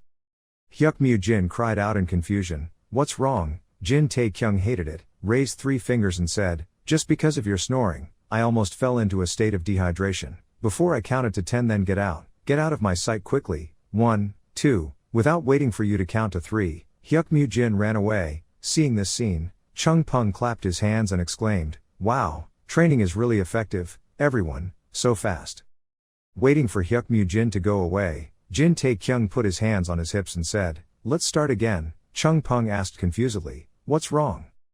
Jin Tae-kyung curled his mouth and said, "Keep fighting, our match isn't over yet." Chung Peng heard that and replied leisurely, "What's wrong with you? But my benefactor doesn't feel tired." "Not at all," Jin Tae-kyung immediately replied. He did a few boxing moves, feeling extremely fine. He muttered to himself, not understanding why, but now he just wanted to test his strength immediately. Seeing that, Chung Peng immediately told him to take care of himself. Strength is also part of exercise. "My father said that my benefactor must go and rest now. And now the benefactor has realized it, right? No matter how hard the benefactor tries, I will win."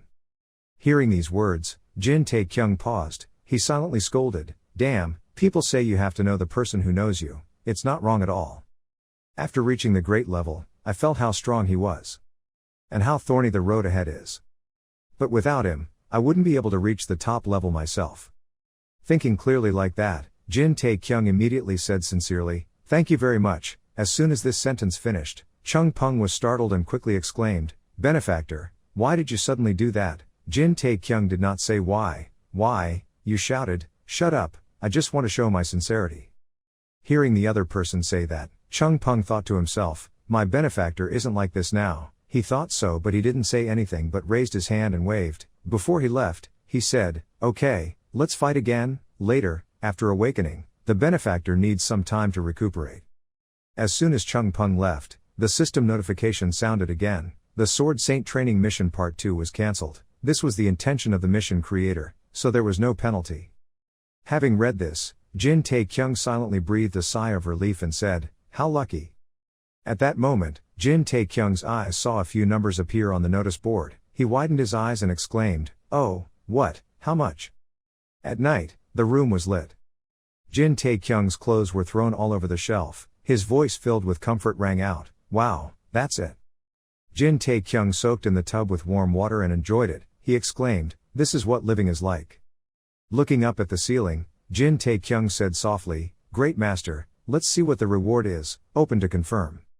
The system alarm kept ringing. A series of notice boards appeared in front of Jin Tae-kyung's eyes with the following content: "You have completed the task of overcoming the wall. You have reached the level of Great Master. You have absorbed a huge amount of experience. Level up, level up. The Jin clan's chi refining technique has reached the 9th threshold. From now on you will obtain chi more easily. Aura sensing has reached the 7th threshold. You can shape targets below level 90 within a radius of 329 meters. Your martial arts level has risen very high. You have gained a lot of experience. Level up, level up."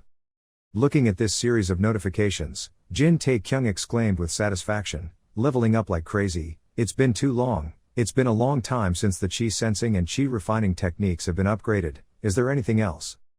Jin Tae-kyung continued to open another notification. Its content is as follows: "A great master is a martial arts talent who can run an entire clan. From now on you can create your own martial arts and establish one sect for myself." Reading this, Jin Tae-kyung immediately exclaimed, "Creating martial arts and establishing a sect, wow, a great master is different. But is it necessary to create something new? I already have the Jin family. It sounds good but it's not necessary." Having said that, Jin Tae-kyung scrolled through another notification. "After awakening, you have mastered how to use chi. You can use the sound transmission skill through practice. Read this notification." Jin Tae-kyung said with satisfaction, "That's right, it's better to have new skills. Sound transmission skill is the symbol of a great master. I also want to try it, even though it takes a little time to practice." Having said that, he continued to scroll through the notifications, wanting to see the last one. Its contents are as follows: "Adding Millennium Iron to your inventory. For a martial artist, the weapon and the body are one. Every martial artist must find for themselves a weapon that can maximize their strength. The quest to find the master blacksmith has been initiated." After reading this notice, Jin Tae-kyung immediately stood up. He looked closely at the content of the mission. His eyes widened and he let out a cry. In the Northern Midlands, the territory of the demon race. In the conference room, a heavily marked map was spread out on the table. A large hand clapped firmly on the map. This hand belongs to the Black Snake, the leader of the Black Snake Army, one of the strongest demon troops in the Northern Midlands, a great master. He raised the corners of his mouth and smiled. Kwang Cheng, one of the strongest clan chiefs, claiming to be a descendant of Genghis Khan, leader of the nomads in the north, a great expert spoke up. "You guys are trying to plunder the mountains in the north after the fall of the mountain sect. Is it too risky?" "What's the risk?" The Black Snake raised one eye and asked. One of his eyes was damaged and covered with a small piece of cloth.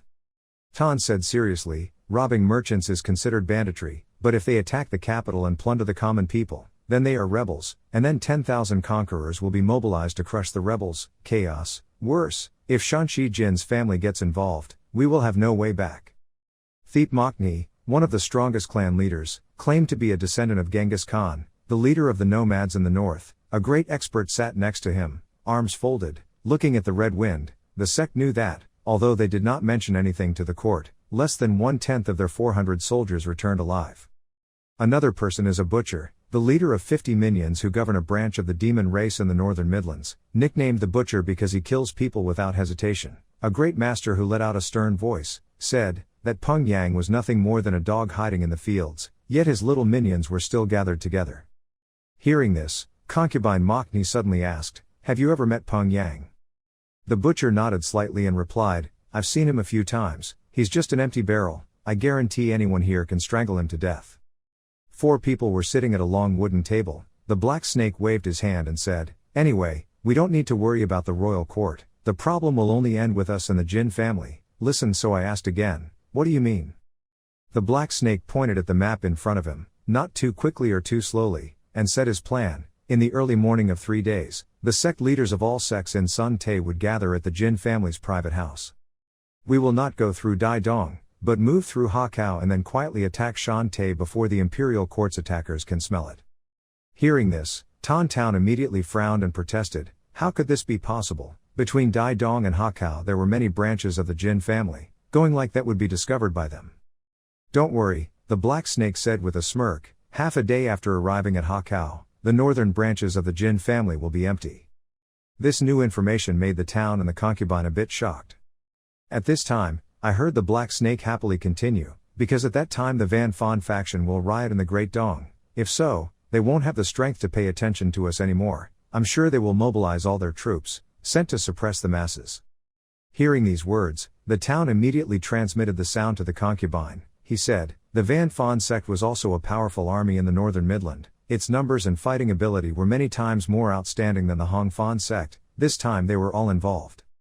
The sound transmission came here. The black snake sitting opposite continued to speak. Moreover, at this time the Jin family is focusing its efforts on stabilizing the north. According to this investigation, the number of soldiers in the Jin family is only about 100 soldiers, but the number of soldiers gathered here is up to 300. Isn't it worth a try? Han Town heard this and sent a voice message saying, no, if they all gathered together, the number could double, and I heard that the Shan Long of Sun Te and Tian Kiem Jin would have to join forces to destroy them. Floating Peng Yang.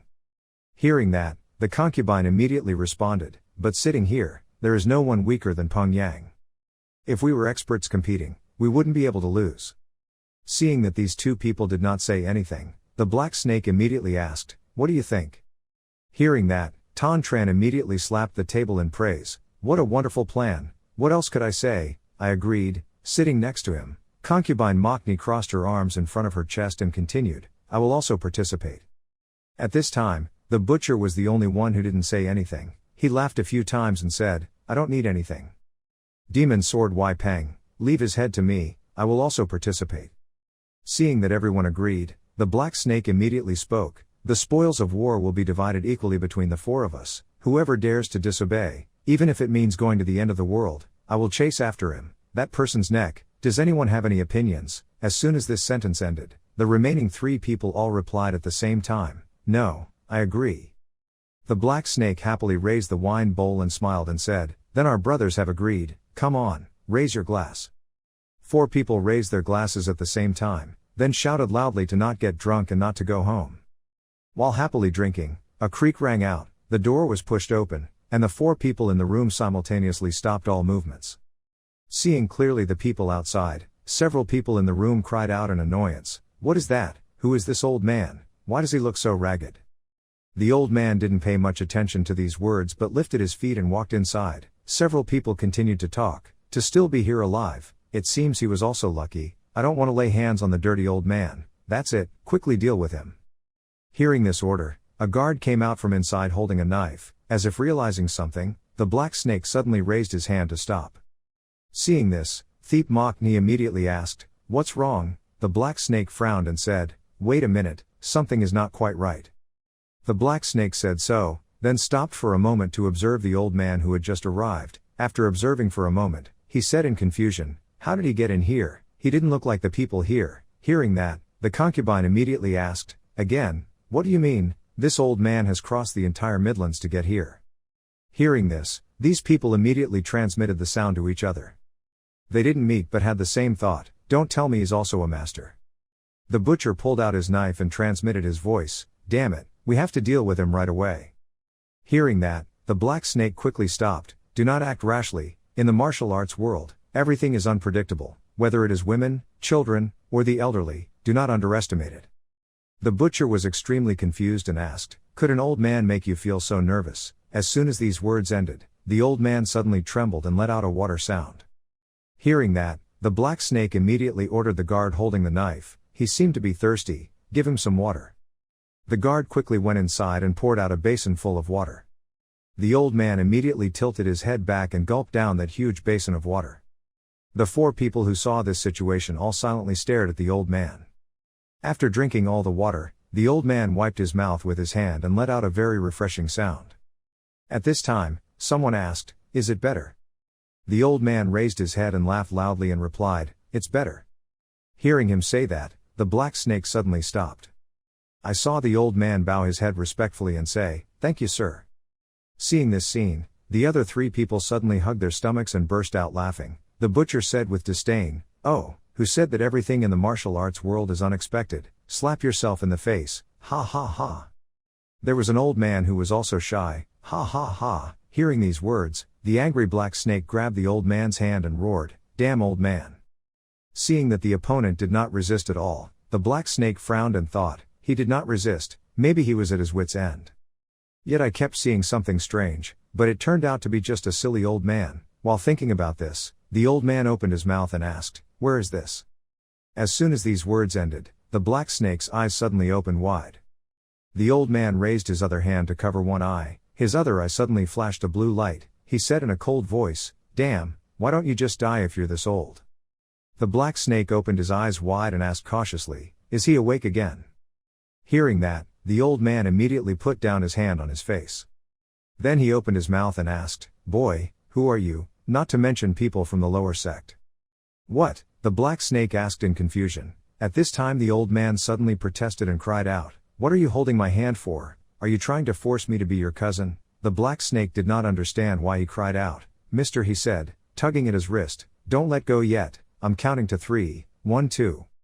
Hearing that, the black snake snorted loudly and quickly let go. He thought, "What's wrong with this old man?" At this moment, the three people behind burst into laughter with great excitement. The butcher pointed his finger and said, "This old man is also kicking, making me burst out laughing. Please spare his life." The old man heard this and shouted in a cold voice, "Impudent boy, your parents did not teach you rules, huh?" As soon as these words ended, the other four people immediately stared at the old man. This old man had absolutely no idea why they were looking at him. Not paying much attention, the old man looked towards the black snake and said, "One is from a dirty lower sect." Turning his head to look at the butcher, the old man continued, "But one person was not taught by his parents." After saying that, he turned to look at the remaining two people, Ton Ton and Concubine, wouldn't he? Observing for a moment, the old man stroked his beard and slowly said, "Not even many years old and already bald, how pitiful." As soon as these words finished, the black snake was extremely angry, flipped over the table and rushed to scold him, "Old man, you dare." Seeing this scene, the other three people immediately cried out, "He's having a fit, get out of the way." On this side, the black snake pulled out its sword and slashed at the old man. Because of his action, the house roared loudly. Watching the black snake kill, the town suddenly exclaimed, "The Han people are different, their actions are too cruel." The black snake nodded and said, "That is the bravest old man I have ever seen." As soon as he said this, the old man's voice echoed again, "Children these days are really cheeky." As soon as these words came out, all four people stopped, their eyes opened as wide as they could not believe their ears. The old man was now leisurely sitting next to him, speaking neither quickly nor slowly, "My name is not an old man, nor am I on par with you." Seeing this scene, the concubine couldn't believe it, so she quickly transmitted the sound and said, "When did he go over there?" Ton Town also frowned and exclaimed, "I didn't even see him move." The black snake said, sweating, "A great expert." As for the butcher, he was so angry that he wanted to pick up his sword and continue charging. He shouted, "Damn old man." Seeing that the opponent still wanted to fight, the black snake quickly raised his hand to pull him back and said, "Wait." But it seemed there was no time. The butcher's sword was swung. He coldly said, "I will kill you." Seeing this scene, the old man didn't bother to pay attention but let out a long breath and leisurely said, "You brat is impolite." As soon as these words finished, the butcher's blade broke in half and spun in the air. The butcher's eyes suddenly opened wide and white, surrounded by blood. There was only a snap sound. The butcher's body was cut in half and fell to the ground at the same time. Seeing this scene, the remaining three people were so scared that they couldn't keep their mouths shut. They had to know that the infamous butcher was a great expert, yet he was defeated with just one move. Looking at the red light flashing on the old man's fingertips, this was definitely a knife pointer. He is a peerless master, someone they should not offend. At this time, the old man sat down to one side again, speaking neither quickly nor slowly, "Now answering me. Where is this?" After getting the answer, the old man suddenly exclaimed, "What, the Northern Midlands? There are 3 days left until the new year." "Yes," the three people replied in unison. The old man, while tightening his belt, laughed and asked again, "Ha ha, is that true?" The black snake respectfully replied, "I dare not say anything wrong, it is true." Looking at the three people kneeling on one side, the old man nodded and said, "I understand." The old man leaned back against the wall, looked up at the rafters and softly exclaimed, "It seems like I've been out of my mind for 7 weeks, all 7 weeks." Saying such a sentence, the old man thought to himself, "The longer I get confused, the more I have overcome it, but even if I have 60 years of original energy, I still cannot resist the flow of time." Thinking so, he opened his mouth and said, "Bring me wine." The black snake quickly replied, "Yes, this wine is cold, Junior will bring another wine." Hearing that, the old man was a bit annoyed and asked, "When will it be? Have drink, I can drink cold wine, bring it here." Hearing that, the black snake quickly hesitated for an hour and then went to get the wine. A giant jar of wine was brought up, and soon the cold wine was warmed up. The three people, Black Snake, Ton and concubine Makni, knelt on the ground and stared at the scene before them. I just saw the old man sitting in one place, scooping each bowl of wine from a giant jar and then tilting his head back to drink it all. The three people hurriedly transmitted sounds to each other, scattered throughout the tent. He used the true fire samadhi to heat up that entire jar of wine. Right, both martial arts and martial arts have reached a superior level. What kind of expert is this old man? I must have lost my mind to think he was just a crazy old man. Shush, shut your mouth, fly your head now. Not knowing how much time had passed, the old man placed the bowl firmly on the table. Looking at the three people kneeling on the ground, the old man said, "I'm looking for someone. I don't know where it is, but it's probably not far from here. You demons must be very familiar with all the areas around here, can you help me find it?" Hearing that, the black snake quickly responded, "Yes, what is that brother's personality and appearance like?" The old man said wait a bit, then began rummaging through his memories to draw it out. A moment later, he brought the drawing in front of the three people and asked, "Is this okay?" The black snake reached out his hand to receive the painting and nodded in response, "Of course, with a portrait like this, the villain will find it soon." Hearing that, the old man nodded and said, "It is a great master, often used, sword and palm." Hearing this description, the black snake's outstretched hand suddenly trembled. He raised his eyes tremblingly and asked, "Is he a great master?" The old man nodded and replied, "That's right, the more outstanding you are, the easier it is for you to find him." At this time Ton also opened his mouth to speak, "But if he was a great master, we brothers should have known about it," and the concubine beside us also chimed in, "Our area is very wide, never heard of such a master." The black snake was now covered in sweat. He hesitantly said, Ton and Makni still found it difficult, let alone petty people."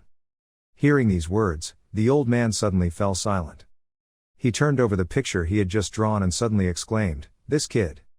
The old man sadly exclaimed, "Why do you make an old man like me suffer like this?" Seeing this appearance of the old man, the black snake thought to himself, "Who is it that makes an expert who has reached this age of confusion go to great lengths to look for her? Is it her son, or a disciple? It seems to be the person whom the old man is closest to, destined to meet before he died, or maybe he had something he regretted. Our time has come." Thinking like that, the black snake quickly called out, "Hey Ton." Ton quickly responded, "I listen." The black snake said, "Accept his request." Hearing that, Ton was extremely confused, so he quickly protested, "Impossible, how could he find that guy, and even if I could find him, I wouldn't want to get involved with this old man." Black Snake was so angry that he couldn't stop grinding his teeth and cursing, "What an idiot, think about it, this is a great opportunity. Once we find the person he's looking for, we can learn his martial arts, that martial art will give us the whole world." Ton still didn't want to accept this case, so he asked again, "Do you want to threaten this old master? Are you crazy? Be careful with your greed." The black snake gritted his teeth and advised, "Of course it's okay, you guys are so afraid of him that you can't see it." The town replied disapprovingly, "Ridiculous, is he someone we can threaten? Aren't we afraid yet?" Before he could finish his sentence, he was cut in half.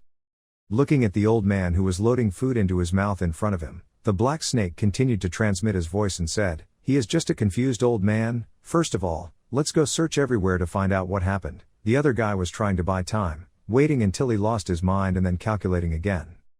Hearing these words, the town suddenly frowned and fell silent as if contemplating something without transmitting the sound.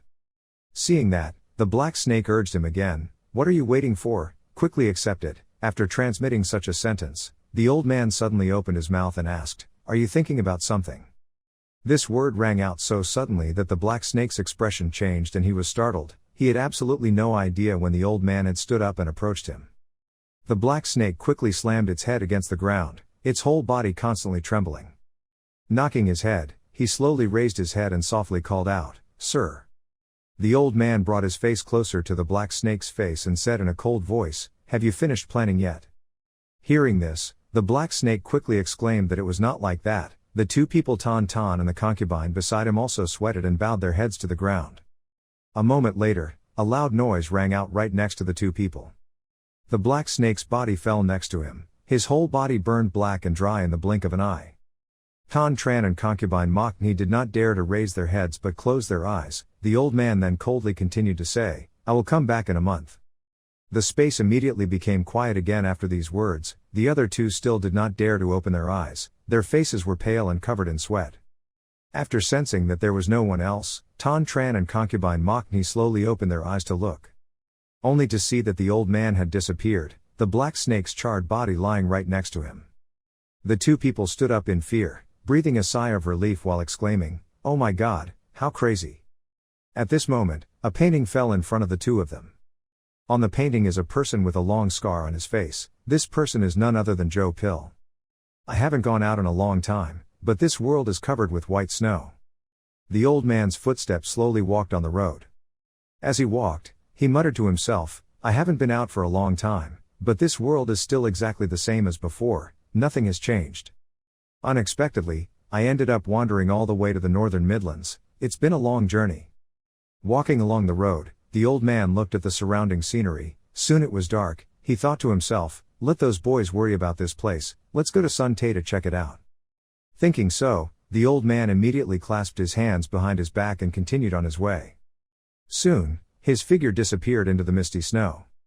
At this moment, Jin Tae-kyung is opening the information panel to see his stats. Jin Tae-kyung is level 71, Great Master Profession, Reputation 2400 points plus 250 points, Titles, 5 active titles, Strength 255 points plus 30 points, Endurance 207 points plus 30 points, Agility 250 points plus 30 points, Intelligence 40 points plus 30 points, Attraction 40 points plus 30 points, Gas 45 years, Resistance 200 points plus 30 points, Remaining points 70 points, Regression, all stats plus 10 points, Sanlong Shanxi, all stats plus 15 points, Reputation plus 200 points, Famous background, all stats plus 5 points, Reputation plus 50 points, Average martial arts practitioner, training speed increased by 20%, Warrior, in melee combat, all melee-related stats increased by 10%. After reading her index, Jin Tae-kyung happily burst into laughter. His hand slowly reached out. He picked up a large piece of mineral, his eyes glowed loudly. He had the rarest mineral in the world, then that cheap spear would be a thing of the past, ha ha ha. The mineral in Jin Tae's hand Kyung is called 10,000-year iron, a transcendent level material, limited to master blacksmiths. 10,000-year iron is harder, more durable and more rare than any other material in this world. Only skilled blacksmiths only a master can craft this precious material. Jin Tae-kyung quickly chose to confirm the mission. A new mission notice appeared in front of him. The task of finding a master blacksmith. Crafting tens of thousands of years of iron and steel required a lot of skill and experience. Only extremely skilled blacksmiths could take advantage of it. Use this treasure to its full potential. Ultimate quest level, main quest, request weapon master, unfinished, limited to Jin Tae-kyung, success reward unknown, penalty failure is unknown.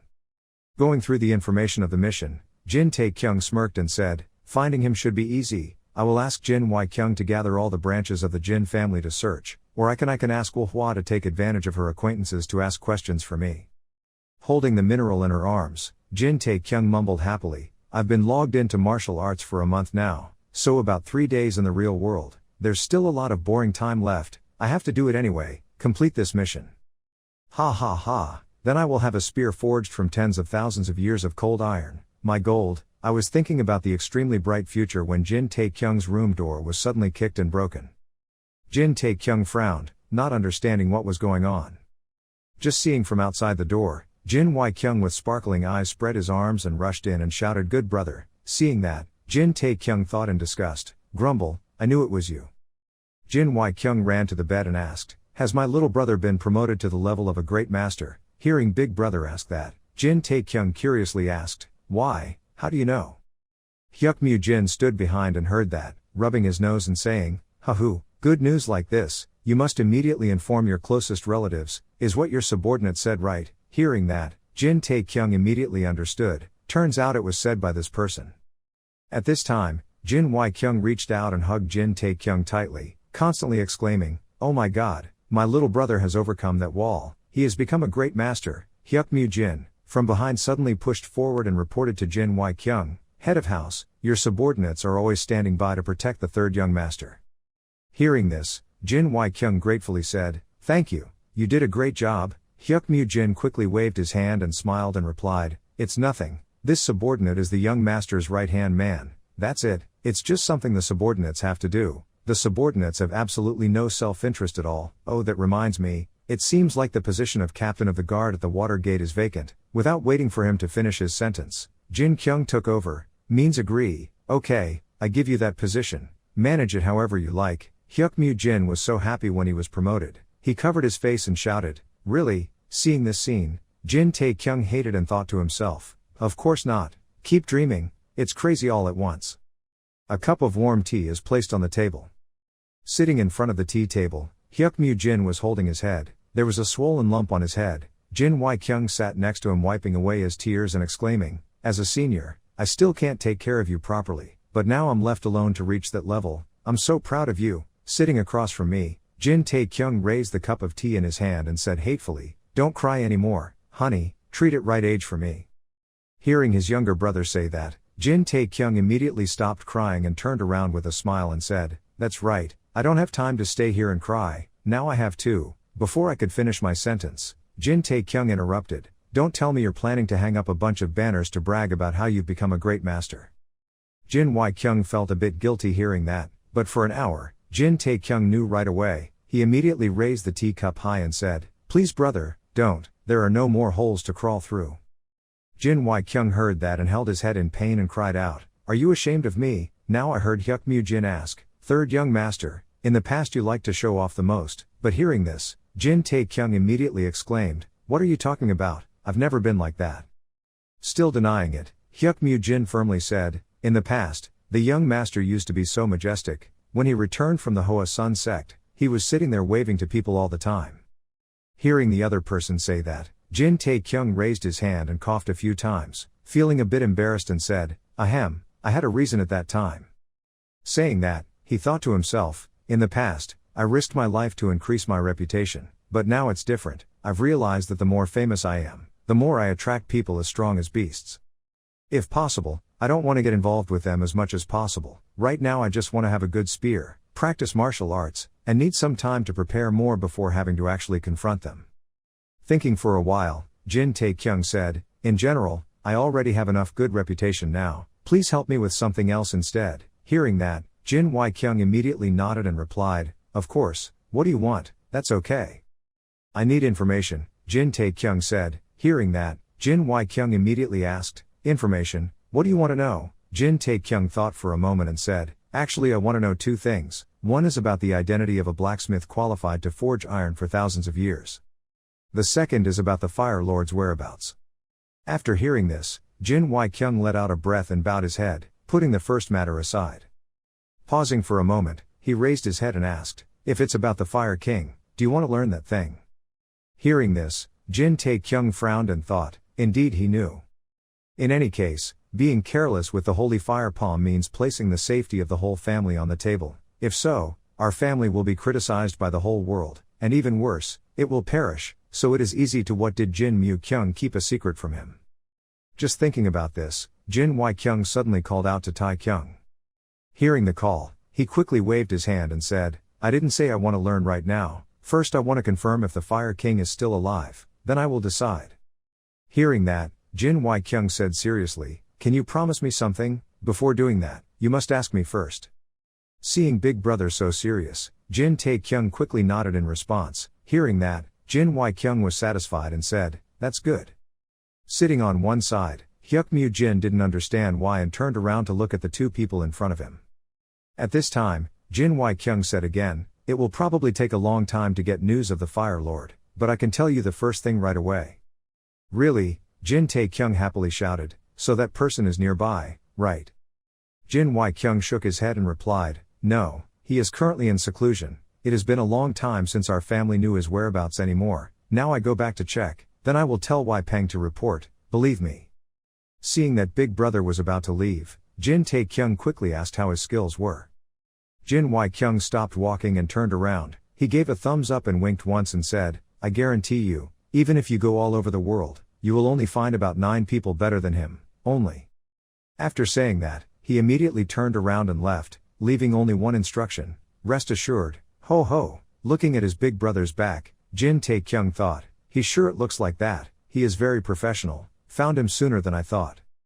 Wait for the other person to leave, then Hyuk Mu Jin turns around and asks Jin Tae-kyung, "What is that thing?" Jin Tae-kyung frowns and asks in return, "What is that thing?"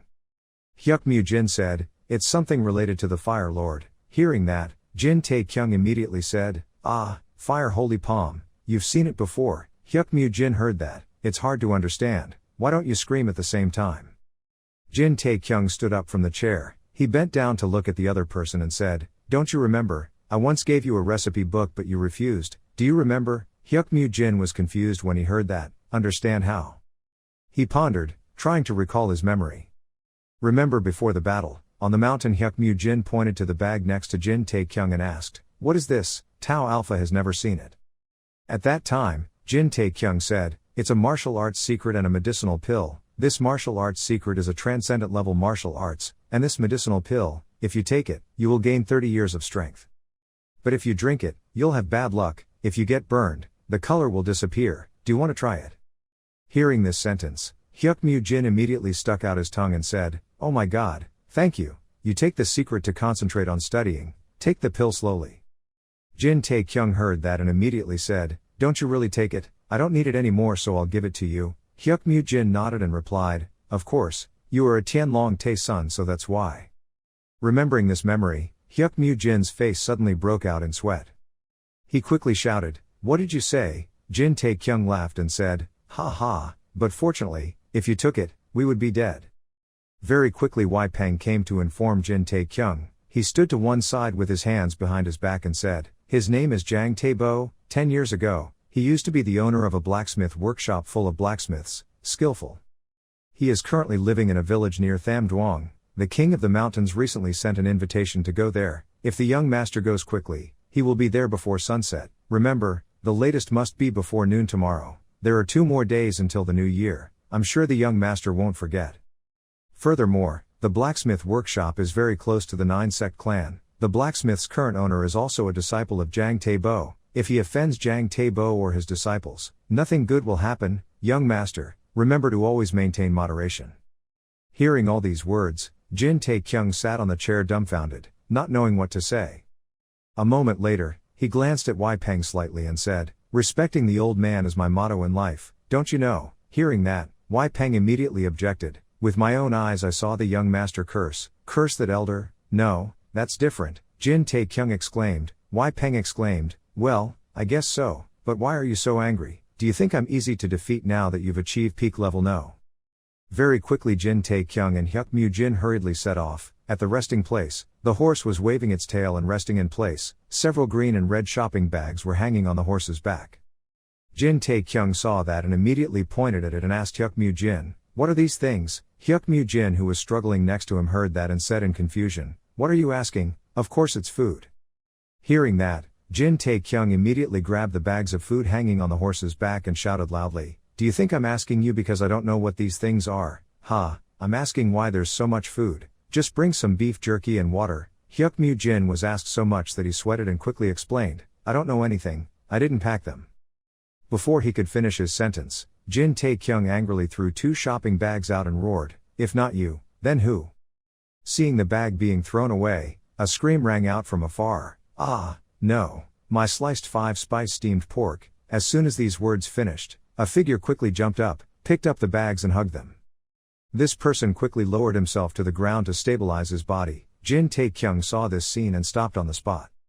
The person who just arrived was Chung Pung. He was holding a few bags in one hand, waving at Jin Tae-kyung with a smile and saying, "Benefactor, good morning." Clearly seeing who was coming, Jin Tae-kyung immediately turned around. The first person asked Hyuk Mu Jin, "Why is he here?" Hyuk Jin sweated and tremblingly replied, I met him along the way, how could I stop him when he said he wanted to follow you? As soon as these words ended, Chung Peng, on the opposite side, immediately clasped his hands, eyes sparkling and begged, Benefactor, please let me follow you, I also want to go out. Play, Jin Tae-kyung frowned and exclaimed, this is not going out, I'm on my way to meet the blacksmith, this is a very important thing. As soon as these words finished, Jin Tae-kyung realized he had said something wrong and quickly covered his mouth with his hand. But Chung Peng heard it, his eyes were bright as stars and exclaimed, wow, blacksmith, it seems I haven't seen the blacksmith telling the time yet. Chung Peng stopped for a moment and continued to beg, so let me come with you. Jin Tae-kyung thought helplessly, I don't know, even though you thought like that, you said, of course I don't mind, took him along, agreed to let Chung Peng follow. Jin Tae-kyung sighed softly, being a celebrity is so miserable, I feel exhausted. It was late afternoon, sunset was falling on the mountainside. A solemn voice rang out, the moment had come. This person sat on horseback, with a large army holding weapons in front of him. The man sitting on the horse curled his mouth and said, O brothers of the Blue Wind sect, let's go forward together to massacre and destroy all of them. When the others heard that, they burst out laughing excitedly. The person sitting on the horse seemed to be the leader of the Blue Wind sect. He grinned and thought to himself, ha ha ha, just look up and see, what is the Jin family of Shanxi, just me, I will show you that the Red Wind faction is nothing compared to us. Thinking so, he immediately raised his sword and shouted loudly, if he saw people, he would kill them, if he saw houses, he would burn them down, kill them all and rob them all for me. This person was commanding the army with a fiery spirit when a faint voice suddenly rang out from not far away, what are you planning to burn? As soon as these words fell, the group of people from the Lam Fan sect suddenly stopped on the spot. His eyes opened wide and glared. I saw in the distance, an old man slowly walking forward, a red flame burning on his right palm. This old man is the same old man who appeared in the demon race before. He raised his eyebrow slightly and said in a cold voice, a bunch of arrogant people.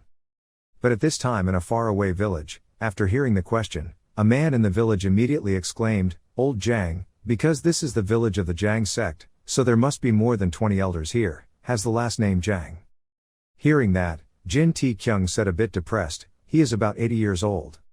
Receiving this information, another man standing next to him crossed his arms and said, since birth, the people of this village have lived a miserable life, so everyone looks the same old. The old Jiang next to our house is only 50 years old, but he looked like he was 150 years old. Hearing that, Jin Tae-kyung continued to speak, he only lived alone, his name was. Before he could finish his sentence, a few people here immediately interrupted, oh well, no one remembers what the name is, if you're old then just call him Old Jiang. After that they all dispersed and left. Jin Tae-kyung stood frozen in place, looking at their backs and groaned. Hyuk Jin saw this and asked, what should I do, young master? Jin Tae-kyung said with his hands on his hips, I probably have to go find it myself, this village is small, it probably won't take much time. Then he let out a long breath. Seeing Chung Peng next to him, engrossed in eating and drinking without paying attention to anyone, Jin Tae-kyung immediately turned around and asked, delicious, Chung Peng said while chewing his food and squinting his eyes, isn't it delicious? When he lived with his ancestors in the mountains, I only eat grass and medicinal pills. Hearing him say that, Jin Tae-kyung suddenly froze, he thought to himself, how pitiful, never mind, if you want to eat then eat, don't get in my way. While thinking, an immature sound suddenly rang out, guys, the old man living next door to me also has the last name Jiang. I don't know when a little girl approached the three of them. Jin Tae-kyung slightly bowed his head to look at the girl, then leisurely said, is that so? That's terrible, a child in a cradle, where the adults are talking.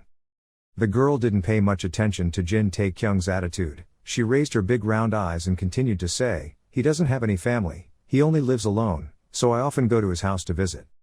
Hearing that, Jin Tae-kyung nodded and replied, oh yeah, you're a good boy. At this point, he suddenly stopped, his eyes widened, he immediately squatted down and quickly asked, wait, I just said he doesn't have a family, huh? The girl nodded and replied, yes, my mother said that since he came to this village, he has only lived alone.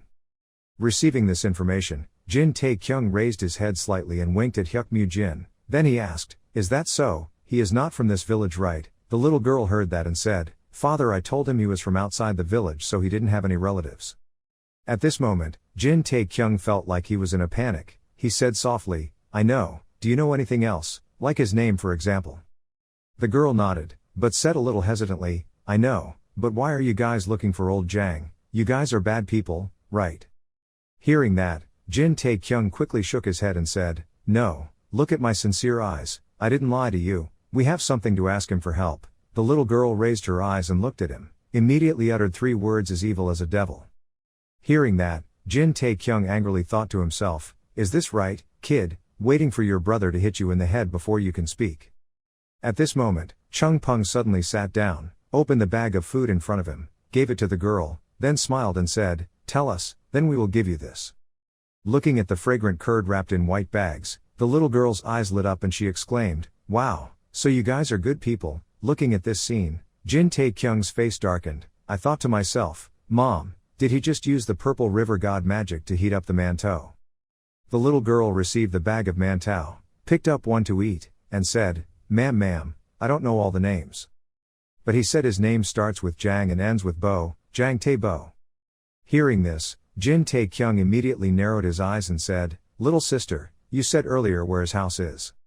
The girl quickly went to old Jang's house. In the yard, he was bending down to pick up a piece of wood. The little girl rushed into Jang Tae-bo's arms from outside the gate and called out, Grandpa. The old man kindly said, hey, Hang-ah, come play with me again. The girl named Hang-ah raised her head, her eyes sparkled, looked at Jang Tae-bo and said, there are some kind guys looking for you so I'll lead them here. Is Hang-ah good, sir? As soon as these words finished, outside Jin Tae-kyung clasped his hands and led the way in. He smiled and said, pleased to meet Senior Jang, please forgive me for coming so suddenly at night. Jang Tae-bo looked at the person who had just arrived, remembering the previous events, he immediately said, are you the Tianlong Tae son? Jin Tae-kyung's eyes lit up and exclaimed, do you know Junior? Junior is truly Tae's son Tianlong. After saying that he happily thought to himself, great, at this rate it's a sure bet.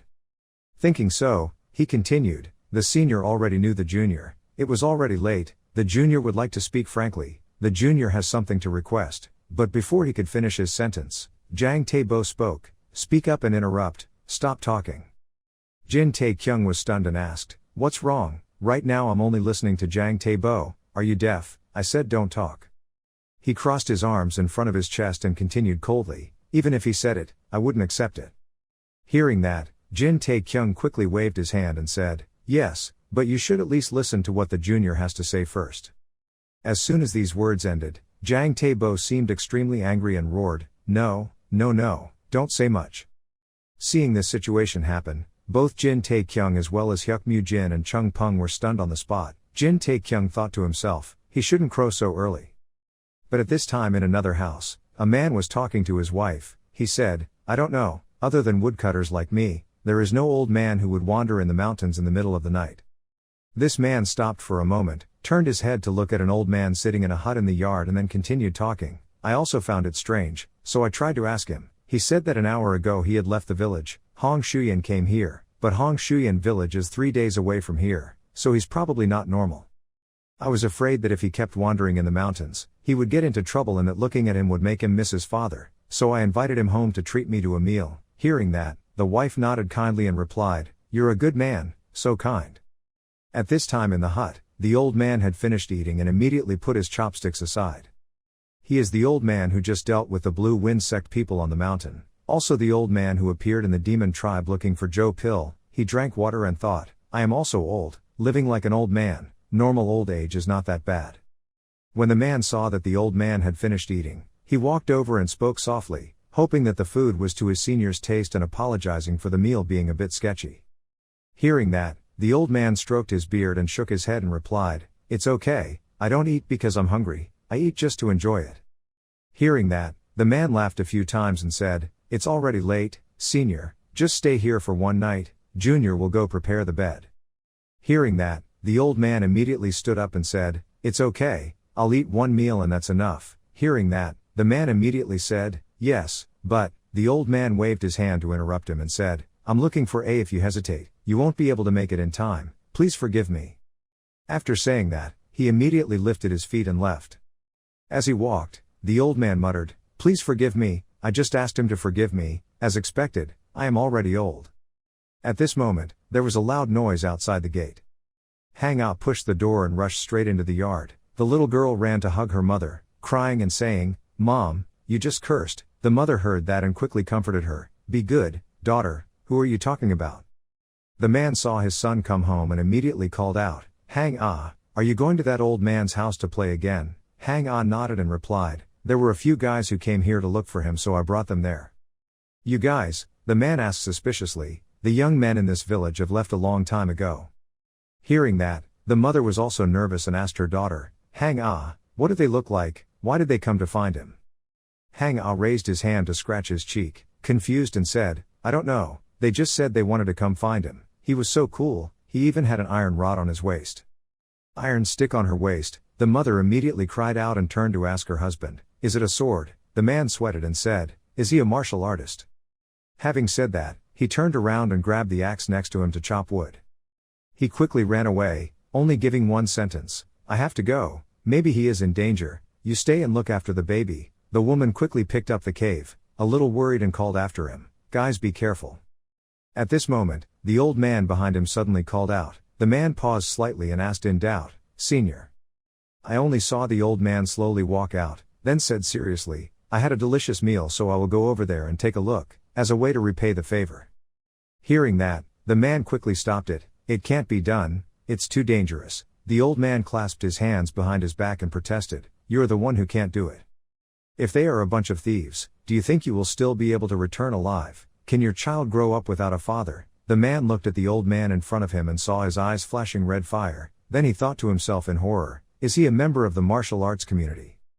The old man now let out a long breath.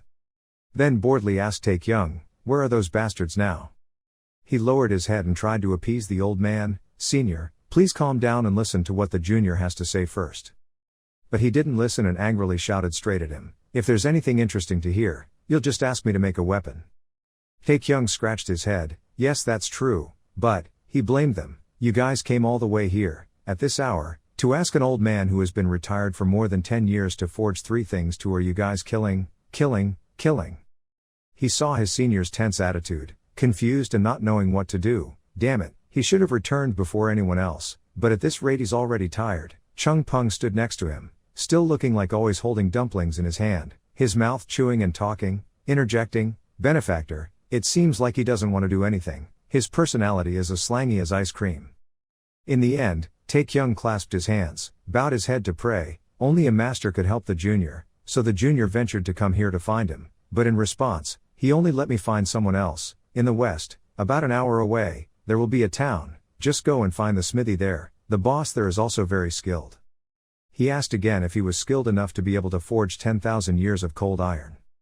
Taekyung's question has a purpose. It is said that 10,000 years old iron is an extremely precious and rare material, to the point that countless highly skilled blacksmiths have never seen it once in their lives. At this point, he will definitely change his mind. Sure enough, after hearing that, he also had to scratch his head and think, is it cold for 10,000 years?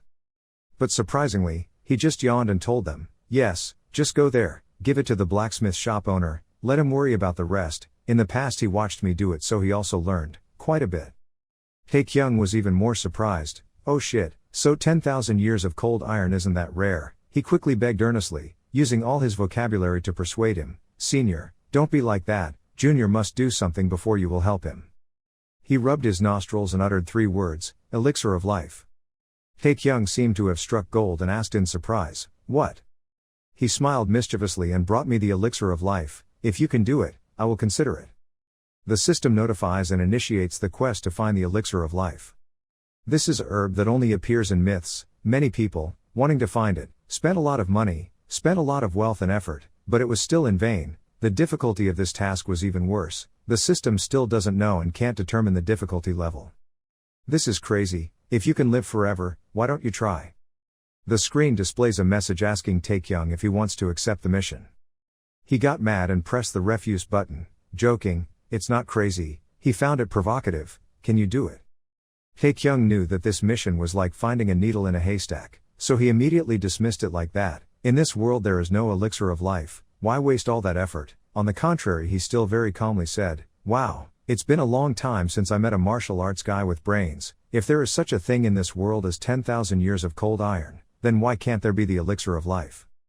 Taekyung still tries to persuade, it sounds reasonable, but if you need something else, my junior's family is ready to give it to you with all its heart, but the elixir of life is impossible. He stroked his beard. Okay, I heard that recently the Jin family in Shanxi is also very powerful. He suggested, since I'm thirsty, you guys bring me a bottle of meteorite extract. This suggestion is even more outrageous. No wonder you think. Don't hesitate, just one drop of extract. Meteorite can heal all wounds or increase more than 100 years of internal energy. Chung Peng suddenly excitedly raised his hand. I also want to find that thing. He asked in surprise, who is this kid? He introduced himself, I am the grandson of my grandfather. He was surprised. Which father? Chung Peng replied, my father. He is speechless. Is he crazy? Taekyung said excitedly, do you know the sword saint Mei Jong Hak? This friend is the disciple of the sword saint. He personally raised him. He was just indifferent. Oh, really? He was full of hope. The sword saint was a famous figure in the martial arts world. If his grandson were here, he would probably be. He asked, so what? I have nothing to do with the Hoa Sun sect. He boasted to himself, I'm 80 years old this year, but I'm still healthy, I have money saved up, I've been forging iron all my life, and am proud to be one of the 3 best blacksmiths in the world. Taekyung came in by the way, that's why Junior took the liberty to come here to ask you. He also continued, and that's why I refused. He stood up to leave, I have already forged too many swords, I don't need anything more now. We have completed our life's mission. He still persisted in persuading, but, the junior intended to ask him to forge spears. The elder replied, forging spears is more tiring, it would be better to make swords. Taekyung was discouraged. Senior. His face was sad with disappointment. He stopped. He thought he would be able to use the weapon he liked in his life. However, from his pocket he took out a small notebook. But, I will write you a letter of introduction. Although that guy is not as good as me, but still very skilled, the town used to being harassed by bandits. I heard that you personally took action to deal with them, so I will take advantage this time. Hearing that, Taekyung's eyes suddenly lit up. His sparkling eyes looked towards him, his senior. The old man asked him for some information. Okay, you want a spear, right? Have you thought about its shape, weight, size? Taekyung quickly replied, yes, he said, describe it to me. You're obedient. Yes, how long it is? The old man wrote down that information in his notebook, writing it down and saying, just one more thing and that's it. Which part are you planning to use 10,000 years of cold iron to forge? It's the blade part, right? Hearing that, he stared puzzled at his senior's face. He asked angrily, what kind of look is that? You said you have thousands of years of cold iron, don't you plan to use it? Taekyung scratched his head and scratched his ears. Of course the juniors will use it, but, he asked carefully, besides, is your cold iron too small? According to my calculations, 10 taels of cold iron is enough to forge a new spear. You can just keep the rest as a family heirloom. Taekyung was confused. 10 taels, how much is 10 taels? He was grumpy. How much cold iron do you have? He trembled. He waited for his junior. Then quickly, Taekyung took out the cold iron he had. Junior had this much. That amount of cold iron actually made him feel so excited that he dropped the pen he was holding in his hand. You are surprised, senior. Trembling, he gave it to me. He was so excited that he shed tears. This was enough to create a lifetime masterpiece. I will forge for you the most unique weapon in the world. Taekyung was stunned. Yes. The system informed him that he had completed the quest to find the master blacksmith, setting up a chain quest. He was angry, he knew that. He took it out and showed it to the old man right from the start. Hyuk Mujin and Chung Peng had to cross their eyes when they saw that piece of cold iron. Wow, that piece of cold iron has been here for thousands of years. This is the first time I've seen it. This is also the first time I've seen it. Young master, where did you find it? So, thanks to that precious mineral, the old man also changed his attitude. He immediately knelt down at Taekyung's feet. Don't tell me you dug an iron mine underground, show me the place.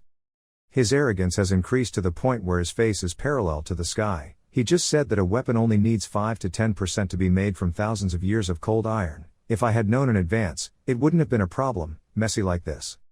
They were arguing with each other in chaos. Junior didn't know anything. Please, I'm begging you. You just said this is enough for your life, but this is different. Don't do it. You're tearing your pants. At that moment, someone's voice rang out from outside the door. This is Mr. Jang's house, right? Everyone turned around, surprised to see this man. He stood up but his hand still didn't leave Taekyung's shirt. Ahem, yes, my last name is Jang. Who is he? Uncle, take his hand off, please let it go. He didn't give his name but just spoke in passing, just a random passerby. After talking, remember to stop by that girl's house, they are very worried about him, so let's go. That quick meeting left everyone bewildered as to who this old man was. Chung Peng asked him, my benefactor, that person looks so strange. Taekyung replied, you are strange, where did those man-tao come from? He is still chewing on that man-tao, he is something very strange. He was surprised, where the strange thing was. Chung Peng couldn't determine clearly for now, I'm not sure, that's all I saw. Taekyung said, not understanding anything, but he suddenly thought, wait, he is something strange, that only Chung Peng, the strongest person here, can feel. From the outside, he seems to be just an ordinary old man, but it's better to be careful. In martial arts, vigilance is never too much. Taekyung uses his own special technique, aura. That special technique can sense everything around him, as expected. It turned out that man was Jaek Chun Gang. He was pleased, oh, it's only high school, but his name is Jaek Chun Gang. Taekyung turned to Chung Peng, strange, what's strange about him? It's unbelievable that even though he's gone quite a distance, he still hears and feels what you do. Honestly, Chun Gang turned around, this wild boy. Meanwhile, Taekyung still hasn't realized it and is still blabbing to Chung Peng. Maybe he's worried too much. The old man asked him, who are you? From the moment he left Mr. Jang's house, old man Jaek Chun Kang could still hear the conversation of Jin Taekyung and his companions. In fact, old man Jang did not have anything to worry about, so Jaek Chun Kang quickly grasped the situation. On the contrary, right after arriving, the young knight's goal attracted his attention. Look at them, it's true that youth don't know what the sky is, the earth is thick, there is an ordinary guy but that kid is munching on that mondo, that kid has reached a completely different realm from the other two kids, that kid's martial arts skills must be similar to the elders of the 9 sects in one clan. Even though it's a bit weak, among the juniors of the same age, there's probably no one who can defeat that arrogant brat, only like that can he have 10,000 years of profound iron. Clearly he's a brat, that belongs to some famous sect. At that time Jin Taekyung was scolding, he said he didn't need anything else in this life. But Jaek Chun Kang's interest only went there. Before leaving, he told the teenagers, I just dropped by chance. After talking, remember to stop by that girl's house, they are very worried about her. There he is, there's no reason for him to have anything to do with these brats, he doesn't want his identity exposed. After saying that, he turned around and left. I think this is enough to pay for the meal just now. My plan to go to Sun Tae today has been delayed. I think I will leave this road, that's okay. The moment he turned to walk away, he suddenly felt something coming from behind him. His eyes suddenly changed completely before that strange power. Turning my head to look at those brats, murderous aura, no, something different. I've lived nearly 100 years but this is the first time I've felt this real thing. Old Jaek Chun Kang approached Taekyung who was still laughing loudly. You must have worried too much, this wild boy. The old man angrily faced him directly. Who are you? Chung Peng's eyes were also stunned, not understanding why he asked about his friend. The old man looked intently, sweat flowing down his cheeks. Hyuk Mu Jin also felt this was strange. Sweat dripped down his cheeks. Jin Taekyung's nape suddenly turned red. What is this? The two of them were a bit shy facing each other directly. How could it be? Clearly he was only level 3. Who are you? What was that thing just now? He hesitated, not knowing how to answer. That thing just now, that, damn it, can he feel the aura, is he capable of doing that? Jaek Chun Kang kept asking, why didn't he answer that it was you who did it? No, he thought to himself, if that was his previous level, he would be an expert who could reduce the aura to a level just like that, 3 only. The old man's eyes frowned, showing dissatisfaction. No, you know what? The more you ask, the more difficult it becomes for you. It's dangerous, it's dangerous. Why do people like this keep appearing so often? Maybe I'll break it somewhere on your body and ask again. Taekyung heard it and immediately recognized it. It was me, it was me. I just felt that you were not an ordinary person, so, you must be someone from the martial arts world. How come? I asked you to do that. How? Yes. He tried to explain, but the junior released a bit of his own aura, then used it to probe his aura, something like that. So that's it, it's really simple. Suddenly Jaek Chun Kang got angry again. You chose the wrong person to deceive. The old man doesn't look like someone who can't distinguish that thing. What I felt just now is completely different. The old man thought, it's like trickery, it's crazy, how can I explain this? Old Jaek Chun Kang's eyes became even more fierce. You brat, before I break your legs, tell the truth. Taekyung frantically apologized and shielded himself in fear. In fact, the junior was using a system, but this was a simple method to sense information about others, but it was causing trouble. For you, I'm really sorry. Hearing his answer made everyone spray glue on the spot. The old man turned around and asked him, "What are you talking about? Just like the junior told you, junior thought you wouldn't be able to understand." Jaek Chun Kang put down his hand and continued asking, "I have no interest in disturbing junior's butt." He pointed at Taekyung's chest and asked, "What you said about a system just now was all confusing words."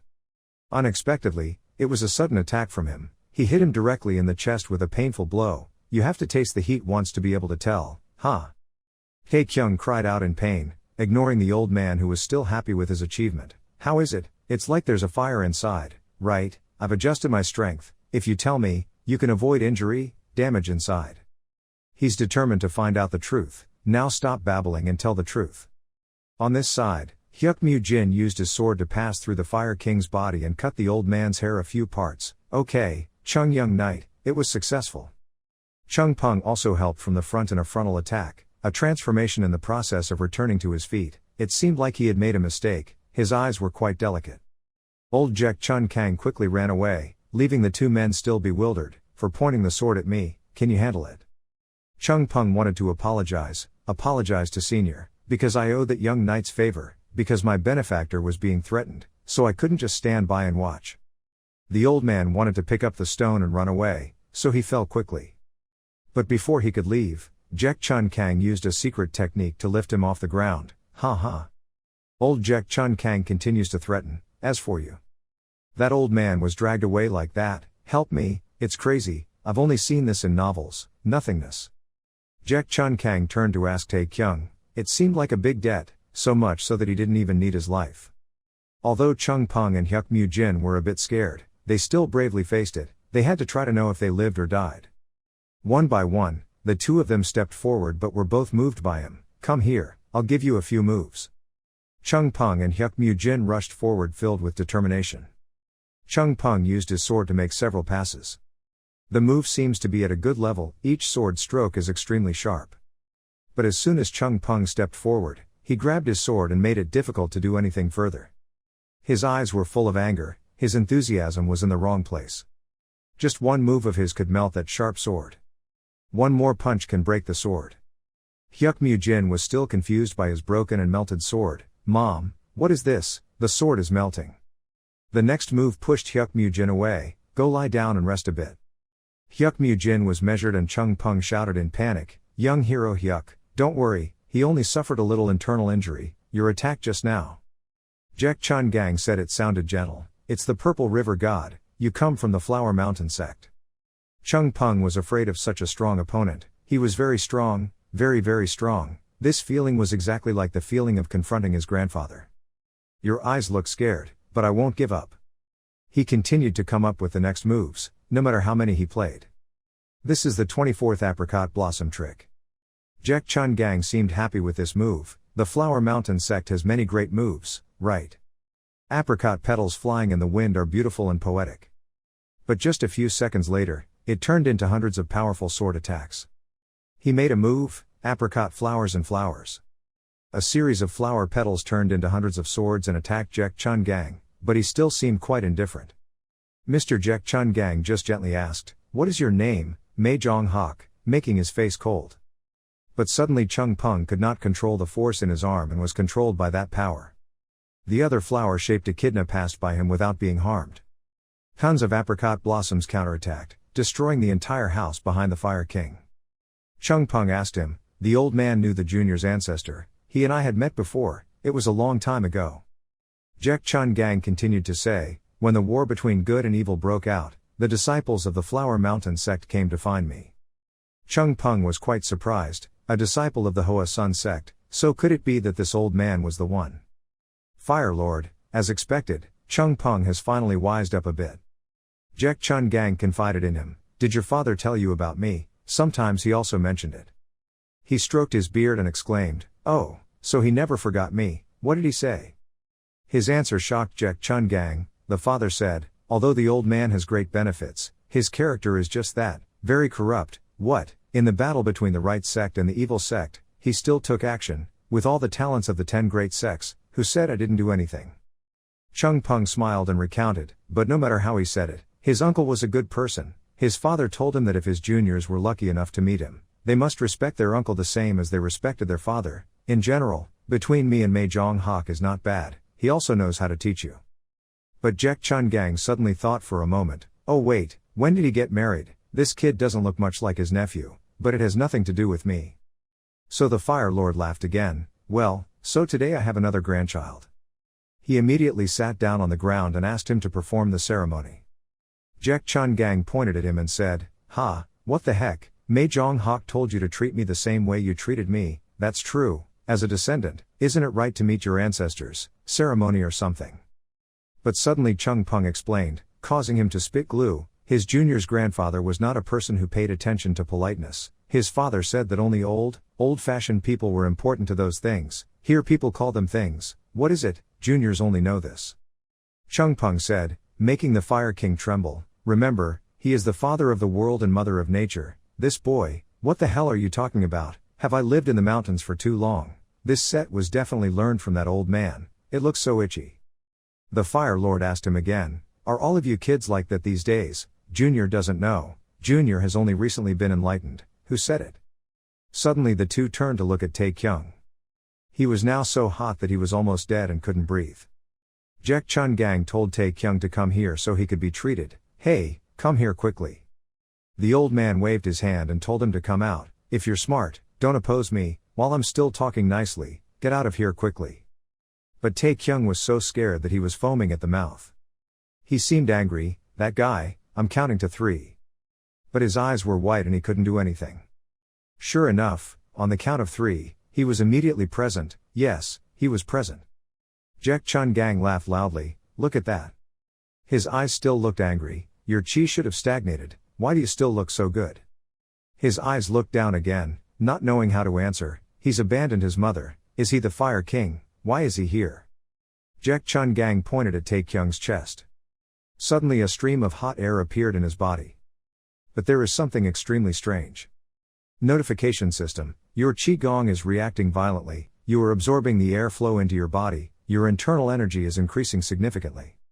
He seemed to still be calm, thinking he was about to be roasted by the old man, but who knew he could still absorb Qigong, his internal energy was increasing. Tae Kyung touched his chest to feel it, why would his Qigong react like this, wait, could it be? He thought to himself, my Tu Duong Qigong is identical to that old man's Tu Duong Qigong. If a person has Tu Duong Qigong similar to that old man's, then that person must have eaten the fire pill and is a good person. Of the Liehoa sect, as far as I know, generations of the Liehoa sect have only taught martial arts to one person.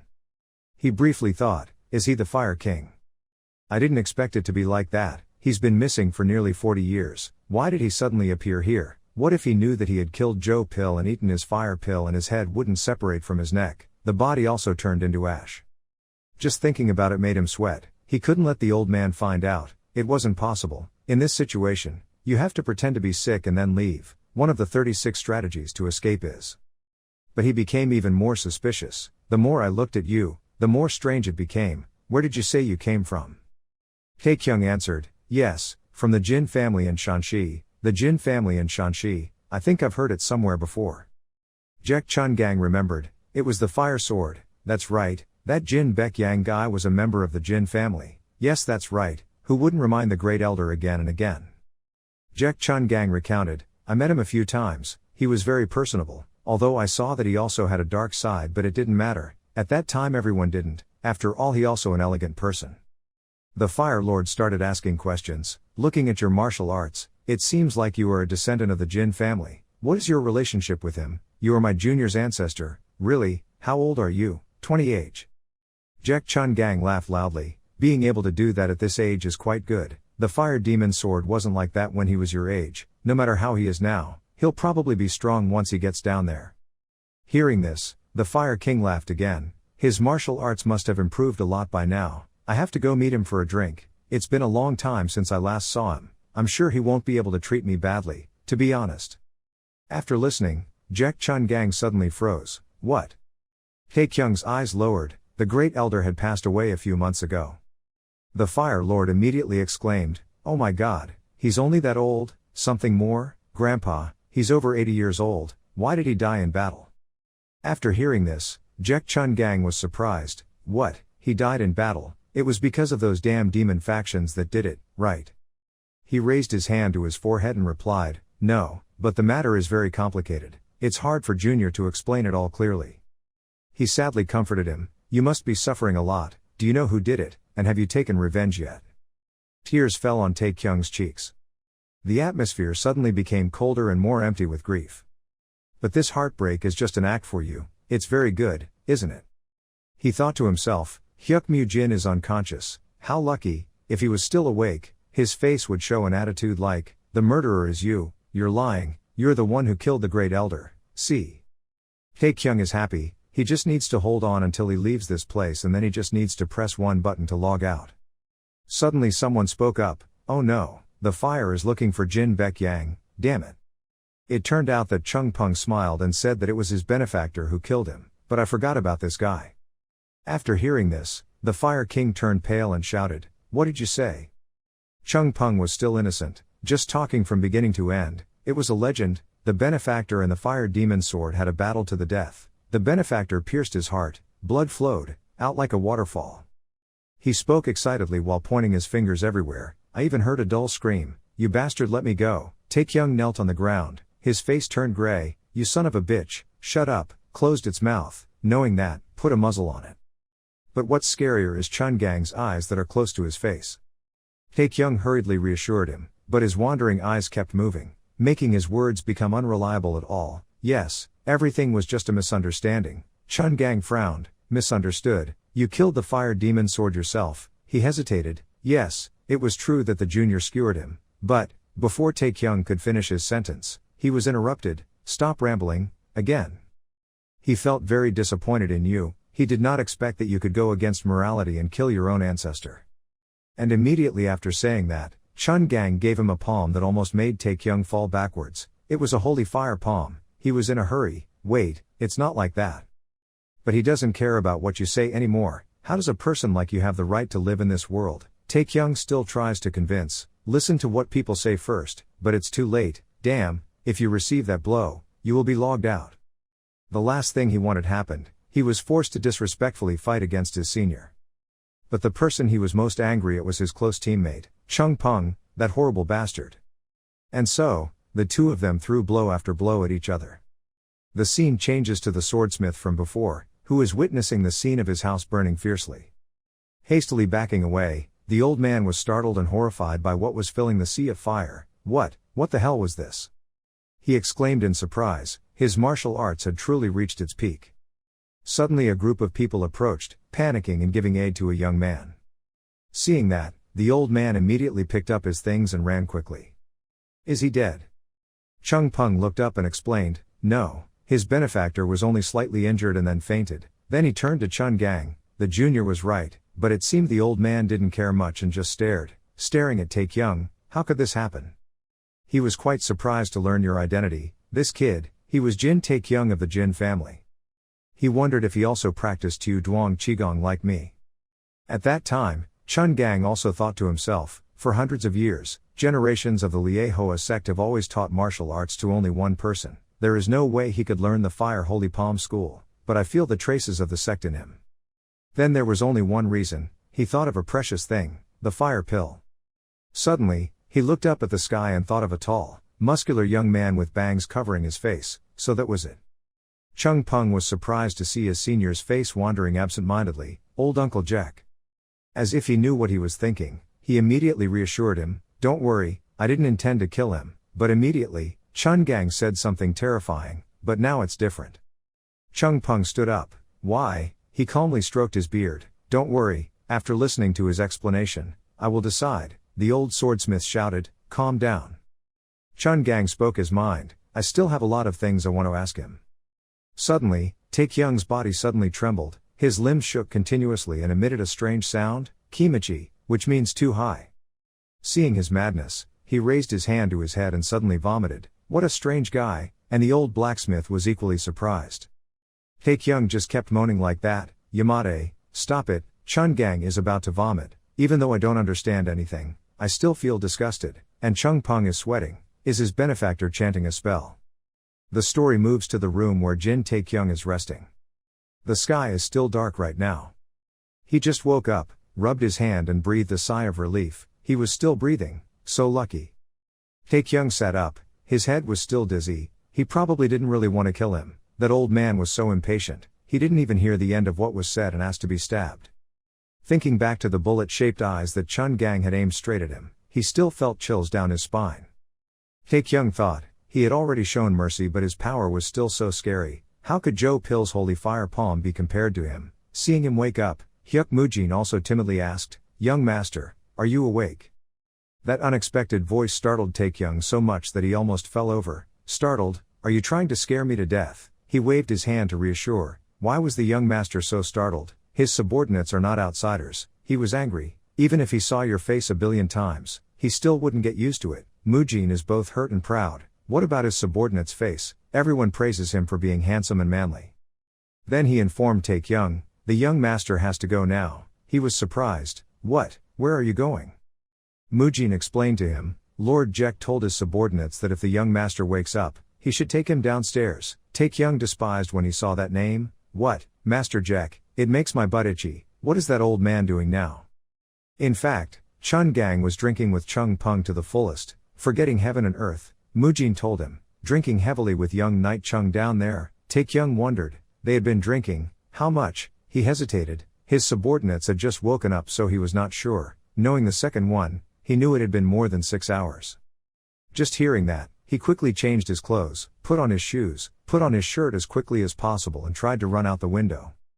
Mujin quickly grabbed his leg and stopped him. Wait, why did the young master run away like that? Taekyung got mad. If he got mad again, I would probably end up in the urn. If you were, shall we go down there and meet him?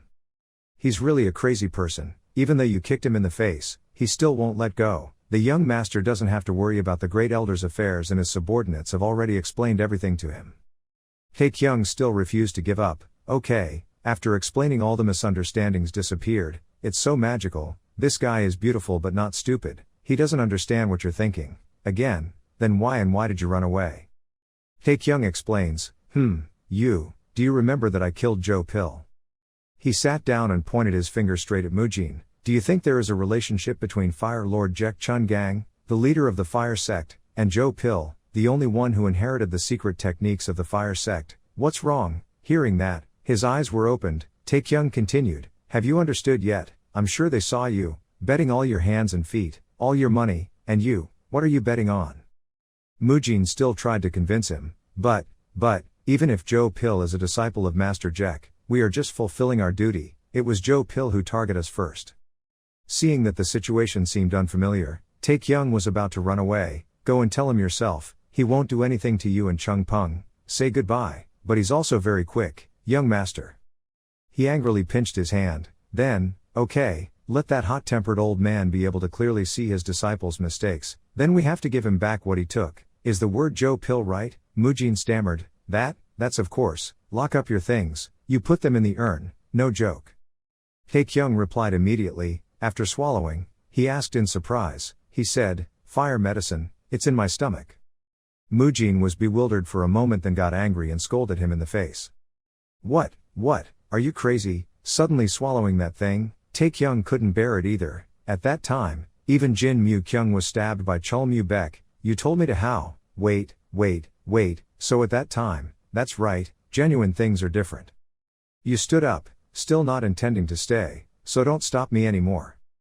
Taekyung leaned out the windowsill, because in the end, the most lasting love is still patriotism, the most correct path is still the path to save one's life. But Hyuk Mujin also followed suit, rushing straight down the road in front of the motel and running all the way, making him panic. Hey Hyuk Mujin, that bastard, you dare to run away before me. Wait, if I catch you, you will die. Suddenly, he collapsed on the street, foam coming out of his mouth, making Taekyung surprised. What, chicken bones? At that moment, Chun Gang also walked out of the motel, looked up and saw his shadow looming there. He said in a threatening voice enough to make anyone's hair stand on end, where are you going? Taekyung trembled and pointed randomly, sure, I'm just going to go. Chun Gang still shouted loudly, do you want to vomit blood? No, get down here. Yes, you're scared, what have you eaten? Downstairs, the table is filled with bottles of wine. The atmosphere was extremely quiet. Jaek Chun Gang was drinking. And Jin Tae-kyung was obediently waiting opposite, not daring to say a word. There were only 3 people left in the bar. Jaek Chun Gang was quietly drinking. Chung Pung was so drunk that he collapsed on the table. Jin Tae-kyung looked around and thought to himself, "Mom, there are no more customers." He looked at Chung Pung, who was drunk and fishing, sleeping with his saliva flowing into a river next to him, silently evaluating in his heart, adding, "This guy, he was always drunk, he chose right now." Under the table, Jin Tae-kyung moved his legs, intending to wake up Chung Pung. As long as Chung Pung was awake, he was lucky to keep his life. But before he could touch him, Jaek Chun Gang's voice rang out, "Let him sleep." Hearing this sentence, his legs suddenly stopped, not daring to move any further. Jaek Chun Gang took the bottle of wine and said, "Sleeping children must keep quiet." Jin Tae-kyung's whole body stiffened. He thought, "Shit, how come he knows everything?" Jaek Chun Gang poured wine into the bowl and said, "I have something to ask you." Jin Tae-kyung hastily replied, "If it is a matter of the great elder, no, of the father, then Junior will tell the story." Jaek Chun Gang replied while drinking, "I already know that, old man, he did wrong, he deserved to die, he used to be a wise man, but time changes people so much." He put away the bowl of wine, looked straight at Jin Tae-kyung and said, "Just like that child, how did you meet him?" Jin Tae-kyung immediately froze. Sure enough, he knew everything. He recalled what happened before when he first met Jaek Chun Gang, thinking to himself, the moment he realized he was the Fire King, perhaps he also knew he could perform the martial arts of the sect. At that moment, I thought death was near, so I accidentally used a few moves. Jaek Chun Gang has a murderous intent, threatening you. If you still intend to lie to me, then just wait, I will force you to confess anyway. Jin Tae-kyung sweated, silently crying in his heart, nothing else, but cry with sadness. He held the bowl of wine out in front of him and stammered, "Please give me some wine, Junior." Jaek Chun Gang's face turned black and he remained silent without responding. Jin Tae-kyung still maintained that position. He picked up the bottle of wine next to him and scolded him, not knowing the height of the sky and the thickness of the earth. The night is getting darker and darker. The bowl of wine on the table was gone. At this time, Jin Tae-kyung wiped his mouth and slowly said, "Junior met Joe Pill, it's been 2 months since I came here." Jaek Chun Gang asked in surprise, "Joe Pill?" Jin Tae-kyung nodded, "Yes, one strike would definitely kill Joe Pill, a very famous wanderer." Jaek Chun Gang searched through his shirt and said, That sounds like a scent." Jin Tae-kyung cleared his throat, "Yes, but his mouth was one way and his heart was another. What a good smell." His father, he was notorious for killing people like that. Suddenly, Jaek Chun Gang asked, "Is it this face?" attracting Jin Tae-kyung's attention. He looked at the photo Jaek Chun Gang was holding in front of him, startled and surprised, and replied, "Yes, that's right, he is Joe Pill." Jaek Chun Gang suddenly fell silent. A moment later, he asked again with difficulty, "Is it dead?" Jin Tae-kyung observed the face of the person sitting opposite, silently nodding. Jaek Chun Gang exclaimed, "Is that so? So he ended up like that."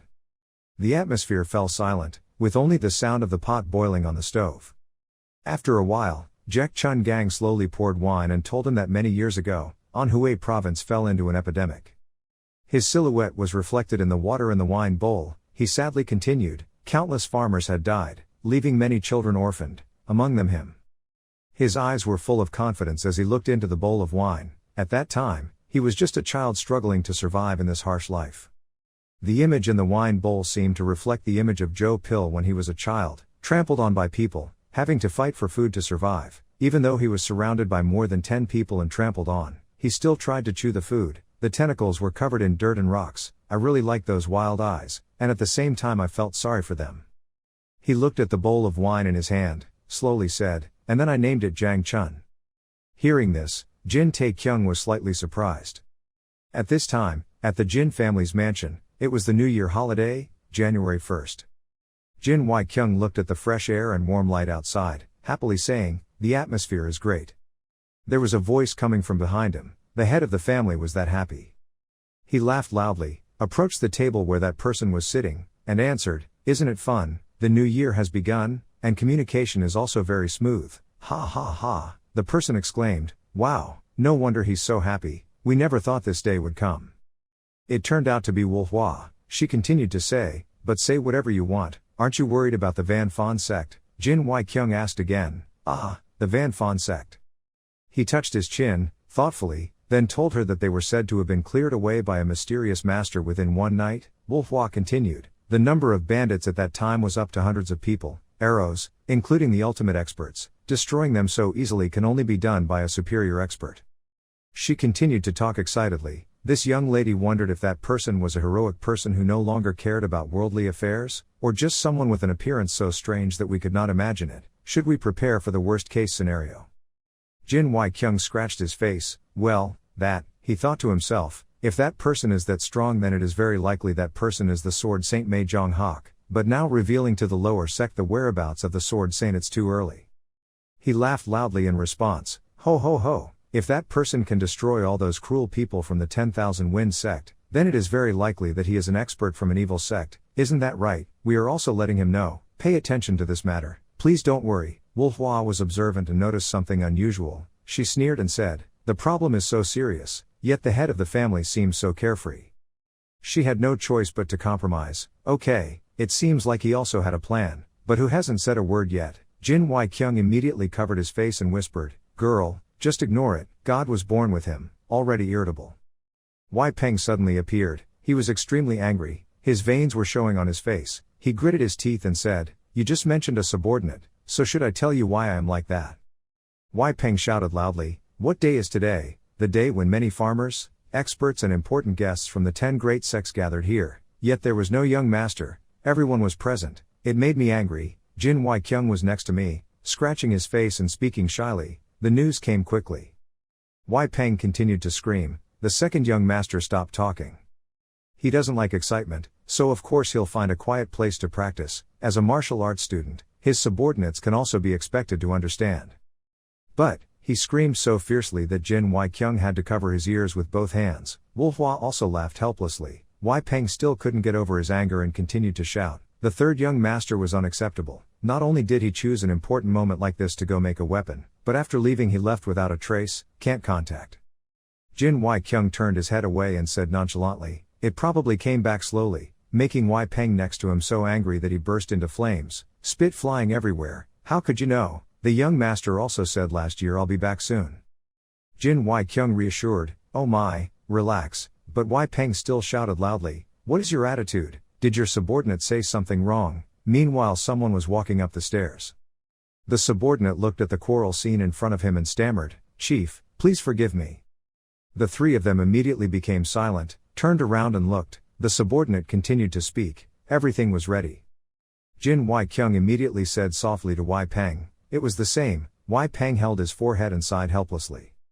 Jin Wai-kyung patted his shoulder to comfort him, come on, things will happen as they go, let's go.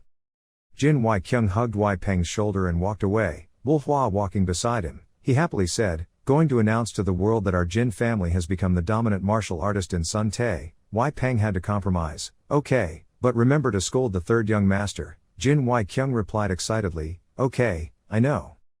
The scene changes to another place. Someone was flipping through the book and saying, okay. Then an old hand placed that book on the table, with a dangerous tone, were you defeated by a nameless little pawn? The people standing in fear replied, that's not true, elder. The so-called elder sat solemnly on the chair and asked again, what is it? According to people's rumors, the reputation of the southern sect has been ruined in your hands. The three men standing there said in fear, he is not an unknown little pawn, according to him, he is a disciple of the Sword Saint. When the elder heard that, he was startled and surprised and asked, does the Sword Saint have disciples?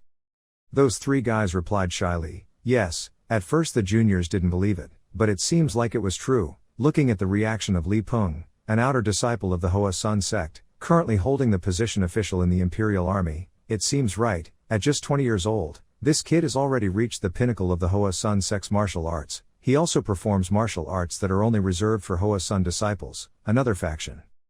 The elder stroked his beard, deep in thought. The Sword Saint had long since washed his hands of his sword, and until now no one knew whether he was alive or dead, but his disciple suddenly appeared. Maybe I have to go and confirm again, one of them continued. The juniors are still immature and have already tarnished the reputation of the male sect. Gong Il-hyuk chimed in, isn't this elder the one who values the male sect more than anyone else? I heard that he also had something to do so he came here. the elder immediately threatened and shut up, again. His eyes looked right through the world, talking to the other three guys, for a while, cunningly, thinking I didn't know what you were planning. Gong Il Hyuk was immediately scared, silently cursing, damn. The elder pointed at them and spoke again, but listening to what you guys said, that Jin Tae-kyung was quite arrogant. Those three guys quickly responded, that's right, someone needs to teach him a lesson. Hey, it seems like the Jin family is having a party right now. The elder asked again, a banquet. Gong Il Hyuk gritted his teeth and said, yes, perhaps they invited all the sects in Taesun province to show off their power. The elder heard this and was extremely angry. He gritted his teeth and said, how dare they look down on our sect and then blatantly organize a banquet. He was angry, slammed the table and stood up, shouting loudly, I couldn't listen anymore, quickly lead me to the Jin family. The other three clasped their hands and responded respectfully, obeying the elder's orders. Having finished speaking, the elder went first, those three men followed behind. Gong Il Hyuk walking behind achieved his goal, he smiled sinisterly. Thinking of Jin Tae-kyung and Chung Peng, he got angry and said to himself, you bastards, just wait. Jaek Chun Gang's eyes darkened, his face began to show an indescribable pensive expression. He continued to tell Jin Tae-kyung about Jang Chun's past. He was once a child struggling to survive every day. No matter how much people step on it, it continues to eat dirty things to get by. I liked the tenacity in its eyes and felt sorry for it at that time. Speaking of this, many images of the unfortunate boy from before kept appearing in Jaek Chun Gang's mind, making him sigh and look at the glass of wine in front of him. Jang Chun. At first, he didn't know anything about me. After living together for a year, he learned that I was a martial artist, so he begged me to teach him martial arts. Hearing this, Jin Tae-kyung's eyes opened wide. He stared at him in surprise. The story of Jang Chun's past gradually revealed itself through Chun Gang's words. At that time, Jang Chun knelt down on his knees and begged him stubbornly and earnestly, wanting Chun Gang to accept him as his disciple. Faced with the boy's plea in front of him, he only coldly and firmly responded, Master, who is your master? From the aptitude to the physical strength you don't even have, why would you want to learn martial arts from my sect? This refusal could not shake Jang Chun's will at all. He replied even more stubbornly, I will definitely learn, I will do everything you say, please accept me, become a disciple. Too helpless and tired to face his plea, he immediately threatened, there is no way, if you continue to be confused, I will chase you out of here, right? I thought saying that would make the other person scared and retreat, but in response to Jaek Chun Gang's threat, this young boy's answer made him extremely shocked, so just do it, go with me. He couldn't help but exclaim in surprise, why? Jang Chun was now banging his head until it was bleeding. He was filled with tears of determination and trembled as he said, if you don't accept me as a disciple, then just kill me, because anyway, I have nowhere else to go, so sooner or later I will die. Jaek Chun Gang was startled by the boy he was raising, a boy so strong in that young mind. He took a step back and choked on his words, you. Chun Gang told Jin Tae-kyung that he wanted to change his life by becoming a martial artist, and he also seemed to feel lonely when he was alone. Because I had been with him for a year and had many bonds, at that time I had many thoughts in my mind. Sure, even though he didn't have the natural talent or physical condition of a martial artist, he definitely could become a martial arts master in his sect, because his eyes were filled with determination. And at that moment, it was that thought that motivated him to reach out to Jang Chun to accept his teachings, and now he had to admit to Tae-kyung that that was the beginning of the worst mistake of his life, our life. The first few years, everything went smoothly, he really practiced very well. My initial worries when accepting him as a disciple were no longer there. Listening to my instructions and practicing diligently, even when learning the basics, he learned them perfectly, just like famous masters in martial arts. Day after day, he immersed himself in learning, exercise to increase physical strength. I also help it regenerate by purifying its body, and further, this can help it develop in the future. Like other martial arts families, it also soon encountered a bottleneck, but that was only the surface of the problem. A sudden rain came. Jaek Chun Gang took a sip of wine and continued, I still remember clearly, and on the night I couldn't sleep and sat on the rock that Brat hadn't been by my side for several days, because he said he wanted to go into seclusion, training, so I went down the mountain. Hearing this, Jin Tae-kyung tilted his head in confusion and asked, go down the mountain, what do you mean? He gently put down the wine bottle and explained that he meant it went to the village at the foot of the mountain. The air there was filled with the fragrance of the wineries and the monastery. Jin Tae-kyung heard that and said, ah, you mean that guy went to the hospital? Chun Gang thoughtfully put his hand on his chin, and still with that thoughtful look, he said, as a man, I can understand those things, and at that time I couldn't help anything because I was also in trouble. busy opening the acupuncture point located in the upper position, and he has also studied martial arts for more than 10 years without ever leaving the mountain. After that, it also came down a few times and had many different scents on its body, but I ignored it as if I didn't know anything. I believe it will soon become enlightened in its own way, because after all, it is practice hard. Suddenly his eyes wavered a bit, but one day, an unexpected guest appeared. Taekyung asked confusedly, "Guest?" Chun Gang said, "The head of the Nam Kung the Jia family, one of the 10 kings, the Sword King." Even though I had never met him, I realized it right away when I was face to face. It was no different from a rumor. At that time, the head of the Nangong Shija family stood in front of him and spoke. "Does the old man know that your disciple has been causing trouble everywhere lately? He has caused trouble in Anhui province. There's no way to stop him, so I came here to discuss this with you." Jek Chun Gang was surprised and asked, "Even if the Sword King couldn't stop him, that person must be a martial arts saint or some expert." His words made the other person pause for a moment and then laugh and reply, "If he was a martial saint, he should not have killed innocent people from women to the elderly. I witnessed it times, but decided to let him go." This news was like a thunderbolt, shocking Jek Chun Gang to the point of not being able to stand. What? Before leaving, the head of Kung the Jia also left a message. If the disciple makes a mistake, the teacher must correct him, right? His heart felt like it was being squeezed. A series of thoughts kept flowing through his mind. Why don't I know about this? Because I trusted it, or because I was indifferent to it? That day, he staggered up the mountain. His body definitely smelled of blood. Chun Gang had been standing there waiting for him for a long time. He asked where he had gone. Jang Chun was startled and quickly argued, "Master, I just went down to the village to play for a bit, because I couldn't concentrate. I drank a little." His eyes were filled with suspicion as he questioned, "Was he drinking? Was that all?" Obviously, Jek Chun Gang clearly saw Jang Chun's unpleasant frown as if he had been told something black at the heart at that time. But in just a moment, his expression suddenly changed. He smiled and said stupidly, scratching his head and pretending to be stupid, "Ha ha ha, I really can't lie to my master. I also went to the studio to do a few more, ha ha ha."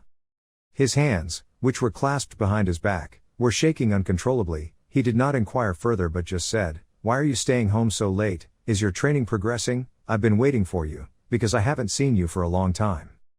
"I understand, I feel happy to have met you." In the end, instead of clarifying everything, Jek Chun Gang smiled happily at him and said, "It's late, go inside and rest."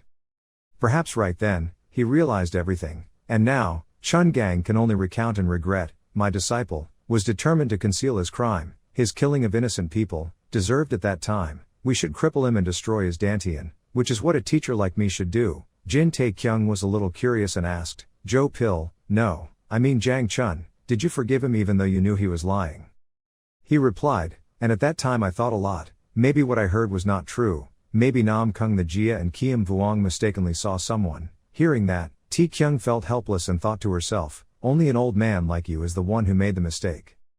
Chun Gang held the wine bottle in his hand and was so angry that he was shaking. He said, "I am the only person he can trust. Even if the whole world targets him, I will still trust him.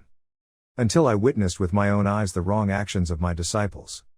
He was curious when he heard that. "So are you following him?" His eyes looked up at the rain-dripping ceiling. The scene from before kept appearing in his mind. Right at that moment, when all his beliefs were ruined by the sea of blood that his own disciple always believed in causing innocent people. He was so hurt and angry that he shouted loudly, "You bastard, stop! Do you know what you're doing? Why are you?" He was so angry that he choked up and couldn't utter a complete sentence. Hearing the familiar voice, Jang Chun's bloody hand stopped. He looked towards him. "Ah, master, what do you mean? Is what I'm doing wrong?" Chun Gang shouted, "You should reconsider what you just said." His eyes have now completely changed. It is a look full of murderous intent. Those cruel eyes look at him and say, "Surviving in the world of wandering, isn't that the one who taught you martial arts? It is in a place like this that the weak will die at the hands of the strong." The words coming from the mouth of the disciple he always loved and trusted the most made him extremely shocked. Chun Gang tried to ask with difficulty, "For that absurd and stupid reason, but you killed innocent people, is that the weak being killed by the strong?" At this point, his anger had reached its peak and he shouted indignantly, "Have you forgotten how you tried to survive each day before? Why do you forget that you were also a weak person? What made you become like this?" Responding to that anger was a calm answer from Jang Chun, Wang Pal, Hong So Chil, So Woo Pyung. Hearing this, he was stunned to the point of speechlessness. He continued to say, those are the remaining 3 names of the 15 people who tortured me 10 years ago. Unfortunately, the rest have all gone to see my grandparents. Jang Chun flashed a savage grin with the devil's bloodthirsty eyes. Even if they don't remember me, even if I die, I won't forget their faces. At first, everyone begged, I spared my life, crying in despair because I was afraid I would kill them. It felt so good. Finally, without any hesitation, Jang Chun immediately cut off the head of the weak man under his hand.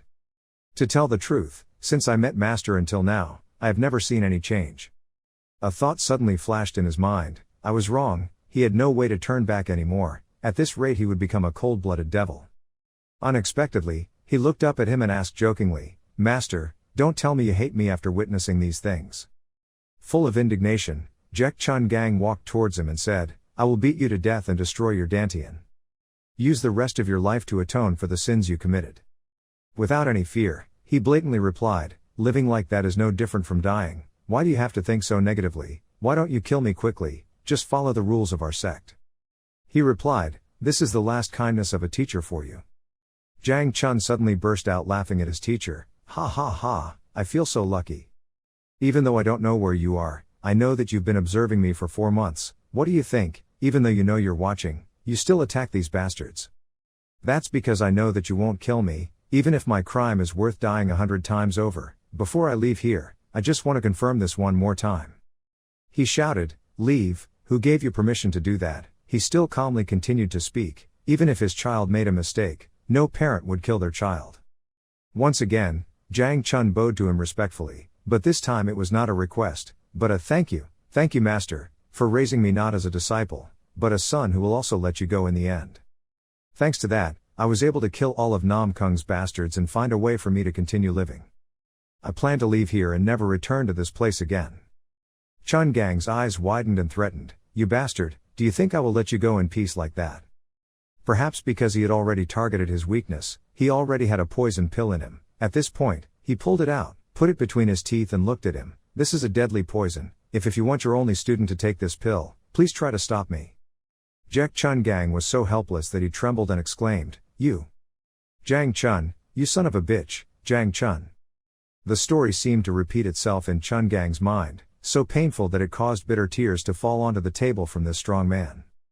Jin Tae-kyung looked at him in surprise and was speechless. Perhaps this was the rare time he saw Jek Chun Gang's weak appearance. He covered his tear-stained face with his hand and said, the roof of this motel seems too old, allowing rainwater to seep through the roof like this. It was night time, the space was quiet, under the thatched roof of a small shop. The inside was empty, all the guests had left. Jek Chun Gang sat alone, he was pouring wine for himself, the surroundings were gloomy and messy. The sound of wine flowing into the glass, he muttered, what a pitiful guy. Looking at how many jars of wine were lying around on the table, one could tell how much Jek Chun Gang had drunk, but this Fire Lord had no intention of stopping. He continued to drink, then told himself, the weak will die under how strong is the hand. You are no different from anyone else, you will eventually die at the hands of someone stronger than you. He silently remembered his student. Jin Tae-kyung looked at him with indignant eyes. He has never changed from the day he met his master until now. Jek Chun Gang continued to mutter, from the beginning, it was already a piece of paper that had been dyed black. This master, living next to it for a long time, never realized it. He lowered his head to the table and called out, Chun. Opposite the old man suddenly appeared a strong male figure, Jin Tae-kyung. He sat up straight, looking towards him.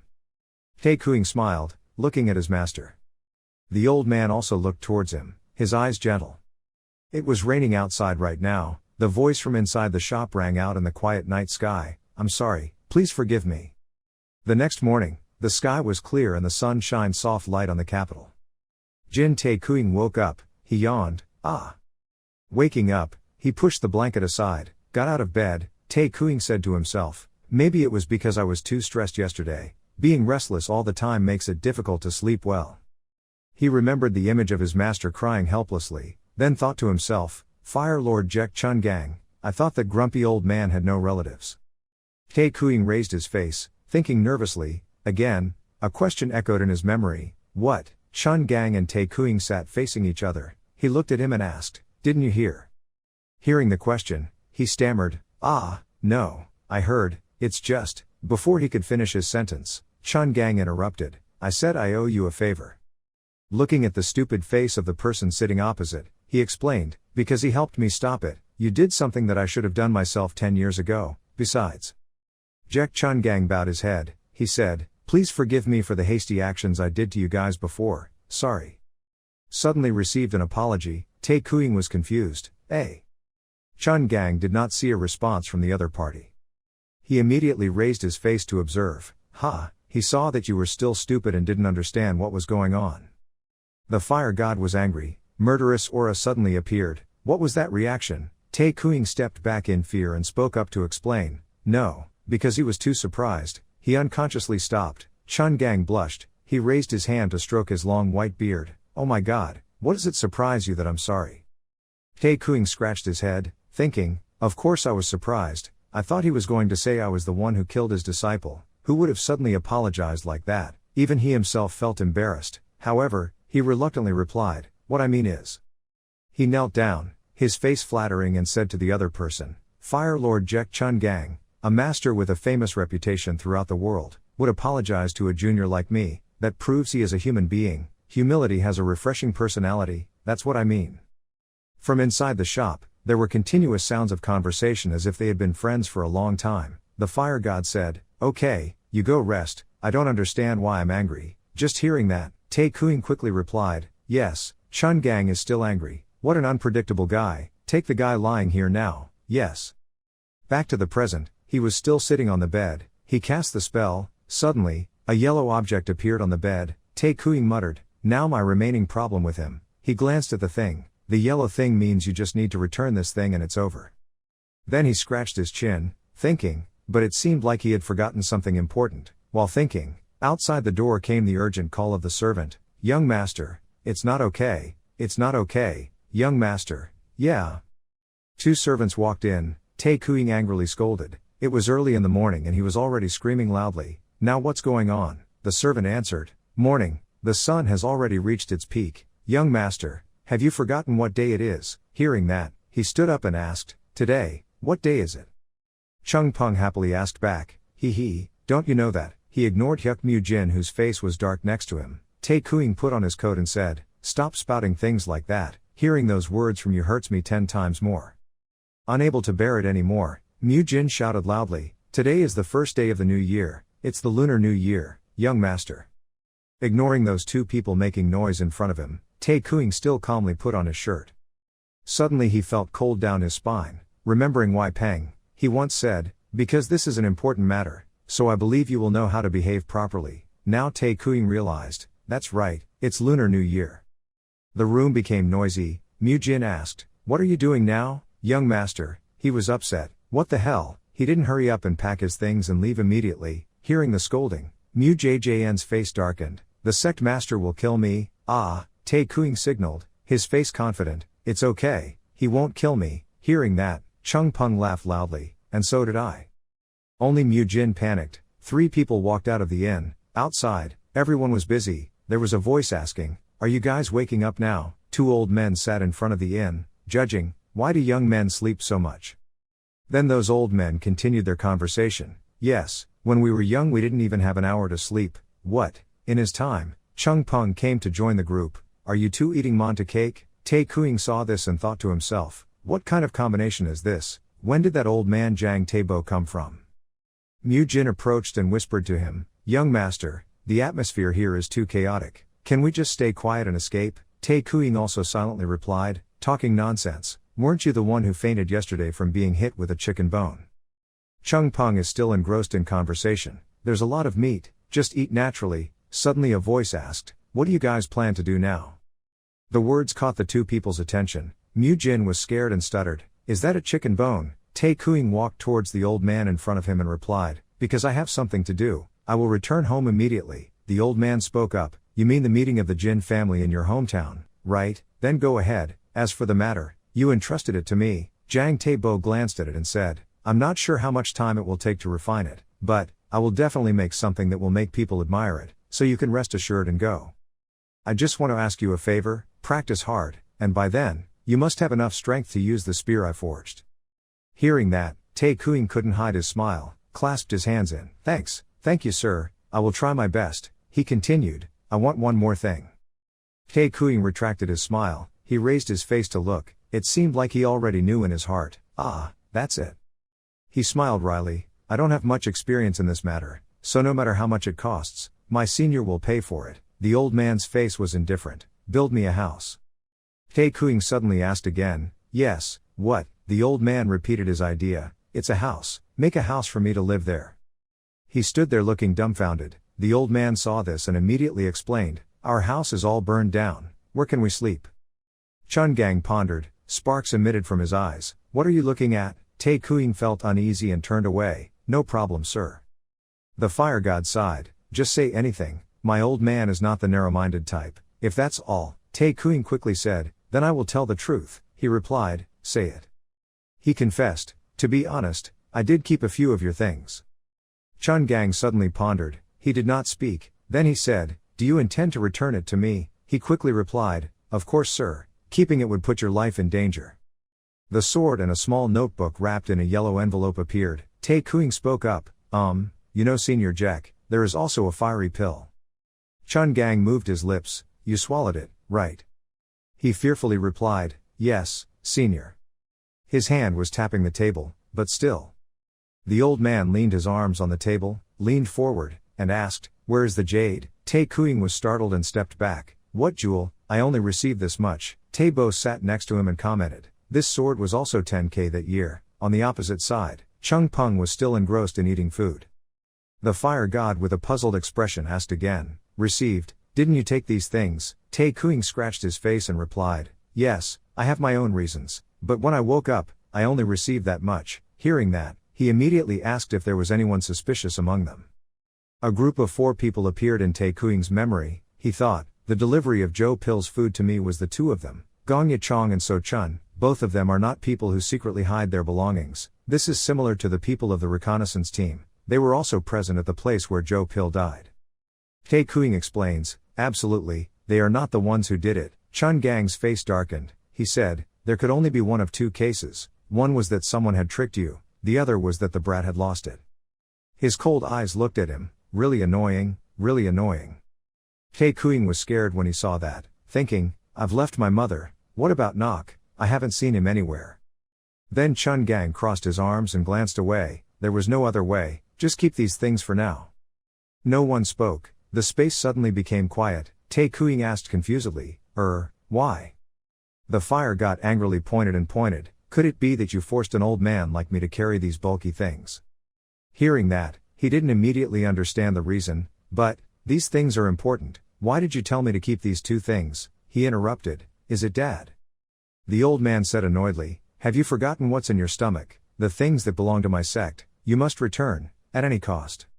Hearing that, Tae Kuing imagined in his mind the image of himself being disemboweled by this old man to get his internal medicine. He was dizzy, his face turned pale, I apologize, but in the future I will find a way to return the fire pill to you, so these things are here. Before he could finish his sentence, he was interrupted again, if you don't accept it, give it back to me right here, all 3 things.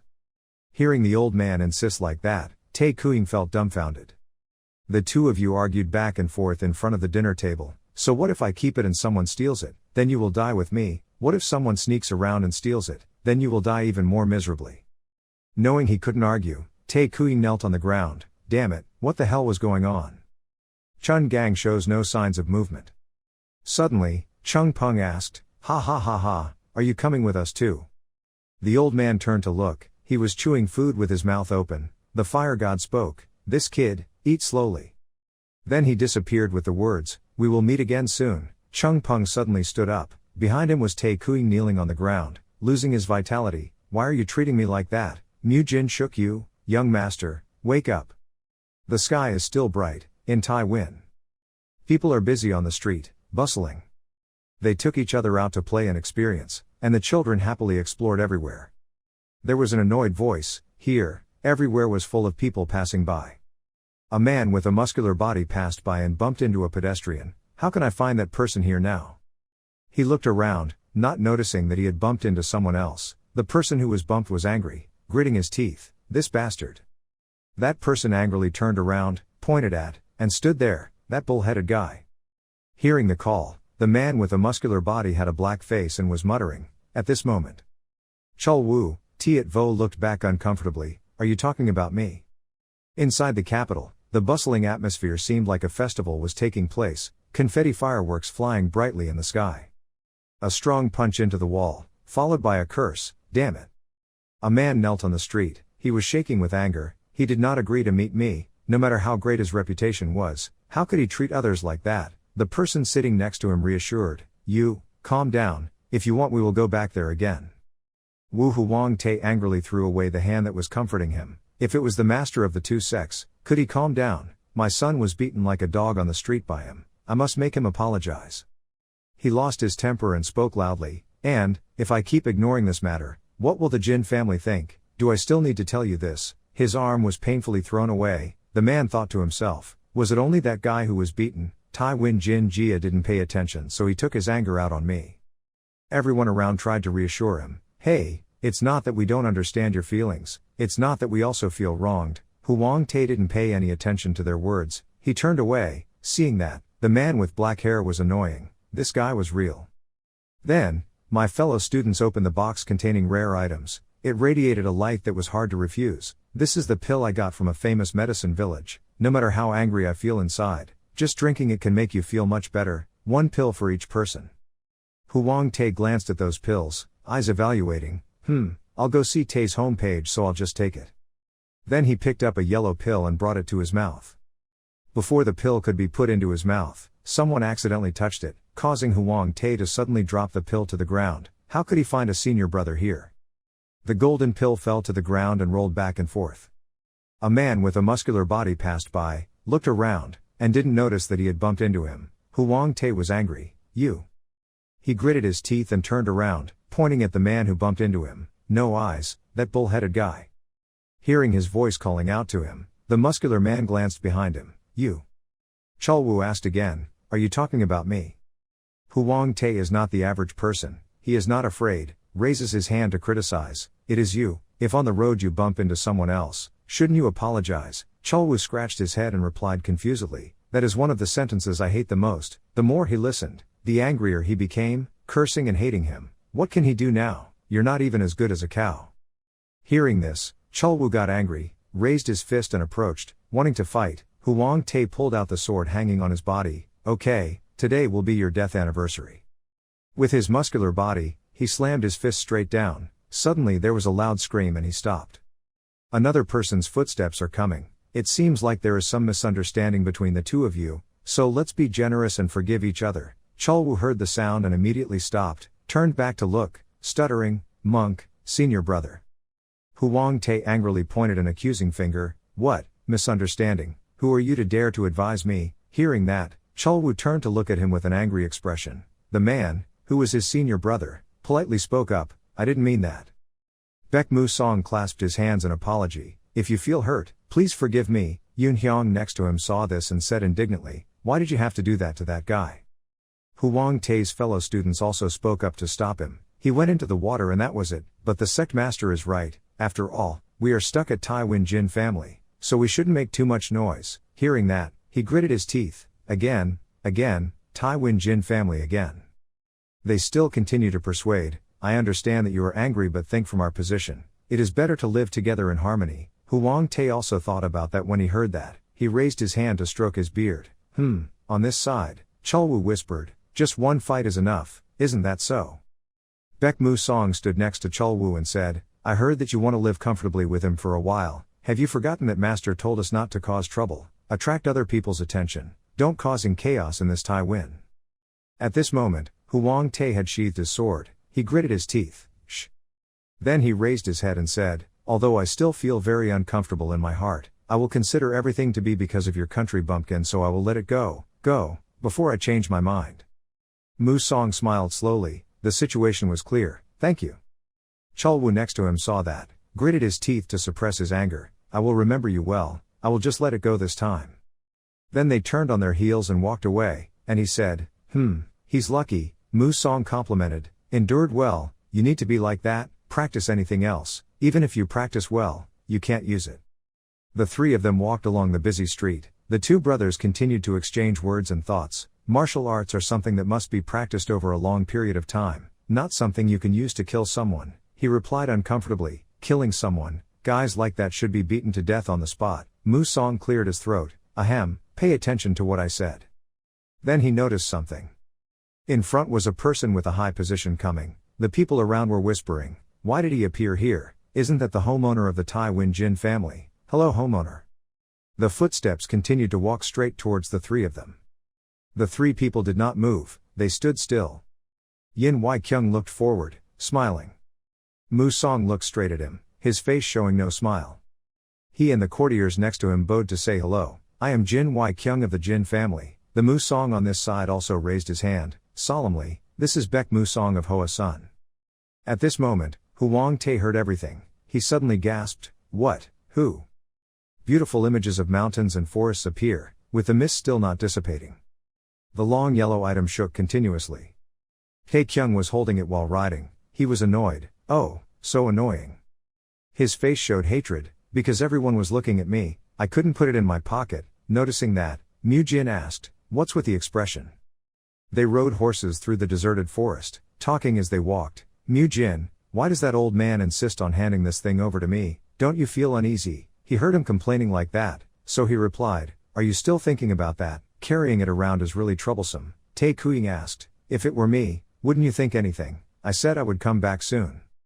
Mu Jin replied, ah, that's right, let's rest for a while, it's been a long time since I've seen my parents. He refused the offer, no, I have to go back quickly. Mu Jin rode his horse and rushed forward, saying, just hide it carefully so no one can see it, who knows, maybe the Fire Lord has something to teach us. Tae Kuying frowned and replied uncomfortably, what does he teach? Hey, it is said that one child cannot pass on a person, do you know what it means? The two of them still rushed forward, but did not forget to talk, even if the person who killed his disciple could do the same, we need to be careful. Well, after hearing it, I realized it's true. Suddenly a voice rang out, interrupting their conversation. Didn't he intend to accept his benefactor as a disciple? The two turned to look behind. Chung Peng was chasing after them smiling. He said cheerfully, it seemed like he paid a lot of attention to that benefactor. Suddenly realizing something, the two masters and servants looked into each other's eyes. Then suddenly they pursed their mouths tightly, couldn't help but laugh, and spit. Then the two of them burst out laughing, causing Chung Peng to look at them with puzzled eyes. Then the three of them continued on their way. Tae Kyung and Mu Ji still couldn't help but laugh and exclaimed, that's great haha, then we have to congratulate you, haha, oh yes, thank you, Chung Teo Heap, I thought a bit too much this time. Chung Peng scratched his head in confusion, yes, what's wrong, isn't that right? Then their voices happily spoke to each other, hey, slow down, we're almost there so from now on we can slow down KK. The people around were curious, they pointed and talked, flowers painted one crane, Baek Musong. There were people who didn't understand anything and immediately turned to ask others about this identity, oh my god, why did Hoa Sun Nyet Crane appear here? Has the reputation of the Tai Wen Jin family grown to this level? Chulwu felt shy when he heard the compliments, wait a minute, if that's the case then is this person firefighting? He is indeed as big as what I heard. He scratched his head, stammered and said, what, me so famous? Yoon Hyung next to her was also admired by everyone. Is this a fire sword and phoenix? Oh my god, she is so beautiful. She wondered and asked the person next to her, have you ever heard of me? Do you say I'm beautiful? All three of them were surrounded by compliments. Oh, Apricot Tri is also here. Chulwu turned back to comfort her. It was because they heard it wrong, so don't pay attention. Yoon Hyung crossed her arms in annoyance, really, frustration.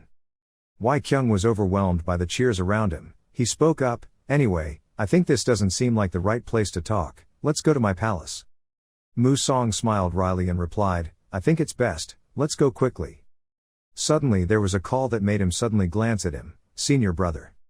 Chulwu hugged his stomach, I suddenly have a stomachache, I might have to stop over there for a bit. The two people looked at him, their faces dark, was it really that bad? Musong asked, second brother, do you have any other intentions? Then he had to agree, okay, then I will solve it quickly and go to Tai Wen Jin's house right away. He replied, yes, don't worry, just go ahead. Yoon Hyung covered his nose, oh god the smell, what exactly did you eat, you shit, big brother let's go. People around also started talking, oh, what's that smell, wow, cough. Chulwu stood in the middle of the street holding his stomach, the smell made everyone around him cover their noses, oh god, vomit, let's go, Go, vomit. As for Yoon Hyung, she also had to run away from there. Gradually, almost everyone evacuated, only he stood there holding his stomach. When everyone had left, he suddenly stood up straight, then suddenly turned around. Chulwoo spoke up, "Come on, then." He angrily clicked his knuckles and walked towards the hiding person. "You taught me how to do it just now." Huang Tae was scared and trembled. He didn't expect that he was one of Hoa Sun's apricot blossoms. Jin Tae-kyung was riding his horse and listening. "Who is coming? The Black Mountain Flower and the First Flower." He mumbled, remembering, "Did that guy named Hoa Thu Teet have any grudge against Hoa Sun?" Mu Jin quickly corrected, "No, it was Hoa Sun 1 Crane and Apricot 3 Teet." He nodded politely. "Oh well," he said, "that guy is a disciple of the head of the Hoa Sun sect. He can be considered the future of Hoa Sun." Mu Jin seemed worried. If they were people in the martial arts world, no one would know them. Jin Tae-kyung retorted, "So what, they must be very famous." He heard him say such a careless sentence like that, speechless. After a while he spoke up, "No, it's strange why the young master didn't react at all. You looked at him confused." What, so I have to react like a surprise?" After that, he turned to Chung Peng and said, "Hey, what's your grandfather's nickname?" "I forgot," he innocently replied, "Sword Saint." Mu Jin was scared to death after hearing it. Really, if he was such a famous hero, there would be no need to ask. He turned pale and waved his arms and legs. Hoa Sun Yet Crane could be considered the most talented among his juniors. Everyone was talking about the next leader of Hoa Sun being him. The other two had no martial arts skills either. "Poor, can be considered promising people in martial arts." Jin Tae-kyung replied in a grumpy voice, Yeah, no one said anything. It's terrible, they're the best." Then he suddenly pouted. Strangely, this young master was not interested at all. After hearing this, Mu Jin immediately put his hand on his chest. "It's true, every time I talk about them now, my heart no longer beats as fast as before. Hoa Sun Yet Crane, my once idol." Suddenly Chung Peng happily said, "Isn't it because of my ancestors?" He raised his hand to describe, "Because my assistant is a very strong person." After knowing that a person is too strong, when he looks at a less strong person, that person is less interested than before. After listening, the two of them finished listening, immediately nodded. "It sounds reasonable, it's true." He continued, "Besides, in the past time, the benefactors have also become much stronger, so it feels like they are normal." Jin Tae-kyung paused. Only now did he notice his own change. That's right, in just a few months, he went from a third-rate warrior who didn't know martial arts to a top-level master. Then he smiled as he remembered his progress. If he was an expert like the Fire Lord, I don't know, but with Hoa Sun Yet Crane, I could catch up with him in the near future. I was already invincible. I believe that I can overcome him. He is not a wall that I cannot overcome. It is more like a hook, so I don't feel anything special from that guy, Chief. After thinking it through, Jin Tae-kyung was grateful. "Young Master Chung, thank you for saying such nice words." He happily laughed. It's nothing." Then he winked and said, "My father once told me to always pay attention to those subordinates who have unstable will." He was in a happy mood after listening to me and immediately stiffened. "This bastard, this is called consolation." Jin Tae-kyung calculated, "Wait, sooner or later I will surpass you." As they approached the citadel, two figures stepped out. One was hastily following the footsteps of the person in front. "Wait a minute, Chul young master." Chul asked, "Sir, what is the person you just called?"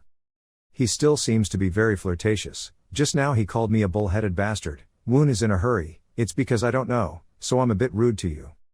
Chul pushed him away. "Rude, what a jerk, he has a cow's head. He just called me a cow's head." The owner Woon is worried. "Isn't this too much?" Jin Tae-kyung's group kept going but kept looking to see. "What's wrong, familiar, over there?" The owner Woon still begged. "I'm not that old now," Chul slyly said. "That's right, mister, at your age, you should know the difference between right and wrong." Jin Tae-kyung and the other two were still attentively watching the play. Chul also noticed that they were looking and immediately turned black and threatened. "What are you looking at?" Then he waved his hand. "The matter here has nothing to do with you guys, just continue walking." Jin Tae-kyung squinted his eyes thoughtfully. It was strange, looking at his way of speaking, he was no different from a third-rate thug, yet he is a master. Mu Jin saw that he refused to go and immediately wondered, "What's wrong, young master?" Jin Tae-kyung's sweat dropped looking at the name tag above his head. Level 95, Chul Woon, Iron Martial Arts. He seemed irritated. "Did you hear me? Are you deaf, or mute? Are you still pondering? This guy is not an ordinary person. I don't know where he came from, but he is definitely not a person in Taiwan." He speculated, maybe this guy is Hoa Sun Yet Crane. When Mu Jin next to him heard Chulwu say that, he got angry. Look at that arrogant guy, should he show him his hand? Jin Tae-kyung looked at him thoughtfully. Probably not, this guy admires flowers, mountain and crane, there's no way he wouldn't know his face.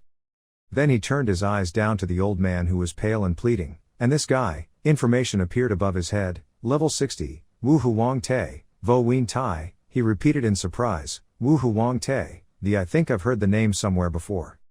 Mu Jin next to him is still restless. Young master, should I go there and give him a fight? You said, he is stronger than you. Chulwu saw that the two of you refused to leave and got angry. You look like people in the martial arts world, you just keep going, it will be better. He lifted Wu Huang Tae up. This guy committed a crime, must be a serious mistake. He's scared, don't be like that, let's talk slowly. Hearing that, Jin Tae-kyung also took a deep breath and decided to ignore it. I don't know anymore, I was curious about their background, but I didn't like being dragged into a useless argument like this. After thinking about it, he immediately brought the horse entered the city. Chulwu saw that and immediately grabbed the back of his neck and said, let's talk. Okay, find a quiet place to talk. He struggled, hey. Jin Tae-kyung was hesitant as he led the horse into the citadel, suddenly craving a bowl of hangover soup. I wanted to eat something. Wu Huang Tae's muffled voice rang out next to me. I received an invitation from young master Jin in Tai Win. I promise from now on I will not curse anyone for being cattle or eating beef anymore. Jin Tae-kyung was still preoccupied with thoughts. Let's go eat quickly. Chung Peng yawned. I want to eat tender color. Next to the wall Chul's voice echoed. I also received a card recently, but because I'm an uneducated person, I don't know what's written on it, and I don't care about that young master of the Jin family. He heard two people talking about him and stopped to look. On the other side, Wu Huang Tae had Chul squeezing the back of his head until it turned red. His face was pale. Oh, please forgive me. Chul is still angry. What bet, do you want me to forgive you? He raised his hand. Wow, this damn guy, so right from the beginning. Suddenly there was a voice calling, over there. Jin Tae-kyung approached, feeling very guilty, because I was worried about making money for nothing, but on a beautiful day like this, why don't we let everything go, wouldn't that be better? When he was stopped, he became gloomy and wanted to interfere. This young knight. Do you know what it means to meddle in personal grudges and gypsies? Interfering will only cause you more trouble. After listening, he immediately rested his head. He was already tired and had no other choice. Chul was so angry that his face turned red. What do you mean? He replied, well, we are fellow students.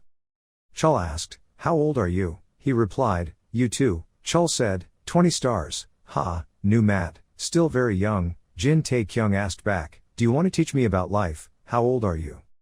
He waved his fist angrily. I'm 25 years old, this brat. He was startled when he heard that. Why, 25 years old? He pointed at him in surprise. Stop joking, but he's 25 years old. What disease do you have? It's because your physiology is reversed compared to normal people. Your name is Benjamin, right? Caption, Mutant Benjamin, is a movie about a boy whose biological cycle is opposite to normal. Chul was so angry that he gritted his teeth and praised, what the hell is this bastard, Benjamin? He shouted, shut up, everyone around me said I was very young, you guy without a beard. Jin Tae-kyung challenged, so take off your pants and see if you've grown hair yet. He screamed, this son of a bitch. Jin Tae-kyung continued to tease, hey, Benjamin is angry, Chul is mad, shut your mouth. I don't care whose crazy family you are, today you will know my hand. After saying that, he quickly ran to your place to attack, took it.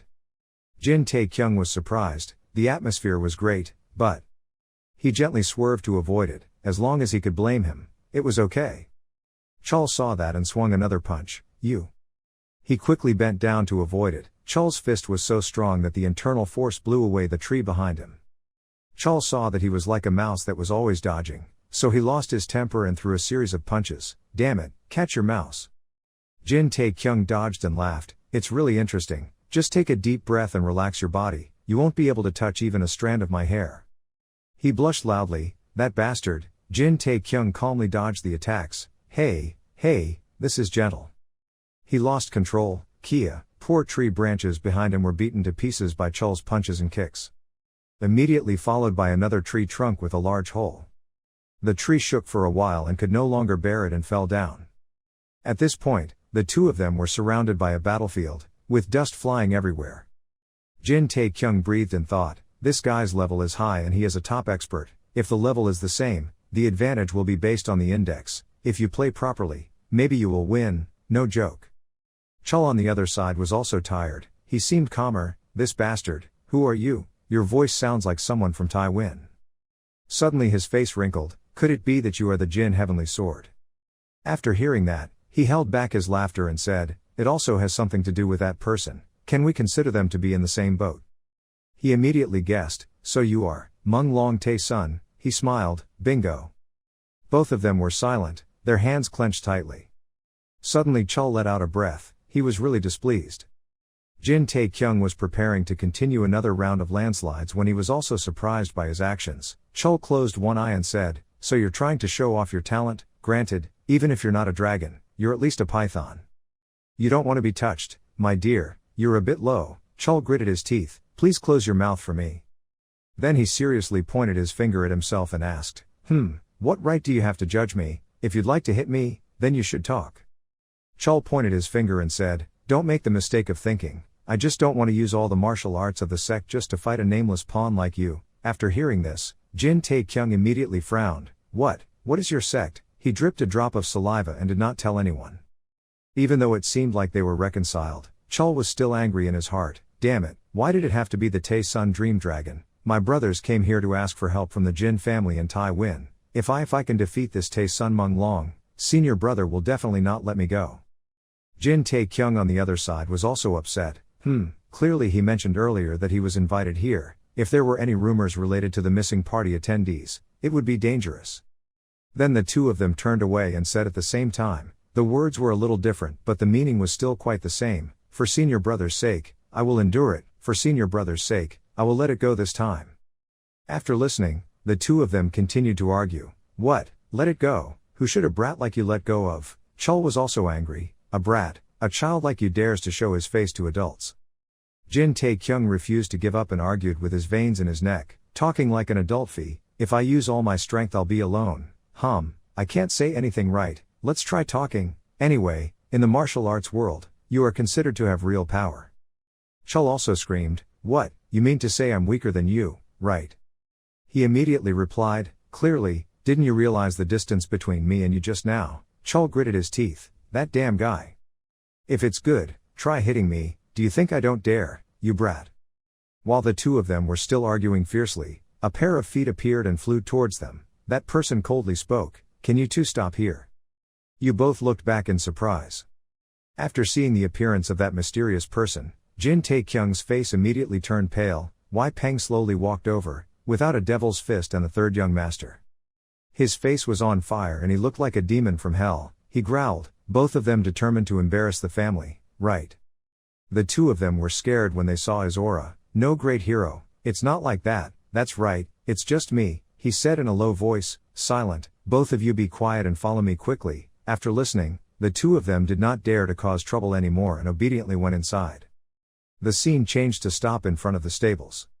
Suddenly there were whispers and arguments that broke this peaceful scene. Just now I let you know, you didn't even touch a strand of my hair. Nonsense, when I was fighting with you I still used it, less than half strength. Jin Tae-kyung and Chul were fighting while walking, so do you know that I only used 3 parts of my strength just now? I was wrong, I only used part of my strength. Jin Tae-kyung glared angrily, refusing to lose and argued back, oh hell, I also said the wrong thing. To be more precise, I only used 1/100th of my strength when fighting you. Chul Wu was not inferior at all, glanced sharply, gritted his teeth and said, thinking back, this is the same. As soon as they finished speaking, the two immediately raised their fists as if they were about to fight. Everyone's faces were so angry that their veins appeared. Jin Tae-kyung shouted loudly, hey, are you crazy? Chul Wu also shouted, again, so who started first? Suddenly a voice rang out, third young master, no fire fist. Startled both of them, they covered their mouths tightly, not daring to say another word. It turned out that Wei Peng was filled with murderous intent. He said, be quiet, the homeowner is waiting. The two remained silent and pretended to ignore him. Jin Tae-kyung glanced at Chul Wu, silently evaluating in his heart, is this guy really the second person in the 3-circle apricot blossom? I heard that these people are very famous, but they don't look like anything special.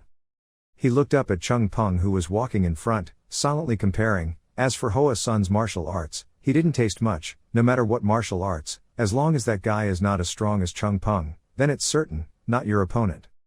But imagining the status of the shimmering Hoa Sun sect, towering like a skyscraper, while the actual value of Tai Win was just a low, old building, he suddenly felt discouraged. He's better than me because of his Hoa Sun sect background. No, I'm losing to that guy. As he walked, he cursed, a long-standing organization, damn big organizations. Then suddenly, Chung Peng, who was walking in front, turned around, hugged his stomach and pouted and said to him, "Benefactor, I am so hungry, do you have any mantou cake left?" Tae Kyung coldly replied, "No, it's all gone." Chul Woo suddenly shouted loudly, making Tae Kyung next to him startled, "Has anyone ever died because they couldn't eat mantou? So please stop talking about it for me."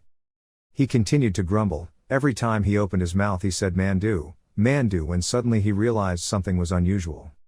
The three people in front all turned to stare at him, so surprised that their eyes were wide open, their mouths were wide open, while Chung Peng sadly and tearfully said sorry. The scary atmosphere made Chul Woo startled. He said, "Oh, what the hell, why are you guys looking at me like that?"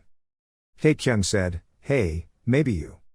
Wai Peng looked at him with gloomy eyes and asked without hesitation, "Do you really not know anything?" Hyuk Mu Jin didn't believe it and asked again, "How could that be?" Chul Woo didn't understand anything, angrily asked back, "What is this? You guys said you didn't know what that meant." Chung Peng was holding his stomach and sobbing next to you, and the other three people were huddled together talking. Maybe they didn't know. Actually, even famous people in Hoa Sun do not know why, so that is the meaning of the phrase darkness under the starlight. At this time, someone came and spoke, "This guy, you don't know who he is." Two people came, surprising everyone there. Those two people walked in front of Chung Peng and stopped. It turned out to be Baek Mu Song and Yoon Hyung. The two of them clasped their hands in respect, bowed their heads to pay their respects to Chung Peng, a disciple of Baek Mu Song of the Hoa Sun sect, to pay their respects to his uncle, and Yoon Hyung to pay his respects to his uncle. After listening, Chung Peng and Chul Woo both froze, their heads full of question marks. Chul Woo seemed to hear a joke. He laughed loudly, "Ha ha ha, senior brother, what do you mean by that? What are you seeing here? Ha ha ha." Mu Song heard his harsh laughter and replied with a dark face, "Second junior brother, the person in front of you is Master Chung Peng, your nephew earned the city." Chul Woo didn't believe it, still laughing loudly, "That's enough, ha." He continued to say, "Is it true that you are teasing me? The people here in Tai Win are really fun. There are so many jokes, everyone is planning to trick me." The atmosphere gradually darkened, no one said a word, everyone had black faces, looking at Chul Woo like he was an idiot. Realizing that the atmosphere was wrong, Chul Woo's laughter gradually stopped. He was extremely shocked and shouted loudly, "Is this true?" Baek Mu Song could only sigh helplessly. Chul Woo was scared, quickly bowed his head in apology. He hastily said, "I have offended Master Chung Peng, I hope Master will forgive me, I have blind eyes, because I did not recognize Master Chung Peng earlier." Chung Peng generously replied, "Ha ha, it's okay, it's nothing." Having said that, he turned to ask the two Baek Mu Song next to him, "But who are you all?" Meanwhile, Chul Woo next to him kept slapping his face, apologetically saying, "Oh my, I caused this, it's a big crime." Yoon Hyung widened her eyes in surprise and replied, "We, like Master Chung Peng, are all disciples of the Hoa Sun sect." Hearing that, Chung Peng was extremely surprised. He asked again, "Why? I am not a member of the Hoa Sun sect, that person is my grandfather."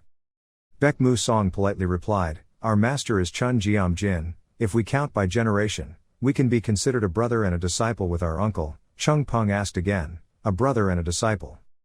Baek Mu Song still patiently answered, "Yes, Master Chung Peng's master's master." No, it should be said that Master Uncle's grandfather had 3 disciples before. Master Uncle had never heard of this. When, Chung Peng replied honestly, "I don't know, I think I heard my grandfather say it once." Baek Mu Song continued, 10 years ago, my disciple's master visited my residence, the Sword Saint's route." "Ah, is that scary old man? Is he a fellow student of mine?" "Yes, that's how it is, but I thought he was a bad person. At that time it felt like he wanted to chase me away. My grandfather and I went. Maybe my uncle was still young and didn't understand the situation at that time. You can learn about it later when you have a chance."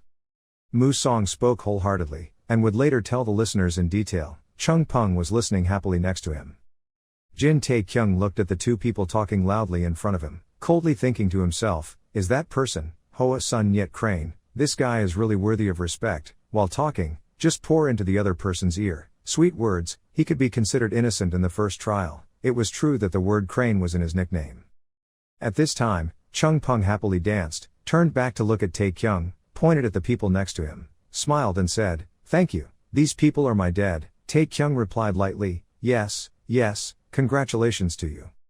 Suddenly Chung Peng excitedly said, "Do you want me to be your uncle too?" causing the three people from the Hoa Sun sect next to him to startle and turn around to look at him. Wei Peng and Mu Jin were next to him so shocked that they were speechless, while Taekyung coldly said, "FCK it, it's only going to make me angrier." Chung Peng innocently asked again, "What's wrong? If you don't like it, then I will let you be my uncle." Taekyung imagined the relationship diagram, wondering to himself, "Uncle, if he were uncle, wouldn't he be above all three people?" He immediately responded excitedly, "Ho ho, that sounded good," but Wei Peng promptly stopped him, "Ha ha, young Master Chung's jokes were really fun." Baek Mu Song also immediately stood up, clasped his hands and said, "Although he cannot be considered an initiate, he can also be considered a distinguished guest of the sect. We welcome young Master Jin to visit at any time." "Visit?" Chung Peng next to him curiously asked Chol Wu, "Can't he decide that at will?" leaving him speechless. Baek Mu Song continued to say, "Moreover, on the way back, there was nothing better than having his uncle Chung Peng talk to him." Chung Peng, who was next to him, heard that and was suddenly startled.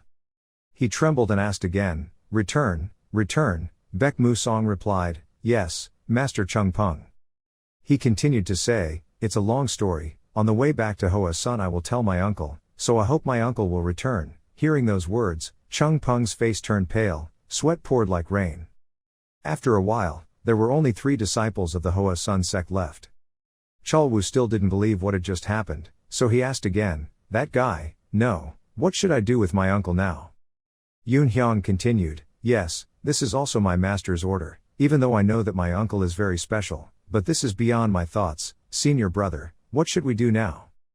Baek Mu Song sighed and replied, "I didn't expect Master Chung Peng to refuse so resolutely." Chol Wu immediately rushed forward and said that disobeying a master's orders is considered a serious crime. If so, then we, the people in the sect, can handle it, right? Baek Mu Song slowly spoke up, "Master Chung Peng, strictly speaking, Master Uncle is no different from outsiders. Those rules cannot be applied to Master Uncle. It is because the Sword Saint teaches martial arts, right, did not conduct the initiation ceremony for his uncle." He continued to say, "However, because of that, we must bring our uncle." Chung Peng returned, even though his uncle was not from Huashan. He was mastering the martial arts of our Huashan, and also went to meet many people outside, which was too risky for our sect. Ta. Yoon Hyung shyly asked again, "But senior brother, what method must we use to bring my uncle back?" Chol Wu confusedly scratched his head, then gave his opinion, "Could we use force?" Well, they remembered that Chung Peng was clearly in the middle of the 3 people, and immediately ran after Jin Taekyung. He hugged Taekyung tightly from behind and happily said, "I want to be by your side." The 3 people walked. Baek Mu Song said to the 2 people next to him, "First, we need to attract the Tae Sun Dream Dragon to our side." Over here, Wei Peng was so angry that his veins were popping out all over his head. He gritted his teeth and said, "In the end, what are you doing, young master?" Taekyung acted innocent and asked in return, "What is what?" Wei Peng angrily pointed at Chung Peng, who was eating greedily next to him, loudly saying, "Something is this, it's the great hero Chung Peng." Jin Taekyung made an innocent face, picked his nose and said, "I didn't do anything." Wei Peng was furious. The hero Chung went against the orders of the head of the Hoa Sun sect, just to stay next to Tam, that young master. Jin Taekyung asked indifferently, "Then what, young master, don't you know that if we do something wrong, the relationship between the Jin family and the Hoa Sun sect will become awkward?" Chung Peng was next to him, his face full of question marks. Jin Taekyung awkwardly blew the snot stuck to his fingertips and replied, "Why, it's because he doesn't want to leave me. If he's so worried, then let me try to convince him." Wei Peng was so angry that his face was tense and he couldn't say a word. He shouted loudly, "Homeowner, please say something this time. The young master didn't even listen to me." The homeowner slammed his hand on the table. Seeing that, Jin Taekyung immediately seriously sat up straight. "Jin Wei Kyung stood up and called you, my junior brother." Then he walked up to Jin Taekyung, making him tremble and laugh awkwardly. "Ha ha, brother, I'm joking, it's just a joke." Wei Peng seemed to have found an ally, pointing at Jin Taekyung, said, "Did you see the young master's attitude just now?" Jin Wei Kyung, filled with murderous intent, approached Jin Taekyung and then raised his hand, calling, "You, Jin Tae-kyung was still shaking like a leaf, continuously saying, "You will take responsibility and try not to affect him." But unexpectedly, Jin Wai-kyung sat down, rubbed his younger brother's cheek, his eyes filled with tears and said, "You look so pale, were there any inconveniences on the way home? Do you know that this brother was worried? Don't worry about me," making Wai Peng explode on the spot. "It's crazy." Wai Peng screamed like fire, "Didn't you promise to scold him before?" Jin Wai-kyung cleared his throat, trying to regain his image. "I know, I just wanted to check the situation, that's just a little bit of his condition." He immediately became serious, glanced at Tae-kyung and said, "This kid, no matter what he does." Tae-kyung anxiously waited for the next words. But still like before, Jin Wai-kyung picked up the sword sheath with an infatuated expression, without any image of the homeowner, happily told his younger brother, "Did you ask them to forge this thing when you got there? Let me see, let's try this will make the Wai Peng explode again, not that one."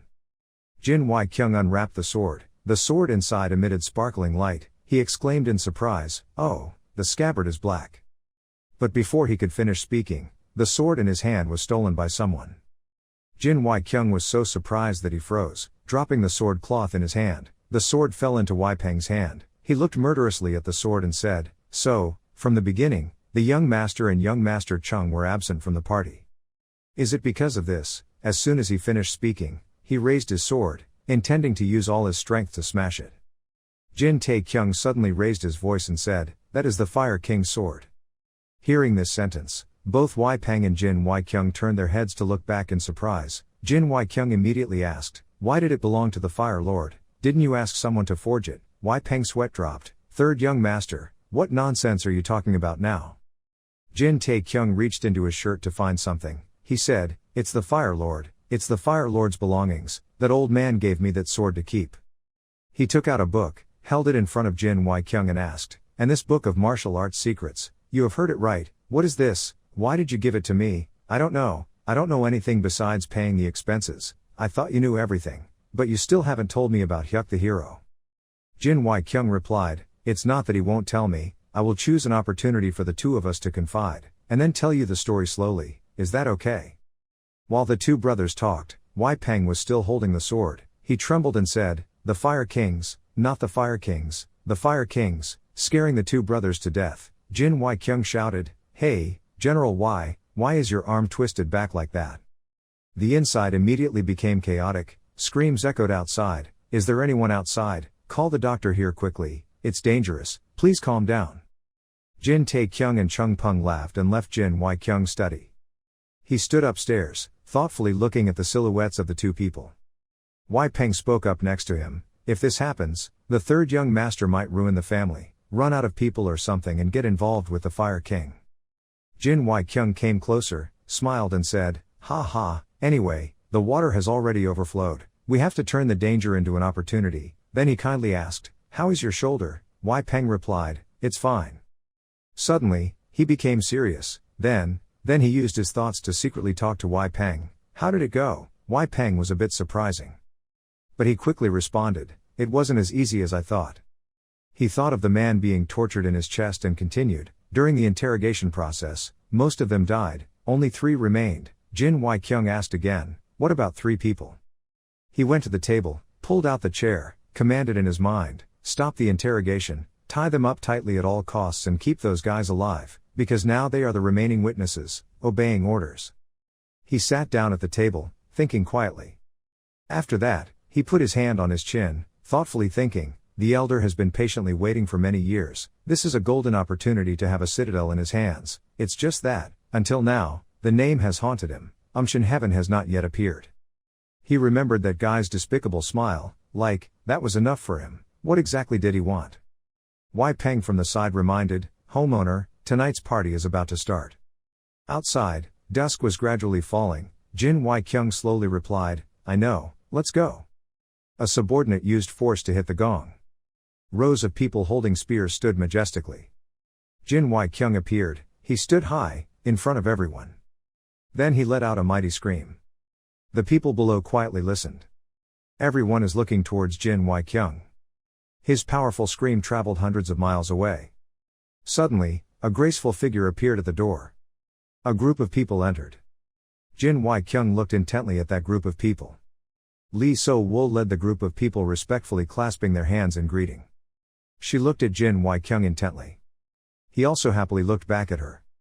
Suddenly the group knelt down on one knee and chanted. The people around were also continuously cheering, an extremely bustling scene. The palace maids took turns bringing out delicious food and drinks. On this side, Chulwoo breathed heavily and excitedly said, "It's so great, just looking at it makes my heart want to jump out of my chest."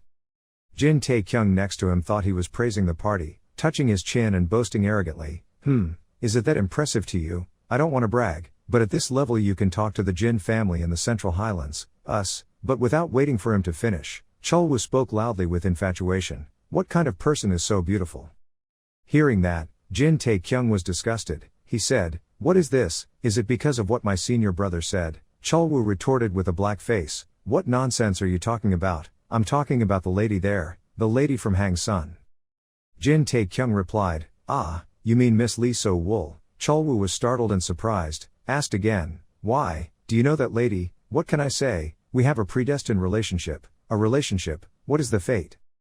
Jin Tae-kyung recalled the old memories. He thought to himself, "My relationship with that lady started with me harassing her when I was kicked out of the house, and in the end it ended with a proposal." As he remembered, he picked up the glass of wine to drink it. Then he told Chulwoo, "In general, the retelling is very long and troublesome. You understand that it is a stormy story, but.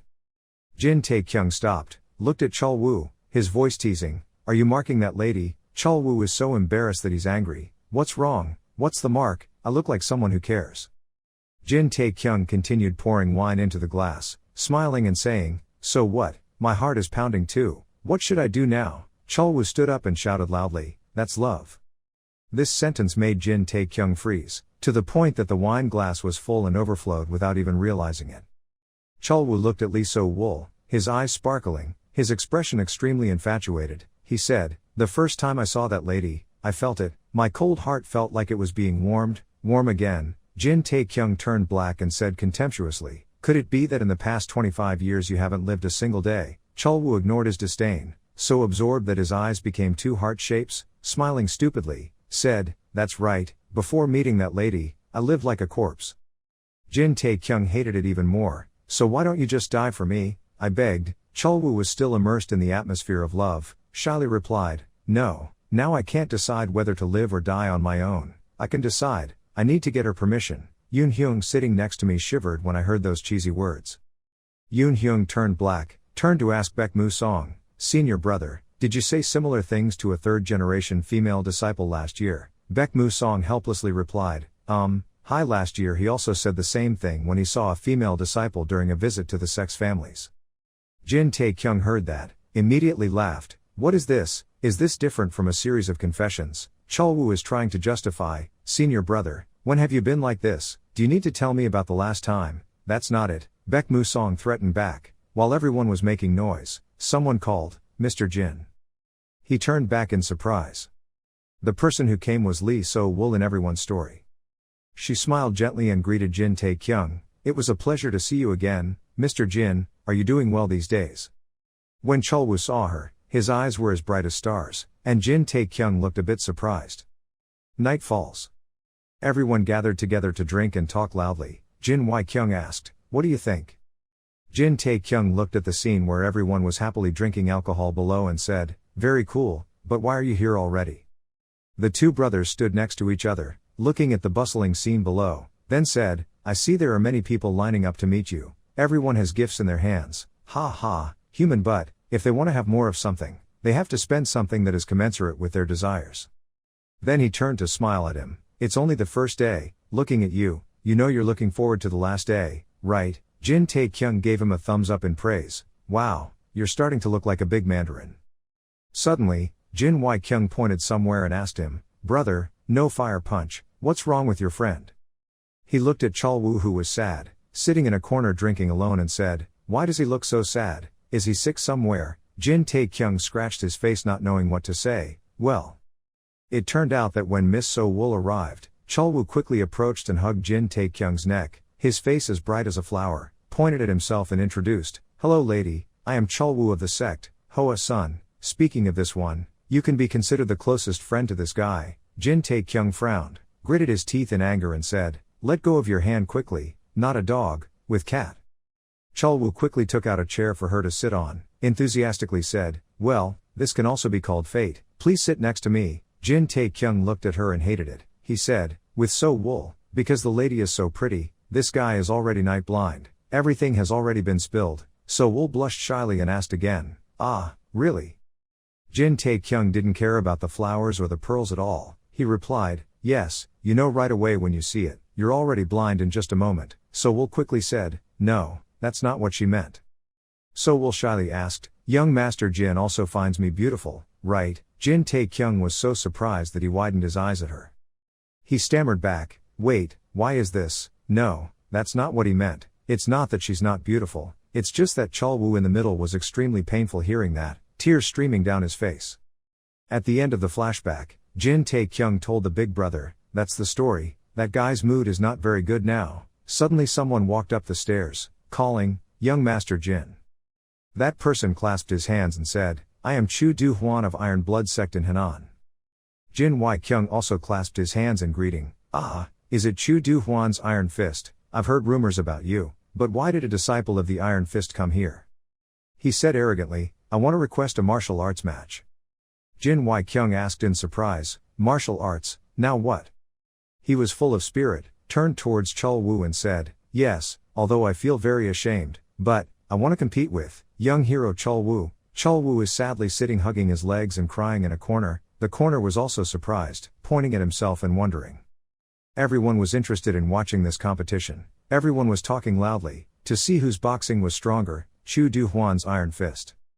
There are people who, even though they are drunk, still enjoy talking, competing in martial arts with a person in the 3 seasons of Apricot Blossoms.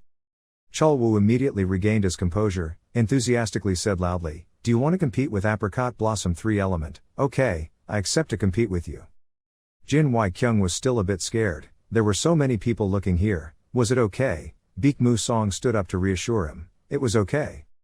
He stood up and walked this way, telling him that I was very grateful to be able to participate in the banquet. On a beautiful day like this, there would be nothing better than a martial arts match to stir up the atmosphere. Jin Wai-kyung stroked his chin and happily said, if the Hoa Sun side has no opinion, then I will accept the Iron Fist's request. Chu Du-hwan clasped his hands in gratitude. Jin Wai-kyung added, that's it. He made an announcement to everyone, from now on anyone here can participate in the martial arts competition. The final winner will receive 100 taels of silver and a weapon suitable for that person. Everyone cheered happily in response.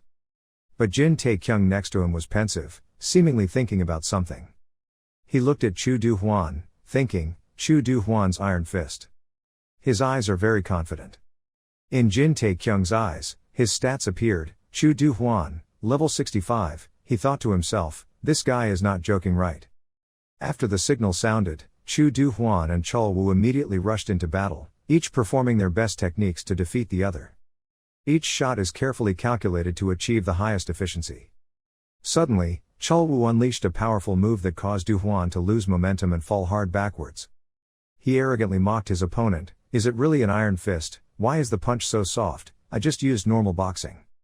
Cholwoo told him to surrender, but Du-hwan's fighting spirit is something that nothing can extinguish. No, as long as he can still use his fists, I will not give up. He scorned him, immediately rushed in and gave him a huge hook blow, he was so stubborn. This match was inherently uneven from the beginning, and Du-hwan's strong efforts to hold back could not change the situation. He was beaten to the point where blood flowed in all directions and his neck tendons were bulging out. The final result was that he was completely defeated by Cholwoo, unable to even cause any significant damage to his opponent. The audience below the ring witnessed the match ending quickly, extremely excited to cheer for him. An Iron Fist expert like Chu Du-hwan was known to many people, but could not do anything first. No fire punch Cholwoo, no fire punch is different. Jin Wai-kyung stood on the throne, announcing the results. Victory belonged to the Hoa Sun sect's No Fire Fist. The winner would continue to accept challenges from others. If there was no one left to challenge, then that person will become the overall winner. He excitedly invited warriors from different sects. Hey, who wants to challenge with the Fire Fist? Meanwhile, at the banquet table, a girl also happily turned to Jin Tae-kyung, do you think anyone else will challenge you? He excitedly raised his fist, massaging his arm. After defeating that Iron Fist, do you think anyone else will come forward to challenge you? I'll bet this whole hand, I definitely won't, who else dares to challenge? But the truth is always harsh. Contrary to his expectations, a martial arts master boldly stood up for a duel. He introduced himself. This servant is Huang Jin-su of the royal family, wanting to challenge the Fire Fist. Immediately, Taekyung stiffened and glanced at the lady sitting next to him. He stepped up, preparing to start the challenge with Chol-woo. While the Fire Fist has always fought without weapons, Jin-su entered the battle with a sharp sword in his hand. But his fate was no different from Chu Du-hwan's. He was beaten to a pulp by Chol-woo and spun around the ring several times, causing everyone around him to worry and sit still. Okay, let it spin 25 times, then they ask each other, now what? Taekyung saw his superiority and proudly boasted to everyone, you see, the guy from before was defeated even faster than the Iron Fist guy from before. This time I bet on my remaining hand. Of me, surely no one will dare to stand up and challenge me. However, once again, a martial artist stood up to fight, and I asked for permission to challenge him. That person is indeed a strange guy. His appearance looks exactly like a beggar, wearing a hat, wearing a ragged shirt, holding a long stick in his hand and walking onto the competition floor while some low-ranking guys are carrying him. Defeated, even though I am an unknown person with no name, I still want to test my strength. He didn't bother to say his name, just coldly turned the stick outward to signal the start. That guy raised the stick high in front of him, his aggressive eyes looking towards Chol-woo. He raised his crude weapon to challenge, his burning desire to win, come and go.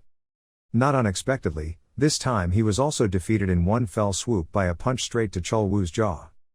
The lady sitting next to him excitedly asked Taekyung, so what now? He answered indiscriminately without even thinking, I bet my left leg. The challenge rang out again. This one is Chun-won. I would like to challenge you with a non-fire fist. The betting story between the two continued like that, until no more warriors dared to step forward. Then what now? Leg, right leg, I will bet on the right leg. Now who wants to challenge, any more? And just like that, one person after another had to use stretchers to get off the battlefield. Even though Taekyung didn't fight, he felt scared because of the bet. That bastard, did he smear honey on his fist? Why do they keep challenging him like that? Miss, what if he asks for the things I bet on? Shouldn't he cut them into pieces and wrap them up to give them to him? He worriedly looked at the person sitting next to him. She almost burst out laughing. Sir, don't worry, this young lady won't take what you bet on. Taekyung happily turned to ask again, really? She shyly suggested, the young master did one thing for this young lady, he was in a hurry, what was it? She glanced at him slightly, hesitated for a long time before saying a few words, that is. But just as she was about to tell Taekyung, Chol-woo's loud voice rang out, cutting off that request, Dream Dragon West Mountain. He suddenly walked from the middle of the ring towards Jin Taekyung's table. Chol-woo pointed his fingers at him, making a challenge. System notification, level 96 Chol-woo has designated you as the challenger, he provokes, young master Jin, come here. The request was displayed in front of him. The man was emotionally needy. The mission had been initiated. Do you want to accept this mission? If you refuse the mission you will receive the title of weakling. Taekyung's face became distorted every minute. He fell into a dilemma. It was difficult to accept, but also impossible to refuse. Taekyung was angry, swore immediately, calling out the name of the mission. Whoever gave that bastard name. But in the end, for his own honor, for his majesty, he decided to stand up and get himself a weapon. And step onto the battle floor. Someone approached and feared to stop Jin Wai-kyung, hoping he would stop this battle. We have to stop the fight. Wai-kyung smiled calmly and replied, I don't know what the reason is, but it seems like the two of you have some grudge against each other. Should we take this opportunity to let the two of us settle it? Conflict no. He held his head in worry. I don't mean to look down on Meng Long Tae's son. It's just that once my second brother gets crazy, it's hard to stop. That guy is worried about Taekyung. If it continues like that, the young man will definitely get hurt. Shouldn't we prevent such things? He turned in surprise and asked, who said that? He scratched his head, why? Wai-kyung still wanted the competition to take place. The match hadn't started yet, and the winner and loser hadn't been decided yet. I always believe he will win. He looks like that on the outside. But in his heart he had other thoughts. He was wrong. It was true that Meng Long Tae's son was a rare talent, but in terms of experience, martial arts, and endurance, they could not compare with his second brother, Chief. Looking at the crowd below celebrating and cheering, that guy thought to himself, if either of them withdrew now, that side's reputation would be affected. Then he made his choice, I will choose the right time to appear. Suddenly, a hand gently reached into the banquet table and quickly took away a dumpling. The person who just took the cake and sat down to eat it was Chung Peng. At this time, on the ring, Jin Taekyung was turning down and waving to everyone. He turned around and said to Chul Woo, "Hey, you should wave too, without fans you can't become a celebrity." He replied that he didn't care, busy adjusting his armor, "Just wave and go, the next 3 months you will spend in the infirmary." Taekyung turned around, started waving the stick in his hand. "Oh my god, I want to know the reason, why are you so mad? That's a good item," Chul Woo replied. "Are you pretending not to know, or not?" He covered his mouth and laughed to annoy him. "Don't tell me about the incident where you were dumped before confessing your love." Chul Woo was hurt by being touched, got mad at Taekyung, who kicked him here. He used to dream of a house and children. "If it weren't for you bastard, I would have lived peacefully with 3 children, he objected. "Hey, your imagination is going a bit far, like that, isn't that too fast?" Chul Woo stomped forward so hard that the tile floor crumbled. He had turned his aggressive mode on to the highest level. The small talk for now was enough. He showed off his sharp armor. "I promise you, I will help you get out of here using a 4-legged human carrier." In response, Taekyung also raised his spear. "Too scared, so let me help you get out of here with that 4-legged platform." Chul Woo boldly stepped forward, shouting at you, "I will punch your damn mouth." Having said that, the 2 people rushed towards each other and decided to fight to the death, each encountering each other repeatedly. Everyone tried their best to win. Night had begun to fall. Chul Woo's armor was still working quite effectively to fight against the spear that Jin Taekyung was holding in his hand. The match is still in balance, sometimes Chul Woo, sometimes Taekyung has the upper hand. But the more the competition went on, the more clearly his superiority in weapons became apparent, to the point where he began to worry about himself. "Damn, this guy took advantage of the length of his spear, hit back." Taekyung's spear almost hit Chul Woo's head. And immediately, he counterattacked, "You rat." He was also almost hit by that kick, somewhat excited and worried. After Taekyung dodged the attack, he raised his voice provocatively, a bit surprised, "It's fun, but that's still not enough to touch this person." Suddenly, he flashed a mischievous smile at him. Chul Woo used his hand to grab the tip of the spear, to see if it was true what you said. Taekyung tried to grab his weapon back, his face turned blue. "What's this, don't you already have a weapon? Playing like that is cheating, you scammer."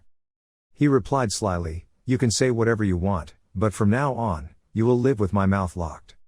He gritted his teeth trying to regain control, his face worried. "Damn it, now you let go or not, I count to 3 but you don't let go." Chul Woo suddenly yanked the spear back towards him. What would he do? But Taekyung gave him a bigger surprise, "So I'll let him go." Sure enough, Chul Woo grabbed the spear too tightly to get it to his side, so he lost momentum and fell backwards, dying. Just having that chance, he rushed forward and used his knee to hit him straight in the face, disfiguring his face to the point of being unrecognizable. Chul Woo, that warrior with a large body, fell at the hands of Taekyung. He threw a decisive punch into his stomach. "Give me back this spear." The decisive battle ended. Chul Woo collapsed to the ground, defeated by Tae-sun Dream Dragon Taekyung. He took back his spear. Standing bravely, he watched his opponent kneel at his feet. Unexpectedly, he still had the strength to curse, "You bastard, why did you hit my face? This made you surprised. Is he still awake like that? Is it because he is strong or has control? My punch is weak." Taekyung comforted with a sarcastic voice, "It's okay, because the person is already bad, no one will look." Chul Woo was startled and argued, "The problem here is not because I'm bad, but because I'm being bullied. Hitting me in the face like this will make me even worse." Taekyung rubbed his forehead speechless. This crazy guy, I didn't expect that he also knew that he was ugly. He stood up, even though he was beaten to a pulp, he still refused to give up. "Because of your family's appearance, I planned to end the match easily, but it seems that's not possible, boy," waving the stick. "Good, let's hit it properly, that's also the reason why I step up here and there." Chul Woo raised his arms to show off his shining metal armor. Taking a step forward, he challenged again, "I will use all my strength to fight you." Taekyung noticed something unusual in that blow, the punch. Having said that, Chul Woo rushed into punching and kicking again. This time his strength was many times stronger. It even split his spear into hundreds of different small pieces. He rushed forward, intending to smash Taekyung flat, but luckily, he escaped in time, causing Chul Woo's hand to punch the cold tile floor below. He landed gently on the ground, his flexible legs moving everywhere. Taekyung sighed looking at his broken spear. "Damn, I just got used to that spear. But he is very confident. Not only does he not falter, but he is also arrogant. Don't even think about admitting defeat. The match has only just begun. Taekyung was so angry that he wanted to throw a wooden stick at his face. Admit defeat? Who lost to whom? My brother or your big brother coming to the rescue is a big mistake. He gave a mischievous smile. Move your feet around him provocatively. I don't know what will happen in the end, so stop talking and give up the match, otherwise just think about a draw, no winner or loser. Everyone below started to talk. What's wrong with him? Without a weapon, it would be very dangerous. Wei Kyung stood to the side attentively watching the entire development of the war but from beginning to end did not make any comments at all. Chul Won stood with his hands clasped on his hips, continuing to raise his voice to challenge. I don't know if you are brave or something, or if you have some trick up your sleeve so you keep acting like that, don't say you're bad at it. Listening to the cowardly part of hitting a real man's genitals, Taekyung calmly bowed his head, not knowing any more. He decided to use tricks and play dirty, it could be considered that way, after all he was the only one who saw it. Taekyung started performing a special technique, opening the status window. This made Chul Won confused. He kept raising his hand and scratching his head endlessly. Now he really looks like a fat guy who doesn't know how to think. Are you crazy? If that's the case then don't blame me. Chul Woo stepped forward. Shouted loudly at him, 82 punch formulas. But Destroyer. The system began to display Jin Taekyung's specific parameters. Thanks to the title effect, all his stats increased by 30. Some stats were increased, thanks to special effects as a player, divided all remaining points. Taekyung wondered if his movements were faster and lighter than before. He stood still, holding the wooden stick that had been part of the spear at the beginning of the battle behind his back, waiting for him to attack. But as soon as Chul Woo rushed forward, an invisible force held his hands motionless in one place. Taekyung spoke up, hey, that level 95 guy. Then quickly sneaked behind him, placed the sharp end of the stick against his neck and threatened him, you are riding your whole body on top of him. Taekyung looked at Chul Woo with disdain and contempt, I think I'm much stronger than before. Night had long fallen, and the battle between Jin Taekyung and Chul Woo had been going on for quite a long time, making the soldiers outside think everything inside was over. One guy asked his teammate, it seems like the young master's match inside is over, who do you think won? The other guy answered, why bother asking, of course it's our young master. Although he has a lot of faith in his master, he is also quite afraid of the formidable power of the Chul Woo fist. Hey, the way you say it, it sounds like our young master will definitely win, no matter what his opponent is. The young master is also a non-fire puncher, one of the 3 disciples of the Hoa Sun sect. That guy yawned, I followed the young master and met many experts, like the fire punch is nothing compared to those people. He was surprised at the closeness between the two of them. Why are you already so close to the young master? That guy started arrogantly boasting. What kind of closeness? Just on a beautiful day, the young master told me that. He started acting out, hey Hyuk, from now on, you will become my right hand, without you. Those words were so outrageous that his friend had to interrupt, wait a minute. That guy asked suspiciously, was the person who spoke to you the third young master? Seeing that the way he spoke was not at all similar, that question made him freeze even though he was bragging enthusiastically. The two of them started arguing loudly outside the palace gate. Is it true that you are intentionally interrupting what I'm saying? No, it's not, it's just the way the third young master talks, that's enough. Are you close to the third young master? Do you understand the third young master better than me? No. They argued so loudly that everyone could hear. What do you know? I am the one who lived with the young master in life and death, always eating together. Okay, no need to tell any more. Then, I understand, let's continue. The arguing was so loud that the leader of the group trying to enter the palace to receive an audience had to ask his subordinates. Why are the guards outside the city gate talking so loudly? The group replied, we don't know, it's probably because there's a banquet, so they're in a good mood, maybe only a few anonymous pawns were invited. Suddenly, the sound of arguing stopped, giving way to the sound of a horse-drawn carriage approaching the palace gate where the party was being held. Who were these people? He ordered that group of rude people who did not name themselves, stop there. I, the captain of the guard team Hyuk Moo Jin of the Jin family in Tai Win. Who are you? Quickly declare your identity, and the purpose of coming here. The old man with white hair and beard led the group and introduced himself as a good swordsman, belonging to the Chung Nam sect. Then he mentioned 2 names he wanted to meet, Jin Taekyung and Chung Pung. I came here to meet these 2 people. As soon as Moo Jin heard it, he stood still in shock. Chung Nam sent him. The scene moved to the inside of the palace. Everyone was wondering to each other, What's going on? This person shouted, what is this, what just happened? The other person covered his mouth, what happened? A girl looked up at Chol Woo's older brother, no big brother. He was slouching all over, a dejected look on his face, recalling the blow he had just received, just now. I don't see anything. Chung Peng appeared from nowhere, his mouth interjected, making everyone surprised, so fast. Hearing that, he quickly asked him, could Master Chung Peng say more clearly, exactly what kind of martial arts he used? He raised 2 fingers and pointed to explain, the benefactor only practiced one set of spear techniques and foot techniques, although the martial arts were crude, they were practical, just now, there was nothing called superior at all. Chung Peng suddenly smiled brightly, it was simply that the attack was too fast, much faster than Chol Woo. Having said that, he sat down laughing and ate a bunch of meat dumplings with both hands at the same time. Chol Woo's senior brother thought to himself, even though he didn't practice martial arts or any special moves, he was able to break through his body's limits, how could he do that? He denied what Chung Peng had just said, it was impossible, but he still calmly enjoyed the delicious food, yet he was able to do it. Chung Peng explained how he knew that, not long ago, I practiced martial arts with Yin Gong, in just 2 days, Yin Gong was able to neutralize and counterattack the Fox Kung Fu technique, if Chol Fu had known about this, he would have fought differently. He heard that and was surprised by Taekyung's formidable strength, even if he was a Hoa Sun disciple who was recognized by everyone as talented, it would still take a year to get used to it, Fuk Ho Fist technique, only for 2 days. He turned to look at Chung Peng, young Master Jin is that strong, you brag without saying anything, that's true, but I'm even stronger than you, he nodded in understanding, now I understand the reason, why does my uncle want to be with young Master Jin? Having said that, that guy silently looked towards the arena, there was another monster and the advantage in the battle was now tilted towards Taekyung.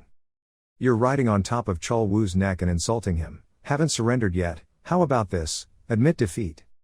The other senior brother walked towards Wai Kyung, respectfully clasped his hands and said to him, Sir Jin, I apologize for my previous rude words. Wai Kyung answered lightly, it's okay, he said in a very sincere voice, I and my juniors have learned a lot, now we have decided who wins and who loses, so we can end it, this duel is okay. From beginning to end, he still kept his posture with his hands behind his back, calm, I know, let's decide, that guy hesitated, then, and thought, sure enough, the match ruined the atmosphere, gas. He sighed, that's right, I heard that the homeowner highly values my 2 younger brothers, but in front of Master Jin, I underestimated young Master Jin, I always told my younger brothers to always be humble, but I can't do that. Seeing Chol Woo's senior brother so sad, Jin Wai Kyung couldn't hide his joy in his heart. Victorious, wow, that was unexpected, Jin Wai Kyung did not expect his junior brother to win. As expected, the winner was different, at this moment, Taekyung was very pleased and knocked on Chol Woo's head, not firing this punch. When attacking the opponent, you have to be both quick and precise, you know, but he can only helplessly refute, how dare you bastard, teach me. The more Chol Woo provoked, the more blows he received, dare, teach, you really still don't grasp the situation, huh? Finally, Jin Wai Kyung spoke up to announce the results of the battle, victory belonged to Jin Taekyung of the Jin family, both of them did very well, Chol Woo was angry, if you go down then you will die with me. He continued to invite participants, is there anyone else who wants to challenge, and you don't care about those words, I don't know, our match is over here, let's try to find an opportunity, another group to take revenge. Having said that, Taekyung jumped down on him and tried to run away. But I only took 3 steps. He was stopped by Chol Won's hand, he wasn't done yet. You're teasing him again, Chol Won, you're not joking, are you? He raised his fist to give him a punch in the face, leaving his will as well. But the result is still the same as before. Chol Woo is still defeated at the hands of Taekyung. You triumphantly scoff at his aggressiveness, don't like it, leave it to you. Notification system, the emotionally needy man's mission has been completed. The quest's reward is a large amount of experience and reputation. The crowd below cheered warmly, the match was over, the winner was Meng Long Tae-sun. Wai Kyung asked again, does anyone else want to challenge Jin Taekyung from the Jin family? The system signaled that he had been promoted, he announced that since no one wanted to challenge him, the winner was Jin Taekyung. Amid that scene of cheering and celebrating victory, suddenly the rude group of people from before came inside. From that moment on, everyone was dizzy, no. The old man with white hair and beard spoke up, now he's better. All eyes were on them. A dizzy lady was quickly questioned by the gentleman sitting next to her. It was due to her weak internal energy that she suffered from it. That old man walked up to the ring alone, without saying a word, just staring at Taekyung. He thought, where did this old man come from? I can't think he came here to participate in martial arts. His eyes glanced sideways and looked around. Then slowly spoke, Chung Pung, who is Jin Taekyung? Suddenly, he answered, neither of them was, because he thought, even though he didn't know what it was, he could just deny it. The old man was a little surprised and asked again, isn't that right? Taekyung replied, I don't know if you were mistaken or not, but you found the wrong person. This is the first time I've heard that name. Really? Having said that, he snapped his fingers and called a few people from the yard to come up here. They scrambled up to follow their master's orders.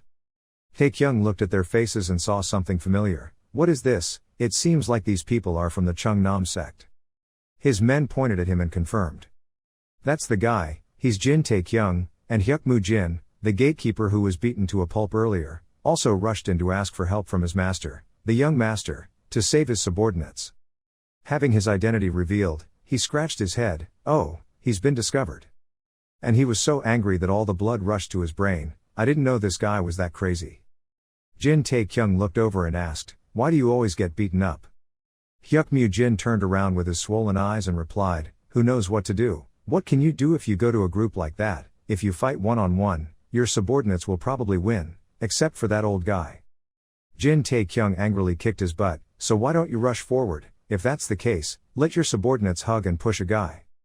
Then he forced him to leave. Jin Wai-kyung said hello, this is Jin Wai-kyung, the owner of the Jin family in Tai-Win. He tried to be as polite as possible. May I ask your names? Are you the head of the Jin family? He replied, yes, you are. I am Gong Il-hyuk of the Cheongnam sect in Shanxi, a disciple of the Cheongnam sect, with the nickname Fan Van Kiem Kwan Gong Il-hyuk. Everyone was stunned after hearing this name. They were both male and lost. Jin Taekyung thought to himself, these names are so good. When they opened their mouths, the words were so long that they wanted to punch them in the mouth. Gong Il-hyuk also introduced the old man next to him, and this one is the great hero Song Il, the elder of the male sect, Song Il, the angry swordsman. They immediately bowed their heads in fear and apologized. Junior Baek Mu Song asked to pay respects to Senior Song Il. Song Il asked, Baek Mu Song, the person whose nickname is Hoa Sun Nyet Crane, that name is only rumored by people, the junior does not dare to accept it, I also see it, you are not as good as your master now, when you're young, juniors will try to practice hard. He immediately praised, what a brat who knows how to talk, if the heavenly sword, your master sent you here then that guy is also here, the descendant of the sword saint. Just hearing that was enough to make Chung Pung happy, you know my grandfather. I didn't expect him to throw a shocking sentence at me, I know it well, how could I not know, it seems like that relationship is not very good. Jin Wai-kyung interrupted, so what's wrong with senior visiting my Jin house? Song Il gets straight to the point, I'm here to collect a debt. He stroked his beard as he made a request, that debt is that you guys have mocked our male gender and injured my disciples, you must have seen that. Gong Il-hyuk suddenly angrily recounted his injury, this is the injury that you guys caused me at a banquet with the city lord not long ago, I'll let the doctor treat me and learn that full recovery takes half a year. Chung Pung scratched his head in fear, I did it lightly, but it hurt you a lot. Unexpectedly, his words were full of provocation, making him blush with anger and mouth as if he wanted to curse. He didn't expect to shout loudly, this guy, you guys attack suddenly and still say that. Taekyung thought to himself, what is the sudden attack here? At first I grab the collar first, then give him a fight.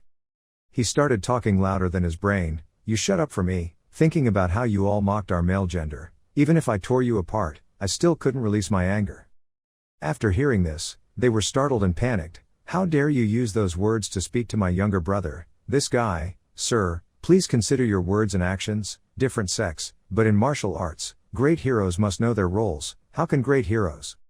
At this time, Song Il spoke up in response, status, well said, this guy is the senior brother of the general male sect leader, in terms of status, he is probably not inferior to the Hoa Sun sect leader, right? His eyes were full of malice, is there anything wrong with this old man? Baek Mu Song angrily thought to himself, like this, we can't use our position to talk. Jin Wai-kyung's face was also angry, sweating and unable to say a word. As for the naive Chung Peng, he still tried to justify that I gave him a light blow. Taekyung thought to himself, does he want to force everyone here? Song Il continued to warn, this incident can also be considered related to the Hoa Sun sect, so don't think about denying it. Suddenly at this time Gong Il Hyuk reported, Elder, those in this may be related to each other. Moreover, I'm worried that maybe these people have planned it in advance and are planning to spread false rumors among us men. Old Song Il replied, you're right, I already have a way to deal with the Jin family, but these lip-smacking words make Taekyung sick. What kind of tricks do these people want to play? It seems as planned in advance.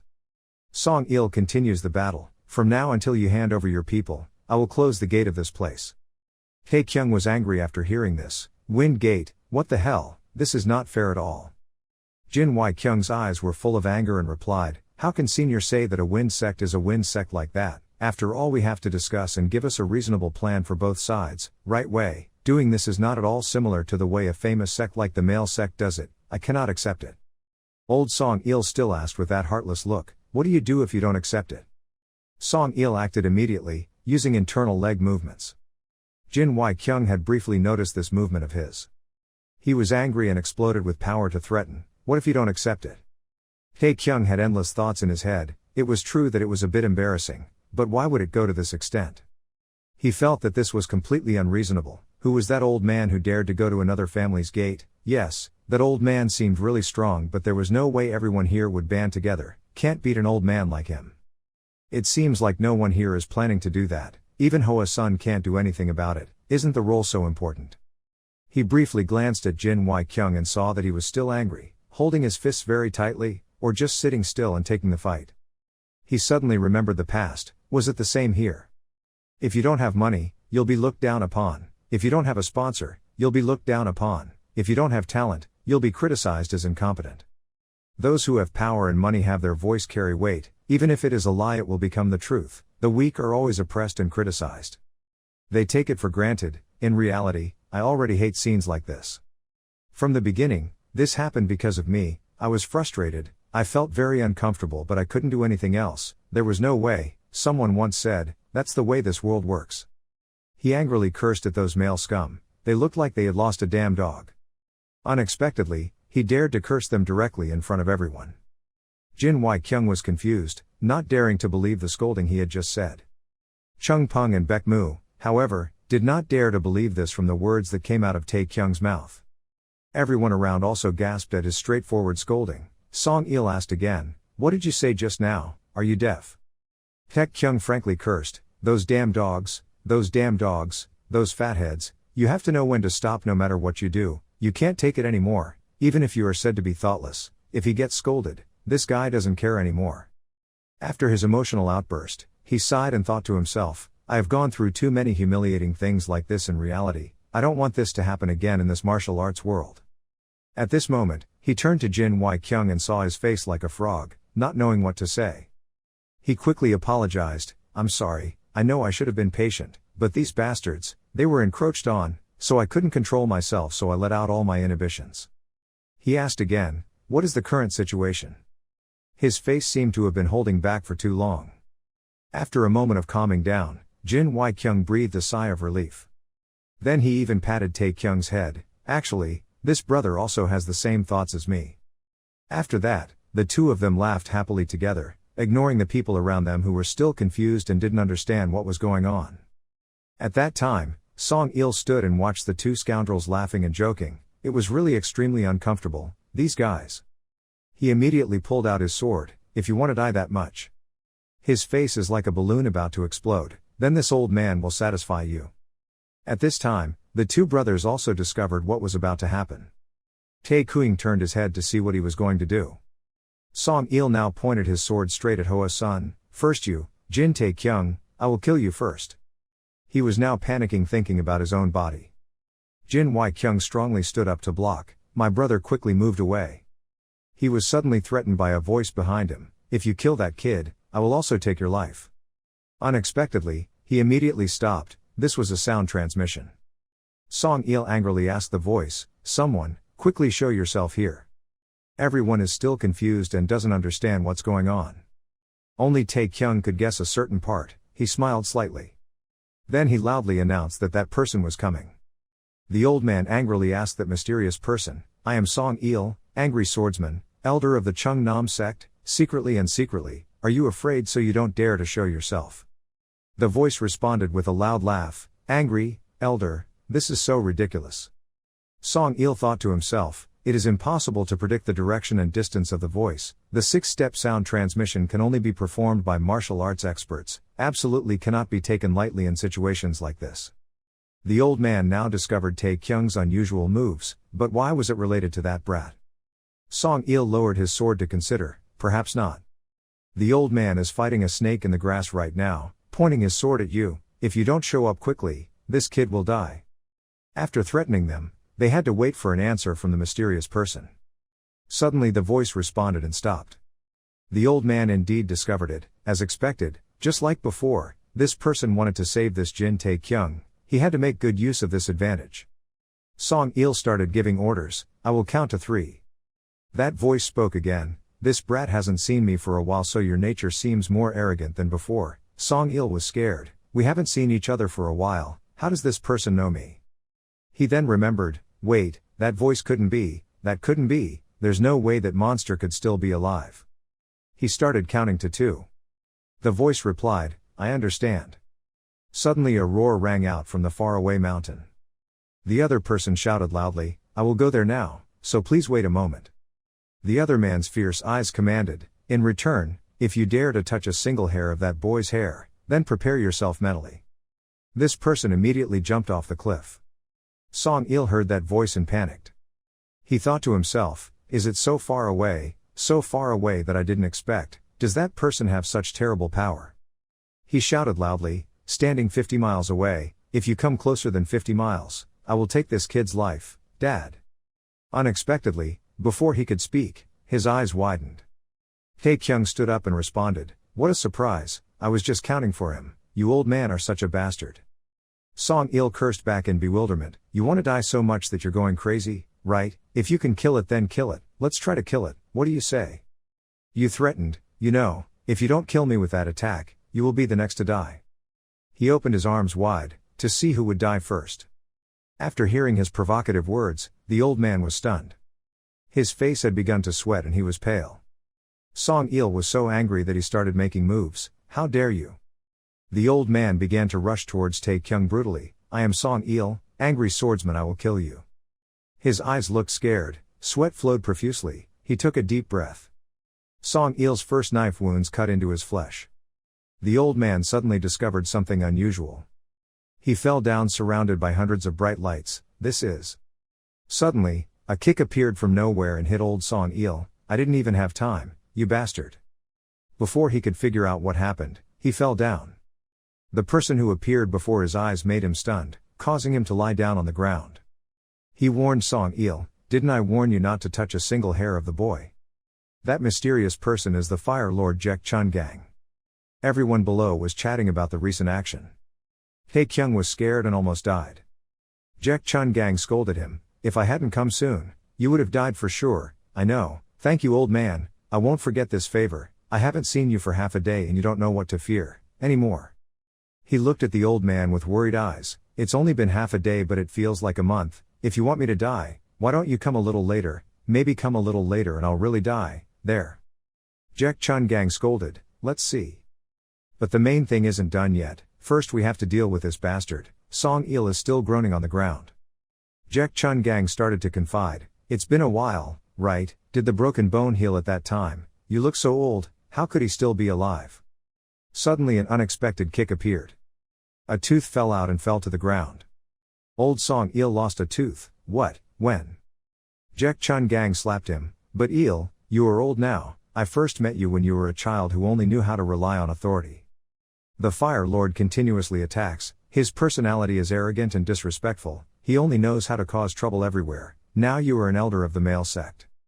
That day, thanks to me saving your life, you were able to live until now, you should have felt grateful, why did you act so wretchedly at someone else's house? Jaek Chun Gang still wants to scold you, you bastard, if it wasn't for your master to help you, I would have broken your neck, not just your legs, the older you get, the more confused you become, right? No. As an elder of the male sect, he used his authority and strength to oppress others, and even arbitrarily conferred sex. He continued to explain the truth to Song Il. If your master saw you like this, he would probably be speechless. Who is the head of Chung Nam's sect now? My junior brother Fan Van Kiem Kwan. Fan Van Kiem Kwan. I have never heard that name once in my life. That's why a worm like you can climb to the position of elder of the common men, right? Your beak is just for decoration. Why don't you say anything? Taekyung saw this scene and suddenly felt moved in his heart. What should I do now? My premonition is gradually getting better. Song Il was beaten until his face turned red. He lost all his teeth and had to beg, "The Fire Lord, sir, I was just." Jaek Chun Gang angrily scolded, "Can't you shut your mouth?" The Hoa Sun sect suddenly felt reassured in their hearts. The Fire King was very good. After struggling for a while, Song Il was able to stand up. "Wait, listen to me." He is still very vocal. This is a private matter between the male sect and the Jin family in Taiwan. He's still upset. "Fire King, this matter has nothing to do with you." The Fire Lord approached him. He seemed angry and asked back, did he not have anything to do with the old man? Jaek Chun Gang prepared to swing his hand out to continue fighting. Song Il clutched his head in fear. How should he avoid it if it's not related? Look at what you said, how do you know it's not related? He pointed straight at Taekyung. He was still sitting on the ground breathing. Did he see that kid? He firmly affirmed that the old man gave him the treasure of our live flower sect. Even though your mind is full of thoughts, you probably understand the meaning of that, right? Song Il was scared. No way, then that's Jin Taekyung. He couldn't believe it. He was your disciple. Taekyung listened and was stunned. He suddenly remembered what happened yesterday. Do those items have that kind of meaning? The moon rose high, darkness covered everywhere. Old Song Il had to kneel outside and was silently angry. Brat, you are very lucky. Taekyung gently replied, you have the wrong person, but this guy is not that lucky. Anyway, let me apologize for what happened earlier. Sometimes I don't know how to control myself. Your eyes are cold, just consider it a junior's mistake, boss. After hearing this, the old man felt so angry that he shivered, but it was difficult for him to answer. The old man is angry. You dare to laugh at me? No, my face is always smiling like that. Song Il shouted angrily and shut his mouth for me. But while he was still busy being angry, he was kicked in the leg by Jaek Chun Gang. Shut up, brat, how dare you raise your voice in front of adults? The Fire Lord also did not forget to remind, you too, I can't control anything, no matter what happens, you must not say such vulgar words in front of adults. Have you lost your mind? He spoke up to remind, no matter how old this guy is, he is only the same age as my grandson. Even if he is a bastard, he is still a senior in the martial arts world. Even though he is, if you are dirty and despicable, you must also maintain proper manners. But sir, I sincerely hope you will forgive me. Jaek Chun Gang also reminded everyone, and today's incident is not mentioned anymore, and we also pretend that we have never seen this incident. Jaek Chun Gang told Song Il to understand, you understand what I mean, right? And don't think about revenge in the future. Why don't you answer? Say it, I want to hear your answer. I know, I promise to use my name. What the hell does your name have to swear on? Using my honor. Send Chung Nam to swear, I already know. The Fire Lord finally nodded in agreement. It was very dark. Old Song Il seems to still hold this grudge in his heart. Why am I being humiliated like this? As long as I live, I will not forgive Jin Taekyung and the Jin family. Before you could think, the Fire King reminded you, brat, where did you learn to grind your teeth like that? Do you believe I'll pull out all your teeth? Do you think this old man doesn't know what you're thinking? He used dark eyes to remind you, remember this, is it Taekyung kid or Jin family in Taiwan?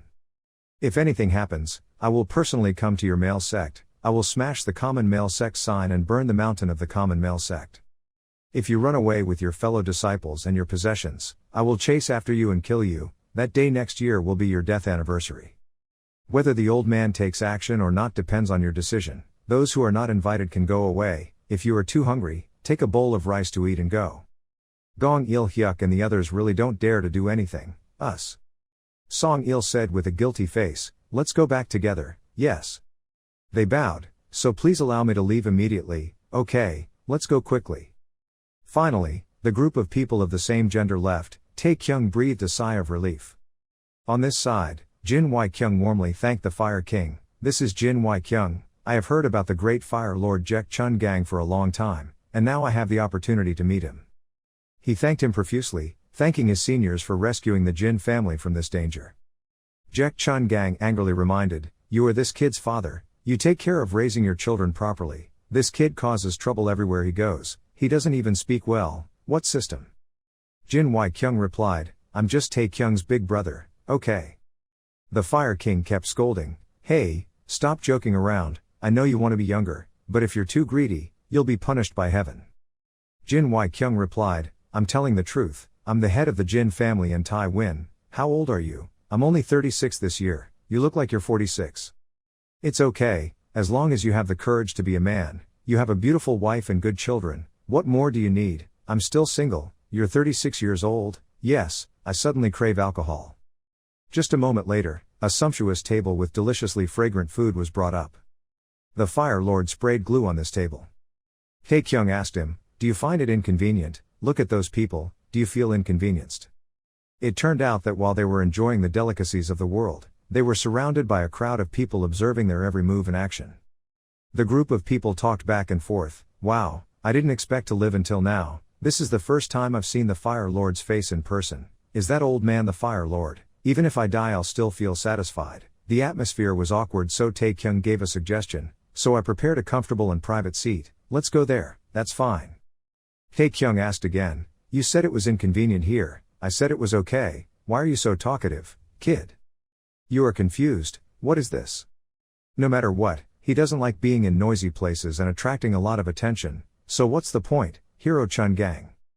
At this time, someone spoke up to invite me, this is Yang Moon-hae in the Yang Chun group, usually I admire the hero very much so I have prepared a little sincerity, if you are willing then I am willing, thank you, business is going smoothly, recently there are many transactions in Ha-bok but not very favorable.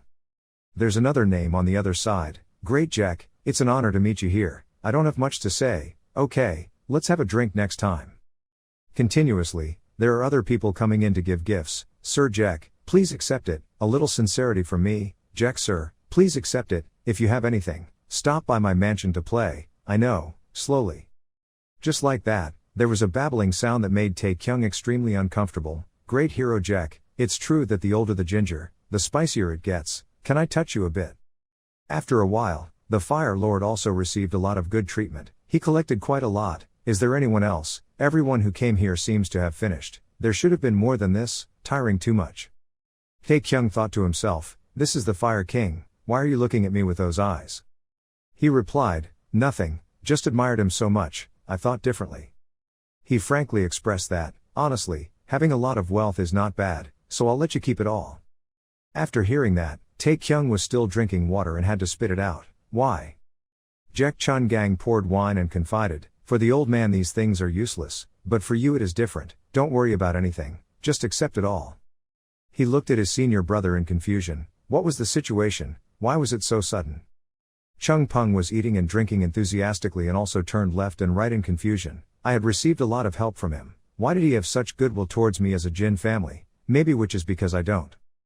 Tae-kyung thinks about the actions he did for him, because he wanted to accept him as his disciple.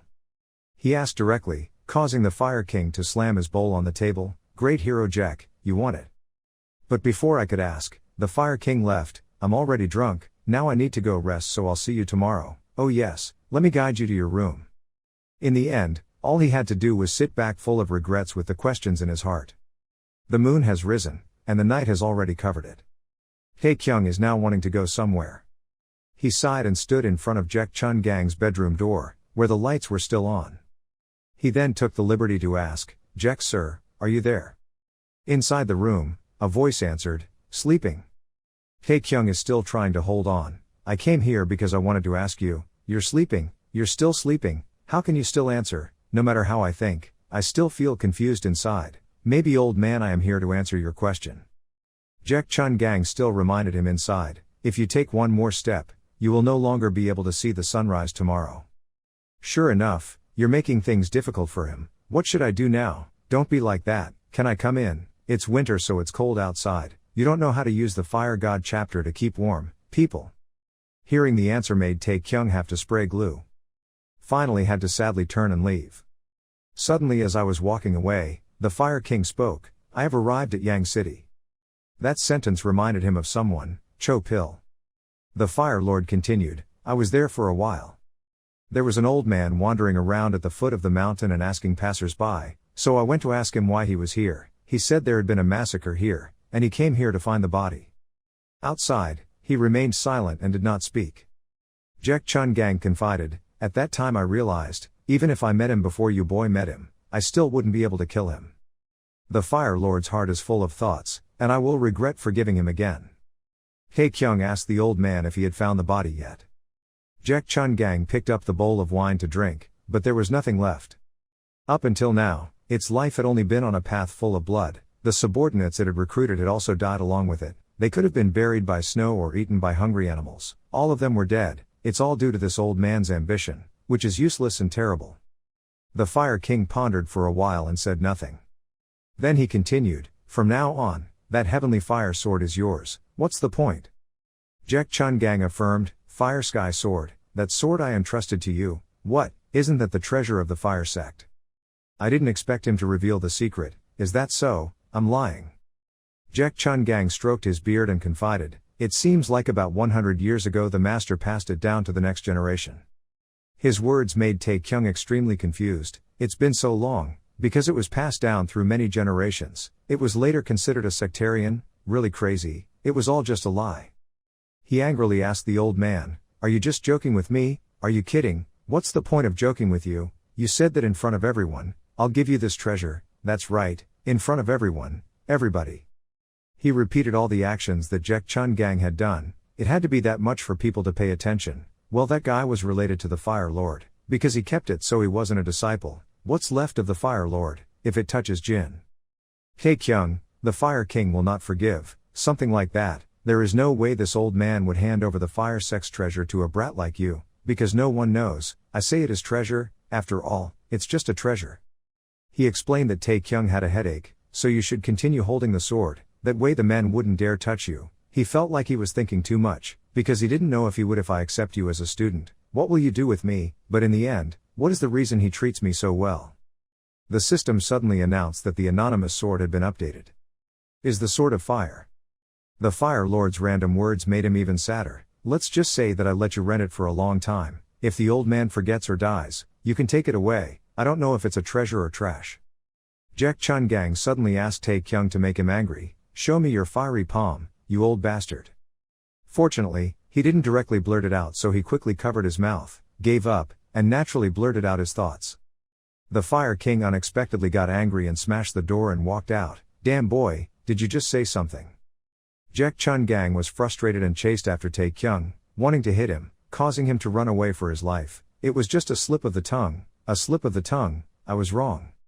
The old man seems angry. He accidentally said something, so let the old man try what he missed. He used the Fire Divine Palm to strike. Unexpectedly, the power was so strong that Tae Kyung cried out to heaven and earth to throw away the fiery palm, saving his life. Fortunately, the Fire Lord was quick to catch the falling book. Jack Chun Gang called him back. "This kid didn't even stop quickly, I'm sorry. I didn't expect this kid to run so fast," and in just a moment he was gone. Jack Chun Gang asked, "What do you mean sorry?" He has some regrets. On the contrary, the old man should be the one apologizing. He thought to himself, but he didn't expect to be holding a precious book in his hand that was on fire. "I'm really an old bastard. It's been a long time since someone dared to curse me like that." A moment later, Jack Chun Gang panicked. A secret fire god palm. This damn kid Jin Tae Kyung. 2 days later, the third day of the party, the atmosphere was still as bustling as before. At this time, Jin Tae Kyung was being helped by someone else wiping his body. There were a few bruises on his body, so when he was wiped, Jin Tae Kyung shouted loudly and cursed, "Ah! What a crazy old man." Hearing that, Hyuk Mu Jin was extremely scared. He looked east and west, then signaled in a low voice, "Is the young master crazy?" If he heard that, the young master would definitely die. However, he was not afraid and told me, "If he wants to kill him, I'm afraid, just go ahead and kill him. How can you explain it to outsiders?" And then Hyuk Mu Jin replied, "Well, first of all, it will be announced that he will not meet anyone to practice in seclusion, but to announce that the Fire King seriously injured Mung Long Tae's son, the rumor sounds a bit strange." After hearing him say that, he immediately remembered what the Fire King had said when he was beating him. It was because of the person whose secret book was burned, and he thought uncomfortably, the wound was beaten by that old man, even though after 2 days of recuperation, it still couldn't recover. That's a great expert. That old man's grip seemed to be fixed. Immediately after that, Jin Tae-kyung asked him, "What about my brother?" The homeowner did not sit still like that. Very quickly he also recounted Jin Wai-kyung's words at that time. As soon as he heard the news, the homeowner was very angry and went to see the Fire Lord. "He is the Fire Lord. This is not right, it's a bit too much," but he asked angrily, "Then what?" Next, he also recounted Jin Wai-kyung's appearance and words. "Tae-kyung, you were wrong." Furthermore, he also said that after seeing the burned recipe book, the homeowner apologized profusely. Hiss. Immediately he got angry and shouted at his grandfather, "Why are you apologizing? I was the one who burned it, he was the one who did it, but it burned a little. Why did I burn it? We went up and down the field like that. Besides, Hyuk Jin also helped you out. At first glance, it didn't seem like there was much of a fire. But right after that he also poured fuel on the fire, but because his fire attack was so strong, almost half of the outside was burned, and then he looked at him with angry eyes that made his whole body tremble, but can't say anything more." Seeing that, he was so scared that he trembled so much that he walked away and said, "Let's not talk about this anymore." Luckily the young master is still alive, but when I witnessed that scene I was so shaken that I couldn't do anything. Now that great hero suddenly appeared, he didn't know if both of them would still be able to keep their lives, so he was unhappy and said, "That's enough." But just a second later, the Fire King suddenly opened the door again, making him so scared that he screamed loudly, "Oh!" And he was also scared, shaking and his face turned purple and screaming, "Ah!" A moment later, the entire room fell into silence. Then the Fire King walked in and asked, "Why is he reacting like that?" And then he awkwardly replied, "Ah, nothing." And Jin Tae-kyung, who was lying on the bed, also replied in fear, "Nothing." A second later, the Fire King then looked at them with searching eyes. Next, the Fire King immediately said, "Ha, very well, no matter what plans you two have or what bad things you say about me, as long as I don't hear it, it will be considered nothing." But then the Fire King suddenly ordered Hyuk Jin, "You go out, it's too much trouble here." So he obediently bowed his head and said, "Yes sir," and immediately ran away, as fast as a ghost chased him. Seeing that, he immediately panicked and said to himself, "Oh my God, what are you planning to do again? Stay here, don't leave me alone." When he was alone, he was like a sick cat, unusually shy. Moreover he obediently said, "You've worked hard," and in his heart he was cursing, "You bastard." On the other hand, Jin Tae-kyung still glanced at the Fire Lord. And the Fire King also looked at him. Moreover, in his heart he said a word quietly, "Ow." Very quickly, Jin Tae-kyung also sat up and asked the Fire King, Why? And before he finished speaking, he immediately ordered, "Take off your pants." Hearing that, Jin Tae-kyung was frightened and shouted, "What, that, what do you mean by that?"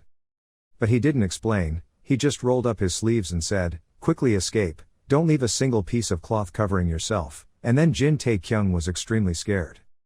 In addition, right after that Jin Tae-kyung awkwardly said, "My great hero. There was someone I liked, and after talking, I immediately cowered in one place," and he felt confused. In addition, he was also very patient and waited for you for a while. However, in the end, he lost patience and became angry. In the blink of an eye, he rushed towards Jin Tae-kyung and shouted loudly, "I will help you do the bone marrow cleansing step, so quickly strip and lie down." And then you understood, there was a problem and I thought to myself, then we should talk about it soon. According to his explanation, you know that bone marrow cleansing is a step in reincarnation and bone transformation. This method helps the person change their skin, using internal energy to cut away the muscles in the body by removing impurities accumulated inside the body, thereby physically changing, making the body more suitable for practicing martial arts. Root canal bleaching will have to be done many times regularly. The most difficult problem is the process and necessary conditions when performing it. There are 3 necessary conditions. First, there must be an expert nearby to assist, support. Second, there must be abundant resources to supplement, because when purifying the marrow, the body needs to absorb a large amount of resources to balance and help circulate blood within the body. Each sect has different methods, but the cost is no less than thousands of taels of gold, so this is impossible if that person is not in the 5 great families or is a member of the 9 great sects. And finally patience, because this method changes the body's constitution and tendons inside the body, so the subject will go through the process of peeling the tendons and bones and then recreating them in their correct position, so the person performing the root canal has to endure great pain. At one point, he also asked how much it hurt, and he also replied, to the point that he wanted to die. In fact, there were people who died because they couldn't stand it, so Jin Tae-kyung also said in fear, "What?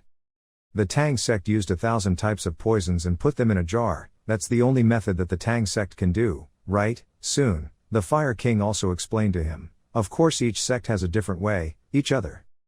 But he was still dissatisfied and looked at his hands and said uncomfortably, perhaps it's his job to tie people up and use fire torch. At this moment, he suddenly became silent and looked at him for a while. Right after that, he sighed and asked Jin Tae-kyung, what was going on in your head? But after seeing his seemingly calm attitude, he knew he was wrong and replied, probably not. Okay, please excuse me. Then the Fire King said to Jin Tae-kyung, this cannot be prepared in one morning, so today I will use internal energy to correct your tendons and bones. Then what elixir should you use to help? Just go and do it yourself. He immediately replied, oh yes, then pointed down and asked, should I take off my pants? So he got angry and threatened him, asking one more time and I would peel off your skin, and then you took it off within a blink of an eye. Next, the Fire King ordered him to lie down after taking off his clothes, but after observing him for a while, he immediately looked puzzled. A second later, he was surprised and hesitantly said, this, causing Jin Tae-kyung to not understand what was going on and let out a confused sound.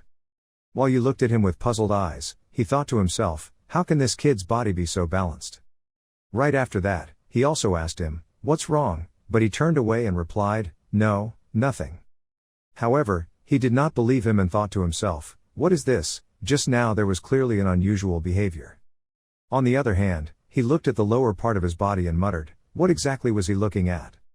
During this time, the Fire King was stroking his beard and thinking to himself, what a strange guy. His body developed very differently from normal people. Every habit from walking posture to eating and drinking could damage his body. Unbalanced. Why this guy? Seeing the Fire King looking at him like that, he was extremely surprised and said, everyone is the same, but he felt confused. Right after that, he leaned close to his ear and said, actually, not everyone can have this size. Even I was surprised when I first saw it. Do you know the Amazon jungle? That Amazon. There are ravines, streams, things like that. Then snakes do this kek. There are also ravines like this ha ha ha. I understand his mood. Even so, rare goods should not be touched around, you know. As soon as he finished speaking, he punched him. And so because of the pain, he screamed loudly. That evening, Jin Tae-kyung also escaped the abnormal condition of fainting and was eliminated. At this time, lying naked on the bed, he cursed again, really dead. After a while, he sat up and complained, oh my, it hurts so bad, just say it, he'll hit me if he makes a mistake, oh well. However, a moment later he received a notification that the bone marrow removal and bone conversion had been completed successfully. Then he was happy and looked around and said, is that it? Let's see. In addition, he was surprised that an hour after seeing it, tendons and muscles increased by 5, strength, stamina, and agility increased by 1. A second later, he felt confused and said, oh ha, that's all. There must be something extremely drastic change, right? In martial arts novels, these things are no different from hacking. This old man. Probably just doing it for the sake of it, talking too much, then doing nothing. At this time in the hall, Jin Wai-kyung was pouring wine for the Fire King. And then they even greeted each other right after. On the other hand, Jin Wai-kyung still looked confused and thought to himself, not knowing what he came to see me for. As for the Fire King, he was drinking and thinking to himself, wondering if it was because he was haunted by a ghost or not that he suddenly came here. Besides, outside at this time the moon was also high. Then he also put down the wine and said, I just met that kid, and he also replied, you mean Tae-kyung, maybe it's about that secret book. But he said, then I forgot that, no matter how precious the secret is, human life is still the most important. Isn't that right? Hearing that, he smiled brightly and replied, yes, but in his heart he was muttering, wherever he goes, he is loved by others. In addition, he asked him again, what was that expression? Jin Wai-kyung quickly laughed and replied, nothing ha. In addition, he also said that after all, the old man's hand was a bit heavy, so the old man came to help him wash the body's marrow. At this time, he was completely surprised and asked, is bleaching the marrow a step towards rebirth? I don't think you can think of it, and the Fire Lord has frankly said, is there anything else? In the blink of an eye, he also bowed and said to him, no, a great man like this hero would help Tae-kyung to remove bone marrow. It is truly a blessing for the Jin family. But at this moment he acted like he looked worried and said, don't you know anything about your brother's body condition? The effectiveness of bone marrow bleaching is not very high. And so he was so scared that he was purple in the face and shouted, What? What do you mean? What do you mean it's not effective? Is there something wrong with Tae-kyung? Very quickly he also advised him, take your time, just calmly sit down. Then while he was sitting down, the Fire King also explained, yes, Jin Tae-kyung, instead of saying effectiveness, it was more accurate to say that the boy did not need a root canal, it was still too early to draw conclusions. Perhaps that boy's body is the body of the heavenly martial arts. As soon as he heard him mention these 4 words, Jin Wai-kyung was terrified and secretly screamed in his heart. The atmosphere in Jin Wai-kyung's room suddenly became quiet for a moment. Right after that, the Fire King was also a little curious and asked him, it seems like you are not too surprised, Brat, did you already know? However, Jin Wai-kyung replied that he did not know, but only now did I understand. In recent times, Tae-kyung has achieved incredible martial arts achievements, but if he had a heavenly martial body, that could be explained. So he sighed and asked, unbelievably fast. Right after that, the Fire King also explained to him what the heavenly martial body is. The heavenly martial body is a gift from God to that person, which can appear once every 100 years, or even thousands of years, shows the extraordinary transformation of heaven and earth with the power of the body being absorbed into the human body. It's true that compared to other kids his age, that kid can be considered excellent, but that still can't be considered a natural martial artist. That's why the old man still can't come to a conclusion.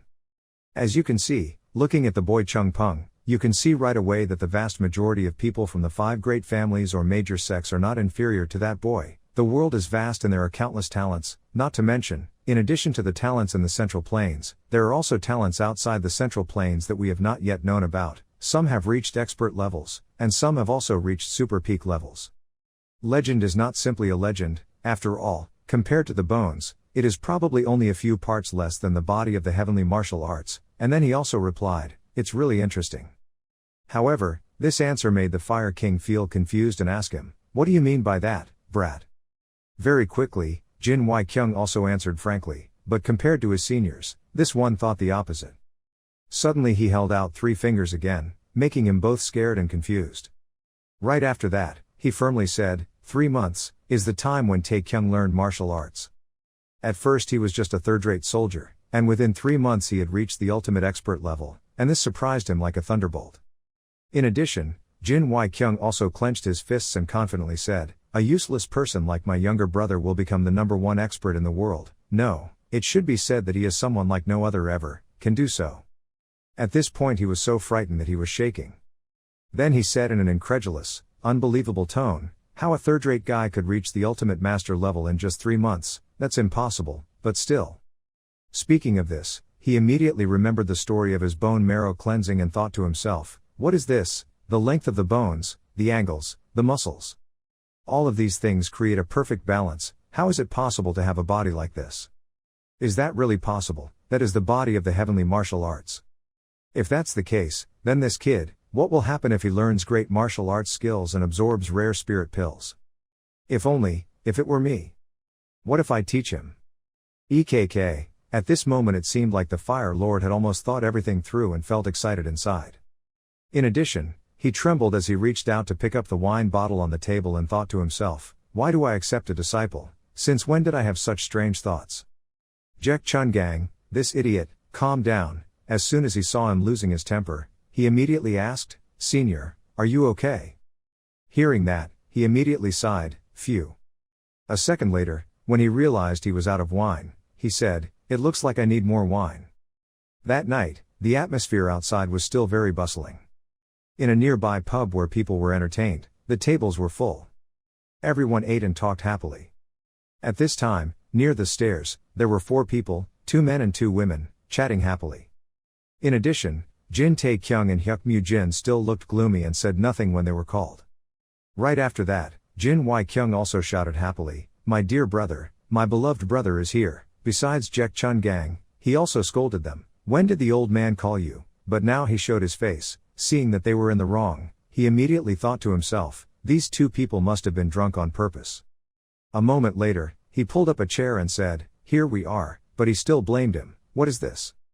I heard that the person who complained was not going to come, but because he heard the old man was sitting here, he rushed and came. And then after his words, everyone had their own thoughts. First was you, he was as old as a ghost, how could he know? Next was him, what did he think? They all knew everything in my heart. Finally, Hyuk Jin gave the signal and asked his subordinates to leave first. Right after that, the Fire King brought up a bowl of wine. Come on, come on. Let's have a bowl, and then you reluctantly agreed, yes yes. A second later, he drank it all in one gulp. After drinking, he immediately gave the bowl to the Fire King. So he poured another bowl for him and said, another bowl.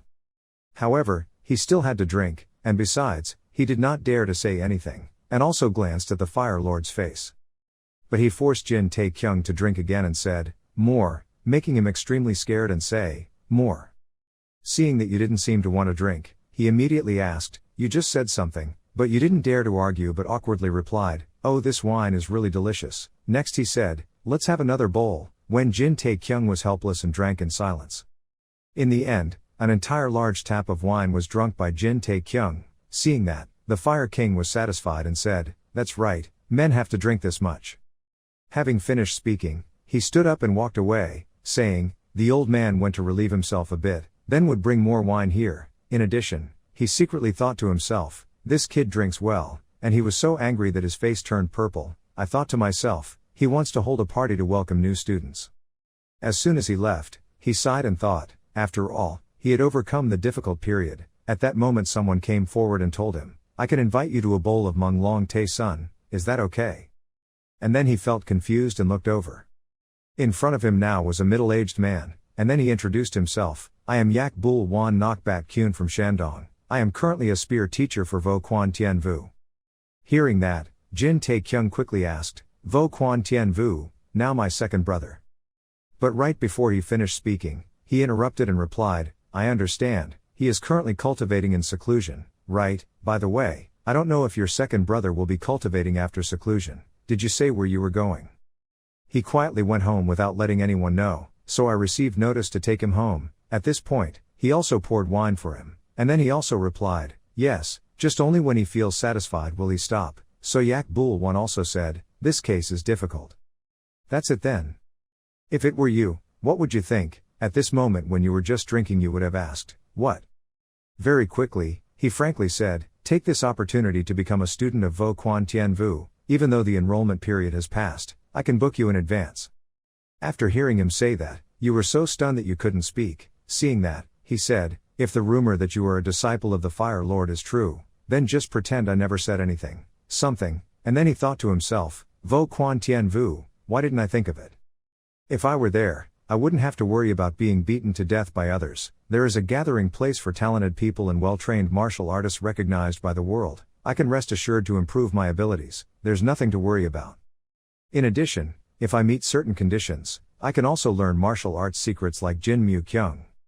From that incident with the old man in the Chung Nam sect, I realized the truth that without strength, I wouldn't be able to do anything and couldn't protect anyone. If I continued to bury myself there, if Jin's family is like this, his ability to develop will be limited.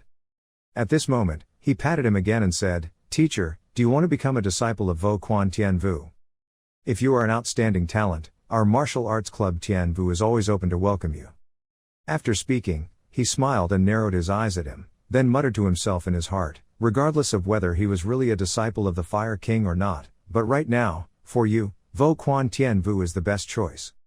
And then he started to wonder and said, me. But at this moment, the Fire King returned and then used fire magic to scream loudly and let go of his hand.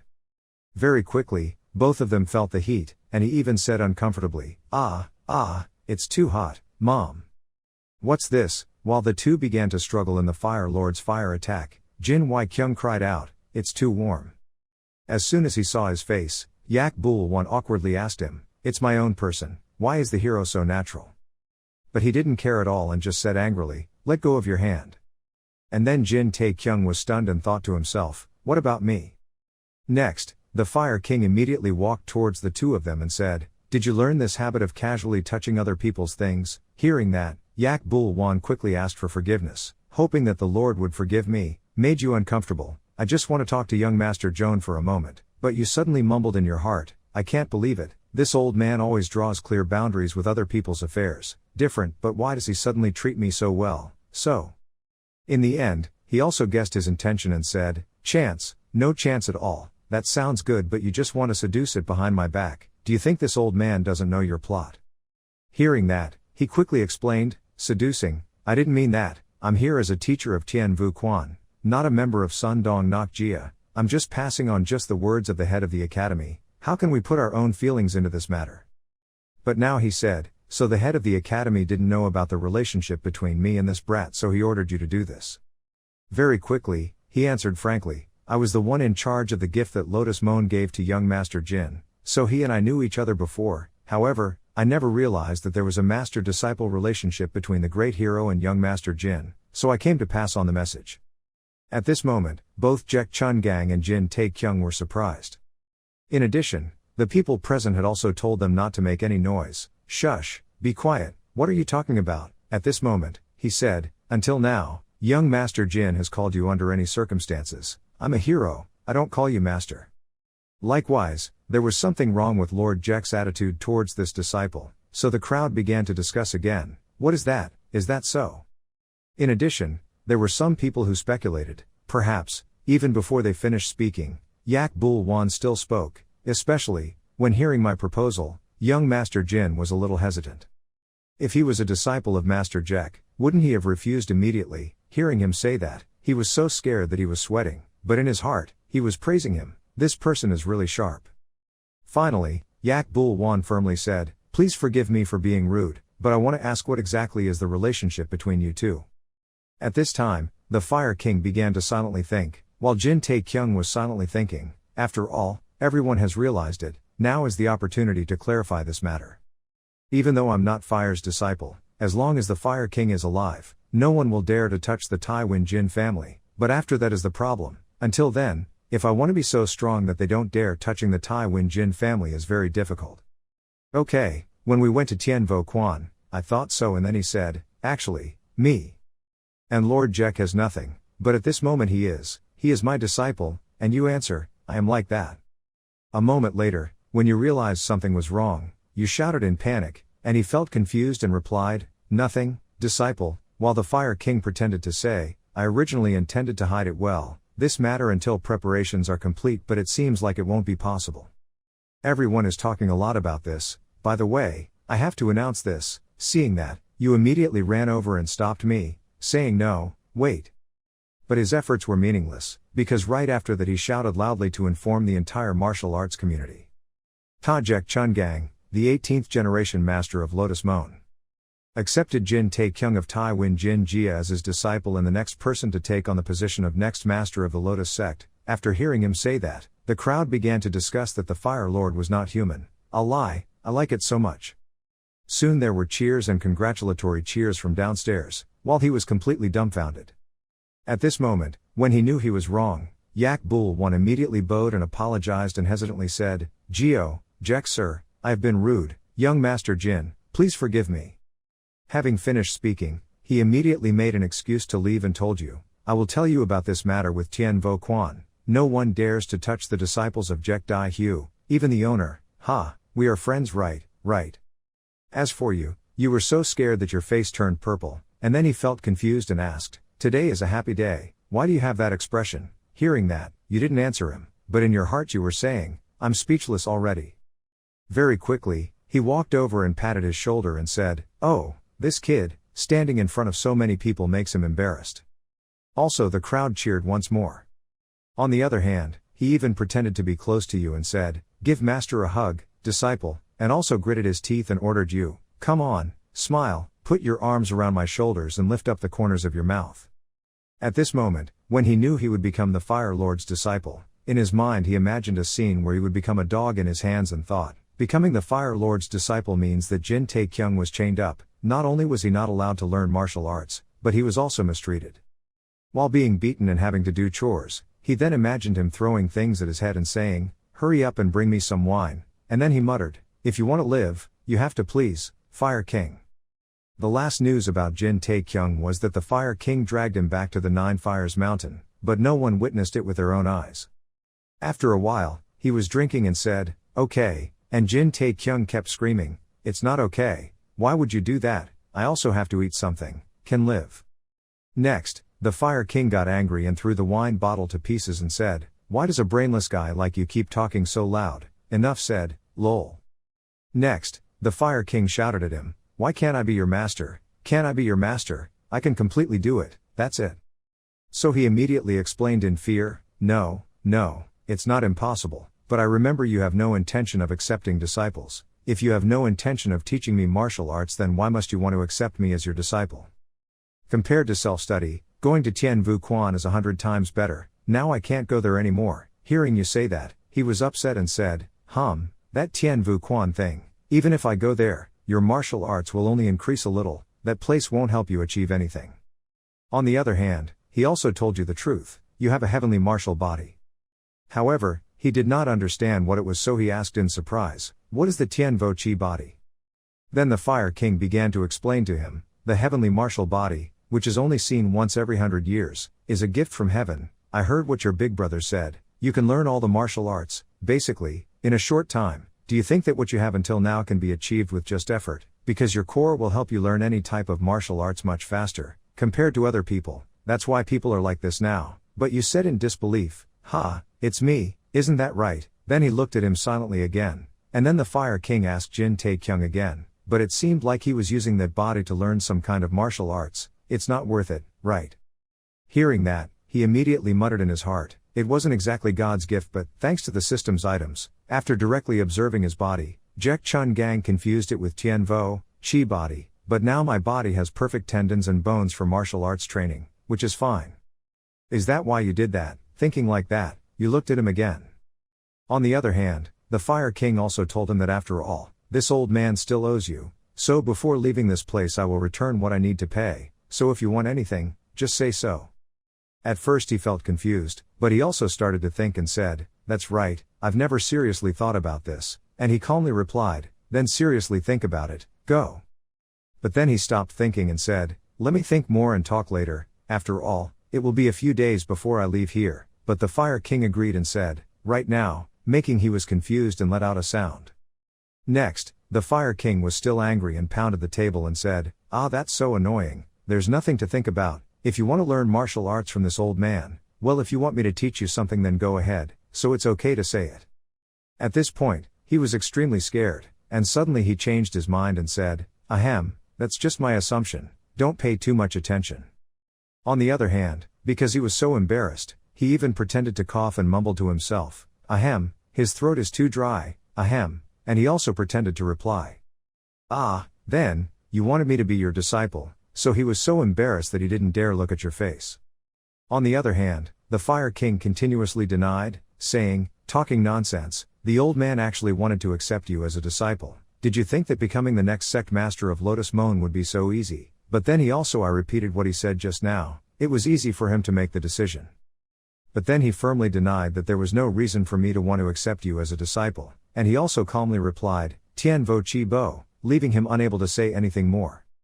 Seeing that, Jin Tae-kyung arrogantly said, if you use the heavenly martial body to practice the great magic of Lotus Moon, well, that would be worth living. Hearing this, the Fire King was extremely scared.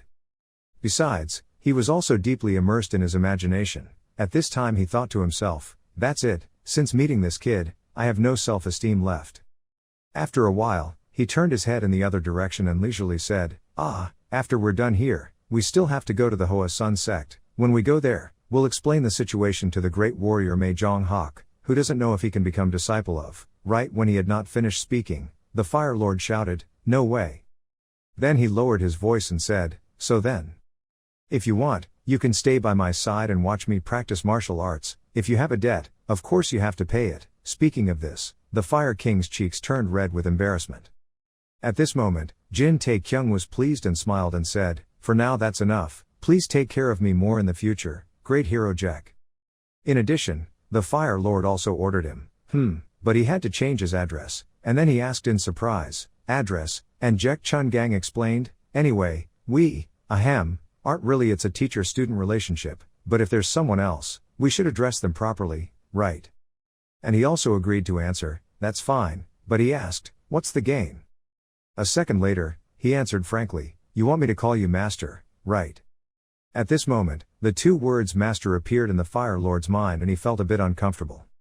Very quickly, he inexplicably called him master, and the Fire Lord reluctantly agreed, saying, okay, that sounds good.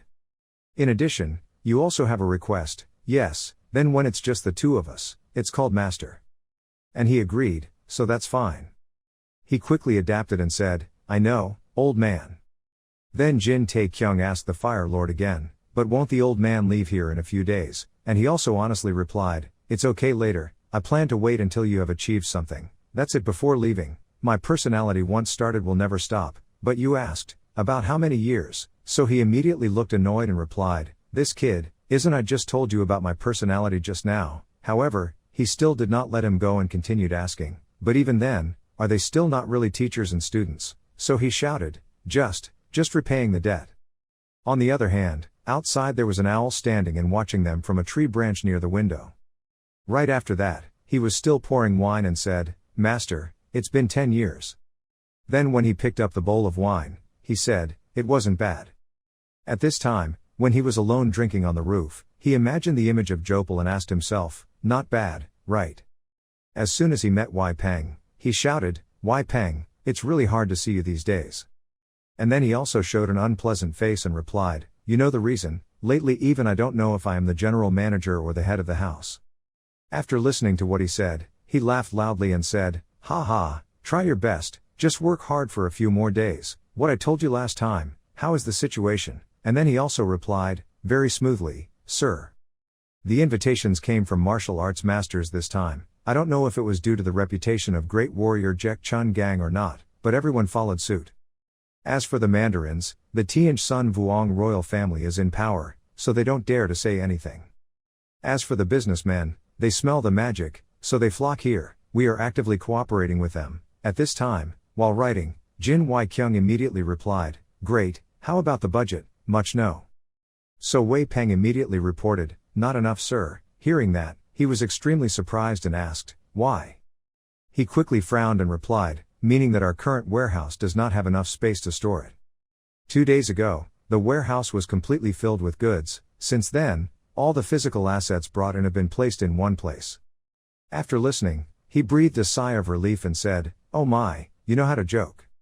A second later Wei Peng spoke again, the great hero Jek Chun Gang's announcement yesterday was the right decision. Thanks to that, those who were skeptical were instilled with an even stronger belief. And then Jin Wai-kyung was followed his words and asked, naturally being invited by Shijia Zhuang to a private meeting like this, that means they have faith in our family's development potential, right? However, Wei Peng replied incredulously that being fickle was not their characteristic, instead, their subordinates would give them lots of gifts. At this time he began to ponder. In the end, he agreed with his opinion and said, that's right, let's do it, and he quickly responded and obeyed, sir. At this time, Jin Tae-kyung and Jek Chun Gang left his house. But go into the forest nearby. Along the way, he kept whistling. He finally stopped in front of a cliff, threw his bag down and said, this place is good. Meanwhile, he was carrying a pile of spears with him as he went with him. As soon as he stopped, he asked, but what is that bag? Hearing that, he asked in surprise, hey. At this moment, the Fire King suddenly looked serious and replied, something that will make you struggle with joy, ka. And then he started to imagine toys for adults and then muttered in horror, probably not, and he also said, these things will be needed later, so don't let them. What do you mean? So Jin Tae-kyung also calmly replied, oh yes, what should I do now? Jek Chun Gang quickly replied, attack me. But he couldn't believe his ears and asked again, what? And then he repeated, attack me, use all the strength you have right now. In 30 minutes, if you force me to take one step back, you will be considered a winner. At this moment, he appeared both surprised and confused.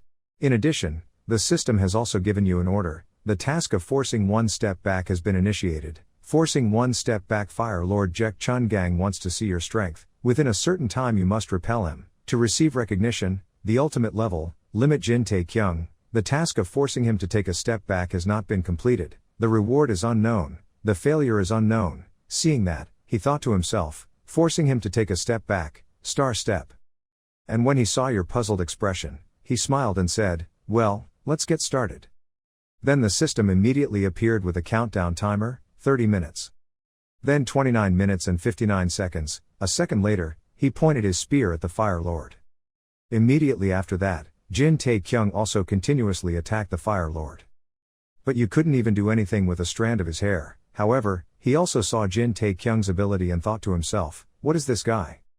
Plus, while you were attacking him, he silently praised you for being just a 21-year-old kid who had only been learning martial arts for 3 months. The trajectory and movement of the boy's spear technique are comparable to those of martial arts masters. In addition, I don't see any hesitation in him, like a cake without filling, giving me the feeling of an experienced person who has been born and died many times like this kid.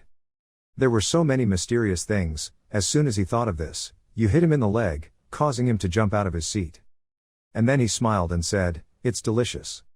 After that, he also used his fire attack and thought to himself, "There are no talented people," an old saying, right? I guess so, maybe this saying is still true. A moment later, he also burned the tip of his spear. So Jin Tae-kyung immediately looked at the tip of the spear and shouted loudly in anger.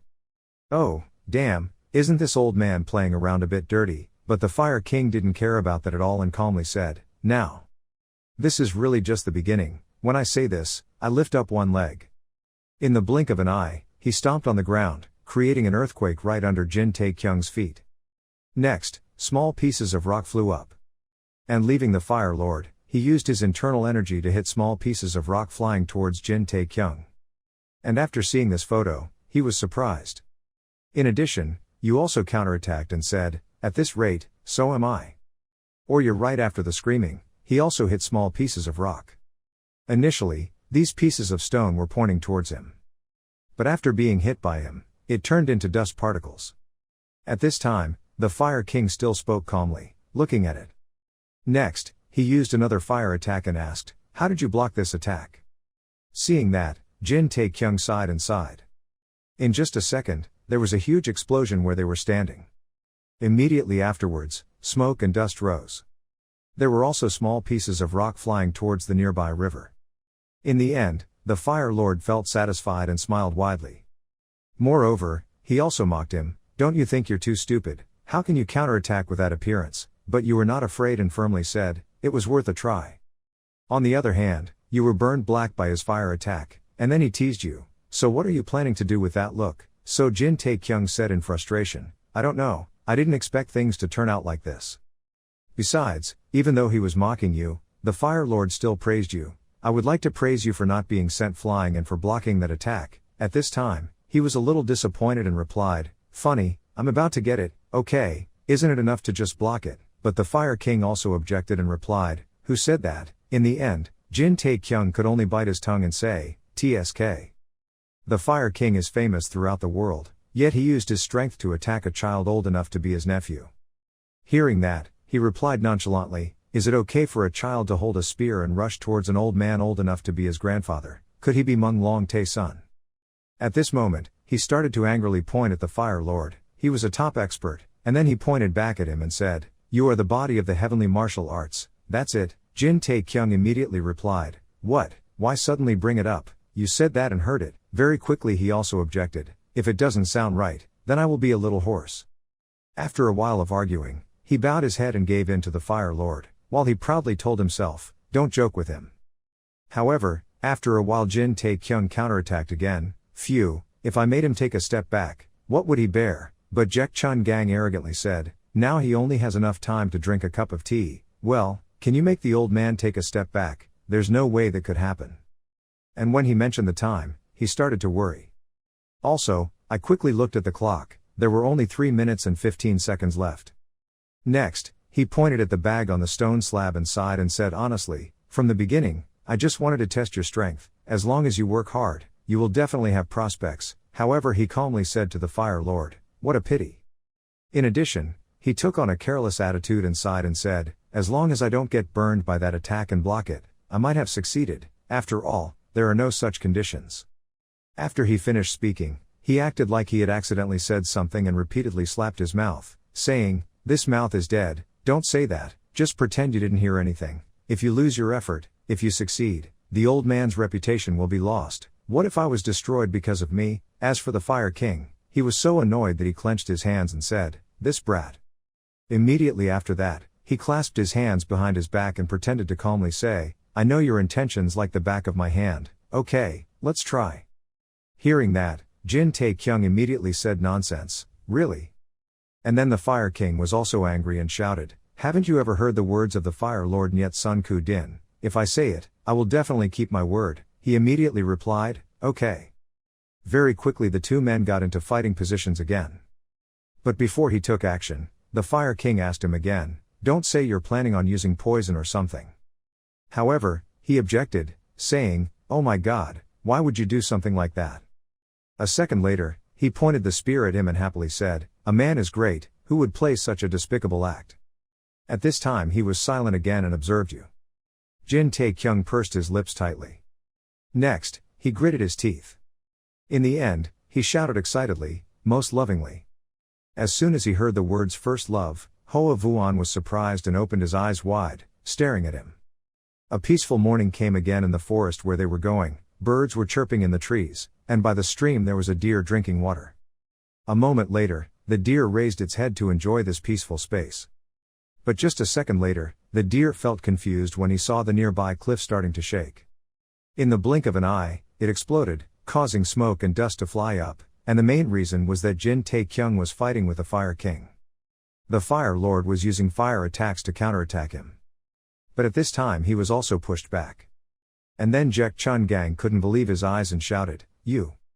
Meanwhile, he was trying his best until he gritted his teeth and turned pale to push him back. After a while, he left a huge cave on the cliff behind the Fire Lord, causing him to ask in confusion, what exactly did your brat do? As for Jin Tae-kyung, he looked at the spear that had lost its tip and was surprised, then thought to himself, this is the first time I've used all my strength since reaching the ultimate realm. I didn't expect that the destructive power would return, so strong. And then you also pretended to tell him, I don't know, I didn't expect it to be that strong, and the Fire Lord was extremely surprised by your answer. On the other hand, because his strength was exhausted, he began to feel dizzy and fell backwards. Fortunately, Jaek Chun-gang was able to catch him. At this moment, in his unconsciousness, he hesitantly said, old man. As for him, he quickly advised him, okay, if you have anything to say, it's okay to leave it later, just rest first. In addition, while he was imparting healing techniques to him, Jin Tae-kyung tried to tell him that he had won, but he couldn't hear clearly so he asked again, what did you say, kid? And then you repeated, I won, right, ha-ah. Hearing this, he was surprised. After a while, he accepted defeat and laughed loudly and said, ha-ha, that's right, I lost to you, ha-ha-ha. On the other hand, the system has also notified you that you have completed the task of forcing one step back. In addition, after he regained his health, he also let out a surprised yelp when looking at the system's notice board. You have completed the task of forcing one step back, you have received a reward from the task, you received a large amount of experience, leveled up, you receive an additional 20 points of stat distribution. After that, Jin Tae-kyung thought to himself, completing a mission that reached 4 levels, that's really generous. Right after that, he also turned to tell him, hey old man, and the Fire King replied, ha, you're awake. Next, he was looking for things in his bag while muttering, I don't know if it's because this kid is young, but he recovered really quickly, so let's move on to the next step. At this time, he had also walked to the Fire Lord's side so he heard this and then Jin Tae-kyung happily said, next step, sounds interesting, so before starting. But Jin Tae-kyung had no idea what was going to happen to him, until he was tied to the stone, he panicked and shouted, can you take this copper off? Is it necessary? I can't move my body at all, it's like I'm having an acupressure point, I know he has good intentions, it's just that, why did he even take off my shirt? However, he didn't, I didn't care about what he said but only worried about finding my things, and when I found them, I happily said, I found them, and then told him, don't be afraid if you see them. A second later, he showed 3 types of medicinal herbs to him, and he looked confused when he saw them. Next, Jaek Chun-gang also explained that they are spiritual medicines that help increase positive energy. Finding these things, the old man also spent quite a bit of time digging through the warehouse. They are fire spirit, grass and ginseng, which are normally like weeds and do not have much effect. If you want to increase internal energy, 100-year-old ginseng or snow ginseng is 100 times better than these, but you know why don't we bring these things with us? Because only these things can help you have the purest positive energy. This is good food, you should eat it all, I don't know if it will increase your strength or not, but your strength will decrease. Seeing that, he looked extremely surprised and thought to himself, this old man personally prepared the spirit medicine for me. Even though I'm not his official disciple yet, for me, I'm still touched. While he was thinking, Jaek Chun-gang explained that if he absorbed the effect effectively, he could increase his power by 10 years. After hearing Jack Chun-gang say that, he immediately thought to himself, a man with a warm heart, Fire Lord Jack Chun-gang, and then he also felt uncomfortable when he kept staring at him. A second later, he also shouted, "What the hell, what's with that look in his eyes?" But he just happily said, "It's nothing, I think he's a good person." And then he was embarrassed and shouted loudly, "Why, what are you talking about? The good stuff has already been eaten, and the trash left for that person." Even so, you know what he's saying, lied. So he laughed and replied, "Ah yes, but when he saw you smiling, he felt uncomfortable and shouted, 'What are you laughing at?' So you replied, 'Ah yes, he. At this point, he couldn't stand it anymore, so he pressed the acupuncture point in Jin Tae-kyung's neck. In the end, because he couldn't speak anymore, he was annoyed and thought to himself, why can't he speak like this? And he said, "From now on, I will be able to access your acupuncture points with the magic number, this medicine."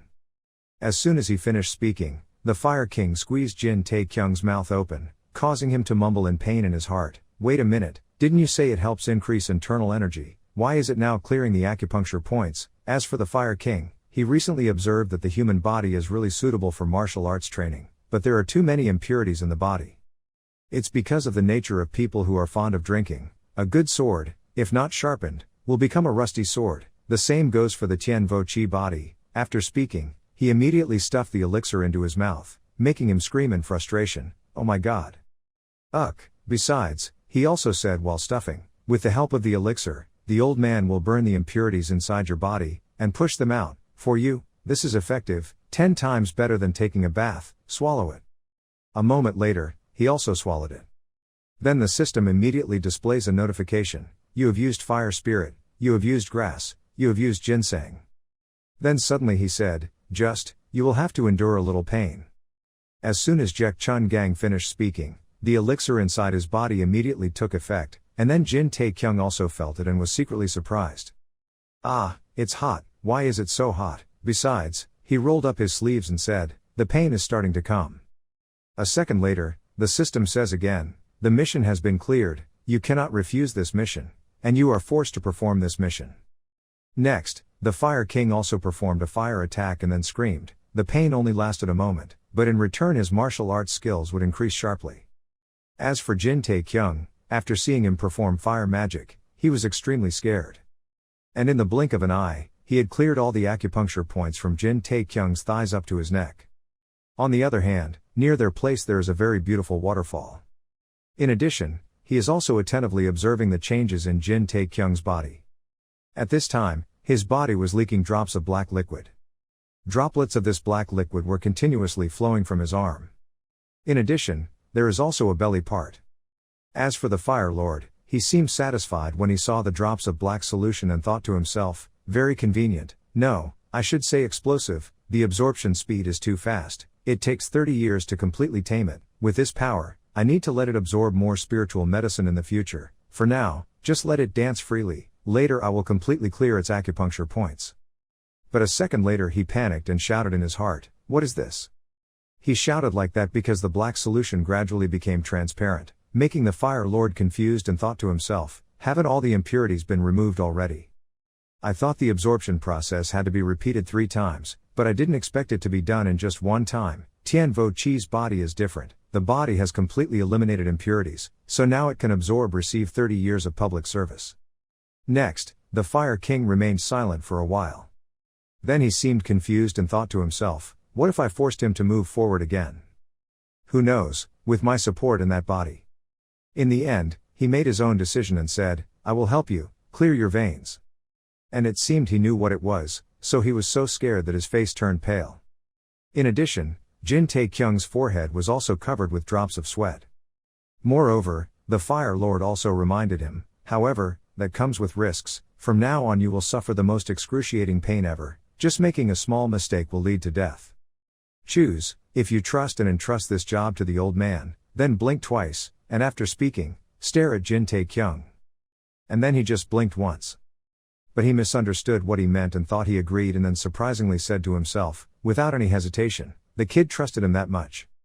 Right after that, the Fire King also performed fire transformation and firmly said, "Then let me try." Very quickly the system also notified, information related to the mission to clear the acupuncture points, the arising mission has cleared the veins, the difficulty of the mission has been changed, the reward to be received will also be adjusted. A second after seeing this information, he also began to worry and said to himself, okay, leave me alone. A second later, the Fire King also placed his hands on his shoulders to clear his veins, and Jin Taekyung was so worried that his face turned pale, and he was still thinking. Clearly he blinked once, but next he also felt a stream of energy running from his hand to his chest. Then go down to the lower part of your body, even the acupuncture point also transmitted to him, making him think to himself, this is not good, it's obviously forcing him. Jin Taekyung finally felt it being released inside his body. And then Jin Taekyung also felt the pain and screamed in his heart, oh my god. A second later, he was in so much pain that he lost consciousness. At this moment in the mental world, Jin Taekyung felt confused and secretly understood, where is this? In addition, he saw a naked child that was hard to understand, a child. After seeing it cry, he thought to himself, who is that child, why is he crying? A moment later that child turned around and said to him, Dad, it's not like he was the one who gave birth to the child. So in the mental world, he immediately felt both confused and surprised. After a while he was silent thinking again. At this moment, he heard someone calling him, wake up quickly, if you can't stand this pain, you will only die, and then he also woke up and silently shouted, Meanwhile, the Fire King continued to teach him the techniques. In addition, Jin Taekyung was scared and thought to himself, damn, is it me? Dying like that is so unsightly, I've been through life and death through many battles, so how can I die with just this much? No matter what, I won't be able to die like this. Besides, a person's energy still flows continuously in Jin Taekyung's body. Plus, muscle pain also comes with it. Furthermore, the elixir he fed you is also working to support you. Very quickly it also merged with the energy flowing inside Jin Taekyung's body. It finally merged into one and attacked the circuit.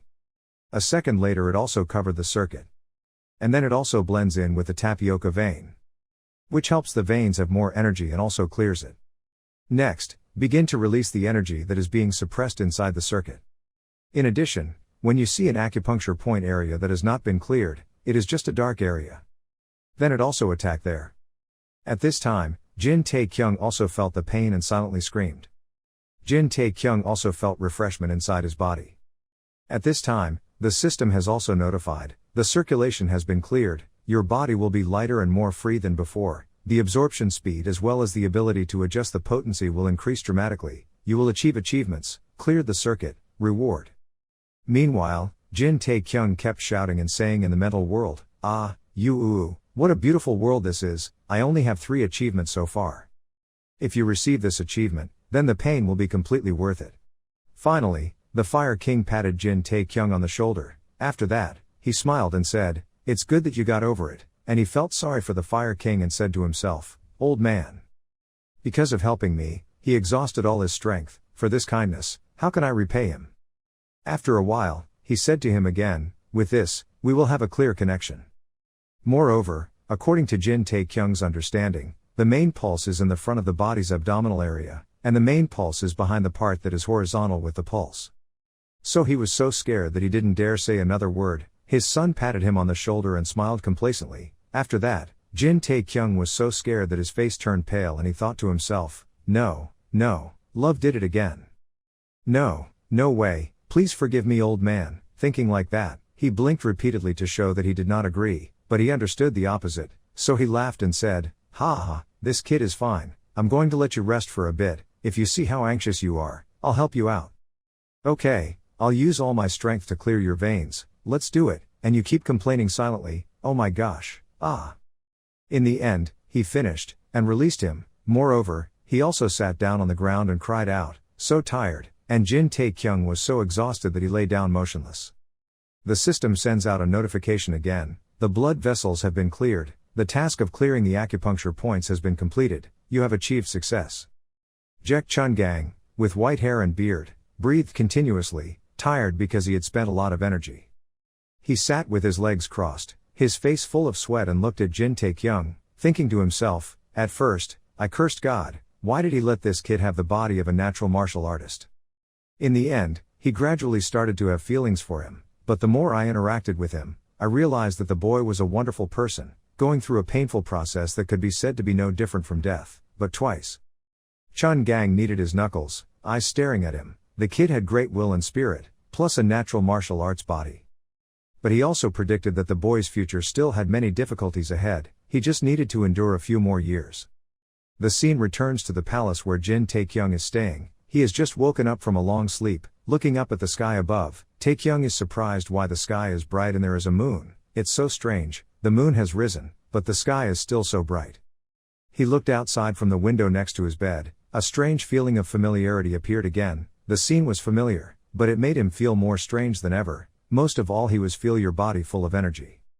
Taekyung raised his hands, grasped his fingers. He was just unconscious for a bit, but his body became numb. Suddenly, from the other side of the room, someone's voice rang out. Did you wake up? It turned out to be Chun Gang's voice. Taekyung was bewildered, not understanding what was going on, wondering, this old man. On the contrary, he was extremely calm, picking up a cup of tea to enjoy. What's wrong? Taekyung is used to teasing him a bit. He looks old now, Chun Gang shouted angrily, this brat. He punched and rubbed at the same time, just finished the first sentence criticizing him, then the next sentence praised him completely. He is really strong, the strongest among people I have met. He put down his cup of tea. Don't say a word, obviously. Okay, how does your body feel? Taekyung lifted himself up, put his feet in his slippers and was about to stand up. Great. Chun Gang stroked his thick and bushy beard. Of course it was. Do you know how much hard work the old man worked to handle the acupuncture points? Not everyone can do it. The old man pointed his finger straight at his face and said in an angry voice, I'm serious, that guy. He quickly waved his hand. I didn't say anything, but he was still angry. Your expression, not too much, are you insolent? Taekyung looked at the old man's chatty look and chuckled in his heart. Compared to his terrible martial arts skills, his thoughts were much easier to read. He told Chun Gang, it was just a misunderstanding. As for him, he still talks about it. All of these brothers are the same. He started insulting Taekyung in the face. What kind of homeowner doesn't take care of his personal matters? He keeps coming here all day, and the servants keep asking if you're alive or dead. If you are unconscious for 7 days and cause such chaos, I would rather tie you to a stone pillar for good. Hearing that, he was extremely surprised to learn his true condition. What? I've been unconscious for 7 days. Taekyung suddenly got angry at Chun Gang. What? It should have been only 7 days. I'm sorry you had to be unconscious for about a month. He told him contemptuously. Tian Mart the body's body was different. Taekyung jumped up. Oh God, does the process of opening that acupuncture point have any side effects? Your actions just now have reached his limit. This guy, what did you say? Do you know how hard it was for me to clear your veins and urge you? Author, side effects huh?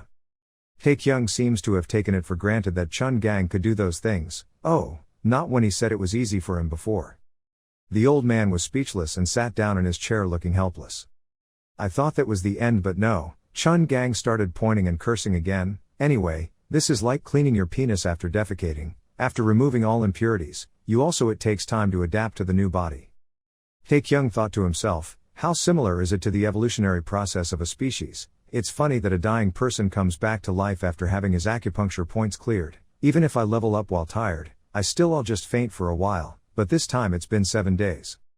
He started asking him consecutive questions. Strangely enough, Chun Gang persisted in answering them all. The party must have ended. It ended 3 days ago. The girl's name is Yak. That Bull Wan is still here. The great hero Wan is still here. Don't tell me he plans to wait for his second senior brother to finish seclusion. You go and ask him yourself.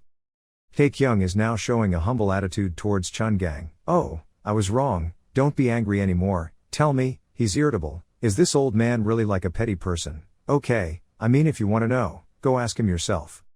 Seeing that, Taekyung stiffened, surprised and didn't understand what he meant. Huh? Suddenly, the door opened wide. Jin Wai-kyung rushed straight into the room, anxiously shouting, my beloved brother. Several cups of hot tea were brought out. They sat in a circle around the table and started talking. Are we invited to the Tanla Grand Banquet? One person explained, it is known that it is a big event, a place where martial arts experts gather, a place for exchanges between sects to strengthen solidarity. This event is held every 3 years, held once and this time will be held in Hanam.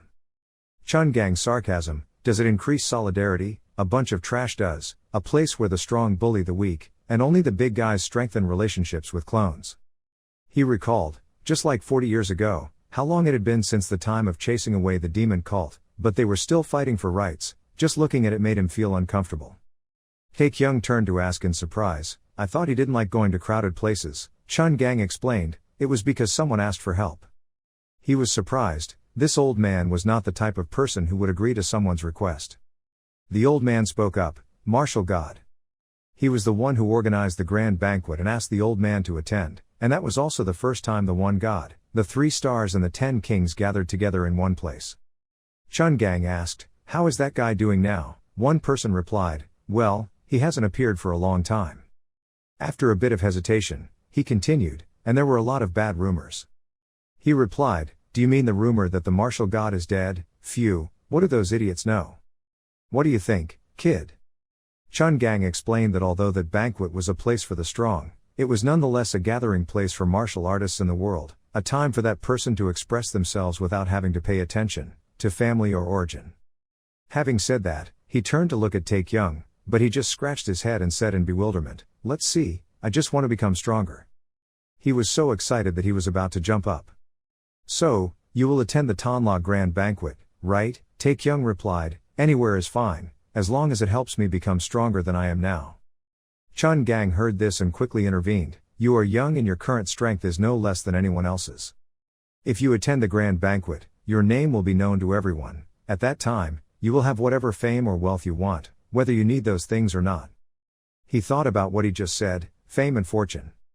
How important are those 2 things? Everyone who heard that sentence was speechless and did not say another word. The scene changes to nightfall. Taekyung went to bed and prepared to rest.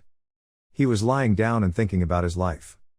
When I was an F-rank hunter, I had a dream of becoming an E-rank hunter. From the moment I first stepped into the world, my initial goal was to be stronger than Hyuk Mujin. But as time passed, I became strong enough to protect myself and those close to me. Taekyung asked himself, I always wonder, what is the point of learning martial arts?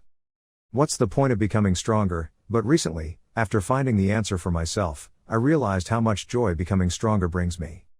He remembered the question that Chung Peng asked him the other day, his benefactor, is learning martial arts fun? Taekyung feels satisfied with what he has, and the person who helps him become stronger is right next to him. What's so important about being a great feast? Taekyung remembered Chun Gang's advice, when morning came, come to my room to meet me. He felt extremely excited, tomorrow morning, he was so excited. There are only about 3 hours left until dawn. Taekyung closed his eyes and went to sleep. Unfortunately, this is going to be a long night. Log out, return to the real world. Just woke up, smelled the delicious smell of food. He quickly jumped out of bed. This smell is ramen noodles. Taekyung hurriedly ate it so that it was like he had never eaten before. It was crazy, it was so delicious that it burned fleas. He seemed extremely excited, so delicious, wonderful son, while Song Jin-ho also brought him a bunch of bankan, kimchi, there were eggs in it too, oh, thank you. I also plan to bring more food for Taekyung, including rice, to go get it for me. Suddenly, his mind was buzzing. Taekyung looked towards Jin-ho who was carrying the food.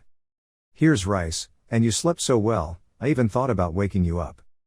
Taekyung asked in a threatening voice, brother, why are you here?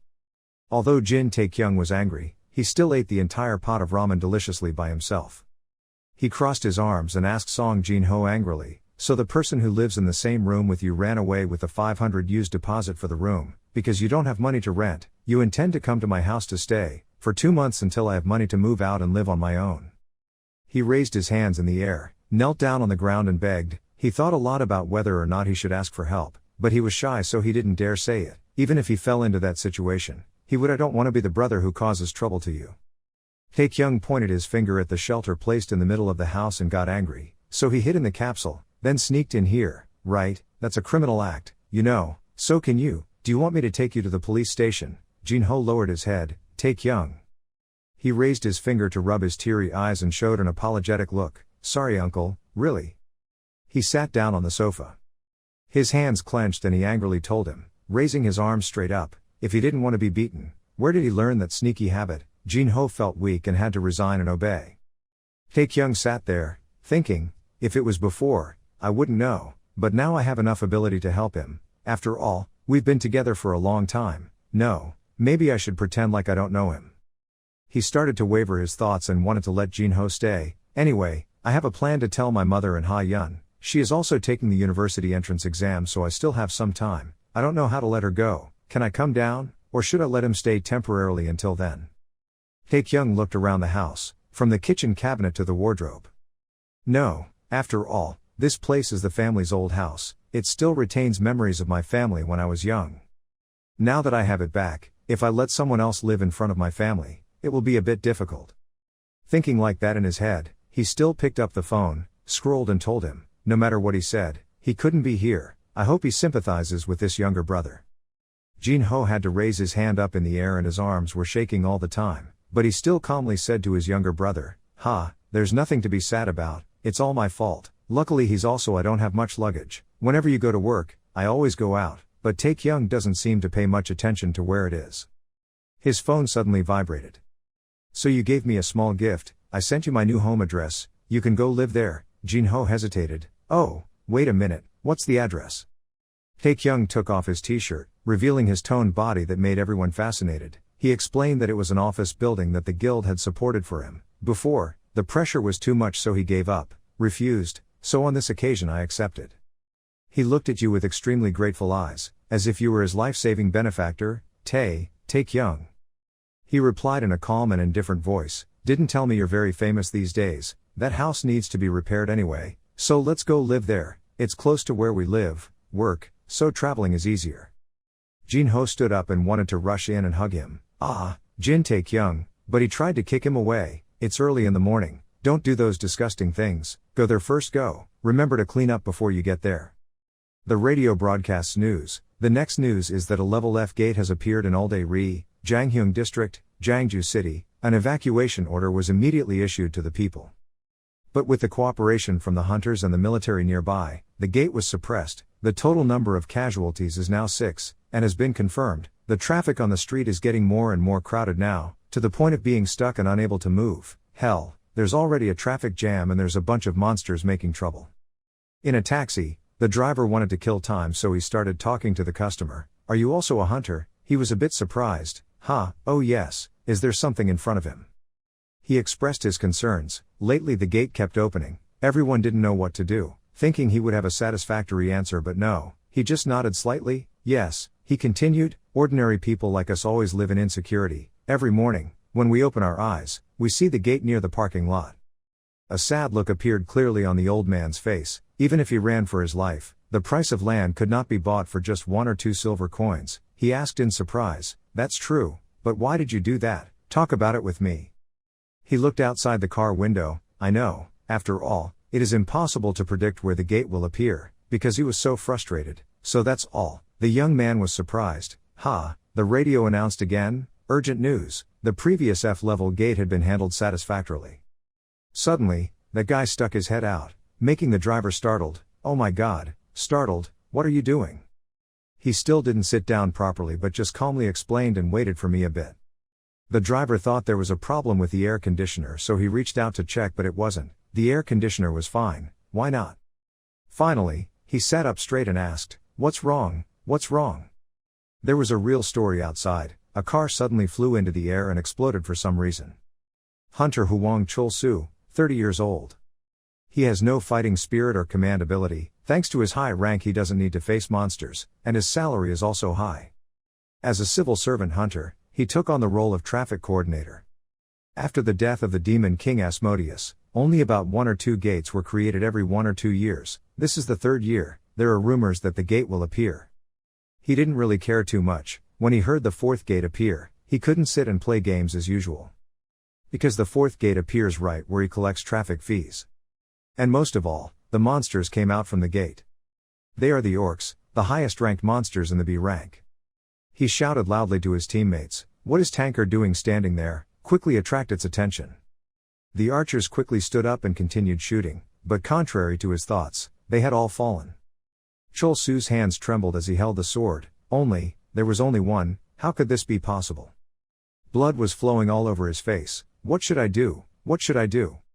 Luckily, at that moment a female teammate spoke up to encourage him, the captain, to quickly calm down, hold out at all costs until rescue arrived. Chul-soo stammered, yes, that's right. But before she could finish her sentence, she was swept away by a large rock. If the hunters from around here came to her aid. She was pinned straight to the wall by that rock. That scene aroused him. The situation became even more serious. Captain, the gates are all open. Sure enough, the size of the gate had become extremely huge. Followed by more and more monsters. They were worried and scared, asking each other, "Team, Captain, what do we do now?" Chol-Su looked at the approaching monsters and thought, damn it, even if reinforcements came, they wouldn't be able to handle them all.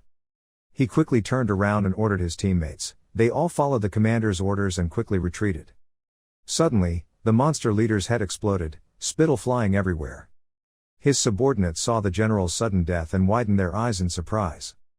Chol-Su looked at the person sitting on the roof of the car behind him, tremblingly asked, Who is that?" And he seemed very interested. "Wow, what destructive power is this?" It turned out that the young man sitting in that taxi was Jin Tae-kyung. He asked Chol-Su, "He's just a person going to work, let's focus on the main issue, summarize everything for me." Okay, they were confused. Who was it? Reinforcements. It seemed they came alone. Tae-kyung held the spear, stretched out and said, "If you don't want to fight, then everyone please stand aside quietly. If you disrupt the order too much, you'll be scolded, you know."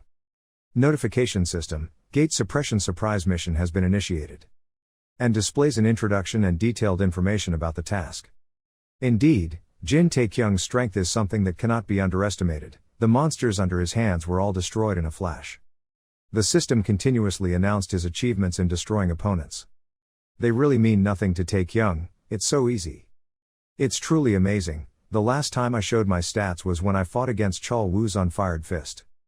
But after enduring the pain of clearing the meridians, the force and power are more explosive than before, and the senses are also better than before.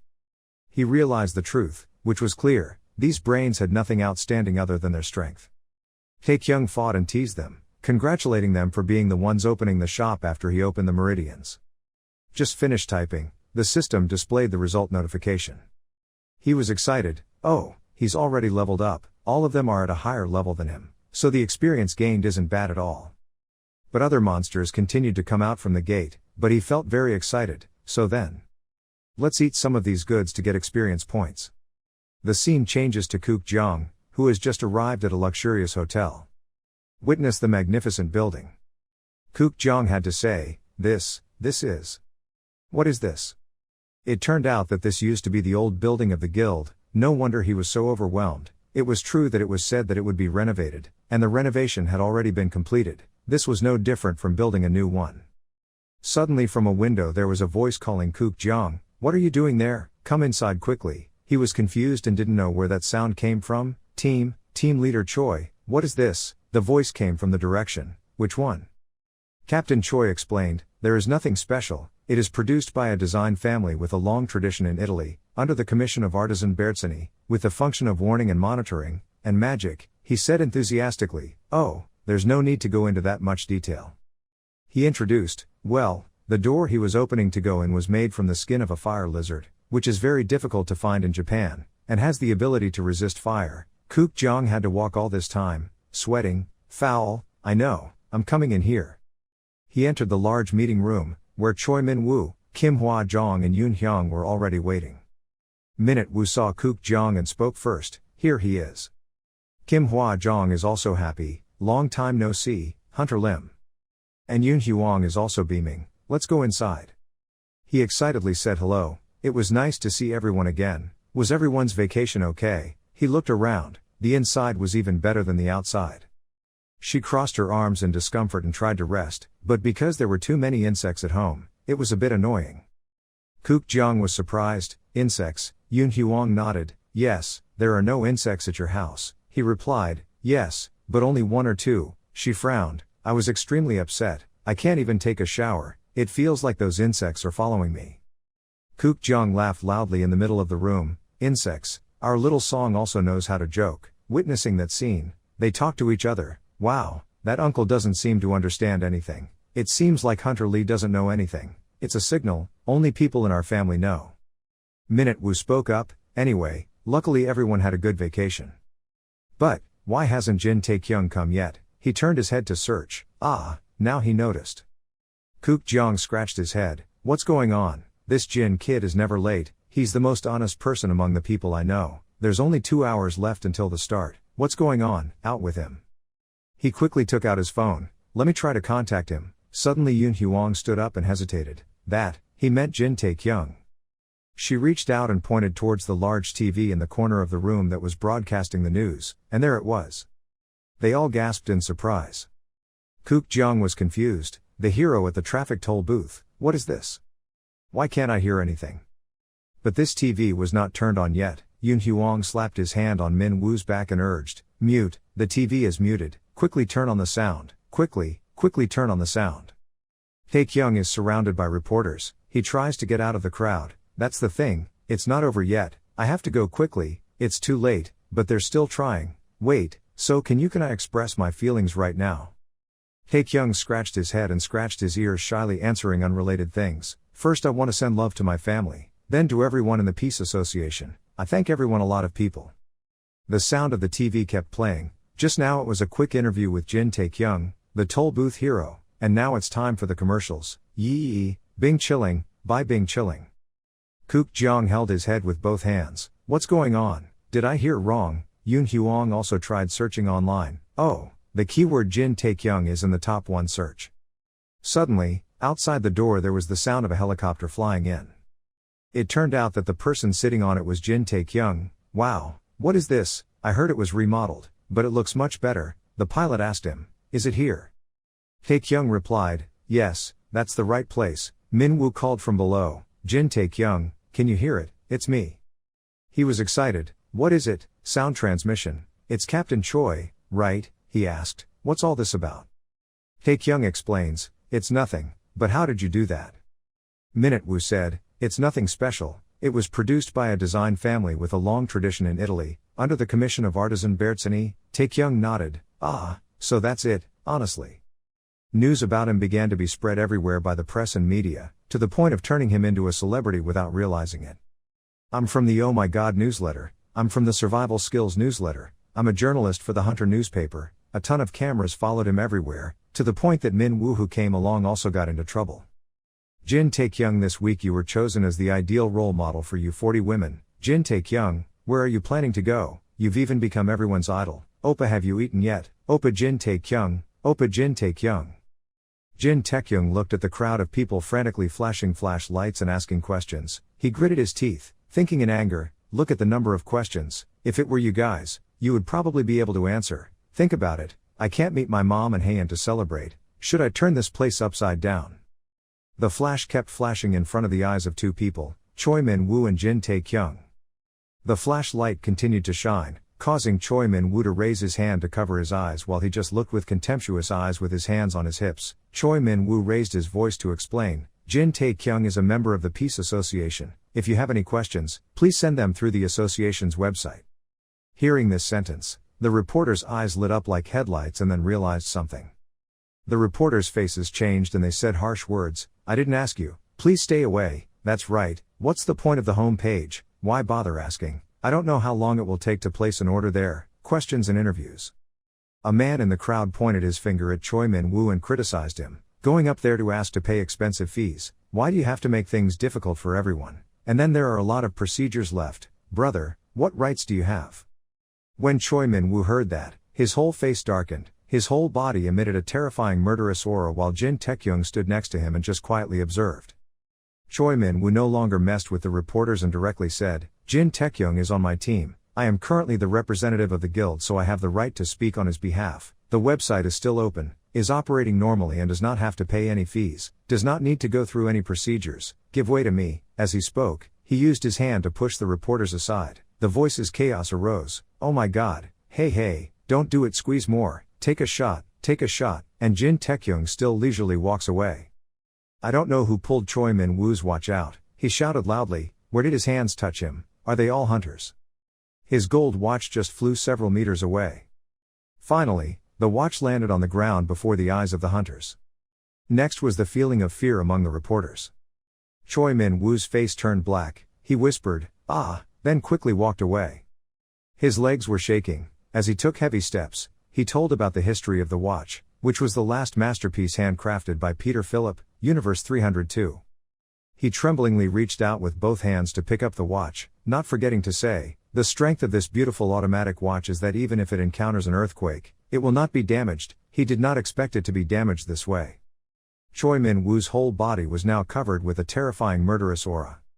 The guy who accidentally caused Choi Min-woo's watch to break frantically explained, No, I just touched it lightly, I thought it was that." Before he could finish his sentence, his throat was stopped by Choi Min-woo's eyes as sharp as blades.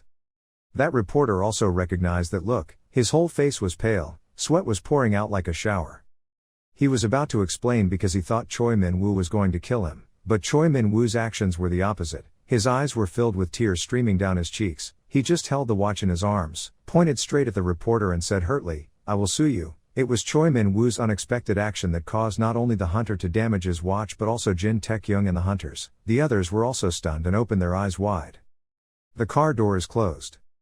The car engine has started. The two looked at the reporters, especially the hunter who had just broken Choi Min-woo's watch, who was sitting on the ground through the car's mirror. Choi Min-woo took the steering wheel, his voice as if he had relieved all his troubles, and said, "Now no one is following us anymore." Jin Tae-kyung also agreed with a somewhat sarcastic voice, "Of course, there are no crazy people. How much does that watch cost?" Hearing Jin Tae-kyung's question, Choi Min-woo's eyes flashed, his voice sounded slightly arrogant, "Don't be surprised, the price is beyond your imagination." Still with that arrogant voice, he was sure, of course, it was a genuine product, while Jin Tae-kyung just sat there grinning, raising his voice to mock, "What, there are fake products, there is no such thing as a genuine watch being easy, take it off like that." Choi Min-woo's face was a bit red at this moment. He softly admitted, "I was a bit scared just now, I wore it to prevent situations like before, it was a good choice." Jin Tae-kyung winked, his voice mixed with surprise and teasing, "What, is it really Choi Ga-kryong, KKK?" Suddenly, Jin Tae-kyung held in fear, "Captain Choi." In front of their car, a tall figure appeared, leisurely stuffing his hands in his pockets, staring blankly at their approaching car, no fear. Choi Min-woo heard that and quickly reacted and quickly braked the car. A deafening sound rang out. Fortunately, the car was only a few centimeters away from hitting that man. But absolutely, that strange man did not show any reaction at all. Faced with the scene happening before their eyes, both Choi Min-woo and Jin Tae-kyung could not hide the extreme confusion in their hearts. Jin Tae-kyung even exclaimed, "Oh my god, are you crazy? What, Captain Choi, why is that guy laughing?" The other guy just slowly walked step by step towards their car. He slowly walked to Choi Min-woo's car door while he sat in the car, speaking his mind. First of all, he was not a journalist. Jin Tae-kyung slightly leaned forward to see the crazy man's face clearly. Thoughts flowed through his heart. As a hunter, his rank was quite high, but somehow he looked familiar. The other guy knocked on the two people's car window. Choi Min-woo lowered the window, his voice was not very friendly. "What's the matter? I don't have time, so if it's not important then it's fine." But it seemed like the other man didn't care at all about what he said. He asked, "Jin Tae-kyung right?" Then complimented him, saying he was more handsome in person than on TV, so this was the reason why everyone was making so much noise. Jin Tae-kyung just replied indifferently, "Hey, really, who are you?" At this moment, the atmosphere suddenly fell silent. The shy voice of that strange man rang out again, breaking the quiet atmosphere. "Strange, did I read the interview wrongly?" He took off his glasses and introduced, "I read an interview about you on Weekly Hunters, I'm your favorite photographer." This time, Jin Tae-kyung was really excited, his voice trembled slightly with excitement. Maybe." The other man's glasses were lowered, revealing a rather handsome face. He introduced himself, "I'm Won Myung-hun, nice to meet you Tae-kyung." In Choi Min-woo's hand is a yellow card, next to Tae-kyung's voice. "This year is 30, birthday is April 1st, weight is 80, is a sports student, on his 20th birthday, age to become a hunter A." Tae-kyung's voice is even more excited, like a genuine crazy fan, with star-like appearance, has participated in movies, commercials and even released albums.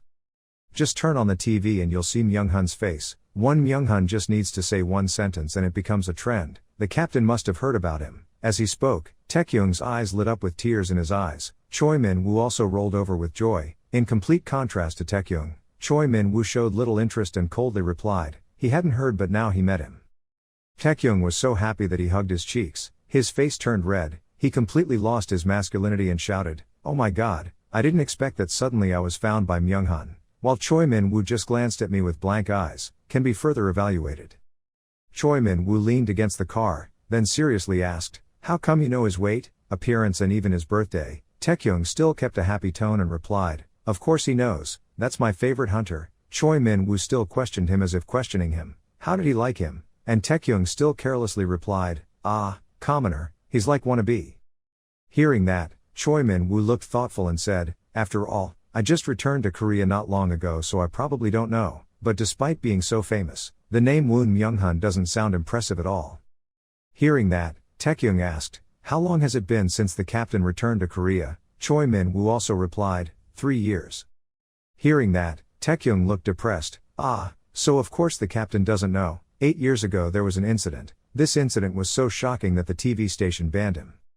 Choi Min-woo was extremely curious and asked again, what was the incident? Taekyung said, yes, that incident. He was about to tell when he saw Myung-hun's figure waving at him from afar. He made a soft, sound. Then, with a bright smile, he said to Choi Min-woo, the team leader, Myung-hun is calling you, I'll go first, let's talk about that later. Min Choi-woo just coldly replied, went and returned. Minute Choi-woo continued, you have 30 minutes, I went to the nearby shopping center to look at clothes. Taekyung happily replied, yes. In the cafe, Taekyung couldn't hide his joy, he talked endlessly with his idol. Among the paparazzi, not many people use spears. Spears look easy but are a relatively difficult weapon to use. Myung-hun also replied, that's true, there are many people who first started using spears but later changed to using swords. Taekyung scratched his head and continued, thanks to you always being persistent in using the spear and then writing a book on how to use the spear, so when I was training it helped me a lot. Myung-hun replied leisurely, fortunately, I can help you, but that was 10 years ago. Myung-hun's voice was a bit regretful as he said, it's all a thing of the past, he's been deprived of power for a long time, now not many people recognize him. At this moment, a female employee with a paper and pen in hand approached and spoke up, can you give me your autograph? When Myung-hun heard that, he warmly replied, why don't you sign your name? Of course. But shamefully, the person who asked was not him. The employee still bowed her head and handed her paper and pen to Taekyung, politely saying, I am Jin Taekyung, the one who destroyed the monsters at the toll booth, right? As his fan, Taekyung was a bit shy, his voice unnaturally replied, yes, it's me but, why me? He raised his voice and asked the staff member, what should I write now? The staff member happily replied, you should write that you wish Hye-jeong and Jinwoo a beautiful love, while Myung-hun over here just sat silently, staring at that scene, drinking water. The atmosphere fell silent for a moment. Then suddenly the shyness was broken by Myung-hun's voice. It wasn't until last year that he thought about starting again, just when a friend of his was about to retire, so he bought his guild. Myung-hun raised his hand to his forehead, looking bored as he continued, even though he changed the name to the Star Guild, the guild he bought was originally one of the 3 powerful guilds in Icheon, but the journalist just wrote a few lines, after all, there aren't only 1 or 2 sparkling stars like you, it's just that you've reached your limit. Taekyung on this side still listened attentively without saying a word. He drank a glass of water, thoughts appeared in his mind, twinkling star, even though because of that incident he couldn't appear on the air, TV but, if that's the case then shouldn't he return as a hunter? Next, Myung-hun's words surprised Taekyung, but he had seen him on the news. Myung-hun raised his voice to praise Taekyung but with a hint of nostalgia, it was great, just like him before. Taekyung only shyly replied, me, how are you? Once again Myung-hun affirmed, yes, I read everything all your interviews. Myung-hun's voice suddenly lowered, he was a crazy fan of his, so he was both happy and grateful. Several places sent invitations to him to participate in the program. Taekyung heard that and happily said, if I can help you, that would be great. Before he could finish speaking, suddenly, Myung-hun grabbed his hand and said, Taekyung. Myung-hun stood up completely, making Taekyung a bit shocked, as time seemed to stand still. Myung-hun couldn't hide his ambition, he raised his voice and said, I will be responsible for you because I will help you become a star hunter, you will join my guild, right? Before Myung-hun's invitation and attractive commitments in the future, Taekyung seemed extremely surprised and did not say a word but just, a sound. Inside the store there was a small display case, many cakes of different colors and shapes were displayed. The surprised voice of Jin Tae-kyung, the star hunter, rang out. Mayu Wang-hun stood up, he put his hands on the table, leaned in front of him, excitedly said, yes, he is a star hunter, times have changed, everyone is crazy about hunters, people who hold the special abilities that ordinary people don't have, you know that, right? Tae-kyung, when you were in elementary school, do you know what the dreams of the people around you were, such as being a president or an astronaut? But what now? Adults or children, everyone wants to be a hunter. Jin Tae-kyung looked at him confused and replied, yeah, that's right. Mayu Wonghun opened his hands and turned towards him, his face full of excitement as he continued to speak. He had all the elements that the community wanted, from appearance, popularity and being a new type of character, something that has never existed before. How long will those things last? What is easy to come is easy to go. Then the people looking for him will gradually decrease over the years. He raised his head to look at him and exclaimed, brother. His expression became even more frantic. Blue-haired Mayu Wonghun glared at Jin Tae-kyung, trying to convince him that if he missed this opportunity, he would not be able to become a star hunter. Luckily, it's not too late. From now on, you just need to keep a good face, appear more on TV, and gradually build your image. Jin Tae-kyung narrowed his eyes. Sweat broke out on his face. Jin Tae-kyung spoke, wait a minute, brother. Mayu Wonghun paused. He looked intently at him and spoke, why, yes, just say it. He frowned slightly, raised his arm, his tone was gentle, brother, didn't you just say that you wouldn't make a request to recruit members here? Captain Choi also said the same. Mayu Wonghun's face turned black. He stared at him, said seriously, that's true, but Tae-kyung, this is a good opportunity. Jin Tae-kyung closed his eyes. He gently refused, sorry, but I have no intention of switching guilds right now. Mayu Wonghun gasped, his face shaking with anger. He approached him, his eyes widened. Not giving up, he continued to question him. That's right, at your age it could be like that. Let's pretend there's no association. Instead, join the guild. It's okay to join an entertainment company, right? It's common these days. I have an entertainment company and am currently a major shareholder there. Jin Tae-kyung closed his eyes and firmly refused. No, I didn't join an entertainment company either. He was angry, his face was red, his eyebrows furrowed tightly, stubbornly saying, why, Tae-kyung, it seems like you don't understand what I'm saying right now, just think carefully. Mayu Wonghun stood up, he opened his arms, showed off his expensive clothes, the gold necklaces around his neck and both hands continued, guesting on a fixed TV show, filming a few commercials, with just that's enough to earn you a few dozen garlic one. Looking at him, you know what's going on. He looked straight at him, his lips curled up with a smug look on his face. Continuing the interview was really busy, but the result afterward was like him, freely enjoying it, not that his dream was to own a business, star building. Jin Tae-kyung raised his hand to scratch the loose hair on his head. He hesitantly spoke up, that's true, but... He rubbed the back of his neck, raised his head and smiled shyly. Everyone had seen my interview, so everyone knew. A few months ago I was only an F-rank hunter. Although I didn't work as crazy as before, I only participated. What's the point of interviewing and earning 10 times more money? Jin Tae-kyung put his ears together, spoke up steadfastly, and after this time, he knew that he would rather conquer the gate than participate in those interviews, attracting a lot of attention on television. Just being a family, I'm just in more trouble. Mayu Wonghun held out his hand. He stammered out his name, Tae-kyung. His face turned pink. Jin Tae-kyung smiled happily, and now he also owns a building, although it's not worth tens of billions, but it's an apartment in a commercial area on the 3rd floor. Mayu Wonghun's face turned black. He bowed his head and looked at him questioningly. Commercial area? Are you satisfied with things like that? Jin Tae-kyung nodded and replied, that's enough for me.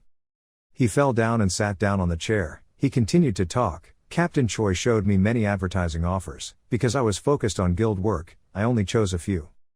Mayu Wonghun's face was dark, his hair covered his eyes. So that's it, I understand.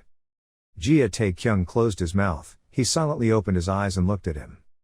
He found another topic to talk about. Brother, don't say you're hurt. Even though we didn't transfer guilds, we can still be considered brothers. Mayu Wonghun crossed his arms over his chest. He crossed his legs, leaning back against the back of the chair. He replied, that's fine. He gave a thumbs up in praise. Oh, you really are as good as distilled water, he generously replied. Still to say, Jin Tae-kyung said goodbye. Time it went by so fast, because the guild wanted you check the rankings again, so I guess I have to go now. He stood up, pushed the chair back to its original position, bowed his head and winked playfully at him. I already have your phone number, so if there's anything I'll contact you soon, then we'll do some homework. Let's go to the karaoke bar, he replied. Yes, that's it, nice to meet you, see you another time. Jin Tae-kyung walked to the door. not forgetting to wave goodbye to him. I promise, I'm leaving. Wang-hun sat and looked at his figure. He passed through the glass door, looking at his back, jumping around outside. Wang-hun sat in silence, watching him for a long time. His face was twisted with anger. Wang-hun clenched his teeth, his eyes flashed blood red, singing karaoke coin. Are you kidding me? He's such a jerk, he has a destiny but doesn't know how to enjoy it. In the guild hall at this time, banners were stretched across the stage, flash lights were flashing everywhere. Jin Tae-kyung and Choi Min-woo walked up to the stage. The employee brought the certificate to the director. He seriously stood waiting for the director to hand over the certificate. The MC's voice rang out. The director of the Bucheon Hunter Association would appear. Issuance of hunter certificates. The director smiled, held out the hunter certificate with both hands. He spoke, congratulating you on achieving a level, Hunter Tae-kyung. It seems like there was some mistake before. Facing Choi Min-woo's staring eyes, he raised his hand to invite him. He held the hunter's certificate in his hand, raised his head and thought for a moment, then his face became dumbfounded. Body trembled slightly. Jin Tae-kyung screamed out loud, "He's gone!" His voice startled the two people next to him, making them stagger. In the YouTube application on the phone, there is a clip during the certificate awarding ceremony. He bowed his head, covered his mouth. Choi Min-woo covered his face. The angry director's face was as red as a gak fruit. The finger pressed on the screen. The sound in the clip rang out. Where's the editor? Can this be edited? Jin Tae-kyung, are you awake? This is a live broadcast. Below appeared countless comments from netizens. Choi Min-woo attentively observed his phone. He exclaimed, the heat of the keyboard warrior with the online community was truly terrible. Everyone was talking about that press conference. Moreover, that press conference incident was also ends when he enters the gate. Hairy green arms stretched out, sharp claws on their fingertips that could crush everything it touched. Jin Tae-kyung lowered his head to avoid the claws that crossed his head. He was curious, was that not a normal thing for a hunter to enter the gate? A spear pierced the green wolf's chest. It opened its mouth and screamed, its long tongue sticking out, its jagged teeth full of sharp teeth. Jin Tae-kyung pulled the spear out of the wolf's body. He bowed his head and watched the giant wolf fall hard to the ground. Blood from the wound shot out. The system displayed a notification. You have defeated the level 73 claw wolf. Under the purple light of the two planets above, Choi Min-woo sat on the cliff observing. Below he tightened the sword in his hand, watching the pack of wolves growling as they approached. Jin Tae-kyung's face darkened, remembering when the director handed out the certificate. The system's notice board suddenly appeared. He couldn't help but scream, "Stop it, I'm gone," he thought to himself. Who would have thought of the reward, appeared so suddenly. Choi Min-woo sat on the cliff and spoke, but about Wang-hun. He glanced at him curiously. Mr. Wang-hun. He continued to ask, why did he suddenly ask that? Choi Min-woo looked intently at the phone in his hand. He sat cross-legged and spoke, a simple explanation is enough. Among the people next to me, then Jin Tae-kyung is the person who knows Wang-hun the best. He frowned and sighed and replied, is that so? Jin Tae-kyung turned into an illusion and rushed forward. He explained that 8 years ago, Wang-hun was on the decline in his reputation. He waved his hand and slashed 3 rays of yellow light, cutting off the approaching wolves. He continued to say that all his movies and music projects were cut due to accusations of tax evasion. Jin Tae-kyung leaned forward to avoid the wolf's claws. He rushed to its side while continuing to speak, but later, he was exonerated as innocent. But because at that time there were too many articles reporting it, the rumors were not good, so his image was affected a lot. Because of that, he decided to stop appearing on TV. He stopped participating in the entertainment industry for a while, and started practicing. Focus on your job as a hunter. Choi Min-woo sat on the cliff, staring intently at his phone, and an incident happened. Right, the Great Disaster Gate at Myeongdong Station. He asked while killing the wolves, have you read that article? Well, I'm watching. More than 30 people died, including Hunter Do Min-soo, Wang-hun, the only survivor who came out to apologize to Min-soo. Choi Min-woo bowed his head and wondered, who is Do Min-soo? Jin Tae-kyung swung the sword. The wolf's body was cut into many pieces. He replied with a serious face, he was very close to Wang-hun, an A-list hunter star. His popularity was rising, but he died while conquering level B gate with Wang-hun. Choi Min-woo frowned tightly and was silent for a moment. A knife cut through the wolf's body. He continued, after all it was a very shocking event. The wolf's body suddenly had many cuts and blood splattered everywhere. For that reason, he was judged by people. It took several years for the verdict to be innocent. A few wolves started to collapse, Their bodies were covered in wounds, some body parts were severed, he continued to say. After that he also appeared on TV a few times. A wolf opened its mouth wide, revealing sharp teeth. Jin Tae-kyung struck a blow from above, he landed on his feet, his whole body squatted down, the blade cut the wolf in half. He continued the topic, but due to people's indifference, he remained silent, perhaps retire and leave the entertainment industry. The wolf pack had been slaughtered without a single wolf left. He turned around and wondered, why did he suddenly ask that? Choi Min-woo attentively looked at the phone screen and replied, because the name Myeonghun-won is at the top of the rankings, this search category has already had dozens of articles. He raised his head to look up. Oh really, he continued to reply, and Jin Tae-kyung was also ranked number 1 in the search. Jin Tae-kyung frowned tightly, wondering, is my keyword ranked first? Choi Min-woon showed his phone first to prove his statement. At the top of the search, a picture of him and Myeonghun-won appeared, along with the title, Jin Tae-kyung and Myeonghun-won, will he move to the Star Guild, a premonition of an upcoming star. Choi Min-woon leisurely crossed his legs to look at his phone. Jin Tae-kyung's face darkened, silently wondering, what fake news is this? Choi Min-woon looked up at him, his face smiling. He said every word, maybe, he wanted to change guild. 2 purple moons in the sky shine down on the cliffs below, the two people's conversation resounds, but, why is there a network in the dungeon? Don't change to another topic, no such thing. This phone was personally made by Bill Job of Pineapple Corporation, and is capable of receiving internet outside the dungeon. The large room uses blue as the main color. Myeonghun-won shouted loudly, I'm sorry. He seriously bowed his head. Perhaps someone saw us talking and made such articles. I was also very surprised, so I quickly told the media that it was just fake news and rejecting the rumors. Jin Tae-kyung sat next to him silently. There were many people sitting at the table. Choi Min-woon spoke up. A few minutes ago I also read an article saying it was a baseless rumor. It was resolved quickly. Myeonghun-won frowned and glanced at him, saying unhappily, it all comes from my ambition, so I will handle it as quickly as possible. Choi Min-woon stared at him. He hummed softly, Choi Min-woon spoke up, okay, let's end it here. I don't have the right to make a big deal out of these small things. Myeonghun-won replied, what the captain said made me feel so relieved, thank you. Kook Jeong also spoke up, okay, both of you understand each other. If you understand each other, then you can help each other.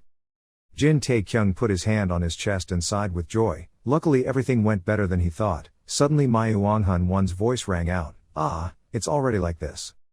Song Song-yi and Kim Hwa-jong raised their heads to look towards him. Kook Jeong and Choi Min-woon also focused their eyes on him. Myeonghun-won walked next to Jin Tae-kyung. He raised his head and looked straight at him. Myeonghun-won smiled. He waved his hand and said to everyone, taking this opportunity to resolve doubts related to the recent news, what will happen tomorrow, when the two guilds cooperate with each other? Myeonghun-won walked out of the guild headquarters. The weather outside was beautiful. A few people were walking on the road in front of the building. The street was bustling with people. As he was walking, his phone suddenly rang. The voice inside the phone rang, yes sir. Myeonghun-won answered the phone as he walked. It's done, cooperation between the two guilds will start from 2 o'clock tomorrow afternoon. The voice praised, catch up quickly real. His face showed a smug look. He turned the key in his hand. It's a good bait, these guys don't have any chance of reaching the A-class gate. They just need to use the reward picked up from the gate as bait. It took the bait right away.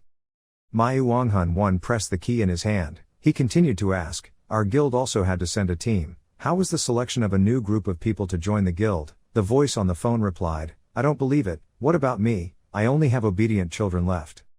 He approached the orange sports car. Myeonghun-won continued to say, it is true that the number 1 captain is different. Now I have urgent work to do. You make a list of tomorrow's participants, then send it back to me. I went. The voice wondered, yes, sir. What about the Peace Guild side? He asked again, that side. Myeonghun-won opened the door and got into the car. He continued the conversation. I went over there to take a look just in case, but it was just a bunch of stews. There was no hierarchy at all. These guys were just 5 people since the founding of the guild until now. Nothing outstanding. Laughter rang out from the phone. Ha, so tomorrow will be good. He asked again, delicious. Myeonghun-won bowed his head, his face darkened. The person on the other end of the line quickly spoke. I don't say that, President, he coldly called. First team captain, no, Dong Hyuk, yes. His face was so angry that it was distorted. Ma Yuanghun brought the phone close to his mouth. He hissed, "Leave it alone. Do you understand why I still have to do these things myself at this age?" The car started. Dong Hyuk quickly spoke up, apologizing. Ma Yuanghun replied, "Yes, be careful with your words. If you know your mistake, then try to do it well in the future." Dong Hyuk continued, "I know, I will forever loyal to the president. Okay, see you later." He placed the phone next to him. His cold eyes reflected in the mirror. Ma Yuanghun took out his lipstick, applied it and whistled, his car speeding down the road. On a busy street, with skyscrapers on the side of the road, Ma Yuanghun was driving and wondering, "It's been a long time since I've been in public. Today I stopped by a few shops to buy clothes." In another place, Jin Tae-kyung's voice rang out, "Don't eat, what are you looking at?" The face behind the thick glasses spoke. He was reading an article online. He walked out of the room irritated. Again, the long-haired man turned his head to look at him and shouted, "What's that again? Even if I watch this forever I won't get bored." Jin Tae-kyung grumbled, "He just kept doing that. People who don't know would think that article was about him." The long-haired man looked intently at his phone and read aloud, "Wanting to see, Ma Yuanghun and Jin Tae-kyung, you two are so handsome. I thought I would be criticized a lot, but I didn't expect everyone's reaction to be so good." Some people Jin Tae-kyung also commented that the two people were sadistic and they also accepted it. Jin Tae-kyung went to the sofa to get a black backpack. As expected, the world is big and there are many sick people. Putting his backpack on his shoulder, he thought to himself, even so, it was better than the malicious comments. Public opinion about Ma Yuanghun was no longer as bad as before. The long-haired man behind raised his hands and shouted loudly, "Don't forget to ask for Ma Yuanghun's autograph for him." He walked to the door, turned around and shouted, "I know, how many times has it been? He kept talking all day. You left and came back." The long-haired man sadly shouted, "Damn, if I were a painter, I have already joined Ma Yuanghun's guild." The house door was slammed shut, making a loud noise. Jin Tae-kyung stood outside the door. He clenched his hands and thought to himself, winning with Ma Yuanghun. He danced like he was flying in the hallway, thinking to himself, "This is the first time I've been with a grade A worker and my childhood reward. This day has finally come, wonderful son." The car started and rolled on the road. Kim Hwa-jong drove the car, his eyes focused intently looking straight ahead. Choi Min-woo sat in the passenger seat. Song Song-yi crossed her arms across her chest, she silently stared ahead. Kook-jong glanced outside. Jin Tae-kyung's face darkened, he covered his mouth with his hand and whispered, "We've been changed to a B-class gate." Choi Min-woo crossed his arms in front of his chest and calmly said, "It's still a class A gate." He turned his head to look around, confused and asked, "Why is everyone so calm? Everyone secretly took a sedative first, right? Give me a drink." Song Song-yi turned to look at him, she waved her hand. "When we were in the Aries Guild, the captain and I had gone many times." Jin Tae-kyung put his hands on the armrest of the chair, he widened his eyes and exclaimed, "Oh that's right, I used to be in the Aries Guild, a top guild." Kim Hwa-jong said with a smile, "This old man has watched it so much that he's bored." He continued to laugh as he drove. "In my time, monsters walked across the highway, drakes flew into the sky, chaos was like that, ha ha ha." He was sweating, his face was pale, black as ink, thinking, "What is this? That sounds so scary." He thought to himself, why is the old man a butler? It's obvious that something is up. Jin Tae-kyung turned to look at Kook-jong wondering, "So I'm the only one who's stressed, and you, it's okay," he replied, "Brother, it's nothing, just a gate or two." Kook-jong's car-sick face turned pale, he vomited into the plastic bag in his hand, and said with difficulty, "Of course he's okay." He vomited for a long time. "Hway," he squeezed his nose, thinking with a dark face, "It's okay, I'm so nervous that I can't even see Hugh." The car approached the gate, Kim Hwa-jong announced, "We've arrived." Choi Min-woo reassured, "Don't worry too much, if we combine the two guilds, we have 4 A-class hunters, the rest are all hunters, B grade, so it's okay, and we're well prepared." Kook-jong wiped his mouth with his hand, his face turned pale. "Phew, I'm really okay." Kook-jong spoke up, "But Tae-kyung, if something happens to you, you'll glare angrily and scream, talking nonsense again." "It's nothing like that, so don't worry." The journalists were blocked by security guards in front of the door, and the flash from the camera continuously flashed. Next to the purple gate, a group of people were standing, everyone with a tense look on their faces. Jin Tae-kyung's group got out of the car, Kook-jong turned to face the wall and continued to vomit. Song Song-yi and Kim Hwa-jong raised their heads to look ahead. Elsewhere, in a hidden corner of an abandoned factory. Choi Min-woo frowned, his face serious, and he spoke. What was the reason for suddenly changing the location? He put a stack of documents in front of Wang-hun. He pretended to be innocent. What is the change? What is that? He said seriously. Clearly the contract clearly stated the location was the monster forest, manticore object, but... Choi Min-woo pointed to the side, questioning loudly. This place is not the nest of the Black Dragon. What is this? He held a stack of documents. Read attentively. He wondered, this, you guy, captain of the first team, how dare you make such a decision on your own? He waved the stack of documents inside him, looked straight at him and explained, I'm sorry, the person on my side made a big mistake. This is it. What should I say? Choi Min-woo looked at him and asked again, mistake, is that so? He glanced at him with sharp eyes. Then it's best, we won't spoil the party today. Wang-hun's eyes widened. He hesitated. What, even so? Choi Min-woo looked serious, glanced at him. This was a level A gate. Unlike other gates, if not carefully prepared, the number of casualties would not be small at all, and... He thought about the list of his group and a mysterious dragon. Choi Min-woo frowned and continued, and dragons are a bit too much for our guild. In his heart he thought, especially Jin Tae-kyung, who still has residual effects from the previous incident. Choi Min-woo turned around and left, thanking you for your offer, but it's better for us to retreat now. Myung-hun hurriedly chased after Choi Min-woo. He quickly said, come on, wait a minute captain, he said, dragons are not possible, at least not now. Jin Tae-kyung's feet blocking his path said, let's do it, let's clear it.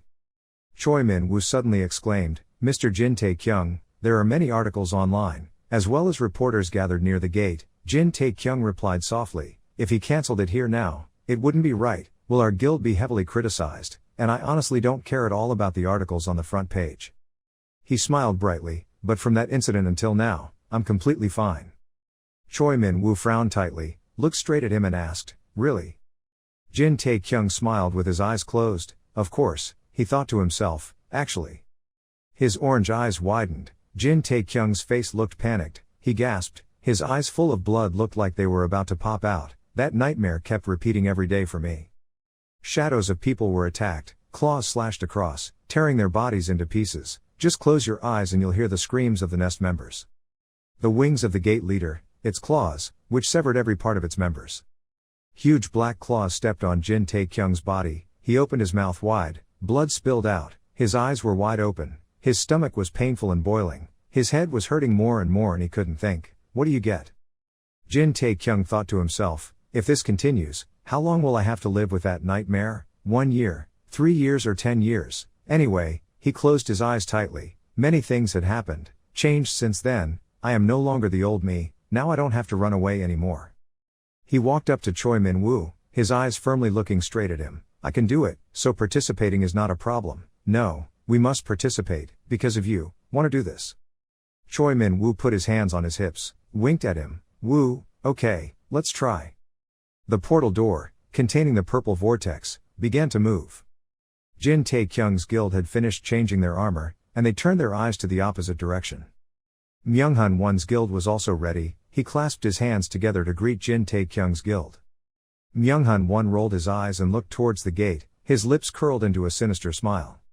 He spoke, let's cooperate with each other. The system displays a notification. You are entering the cave gate, the lair of the Black Dragon. The reward will be commensurate with the contribution when completing the gate.